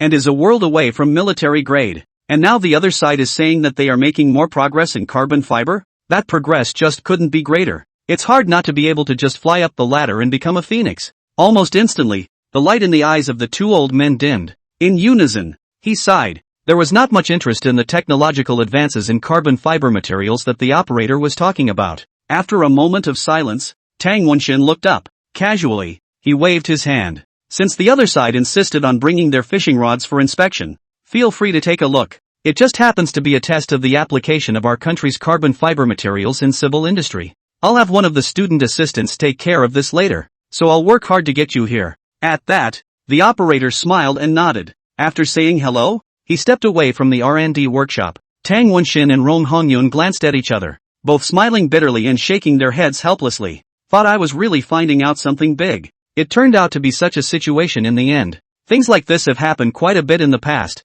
and most of them ended up as oopsies. The second oldest has seen a lot over the years and has seen it all. Chapter 132, Fishing in the Lab? The following day, the Dragon Kingdom Materials Research Institute. Guolian exited the laboratory with hurried steps and headed in the direction of the reception room of the institute. As he walked, he reached up and scratched his somewhat disheveled hair. The red bloodshot eyes revealed endless exhaustion and slight annoyance. Cursing to himself under his breath. Ugh, what a conviction. It's already annoying when research goes wrong and you have to deal with all this crap. Tisk. Guolian is one of many student assistants at the Rococo Materials Institute. Being a PhD student at a prestigious university, when I arrived here just a short while ago, he had also been full of ambition, intending to make a career within the institute and add to the field of materials science research in the Dragon Kingdom. As a result, I'd been here for over a month and have had problems with a simple research project before it was even completed. Just in time for this, already distracted, he received another assignment from his superiors. Said he was going to test fishing rod materials for a tackle company that claimed to have military-grade carbon fiber material technology. He was blindsided by the news at the time. Military-grade carbon fiber material. How is it connected to a fishing rod from a civilian fishing tackle company? Isn't that blatantly impossible?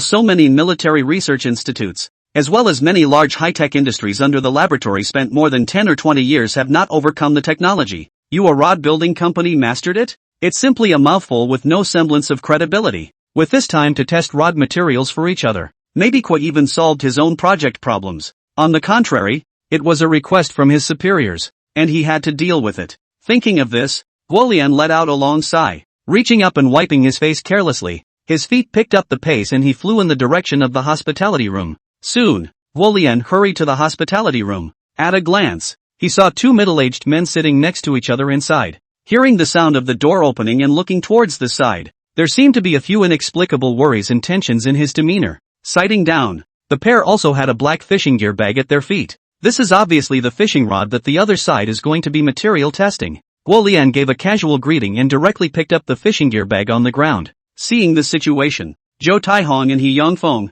who had been waiting for a while, looked at each other. A look was exchanged, only to hear He Yongfeng reminding with some urgency. This gentleman must be a researcher at the Materials Research Institute? This is a fishing rod that we have actually tested more comprehensively, and it does, unsurprisingly, have a T1000 level of carbon fiber material. Of course, Our equipment and technology are certainly not as advanced as yours. Before the words were finished, Guolian, who was originally in a hurry to leave in a hurry, froze, wide-eyed. He turned his head to look at the two men in front of him. The corners of his mouth twitched involuntarily, and he was instantly amused. Nice guy, T1000 grade carbon fiber? This tackle company has some nerve. That's the best carbon fiber material in the world today. The only countries in the world that have it are Eagle Sauce and Baka, and they're still the ones that strictly limit their exports. As a result, now a nondescript fishing tackle company opens its mouth and says that their fishing rod material is of this caliber? Simply ignorant to the core. Previously,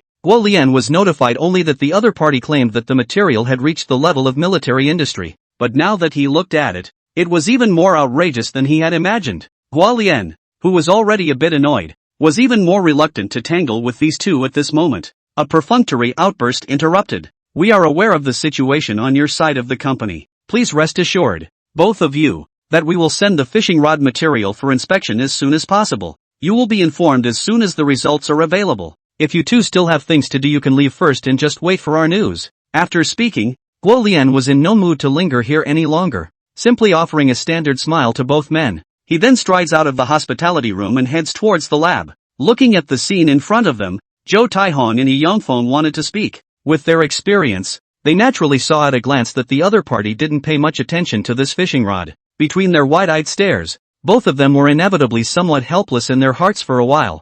Zhou Taihong shook his head and sighed. Forget it, people's researchers usually have their own things to do. We can't rush it even if we are in a hurry. Anyway, that aspect has now been sort of reported on, and it's up to them not to take it seriously. If something really big goes wrong in the future, just don't blame us again. Saying under his breath, Zhou Taihong waved his hand and took a step outside. Now that the news has been reported, the fishing rods have been brought in for testing. Jinhui could not be more benevolent. With things having come to this, there was no need for them to linger here any longer. The two men left the reception room and headed straight for the main gate of the Materials Research Institute. In the meantime, on the other side of the room, Guolian was hurrying to the lab with his fishing gear bag in his hand. The thought of wasting time on all this crap that doesn't make much sense when you haven't finished your research project, and he became more and more upset. Even thought of just shelving the matter and finding a random excuse when the time came. But thinking that this was a mission requirement from his superiors, he resisted such an urge. Soon after, came to the laboratory site. Guolian pulled out that fishing rod from his tackle bag and casually surveyed it for a few moments.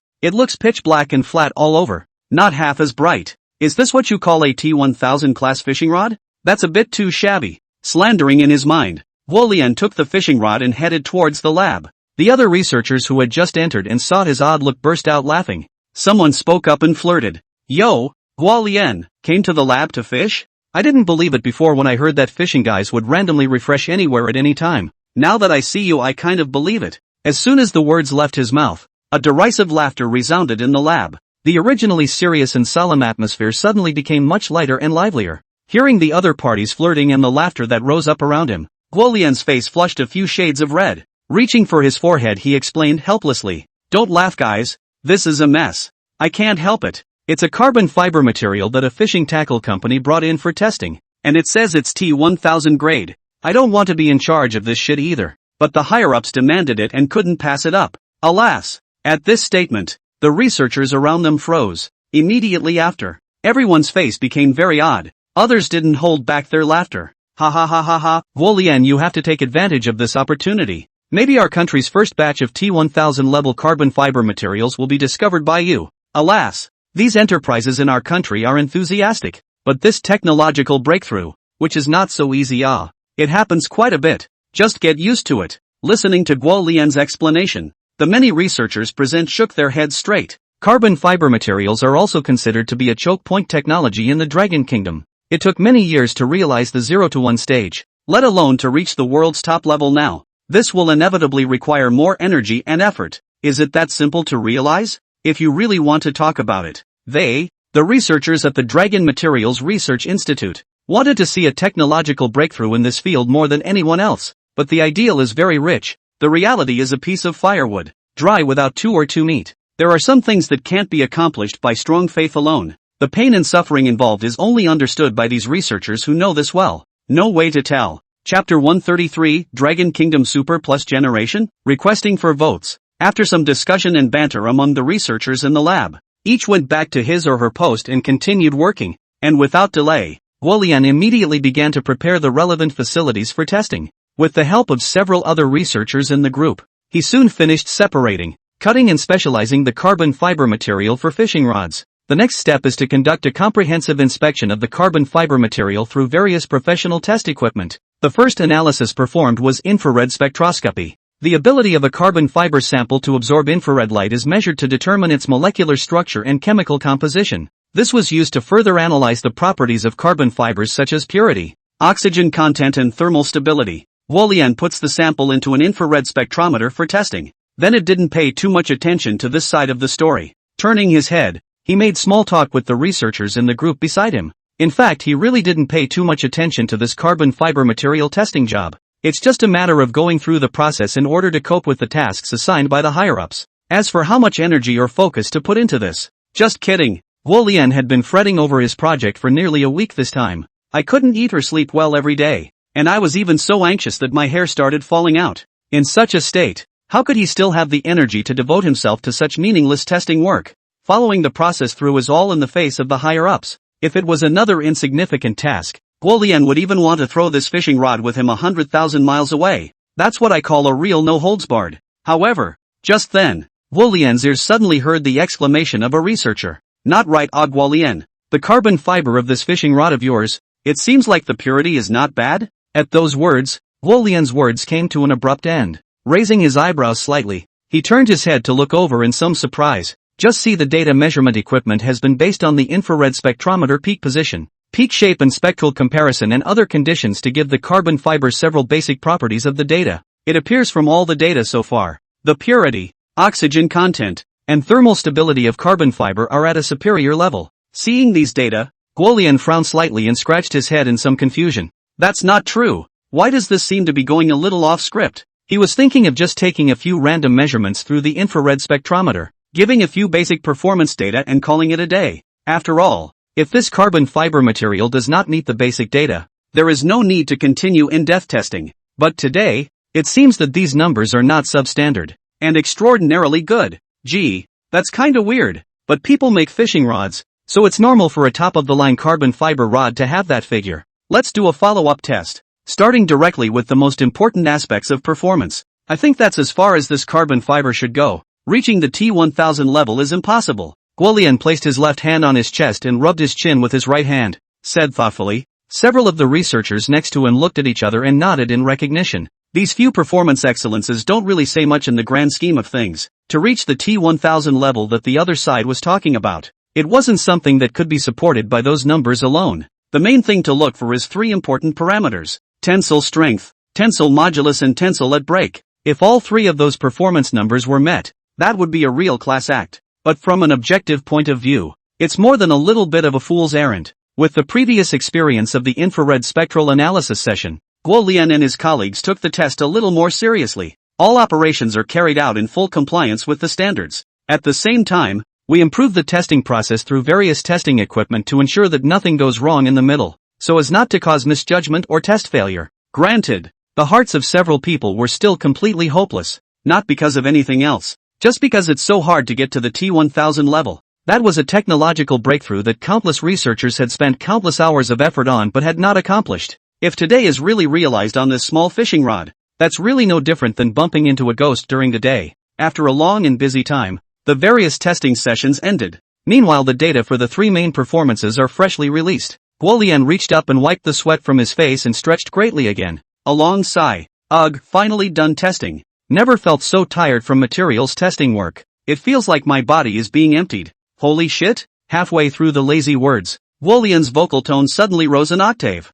Eyes dead set on the various data displayed on the computer screen at the moment. Mouth wide open. Half the time they could no longer speak. The researchers next to him were startled and looked sideways. There were even people who cursed outright in anger. Guolian, what are you kid up to? It's a shock to test a broken fishing rod. Scared me so much I almost smashed the rubber-tipped dropper. The lab, which had just been very quiet, was in an uproar at the moment. The crowd looked in the direction of Guolian's few people with different expressions. There was irritation and blame, and more than anything else, deep confusion. They all wondered if Guolian had suddenly gone crazy. Or did you see a ghost in broad daylight? Listen to the clamor around you. Guolian sucked in a breath of cool air and swallowed a mouthful of saliva with great difficulty. Somewhat trembling, he slowly turned his head. This isn't, holy shit, this data it's not right. That tackle company got it wrong. Absolutely. Guolian's incoherent words landed on the ground, and the tirades of the surrounding researchers became even louder. What's so strange about getting it wrong? Is it worth all the fuss? Is this kid stupid for a testing job? Is it hard to believe that he really thinks that the carbon fiber material of this crap fishing rod is T1000 grade? The cacophony around them was getting louder and louder, and a layer of false sweat had broken out on Guolian's head. Breathing became vaguely rapid. His chest rose and fell, driving his entire body to tremble slightly. No, that tackle company got it wrong. Big time. The grade of this carbon fiber material can't be T1000 grade, at least T1100, if not T1200 class. I'm serious. No kidding. This statement was made. Everyone present was instantly all confused. The entire lab was dead silent and silent. Not T1000 class, or even over? How is this possible? A moment later, someone reacted, hurriedly walking up in disbelief. He was about to check the test data, and it was at this time that Guolian had reported it. Tensile strength 8, 0 GPA, tensile modulus 325 GPA, tensile at break, 2, 5%. Everyone's footsteps came to a violent halt, and then, the entire laboratory resounded with a large chorus of backward breaths. This is a long time coming. Now the researchers were completely dumbfounded. This data, indeed it is not a T1000 class, nor a T1100 class. It can only be described as far beyond and far ahead. But the question is it possible? What kind of concept is that? It is important to know that the most advanced carbon fiber technology in the world today is in the country of Baga. It has also only just managed to develop the T1200 class and achieve mass production of the T1100 class. This is a direct jump of 3 notches for the Dragon Kingdom? Super Plus Generation? Chapter 134, Precious. Are you for real? Inside the lab, the crowd gathered around, looking at the extremely outrageous data in front of them. One by one, their eyes glazed over. Half the time he couldn't speak. Who would have thought that a fishing rod that is not looked upon by anyone would have such a great carbon fiber material? Even higher than the T1000 class predicted by that tackle company.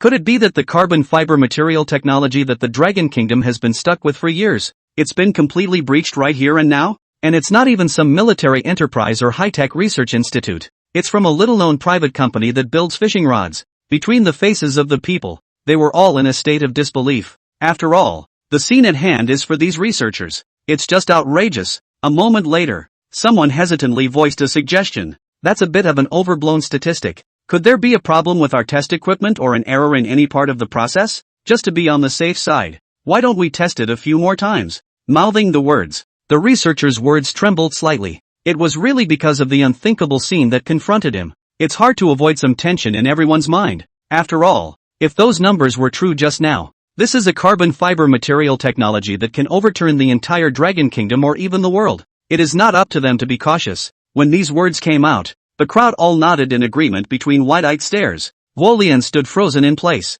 and was still a bit out of it until now, pushed and shoved by other researchers. He slowly took a deep breath, not daring to be slow, and immediately began to prepare for the new round of tests. Soon, 2 more rounds of testing passed. The newly arrived data is the same as before, not half as different. Now the researchers in the room were completely sure. The carbon fiber material used in this mediocre fishing rod, it really is a T1200 class. It is conclusive. For a moment, the entire lab was silent. Everyone had left behind the content of the work they had just been busy with, wallowing in overwhelming shock and disbelief. The mood was extremely mixed and confused. It was also at this time that Guolian's lips trembled slightly. Mumbles. No, this is too big. We have to let Professor Tang and Professor Rong know right away. As soon as the words left his mouth, he hurried towards the outside of the lab. However, he had only just run out a few steps away when his figure suddenly stalled and he turned back to say in a somewhat embarrassed manner, "Right, get someone to call back the owner of the fishing tackle company just now. Things are about to get big and sloppy." Saying that, Guolian threw off his steps and rushed out of the lab door. Flustered, he made his way to the office where the 2 professors were. He was so anxious that he even forgot to knock on the door and barged right in. "Prof. Wrong, Professor Tang, out of the blue, over at the lab." Panting halfway through his speech, Guolian couldn't get his breath to come up, and his face was suddenly suffocated in a sauce. The 2 of them, Tang Wenxin and Rong Hongyun, are busy discussing technical issues in the project. As a result, he was now being tossed around by Guolian. Both men were taken aback, and their faces paled considerably. Scared enough, returning to their senses, both professors were instantly a bit annoyed, only to hear Tang Wenshin chortle in a deep voice. The most important thing for us in scientific research is to be rigorous, and we have to concentrate on everything we do. What's the point of panicking when it comes to something small? Say, what's going on over at the lab? Between the words, there was already a hint of impatience. Rong Hongyun on the side was also going to reprimand a couple of times, but saw that Tang Wenshin had opened his mouth before himself. Although he was annoyed, he had to let it go. Lowering his head, he picked up the tea on the table and took a light sip. A sort of pressure. Wulian took a deep breath and calmed his breathing slightly. The two professors' scolding and displeasure were not taken to heart at all, just a little incoherently and sharply. The test data on the fishing rods that just came in for delivery came in. All the numbers are a little strange. The two professors might as well see for themselves. Saying that, Wulian busily placed the test data report in his hand on the desktop. The face wore a slightly inexplicable look of apprehension and anxiety, a look of complete inability to sink in. Hearing Wulian's words and seeing him in this disembodied state, Tang Wenshin was slightly stunned, remembering in a trance that there had indeed been such a thing before, only he didn't take it to heart. Immediately after, Tang Wenshin glared at Wulian with some hatred. Can you panic like this even doing a carbon fiber material testing job? Isn't it just a fishing rod made by a private company? If you didn't know better, you'd think the sky was falling. This kid's heart is really bad. He needs more practice. Shaking his head helplessly, Tang Wenshin unhurriedly took the presbyopia glasses from the side and put them on. Casually, he picked up the data report on his desktop. He would like to see what data could bluff Guolian into such a state. As for being so dramatic, these young people are just short-sighted and make a fuss over the slightest thing. Seeing the situation, Rong Hongyun, who was sipping tea in an old-fashioned manner on the side, also came over, immediately following. Just a poof dash. Rong Hongyun's eyes widened violently, and a mouthful of lukewarm tea sprayed directly onto Tang Wenshin's face. Not with half a hesitation, he snatched the data report directly from the hands of Tang Wenshin, who had a head full of tea and a dumbfounded look on his face, wide open mouth, shivering. This data is for real? Did you guys get it wrong somewhere? This would be the material test report for that tackle company's fishing rods? Not waiting for Guolian to respond, Tang Wenshin couldn't care less about the water droplets and tea leaves that covered his head and face, and stood up violently. The voice was raised an octave, almost hysterically loud. Impossible, absolutely impossible. Do you guys realize what this data means? This has reached the T1200 level. A T1200 class, how is this possible? Tang Wenshin was breathing heavily, his chest was slightly heaving, and even his lips were slightly trembling. The look of calmness that had just been there had long since vanished. Listening to the questioning of the two professors and looking at their shocked looks full of unbelief, Guolian let out a helpless, bitter smile and replied with his words. Don't get excited, professors, we've tested this data several times. There's absolutely no room for error, although I find it mind-boggling too. But the facts speak for themselves, and that fishing tackle company, they really did come up with T1200 grade carbon fiber material. The two professors had been completely messed up by these words. Jaw-dropping, he looked at the data report in his hand and sucked in a sharp breath of cold air. Is such a flashy figure an accurate result of several tests? That is, the carbon fiber material used in that fishing rod, really up to the scary T1200 level? The two men's brains went blank, and their eyes were even more extraordinarily blank. Precious, are you serious? Chapter 135, you kid is really something. Inside the office, there was a long silence. Rong Hongyun and Tang Wenshin were both dumbfounded as they looked at the data report, unable to return to their senses for a long time. They are just a bit incomprehensible. Carbon fiber technology, which one has been deeply cultivating for decades, has just been inexplicably attacked? And it's not even the T1000 class that Dragon has been getting stuck with, straight up to T1200 first gear. It's like a dream. Sparing the two professors, who had always been gentle and elegant, they were now so excited that they kind of wanted to explode. At this time, Wulian asked cautiously, Professor Rong, Professor Tang, do you want to go to the lab? This carbon fiber material technology is a matter of great importance, and I think it is better for you to oversee it. When these words came out, Rong Hongyun and Tang Wenshin came back to their senses. An uncharacteristic glance was then exchanged. Rong Hongyun almost subconsciously shook his head immediately. No, since you've been through the process several times, unsurprisingly this data can't be wrong. It's imperative to check out the fishing tackle company that developed this carbon fiber material technology. Speaking of this, Rong Hongyun's words stuttered slightly, raising his eyebrows slightly, asked as if suddenly remembering something. Didn't you say earlier that the boss of that fishing tackle company came to our institute in person? Where are they, people? I want to meet these two honored guests in person. Mouthing the words, Rong Hongyun and Tang Wenshin had their eyes lit up. Standing up, he was about to walk out the door. Tang Wenshin, in particular, couldn't even care less about his own head and face now covered in tea. With a haphazard wipe and a buried head, he took a step. Emotions were high and faces were eager. Looking at the two men's expressions and actions, Hua Lian, who had just been blushing as usual, was instantly embarrassed. Hurriedly, he stopped it. Two professors, I just already got rid of the two old bosses of that fishing tackle company.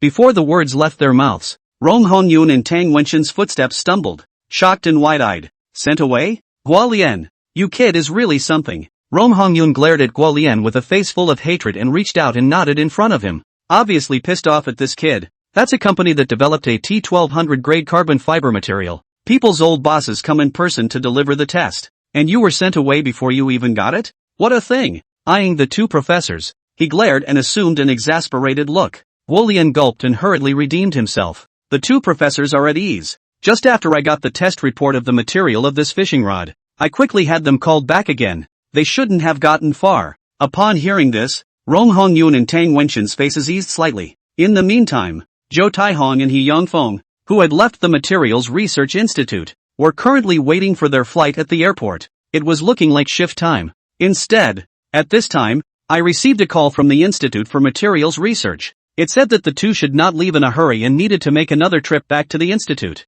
And by the meaning and tone of the other side, it was very urgent. Now the two were truly confused. On the front foot the other side just said to go back and wait for the notice and they left. And then you say it's an emergency and you have to go back again? What do you mean? And treat them both like monkeys? Zhou Taihong and He Yongfeng were both confused, and even had a few moments of displeasure in their hearts. But the arm can't be twisted beyond recognition, and there's nothing to be done about it. The two of them also had no choice but to return their airfare and hoof it toward the Materials Research Institute. A windy ride to the institute. Just getting off the bus, Zhou Taihong and He Yongfeng were confused again. Just inside the gates of the Materials Research Institute, two old white-haired professors led a large group of people with hurried footsteps this way. The expression was serious and came on strong. The two had never seen this scene before, and they froze in place at once, eyes wide open. He watched as the group of institute people surrounded him. Then, one of the two old professors at the head of the group did not hesitate for a second, asked sharply, "That fishing rod belongs to your company?"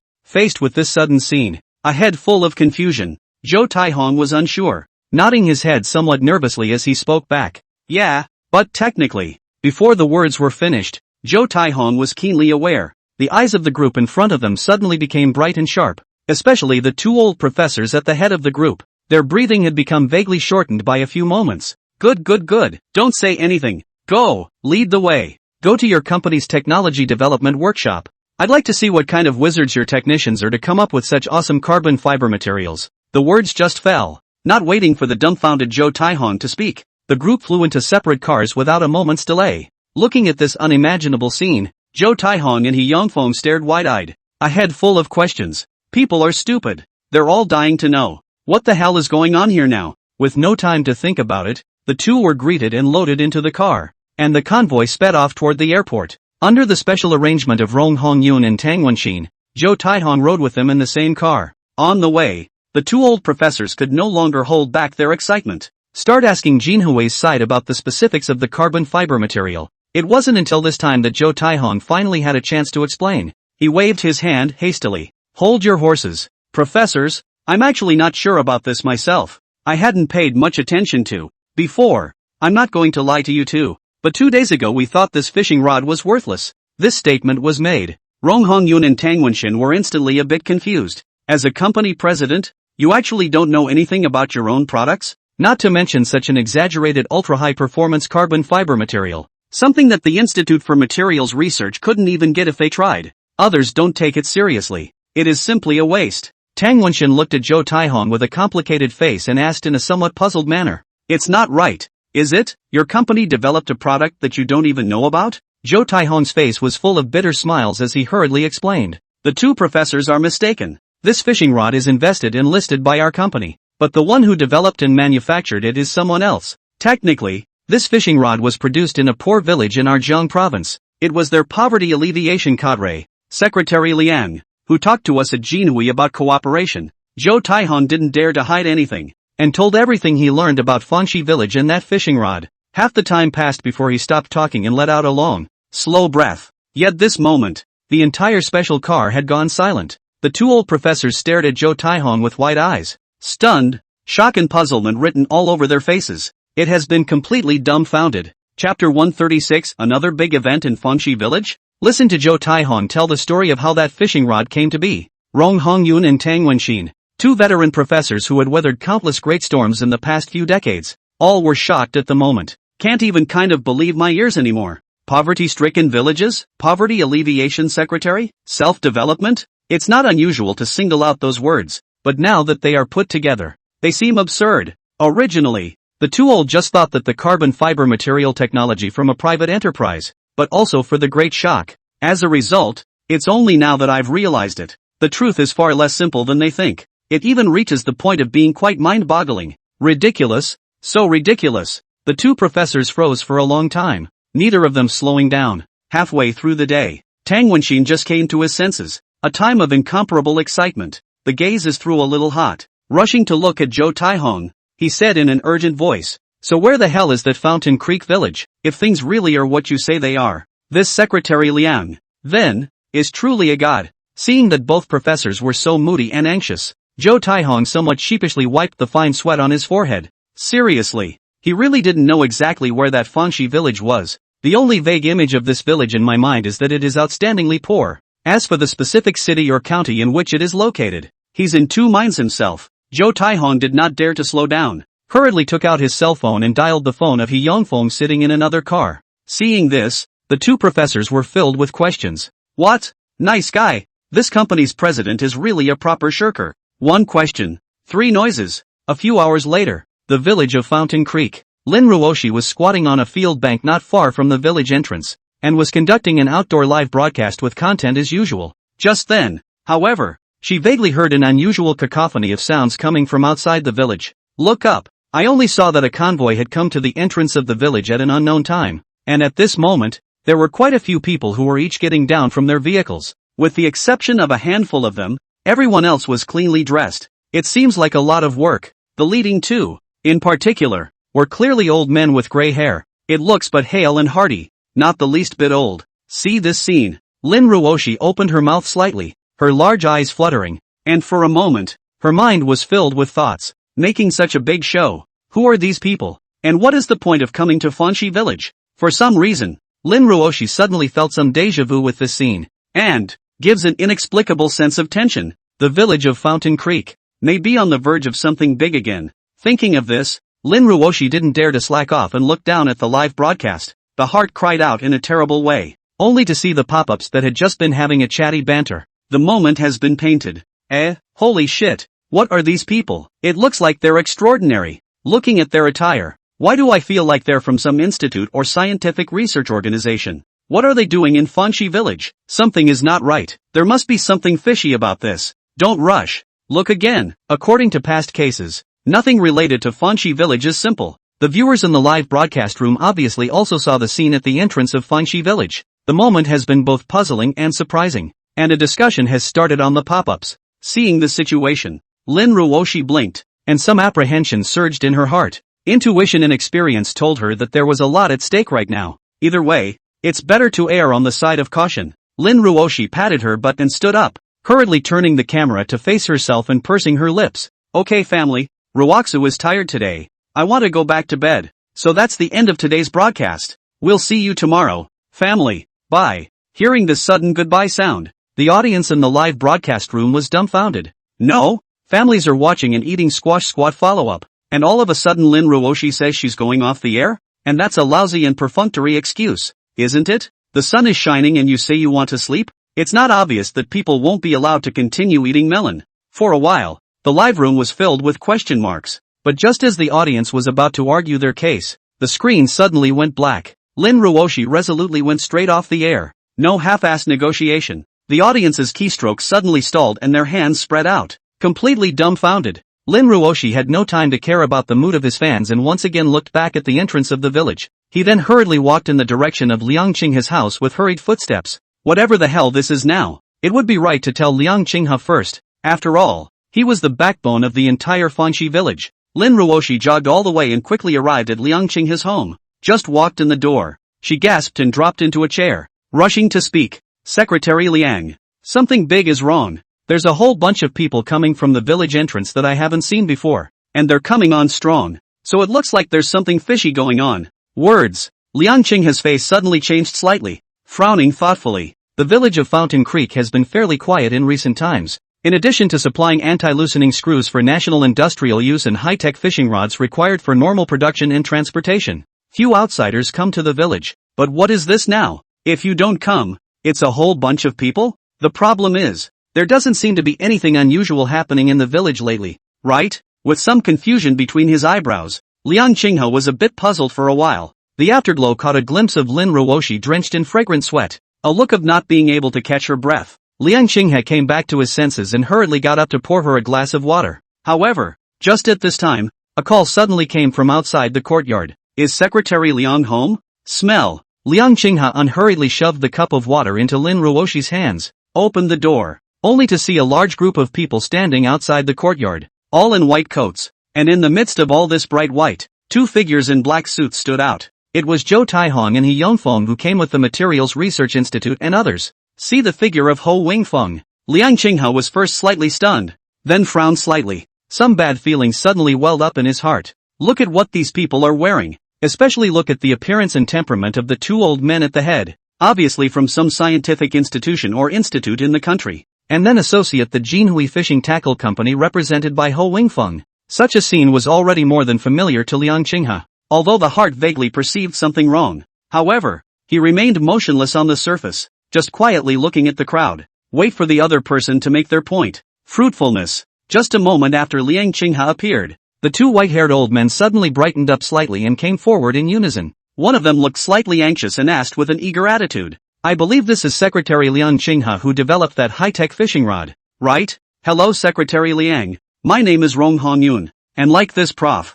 Tang Wenxin, I'm the head of the Longhua Materials Research Institute. Today, because of a sudden visit on an important matter, please ask Secretary Liang to take it easy. Chapter 137, You guys die of this heart. Hearing Rong Hongyun's words, Liang Qinghe's face changed. A professor at the Rococo Materials Institute? Is it hard to believe that there is something special about the materials used in high-tech fishing rods? Or maybe it's something else? With some doubts flooding his mind, Liang Qinghe did not move on the surface, but just smiled and shook hands with the two professors. Make way for a spot to invite a few people into the house. Lin Ruoshi, who was poking his head out of the room and blinking his eyes in curiosity, saw this. Hurriedly, he got up and hid in a corner. These two are old professors from the Dragon Materials Research Institute. If his guess was correct, he was a figure of notable standing in the entire Dragon Kingdom scientific research community. She wouldn't dare to be reckless in front of these people. After greeting several people and seating them separately, Liang Qinghe looked up at them with a calm face. He Yongfeng,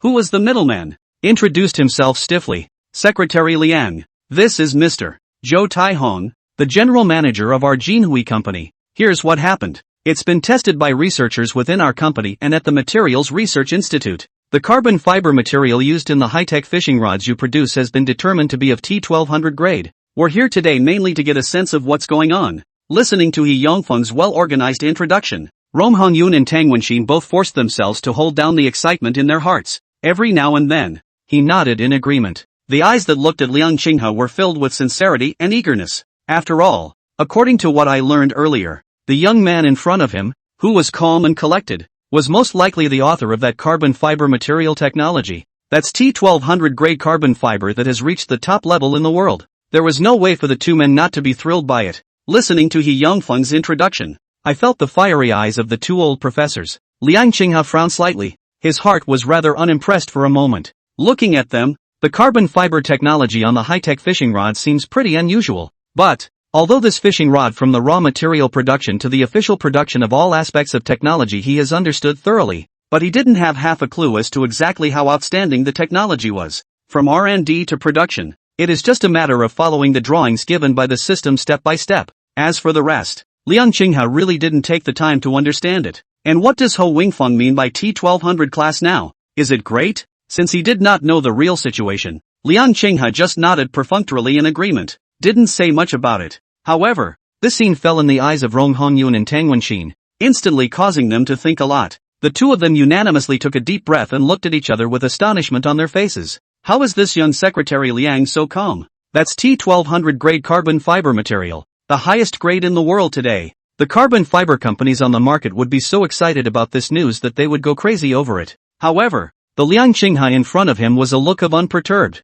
chest-littered appearance. It was a scene that the two could not help but think about it. If this is a good guess, the Secretary Liang obviously has known for a long time how remarkable his carbon fiber technology is, and didn't feel the need to make a fuss about it. Thinking of this, the two professors' faces became incredibly serious. Eyes exchanged, both learning a message from the other's face. This son is by no means simple. Realizing this, Tang Wenxin didn't dare to slack off and hurriedly followed up on He Yongfeng's words. Secretary Liang, I won't hide it from you. We are interested in the carbon fiber technology used in this high-tech fishing rod. Before the words were finished, there was suddenly a sharp trotting sound from outside the house. Immediately afterward, a mid-air shout interrupted Tang Wenxin's words. I don't agree. You guys are interested in everything. Now you're hitting on the idea of our fishing rods again. Are you determined not to let us do a good job of poverty alleviation in Fanxi village? At the sound, several people in the room froze, only to see the door of the room suddenly pushed open with great force, breaking in a figure that was breathing heavily.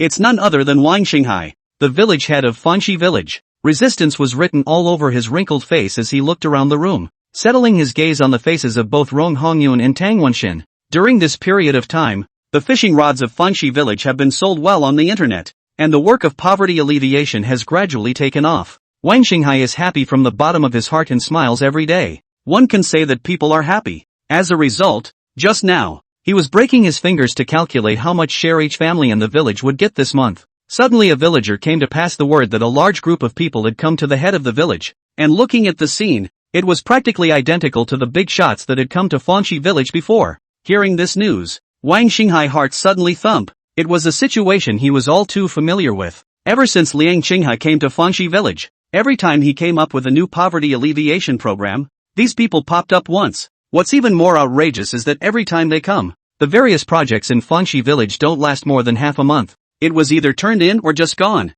Anyway, no matter what is said, it just won't be allowed to be done. Who can stand this? Not to mention tolerable. No uncle or aunt can tolerate it. Wang Qinghai almost non-stop all the way to the side. Just want to come to see in the end is how things. As a result, I've just gotten here, and I'm still breathing. Just heard someone in there say something about being interested in fishing rods from Fountain Creek Village. What's wrong with that? Isn't it just following the lead of Liang Qinghai to hand it over? If the fishing rod project, which has been in progress for a month, is lost, how can Fanxi village help the poor? In the heat of the moment, Wang Qinghai barged right through the door. At the moment, he looked at the people in the room who were all looking at him with a dumbfounded look on their faces. Wang Qinghai didn't care and continued to mutter under his breath. Leader, you say you do this is called what things? Our Fanxi village is a national priority for poverty alleviation. One project after another just up in yellow. How can this still help the poor? It's not that I don't understand that the country's development requires the contribution of every person and unit,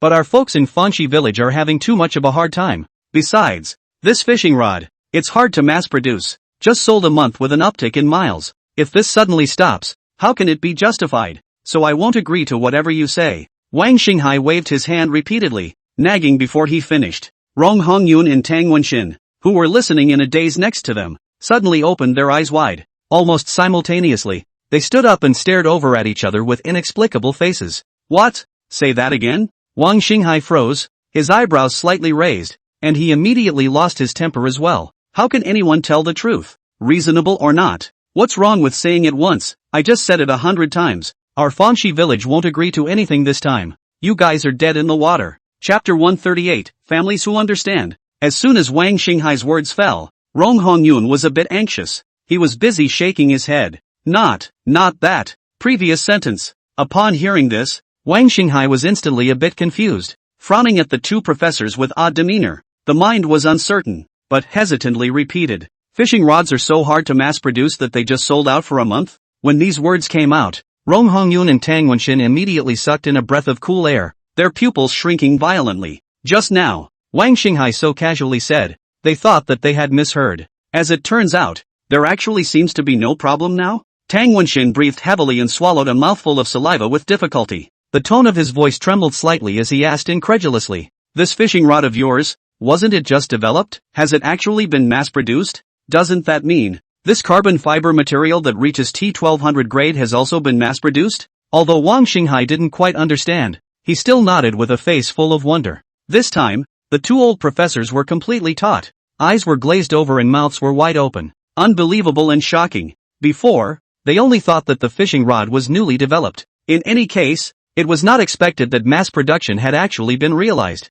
One could even say that it's not that I didn't think of it, but that I didn't dare to think of it. What kind of concept is that? To know that now in the carbon fiber material technology leading the world's Baga country, only to achieve T1200 class R&D and T1100 class mass production. In the field of carbon fiber materials, successful research and development and achieving mass production are two completely different concepts, especially in T1000 grade and above these ultra-high performance carbon fiber materials. From the realization of research and development to the achievement of mass production and formal application, it often takes several years of intensive research. But now this little village of Fangxi, not only have you independently developed T1200 grade carbon fiber materials, but you've actually achieved mass production? Then this is not reaching the top of the world at all. Already far ahead of all countries in the world. A well-deserved premiere. Just as the two professors were greatly shaken by Wang Xinghai's words, Zhou Taihong and He Yongfeng, who were next to him, looked at each other warily, and cold sweat broke out. After going round and round for so long, the last image the two wanted to see finally played out. What the two professors were thinking they were not sure for the moment, but they knew. The carbon fiber material used in this fishing rod far exceeds today's military carbon fiber in the Dragon Kingdom. High-tech materials that the military can't even use. You're building fishing rods? And it's selling like hotcakes online? Wasteful as it may be, this is a provocation to the authority of the military. And there is a great risk of leakage. In such a case, Fangxi Village and Liang Qinghe need not be mentioned. Even if they have the credit of developing carbon fiber materials in the first place, that's a sure way to get called in for T2. And Jinhui Company, the investor, under the lips and teeth cannot be good? Thinking of this, Zhou Taihong and He Yongfeng coincidentally let out a bitter laugh. Somewhat sheepishly, he looked at the two professors, only to see the two men staring at Liang Qinghe in death. Their faces were extremely complicated, making people unable to understand their minds for a while. I don't know if it was because of their anger, but they were breathing more and more rapidly, and even their lips were trembling slightly. This eye is shaking cold. Can Secretary Liang and Cam Wui still have a good time? Seeing this situation, the apprehensive Zhou Taihong's two faces became even more nervous, and they didn't even dare to look at the two professors squarely. Yet just then, Rong Hongyun slammed his thighs and exclaimed with excitement, "Secretary Liang, talent! This operation of yours has directly jumped our Dragon Kingdom's carbon fiber material field by at least 10 years. I was really not expecting that you actually achieved the development of T1200 grade carbon fiber with such humble conditions, and even mass-produced it. I really don't know how to describe my feelings right now." Hearing this, the apprehensive Zhou Taihong and He Yongfeng beside them suddenly froze, dumbfounded. What? Why is it that all you say is compliments, and still so highly rated? Looking at Professor Rong's excited and smiling face, he looked at Liang Qinghe as if he had seen a piece of gold. The way the plot was going, it shouldn't be the two professors who were bursting into a rage right now, cursing at Liang Qinghe as well as the two of them? Now what's this all about? Don't understand. Really don't. Or are both professors grasping at the wrong point? The thought of a long pain is better than a short pain. He Yongfeng clenched his teeth and asked stiffly, "Professor Rong, Professor Tang, it's true that this fishing rod has achieved mass production, but it's been in mass circulation for a month. Is there nothing you guys want to say?" When He Yongfeng said this, the two professors who were looking at Liang Qinghe with a kind and delighted face came back to their senses. Lightly frowning, he looked this way, suddenly puzzled. "Say what? We've achieved mass production of our T1200 grade carbon fiber. We should be celebrating universally. Isn't this a declaration that our country's years of neck-breaking technology has been completely solved?" Zhou Taihong just couldn't stand the torture. Snap out of it and get to the point. We mean, shouldn't this level of material technology be under the full control of the military? Isn't there a risk of leakage when it's freely circulated out there like this? Hearing this, the two professors finally came to their senses. Tang Wenxin nodded thoughtfully, his right hand rubbing his chin in thought for a moment.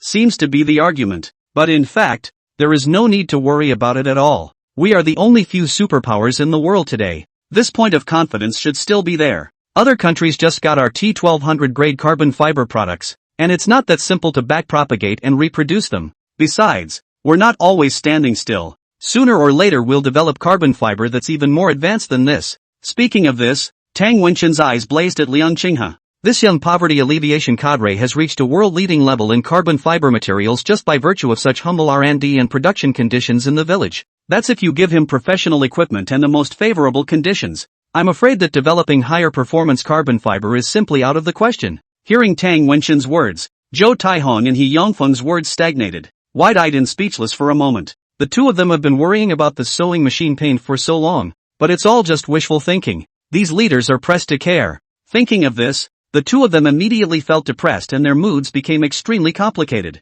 Yet just then, Liang Qinghe, who hadn't said anything, frowned slightly and asked in a weak voice, "That, you guys have been talking about this for so long. What does that so-called T1200 grade carbon fiber even mean?" For a moment, the room was silent. Crowd? Nice guy. It's been said so long. As a result, Liang Qinghe, who was the protagonist, didn't even know what they were rambling about until now. Families, who understands? Chapter 139, How can Secretary Liang be so powerful? Hearing Liang Qinghe's sudden and such words, Rong Hongyun and Tang Wenxin were instantly a bit dumbfounded. They really can't imagine. They people said the old half-day T1200 grade carbon fiber, Liang Qinghe, as its author, actually didn't even know what the concept was? What happened to all the talk about being calm and collected and having a chest? What happened to the promise of knowing long ago how exceptional your carbon fiber material is and thus not being surprised by changes? Feeling that this Secretary Liang didn't understand it from beginning to end. No wonder he could be so quaint,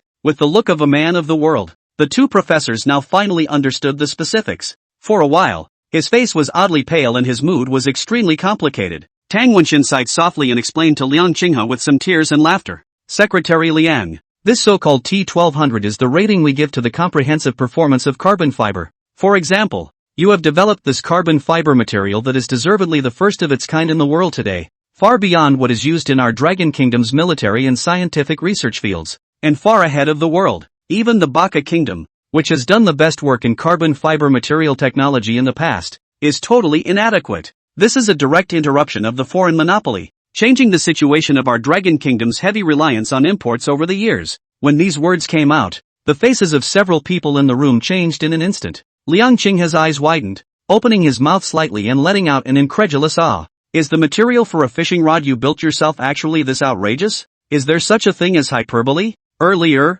when he met the professor and the others, he guessed that there must be something fishy about it, but he didn't think in any way. This looks black and flat carbon fiber, actually gave a direct fuck to the top of the world, way ahead of the pack? Liang Qinghe realized the seriousness of the matter, took a deep breath, and was somewhat baffled. Although it had been expected that nothing the system gave would be too bad, however, when he really saw its terror, he still had some difficulty adapting to it. Immediately afterward, Liang Qinghe suddenly slapped his thigh in chagrin. Sheesh, it's a big loss. Since this carbon fiber performance is so exaggerated, wouldn't that be a blood loss for yourself? Fishing rods with such high-grade materials should logically sell for sky-high prices. But last month Fountain Creek Village was clearly a cabbage sale. How much money do we have to lose? Goddamn fishing guys. One of them is so tight-lipped after buying a rod that they even give bad reviews. Isn't this a proper stomping on the nose and getting a good deal? Just as Liang Qinghe's mind was flooded with thoughts, he was secretly depressed. Lin Ruoshi, who was cowering in the corner next to him,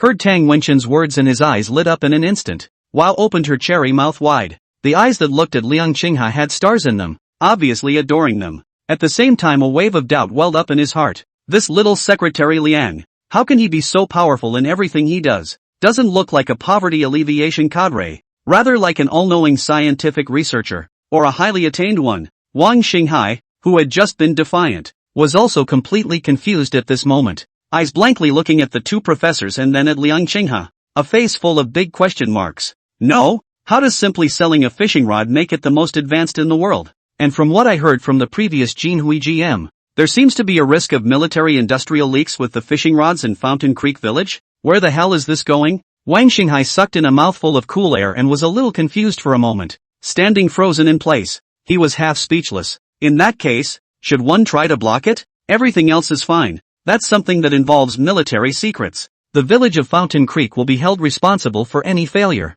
For a while, Wang Xinghai's thoughts were somewhat conflicted. On the one hand, they are really reluctant to hand over this technology directly, and on the other hand, they are worried about what serious consequences it may cause. See this scene. The silent Rong Hongyun instantly realized what Wang Xinghai had in mind. He coughed lightly and looked at Liang Qinghe and said pleadingly, Secretary Liang, I'm not going to hide it from you. There are two main purposes for us to come here this time, and I believe you should have guessed them as well. For our part, our institute is very interested in your carbon fiber material technology, and we hope to obtain the right to conduct in-depth research if we can. Also, this ultra-high-performance carbon fiber material involves the military field after all. I'm afraid it needs to be classified as a special material for the military industry. You see, Rong Hongyan had only made a demand, but hadn't made a direct offer for the time being. Naturally, he wanted to see Liang Qinghe's reaction first. However, before Liang Qinghe could respond, Wang Xinghai, who was on the side, couldn't sit still at once.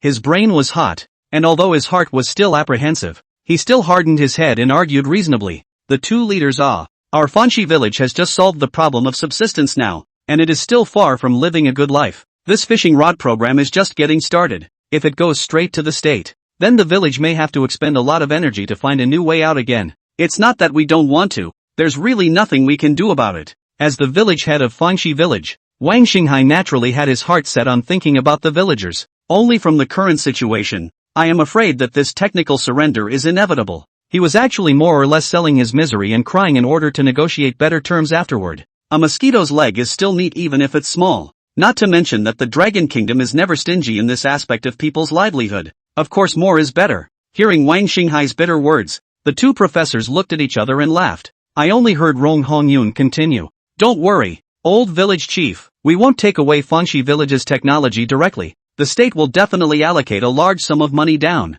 However, you really can't continue with this fishing rod program. In the future, Fanshi village can specialize in the production of carbon fibers, exclusively for the needs of the dragon's military industry as well as the head scientific research field. And the price given by the military is absolutely fair. The profit must be far more than your program of selling fishing rods. Hear that? Wang Xinghai was first stunned, and then immediately smiled with joy, busily nodding his head and answering in a loud voice. The other party actually gave such great sincerity. This was very much out of his league. I thought that once these leaders came, the project in Fanshi village might be yellow again. It's definitely subsidized, but it always gives a poor impression. As it turns out, the project is not only not yellow, it has even become a production item directly dedicated to the military and head research fields. Boy, that's hooked up with the military. Isn't this a proper iron rice bowl? Not only that, but it's also a great way to make higher profits. So it's a win-win situation for everyone. Of course, it is also evident that the professors of the institute are really desperate for this technology in the village of Fangshi.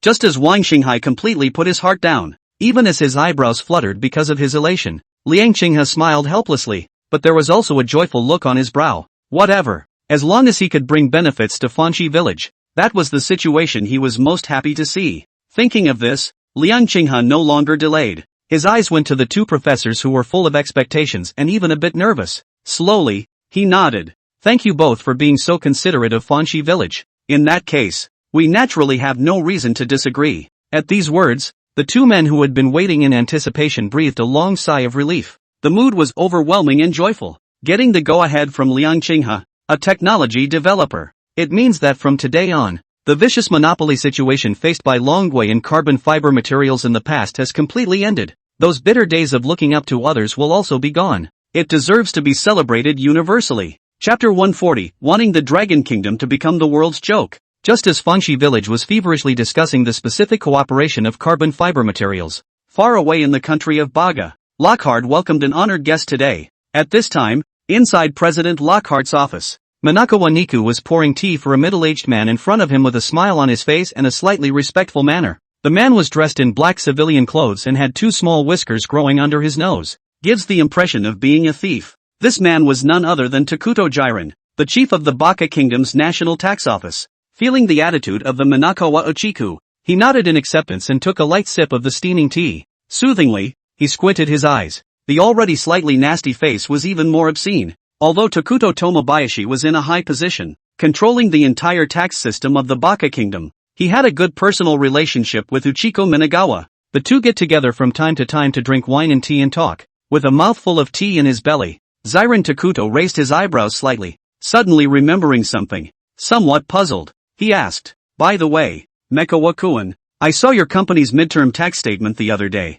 How come there's so much less compared to before? Has something unexpected come up? Upon hearing this, Bukawa Niku had just raised his teacup and quickly put it down again. The smile on his face faded and he frowned inside. Jiren-kun, I won't lie to you. Orders for anti-loosening screws from the Dragon Kingdom have plummeted in recent months. It was okay not long ago, although the volume was much lower. But after we raised the price appropriately, the profit was still very good. But it's that time of the month and they haven't even sent an order. Listening carefully with his side ear, Takuto Jiren frowned slightly, slowly putting down the teacup in his hand. His face showed some consternation and doubt. The implication: is it possible that Rokoku doesn't need anti-loosening screws anymore? That's impossible. Although the infrastructure projects in the Dragon Kingdom have been gradually improved over the years, if we were to say that they have been completely completed, it's still a long way off. How could they not need anti-loosening screws? While his heart was surprised, Jilin Takuto narrowed his eyes and raised his eyebrows. Wasn't there a notice sent out by the Dragon Kingdom a few months ago,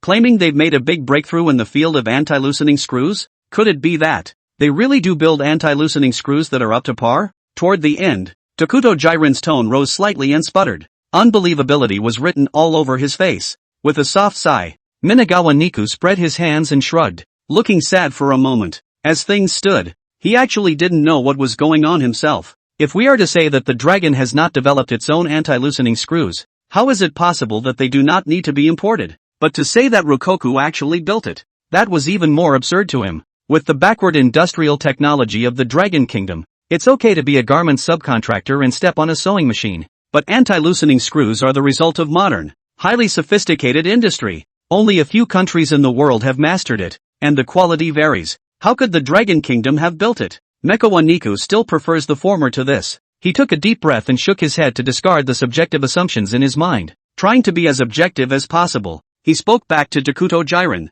We don't know exactly what's going on the dragon side at the moment. They probably have very strict controls in this area and there are no corresponding products in circulation on the market right now. Even if the Dragon Kingdom does build it, we won't be able to get our hands on it anytime soon. But, actually I'm more or less ominous foreboding. After all, the Dragon country's imports sharply reduced even to the present directly not import. This is a fact. With these words, the atmosphere in the office looked a little bit gloomy. Jiren Takuto didn't respond. It was just a false squint, a look of puzzlement, staring into a corner, unable to look away. Over the years, due to the Dragon Kingdom's vigorous development of infrastructure, Lockhart made a fortune on the world's best quality anti-loosening screws that were claimed to never loosen. Not only has the company itself become a large transnational corporation, more so, it has contributed to the GDP growth of the entire Baga country. But at the moment it seems, if Dragon has really developed a viable anti-loosening screw on its own, wouldn't that mean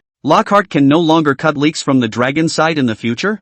No. Although Lockhart's anti-loosening screws are in demand in other countries, the Dragon Kingdom is the country that accounts for the largest portion of them, especially in the previous few years and even nowadays. The Dragon Kingdom has vigorously developed the construction of high-speed railroads. Even if Lockhart raises the price any more recklessly, the Dragon has no choice but to keep importing with a low voice. Is it possible that this situation is about to be completely rewritten? With that thought in mind, Jiren Takuto returned to his senses. The corner of his mouth turned up in a cold snort. A gush of displeasure and even some anger sprang up on the thief's face. In his opinion, the Dragon Kingdom should serve as an at-will cash cow for the Baka Kingdom. What makes them build anti-loosening screws? It is simply obnoxious as hell. Just as Jilin Tuorin was secretly upset, his mind moved slightly. Thinking of something, the gloom on his face dissipated and turned into a smile. Not long ago I heard a bit of news from the higher-ups, and it was rumored that it was the Eagle Jam country's side that was planning to make a move against the Dragon country. They need to be sanctioned on the military-industrial front.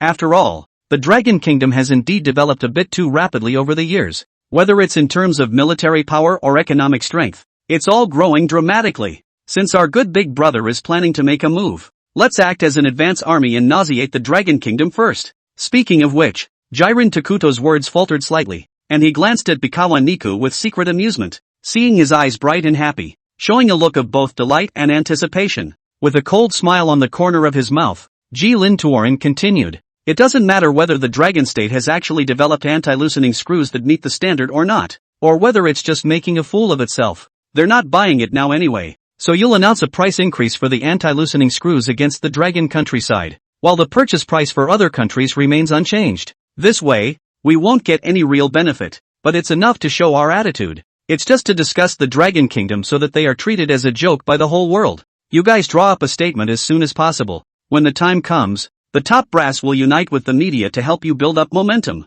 Upon hearing this, it dawned on Mecha. Thumbs up and a big grin. The corners of his mouth grinning almost up to his ears. This is good, this is good. It's a big slap in the face to the Dragon Kingdom without any effort. It's just blatantly aimed at them. One time, the slightly heavy atmosphere in the office dissipated. In its place was a soothing, open-hearted laugh, and a sorrowful, wanton mockery. It doesn't matter so much what the truth really is about anti-loosening screws, as long as he could see Rokoku suffer a defeat. Niku was heartily pleased. And this, it is the price of the Dragon Kingdom for daring to challenge the authority of the Baka Kingdom by developing its own anti-loosening screws. Chapter 141, Skinning Without Dying. Shortly thereafter, a statement was released on Lockheed's website, declare that for some special reason, the price of anti-loosening screws in the Dragon Country area has been increased, and the price increase covers all levels of anti-loosening screws exported to all regions and companies throughout the Dragon Kingdom. At the same time, the price will remain the same for all countries and regions other than the Dragon Kingdom.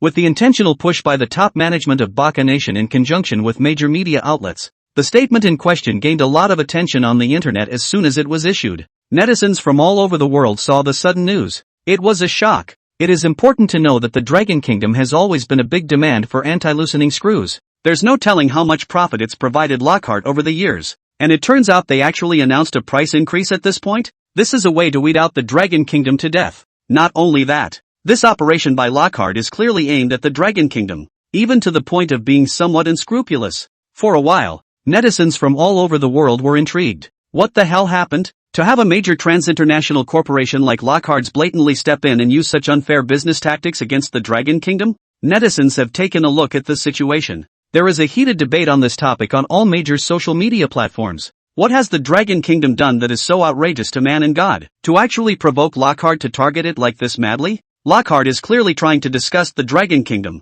I'd like to know how the Dragon Kingdom will react. How else can we react? The Dragon Kingdom is now vigorously developing infrastructure. The other side is no longer how to increase the price they can only tolerate.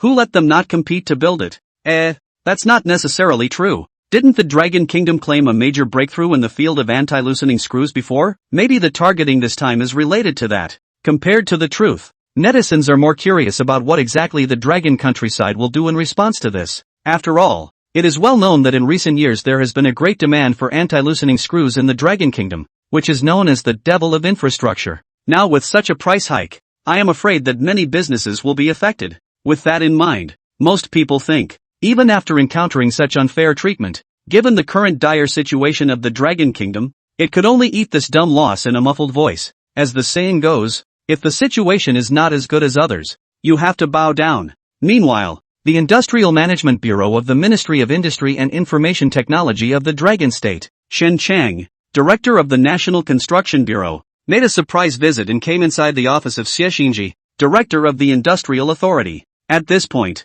Shen Chang leaned back in his chair and said with a slightly serious face, "Old Xie, you should have gotten the news too, right? Those sons of bitches in the Baka Kingdom finally couldn't sit still long enough to make such a big deal about vicious special treatment. This is not letting our enterprises in the Dragon Kingdom have a good time, but also stomping on us in front of the whole world." Xie Xinji took a deep breath and nodded with a slight frown. He had just gotten the news as well. Lockhart suddenly announced a price increase for the Dragon region, and the range covered all levels of anti-loosening screw products. 50% markup directly on top of the original. It is simply heartless. It is important to realize that although the Dragon Kingdom is now relying on Fanxi Village's anti-loosening screw technology, there is no longer any need to rely on imports, either in the military industry or in the infrastructure business. However, at this stage, some private enterprises in the Dragon Kingdom are still in dire need of imports. It can be said that this operation of the Baka Kingdom is tantamount to directly cutting off the livelihood of some small and micro enterprises, and even certain medium-sized enterprises with poor turnover. Not only that, the government of the Baka Kingdom is behind this at such a cost to it that it is causing a storm of public opinion. It is clearly a provocation against the Dragon Kingdom, and the tactics are extremely nasty. It's all come to this, the official Dragon State must step in and give a response. Otherwise, not only do we have to watch the industrial economy suffer to some extent, and it will also have some degree of negative impact on the international image of the Dragon Kingdom. Thinking of this, Xie Xinji's face became slightly gloomy, eyes narrowed slightly as he cut off. Since the Baka Kingdom is making such a mess and not taking us seriously, then fight. If we don't get a punch open, people will really think we're afraid of his Baka Kingdom's nasty tricks. They made enough money from us some years ago by keeping the screws loose. Now it's time to collect some interest. Words. Shen Chang's eyes immediately lit up, and his torso all sat slightly straighter. A smile tugged at the corners of his mouth and he nodded approvingly. That's right. In fact, I came here today to discuss with you exactly how to do it. According to my idea, it is to directly announce to the public that our self-developed anti-loosening screws are exported.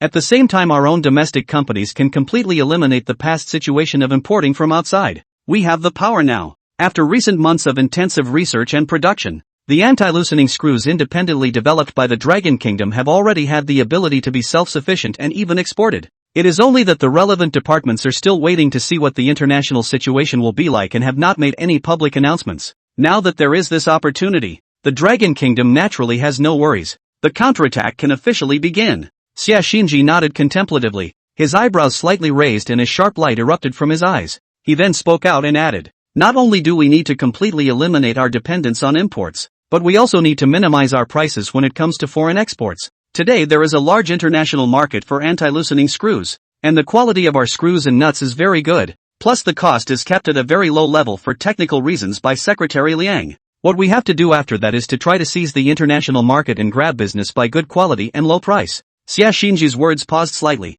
thinking for a moment. Exit again. Other than that, come on, since the little days are so disgusting, then we can just announce strict import controls against anti-loosening screws, cutting off their way of life in the dragon market. Export, lower prices, control. With these three axes down, I'll see if they still have the strength to jump up and down. Speaking of this, Xia Xinji's tone was slightly more intense, and his words were impassioned. It's not condescending. Raise the price? Disgusting? The Dragon Kingdom will simply not buy from you. Baka Kingdom. In the future. Not only that, but a blatant market grab. Straight to the death of Lockhart. Hearing these words from Xia Xinji, Shen Chang froze for a moment, and then his eyes became blazing. Good lord. It's true that a professional has to do what a professional has to do. Xia Xinji, as director of the Industrial Authority, is all about long-term vision. After some maneuvering like this, it was as if Shen Chang had already seen the end of Lockhart. Even if you don't die, you'll have to peel off your skin. Chapter 142, The Dragon Kingdom is directly laying down heavy material. 3 days later, the heat of the conversation on the internet about Lockhart targeting Dragon Nation for a price increase continues to endure. It has even been met with more and more attention from the internet over time. It has become the talk of the town after dinner for people all over the world. And it was in the quiet passing of 3 days that many believe the Dragon Kingdom chose to remain silent in response, and didn't make any response at the time. The official Dragon Kingdom suddenly released a statement under the major social media accounts. After a long period of research, China has reached the world's advanced level in the field of anti-loosening screws. Effective immediately, we will export our self-developed anti-loosening screws to the world. Please pay attention to the regulations on the official website of the Ministry of Industry and Information Technology of the Dragon Kingdom for specific related matters. At the same time, the country will add controls on the import of anti-loosening screw products. The news caused a huge sensation and reaction on the international web, even once overshadowed the previous Lockhart price increase topic heat. Straight to the first of the major platforms' hot search list. A not-so-long statement reveals a great deal of information, leading many netizens to discuss it, and be dazzled by it. What happened to the promise that the Dragon Kingdom would not echo it because it was forced to? What happened to the promise that they were going to smother this dumb loss? Now the Dragon Kingdom not only responded openly, and it was so high profile that it was even unexpected. Hiss. Baka Kingdom just announced on the front foot that they are going to target the Dragon Kingdom for a price hike. And the Dragon Kingdom said on the back foot that they are going to export anti-loosening screws to the outside world? Isn't this clearly going against each other? It looks like there's a good show to watch. The two countries have never been on good terms with each other. So I wonder what kind of sparks will rub off this time. I have to say that the Dragon Kingdom is really too rigid this time. The official direct response: that's nothing. They also have import controls on the Baka Nation. That's what's under the hood. For the Dragon Kingdom, this kind of operation by the official directly out of the front hard. The many netizens were a bit dumbfounded. Always in the anti-loosening screws rely on imports of the Dragon country to export even if. And import controls on Baga? It's a clear case of picking a fight. Such a hardcore operation. More or less let a person feel live long time to see. In the meantime, just as netizens were reeling from the high-profile response from the Dragon, many people are coming to realize what's going on. Words. When did the Dragon Kingdom have the strength to develop its own anti-loosening screws? So many industrial powers in the world today. However, only one country, the Baka, has fully mastered this technology. As a result, The Dragon Kingdom was stiflingly dependent on imports for several years, now suddenly claiming they have, and even to export it to the outside world? For a while, netizens around the world expressed their disbelief at this,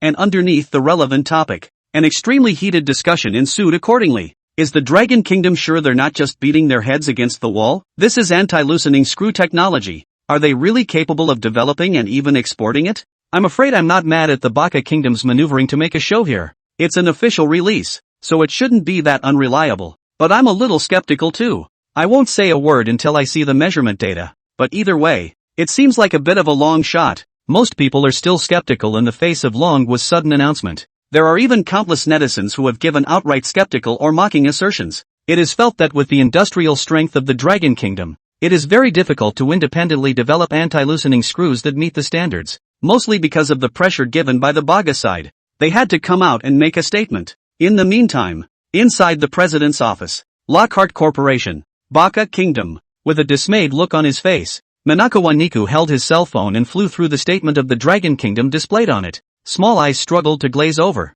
Already jaw-dropped. Thoroughly confused. He let out a short breath and slowly put the phone down. What? Did Longwood actually develop an anti-loosening screw that meets the standard on its own? And the way things are now, it was directly announced that it was going to be fully exported to the outside world. What's going on here? Although it was more or less anticipated in the mind previously that the Dragon Kingdom might indeed have made new progress in this regard, Kabakawa Niku did not expect, in any case, that this day would actually come so quickly. Almost stepping on the heels of Lockhart's release of his statement, he went straight to the people of the world with a whole lot of confusion. Isn't that a proper reverse facepalm?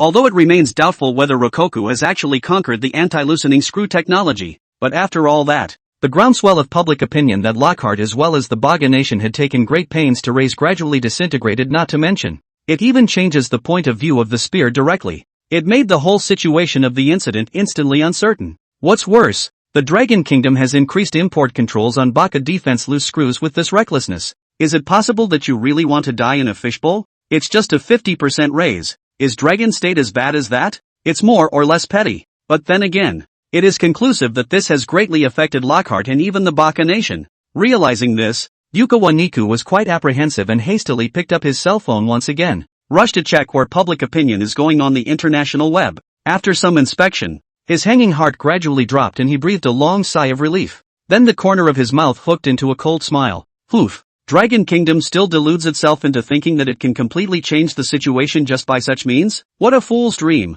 Today we at Lockhart have an image of authority in the field of anti-loosening screws. It's not just any little fight that can tip the scales. In the middle of his words, Manhwaedit Niku looked up at the female secretary in front of him as if seeking approval. Seeing a smiling nod on the other side, Bakugawa Niku crossed his legs in a favored manner. His mood just a few moments better. A frown crossed his brow and his face quickly clouded over again. But in any case, they can be said to have completely disregarded us with such behavior. And it's equivalent to directly cutting off all our markets in the Dragon Kingdom. Simply unforgivable. What's even more outrageous is that even if you don't import from us, how dare you export yourself? Don't even look at your own weight. When the words came out of his mouth, Yukawa Niko's eyes were bitterly cold. And he pounded the table fiercely. Taking the pain, he quickly grimaced again and scrunched up his hand. At that moment, the female secretary smiled lightly and reminded at the right time. President, I've just checked the official offer given by the Dragon Kingdom, but it's much lower than ours. I think the Dragon Kingdom most likely knows that the crap they're building isn't any good,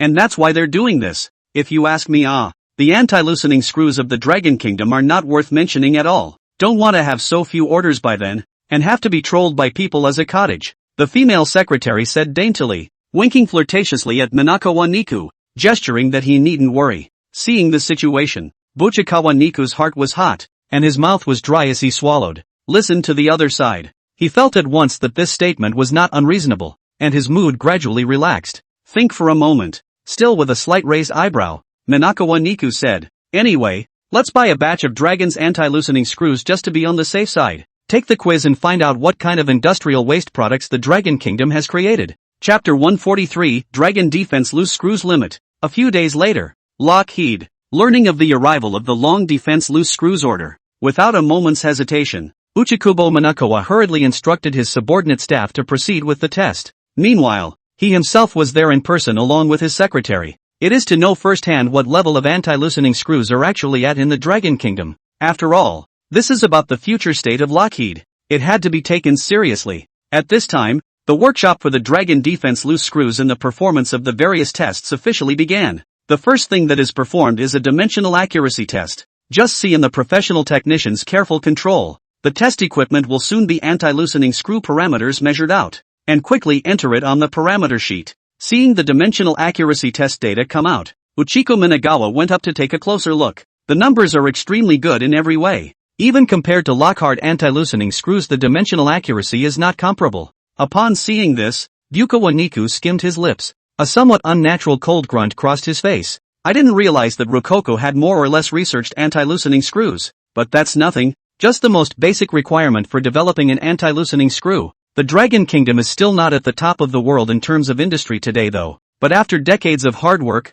it has also gradually come to the forefront of the world. They had studied Lockhart's anti-loosening screws a little, and it wasn't too much of a surprise for Ichiku Minagawa, but hit the heart. He still didn't think it was possible for the Dragon Kingdom to build anti-loosening screws with excellent performance. It's Lockhart. It's a patented technology of the Baka nation. The German and Italian countries, which have always been famous for their excellent craftsmanship, can't even reach the standard. So what does the Dragon Kingdom have to offer? It's just a fool's errand. Unimpressed with the thought, Minagawa Niku stood with his arms wrapped around his chest, solely directly observed the individual quiz sessions up close. The next test performed was the material performance test. The focus is on the tensile and yield strengths as well as the hardness of the anti-loosening screws. Compared to his disbelief a moment ago, it was clear that Bukawa Niku was much more serious at this point. Small, slightly narrowed eyes stared straight at the technician performing the test. Shortly afterward, the quiz was over. The technician stretched his neck a little in dismay as he looked at that one piece of data.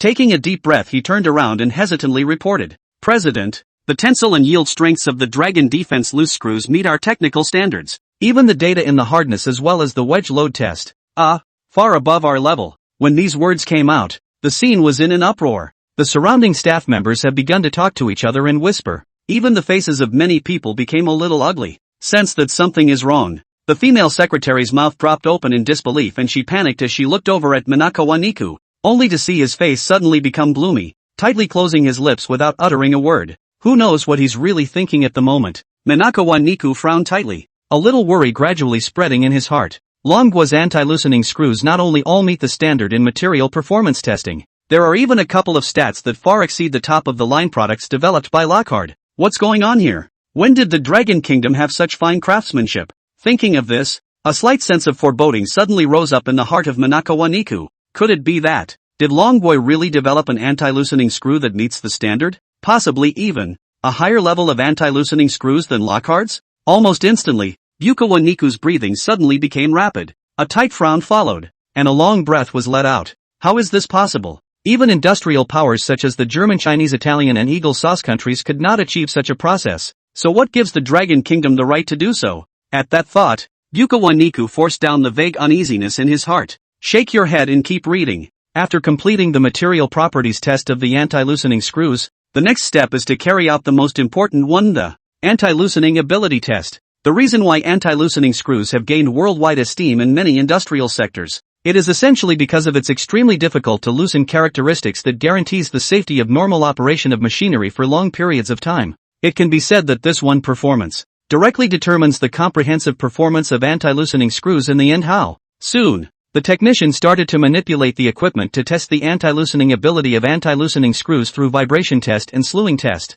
For a while, the whole workshop became extraordinarily quiet without realizing it. Everyone held their breath and stared intently at the equipment that was vibrating, while continuously observing the loosening curve displayed on the meter. Mabakawa Niku was even more hushed and quiet, staring with small eyes as he wandered over both the equipment and the meter. Lest we miss a single detail. Testing continues. The number of high-intensity, high-frequency vibrations caused by the equipment is gradually superimposed. It quickly came to 10, 000 and 20, 000 times, and the loosening curve remained motionless. The crowd was getting more and more nervous, and Ichiko Minagawa, who had just sat down for a short while, now couldn't help but stand up again, stretching his neck in the direction of the device. His breathing grew ragged. Even a fine layer of sweat emerged on his forehead. Everyone in the room knew that it was about to be revealed just what level of anti-loosening screws the dragon was at. At that moment, Bukawa Niku reached up and wiped his face, and asked in a calm manner, How many vibrations have our highest specification anti-loosening screws withstood without loosening?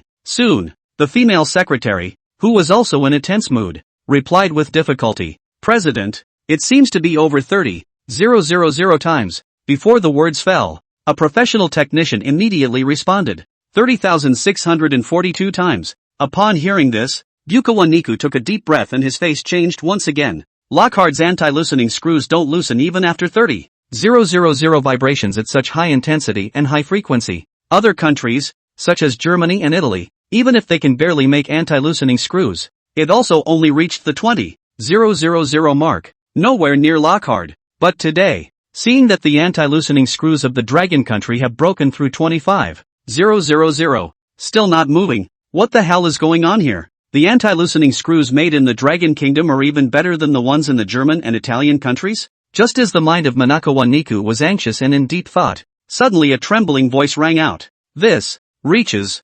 31,000 times. Masaka? The words landed a moment later. The entire workshop was dead silent. The sound of that continuously vibrating device also pales in comparison at this moment. Shasta. Everyone in the room had been shocked, and Bishikawa Niku was even completely confused. His mouth was wide open, and his face turned pale with a loud bang in his head. However, before he could return to his senses, it's reached 40,000 times. 40,000 times. My God. Finally a sign of relief. Final figure, 41,326 times? Chapter 144, the District Dragon Kingdom is not enough to worry about. As the technician's faltering words landed, everyone in the entire workshop stared in disbelief, and the sound of sucking in cool air rose and fell. 40,000 times? 40,000 high-intensity, high-frequency vibrations? 10,000 more times than Lockhart's top-grade anti-loosening screws can take. This data, is it really real? Everyone in the room was confused. There was a moment of wide-eyed silence.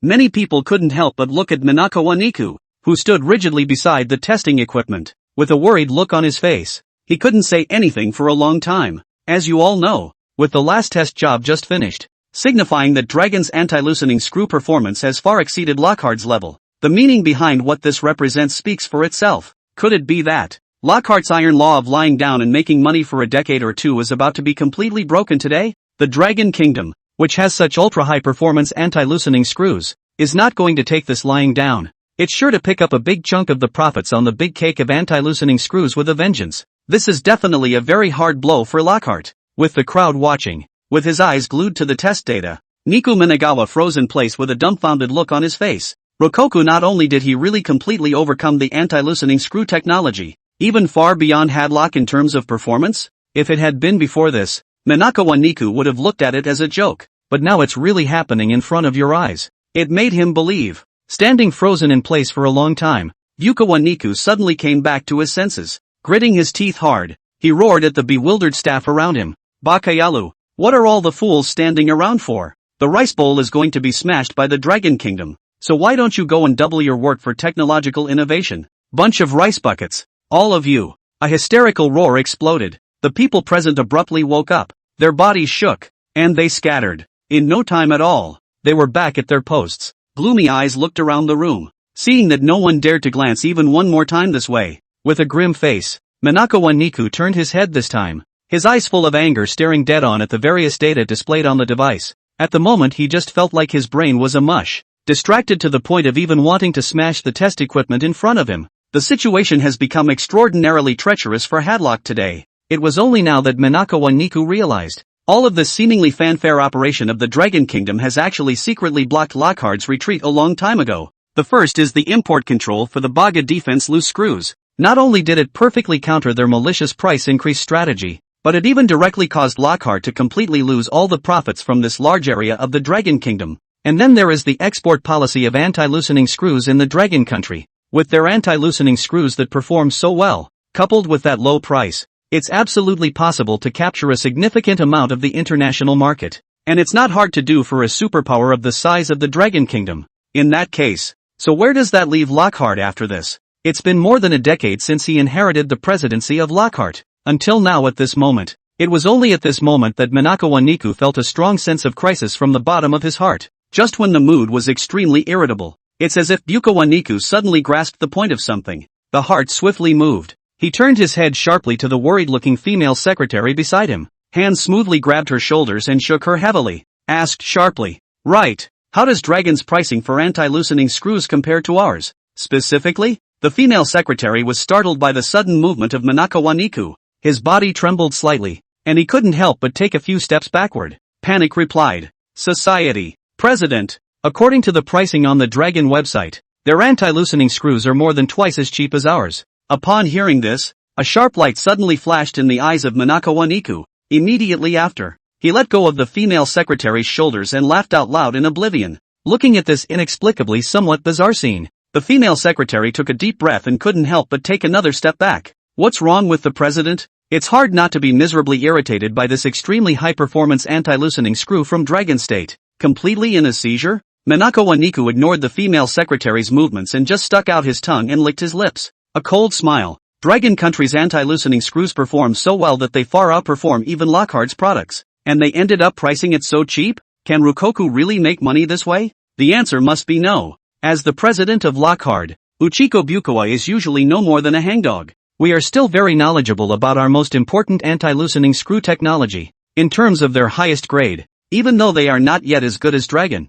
they all require extremely expensive pricing to ensure some profit. And Dragon State's anti-loosening screws perform so well that they inevitably require higher R&D and production costs. The other side is priced so cheaply that it can still be sustained for a short period of time, but as long as time passes, coupled with a gradual rise in the volume of orders, it will certainly result in bigger and bigger losses. The calculation that Longwei is playing is definitely a short period of time to rush at a loss and capture the market. When sales stabilize, they will gradually increase in price. That being the case, there is every chance that Lockhart still has a chance. Think about it. The mood of Bukawa gradually relaxed a few points. He coldly smiled and looked at the female secretary to command. Immediately convene an emergency meeting with the company's executives later to discuss a product price reduction program. The Dragon Kingdom will be pleased with this moment, as long as we first reduce the price. With the reputation accumulated in the past is bound to be able to retain a large part of the international market. And the Dragon Kingdom can't do it for long at such a loss. When they can't support it and the price rises higher than ours,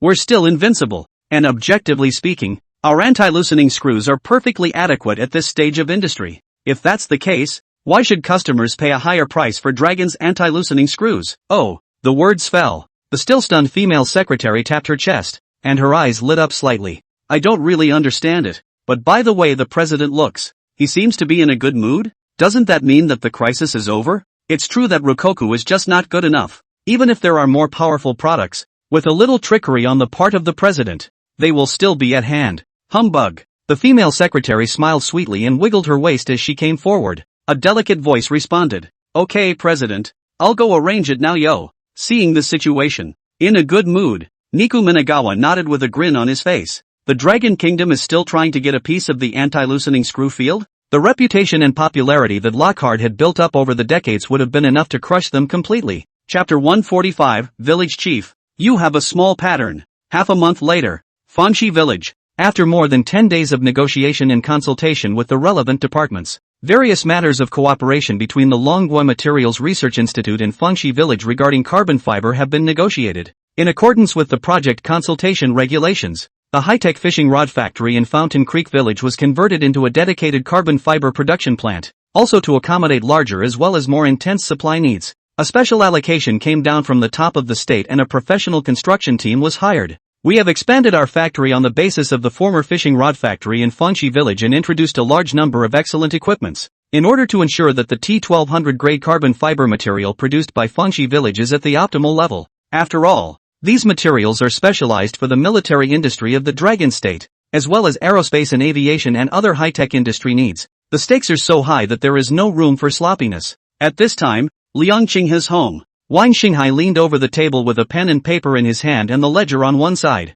The accounts are being carefully tabulated. A few days ago, as the Rokkoku Materials Research Institute formalized its partnership program with the village of Fountain Creek. Therefore, the top management of the country quickly allocated a large sum of money down in accordance with the cooperation program as compensation for Fangshi Village's T1200 grade carbon fiber material technology. And as per usual, this amount was divided into tranches as public funds for the village of Fountain Creek. The vast majority is counted as dividends and distributed equitably to each household. After the accounts were counted, Wang Xinghai put down the pen and paper in his hands and stretched his back greatly. A cozy sigh of relief escaped his mouth. Xinghe, I really didn't expect that one day our Fanxi village would still be able to live such a good life. The state is also very supportive of our poverty alleviation efforts. This kind of technology that involves military secrets. The country not only didn't let us hand it over, even building the factory directly to the village and making up such a large sum of money. This is really... Wang Xinghai seemed to be trying to come up with a literal word to describe his feelings, but after scratching his ears for half a day,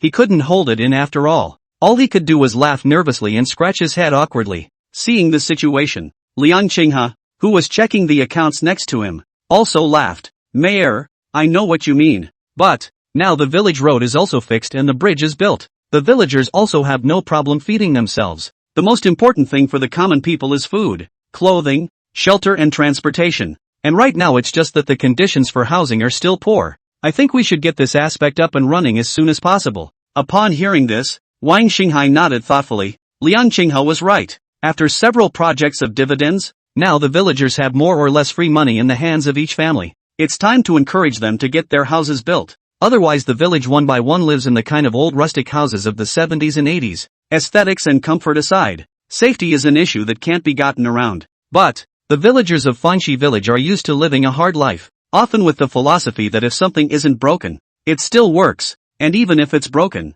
it barely works. This is why so many dilapidated houses in the village are still inhabited. In such a case, they had managed to save some money in their hands. Will it be spared to build a new house? Thinking of this, Wang Xinghai frowned slightly and said hesitantly, Qinghe, it takes a lot of money to build a new house. Folks are just now getting a surplus in their hands, so I'm afraid not many of them are willing to build new houses. Seeing Wang Xinghai's frown, his face showed worry. Liang Qinghe smiled faintly and gently waved his hand. Replied, Mayor, I've taken what you said into consideration. It's true that folks may be less willing to take money out to build a house, but our village has quite a bit of public money now, so it's entirely possible to introduce a policy of building subsidies. Subsidize a certain amount of money to families who build new homes, except that this amount needs to be negotiated. Hear that? Wang Xinghai, who had just been full of worries, gradually stretched his eyebrows. With a slight glint in his eye, he looked down at the numbers on the ledger and thought for a moment before saying, how about a family subsidized by $20,000?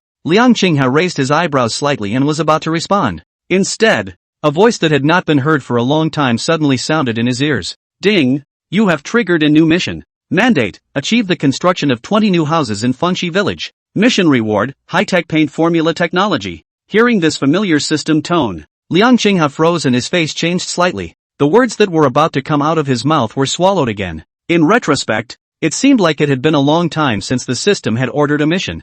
From the requirements of this mission, it doesn't seem too difficult. Only, the rewards of this rural poverty alleviation system are getting weirder and weirder. It's actually paint? Although he felt some doubts in his heart, Liang Qinghe did not care too much. After all, according to the past, the system is a masterpiece. There must be some overkill in this paint as well, but so much for that. It is imperative, then, that the village be urged to put up the new houses as soon as possible. One thought to this. Liang Qinghe immediately waved his hand and looked at Wang Xinghai and said, Mayor, it's small, the pattern is small. We want to subsidize to show sincerity. The so-called take from the people to use for the people. According to my idea, it's a subsidy of $50,000 per household for newly built homes. Liang Qinghe did not have a hot head when he said this amount. Instead, it's the result of a lot of thought. Nowadays, the cooperative projects that the village has entered into with various parties are gradually getting on track. Carbon fiber projects, in particular, are directly supplied to the military and high-tech industries.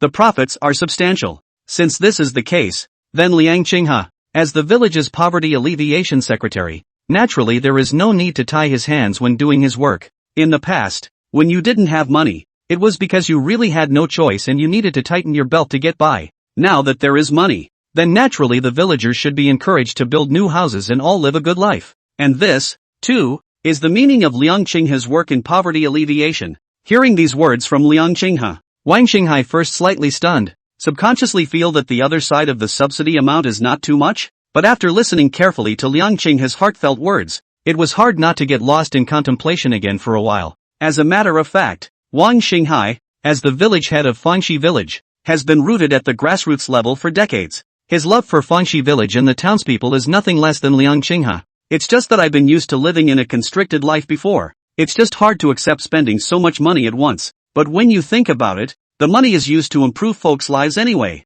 and it really should be spent. Wang Xinghai took a deep breath and nodded with a smile. Immediately responded. Good, in that case, let's go with a subsidy of 50,000 per household. However, the specific regulations of this subsidy policy still need to be discussed in detail, and the higher-ups should also be informed. I'm sure they'll be supportive of our efforts when they find out about this. Chapter 146 Sanctions against the Dragon Kingdom, asking for votes. Meanwhile, far across the ocean in the land of Eagle Jam, inside the office of the Director of Intelligence, CIA, Smith brought 2 cups of coffee to the table and smiled at a uniformed man sitting with a big grin on the couch. How is it that Director Critter suddenly has the leisure to come to my place today? It's rare to see a day-to-day person like you on a regular basis. The uniformed man took the coffee and took a light sip. Not caring about Smith's flirtation, he just let out a long, soothing sigh and sat up a little straighter. This man is none other than the Secretary of Defense of the Eagle Sauce Nation, Colette. I saw Smith fall aside.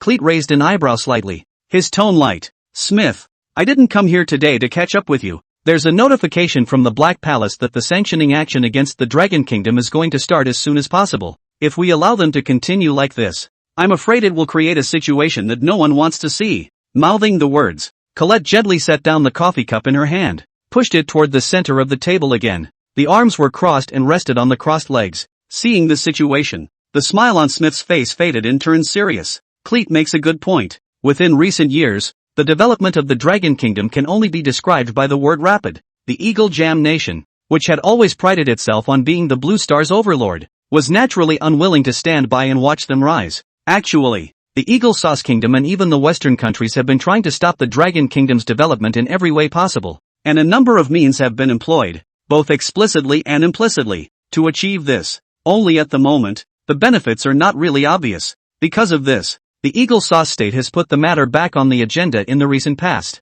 Calls for sanctions against the Dragon State in all areas and in all directions and by different means. And that's the main purpose of Creet's visit to the CIA today, to see Smith realize how important things are. Smith took a deep breath and hesitated for a moment before saying, according to our recent intelligence, the Dragon Kingdom is vigorously developing their naval power today. In particular, there seems to be a recent breakthrough in naval aircraft, but they're doing a very tight job with the relevant intelligence, and we won't know the specifics for a while. According to my previous conception, it was to sanction the Dragon Kingdom in the naval-related military industry. Hearing this, Cleet raised his eyebrows slightly, instantly interested. Sanctions in the naval military industry? As we all know, the importance of military technology to a country's military strength cannot be overstated. The Navy is an important measure of a country's overall strength. Sanctions in this regard, if indeed they can be realized, that would undoubtedly be a very heavy blow to the Dragon Kingdom. But it is precisely because the military-industrial field is very important to every country.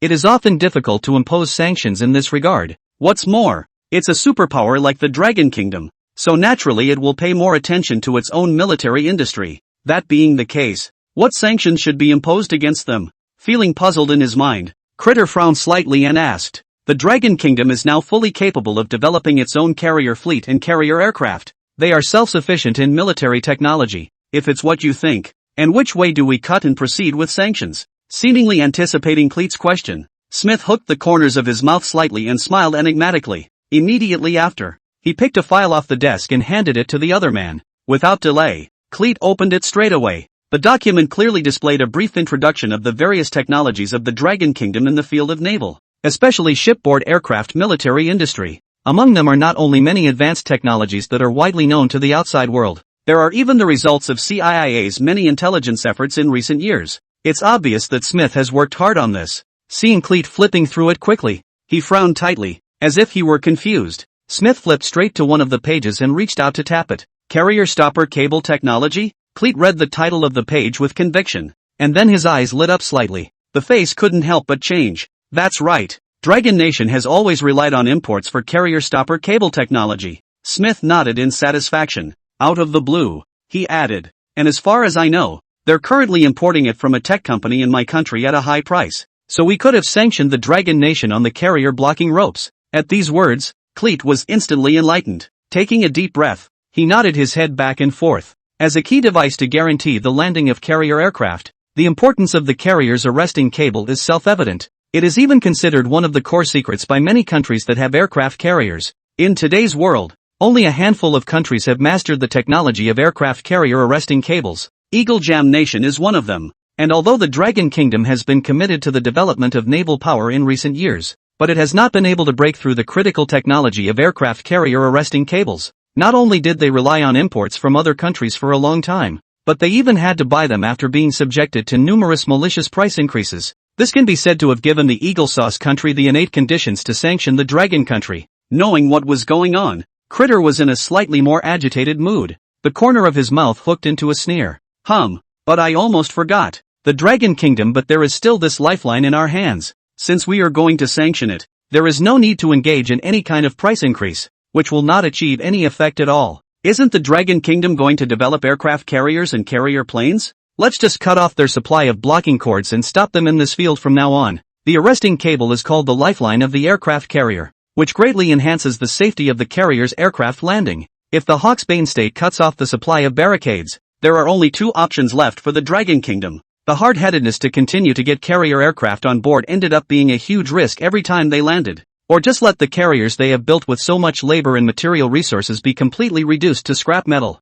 At this point, Smith frowned slightly, hesitantly. If the supply is cut off outright, will the Dragon Kingdom settle for second best, choosing to import from other countries? Cleet waved his hand and sneered. No. Do you think countries like the Woolly Bear country are happy to see the Dragon country rise with such rapid momentum? If we continue to allow the Dragon Kingdom to continue to develop like this, the world landscape will change drastically. This is something no one wants to accept. The words dawned on Smith. As it is, doesn't that mean that the Dragon Kingdom is completely out of luck in this regard? Unless they develop such technology on their own soon. But is it possible? Something that hasn't been worked out in over a decade is never going to be done in a short period of time. As soon as the Hawksbane state officially starts sanctions, it would have already been pronounced that the development of aircraft carriers and carrier aircraft in the Dragon Kingdom would come to a halt. And exactly the kind of situation that the Hawkeye Nation would love to see. Chapter 147, If there are no conditions, create conditions and get on. Shortly thereafter, the Eagle Sauce Nation officially announced to the public that it would stop selling its own carrier blocking cable products to the Dragon Nation with immediate effect.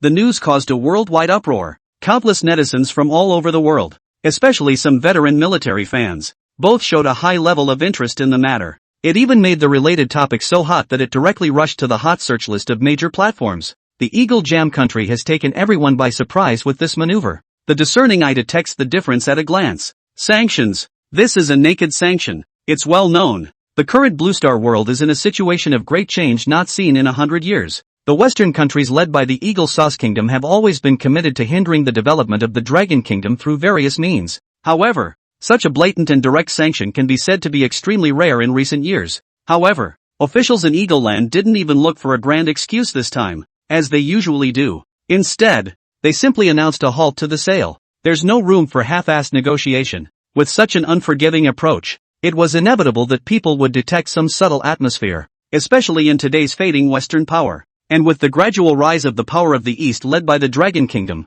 more than anything, one has to ponder the deeper meaning behind this move by the Eagle Sauce Nation. One time, the bottom of the relevant discussion topics on major social media platforms are filled with numerous netizens. Speculation on many fronts is unusually hot. It wasn't long ago that the Baka Kingdom announced sanctions against the Dragon Kingdom's industry, and now the Eagle Sauce Kingdom is directly targeting the Dragon Kingdom's military industry. This makes you think more. Is something big about to happen? Putting other things aside for the moment, cutting off the supply of the Dragon Nation's carrier blocking cables is a direct pinch on the Dragon Nation's lifeblood. The Dragon Kingdom was already heavily developing its carrier fleet and carrier technology right now, and without the blocking ropes, won't their progress come to a standstill? The Eagle Jam country is determined to sanction the Dragon country. I just don't know what kind of response strategy the Dragon country will give. Netizens from all over the world, especially the military buffs among them, more or less, they all have some understanding of the current state of the Dragon Navy. So far, the vast majority of the technology,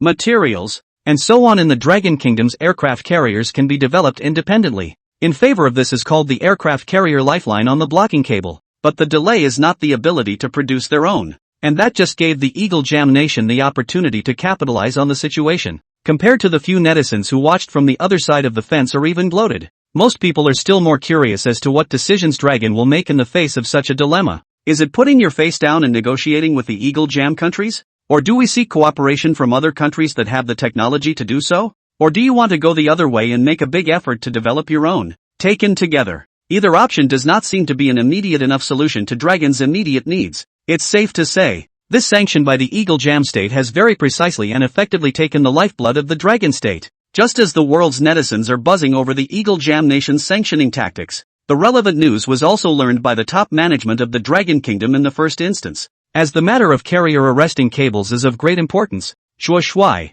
the director of the Defense Science and Technology Industry Bureau of the Dragon Kingdom, reacted immediately after learning of the news. He came to the Dragon Kingdom's Industrial Management Bureau to consult with Director Xie Xinji on what to do subsequently to deal with the Eagle Sauce Nation sanctions and to ensure that the Dragon Kingdom's carrier-based military industry continues to operate normally. At this time, inside the top-secret office, Xie Xinji and Zhuo Shuai sat facing each other. The two of them coincidentally frowned deeply, and a little bit of worry showed in their eyes. Compared to the outside world, Xie Xinji and Zhuo Shuai, as the top brass of the Dragon Kingdom, naturally knew more about the current stage of the Dragon Kingdom's naval military industry, and that's exactly why they are even more aware of how important the blocking cable technology really is to the Dragon Kingdom at this stage. Xie Xinji frowned and stared tightly at the corner of the table for a moment, and took a deep breath to ask, Lao Zhuo, what exactly is the status of the research of several of our own country's military-industrial enterprises in the area of blocking cables? It's pretty much at the end of its rope today.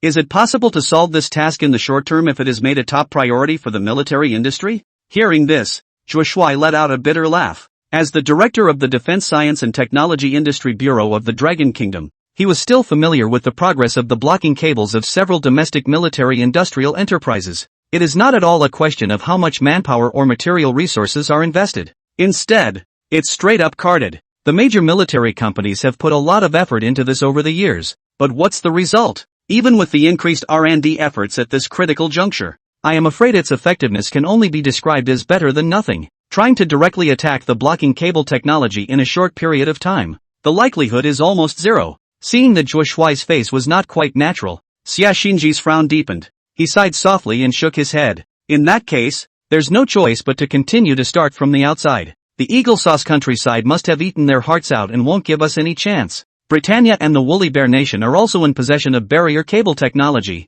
although it's not as bad as compared to the Hawksbane nations, so that's fair enough. Can we seek cooperation from them? As the words fell, Zhuo Shuai's face didn't look much better. Still ironic, he shook his head helplessly. We've contacted comrades from the foreign ministry to negotiate, but there's not much hope. Britannia has always worn the same pants as Eagle Jam. As for the country of the Woolly Bears, Lao Xie, you must not forget that it was precisely before that we sought their help in vain. That's why the compulsion to buy from Eagle Sauce Nation at that high prices, in my opinion, also a dead end. A heavy sigh. Xie Xinji stroked his hair carelessly, only to feel a pang of distraction. He knew that Drexel was right. It doesn't matter if it's Britannia or Woolly Bear country. Neither has the obligation or need to reach out to the dragon. In other words, today's Dragon Kingdom no longer has any foreign aid and can only rely on itself. But a technology that has not been conquered in over a decade of research. How could it have been developed directly in this short period of time? There was silence in the office. It was as if the two had made a deal,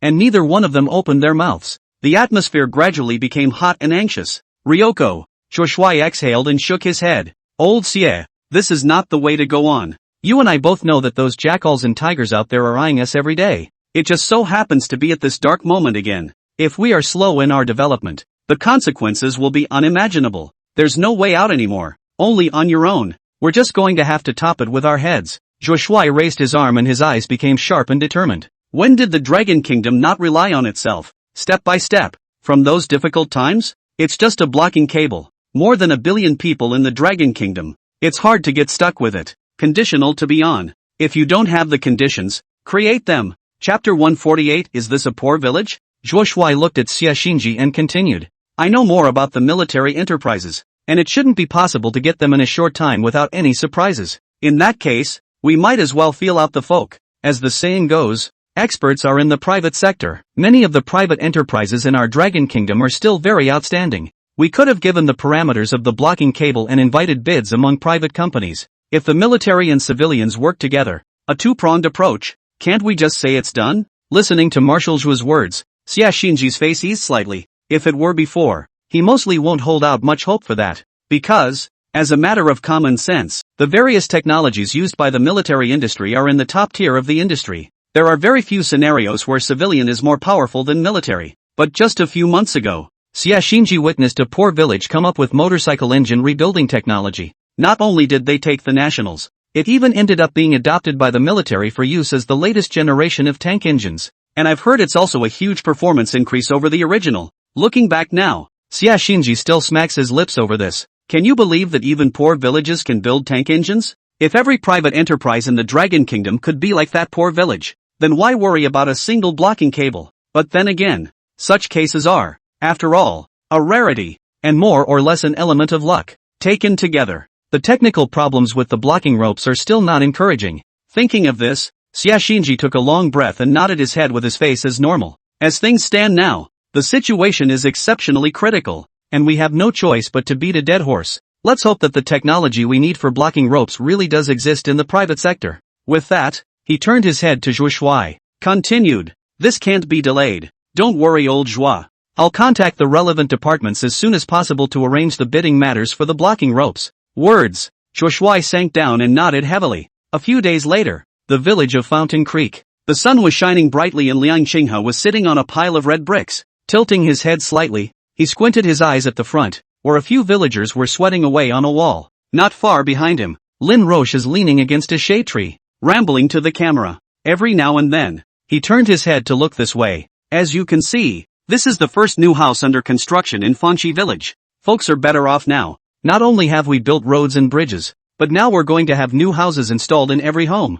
Wakashi thinks it won't be long before Fountain Creek village gets its first minivan. Vaguely listening to the sound of words coming from behind him, Liang Qinghe shook his head in amusement with an easy smile on his lips. Hearing Lin Ruoshi say this, and combining it with the surroundings, it really gave off a feeling of the countryside of Longgui in the 70s and 80s. But anyway, nowadays, Fanxi village is considered to have changed greatly and is gradually connecting with the outside world. It is only to say that there is still a long way to go before we can truly realize poverty alleviation and prosperity. At this stage, the village is not yet at a well-off level. But the villagers are actually getting better and better. A thriving, stable and improving situation. There was a lot more laughter from the beginning of the village to the end of the village. During this time, Liang Qinghe and Wang Xinghai arranged the policy of subsidizing the construction of houses in Fanxi village. And he personally did the work of encouraging the villagers to build new houses. 7 or 8 families have already started work on their new homes today. And this one is one of them. Liang Qinghe retrieved his thoughts. Opening his arms wide and stretching, he stepped on the ground with a gentle leap, yelling at Lin Ruoshi who couldn't stop rambling in the shade. Let's go, Anchor Lin. Didn't you say you wanted to show your fans the village factory? Or I'll go alone? The words just fell. Lin Ruoshi turned her head and was just about to respond when she saw that Liang Qinghe had already turned his back and walked in the direction of the factory. Wait for me. Lin Ruoshi muttered a sentence and busily followed with his butt, not forgetting to hold the live broadcasting equipment in his hand. He patted this side and looked at that side. Soon, the two arrived at the factory area on the outskirts of Fountain Creek village. Lin Ruoshi pointed the camera at herself and winked, smiling mysteriously. Everyone has always wanted to see what a factory in Fanxi village really looks like, so I'll let you get a better look today. You have to cherish it. This is Ruoxa softly persuaded Secretary Xiao Lian for a long time before he agreed to it. What's everyone looking forward to? Hearing Lin Ruoshi's words, Liang Qinghe beside him let out a light sigh and shook his head repeatedly with a bitter smile. Spoken like how bad you are at talking. Is that because he doesn't want to? A piece of the factory in Fountain Creek village is now an anti-loosening screw factory. One piece is a carbon fiber plant that is still being remodeled. Both are products that are exclusively supplied to the state for use and are more or less classified. Is that something that can just be displayed? It's not like it was a fireworks workshop back in the day. Anyone can go in and take a look. Liang Qinghe ultimately also considered that this should also be of some benefit in publicizing Fanxi village. It was only then that the state-appointed management teams at both plants were notified and asked to show something on the periphery of the plants via live streaming. Of course, the other side did not express any objections. Just in the empty slot when Liang Qinghe was secretly slandering, Lin Ruoshi's pop-up screen in the live broadcast room was already buzzing. A factory in Fanxi village? Now Fanxi village is also really getting better in building a factory. It's still a poor village no matter what. Even with state support, the factory shouldn't be that big, right? It's definitely quite a bit better than the old fireworks workshops, but the scale is certainly not too big either. You guys are looking down on Secretary Liang too much. It's not like he has a big factory with a dozen plants. Family members, don't be too outrageous. Secretary Liang said you guys bragging don't bring me alone. Looking at the many pop-ups in the live stream, somewhat dazzled, Lin Ruoxu pursed her red lips slightly, blinked her eyes, and a bad smile appeared at the corner of her mouth. How come everyone seems to think that the factories in Fountain Creek Village are not very large? It seems to be that none of them understand how powerful Secretary Liang really is. Seeing that there were more and more people urging, Lin Ruoxi guffawed and no longer sold out. Turn the camera and focus on a large factory not far away. Inside the frame, from near to far, a brand new factory building is neatly arranged. The brand new facade glistens under the dazzling sunlight, and there is a modernized atmosphere in the air. A number of new factories can be seen under construction further down the road. The tall tower cranes stood remote and still, only for a moment. The pop-ups that continued to scroll in the live room came to an abrupt end. Uncounted spectators snapped their necks and stared in disbelief. No, this is the Fountain Creek Village plant? A dozen or so factory buildings stood there in a staggered, lined-up pattern. You're telling me this is a special needs village? Chapter 149, Blocking Rope Tender. Maybe it will work. Looking at a large area of plant on display within the live screen, the audience's breath hitched, and they were all dumbfounded. This is a factory in an extraordinarily poor national village? Those who don't know think it's the industrial park of some high-tech company. It's fine if it covers a wide area and is large. And what's with this overwhelming modernization? People help the poor by running garment factories and stepping on sewing machines. How does the factory in Fountain Creek Village look? So unique? Look at the question marks that are all over the airwaves and rolling by turns. Lin Ruoxi guffawed and winked triumphantly at Liang Qinghe next to her. Two cute little dimples appeared on her pretty face. Hee. No one was expecting that, were they? I've told you before. Fanxi Village has changed a lot. Welcome to the tour from all corners of the world. Yo! Looking at Lin Ruoxi's smug look, Liang Qinghe shook his head in tears. Regarding what Lin Ruoxi said about traveling, he really did have thoughts about it. After all, if the tourism industry could be brought up, it would be an extremely lucrative income. But with the current village of Fountain Creek, there doesn't seem to be much to brighten things up. If we're talking about the mountain scenery alone, the Dragon Kingdom has a large landmass and picturesque mountains and rivers, and there are quite a few places that are more scenic than Fanxi Village. Therefore, Liang Qinghe has no intention to vigorously develop tourism in Fanxi Village for the time being. But if Lin Ruoxi's fans are happy to come and visit, there is nothing wrong with that. The two men took the viewers in the live broadcast room on a general tour of the factory in Fanxi Village afterward. It soon went off the air in a flurry of emotion and sighs. During this time there were many others who were curious to know what products were actually produced in this large area of the factory in Fountain Creek Village. However, considering the need for confidential work,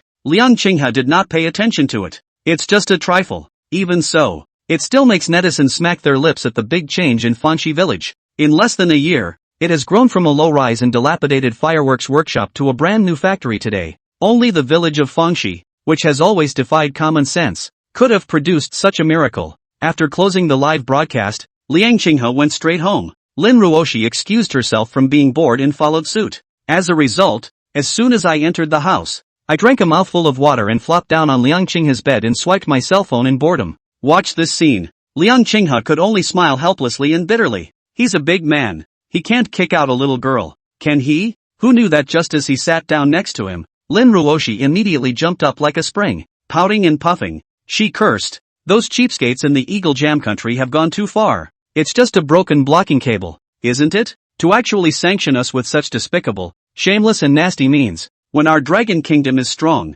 we will definitely beat the crap out of them. Stepping back slightly to avoid Lin Ruoxi's flailing arms, Liang Qinghe was slightly stunned at his words. Then it dawned back on him. A few days ago the Eagle Jam Nation announced that it had stopped supplying carrier blocking cables to the Dragon Nation. The news was all over the place. He was busy with the building of houses in the village, but he more or less learned about it. This operation in Eagle Land. In fact, it is essentially a sanction against the military-industrial side of the dragon. There's nothing to be done about it. It is true that the Dragon Kingdom does not have the ability to develop its own carrier blocking ropes for the time being, so days have gone by without a positive official response. Instead, it was hotly debated at home and abroad for a long time because of it. Some are righteously indignant, some are helpless, and some are gloating. I just don't know. Now that several days have passed, it's only logical that the heat should drop off a little. Why did Lin Ruoxu suddenly mention this again? Curious in his heart, Liang Qinghe got up and came forward to catch a glimpse. Dragon Country officials issue bid to all steel companies nationwide,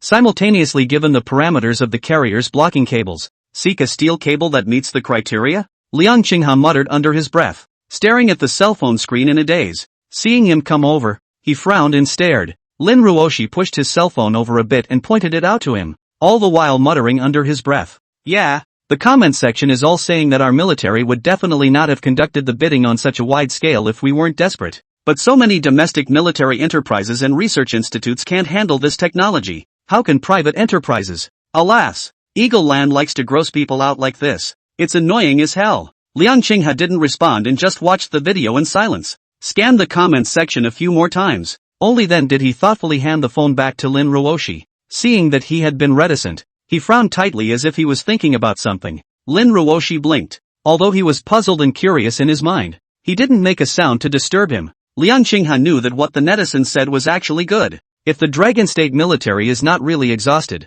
easily is not like this fanfare for bidding. And even if this acts as such, there is very little hope. The technology used in the military industry is often the top of the line in the industry. What the military can't get right today, can a civilian company get it right in a short period of time? There's too much hope. One could even say that it is already beating a dead horse. Just when Liang Qinghe couldn't help but feel secretly worried because of the matter of blocking the solicitation of bids, with a slight movement in his mind, he suddenly remembered something. Right, almost forgot. Don't I have technical drawings of high-tech steel cables in my hands now? Carrier blocking cables are, in the end, steel cables. While we're at it, let's try to see if this so-called high-tech steel cable will work. As per past experience, the system gives something over the top. Maybe it'll work this time, too, even if it's not up to par. That doesn't hurt. More or less. I'm doing my bit for the country. Think about it. Liang Qinghe instantly came back to his senses and couldn't help but smile. This time, it made Lin Ruoshi,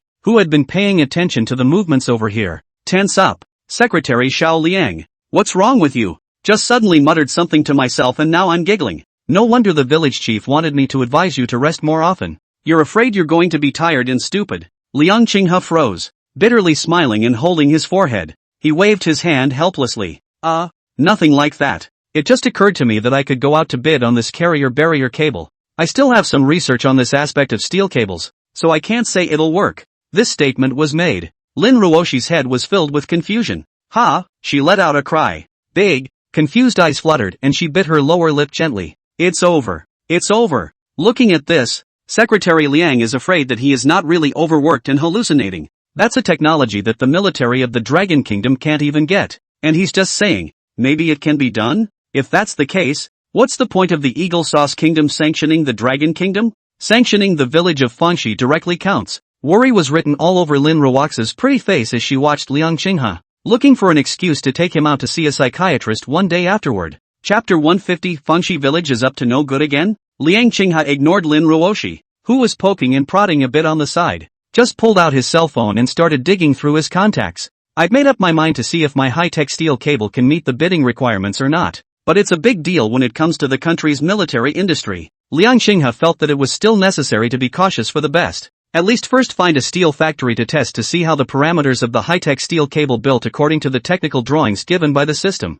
Then compare it to the carrier blocking cable parameters given on the military's website. If the gap is too wide, there is naturally no need to make further declarations, lest the time of the staff concerned be delayed. After some searching, Liang Qinghe quickly found Tansi's phone number in his address book. Tan Sisi is a public official of the organization department of Jiang Province, and she was the one who pulled the strings on the previous cooperation project between Fangxi Village and Jinhui. Nowadays, since you have to find a steel mill to try out how the performance parameters of high-tech steel cables are, for the sake of convenience, it is naturally better to find a local one in Jiang Province. Without much thought, Liang Qinghe dialed Tan Sisi's number. A bell passed. Tansi's sweet and affectionate greeting soon came from the other end of the phone. Hello, Secretary Liang. It's been a long time. Is something wrong? Liang Qinghe also smiled and said yes, and without delay, opened the door and made his intentions clear. After listening clearly to Liang Qinghe's meaning, Tansi was inevitably a little stunned for a moment. Fountain Creek Village.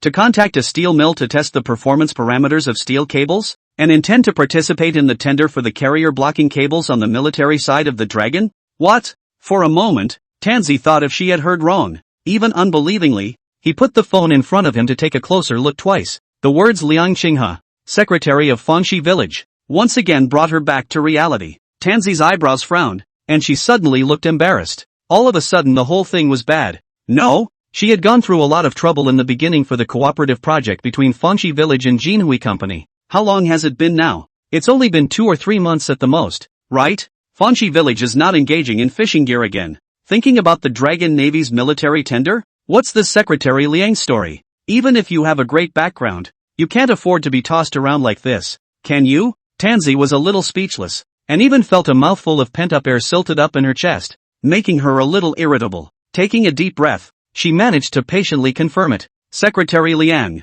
you mean you want us to help you contact a steel factory in Jiang province? Your side will give the steel cable technology, and the other side will build it and test its performance parameters, right? Tansy bit out the words clearly, word by word, but in her mind she had begun to sigh contently. When it was so hard to arrange a cooperative project with Jinhui for Fanxi village, she was secretly glad that everything was finally over. Who knows that now months have passed and the other party has come back to the door, and this time the appetite is even bigger. A poor village that wants to solicit bids for military technology. That is a highly sophisticated technology that only a few countries in the entire world have mastered. Now it's just a matter of finding a steel mill for cable fabrication and testing. Okay, Tansy is afraid that in the end, the test results will not meet the requirements. And this nosy Secretary Liang has made a mess. If I had known this, I wouldn't have said anything about leaving a phone number. Tansy sighed silently, but she heard Liang Qinghe's assenting voice from within the phone. She responded with a habitual nod and a smile. Okay, Secretary Liang.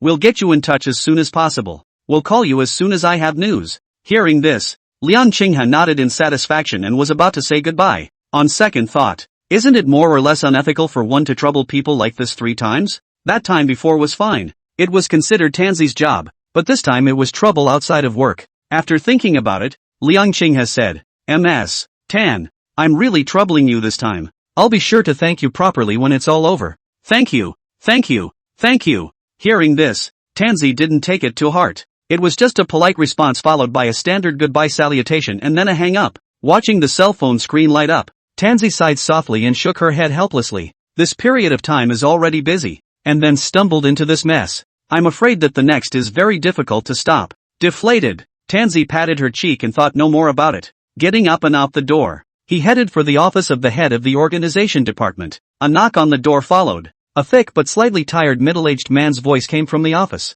Come in. Tansy took a deep breath, shot to her feet, opened the door and walked in. Just behind the desk sat a middle-aged man with slightly gray hair, wearing an executive jacket, bent over writing a document. This person is none other than the Minister of Organization Department of Jiang Province, Xia Feng. At this moment, he slightly tilted his head to look at the figure of the visitor. Stopping his hand from writing his strokes, reaching over to remove his glasses, he asked, What's wrong, Tan? Is it something at work lately? Looking at Xi Feng's inquiring eyes with a hint of care, Tansy pursed her lips slightly. Still helpless. No, Minister. I just received a call from Secretary Liang of Fanxi village. They want to take part in this bidding program for the carriers blocking cables, so they're bothering us to help them contact a local steel factory in Jiang province. There is going to be steel cable fabrication and testing. Halfway through hearing this, Lacerda Peak's already furrowed brows furrowed even deeper. He let out a soft sigh and rubbed his right hand over his face from top to bottom. The whole thing was even more tired. Fountain Creek Village? Going out to tender for carrier arresting cables? If there was even the slightest possibility of this matter, Xi Feng wouldn't feel so uncomfortable at this moment. Nonetheless, he did not make any comments on the matter in front of his subordinates, just frowned and asked, I remember they just entered into a partnership with Jinhui on fishing gear production a few months ago, right? How are they doing with this project? Hearing this, Tansy's face looked odd for a few moments. After a moment's hesitation, he replied, Minister, I don't know much about the specifics, but from what I heard from my colleagues who went to Jinhui to carry out work last time, it seems like the other party is not too willing to mention this cooperative project. By our private speculation, it's mostly. Before the words were finished, Lacerda Peak took a deep breath and interrupted. I know. Tansy had nothing more to say but to shut up. A little annoyed, Lycroft picked up his pen and tapped it on the file pocket. Is this the village of Fountain Creek rushing to find a new project because the last one went yellow? But this direct attempt to bid on military technology projects is a bit too outrageous,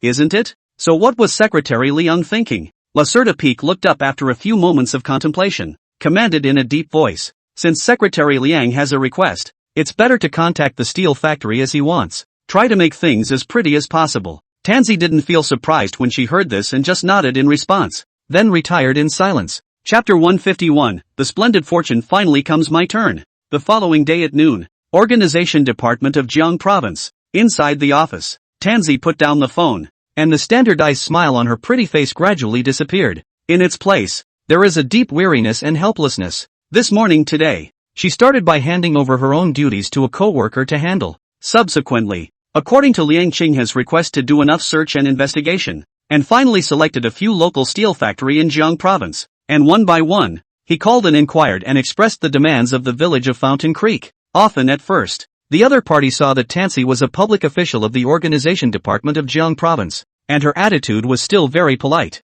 As a result, after hearing and understanding her intentions, each one's tone immediately changed. Either they make excuses claiming that they do not have spare equipment, or they simply refuse without even giving room for discussion. So it's been a long morning. Tansy can be said to have touched her nose, but in the end, in fact, Tansy thought that there seemed to be no excuse for what these steel mills were doing. The operation process, according to what Liang Qinghe said, was indeed more troublesome. Not only does it take up the factory's manpower and equipment, it may even delay people's normal production and operation. After all, that's a carrier stopper that the military industry can't even get right. Its development and production are difficult to imagine, even if it's just an attempt at R&D and production. I'm afraid not many steel mills have the gumption to do so. In the end, a poverty-stricken village that is well known throughout the entire province of Jiang. What manufacturer would be happy to believe that they have what it takes to conduct a bidding process for carrier arresting cables? These steel mill workers didn't get anxious and curse when they heard about it.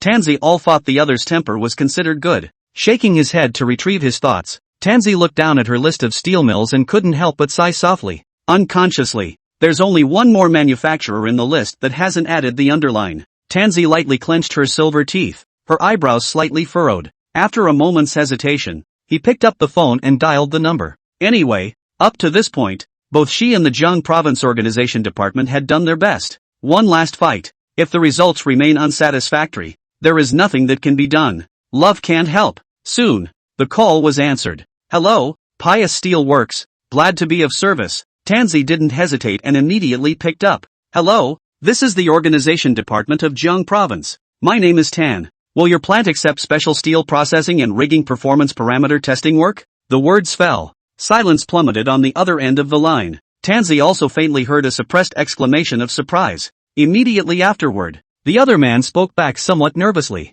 Hello, Ms. Tan. Please wait for a moment. Later on, our factory director Liao will come to negotiate with you in detail. Hear that? Tansy froze and shook her head with a dark, bitter smile. Why did you call the factory director directly when you were talking so nicely? The operator from the opposite side of the pied steel factory was obviously intimidated by such a name from the organization department of Jiang province. Thought she was going to consult on something major. It didn't even give her a chance to retort. Just as Tansy was secretly helpless, a slightly hoarse middle-aged man's voice soon came from the other end of the phone. Hello, Ms. Tan. I'm Liao Rusong, the director of Pious Steel Factory. I've just gotten a general idea of the situation, and our factory is now accepting all common steel processing projects on the market. The factory also has more specialized equipment for rigging performance testing. We don't have any problems on our side. I wonder if Ms. Tan has any more requests? Liao Rusong said repeatedly under his breath, trying to calm down as much as possible. Yet it was hard to hide the excitement in his tone. Business has been slow for Piety during this time. Haven't even gotten any decent orders in the last couple months. There are quite a few steel processing plants in the province of Jiang. A factory like theirs that is middle of the road from technology to equipment to service, price and so on. There is no core competitiveness. And naturally, it is no match for those established steel processing plants. But just now, subordinates suddenly came to report that they had received a call from the organization department of Jiang province. And the other guy came up and asked if he could do steel fabrication. Isn't that an obvious order? Not only that, the other party is a government department of Jiang province anyhow. The odds are it's a big order this time. Even if it's not, just make things pretty as requested. Then won't the reputation of Piedra Steel Processing Factory go straight out the window? Not sure exactly what the other side is single though, what the requirements are. But you can't go wrong by jumping on this errand. The point is to show that Peter is bound to fulfill his mission. Thinking of this, Liao Rusong secretly rejoiced in his heart. It just feels so smart. This splash of riches finally came to the head of the Pious German Steel Factory. Hearing that Liao Rusong was in a hurry, he directly answered the errand. Tansy's red lips slightly opened, and she was a bit dumbfounded. One hasn't even asked for it yet. That's a straight yes? She had just even thought about how to phrase it this time to make the success rate a little higher. After a moment of silence with an odd expression on her face, Tansy still answered. Well, Factory Director Liao, there is nothing else on our side, but to be on the safe side, It is necessary for me to remind you that this is not an official order from the provincial government. We're just communicating on behalf of them as well. And the other party's request is rather special. Are you sure you won't look into it in more detail? Hearing this, the face of Liao Rusom on the other end of the phone changed slightly. A puzzled frown. Somehow, he suddenly felt a vague sense of foreboding. But on second thought, as long as the order can be fulfilled, even if the target of the transaction is not the organization department of Jiang province, but it's kind of hooking up with the other side anyhow, this can be a great boosting benefit to Piety's future development. With this thought, Liao Rusong's face became a few points firmer. Hurriedly, he answered, "Don't worry, Ms. Tan. Our Piety factory has the most professional technicians and the industry's top production and testing equipment. Let's leave everything else aside for now. But we're still very confident in steel processing." Listening to the bravado coming from the phone, Tansy blinked. Mental note. That's the word of the director of the Piety factory himself. She also warned her kindly, but the other party insisted on taking the job. She's not to blame for anything, is she? Anyway, it's always mission accomplished, and neither party is offended. Maybe? Tansy smiled sweetly and answered, "Okay, factory director Liao. I'll have Fanxi Village's secretary Liang Qingha contact you later. Secretary Liang will give you the blocking. Well, the processing technology drawings of the special steel cable. We hope that you can complete the relevant processing work and conduct the performance parameter testing of the steel cables as soon as possible. The two sides are still invited to negotiate on their own on specific matters. And I wish you a happy cooperation." Chapter 152 False-footed and good for nothing. Meanwhile, the village of Fountain Creek. Liang Qingha looked at Wang Xinghai and Lin Ruoshi in front of him with a face full of helplessness. With a long sigh, he said, "Village chief, don't listen to her. Isn't the village just a matter of encouraging folks to build new houses these days? So how could I possibly be overworked? I just happen to have some knowledge on steel cables and to answer the national call. Even if the blocking cable can't manage it, it won't hurt. It's not as mysterious as Lin Ruoshi said." Mouth said. Liang Qingha glared at Lin Ruoshi without any good humor. Just half an hour ago, this goddamn little ninny is insisting that he's overworked and has psychological problems. He also pulled the village head Wang Xinghai to stand on a united front. Say anything to take him to the county to see a psychiatrist. Favorably, Wang Xinghai was worried about Liang Qingha's health and really believed it. There was a lot of commotion. Only now did Liang Qingha figure out what was going on. What it boils down to is that Lin Ruosu thinks it's too much of a pipe dream that he's going to participate in the carrier blocking cable tender. That's why this mess was made. While understanding exactly what the problem is. But Liang Qingha still has a headache now, because these two are completely as rash as they are. No matter how it's explained. Just don't understand. But then again, if someone suddenly popped up beside Liang Qingha himself, opened his mouth and said he was going to attack the military technology that only 3 countries in the world currently possess, Liang Qingha would probably reach out and measure his forehead first as well. Let's see if the kid is talking nonsense with a fever. Seeing that Liang Qingha was so obstinate, he even started to say that he was wrong. Lin Ruoshi slightly puffed out her cheeks and thrust her small waist, was going to argue on the merits. Instead, a familiar ringing phone suddenly rang in his ears. Taking advantage of Lin Ruoshi and Wang Xinghai's dazed efforts, Liang Qingha was as if he had been pardoned. Hurriedly fished out his cell phone from his pocket and fixed his eyes on it. It was actually Tansy calling. Is it possible that the contact with the steel factory has been finalized? Liang Qingha's heart stirred, and without slowing down, he directly pressed the answer button. The sound of Tansy's sweet words immediately came from the other end of the phone. "Secretary Liang, true to my word, I've helped you contact the steel factory. The other party is the Piesta steel factory in the provincial capital of Jiang province, and has already agreed to cooperate with your side in the deal." Hearing this, Liang Qingha raised his eyebrows slightly. The corners of his mouth suddenly curled into a smile. Out of the blue, he said, "Thank you. Thanks for your hard work, Ms. Tan. I'll be grateful afterward. By the way, has the person in charge of this pied steel factory talked about what the price will be? Although the economic situation of Fountain Creek Village is now gradually stabilizing, and there is a substantial amount of money in the public account, but having been used to a hard life before, Liang Qingha was not in the habit of spending money lavishly. If the other party's asking price was too exorbitant, he naturally needed to consider it carefully. Liang Qingha just asked casually. Who knew that Tansy on the other end of the phone was silent all of a sudden? She blinked a little in dismay, wanting to speak. This Secretary Liang is actually asking for a price? Is he suggesting that the village of Fountain Creek should fund the project itself? The question is, previously, the higher-ups had indicated that they would support and take care of Fanxi village in various aspects. That's why yesterday, both she and Minister Chiafeng tacitly agreed that this money would be paid by the provincial government of Jiang. That's when it was first learned that the village of Fountain Creek was going to participate in the bidding program for the carriers blocking cables. One of the reasons Tansy would be very worried. After all, that's a lot of money if you break it down. And it's still the kind that's destined to have no echo. As a result, now that the steel factory has been negotiated, Liang Qinghe actually said that he wants to pay for this himself? Other things aside, the fishing tackle production cooperation project between Fangxi Village and Jinhui Company has just yellowed. Do they have the money to fill the deficit? Don't let it come to a point where folks have to tighten their belts to get by. Tansy was a bit confused for a while, hesitating for a long time, not knowing what to say, until he heard Liang Qinghe's slightly puzzled questioning voice from the other end of the phone. Tansy came back to her senses. Hesitantly, he responded, "Oh, Secretary Liang. Sorry, just got a little carried away. I didn't talk in detail about the price with Piety's factory director Liao just now. I've sent you his phone number, and you can exchange details on related matters later." The words came out slightly. After a small moment of hesitation, Tansy finally reminded Secretary Liang, "According to our Minister Lacquer, this time, all the costs for your village of Fangxi to conduct the bidding for the carriers blocking ropes will be borne by the provincial government. We also know more about the specific situation of Fangxi Village, and we know better that everything Secretary Liang does is for poverty alleviation. This is also considered the province's support and subsidy for your poverty alleviation work." Hearing this, Liang Qinghe froze. What kind of talk is that? Take a tender for an aircraft carrier arresting cable on your own whim, and the province has to pay for it? Those who don't know think that Fountain Creek Village can't even come up with that kind of money. He immediately and unquestioningly declined. "Ms. Tan, I appreciate your and Minister Lack's kindness, but to be honest it's not really necessary. We have money in Fangxi Village, and there is no problem with a steady path out of poverty." When these words came out, Tansy was instantly dumbfounded. There's money in Fountain Creek? And also get out of poverty and get rich steadily? Who doesn't know that you're a notoriously poor and impoverished village in the whole of Jiang province? And those so-called poverty alleviation programs have one yellow one. So what kind of money is left over from this? It's nice not to have folks tightening their belts to get by. Tansy frowned, only feeling that this Secretary Liang was still too young,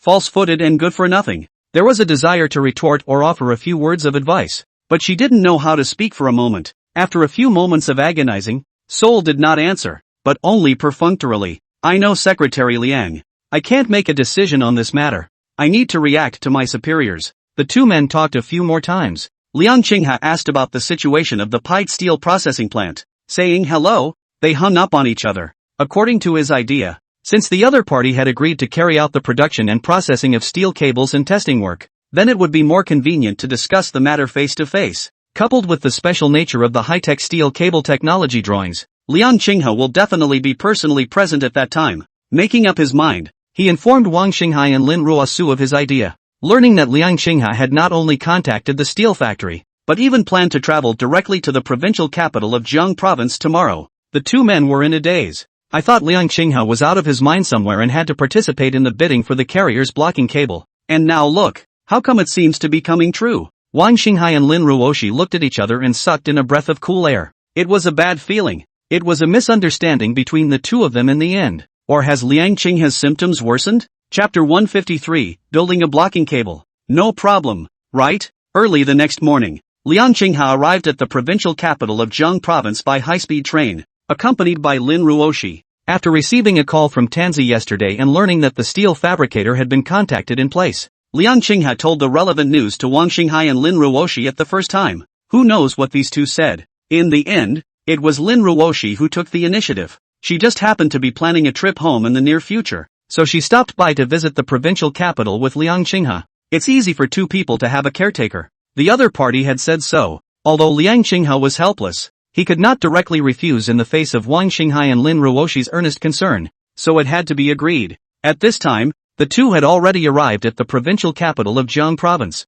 After getting off the high-speed train without much delay, he directly took a taxi in the direction of Piedra Steel Processing Factory. On the way, Liang Qinghe sighed somewhat helplessly. Looking to Lin Ruoshi, who was sitting on the side, he asked, "This is already in the provincial capital. Why do you have to go to the processing plant with me if you don't just change trains and go home? I told you nothing would go wrong over here." Lin Ruoshi cupped a small mirror in her hand and was touching up her makeup. Afterglow glanced at him and grunted softly. "It's none of my business, but the village chief has instructed me to keep an eye on you. Besides, it's my personal freedom to go wherever I want. I was thinking of going live at the factory a couple times then." Live streaming the attack on the carrier's arresting cable technology is sure to be a big hit. Although he said this on his lips, Lin Ruoshi was actually just making it up as he went along. Accompany Liang Qinghe to the steel factory. The main reason is still concern about his physical and mental condition. After all, the other guy had been giving off a god-poking vibe lately. First, he inexplicably threatened to attack the blocking cable technology,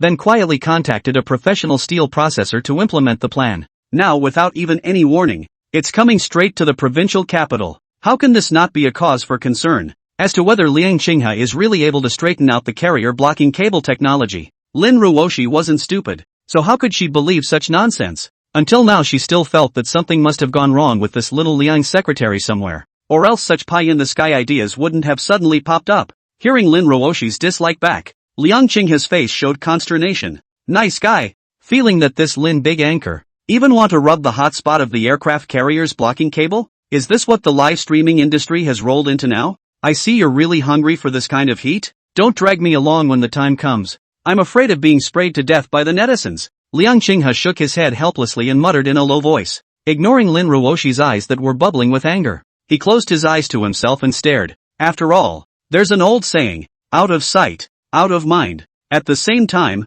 Pied Steel Processing Factory, the factory director's office. Liao Rusong frowned and put down his cell phone, looking into a cramped corner of the room and launching himself into a daze. From the time he received Tanzi's phone call yesterday until now, he had been in a state of constant distress. Not even a morning passes without being able to sink into serious work. All because of what Tanzi said before the end of the phone call yesterday. The Poverty Alleviation Secretary of Fangxi Village? Alas, Liao Rusong muttered, his brows furrowed and his face somewhat less natural. Originally, according to his expectations, the trading project was personally brokered by the organization department of Jiang Province. It couldn't be any worse. Might even be able to make a lot of money out of it. But he couldn't have expected it. The other side is actually a poor village, and the notoriously poor kind. At that time, when he heard Tanzi finish, he was a bit dumbfounded on the spot. What happened to the promised hookup with the provincial government? Where's the promised sky-high wealth and prosperity? How do you turn around and swap cannons for birdshot?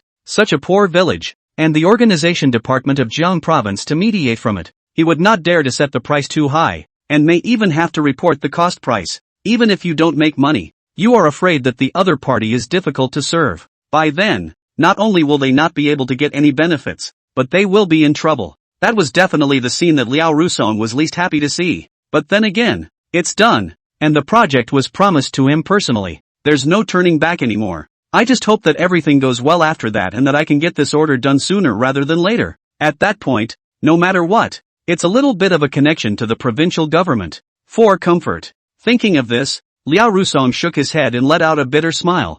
I was about to get back to work when an employee walked by outside the office, knocked on the door and reported back. Plant manager, there are 2 guests waiting for you in the reception room. It's rumored to be Secretary Liang from Fangxi Village. Liao Rusong's brows tightened and his face showed surprise. The other side actually came straight to the door? Without slowing down, he stood up and straightened his attire before walking briskly in the direction of the reception room. In any case, the other party is also a village-level poverty alleviation cadre, and it's still a trading project that the organization department of Jiang Province has personally asked about. Even though the actual situation and Liao Rusong's expectations have a big way out, he does not dare to be generous. Come to the reception room. As soon as he entered the door, Liao Rusong's expression full of smiles stiffened quite a bit. Inside the room were 2 men and women in their early 20s, one handsome and clean-cut, the other declining in appearance. But whichever one of them it is, neither presses like a poverty alleviation secretary of a poor village. Just as Liao Rusong's face was hesitant, somewhat unable to grasp the situation,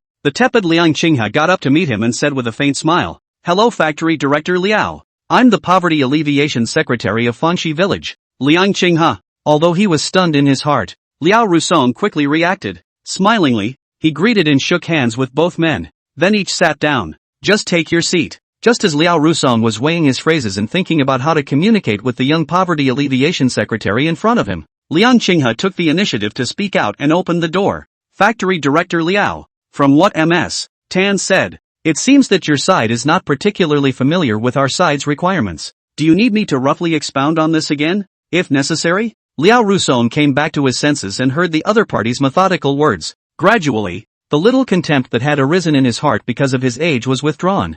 Nodding seriously, he said, "Okay, go ahead. Secretary Liang. Liang Qinghe introduced himself with a normal face. Broadly speaking, we at Fountain Creek Village are intending to participate in this bidding for carrier arresting cables. So the order that you were approached to place was also a specific matter of attempting to produce carrier arresting cables. At the same time, after completion, professional testing of performance parameters is required. And we need to compare it with the official data given for compliance. That's the main situation. May I ask Factory Director Liao if he has any more questions? Liang Qinghe elaborated in a flat tone, as if he was talking about an extremely rare and ordinary matter. However, Liao Rusong, who had just taken his seat, didn't even cover his butt. A weak leg almost slipped right off the couch. Chapter 154 3 seconds of silence for Factory Director Liao. Liao Rusong's eyes widened, and for a moment, his face paled for a few moments, almost petrified on the spot. Nothing wrong? This is a big problem.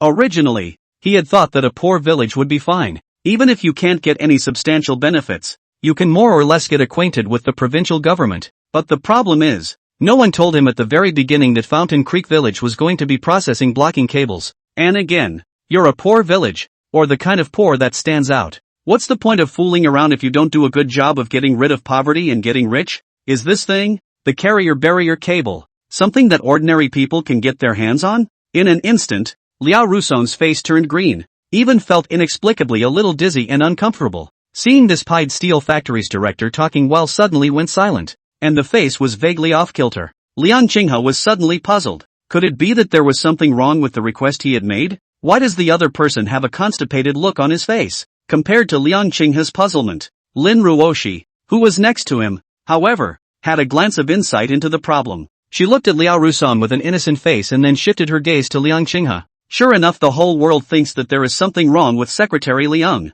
He was the only one who didn't realize it. Lin Ruoshi blinked her eyes and secretly mourned for 3 seconds for the poor factory director Liao. Liao Rusong was silent for a long time, but finally he couldn't help but say, Secretary Liang, I personally think that you are still very courageous, and I also understand your heartfelt desire to contribute to the country. But how? Although we, Pious to Steel Processing Factory, are considered to be more specialized in the industry, this carrier blocking cable it does make it too hard to meet the standards. Not to mention us, it's just that our Dragon Kingdom's military enterprises are so powerful. They're all looking over their shoulders. Liao Rusong forced down the urge to curse, speaking as calmly as possible, not daring to reveal the slightest disrespect. But in his heart of hearts, he still hoped that this young secretary who didn't know what he was doing would know what he was doing. Other project orders are just as difficult and troublesome as he admits. But the carrier blocking cable thing, there are only 3 countries in the world that have it. What the hell is their piety a broken steel processing plant based on?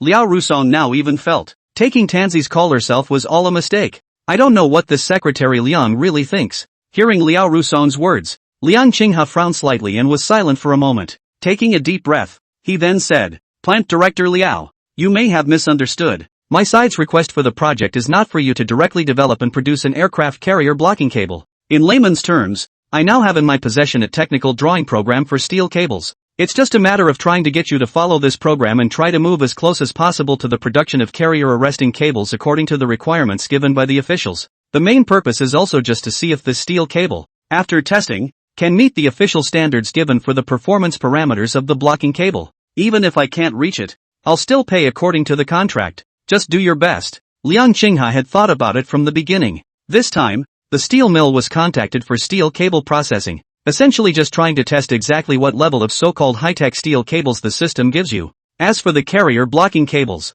it is naturally best to be able to meet the requirements. But if you really can't reach it, then it's not a good idea to force such things. I just don't know how each of these people reacted so well. I'm just trying it myself. I'm not saying I'll never stop until I get what I want. Are they too receptive themselves? Or are they too receptive? Just as Liang Qinghe was frowning and ruminating, Liao Rusong's words interrupted his thoughts. Well, Secretary Liang, since you insist on carrying out the project according to such requirements, then it's not like we can't take orders, only the price might be a bit higher. After all, as you know, this kind of high specification and high demand processing project requires more labor and material resources. Speaking under his breath, Liao Rusong slightly eased his tone, but still, his face looked helpless. True, hearing Liang Qinghe say this, Liao Rusong suddenly felt that the order was not so unbelievable. After all Piety had to do was just follow the technical program for steel cable processing. But there was still something dissuasive in his words. because he was fighting some spontaneous resistance.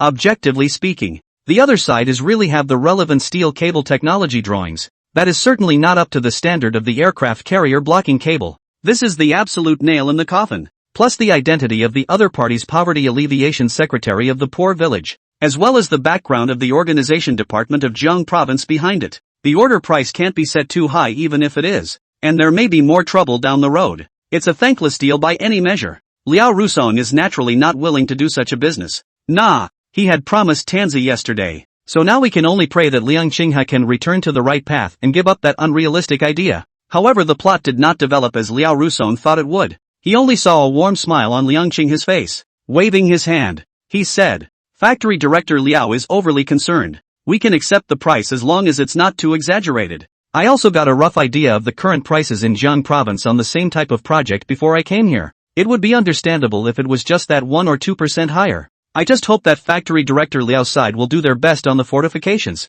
Liang Qinghe's gracious smile was a breath of fresh air, but when it fell in Liao Rusong's eyes, it made him feel creepy. This damnable Secretary Liang. Did he not get the hint or was it intentional? Why are you so stubborn? It's unbelievable. Only for a moment. Liao Rusong completely wiped out the little hope that remained in his heart, grinning a smile that was worse than a cry. There was a breathless nod. "Okay, Secretary Liang. Good luck with our, cooperation. Then we'll go to the conference room next to talk about the details of the project in detail." Liao Rusong stood up with a sigh and led Liang Qinghe and the two of them outside. By this point he was completely resigned to his fate. At the same time, he also regretted immensely that he had agreed to this business directly yesterday in a fiery hurry. The thing is, it's not his fault. Any more outrageous scenario he considered. But what I didn't expect was that there would actually be a poor village that wanted to participate in the bidding for the carrier's blocking cable. What the fuck is a normal person to think of? I just hope that in the official works afterward, this Secretary Liang will not make any more mess.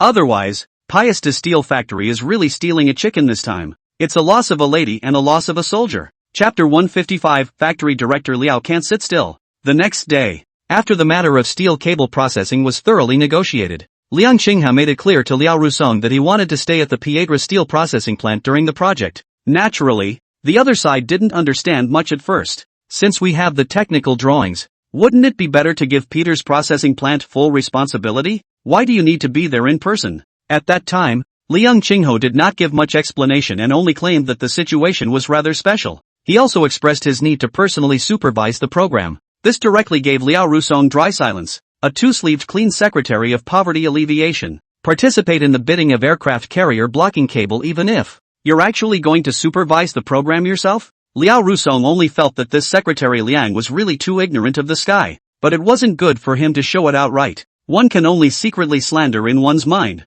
Once again, I regretted boasting in front of Tanzi. But in the end, Liao Rusong didn't say much. After all, it's the other person's freedom. I just hope that nothing more troublesome will follow. Otherwise, he was risking offending the organization department of Jiang province, but also to push this single broken business. The King of Heaven has come and gone. Liao Rusong led Liang Qinghe to the factory workshop, pointing to an older worker not far in front of him, dressed in work clothes and a little older. He said, "Secretary Liang, this is the best steel processing master in our factory, called Yang Gang. After that, you can discuss any matters on the project with Master Yang." The words just fell. Yang Gang, who heard the commotion over here, looked up from his instruments. Narrowing his eyes, he glanced this way, his gaze lingering on Liang Qinghe for a moment. With that, he lowered his head again without expression and continued working. Seeing the situation, Liao Rusong helplessly spread his hands to Liang Qinghe and sighed. Moving to his side, he whispered,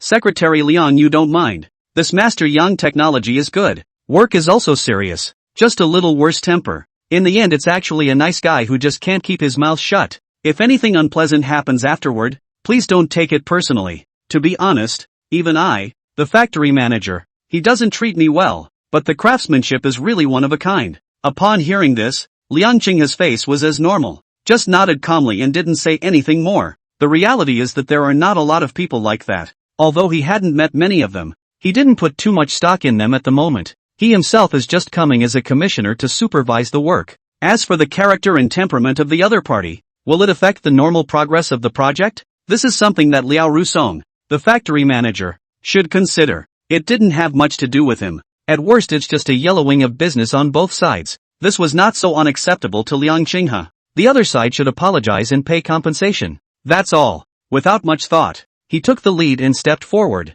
Anyway, today is after all the first official day of steel cable processing. Some things still have to be explained to this Master Yang who was responsible for the main work. Seeing that Liang Qinghe walked to Yang Gang with a calmness, Liao Rusong, who was the intermediary, did not dare to be slow, hurriedly followed. Yang Gang was already a difficult old prick to deal with, and this Secretary Liang doesn't look like he's afraid of anything at first glance. Liao Rusong was really afraid that the two of them would make some kind of conflict without even explaining their work. He preempted Yang Gang's introduction. Ahem, old Yang, this is the Secretary Liang Qinghe I told you about yesterday. At those words, Yang Gang raised his head to glance at the two. There was just an expressionless nod. Then he looked down and continued tinkering with his instruments. Yesterday he had learned the specifics from Liao Rusong, knowing that the young guy in front of him was the Poverty Alleviation Secretary who threatened to participate in the bidding of the aircraft carrier's blocking cable. To a young man who doesn't know what he's doing, Yang Gang had no desire to communicate with him. Seeing that Yang Gang was so disrespectful,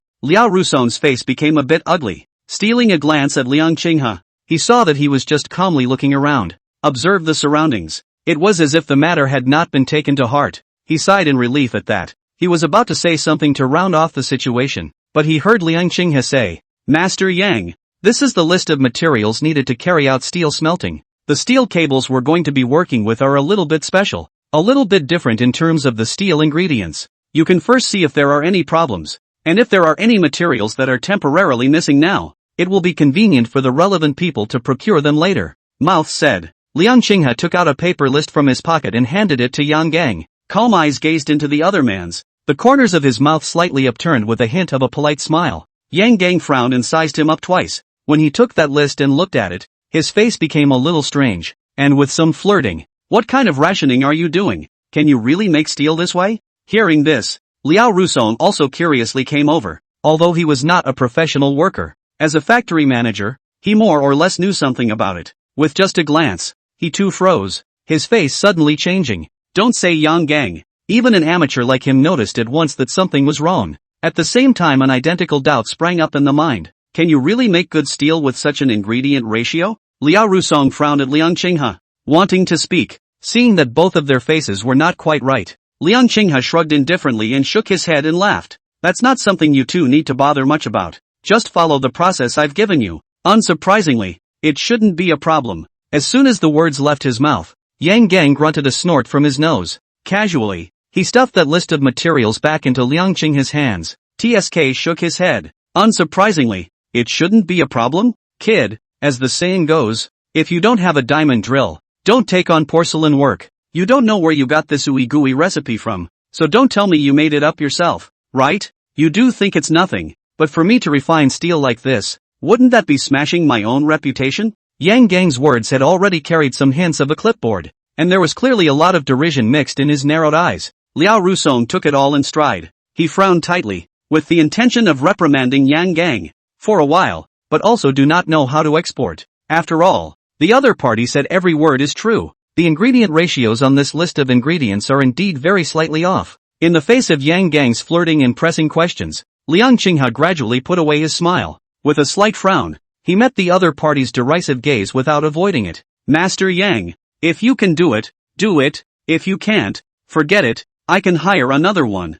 I'm too busy to be stranded here chewing the cud with your old man. With that, Liang Qinghe turned his head to look at Liao Rusong, asked in a deep voice, what does Factory Director Liao think? Is it necessary for us to carry on with this business? Liao Rusong's face suddenly changed, completely unable to sit still. Chapter 156, so powerful to pull out with one hand? Liao Rusong let out a sarcastic smile and hurriedly became a peacemaker, saying with some embarrassment, Secretary Liang, take it easy. Old Yang, you're really too. This is all arranged work. How can you say you won't do it? If you do that again, you'll be fined according to the rules, Liao Rusong colorfully said. On his lips, he was accusing Yang Gang of being wrong, but in fact, there was nothing he could do in his own heart. Darkness screamed. Yang Gang is the oldest senior teacher in Peter's steel processing plant. He has brought out several apprentices under his hand, all of whom are key members of the factory. Business at the factory would not have been very good these days. Yang Gang is a big temper. If you force the other side to put down the challenge to quit,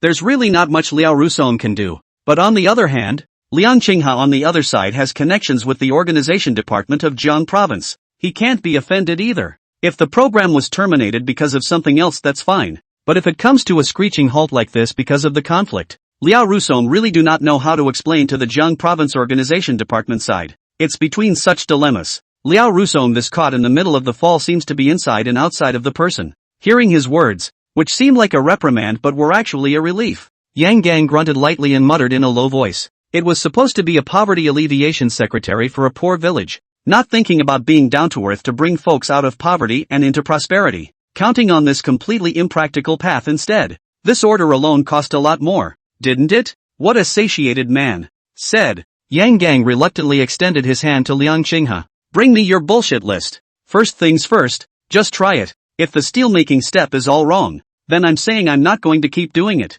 Take your refund early and get out. Hear that? Liang Qinghe, who had just been frowning, suddenly froze. With an odd expression, he glanced at Yang Gang, and his face instantly eased up. After all this, it turns out that this Mr. Yang is a knife mouth and bean curd heart, worrying about Liang Qinghe spending unjustified money for no reason. That's why it's so difficult. Realizing this, Liang Qinghe instantly cried and laughed a little, but nothing more was said, just handing that paper list to Yang Gang again. This time, Yang Gang was obviously serious and looked down carefully for a long time before saying, I'm still of the same opinion as before. I've never seen an ingredient ratio like this, but these metal materials are available at the factory, and it saves the effort of purchasing them. There was a slight pause in the conversation. Yang Gang looked up at Liang Qinghe and continued with a crooked mouth. Brat, we had a deal in advance. Let's try to see how strong the steel is when it's made like this. If you can't even get past me, don't even think about any blocking cords. Get out while you can. Yang Gang raised his big hand,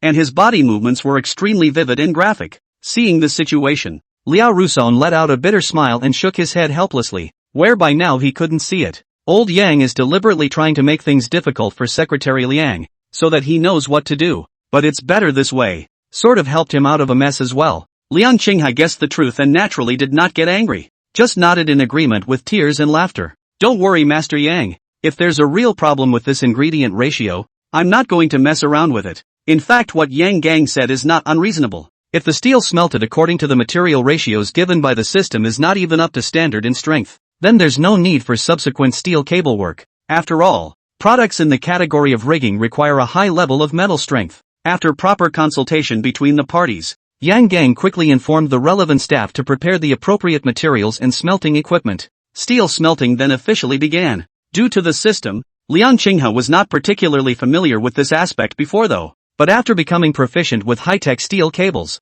nowadays it is considered to be an insight in steel smelting and processing. Therefore, he was very attentive when observing Yang Gang's smelting process, and Liao Rusong, as the factory director, weekdays pious German processing plant business. Although the recession, still, he had a lot to juggle, but he also wanted to see with his own eyes how this strange list Liang Qinghe gave out compared to the ingredients, so it stayed as well. Time passes slowly. Shortly afterward, a small piece of steel was successfully smelted. Yang Gang squinted at the cooled steel. Taking a deep breath, he said with some dismay, I didn't think, that such an outrageous ingredient ratio could actually make steel? And looking at the color, it looks like it's pretty good. Yang Gang mumbled as he rubbed his chin. His eyes glanced at Liang Qinghe without a trace. Can it be that this seemingly unreliable young secretary has actually had a plan for a long time? Yang just didn't think much about it. Just instructed the crew to go ahead and start testing exactly how strong this little section of steel was. Due to the fact that the steel used for testing was too short,